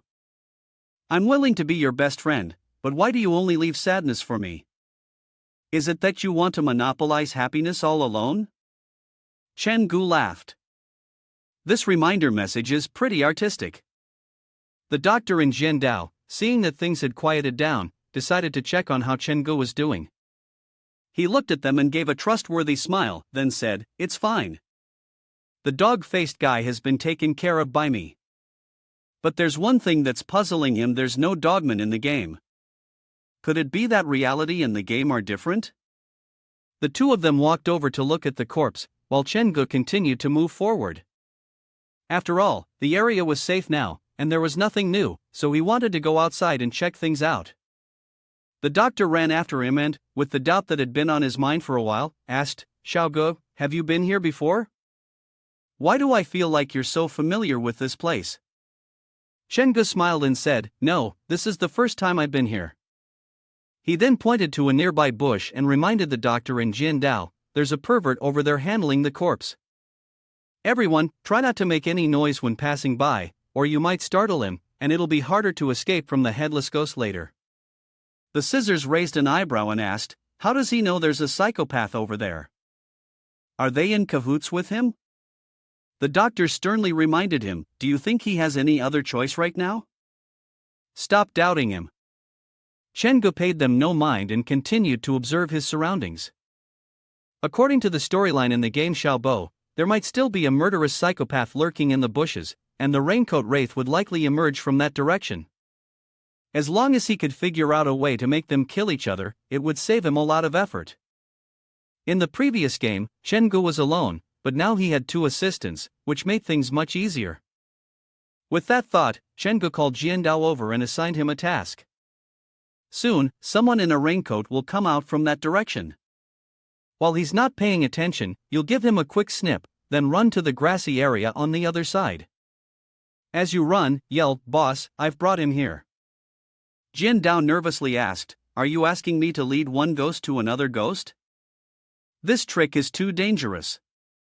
Chen-gu patted his shoulder and said, "Don't worry, I've used this trick more than once. I trust your acting skills." Jin Dao was pushed forward, his heart icy with fear. This kid was playing with ghosts, even more devilish than the ghosts themselves. The space around them was dead silent, the entire area shrouded in a red mist. The demon in the raincoat roared angrily and charged towards Jin Dao. Jin Dao used all his strength to try and escape, running toward the grassy field while shouting loudly, as Chen-gu had instructed, "Boss, I brought him here." The demon in the raincoat, furious, yelled, "You little brat, how dare you ambush me like this? You think I'll be afraid of you just because you have some backup?" As Jin Dao got closer to the grassy field but saw no one around, he cursed 100 times in his heart. Could it be that no one is here after all? The bushes in front of Jin Dao rustled, and the perverted, murderous man poked his head out, holding a cleaver in his hand. He angrily shouted, "No rules in the demon world, why are there two demons here?" Jin Dao quickly dodged, and the two demons charged at each other, engaging in a fierce battle. Chen-gu, sitting calmly on the side, watched the spectacle unfold. This scene was indeed intense. If he were facing these two, he didn't even want to think about how much effort it would take to defeat them. The demon in the raincoat gathered all his strength and struck the perverted man on the head, successfully defeating him. After killing the perverted demon, he continued to look around, cursing non-stop as he searched for the one holding scissors hiding in the nearby bushes. But what greeted him was a thunderous blow from Chen Ji's hammer. It seemed that some people just couldn't be taught a lesson. After being ambushed twice, it was clear his brain wasn't functioning properly. "I've taught you so much, now pay for it with some tuition. Answer a few of my questions." The raincoat demon let out a few hoarse, rumbling sounds from its throat, its bloodshot eyes narrowing as its fingers tightened. It suddenly lunged forward, roaring as it charged to attack Chen-gu. This was meant to be a surprise attack, but Chen-gu had always been on guard.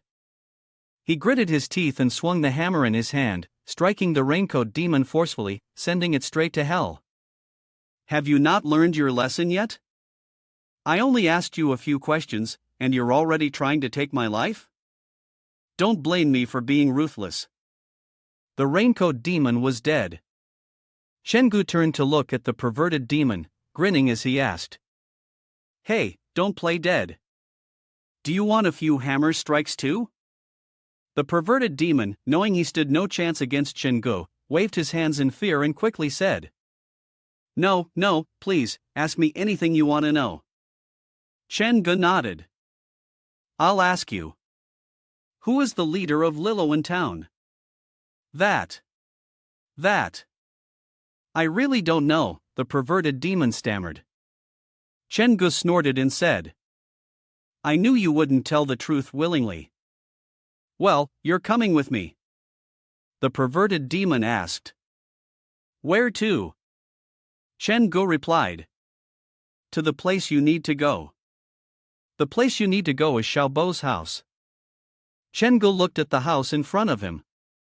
In the game, this was probably Xiaobo's house. In the game, Xiaobo's house was always haunted by a powerful female ghost, and if he wanted to investigate, he would have to capture this murderous man first. Chen-gu originally wanted to use the raincoat demon to be a bit more effective, but he didn't expect that the demon would be so oblivious to the situation. The perverted demon, holding a spear behind Chen-gu, suddenly spoke up. "If you're not going to tie me up, then fine, but leaving your weapon here for me? Do you think so little of me? Aren't you afraid I'll find a chance to deal with you?" Of course, Chen-gu had the ability to let him go, which is why he did it. Hearing the demon's words, he smiled meaningfully and said, "If you can, go ahead and try." The perverted demon fell silent, but when he saw that Chen-gu was about to enter the house, he anxiously said, "Someone died here. You'd better not go in." Chen-gu asked, "How do you know? Did you kill them?" The perverted demon was immediately irritated, his voice sharp as he snapped, "Stop joking around, Don't you smell the strong scent of the corpse? Chengu raised his hand to cover his nose and motioned for the perverted demon to walk in front of him. Indeed, the room had a very strong, unpleasant odor. The perverted demon had no choice but to quietly follow his orders. Upon entering the room, they saw the half-blue, half-purple corpse, sending chills down their spines. This corpse was Xiaobo's stepfather. But what was strange about it was that a large part of the skin had been replaced with fabric. It looked more like a patched-up old cloth doll than a human body. In the game, Xiaobo had a storyline like this, stitching up the wound of his stepfather. It turns out that Xiaobo's choice back then wasn't to leave it alone but to keep his stepfather with him forever.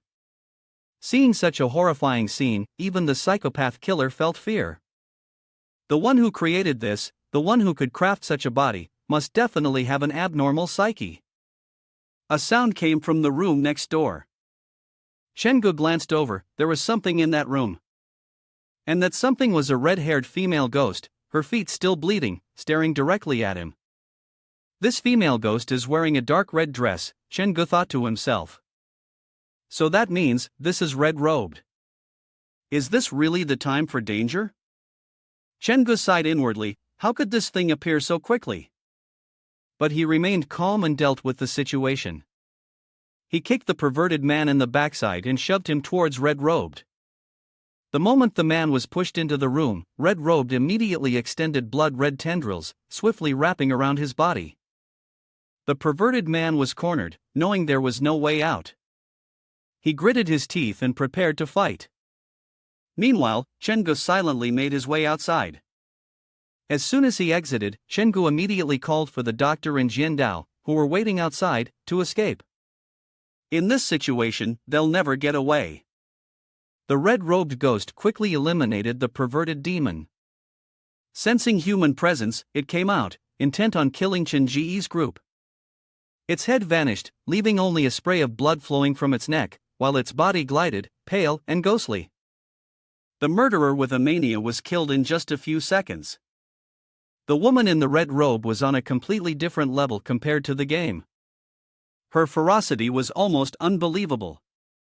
Right now, even Suing might not be her match. The only way to survive was to take her to the restaurant and find a way out. Among them, only Chengu remained the calmest and most composed, while the doctor and the strength-enhancing needle had already started to wear down. After all, encountering something so terrifying had affected their psyches quite a bit. Seeing that they were nearly exhausted, Chengu shouted to encourage them, "Hang in there, the restaurant up ahead is safe. Follow me quickly." The two of them pushed themselves to run in with Chengu, with the doctor bringing up the rear. As soon as they entered, the doctor turned around and slammed the door shut tightly. Chengu said, "Don't let that headless female ghost in here." The doctor struggled to hold the door, but it felt like he couldn't hold it for long. That thing kept pounding on the outside, never stopping for even a second. It seemed like it had no intention of letting them go. Once the door was closed, Chengu said, "Don't panic. You two can rest for a bit. Jian Dao is the big boss. Are you sure that woman outside can't get in? She's slamming her head against the door." Chengu looked at them and continued, "Don't worry, this restaurant is under the protection of someone else. The headless demon won't be able to get in for now." Jian Dao immediately asked after hearing that, wait a minute, what do you mean by that? What do you mean by someone else's territory? Is this restaurant not clean either? Is there a female ghost here?" Chengu smiled and said, "Well, you could say it's like that, but don't worry, the female ghost is still deep asleep, so there's nothing to worry about for now." Jian Dao scratched his cheek and sighed, "The enemy of my enemy is my friend, huh? This game just got a little too intense." The doctor seems a bit more perceptive. He said, "Did you notice?" He said that for now it's fine, which means the female ghost outside could come in. And the one who's sleeping might wake up too. We might have to deal with two wraiths at the same time. Jian Dao seemed enlightened. After listening to Chen Ji's explanation, he excitedly said, "I get it now. This place is like a safe room in a game. As long as we can survive until morning or until the bones break, we'll definitely be able to escape this small town. Survive until morning, huh? You're quite the optimist, Chen-gu mocked. Do you think you can sleep safely until morning? This isn't the paradise you imagine. Ignoring Jiandao's comments, Chen-gu directly entered the restaurant and shouted loudly to see if anyone was around. The restaurant's decor was from more than a decade ago, and the scene resembled something straight out of Xiaobo's game. Jiandao was terrified, but still tried to persuade Chen-gu.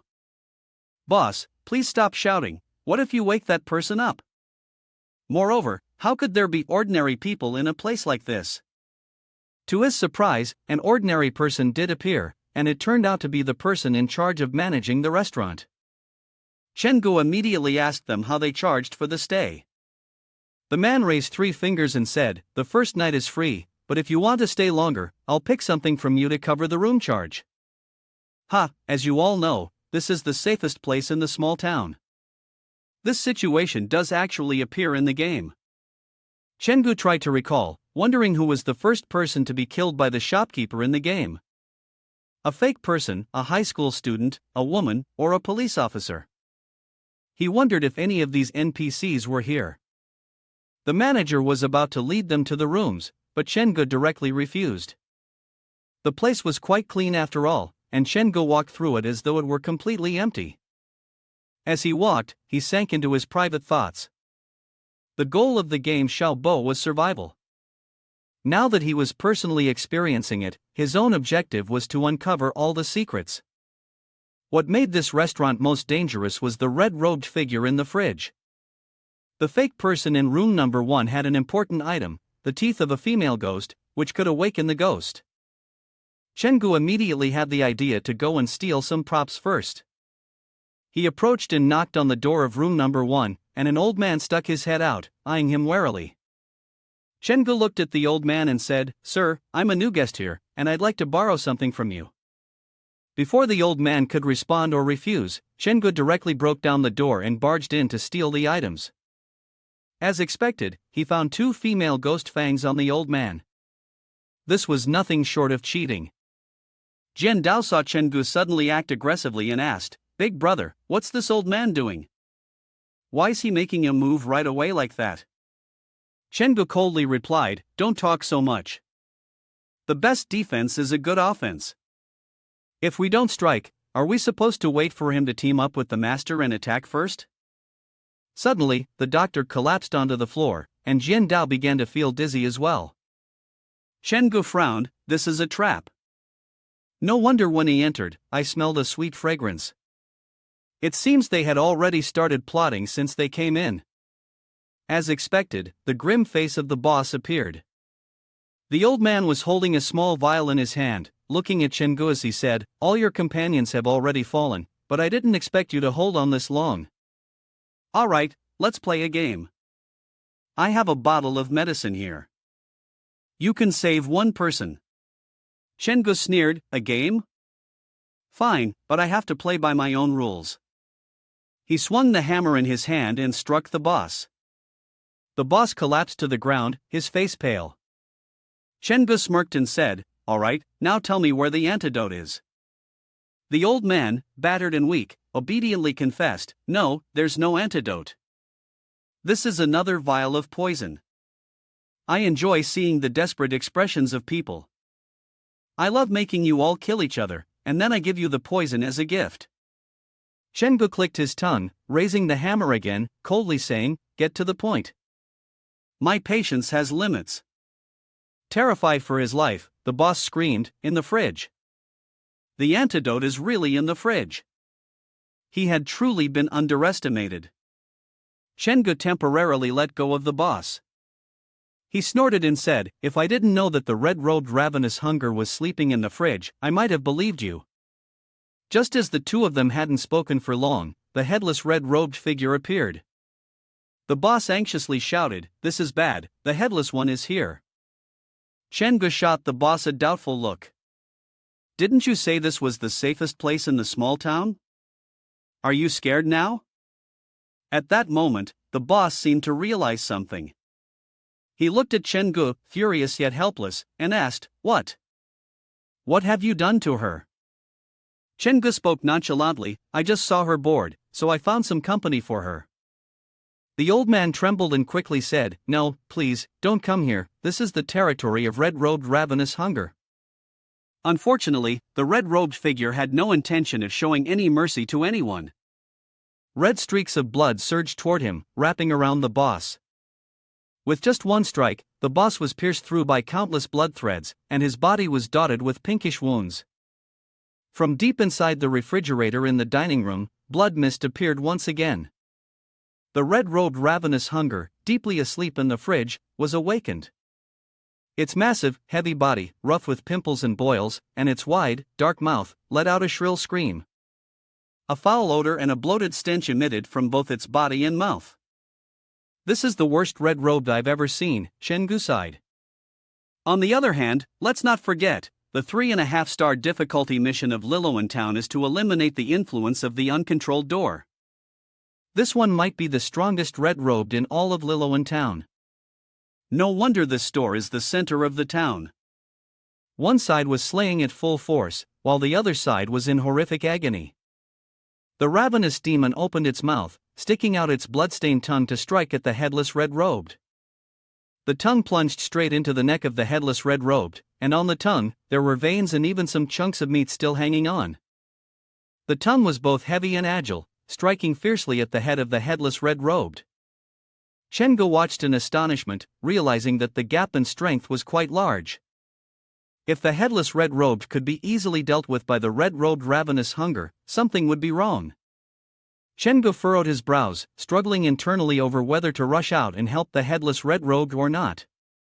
The ravenous demon stretched its tongue everywhere, and several more tongues appeared from its body. They spread throughout the room, frantically biting and devouring anything they could fit in their mouths. The ravenous demon had no intention of sparing anyone. Although her body was terrifying, the remaining weaknesses were apparent. However, even if one knew her weak points, defeating her alone seemed impossible.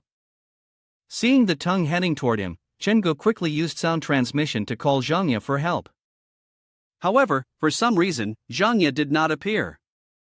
Luckily, the tongue did not directly strike him. If it had, the shattered remnants wouldn't be the wall, but Chen Ji's own body. He gritted his teeth as the pain shot through his back. If he couldn't summon Zhangya, then he had only one option left, to rely on himself. At that moment, a pair of high heels suddenly fell from the sky. The blurry, ethereal figure of a girl in high heels appeared. This is the red high heels he saw earlier on the bus. Chenggu secretly felt relieved. Finally, he had a helper. This was such good news. Chenggu looked down at the hand of the female ghost. It was holding a child, probably an imp that had been playing hide and seek in the hospital, which she had caught. The red high heels, completely pale in color, revealed a terrifyingly bright red mouth when she laughed loudly. Chenggu raised an eyebrow. Was she in such a cheerful mood? The red high heels were clearly underestimating the red-robed ravenous hunger. The red-robed was not only beautiful but also incredibly powerful. As for the red-robed ravenous hunger, it always followed its pure obsession with consuming food as if its stomach were an endless void. No matter how much food it had, it would always finish it, and when it woke up, it would be hungry again. The red high heels stomped on the ground, blood pouring from beneath, and she soared into the air, extending her claws toward ravenous hunger, aiming to attack her. Chenggu was startled and tense. Why was she acting on her own and not following his instructions? Ignoring Chen Ji's warnings, the red high heels turned to him and asked, "Do I look beautiful?" As soon as she finished speaking, the bandages wrapped around her face suddenly unraveled, turning into characters that burned deep into the skin of the ravenous demon. And she seemed to be dancing on the pile of raw meat beneath her. Chenggu exclaimed in astonishment, "It's a curse, so the power of the red high heels is indeed a curse." The hunger grew stronger and stronger. Ravenous hunger opened its mouth wide, madly stuffing everything it considered edible into its mouth. It even ate the curse itself, truly impressive. As ravenous hunger consumed more, it swelled up bigger and bigger. If it kept going, they would definitely die. Chenggu furrowed his brow, it was time for him to take action. He immediately summoned Suin and instructed him to strike the head of Ravenous Demon, as that was its weak point. The curse continued to flow out, embedding itself into Ravenous Demon. Suin charged forward, moving so fast that it was almost impossible to see with the naked eye. He raised his claws and attacked Ravenous Demon.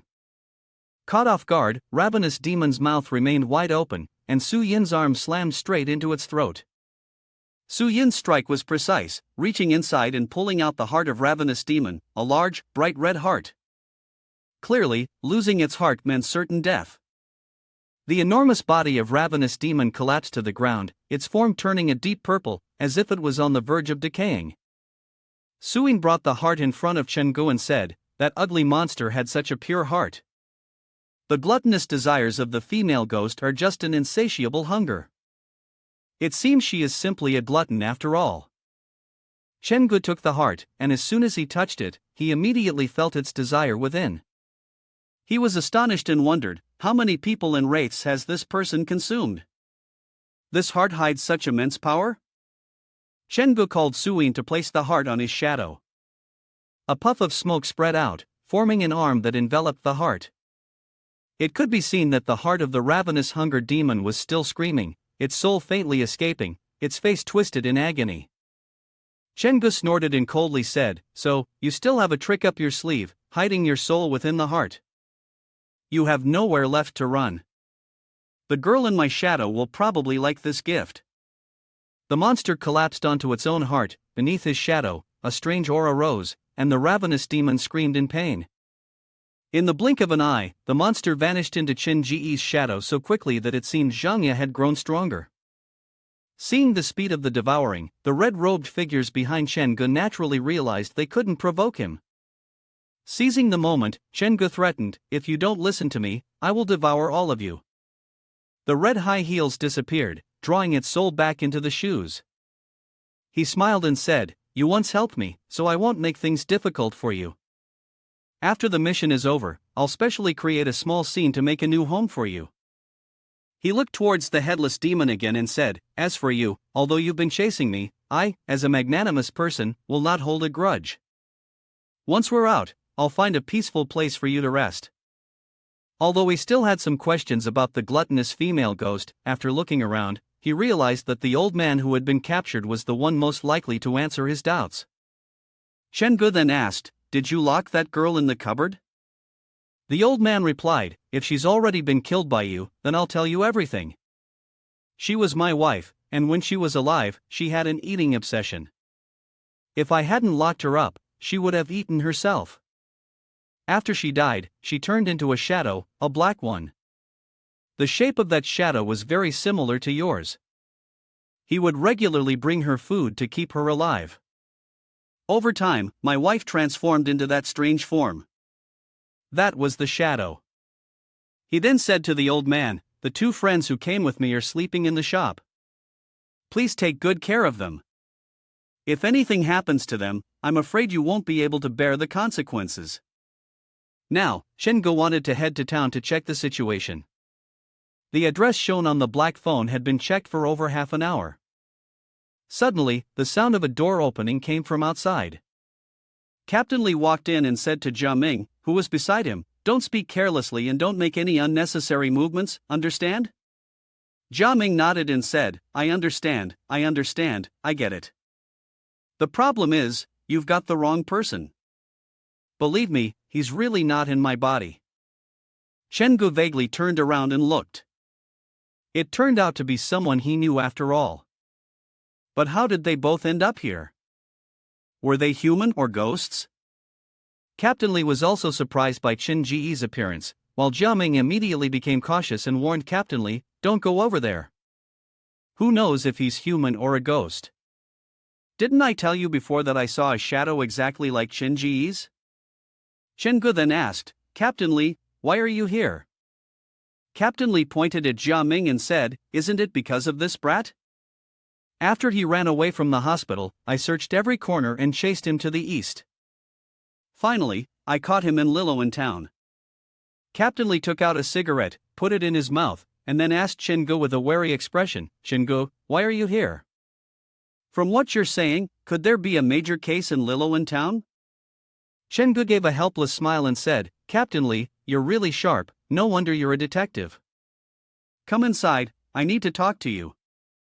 At that moment, a young boy walked in from outside, asking to stay here. Chengu immediately recognized him as the boy from his phone, the high school student on the bus. He smiled and said, Come on in. I'll get you something to eat. At this moment, several people from outside also entered the house to eat. The mushroom head guy from the car followed them in as well. Chengu pushed out a table full of food, all kinds of cakes and pastries that looked very appetizing. Chengu smiled and said, The boss can't eat, but everyone can help yourselves to the food, no charge. As long as you can explain your usefulness, otherwise, I'm afraid I can't entertain you. Please return to the blood mist. The tattooed guy laughed and said, The boss is direct, which is a bit interesting. I guarantee we are absolutely useful, and you won't regret it. He leaned closer to Chengu and whispered, I know how to leave this cursed place. There is a door that can take you out. I also know where it is. Chengu asked, A door? How can I trust you? The guy replied, I've investigated it. All the people brought in by the underworld fetus had their heads covered with black cloths, and when they woke up, they were already on the blood mist path. Moreover, everyone wakes up in a different situation. Chengu anxiously pressed, The underworld fetus you're talking about, is it a black shadow? The guy nodded and said, Yes, I've encountered over a dozen people who came from outside. They all met that shadow when they were at their most desperate, broken. I took the last bus of Route 104 to Lilloan Town, hoping that entering Minglu would save me. But if you want to leave, the only way out is through a door. Chengu asked again, Did you say you know the location of the door? The tattooed man nodded. The door is located in the residential area of Lilloan Town, not far from here, in one of the rooms on the first floor. The man didn't seem like he was lying. Chengu decided to try trusting him. He said, Everyone, listen to me. This guy had lived in Lilloan Town for a long time and was very familiar with the place. He claimed to know the way out. Once everyone's had enough to eat, we'll head out. The young student, nibbling on his bread, asked, Isn't this place pretty good? I don't want to go back. Chengu looked at him coldly and said, I know why you don't want to leave. I met your classmate on the bus when I arrived. The boy had accidentally killed his biological father and, to avoid the law, indirectly caused the death of his twin brother, staging his brother's death as a suicide out of fear of punishment. Right now, you're living under your brother's identity. You're not innocent, and you should face the proper consequences. If you don't go, I'll help you. The student was intimidated by Chin Ji's words and immediately agreed to follow. Chengu said, If no one has any objections, let's make use of the time and head out. The longer we wait, the more strange things will appear, and it won't be ideal. Reaching the door, Jia Ming leaned in and whispered to Captain Lee, Did you notice how he seems so suited for this place? We're all uncomfortable, but Chengu feels right at home, like a fish in water. It's almost like he's from this chaotic small town himself. Seeing that Captain Lee still didn't believe him, Jia Ming continued, Don't you get it yet? He's the underworld fetus. He's the one who brought us here. This place is his home. I think he doesn't want to lead us out. He wants to kill all of us. Captain Lee coldly replied, Before slandering others, you should clear your own suspicions first. That shadow came from you, and you have the biggest suspicion. Just then, the tattooed man approached and asked Chengu with a smile, Are you sure you want to lead them all out? Chengu frowned, What are you asking? Do you want me to kill everyone who doesn't obey? That's true, he chuckled, keeping them around until danger strikes can still serve as useful meat shields. At that moment, several shadows appeared in the blood mist from afar, emerging from behind the buildings. They stared at Chen Ji's group as if they wanted to kill them. The tattooed man whispered, These things are called soul snatchers. They can transform into exact replicas of us. They were split off from the underworld fetus himself, born from the excess negative emotions within his body. Be very careful not to stare at them for too long. If you get caught in their gaze, you might get snatched away. That would be a big problem. Chen-gu, as usual, instructed Suing to move forward and clear the path a bit. The group of ghosts probably never anticipated that a red-robed figure would suddenly appear and attack them. After telling Suing to finish the task, Chen-gu urged everyone to speed up, emphasizing the need to find the door that had gone out of control. There are other things lurking in the blood mist, watching us. Stay close to each other. We're approaching the Li Luan Hospital's family compound. Chen Ji's group moved swiftly through the mist. In front of the gates to the Li Luan Hospital's family compound, there were several blood-red characters written. The text read, "I am among you." This method is very similar to the actions of the shadow. It is highly likely that the shadow left this behind. Captain Li asked, "Do you think the shadow could be one of us? Who is most likely to be replaced?" Jia Ming immediately replied, "Do we still need to ask? Of course it's Chen-gu. This Chen-gu is a fake, he's planning to kill all of us. That way, the fake will become the real one. Right now, he's leading us to our deaths." Captain Li fell silent after hearing this, staring at Chen-gu as if deep in thought. Meanwhile, Chen-gu continued talking to the tattooed man. He said, "So we're playing psychological tactics now? This shadow thing isn't anything new. You mentioned the door on the first floor, but where exactly is it?" "Of course, that guy doesn't know. We'll have to search each room one by one."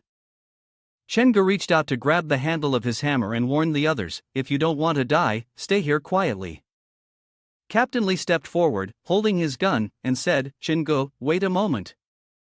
I'll go with you. I have a weapon." Chen-gu nodded and said, "All right, but be careful. The thing in there might not be afraid of what you're holding." Inside the hospital, blood mist was everywhere. Captain Li peeked inside and whispered to Chen-gu, "How did you know that door was in this room?" Chen-gu replied, "Just follow the concentration of the blood mist, and you'll find it, right? But I don't know what's inside." Suddenly, a bell rang. Captain Li whispered, "Did you hear that? It sounds like a girl singing." Father and mother went to the basement. After father came out, he locked the door. The good child was taken by the ghost. He held a black bag and patted my head. Father left with the bag, and in the room, it was just me, but I couldn't find mother anywhere. Chen-gu looked at the music box playing the song. It seemed like an ordinary music box, but it was pointing in a specific direction. He picked it up and saw the girl inside the music box pointing toward a nearby wall. To find out what was in the wall, all he had to do was break it open. The wall was smashed, revealing a long tunnel. Blood mist was seeping out from below, surrounding the area. It seemed that this was the source of the blood mist. Captain Li stepped forward and said, "I'll go with the team." Chen-gu shook his head in opposition. "No, Captain Li, stay above to help guard our retreat. I only trust you here." Captain Li watched Chen-gu heading down and shouted, "Chen-gu, it's too dangerous for you to go alone. Let me go." Chen-gu coldly replied, "Stop hesitating. Captain Li, if you saw that smiling man telling you to come find me, maybe he could help with something." In the game A Bo introduced, this small town had once suffered from an epidemic. The handprints on the walls of this secret chamber were likely left by the souls of those infected patients. It seemed that the epidemic in Liluan town had claimed many victims. No wonder the resentment in the small town was so heavy. The shadow that chose to open the uncontrolled door in Liluan town probably also took advantage of these lingering grudges. After some time descending, Chen-gu finally saw the door, but the blood mist in front of him was even more intense, and this place was definitely not the exit. It was strange. Suddenly, a voice rang out behind Chen-gu. "This is an incomplete door. If you want to leave, you must first repair the door completely." Chen Ji's heart skipped a beat. That mushroom head guy had silently approached, scaring him to death. He quickly regained his composure and looked at the man, asking, "Do you know how to fix this door?" The man smiled slightly and said, "Of course I do. Don't you think the missing parts of this door resemble the missing limbs and head of a person? All we need to do is find the rest of the body, and the door can be fixed. But whose body is it? I can't tell you. Chenggu immediately realized that the missing limbs on this door belonged to Xiaobo. Xiaobo was the one who pushed open the door, so she was part of it. The missing parts must have belonged to Xiaobo.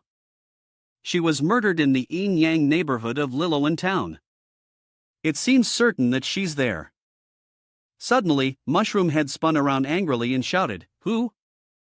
The tattooed man leaned in, looking down, and said, "The police officer told me to come in and check on you." Mushroom Head coldly replied, "Leave. We'll talk later." Chenggu and the man quickly went upstairs with the tattooed brother, who seemed to be puzzled about not seeing the others. They had been here just 5 minutes ago, there's no way they could have left already. Mushroom Head frowned and said, "As expected, there's a hidden traitor among us.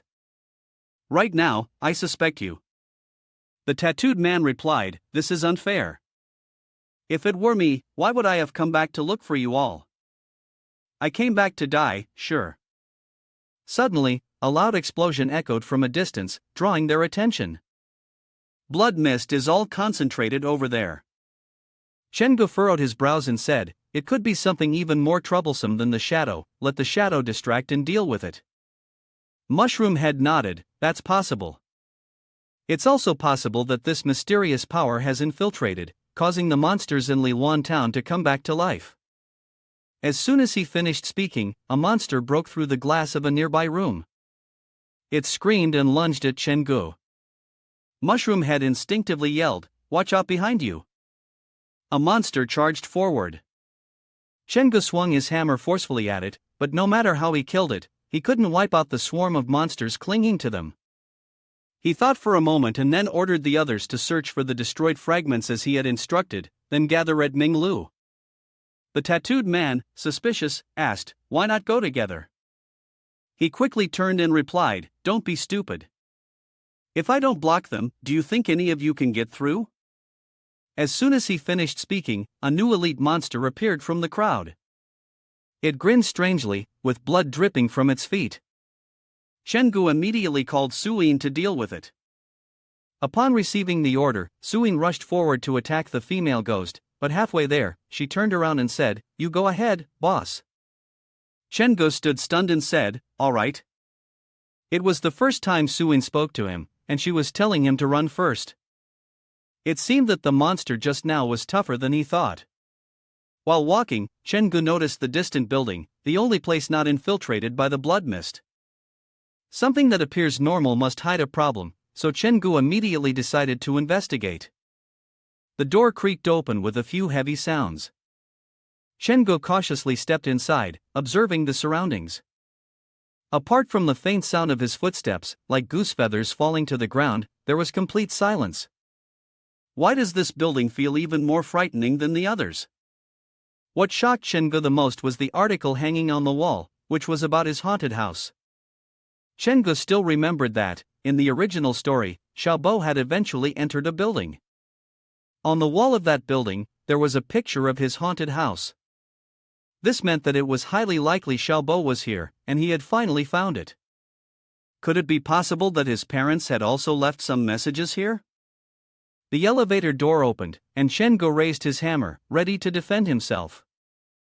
Holding his breath, he was about to strike the hammer down when the person in front of him hastily shouted, "Boss Chen, don't strike." "It's me." Chenggu looked at the person in front of him in astonishment. "But Fei Liang is dead, how are you here?"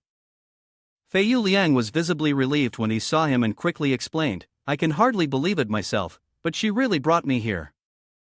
"Who is she?" Chenggu asked suspiciously.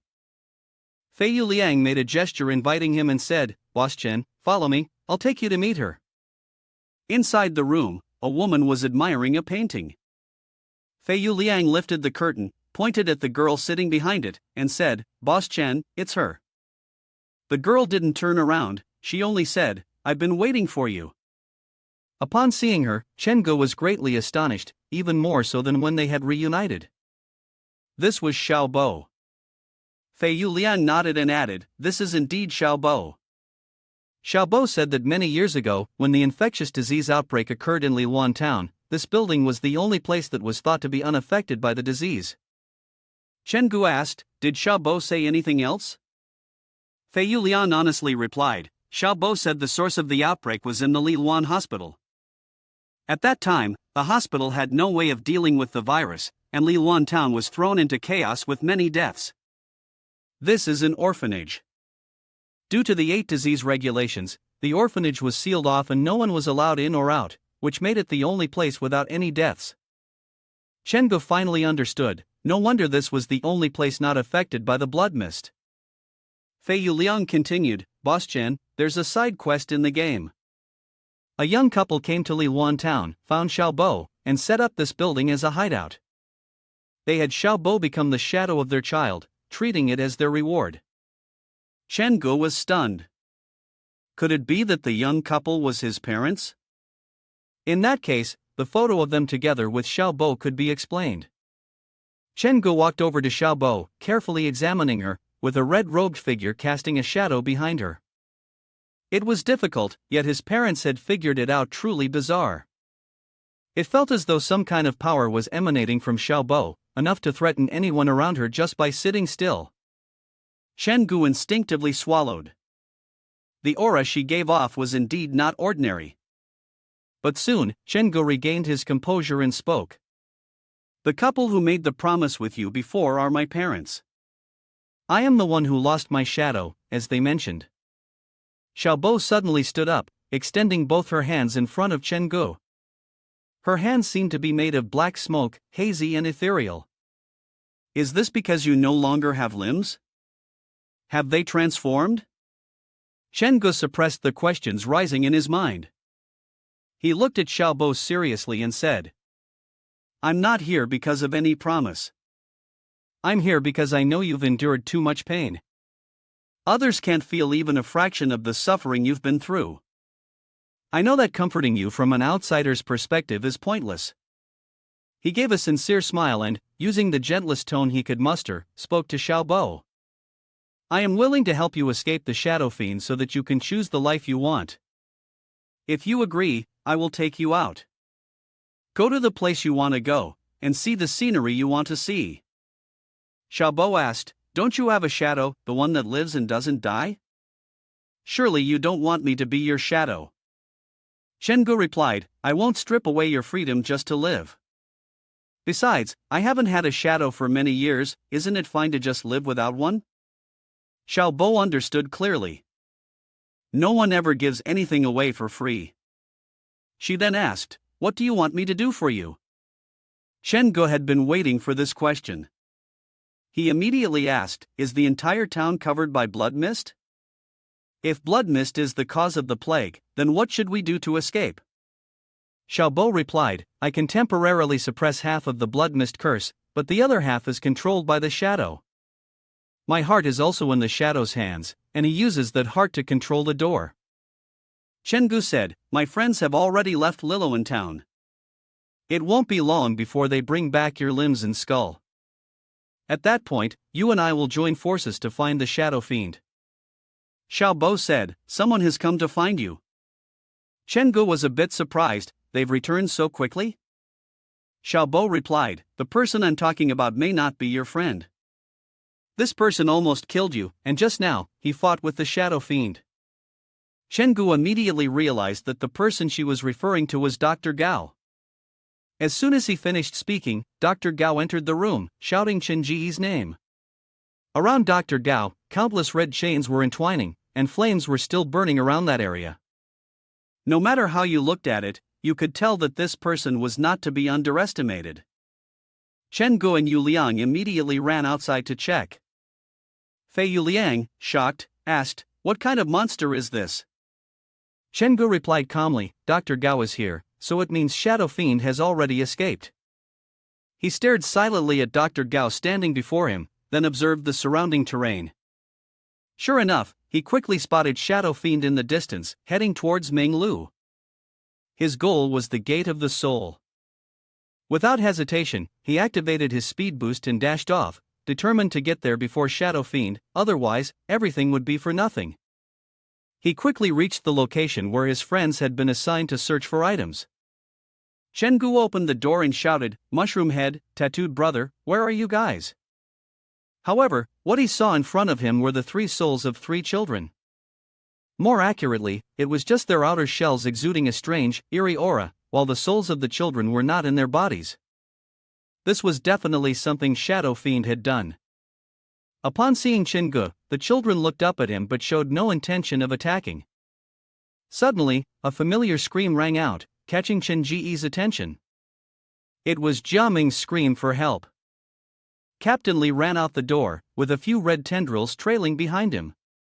As soon as he saw Chengu, he shouted, "Chengu, don't come up here, leave this building immediately, and report everything to the captain." After saying this, he was pulled inside by whatever that thing was. He hurriedly shouted, "Don't mind us, this is a conspiracy."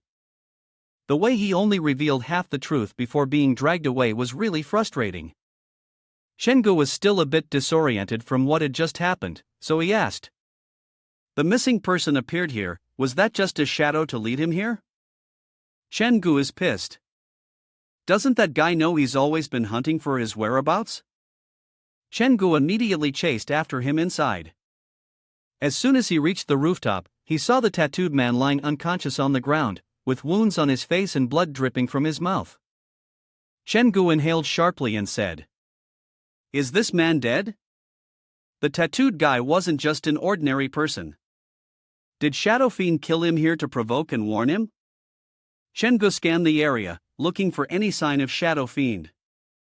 Captain Li rushed over and quickly said, "Chengu, reinforcements will arrive soon, we just need to hold on a little longer and we'll be safe." Chengu looked at Captain Li with suspicion and asked, "Captain Li, weren't you just captured by the monster?" Captain Li hesitated before replying, I managed to escape." Chengu coldly said, "You are not Li Zhang." Captain Li forced a smile and said, "Come on, stop joking. If I'm not Li Zhang, then who am I?" "Chengu, don't tell me you've been taken over by something." Chengu replied, "I admit you disguised yourself very well, I almost didn't recognize you. However, there's one thing you can't change, and it has detected your scent." Black Dog stared at Captain Li and barked several times. Captain Li laughed and said, "How ridiculous, in my life, I've done something like this, and now it turns out to be the key to your breakthrough." Indeed, the person was not Captain Li. As soon as Chengu exposed him, Captain Li suddenly collapsed to the ground. Behind Captain Li, a shadow appeared. The figure looked at Chengu and said with a smile, "I thought that when we meet again, the one who becomes the human would be me, and the one who becomes the shadow would be you." Captain Li fell to the ground, while the shadow stood, watching Chengu, truly like a person and its shadow, reversing roles. The blood mist thickened more and more. Chengu frowned and asked, "Did you do all this yourself? Do you even deserve to be called a human?" The shadow laughed and said, "If you were me, I'd want you to experience how I died first, then you can pretend to be the good person you think you are." Chengu asked, "Why do you hate me? What have I done to you? It seems like you've really forgotten." The shadow said, "You live under the warm sunlight, surrounded by joy and hope, enjoying the good things in the world. As for those curses, insults, and malice, they are what you are supposed to endure, yet you blame me for them. Every day, I am tortured as if I live in hell. Until that day, I saw that door in your house, behind which someone was calling you, but you couldn't hear it. I could, so I responded. From that moment, I realized why I could never become you. Why should you bathe in sunlight while I have to hide in the shade? I want to replace you." Suddenly, a female demon appeared in front of Chengu. The demon took the hit from the shadow for Chengu. Her face, scarred with vertical lines, still showed the pain she was enduring. Chengu, hiding behind her, let out a sigh of relief and said, "That was close. Fortunately, I had prepared the ascended demoness.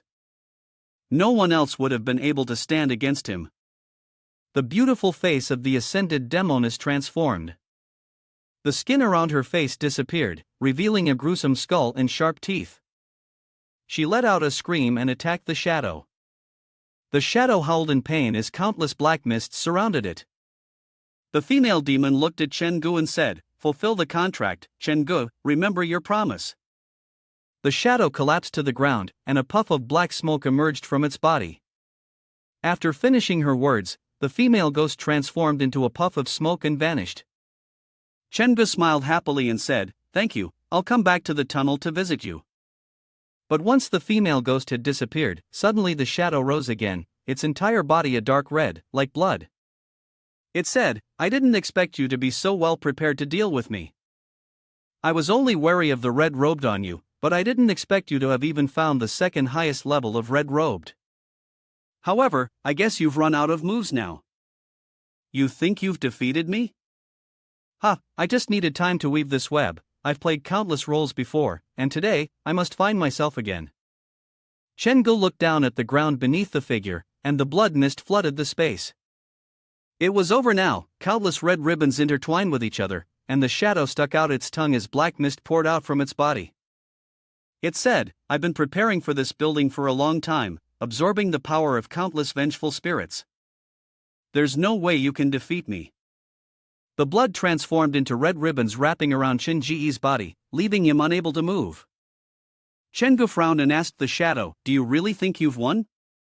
Have you ever thought that if you weren't my shadow, who would have taken that position instead? What a foolish move." Chen Gu chuckled softly and called out twice, "Zhangya, the very high-level red robe that your shadow was always wary of." Chen Gu took out the letter and read each word clearly. "Zhangya will always be by your side. I don't believe there is anything in this world more romantic than a lifetime, an eternity, with no separation." The letter in Chen Ji's hand began to emit a faint red smoke. Gradually, the envelope burned away, and even the letter inside was catching fire. The shadow looked at Chen Gu and said, "You're crazy. You actually want that wraith to be your shadow." A pale hand reached out from the blood mist, and just looking at it, one could tell that the being was no ordinary creature. Zhangya turned around. In her eyes now, perhaps the shadow was just like an ordinary child. Her hand reached out and struck directly at the shadow's face. The shadow was forcefully pushed back, and the wall shattered, only the heartrending sound of a scream escaping. Then, the blood mist seemed to explode, almost obscuring anything within. Chen Gu rushed forward through the smoke, desperately searching for Zhangya, unsure of what had happened to his own shadow by now. Sure enough, Zhangya was still Zhangya, and scathed and as cold as ever. Suddenly, Zhangya looked toward where a figure had just appeared, her expression slightly grim. The sound of chains dragging on the ground echoed as Dr. Gao staggered forward, chains flying around him. He looked at Chen Gu and muttered, "Chen Gu, I've found you." Whenever they're not supposed to show up, they all seem to rush in at the same time, and I don't know why now. Dr. Gao actually made it here, he's really annoying. As soon as the shadow saw Dr. Gao, it took its wand and approached to propose, "Crazy man, let's cooperate. I know you want something from him, I can tell you all of his secrets." In his heart, Chen Gu silently thought, "It's over, if they cooperate, I'm definitely doomed." So he hurriedly suggested to Dr. Gao, "We're not enemies, let's think about the deal between us. Think about your daughter, Gao Ru Shui, she's always waiting for you to come home." He pointed at the shadow and said, "You help me get rid of it, and I'll take you home." For Dr. Gao, his daughter was the biggest obsession in his life right now. So, as soon as he heard the words "go home," he immediately turned against the shadow, cornering it. The shadow, feeling itself cornered, went mad, clutching its head and screaming, "If you want to destroy me, stop dreaming." The shrill scream echoed throughout the space, and the shadow twisted and contorted. A curse escaped from it. In the center of that curse, something small and eerie floated its hollow, deep eye sockets, with its limbs still not fully formed. That was the underworld fetus. The shadow had transformed into a form so grotesque that even its voice had turned into an unbearable, distorted sound. It stomped 1 foot down, and blood sprayed up from the ground. "I want all of you to die with me." The body of the shadow shifted, and in the center of it, there appeared an eye. Its pupil was the underworld fetus. From this eye, limbs grew out, long and twisted, with arms and legs that were a mismatched mess. Suddenly, the thing in the center slightly opened its eye. The underworld fetus suddenly whitened its eye, and the red light, like blood, shone from its dark hollow socket. Combined with the underdeveloped form of its body, it was a grotesque and terrifying sight. Chen Ji's expression changed. The shadow fiend had been completely controlled by the underworld fetus. What kind of monster is this? The underworld fetus suddenly opened its mouth and laughed, but the laugh was not clear at all. It sounded like it was stuck in its throat. It was staring intently at Chen Gu. Even Zhangya became more cautious. Perhaps she herself realized that this thing was not easy to deal with. The underworld fetus broke free from its shell, leaning toward Chen Gu and launching a series of curses at him. Chen Gu was pushed back a few steps, but he instinctively raised his hand to shield his face. Though he couldn't see clearly, he could feel the power of the curse slowly attaching to his body. The underworld fetus suddenly roared, "Chen Gu, I've died for you countless times. Now, it's your turn to die." The shadow grew denser and denser, twisting and coiling into each other, a pure blood-red mass. Countless crimson characters flew toward Chen Gu. Chen Gu currently truly has few ways to defend himself. The curse is simply too powerful, and he cannot resist it any longer. But Chen Gu is not completely alone. A gentle hand stretches out behind him. Chen Gu has no idea when it happened, but someone has flown behind him, becoming a solid support for him. Then, Zhangya suddenly opened her mouth, and the curse from Chen Gu transformed, turning into a purplish color and flying toward Zhangya's body. Chen Gu turned around and looked at her. Is Zhangya absorbing the curse? Even a red-robed person would have a hard time enduring this kind of curse, yet the shadow fiend is using it against him? There was also one thing that worried Chen Gu greatly. Even though the speaker earlier was underworld fetus, the words sounded like they came from the shadow fiend. The shadow, seeing that Zhangya was shielding Chen Gu, angrily shouted, "Even a red-robed can't defeat me. I'll devour all of you insects." Suddenly, a hand reached out from the very center of the shadow fiend's mouth. It seemed that because he was too focused on Zhangya, the shadow fiend completely failed to notice that Dr. Gao had already arrived behind him. Truly, there is no greater fool than the one who is careless. Dr. Gao snorted coldly and cursed the shadow fiend as an insect. The underworld fetus on the shadow fiend was now also feeling anxious and irritated.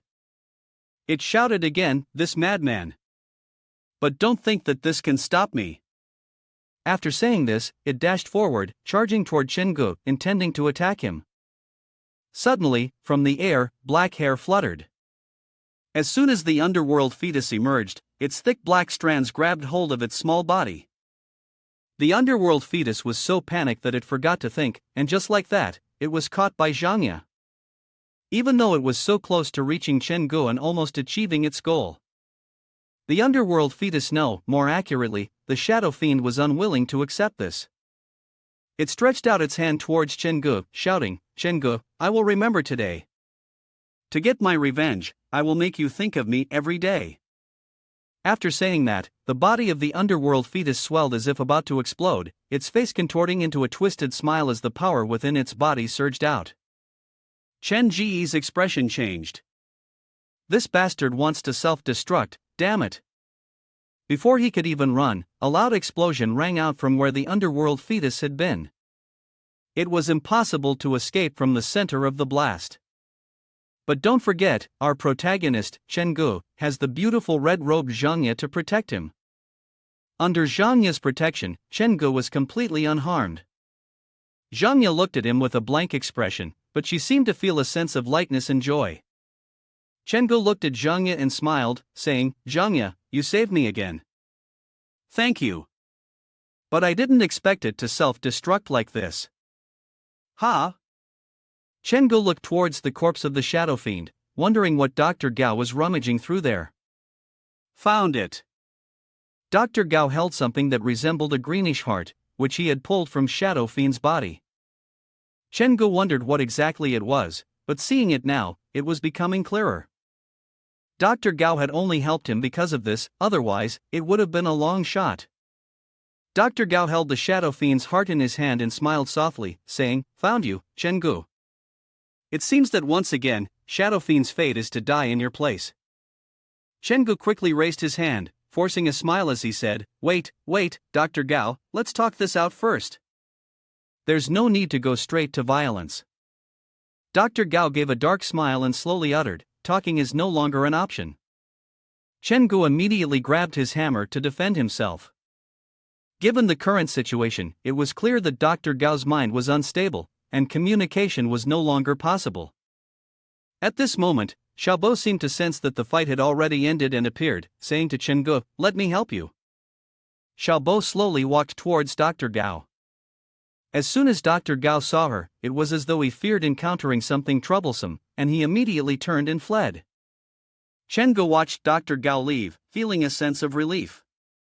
Dr. Gao was indeed decisive in his retreat, but now there was another problem.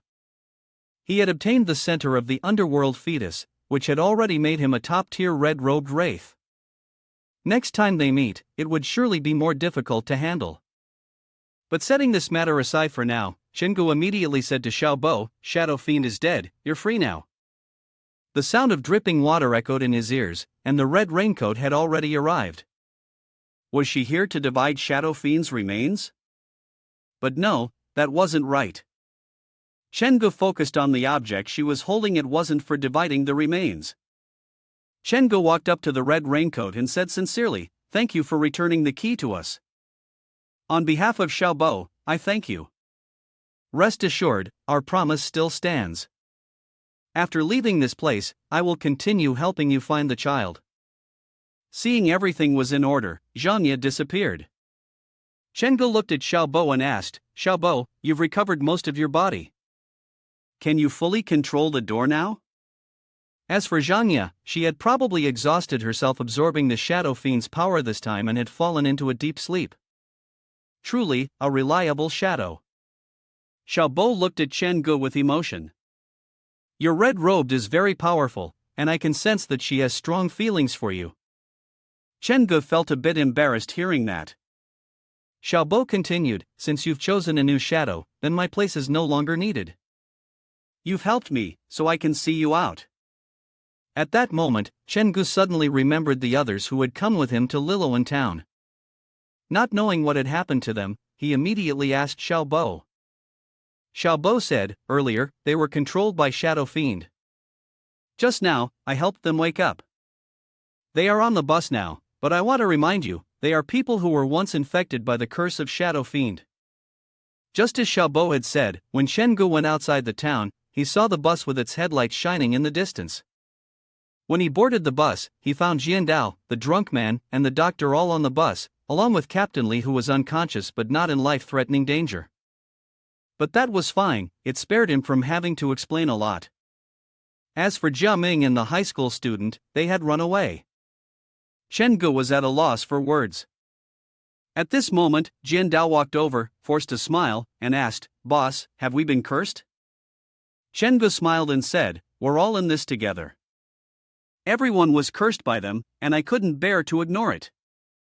Here's the plan, you all come to my place first, my team will help you completely remove the curse, and then you can leave." The tattooed man said, "I'm really sorry. This isn't your responsibility. Entering Liluan town was our own problem. Moreover, if it weren't for you, we would have been dead by now."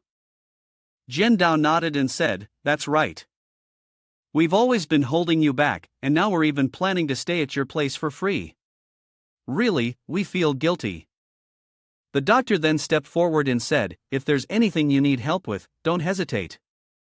I'll do everything I can to help you. If you help us remove the curse, it's like saving our lives, and we really have no way to repay you." Chen Gu laughed and said, "Who said you can eat for free at the temple? Everyone who comes to help at my haunted house will be paid as usual. You all have families to take care of, you all need to live, and I hope you won't refuse." And so, today, Chen Gu earned the label of a good person from them, and now he could finally relax a bit. He couldn't help but think about Zhanya's current situation, wondering how long she would want to sleep this time. When they met again, he didn't know what form she would take. At that moment, Jian Dao suddenly sighed and said, "It's a pity, even after taking so many risks, I still couldn't find my brother." Chen Gu smiled and said, "Everyone has their own fate. Your uncle will be fine. Besides, the Shadow Fiend has been defeated, and you can come here often from now on. You'll meet your brother soon enough." Suddenly, the system issued a notification with a sound, "Congratulations, you have successfully completed the 3-star difficulty test. Liluan Town, mission completion progress reached 94%, received the reward item, the town chief's will." Liluan Town was a small town controlled by evil spirits, more brutal than a serial killer with a cold heart, more terrifying than the despair of a wraith, and only the most despicable and cunning of people could receive this reward. You have successfully saved 4 innocent people, and as a reward, you've earned the zipper outfit. The will of the town chief congratulated you on becoming the new master of the small town and breaking through the terrifying maze level in the haunted house. After reaching this new level, you will receive an opportunity to open a branch with Liluan Town as the scene. The specific content will officially unlock once the required conditions are met. Chen Gu was somewhat more cheerful. The haunted house could be expanded 2 more times to reach the new level. At that point, using the town chief's will, he could open a branch in another market. That would be amazing. On the dark night at Chen Ji's haunted house, he told the driver, "Master, please take Captain Li back to the station." Afterward, he got out of the car but unexpectedly ran into Cai Yuan. He curiously asked, "What are you doing here?" "Xiao Yuan?" Cai Yuan laughed and said, "I was planning to buy you a late-night snack." "Boss, where are you going this late at night?" Chen Gu smiled and replied, "I'm interviewing some new employees." "You'll meet them tomorrow." Cai Yuan asked curiously, "Interviewing? At this hour?" Chen Gu didn't answer, just smiled and walked toward his haunted house. He opened the door, and indeed, the new scene had been updated, a bizarre small town. The system then gave a prompt: "The area you can use is full, no more structures can be added. Please quickly open up new space." Chen Gu walked around, inspecting the area. This scene was really too large. Is this enough to accommodate all of Liluan Town? It seemed opening a branch was an urgent matter. The next morning, at 8 a.m., Cai Yuan returned to the haunted house to continue her investigation. Lately, her boss had been acting mysteriously, interviewing new employees at midnight, and she had no idea what kind of people they were.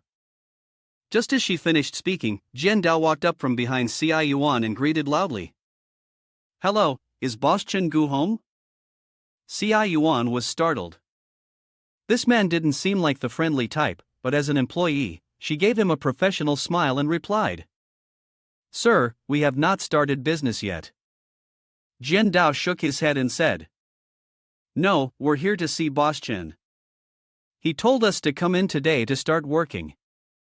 Upon hearing their commotion outside, Chen Gu ran out to see what was happening. When he saw them, he waved his hand and asked with a smile, "Hi, you all are early. Has the doctor not arrived yet?" The drunk man said, "We had an appointment, but he isn't picking up the phone." Chen Gu responded with a slight "oh" and said, "Well, you all can head to the training station with Xiao Yuan first." Though the mission in Liluan Town had been completed, he still had a promise to fulfill. At the Eastern Bai Long Tunnel, Spider Demon looked at Chen Ji's arrival and sighed. "I never thought you'd make it back alive." Chen Gu chuckled and said, "You should be more familiar with the changes in the East than I am. I've brought everyone back safely." Spider Demon's mother spoke up. "Chen Gu, I need to remind you. Although Shadow Fiend has disappeared, the underworld fetus is still alive. Once it's born, it will definitely come after you." "Underworld fetus, how can it still be alive?" Chen Gu silently took note of this, then looked at the mother of the spider demon and expressed his thanks. After everything was handed over, Chen Gu left the tunnel and stretched out with a sigh. "After all these tense days, I can finally relax.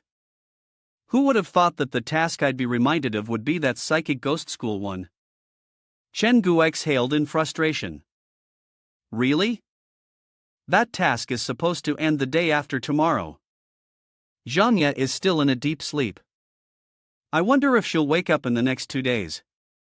After all, Suyin was seriously injured when dealing with that vengeful female ghost in Lilloan town. And now, he had no choice but to go on a trip. Chenggu opened up his list of haunted house staff, wondering if any of the remaining ghost employees could be upgraded. He found someone, Chen Dainyan, who was only 2% away from becoming a red-robed. Now, all he needed to do was fulfill the obsession of turning this guy's comic work into a movie, and that would be it. But Chenggu was a little confused. Filming a movie. That seemed a bit tricky. The professional filming situation was completely unfamiliar to Chenggu, and he could only go online to check if there was a film crew. Since Chen Dainyan's work was a horror comic, he also had to find a team capable of pulling it off. The phone rang again with a reminder, "Congratulations, you have activated the 2-star special mission, The Left Eye." The Left Eye was the title of a horror movie, but during the filming of this movie, numerous misfortunes occurred. First, the screenwriter was preparing to revise the script when he died unexpectedly. Soon after, the female lead went mad, and the male lead disappeared. After several actor changes, the filming was finally completed. However, one day before the premiere, the film set caught fire, and all the props and costumes were completely burned to ashes. Chenggu pondered, this is just like when you're thirsty and someone hands you a drink right away. Truly lucky. The system announced, the location of the mission is the Yongling Mountain Villa, in the western suburbs. Special reminder, the director didn't disappear, but is actually trapped inside the movie. At this point, Chenggu had already arrived in front of the villa. The place appeared completely uninhabited. This villa can probably only be used for shooting horror films. It's not much different from my own haunted house, huh? Suddenly, a person, seemingly a janitor or security guard, approached behind Chenggu and loudly asked, "Hey, who are you looking for?" Someone asked, "What are you doing here?" Chenggu turned around and saw a hunchback security guard whose eyes seemed clouded, as if he couldn't see anything. He politely replied, "I heard that a film called Left Eye was shot here. I'm also planning to make a film, so I came to take some shots." The guard responded in a tone of irritation, "Go away. The mountain where they filmed, number 744 of Yongling, has been leveled." Chenggu asked, "Leveled?" The guard explained, after this place was converted into a tourist village, the owner built a private cinema at number 774. At that moment, Chen Ji's phone rang twice with a ting-ting sound, signaling the story of Left Eye. Within the next half hour, go to the Cinema of the Dead and watch a complete film. After completing the task, the next mission will be announced. Chenggu smiled at his phone. The Cinema of the Dead? Looks like I've found the right place. Hearing Chen Ji's words, the security guard lowered his voice and cautiously reminded him that cinema has a very strong aura of death. If you watch it at night, a woman will always appear in the film, a girl in her 20s, with long black hair and indistinct features. If you see her in the film, don't even think about stepping out of the cinema for even a second. Chenggu wasn't afraid of those things at all. He asked again, "Where is that movie theater? I want to go check it out." The security guard hurriedly refused, No, you can't go there." "What's the point of going? Are you trying to get yourself killed or something?" Chenggu smiled and said, "I'm not trying to get myself killed, I'm trying to find someone." The security guard looked confused, "Find someone? Is your friend missing there?" Chenggu replied, "All right, I'll take you there. But I advise you to give up. Your friend definitely isn't there." The old security guard then led Chenggu to the movie theater. As they got closer, there was a loud noise coming from inside. Chenggu pointed to it and said, "That's the sound coming from over there." "Is that the theater?" He observed the area for a moment. Watching a movie in a private theater is just the first part of the Left Eye trial. It's already 2 a.m., if I don't hurry, I won't be able to finish the next part of the task tonight. He then said to the security guard, "You stay out here, I'm going in." Seeing that he couldn't convince Chen-gu otherwise, the security guard could only remind him, "Don't watch horror movies." Chen-gu just smiled and walked in. Of course, he was going to watch a horror movie. The private theater inside was quite small, but the conditions weren't bad. If he could, he wouldn't want to make things more difficult for himself, but the only choice available was a horror movie. Chen-gu sighed and inserted the disc into the player. At the beginning of the film, a large pair of eyes immediately appears on the big screen.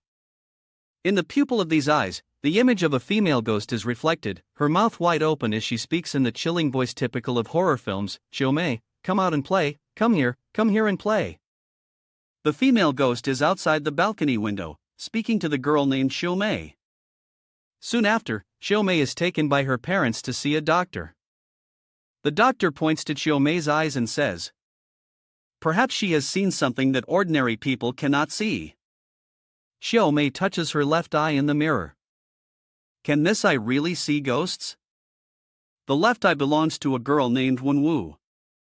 But by now, the entity that controls Wenwu's body is no longer Wenwu herself. What her parents and the doctor see behind them are all ghosts. Or perhaps it can be said that they only exist in the world that can be seen through the left eye.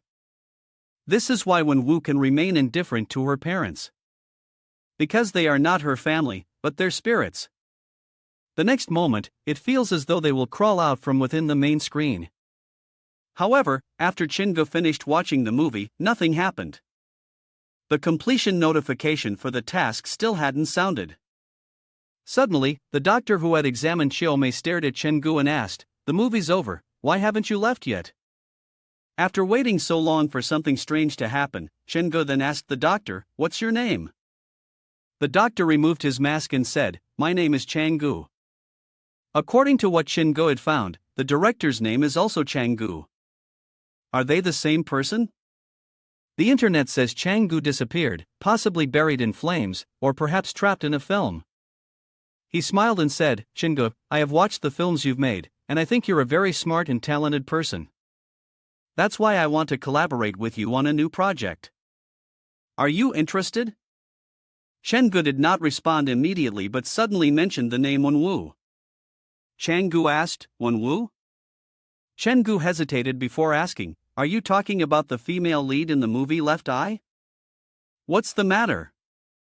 Chen-gu replied, "Wenwu is my sister. Her soul is trapped in the haunted school. Help me find her, and I will help you make your movie." He asked, "A haunted school?" Chen Ji's parents' notes also mentioned the haunted school, the Academy of Spiritual Communion. It seemed like they had been there before.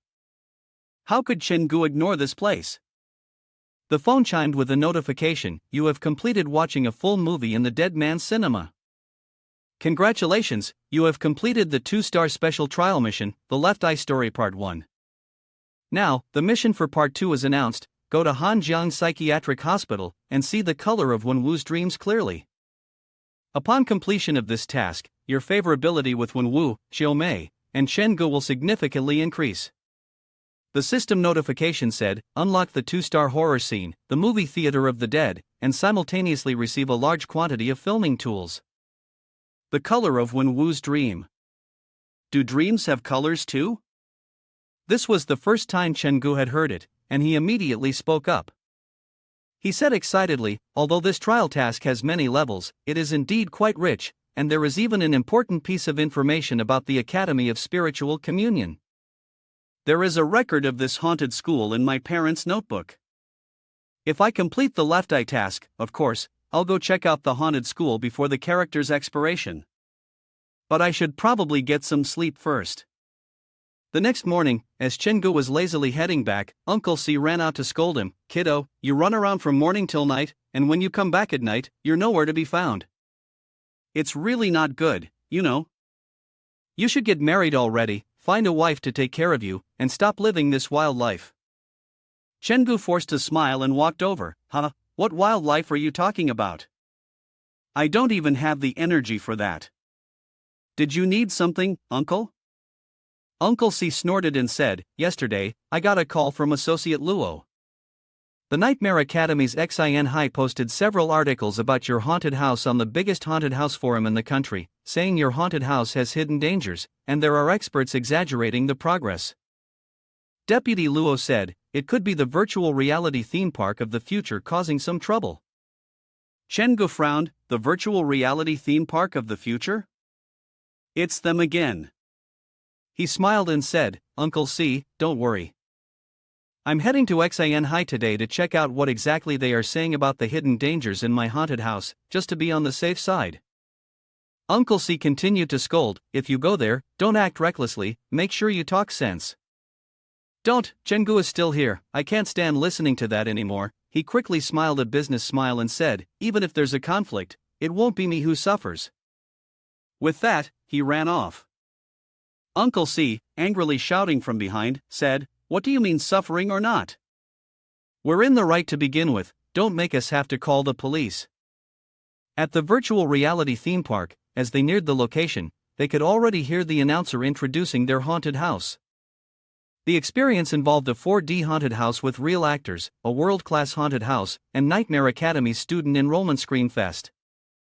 Nightmare Academy is a new type of indoor entertainment venue, integrating haunted houses, escape rooms, mazes, and high-quality interactive programs. Players need intelligence, courage, and physical strength to break through and push their limits. Only true adventurers can succeed. From the design of the scenes, props, mechanisms, makeup effects on the actors, to every detail, we outperform all other haunted houses on the market. After finishing his words, the host suddenly pointed at Chenggu, who had just arrived, and asked, would this gentleman like to try entering? Chenggu asked. Is it really as scary as you guys say? The man smiled confidently and replied, you'll have to experience it yourself to find out. But I'll give you a warning, if you're not in good health, it might be better to skip it. After all, a world-class haunted house is no joke. Our pass rate is only 1 in 10. Today is the grand opening, so there's a special offer. The original price is 200, but today it's only 180. Chenggu was left speechless. That's so expensive. The original price is only 30, and it's all real ghost scenes too. The man gave a cunning businessman smile and said, you get what you pay for. Our haunted house will definitely provide you with top-notch experiences. A couple walked over and, seeing Chenggu, smiled and said, are you here alone? You're brave, the haunted house here is really scary. My girlfriend and I almost wanted to back out. How about we grab another person and go together? Chenggu didn't have any reason to refuse. At this moment, the host came over with a chubby guest and said, we've got enough people. The haunted house manager suddenly lowered his voice, his face turning dark as he said, Nightmare Academy, enrollment, scream. The girl next to her boyfriend nestled into him and whispered, darling, I'm scared. The other two probably weren't any better, only Chenggu was speechless. This guy adapted to his role quickly. He looked at the three others and said with a smile, the entire Nightmare Academy experience takes 2 hours. Later, we should work together as one. My name is Chenggu, may I ask how you all prefer to address each other?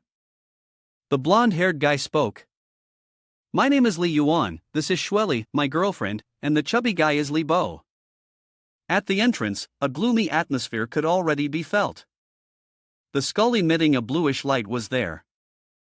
The person inside opened the door, grinned slyly, and said, students, the countdown begins in 10 seconds, your nightmare journey officially starts now.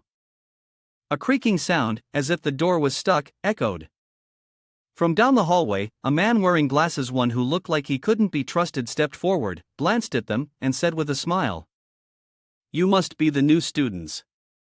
Let me check your enrollment forms. I'm glad you've arrived. Ever since rumors began circulating outside, it's been a long time since any new students enrolled here. All these ghost stories are just malicious competition, trying to harm us. We are just an ordinary school. Suddenly, Li Yuan pointed at something and nervously asked, what is that? Shueli saw the glowing skull and immediately shrank into Li Yuan's arms, screaming in fear. Li Yuan hugged his girlfriend tightly, looked at the skull, and although he was scared, he tried to calm her down. Don't be afraid, it's not real. It's just a 3D projection. Chenggu moved forward and touched the fake skull. He began to feel envious. Is this real wealth? This is a real 3D projection, no doubt. If my haunted house had this kind of setup, the number of visitors would definitely double. The person who seemed to be the teacher smiled and said, "As you can see, there are always people who slander us. This is just an ordinary school. The school has specially prepared a welcoming ceremony for the new students. Everyone, feel free to take a commemorative photo first. Afterward, you can take this photo with you to the 3rd floor for the welcoming ceremony. Now, smile." The teacher raised the photo. With a click, he captured a photo of the 4 of them smiling, then handed each of them a copy before leaving. Li Yuan took the first photo, pointed to it, and his expression suddenly changed. "Everyone, look. There are clearly only 4 of us, but in the photo, there's suddenly one more person." Suddenly, she screamed as she felt a cold, spine-chilling presence behind her. She tightly embraced Li Yuan and said, "Yuan, I don't want to stay here anymore. Let's go outside." Li Yuan forced a smile and said, This is just a pre-prepared Photoshop image, an old trick. She can't even leave, what's there to be afraid of?" Shueli looked at the person standing behind her. "What do you mean, can't leave? And look at those hollow, greenish eyes. If that's not a ghost, then what is it?" "I'm scared to death." "Oh my God!" Shueli screamed, clutching her head. "A ghost, it's a ghost." The senior hurriedly shouted, "Quick, follow me, if you hesitate any longer, we won't be able to leave." A group of people immediately began rushing down the hallway. The senior, walking ahead, expressed his irritation and grumbled, "What's going on? Why did she run out?" Chenggu happily jogged behind, thinking, this senior's performance is indeed impressive. Pulling in the visitors, who are already on edge, just adds more excitement. The 4 were dragged along for quite a distance, until they were so exhausted that they collapsed, panting heavily in the hallway. The senior said, "Take a break, I'll be quick, try not to go to another floor because there's something in the hallway." Who would have expected that, from behind him, a hand suddenly reached out and grabbed the senior. Before he was pulled away, he shouted, "No, no. Don't." To make things even more intense, the area behind the door was pitch black.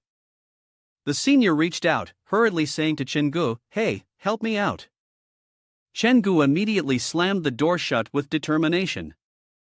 From inside, the senior screamed, Hey, help! Someone help!" Chenggu, smiling from outside, casually responded, "Sorry, I slipped." "Let's continue to the infirmary." And so, Chenggu led the group to the infirmary. The doctor was still looking through some files when they arrived, and upon seeing them, asked, "Did you come by yourselves? Where's your senior?" Chenggu grinned and said, "Our senior was taken by a ghost along the way, so we came by ourselves." The doctor, after hearing this, showed no expression at all and simply said, "You can go in now, each of you to a room. Once you've filled out the form, you can leave." As they passed the work desk, Chenggu pointed at the bloodstained tools scattered on the table and asked the doctor, "What are these used for?" The doctor replied, "Those are inspection tools. Don't waste time, go in quickly, and once you've completed the form, you'll officially start your training." The form was a set of creepy multiple-choice questions, essentially a psychological test. The questions were pretty advanced and could reveal the weaknesses of the participants. After collecting the forms, the doctor said, "Once you're done, follow me. I'll take you to the welcome ceremony for newcomers." Suddenly, Li Bo, who was at the back, noticed a shadow moving toward them. He quickly shouted, a ghost behind us." Chenggu turned around and looked. It seems like the ghost is using sign language. He stared harder and observed, "She wants to say don't follow the doctor, beware of the older one, run away." Chenggu frowned. It looks like this female ghost is trying to warn the visitors. He wondered to himself, should I run over and ask her what's going on? But then the intercom came on, calling out to him, "Hurry up and follow, or you'll get lost." Shengu looked toward the sound. As expected, there are staff monitoring the process. After all, this is a well-organized set. The doctor led them into a very ordinary classroom. In this place, the students were all sitting in an orderly manner, and on the chairs were groups of human-like models. Chengu exclaimed, "These things are really well made, quite diverse." Suddenly, Li Yuan pointed towards something, trembling as he asked, "What? What is that?" What he was referring to was a model of a girl hanging by her neck. Shengu moved closer to take a look, then concluded, "This is a fake person, but the smell of this model is surprisingly lifelike." How did they make this? A piece of paper suddenly flew over and smacked Li Yuan on the head. Li Yuan rubbed the back of his neck, quickly turning around to see who had hit him. But as soon as he looked up, he saw the female ghost on the ceiling, her mouth wide open, staring down at him. Li Yuan screamed and hurriedly grabbed Xue Li's hand, saying, "Honey, let's go, we can't stay here any longer." However, just as Li Yuan was about to run out, he encountered an obstacle. Somehow, a shadow with glaring green eyes appeared in front of the door, blocking their way. Li Yuan quickly turned back, slammed the door shut, and instinctively leaned against it to block it. He shouted, "Help me, there's a monster outside. Hurry and find something to block the door." Chengu walked over and asked, "Did you trigger some kind of mechanism?" He immediately went to help Li Yuan block the door. The sound of knocking from outside continued relentlessly. Li Yuan hurriedly said, "I saw a female ghost on the ceiling. I was about to run outside, but I didn't expect there was an even bigger one outside." Chengu nodded, understanding immediately. This monster was there to ensure that the visitors followed the plotline set in the ghost room. As long as they strayed from the main storyline, it would appear. At that moment, Li Bo approached and asked, "The door is blocked now, so how are we going to get out?" Chengu said, "There must be a clue in this room."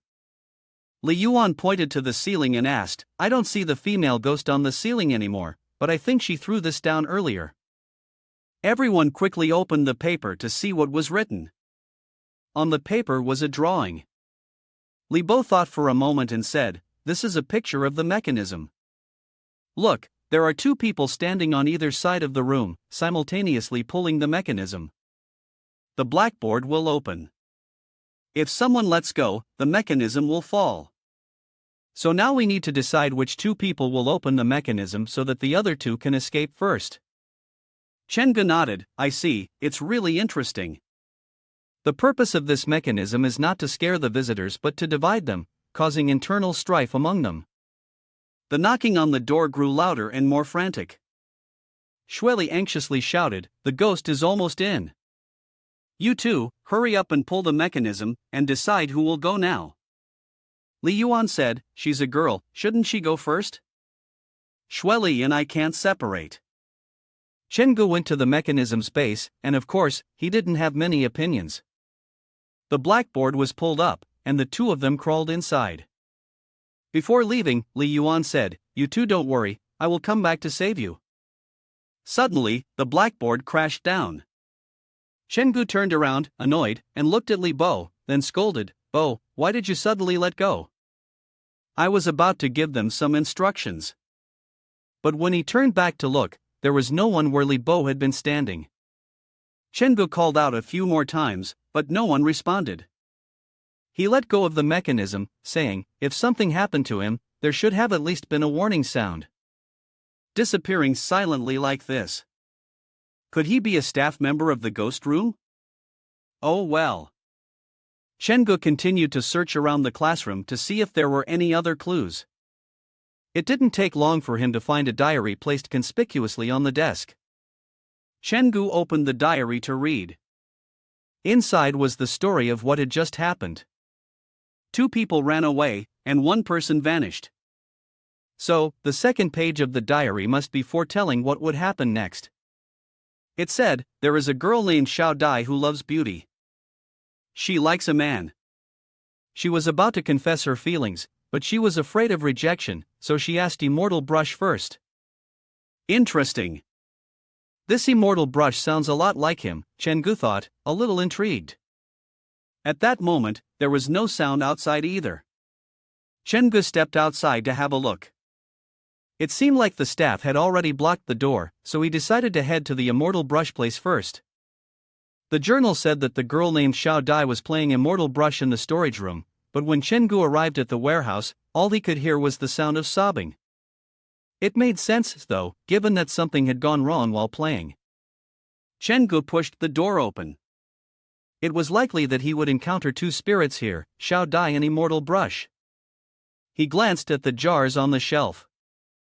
Inside, something black and strange was stored. It looked like human organs.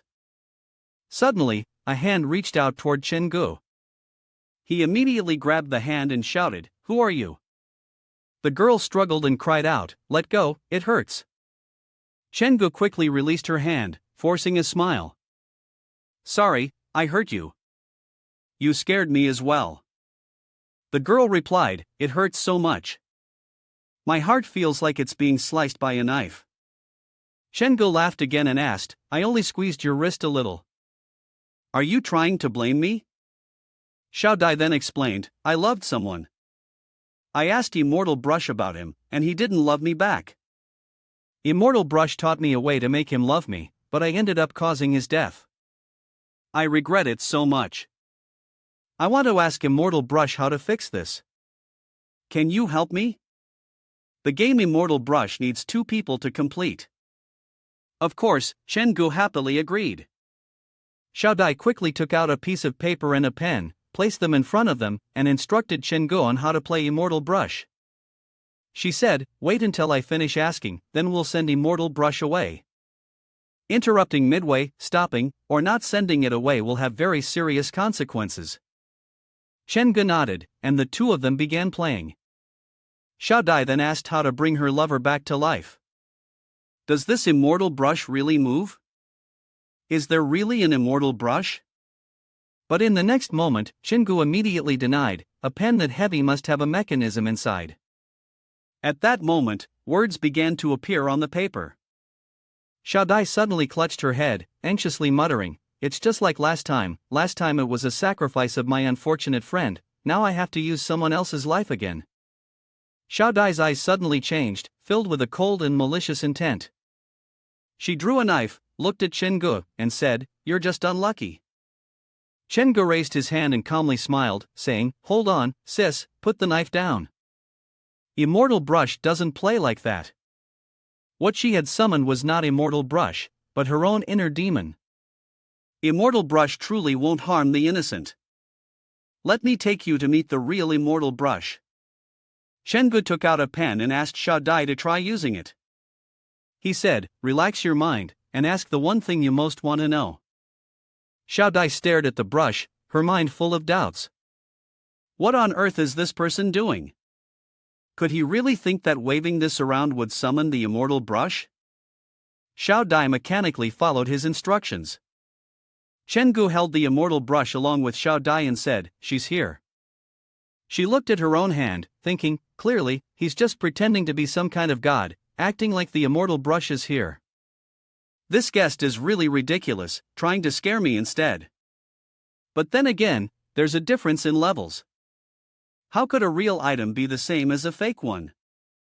The brush slowly wrote 3 words on the paper, Chu Changlin.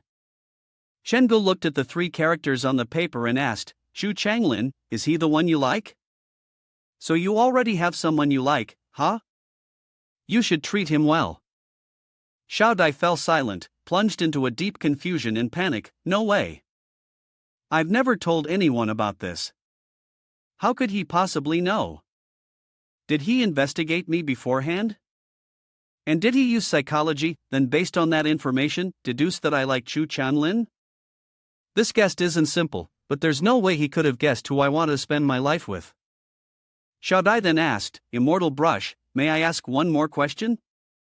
Chen-gu took the brush and said, "The Immortal Brush can only answer 1 question a day, or the results won't be accurate." Xiao Dai snorted, secretly disdainful, but still begged Chen-gu, "Let me ask one more question." Chen-gu replied, "Let's make it clear first, if something happens, you'll take the consequences. Are you trying to scare me? Oof. Xiao Dai inwardly looked down on him, but still used the IMM. In the restroom, the staff member who was hiding there immediately received a call from the person monitoring the cameras. Chu Changlin, wait a moment, a special guest will arrive soon. He's from the opposing side, here to ruin our game.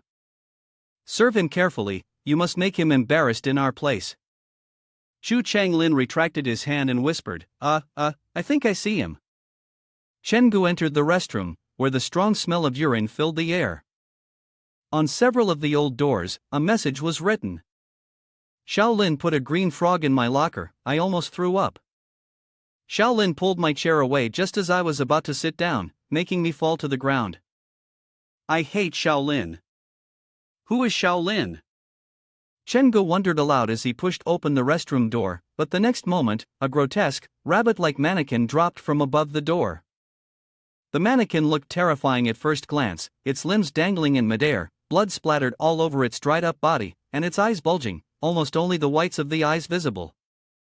Chu Changlin crouched nearby, pressed against a wall, listening carefully, but for some reason, he couldn't hear any screams. Clearly, this puppet had taken a lot of effort to make. Could it be that it wasn't scary? It might be frightening to others, but to Chen Gu, this was nothing. On the contrary, he went over to examine the puppet carefully. This puppet is actually well made, the eyes look so real. If it's made by an employee here, they must have figured out a way to lure it in. There was also a diary that had fallen along with the puppet, so Chen Gu reached down to pick it up. Inside, it was written, September 15th, today a visitor finally came into the restroom to play. I fixed the puppet in the restroom to think of a way to scare him. October 15th, why do they keep calling me boring so I won't stand out too much? I've done so many things I don't like, why do they still think I'm weird? October 30th, turns out Xiao Dai likes him. Chen Gu chuckled softly, so this is some strange restroom story? A kid named Shaolin who liked to prank others and ended up being hated by everyone, and in the end, everyone decided to prank him together. Chen Gu chuckled again, I guess there's probably an employee hiding somewhere observing him, preparing to scare him. Chen Gu looked around and then smiled, saying, I've finished reading. Why aren't you out yet? Did I guess the game wrong? Aren't you supposed to be scaring me? Playing hide and seek with me? Well, I'll come find you. Chu Changlin was startled and frightened in his heart, confused and unsure of what to do. How does this guy understand everything? Does he need to come out now? But the boss has already given the task. But if I go out now, it'll be too late. Chen Gu quickly moved toward Chu Changlin, opened the door, and scared him with a sudden move. Chu Changlin, startled and frightened, reflexively leaned back and fell to the ground. Chen Gu shoved his hand into his pocket, looking at the person sitting on the floor, and loudly asked, Are you all right? Chu Changlin quickly waved his hand, forcing a smile as he said, You're very lucky to have found the hidden storyline for this scene. I am the key character in the bathroom. I was injured by a vengeful spirit, and you need to help me to the dean's office. Chen Gu chuckled and replied, All right, so can you stand up? Chu Changlin answered, My legs have gone numb, I can't stand up anymore. He stepped forward, draped Chu Changlin's arm over his shoulder, and said, I'll help you up. Chu Changlin hurriedly thanked him, but suddenly his phone rang. It was his boss calling again to scold him. Chu Changlin, I told you to scare him, not to let him come and comfort you. Chu Changlin awkwardly replied in a low voice, Boss, lower your voice. He's right here next to me. After hanging up, Chu Changlin forced a smile, scratched his head, and said to Chen Gu, Sorry about that. That was my boss calling. He wasn't too happy with my performance just now. I'm always underappreciated. Trlm looked at the phone screen inside. Chen Gu immediately laughed and said, Your haunted house is quite good. That puppet hanging in the bathroom just now nearly scared me to death. Especially its eyes, they looked exactly like real human eyes. The prop master is a genius. After hearing this, Chu Changlin looked up at Chen Gu and quickly asked, You think that puppet looked real? Did it scare you? That puppet was made by me. Chengu smiled and said, I've been to a lot of haunted houses, but it's the first time I've been scared by a mannequin. Your prop master is a genius, though. But Xiao Lin's tragedy could have been avoided. A person who exhausts themselves chasing after others, trying to fit in, only makes their own life more exhausting. Giving up your own hobbies and habits, avoiding your true self, is a sad thing. Let me give you a piece of advice: if you have enough talent, you'll be recognized naturally. Suddenly, Xu Changlin felt an unusual warmth. He awkwardly said, Thank you for encouraging me. I can manage on my own now. Chengu released his hand and said, if you're unhappy working here, you can always call me. By the way, my haunted house is short of someone who appreciates the craft like you. Xu Changlin's phone rang again. It was that boss calling again, angrily shouting, Xu Changlin, I don't care what tricks you used today, but you must scare Chengu to death for me. The reputation of Nightmare Academy cannot be ruined by someone like him.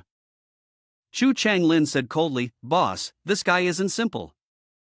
I don't have that kind of skill. Also, I'm telling you, I won't be coming back here tomorrow.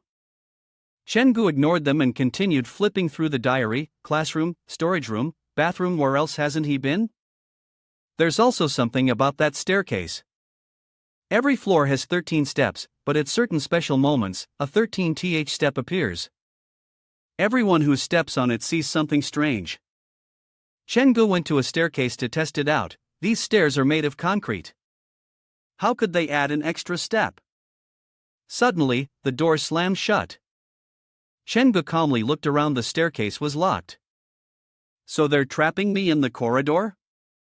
The intermittent sound of children's laughter echoed through the place. Chengu nodded. The sound effects and speakers here are pretty good.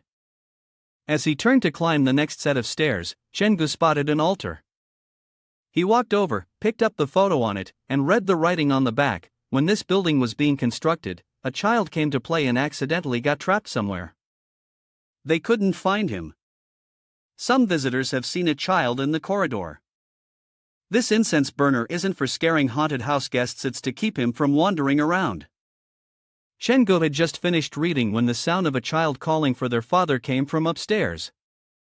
Chengu immediately thought, the actor from the haunted house must be hiding somewhere. He stretched out his hand and slammed it hard against the nearby wall.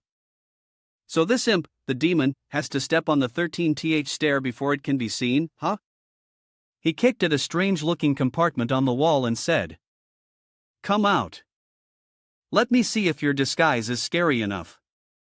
The person hiding inside was in a state of panic. Chengu continued. Didn't you want to find your father? Come out, let me show you what it means to find a father as imposing as a mountain. The child inside the wall shouted. Who are you? Just because you tell me to come out, I have to? I won't come out. This is the most humiliating thing that's ever happened to me. He immediately took out his phone and called his boss. Boss, I'm trapped inside the wall by a guest. What should I do? The boss on the other end of the line responded. Xiao Che, don't panic. I'll send someone to help you right away. This guest is from the same industry. I'll make sure he knows who owns this turf. When I say come out, you come out. When I say stay hidden, you stay hidden in there. Chengu casually laughed and said, Ah, so the boss is finally pulling out the big guns. Well, I guess that means we can raise the price a bit more. Chengu then stuck his foot in and kicked straight through the wall, scaring the employee hiding inside out of his wits. The boy stepped out and, annoyed, asked, What are you doing? Chengu looked at him indifferently and smiled, asking, Are you an actor here? Xiao Che snapped, So what if I am? Chengu leaned down and whispered in Xiao Che's ear, I'm asking you, is there really a ghost here? Xiao Che, frightened, replied, Hey, don't scare me. The ghosts here are just us in costumes. Are you stupid or what? Chengu then pointed at Suin, who had just been called out behind him, and asked with a smile, Then tell me, what's that behind you? At that moment, Su Yin's eyes were bloodshot, his mouth wide open, and his hair messy. The smell is still lingering on his face, and suddenly encountering this, Xiao Che was scared out of his wits. Xiao Che trembled and said, He's not a staff member here. Who is he? Chen Gu calmly asked, you said there are no ghosts here, and he's not a staff member, so why is he floating in midair? In just a few words, Chen Gu had almost scared Xiao Che to death. The boy immediately turned and ran in fear. Don't come here, I. Chen Gu grabbed the collar of his shirt and said, get on. As he carried Xiao Che on his shoulder, Chen Gu pretended to shout loudly, the haunted house you're in really does have ghosts. Hurry up and take me to your boss, where is he? Xiao Che, after all, was just a child. Scared like that, he lost his composure and immediately began confessing the information honestly. The boss is in the principal's office on the 4th floor, behind the secret door in the bookshelf. That's where the main control and surveillance room for the haunted house is. Behind him, Suing screamed and chased after him, maintaining just the right distance enough to be scary. Terrified, Xiao Che squeezed his eyes shut and sobbed, please don't make me fall, I'm scared of ghosts. As for Chen Gu, he quietly thought to himself that he'd have to throw in some chicken legs for Xiao Che when he got home. Chen Gu rushed straight to the 4th floor, but there, he was met by several guards standing in front of the elevator. As soon as they saw Chen Gu, they glared at him and said, what are you trying to do? Even if you're a competitor, you shouldn't bully people like this. Let him go right now, or else. But when they saw Suing chasing from behind, floating in mid-air, they froze. Suing turned to look at them, groaning, it hurts so much. The staff members had no idea that this place was really haunted. They exchanged panicked looks and quickly fled, but when they tried to open the elevator door, they found they couldn't. The boss had stopped it for the effect of the performance, and only he could open it. In a panic, the staff scattered in all directions, and some even climbed out the window, intending to jump down. Chen Gu quickly said, hey, take it easy, don't go thinking about jumping off a building or anything. But in reality, it was too late, and the person jumped down, with the window glass shattering. The people gathered below quickly ran over and shouted, hurry up and call 120. What's going on here? Chen Gu leaned his head out and looked, feeling helpless. Did they really jump? These people are too weak. Luckily, this is only the 2nd floor, so they probably aren't seriously hurt. Chen Gu then called Bai Qiu-lin and gave him a few instructions. When they went outside, the police had already arrived. The staff member was frantically making a report. The police officer coldly said, all right, where's your supervisor? I have some questions for him. At that moment, they realized their boss was still inside. The boss of Nightmare Academy, Changguan Chenghong, is in his room. I don't know where he found a metal rod, but he dared to come onto my turf and make trouble.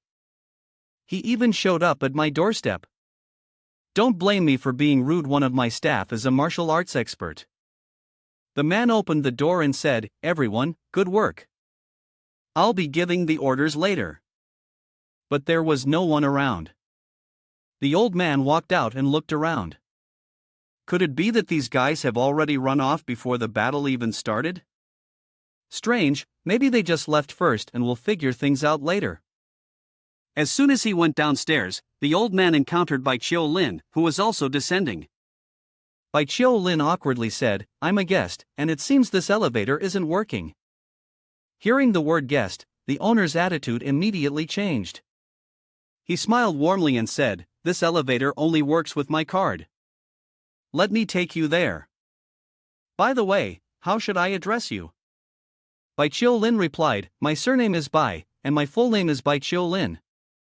The owner beamed like a blooming flower and said, oh, Bai Qiu-lin, welcome to our new century haunted house. How do you like our place? But before Bai Qiu-lin could answer, Suing appeared, filled with resentment. The owner, frightened, asked, what's that thing? Suing got closer to the elevator. The doors were about to close. Suing quickly reached out to block the door and asked, in such a hurry? My friend hasn't gotten on yet. It hurts, let's go. Suyin's performance wasn't bad, although it might seem a bit cute to someone familiar, it was still far too much for the director. The old man quickly shouted and raised the iron rod in his hand, saying, "Don't come over, don't come over." The elevator doors closed, and there was no one left outside. Only the sound of a desperate scream echoed from within. At that moment, Chenggu had already managed to escape and was giving his statement to the police. "Comrade police, the safety measures of this haunted house are absolutely substandard. I traveled all the way from Zhejiang to see it, and I never expected to encounter something like this." The police handed Chenggu a piece of paper and said, "You can register first. The doctors have already arrived to provide first aid." The owner of the haunted house had also fainted, which made the officers somewhat curious. The doctor who examined the man said, "The preliminary check shows no external injuries. It's possible that he fainted due to some kind of stimulation. To get a clearer picture, we would need to take him to a medical facility for further examination." "Ah, so there are medical facilities that treat fainting? Alright, then please take him away quickly." The officer then turned to Chenggu and asked, "You need to ensure that your phone is always reachable in the coming days. If anything comes up, we may need your help at the police station, and we could contact you at any time." Of course, Chenggu agreed. After the police left, Chenggu returned to the haunted house. It seemed that Bai Qiu Lin had discovered something. He opened the door to a room that Bai Qiu Lin had found. Bai Qiu Lin said, "This place is on the same floor as the haunted house, and inside there is a sealed scene. The scene consists of a desk placed in the middle of the room, with only a diary on top. Boss, this diary was written with blood from behind a door. It came from a certain door." Chenggu touched the diary and asked, "Blood from behind a door?" Bai Qiu Lin anxiously said, "Boss, I think the reason the owner of the Demon Academy was able to create this haunted house is because he referred to the diary from behind this door. The contents of the diary recorded the scenes from behind the door. The owner of the haunted house recreated the world behind the door based on the diary's details, creating this haunted house. Inside, there are a few lines that say I am a supernatural being. Damn it, run. Is this the Academy of Spiritual Communion? There is indeed quite a bit of useful information. Looks like I'll have to find the haunted house owner and ask him directly." At the Central Hospital, in the coma clinic, the scene where Chenggu and the ghost Suyin both appeared in a dream unfolded. Changguan Shenghong was so frightened that he woke up with a start, drenched in sweat, his weak heart pounding fiercely in his chest. He sat up, gasping for air. Chenggu approached and said, "Boss, just as you woke up, I have something I'd like to ask you." Upon seeing Chenggu, Changguan Shenghong immediately asked, "How did you get in here?" "I don't want to see you." Chenggu calmly smiled and said, "Please don't be like that. I just encountered a bit of trouble in your haunted house, and I'm even cooperating with the police for an investigation. I wouldn't mind telling them more about the safety issues in your haunted house." Changguan Shenghong angrily asked, "What exactly do you want to do?" Chenggu held the notebook in his hand and said, "Don't rush, I just want to ask you a few questions." "Where did you get this notebook?" Changguan Shenghong looked at the notebook in Chen Ji's hand, his face showing signs of fear and panic. He hesitated before asking, "Did you find it?" Chenggu calmly replied, "Yes, this notebook was something I bought from a mother. Due to a car accident, her son became a vegetable. She took care of him for an entire year. Suddenly, one night, her son woke up, but the world he returned to made him terrified. He then picked up a pen and started writing about the nightmare he had while in a coma. In the dream, it seemed he was always living in a terrifying school. Not long after waking up, the child passed away." Chenggu paused for a moment, then continued, "I based the current haunted house on the scenes described in the diary, and that mother has been missing for a long time now. As expected of a 4-star mission, there's not a single clue to be found." Chenggu pondered, maybe the boss isn't lying, but with clues like these, the trail has gone cold. The only thing marked is Wenwu. Isn't Wenwu the younger sister of that strange director? Chang Wonwoo once attended the Academy of Spiritual Communion and even had a student ID from that school. For now, it seems that her brother, that strange director Changgu, could be the breakthrough point. Chenggu returned to the Shanting Theater, but inside the theater, all the tables and chairs had been knocked over. The last time I came here, this wasn't the scene. Could the theater have been robbed? Suddenly, Chenggu appeared on the screen and said, "The parents of those students are all pitiable." She stepped out of the screen and continued, "It wasn't just one person who enrolled at the Academy of Spiritual Communion, but only one Wu's case, where someone could wake up after falling into a coma, is unique. Those parents just want to get some clues from me." Chenggu awkwardly asked him, "You can come out of the screen, so what exactly happened between you and my sister?" Chenggu explained, "About 10 years ago, I noticed something different about my sister, like there was another soul inside her body. It parasitized her left eye, and it was a vicious ghost. This ghost was afraid of its secret being exposed, afraid that we would escape from it. In the end, it caused everyone to. I thought I was going to die for sure, but unexpectedly, Xiaomei helped me. Her left eye wasn't taken over, she resisted the demon's temptation, and the cycle of nightmares ended with her. She lived in my sister's body for a few years. During that time, she kept trying to transfer the left eye to me. The demon feared my experiments, so it imprisoned me in the film. But this proves that I'm very close to the truth." Chenggu fell silent, lowering his voice to ask, "What exactly have you discovered?" Chenggu replied, "My left eye can see a red door. And most likely, the Academy of Spiritual Communion is behind that door. I've been running away from it all this time. But tonight, you came, and I've decided to push open that door to search for Wen Wu's soul." Chen Ji's eyes shifted, his pupils turning blood red while the rest of his eyes were pitch black. A new notification from Chen Ji's ethnicity appeared. "Those concerned with Wraith, congratulations. You have earned Chen Ji's trust. The left eye part of the mission has been unlocked. Attention, this mission contains a high level of uncertainty, and it is highly likely to lead to serious consequences. Please choose carefully." Unfortunately, there was no way to back out now. Seeing Chenggu about to open the door, the other Chenggu hurriedly shouted, "Wait, Chenggu, I need to prepare a bit." But Chenggu seemed indifferent to his words, only coldly responding, "The door is already open, Chenggu, come here." And Chenggu felt as if he was being dragged into the world behind the door, completely unable to control himself. The scene shifted to a classroom, where Chenggu was dozing off at his desk. A voice beside him whispered, "Shaolin, Lin CC, stop sleeping, the teacher's coming." Chenggu suddenly opened his eyes wide, wondering, where exactly is this? He sat up, and the person next to him immediately said, "Finally, you're awake." Shaolin. Chenggu turned and asked his friend, "What did you just call me?" The friend furrowed his brows and asked, "Are you really that stupid after sleeping? You can't even remember your own name? Shaolin, right? Shaolin?" Chen Ji's face darkened.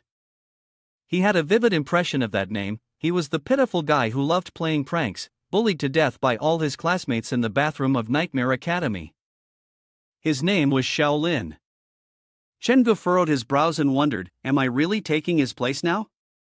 Chenggu had pulled him into this situation, and he hadn't had the chance to prepare for anything. Now, he had become the target of everyone's bullying. This was seriously dangerous. But with his fairly seasoned experience, Chenggu quickly reminded himself, "Stay calm, I need to check if there's any clue on Shaolin's body, if there's anything useful." He started rummaging through Shaolin's bag and found a rather unusual piece of paper. It seemed to be Shaolin's schedule. Looking at this schedule, Shaolin always went out at night, huh? On the teacher's podium, the teacher with a lackluster expression said, "All right, that's enough for today. Things are a bit unsettled around here, so don't wander off at night." Then, he dismissed the class. Everyone left. The friend sitting next to Chenggu walked over, nudged his shoulder, and asked, "Shaolin, I'm starving, how about we head to the cafeteria first?" Chenggu smiled and said, Never mind, I left something in the dorm, so I need to go back and get it." Chenggu fell silent, thinking to himself that he needed to clarify Xiao Lin's identity. The dorm might have more information on him. He went to the dorm and found room 413, the one mentioned in the diary, which was also Xiao Lin's private room. Chengu carefully pushed the door open, and it creaked with a rusty sound. Inside, there was a strange, eerie atmosphere, and no one was there. As Chengu entered the room, he suddenly noticed something strange. It turned out that on the 5 beds in the dorm, there were figures nailed to the walls, apparently painted with pigments. Chengu climbed onto one of the beds to examine it more closely. The paintings had been nailed down further. Could these drawings be of Xiao Lin's roommates? He pulled out one of the nails to check. The nails were large and sharp, and could even make a noise. Though not as effective as his large club, was it better to have something, however misshapen? Suddenly, a classmate came looking for him, shouting from outside the door, "Xiao Lin, why didn't you close the door when you came back? If Teacher Bai sees this, he'll definitely punish you." Chengu looked at him and remembered this person. He thought his name was Wang Xiaoming. For some reason, Chengu suddenly felt as if he had been caught in the act. He approached, waved his hand at him, and said, "My bed is a bit strange. Every time I wake up, I feel like there's something making a creaking noise. Could you help me check it out?" Wang Xiaoming blinked and forced a smile, saying, "I'm not going. Who would want to go into your room? I heard it's not very clean." With that, he walked away. Chengu was so angry he could barely speak. Damn it, if the room is dirty, why leave him to sleep there alone? This is just ridiculous. Chengu went back out into the hallway to find Wang Xiaoming, asking, "Do you know where the maintenance room is? I'll find the tools to fix it myself." Wang Xiaoming scratched his head and nervously smiled, saying, "I think there's a room like that in the staff building for teachers. I don't go there much. You might want to wait until tomorrow and ask the dormitory manager to help you with the repairs." Chengu replied, "Such a small thing, why bother asking the manager? I can fix it myself." With that, he walked off. This kid really likes to joke around. Wait until tomorrow? Who knows if we'll even make it through the night? I don't want to die in this weird place. As he walked out, Chengu looked at the nail in his hand. Is this the only weapon I can find? Just me and this?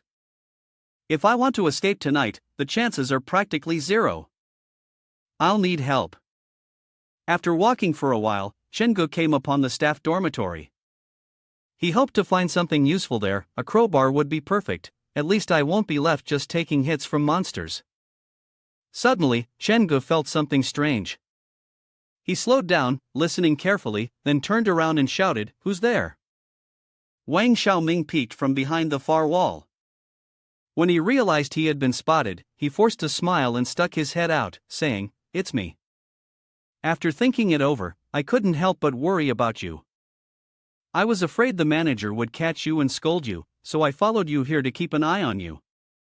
It turned out he was here to monitor him, but Chengu didn't expose him immediately. He just said, "You're still a good buddy." "Thanks." Wang Xiaoming hurriedly whispered, "Shoo, keep it down. Don't get us caught." Suddenly, a girl opened the door and came out, laughing, "No need to hide anymore. I've already seen both of you. If a teacher catches you out here at night, you two are definitely in trouble." Wang Xiaoming looked back and forth between Chengu and the girl, sweat pouring down his face. He stammered, No, we're not sneaking out. We just got lost on the way to the bathroom. Miss, please, don't tell the teacher." The girl shrugged and said, "Well, I can't do that. My dad always says, if you come across naughty kids who don't listen, you have to tell him. It's because of kids like you that he has to spend so much time keeping an eye on you all. He never has time for me." Chengu casually asked, "Keep an eye on us? Wait, your dad is Teacher Bai?" Wang Xiaoming felt as though a bolt of lightning had struck him. He hugged his head and cried out, "It can't be that unlucky, can it?" The girl nodded and replied, "Yes, my surname is Bai. My name is Bai Ling. My dad says that naughty kids like you two need to be locked up." Wang Xiaoming, feeling awkward, hurriedly explained. I don't have it, it's not me, I was just dragged outside by Shaolin. No, I came to bring him back.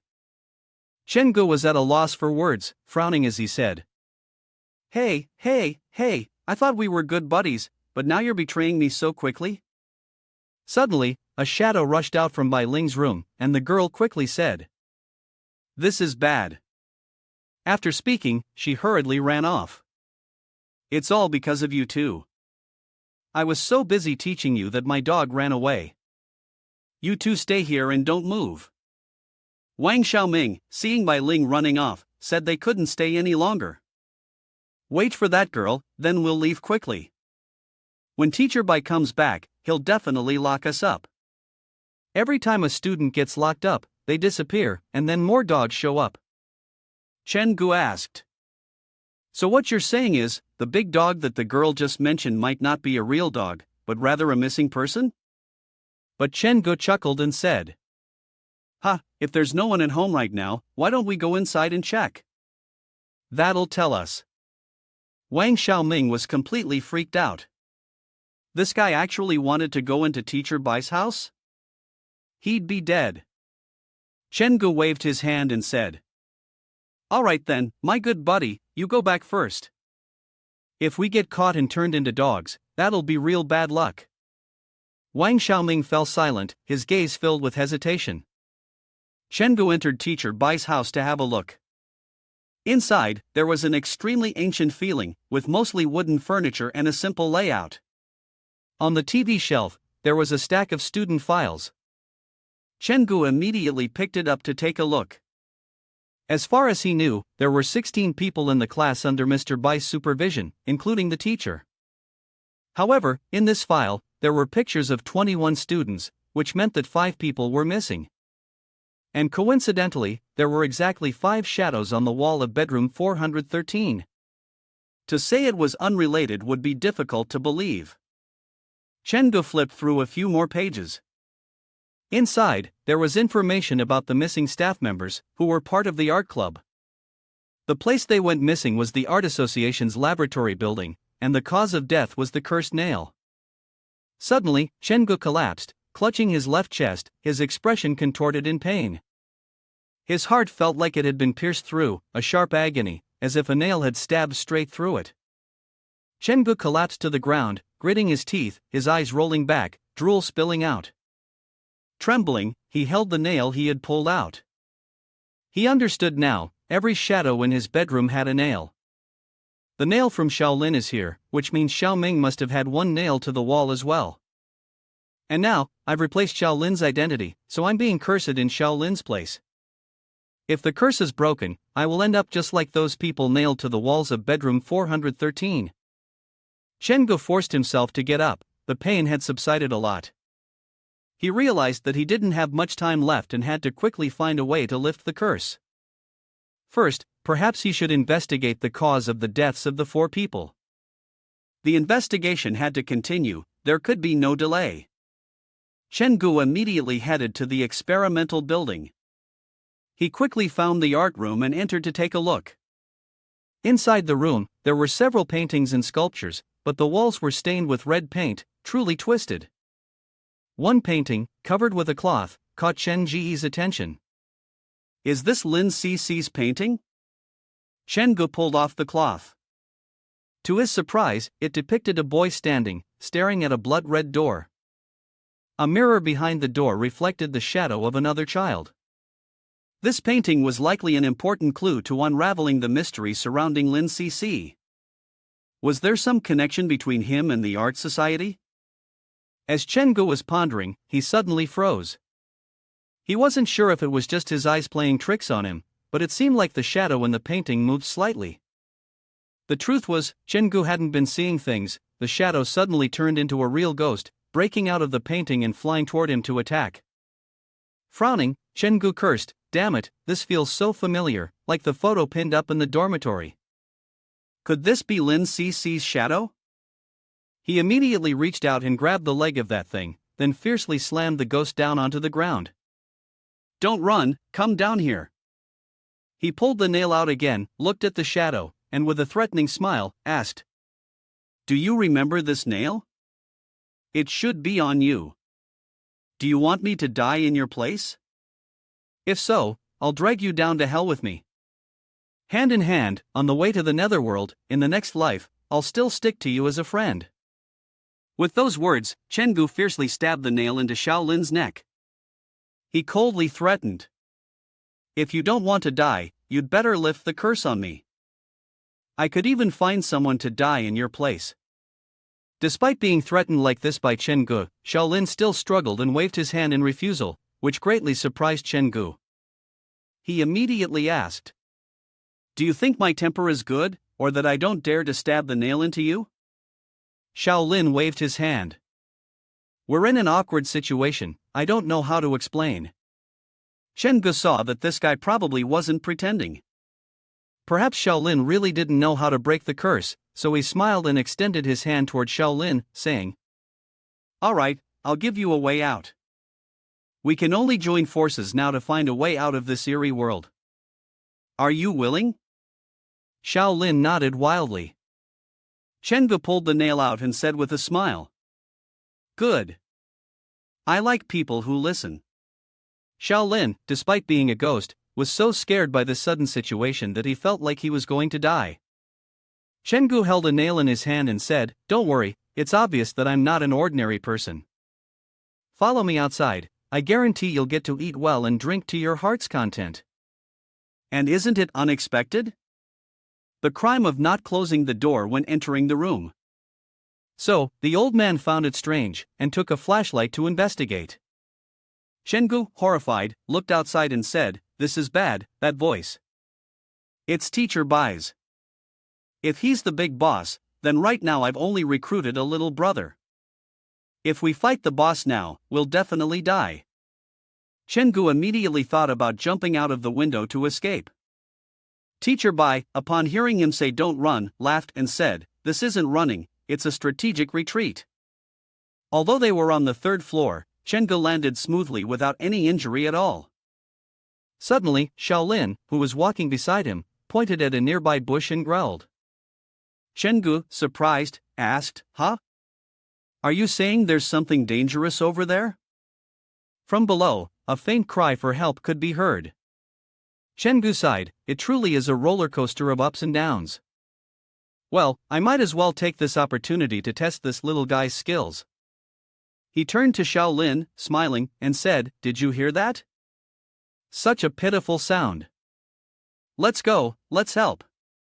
Shaolin shook his head, wriggling, and strongly refused. Chengu, with a serious expression, scolded, "You should be happy to help others, don't be scared. Come on, with me here, let's go check it out."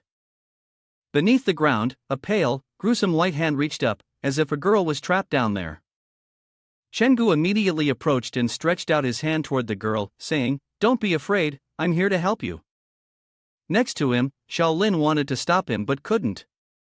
Chengu looked at her and genuinely said, "Who would bury you here?" He grabbed the girl's cold, stiff arm, as if it were nothing, even sighing, "Only one arm? How pitiful." In reality, there were two arms, but the other was hidden beneath the earth. Suddenly, it shot up and grabbed Chen Ji's leg. He stared silently at his foot. The girl below trembled and said, "Save me, I'm right under your feet, beneath all this dirt."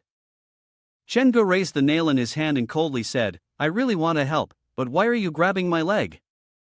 He yanked his foot out of her grip, then drove the nail through the ground, aiming to pin the two arms together. The girl beneath screamed continuously in pain, "Ow, ow, it hurts so much." While Shaolin was still standing there, watching the scene unfold, Chengu looked at him and said, "Hey, don't just stand there watching. I've already controlled her. Go. We've angered her, and she definitely won't let us off easily." Shaolin also heard it clearly and, without hesitation, jumped down to the ground to attack the girl. On the ground, there were two large pits, and dust was swirling everywhere. Beneath the earth, the ground trembled, signaling a fierce start, but very quickly Shaolin was sent flying into the air by the girl. Chengu, holding his head, sighed, "Is it already over?" Ha, although I didn't have much hope for you, you're way too weak, even more so than Suin. From beneath the ground, a head slowly emerged, accompanied by a tangle of green vines. The girl rose from the earth, vines bursting out from her eye sockets and mouth. In a cold, emotionless voice, she said, "If you're not going to help, then you can just stay here and die with me." As soon as she finished speaking, she controlled countless vines to attack Chingu, even going for his body. To be more precise, the vines attached to her head lashed out relentlessly. Chingu, while defending with a nail, shouted, "That's unfair. If someone owes you a grudge, go after the one who harmed you, don't take it out on innocent people like us." Isn't that a bit too much? Chingu dodged skillfully.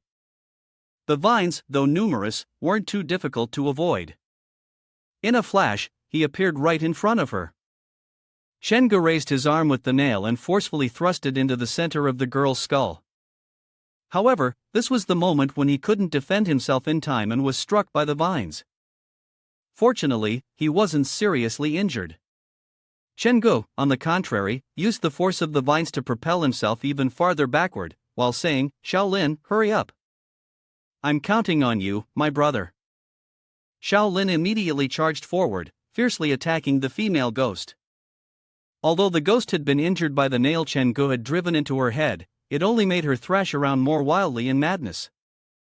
However, her strength was limited, and this time Shaolin successfully severed several of her vines.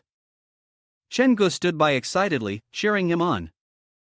"Come on, come on." Finally, Shaolin delivered a finishing blow. The female ghost was shattered to pieces, her agonized screeches echoing everywhere. "Ah ah ah." Chingu was thrilled, staring intently at the somewhat savage scene, thinking to himself, incredible, that Black Shadow was absorbing the female ghost's power. Watching the shadow devour the ghost he had just slain, Chingu said with enthusiasm, smiling, "You did very well. We've made it through the first threshold together, let's keep pushing forward from here on out." After finishing, Shaolin picked up a knife and handed it to Chingu. This was the very weapon that had killed the female ghost, but now that it was in his possession, it meant he had gained another weapon. Still, he knew Shaolin wouldn't have understood his intentions so easily. Chingu thought for a moment, then suddenly asked, "You want me to find out who killed her, don't you?" Shaolin nodded. Chingu let out a laugh. "Ha ha, you really are something else." Of course, the name of the murderer who killed that girl was clear. Chingu didn't have to search like looking for a needle in a haystack. He saw Shaolin crouch down, drawing the two characters Zhang Ju on the ground with his hand, seemingly the name of the murderer. After finishing the writing, the shadow pointed towards a nearby direction, the direction of the murderer. Chingu looked at the direction Shaolin pointed to, and the two quickly moved towards it. However, the place Shaolin pointed to was the school entrance, and beside the gate, there was a broken human-shaped puppet thrown there. Chingu turned back to look at Shaolin and asked, "Are you telling us to enter from here?" But Shaolin suddenly vanished without a trace. Chingu was speechless. Was this disappearance due to the fact that he had just absorbed the power of the female ghost and fell asleep? If he had known, he wouldn't have let Shaolin consume it so easily. There was no choice but to proceed alone. Earlier, when Chingu first arrived here, he had noticed the color of the paper in the puppet's hand. He took it out to take a look. It was a map of the Academy of Spiritual Communion, divided into two areas, the East Zone and the West Zone. In the center was the waste processing facility, which was exactly where he was standing right now. For them, were humans considered waste? Suddenly, Bai's voice came from behind Chingu, "Found it. The kid is just ahead. Don't let him leave the East Zone." Chingu immediately pushed the gate open, running while thinking, "The people in the Eastern teaching area all call me Lin CC, and everyone wants me to be the scapegoat. I wonder what I'll have to face in the Western area." Chingu arrived at the Western area, and the sky suddenly brightened. This Western area seems to be very modern, with tall buildings and much brighter than the Eastern area. Is this the Western area of the Academy of Spiritual Communion? Even with such strong sunlight, it's not being suppressed? Chingu scanned the surroundings and wondered about the things standing before him. Are these really wraiths behind the door? If I didn't know I was in a world inside the door, I would think they were just ordinary people. Suddenly, a man who appeared to be a university student approached Shingo and greeted him. "Excuse me, do you know where the art club is?" Shingo was taken aback and asked, "Did you just call me sir?" He hadn't expected that in the Western area, he would be mistaken for a teacher, but it was fine, he could temporarily use this identity to investigate. He then said to the student, "What's so interesting about the art club? You should come to my club instead, it's really fun." The curious student asked, "So, what is your club about, sir?" Shingo replied nonchalantly, "It's a ghost storytelling club. Not just anyone can join. Every member must tell a strange and eerie story. Do you know any stories to share?" The student scratched his cheek, thought for a moment, then said, "I know one. I have an acquaintance who, on his birthday, had someone who was pursuing him ask him to meet in the woods to confess. He rejected her, but the next day, the girl suddenly went missing. In the end, her body was found in the very woods where she had confessed, in a horrifyingly tragic state." Shingo pretended to smile and asked, "Oh, it seems like a lucky guess. Didn't expect to stumble upon a clue about a female ghost with a mangled corpse. But this isn't really a strange story, it's just an ordinary murder." The student shook his head and said, "I haven't finished yet. The terrifying part is that the girl had already died before meeting the guy to confess. No one knew what was happening. Later on, the guy, overwhelmed by too much mental pressure, dropped out of school. I think perhaps the girl's last wish when she was alive wasn't fulfilled, so she came to see the one she loved one last time. Although she was deeply in love, unfortunately, the guy didn't feel the same way." Shingo nodded after hearing that, placed a hand on the student's shoulder, and smiled as he asked, "That's a great story. What's your classmate's name?" The student scratched his head and replied, "My name is Zhang Ju." At that moment, Shingo felt a chill run down his spine. Zhang Ju, could it be a coincidence? The information I received from the female ghost also had this name. The East and West teaching areas of the Academy of Spiritual Communion were like two opposite sides of a mirror. They resembled each other in some ways but were completely different in others. However, there was still something he didn't understand. Why would the female ghost in the Western area like the male students from the Eastern area? He had always felt that this school was hiding many terrifying things. He had been busy with external investigations and had yet to see the true face of the Academy of Spiritual Communion. Was it possible that the school administrators would bring people who radiated negative emotions, like despair and cruelty, to the Eastern teaching area? Could it be that the ghost spirits, which resembled humans, would be kept in the Western teaching area, making it easier to access the door? Zhang Ju noticed that Shingo had suddenly fallen silent while walking, so he called out, "Teacher, actually, there are many times when I dream about it too. In the dream, I turn into a senior and reject that girl. It happens in the forest." Shingo asked in astonishment, "So that's why you know that the girl confessed to the senior after her death, not because the senior killed her?" Zhang Ju nodded and said, "Yeah, many things in the dream were quite vague, I don't remember them very clearly." It seemed that Zhang Ju was the key to solving the problem. Shingo pondered, while Zhang Ju suddenly clutched his head. The expression on Zhang Ju's face was one of torment and pain as he said, "Every time I think about it, my head starts hurting like crazy." He had just arrived, and the kid had already actively come to find him. There was no way he believed it was just a coincidence. Shingo then leaned on Zhang Ju's shoulder and eagerly asked, "Zhang Ju, would you like to come with me to the East District? After we go there, you might be able to recall those memories." Zhang Ju shook his head in surprise, refusing. No, if a student from the West District goes to the East District without permission, they'll be kept there forever. I heard that place is really scary." Shingo then switched to another topic and asked, "Zhang Ju, why do you want to go to the art club so badly? Is there any special reason? Come to the East District with me, and I'll take you to the art club." Zhang Ju jumped up excitedly and asked, "Really? You're not lying to me, right?" Shingo smiled and said, "Don't get so worked up, now's not the time." Let's go to your room and have a meeting first, we'll head out when it's time. Zhang Ju stared blankly at Chen Gu, momentarily unsure of what was happening. His room, although he didn't quite understand, was still where Zhang Ju led Chen Gu to room 413. As Chen Gu stepped inside, it was indeed 413, just like he had guessed. This place looked exactly like a mirror image of Lin Cici's room in the East Block.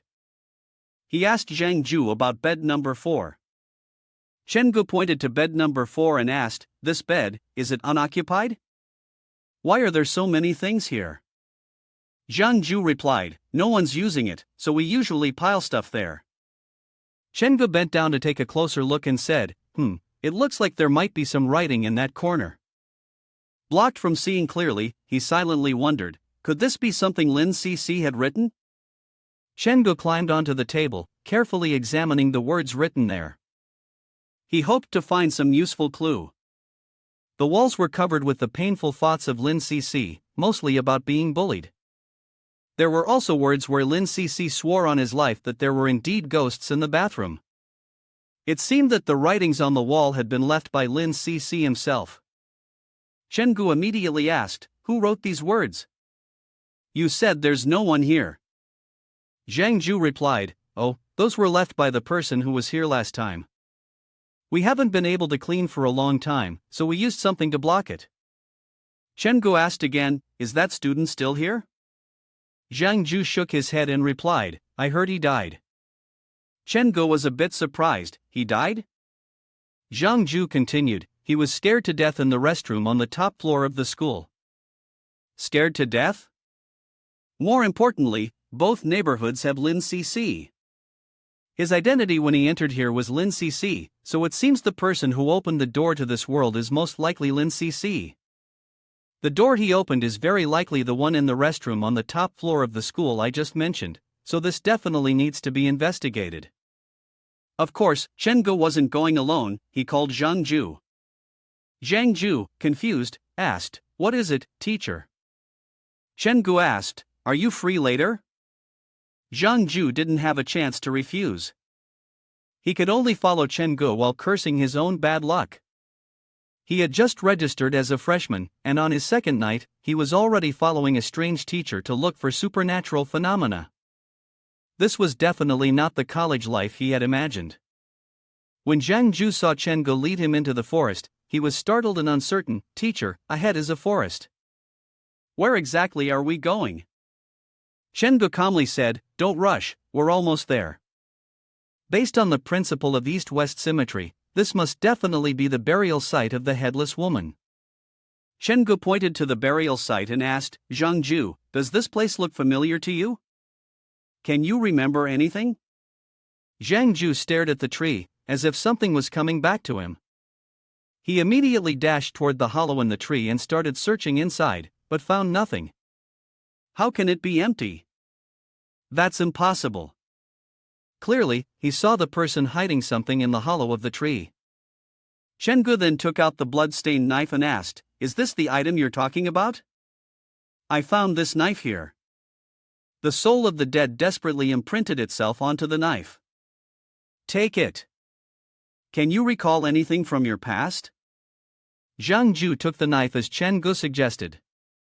He continued, "Does this look familiar?" "Where else have you seen it?" "Who was holding this knife? Whose neck did it finally sever?" Zhang Ju's expression grew weary, sweat pouring down his face. He hesitated before saying, "I remember a few things. It was my senior's birthday. A girl wanted to confess her feelings to him, but since my senior already had a girlfriend, he asked me to go to the meeting spot and turn her down for him. When I got there, I couldn't find the girl, so I waited to see what would happen. Suddenly, I vaguely heard some movement in the woods. I ran over and saw someone holding a knife, about to attack the girl. The girl struggled in pain, but I was so scared that I froze and didn't dare to run out. Like that, I witnessed the girl bleeding heavily.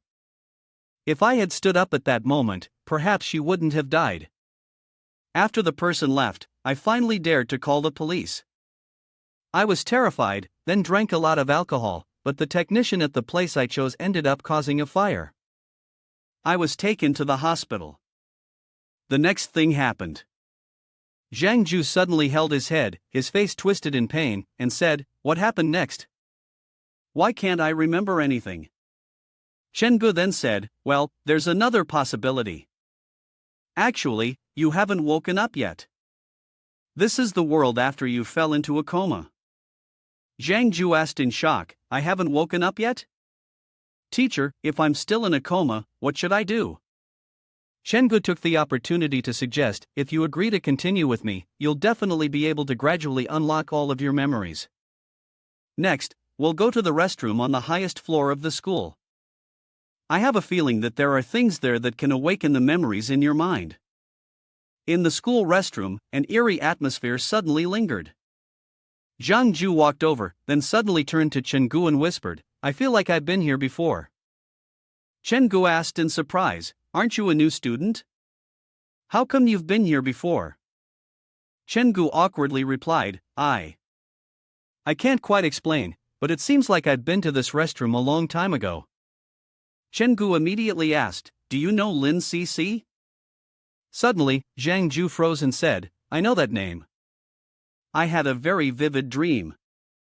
In the dream, everyone called me Lin Cc. I kept insisting that I wasn't Lin Cc. My name is Zhang Ju, but no one believed me. They thought I was joking. Right here, I was bullied many times by people who mistook me for Lin Cc, with no friends to help. The entire world hated me. The mental and physical torment gradually made me lose myself. I couldn't even recognize who I was anymore. Until that girl entered my dream. She was the only one who didn't look down on me. Her name was Chang Wenwu. We used to meet on the rooftop every night. I felt like life still treated me kindly, and that made my life colorful. But one day, suddenly, she asked me, "Do you want to see your true appearance?" Although I didn't understand, I nodded. Wenwu took me to a large mirror in the library. In the mirror, the more I looked, the stranger it seemed. My face slowly became dry and narrow, completely unlike the appearance of a young person at all. I was so frightened by myself that I almost turned around and ran away, but Chang Wenwu remained indifferent. To this day, I still clearly remember the words she said to me that day, "Why do you have to be afraid? The reflection in the mirror is your true self." Zhang Ju held his head, collapsed to the ground, and screamed. Chen Gu hurriedly tried to calm him down. "Take it easy, Zhang Ju. It's just a dream." Zhang Ju trembled and asked, "A dream? Am I dreaming? I can't tell what's real anymore. Teacher, I'm so scared." Chen Gu sighed as he watched him. He felt a bit regretful. It was his own carelessness that had forced the people here to recall past events, which might cause them to collapse. He immediately said, "Zhang Ju, stop thinking about it. You need to rest a bit. I'll go inside and check the situation first." After speaking, he took the initiative to walk into the restroom. The door creaked as it swung open. Who would have thought that, as soon as he entered, he would see a wooden puppet dressed in clothes sitting there, with several cuts on its body? Could this be Lin Cc? Earlier, due to the darkness, Shingu couldn't see clearly, but now, after focusing, he realized it wasn't a real person but a puppet that looked exactly like Lin Cc. To his surprise, the puppet suddenly spoke, "Will you agree to be my friend?" Shengu looked at the puppet, shocked, and asked, "Are you talking to me?" Taking the opportunity, he asked further, "If I answer your question, will you agree to be my friend?" Lin Cc suddenly fell silent, her eyes lowered. Shengu, noticing that she didn't respond, curiously stepped forward to see what was happening. "Why did you suddenly stop making any noise?" Who would have thought that, out of nowhere, another hand reached out from the void. The hand grabbed the collar of the puppet Lin Cc and swiftly yanked it away, right in front of Shengu. As it was being pulled away, the puppet wore an exaggerated, fearful expression. Shengu stared intently at the spot where the change had just occurred, now devoid of anything. Just a moment ago, it seemed like a door had opened in the blink of an eye. Could it be that blood hatred had called Lin Cc earlier? Lin Cc had agreed, so she was tricked away? No, that's not right. There's still another possibility. The voice that invited me earlier might not have come from Lin Cc, but from the master of the blood curse. It seemed that Zhang Ju, seeing Chengu enter the tiny bathroom and hearing no further movement, grew anxious and poked his head in to ask, "Are you okay, teacher? I heard you talking to someone outside." Chengu turned back to ask. There was a voice speaking right next to me earlier. It said, "Would you agree to be my friend?" Zhang Ju hastily asked. "Did you agree?" Chengu nodded. I thought it was Lin Cc asking, so I agreed. Seeing this, Zhang Ju became horrified and said, it's over, there's no escape now. Once you've agreed to that, no matter where you run, they will always find you." Chengu immediately grasped the key point and continued to question Zhang Ju. "Zhang Ju, do you know something? The person who pushed open the door?" Zhang Ju held his head and said, "It's because I agreed to be his friend in the dream that I've been trapped here forever. This school wasn't as big as it is now.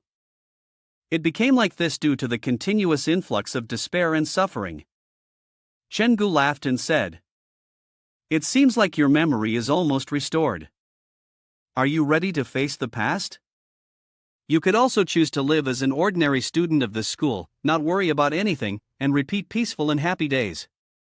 But once you awaken your full memory, you will definitely be pursued by the school's administrator, and there will be no turning back." Zhang Ju was still hesitating, unsure of what to decide, when a knock on the door sounded from outside. Chen Gu said, "Let's hide quickly, then we'll find a place to escape together." Outside, a man, or rather something resembling a corpse, entered. His face was covered in cracks, his body was emaciated and skeletal, his eye sockets deep, and his teeth bared. Zhang Ju peeked out of the room and whispered, "Who is that?" Chen Gu whispered back, "That's probably the administrator who maintains the West District of the school. He's definitely searching for us." Zhang Ju asked again, "Is he here to catch us?" Chen Gu said, "This school is not as simple as you think. If compared to the human brain, the Western District School would be responsible for processing positive emotions, while the Eastern District School takes care of negative emotions and waste. But how can a person only have beautiful memories?" Zhang Ju clutched his head and gritted his teeth. "Then have I forgotten many things from the Eastern District School?" Chen Gu patted his shoulder and said, "That's right. Everything you've forgotten is filled with despair. These things are considered waste by the Western District School.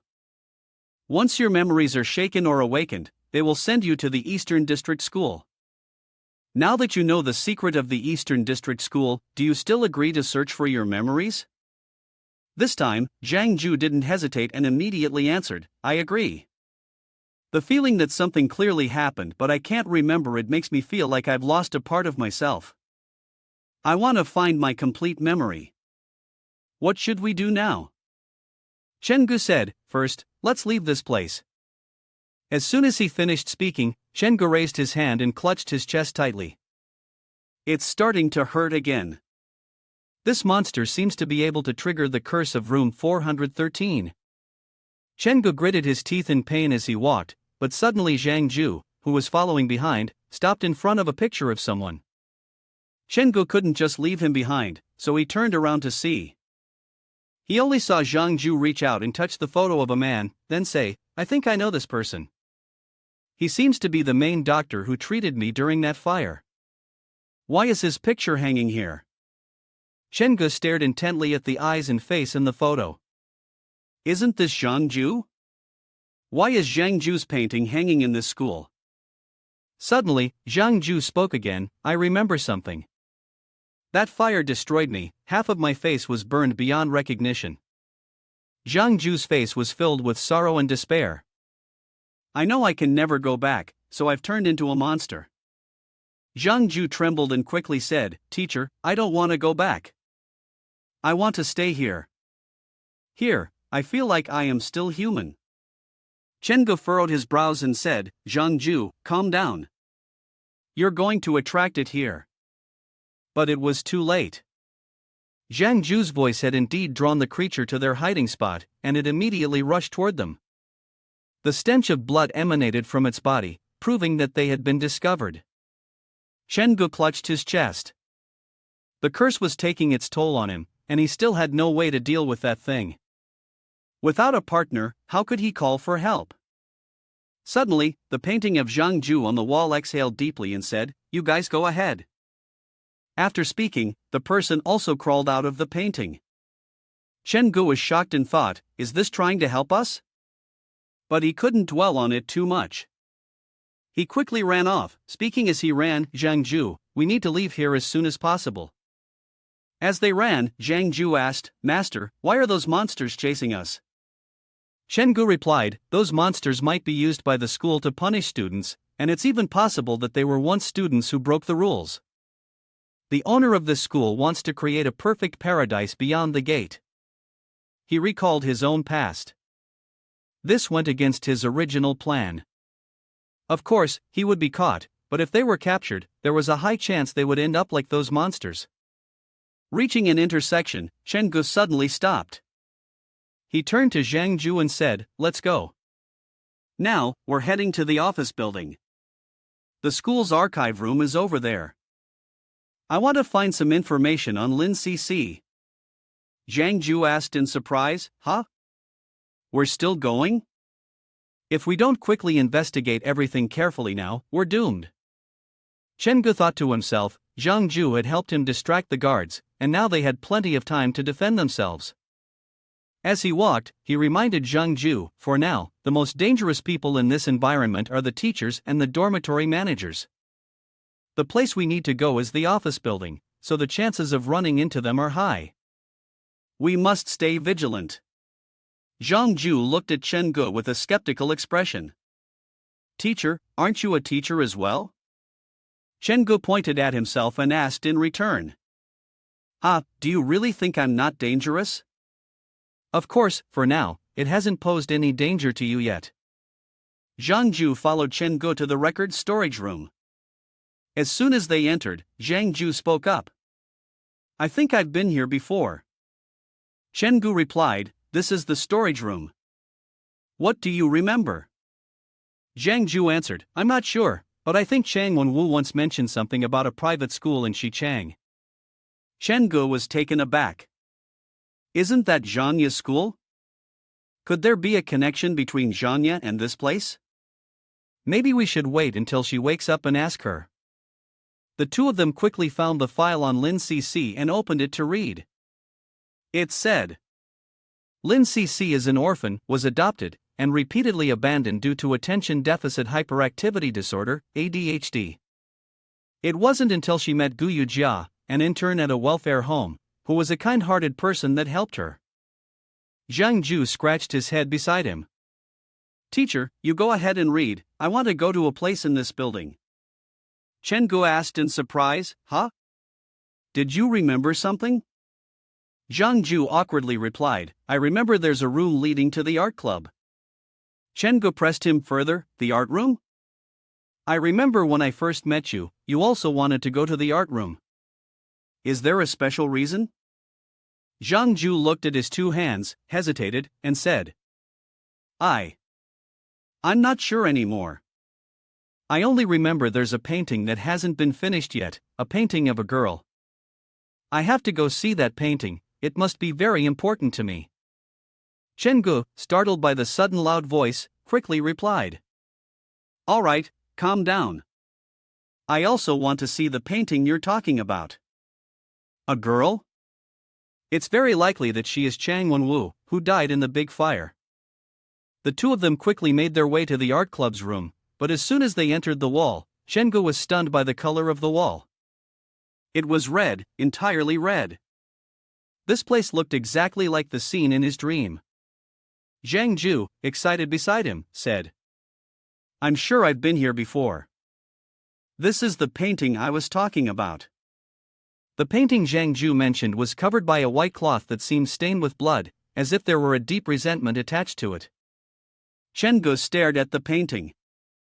Such strong hatred must have reached the level of a red-robed entity. Zhang Ju extended his hand, both fearful and excited, and said, "The person in this painting is the key to getting me out of this nightmare world." Chen Gu quickly tried to stop him. But it was too late.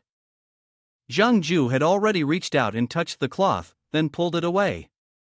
The painting depicted a girl, but this girl was not Chang Wenwu, she was someone very familiar to Chen Gu Zhangya.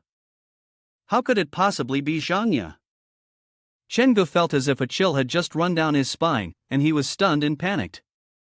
What does the psychic ghost school have to do with Zhangya, after all?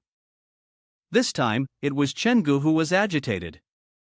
He pointed at the painting and looked at Zhang Ju, urgently asking, "Zhang Ju, do you remember anything about the person in the painting or the painting itself?"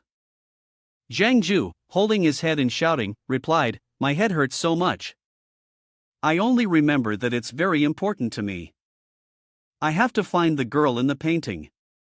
Teacher, I really can't remember who she is. What should I do now?" Chen Gu silently stared at him. Suddenly, the door to the art room swung open. The manager, covered in blood, pushed the door open and said, "I've finally found you. What's more, the clothes on that person are completely red, meaning they're of the red-robed rank. This is really bad timing. Damn it." Chen Gu frowned, the smell of blood on this person is overwhelming.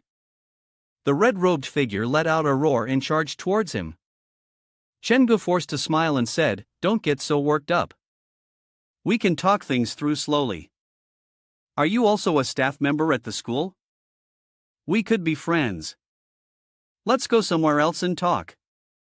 Although Chen Gu appeared very friendly, the creature did not care at all about his words. It completely ignored him and lunged forward to attack. Chen Gu was struck by something from that thing, and the smell of blood rushed into his nostrils, causing him to stumble forward slightly. The creature's blood-red eyes stared at him, fixed as if ready to devour him at any moment. Chen Gu furrowed his brows, forcing himself to stand up as he mumbled, "It seems this brother of mine doesn't like making friends." He then ran off and said, "Zhang Ju, it doesn't matter if he's tough or soft, he won't be swayed. Let's hide somewhere first."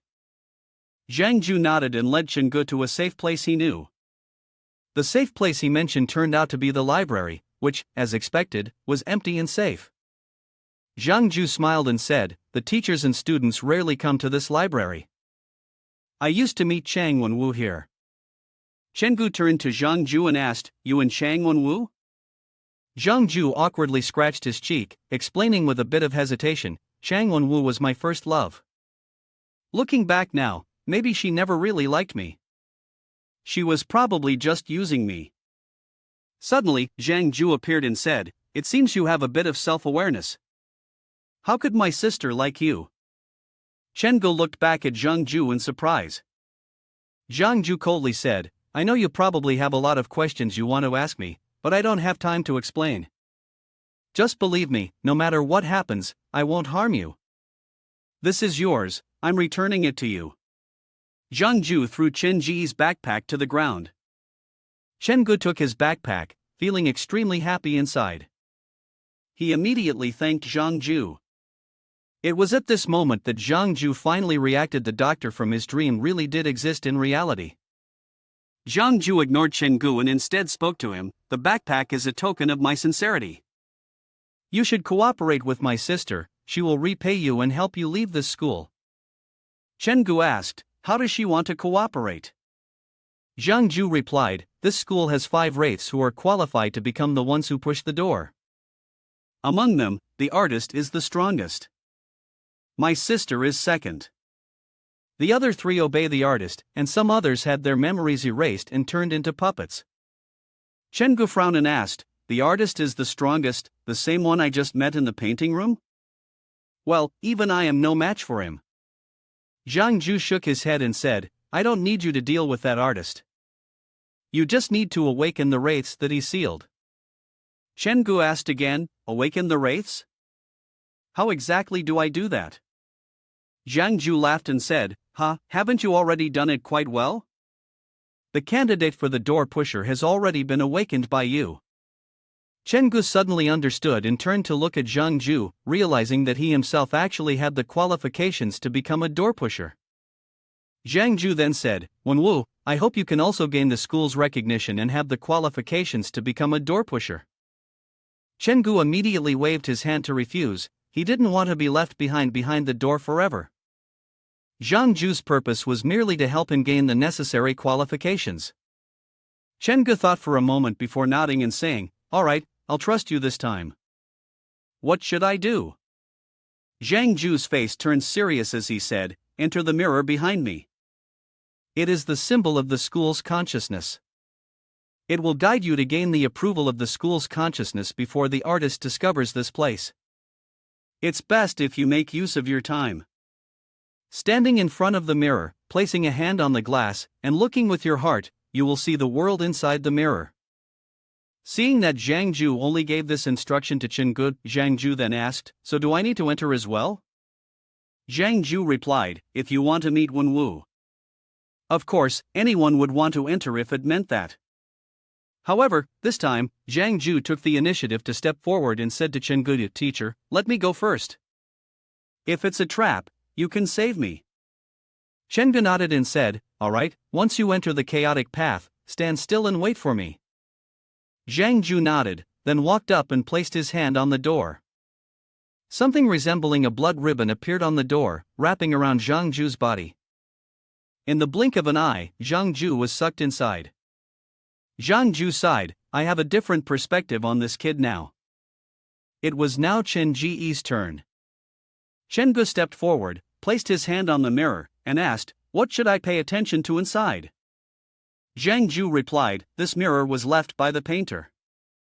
It can reflect the true inner self of every person. What you will encounter, only you will know. Everyone has a monster in their heart, ugly, brutal, something that cannot be exposed to the sunlight. Chen Gu entered that world, and it seemed quiet. He looked around for a while, then sighed, This is the school gate. It doesn't feel as scary as I thought. But wait, hadn't Zhang Ju told him to stand still and wait for instructions? He muttered as he walked. This haunted school really felt like a dollhouse.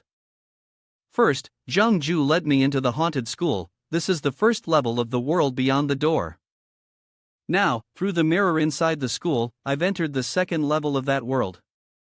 If I weren't so smart, someone else might have gotten completely confused by now. Not long after, a teacher came over and loudly reminded him, Hey, why are you still here? It's class time. I've been looking for you for a long time. Come with me, the students are all waiting for you. Chen Gu stayed silent and didn't respond. The teacher approached, frowned, and asked, What are you spacing out for? I specially came to invite you, is that not okay? The more Chen Gu thought about it, the more confused he became. Why were there normal people in this world beyond the door? Although this place is the world beyond the door, there is not the slightest feeling of strangeness, it seems exactly like the real world. It's really strange. Chen Gu stared at the man and awkwardly asked, Who are you? The man replied, I am Lu teacher, your class homeroom teacher. Hurry up, the new students are all waiting. Chen Gu, still confused, asked again. Lu teacher opened the door and said, Didn't I tell you that the new student should introduce themselves first? You haven't forgotten, have you? Lu teacher stepped inside, looked at the students in the classroom, and said, Everyone, quiet down, sorry to keep you waiting. Our class has a new student, let's have them introduce themselves. Please give them a warm welcome. Chen Gu entered and quickly surveyed the classroom. As soon as the door opened, the world behind it seemed vast, and there were a lot of students. It wasn't easy to figure out who had pushed the door. Well, it couldn't be helped. Chen Gu could only smile brightly and say, Hello everyone, I'm Chen Gu. The classroom fell silent again, and Lu teacher stepped forward and asked, Is that it? All right, your seat is at the back row on the right, go ahead and take it. Suddenly, several students in the class burst into laughter. The moment Chen Gu walked to the seat assigned to him, a chubby student shamelessly pulled two chairs together and propped his feet up on Chen Ji's chair, saying, Oh, sorry, new kid, there's no more room here. How about you sit on the floor instead? Seeing this scene, the other students couldn't help but smile, and no one had any intention of intervening. Chen-gu then took out a hammer. Having the qualifications to be the one pushing the door likely meant that the victim had been bullied by these people at school. If there was only one way to attract their attention, it would be by not using the hammer right away. Instead, Chen-gu bent down, picked up a chair, and swung it directly at the fat guy, without holding back at all. The chair shattered into pieces. The fat guy, in pain, blood all over his face, hugged his head and screamed, "It hurt so much." Chen-gu shrugged and calmly said, "Sorry, but I had my eye on this spot first." How about you give it to me? Helping a classmate who's being bullied starts with the most straightforward approach, teaching these guys a lesson. If it grabs the attention of the bullies, maybe it'll even earn the recognition of the school's moral sense. However, as soon as Teacher Lu saw Chen-gu making a move, he immediately rushed over and scolded, "What are you doing? I'm right here, and you're being so arrogant. Get out into the hallway, all of you." Chen-gu frowned and said, "Teacher, he stepped on my chair first. I just wanted to pull my chair back." He lost his balance and fell on his own. If you've been here all this time, then you should have stopped him at the beginning, not ignored his bullying behavior and then stepped in to mediate. Teacher Lu was so frustrated by the response that he had no way to refute it. Chen-gu added, "Your actions are like aiding the enemy. Did you enjoy the feeling of bullying the weak when I was the one being picked on?" Lu teacher was so angry that he shouted, "That's enough. It's only your first day at school, and you're already causing so much trouble. Take this seriously and reflect on yourself. I want a 3,000-word self-reflection from you by the end of the day." After saying this, the teacher left, but after a moment of thought, he turned back and added in frustration, "I am the teacher, and I won't allow someone like you to challenge me." The teacher left. Chen-gu sat down in his seat, calmly smiled, and said, "Why is this teacher running away while he's talking?" He then turned to the student sitting next to him, smiling brightly and asking, "Hello, my name is Chen-gu. Is it okay if I sit next to you?" The other student was at a loss, unsure how to respond, clearly scared. At this moment, another student stood up and angrily shouted, "Baked cake, he's talking to you. Don't you know how to be polite?" Ha, Chen-gu looked at the person in front of him and thought, why did that teacher leave so quickly? Turns out, the real boss is right here. Baked Cake was so scared that he kept his head down, sweat pouring down, while the other student kept yelling at him, "Are you deaf? I'm talking to you, you useless piece of trash. How many times have I taught you? A good-for-nothing, no manners, a wild child like you. We teach you, so you should learn well." He then bent down, placed his hand on Baked Cake's shoulder, and asked, "Do you see that new student trying to be friends with you? Do you want to hang out with him, or do you want to stick with us?" The Baked Cake was pressed to the point where it felt like it would collapse any second, as if about to suffer a heart attack. Luckily, Chen-gu suddenly stood up, smiling, and said, "Classmate, you don't need to worry. I don't just want to be friends with you alone, I will be friends with the entire class. But you're the first friend I've chosen, and you and everyone else in the class are all my friends."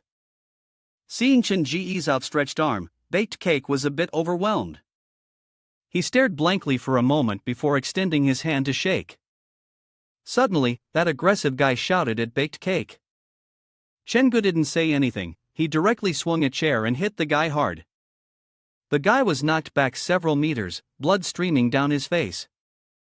Chen-gu wasn't gentle, he aimed straight for the guy's face with each blow. The two accomplices, seeing this, quickly rushed over to help and began fussing around.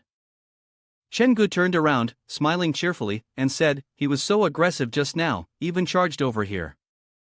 I was almost scared to death. This is self-defense, you know." This Chen-gu really was a slippery character. The others just left with a casual remark of "wait" after class, then walked off, while Chen-gu still smiled and remained as calm as ever.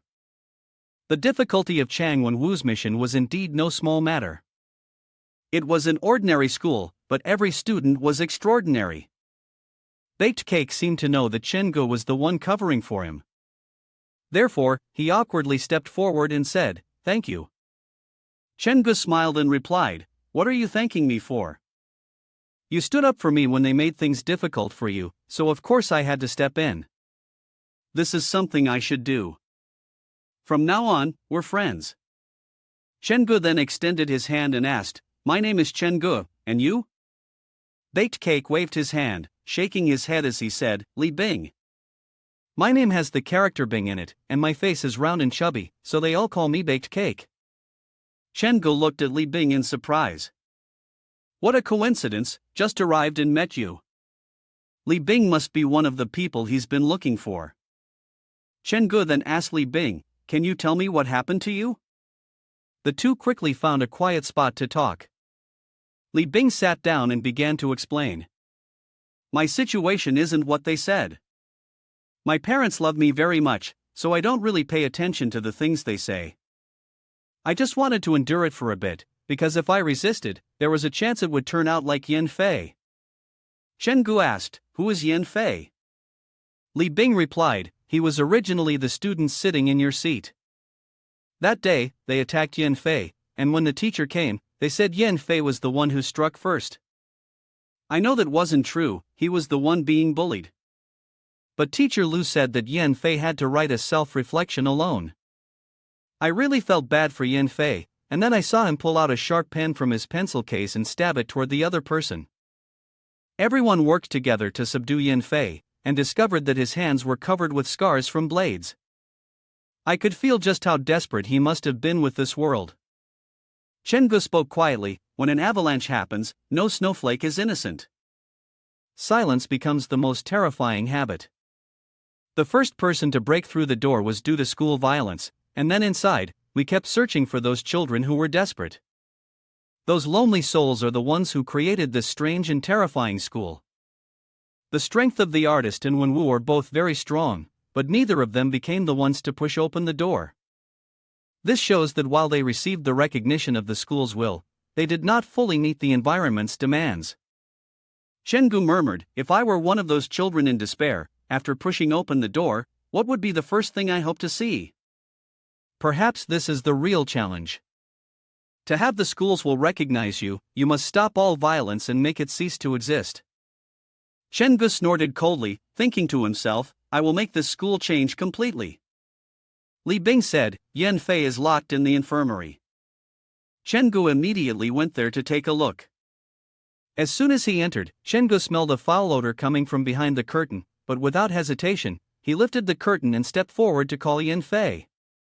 Yin Fei still lay there silently. Chen Gu said again, "I know you can hear me, and I also know you've resisted before. Right now, I'm sitting in the position you were in before. What you couldn't do, I will help you do. An eye for an eye, a tooth for a tooth. Wait for me to punish those who deserve it, and I'll come back to find you." The scene shifted to a very deserted area. At this point, the group of lackeys who had caused trouble with Chen Gu earlier showed up again, this time bringing along 4 more people. Chen Gu looked at them, bared his teeth in a grin, and asked, "With just the 4 of you, this isn't even worth my time." The guy who had been beaten by Chen Gu this morning pointed at him, grinning smugly, and said, "We're not here to fight you, we're here to keep an eye on you so you don't run. Look behind you." As he finished speaking, a tall, muscular man appeared behind Chen Gu. The man cracked his neck and asked in a low voice, "Are you the new student who doesn't follow the rules?" Chen Gu furrowed his brow and turned to look. The smell from this guy was so foul, it was the stench of decay from a dead body. He raised an eyebrow, smirked, and provocatively said, "Why are you listening to those students? Did someone among them find your weakness, and that's why you have to cooperate?" The man didn't respond, immediately slamming his fist toward Chen Gu. Luckily, Chen Gu jumped just in time, otherwise, he would have been crushed into the ground. Seeing that Chen Gu was trying to escape, the others quickly decided to chase after him. The large guard shouted. He ran into the restroom, "You guys drag him out." The others outside began to gather, laughing and chattering excitedly. "Looks like there's going to be a show. That guy is about to be in big trouble. Do you think he'll get beaten to death?" I'm really looking forward to it. Chen-gu furrowed his brows as he looked through the door crack. These people not only did not stop the situation, but were even standing outside, surrounding and watching the spectacle. Whether it's the onlookers or the attackers, they're all abusers. The person who had opened the door to the spiritual realm of the haunted school had originally pushed it open in the restroom, and now Chen-gu was being forced into the restroom. The difference was, back then, he was alone, but now, he was not. Chen-gu immediately flipped open his notebook. The door was shattered, and the tall, muscular man stepped inside, even instructing the others outside to lock the door, mainly to trap him inside for a collective assault. But they did not realize that the end for them was already drawing near.